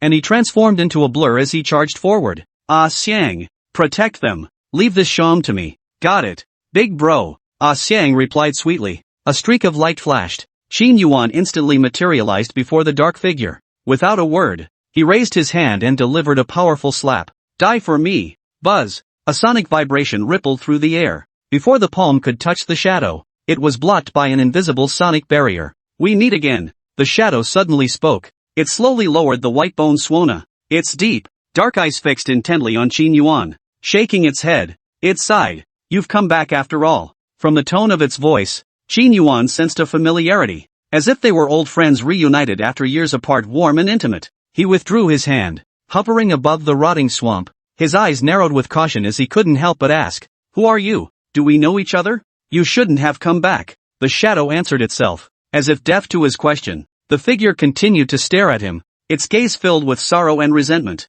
making Qin Yuan feel uneasy all over. "Shut up! I'm here to take you in," Qin Yuan said in a deep voice. This Swanague defied all expectations, behaving completely differently from their previous encounter. "No matter how many times you return, your fate remains tragic. The greatest tragedy in this world is witnessing tragedy unfold yet being powerless to stop it." The shadow sighed, unfazed by Qin Yuan's threats. It stood rooted to the spot, raising the white-boned Swana to its lips once more. "As for your fate, I've witnessed it countless times. This time, consider it my final melody for you." With that, ignoring Qin Yuan's solemn expression across from him, it raised the white-boned sham to its lips. This time, the sham's melody became soaring, desolate, and tragic like a funeral dirge, saturated with profound sorrow. This sorrow was timeless and indelible. Everyone who heard this farewell melody couldn't help but shed tears. "What's wrong with me? Why am I crying?" Qin Tian couldn't help but wipe the tears from his face. "I don't know. My tears won't stop either." Hearing this sound, an inexplicable, unbearable sorrow surged in my heart, Shiran said, her eyes unfocused. "Sister Shur, I'm so heartbroken. My heart aches." Bai Shaoling crouched on the ground, her tear-filled eyes blurring her vision as she wept uncontrollably. Her tears fell like pear blossoms in the rain. An indescribable sorrow hung heavy in the air. The atmosphere was oppressively heavy. At that moment, Xiang's sweet voice rang out beside them. "This is a funeral march. It's the dirge burying an entire era. It's perfectly normal for you to feel sad after hearing it." "Xiang, have you heard this piece before?" Qin Tian fought back his grief, unable to suppress his curiosity. Upon hearing this, Xiang furrowed her delicate brows slightly, a thoughtful expression crossing her face. She murmured to herself, "I don't know. I'm not sure if I've heard this piece before." But the moment the music began, the name of this song inexplicably popped into my mind. "It's very strange." She wiped the tears from the corners of her eyes. Qin Yuan's expression turned cold, his eyes flashing with icy light as he gritted his teeth. "Playing tricks." With that, a blinding radiance erupted from his body, a light imbued with supreme divine power instantly enveloping the entire marshland. Beneath the radiance, no ghost or spirit could hide. Under Qin Yuan's gaze, the dark figure gradually revealed its true form. "Mom?" Qin Yuan blurted out. "No, Xiang?" Recognizing a face familiar beyond measure, his pupils contracted sharply. "How is this possible?" he murmured in disbelief. To his eyes, the shadow's features seemed fluid, shifting between his mother's face and Xiang's countenance. At first glance, it seemed like a fusion of the two, utterly bizarre. "Damn it, who the hell are you?" Qin Yuan roared furiously. "Me? I'm merely a funeral guide. Who I am doesn't matter," the shadow replied with a faint smile. This time, he finally answered Qin Yuan's question directly. The mournful notes of the Swana continued to wail, staring at Qin Yuan's expression, dark as water. The mourners chanted once more, "Time, like the tide, brings everything and carries everything away. And you, my friend, what has been done, shall be done again. What has been done, shall be done once more." With that, his figure gradually faded away, leaving only a white-boned Swana floating in the air, emitting a faint, eerie glow. Chapter 132, The White-Boned Shang. Exclusive equipment. He came without a trace, departed without a sound. As the funeral procession vanished, the surrounding marshland silently disappeared as well, as if nothing had ever happened. Only the skeletal sham, glowing with a deathly pallor in the air, remained to testify that everything that had just transpired was real. "The Undertaker?" Qin Yuan murmured to himself. He repeated the name over and over. From the other's attitude and tone, it seemed they were quite familiar with each other. Especially the parting words, "my friend," felt strangely familiar. Staring at the sham before him, his brow furrowed as he sank into deep thought. What the hell is this guy's deal? His words were so strange. What did he mean by "my fate is already sealed"? Could he know I'm a time traveler? Not from this world? Perhaps my very existence isn't a coincidence, but part of a conspiracy. In that instant, countless possibilities raced through Qin Yuan's mind, each theory analyzed and weighed, but he couldn't shake the image of the Undertaker's face. Xiang and Mom. The faces of these two women were among the few people he truly cared about in this world. Just as his thoughts churned violently, Xiang's voice suddenly came from behind him. "Brother, what's wrong?" His spirits lifted. He replied instinctively, "Nothing." As soon as the words left his mouth, Qin Tian and the others nearby gathered around, their eyes filled with surprise. "Brother, what's wrong?" Why did you suddenly stop and space out? Did you notice something off? Hearing this, Qin Yuan raised an eyebrow, turning to look at them with a startled expression. Had they all forgotten what had just happened? Seeing the genuine confusion and bewilderment on their faces, Qin Yuan's doubts deepened. You don't remember the Swana music from just now? Qin Yuan asked in a low voice. What sham music? Qin Tian asked blankly. Hearing this, Shiran also sensed something was amiss.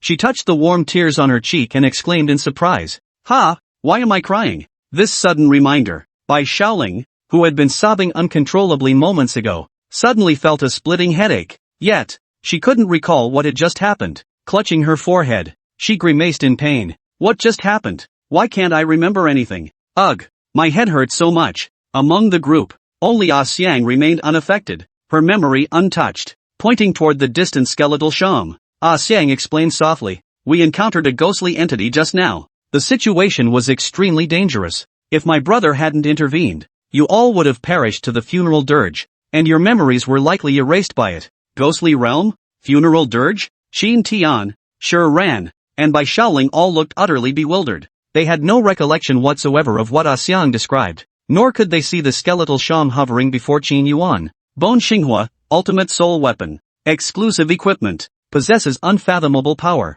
Only those destined may wield it. Qin Yuan saw the prompt on the attribute panel. Qin Yuan understood that the three of them were not destined to see it, making their inability to perceive the skeletal sham perfectly normal. Yet Ah Xiang's ability to see it made him uneasy. It seemed as though Ah Xiang shared some kind of bond with that mysterious funeral bearer. Ignoring the three of them, who were still dumbfounded, Qin Yuan turned to Ah Xiang beside him and asked softly, Ah Xiang, since you can see the sham, try to see if you can play it. Sure. Ah Xiang nodded obediently. When it came to her good brother's words, she obeyed without question, never considering the consequences. Just do it. With that, she extended her delicate hand. Under the stunned gazes of Qin Tian and the others, she materialized a swana crafted from the bones of an unknown creature. The moment she grasped the bone sham, Ah Xiang's delicate body seemed struck by lightning. The vitality within her rapidly drained away, and in the blink of an eye, she transformed into a skeletal corpse, skin stretched taut over bones. Witnessing this scene,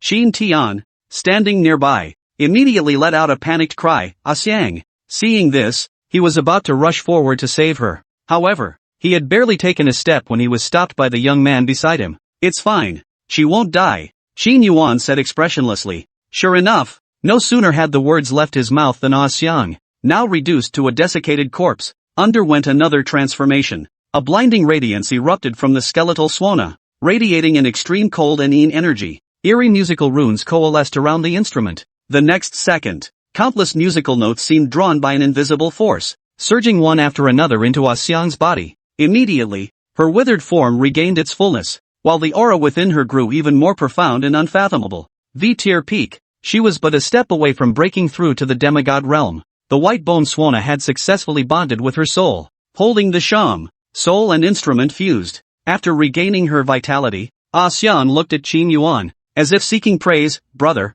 several strange musical scores have appeared in my mind. Through telepathy, Qin Yuan quickly learned the names of the scores. Murmuring, beheading, soul extraction, funeral procession. Not a single one was normal music. After 3 seconds of contemplation, he asked, you can play these scores, right? I'll try. Ah Xiang replied uncertainly. With that, she lifted the swana to her lips. Toot! A shrill, piercing note suddenly rang out. At the same moment, Qin Tian and the other two nearby immediately clutched their heads, wailing in agony. Yikes! My head hurts so bad. That sound is unbearable. Seeing this, Qin Yuan raised his hand to interrupt. Ah Xiang, stop it. If you keep blowing, their heads will split apart. Oh, Ah Xiang replied, glancing at the pitiful state of Qin Tian and the others. She playfully stuck out her tongue and explained. Brother, that was the head-splitting tune I just played. I still have the soul-draining tune and the funeral march to go. Would you like to hear them? Before she could finish,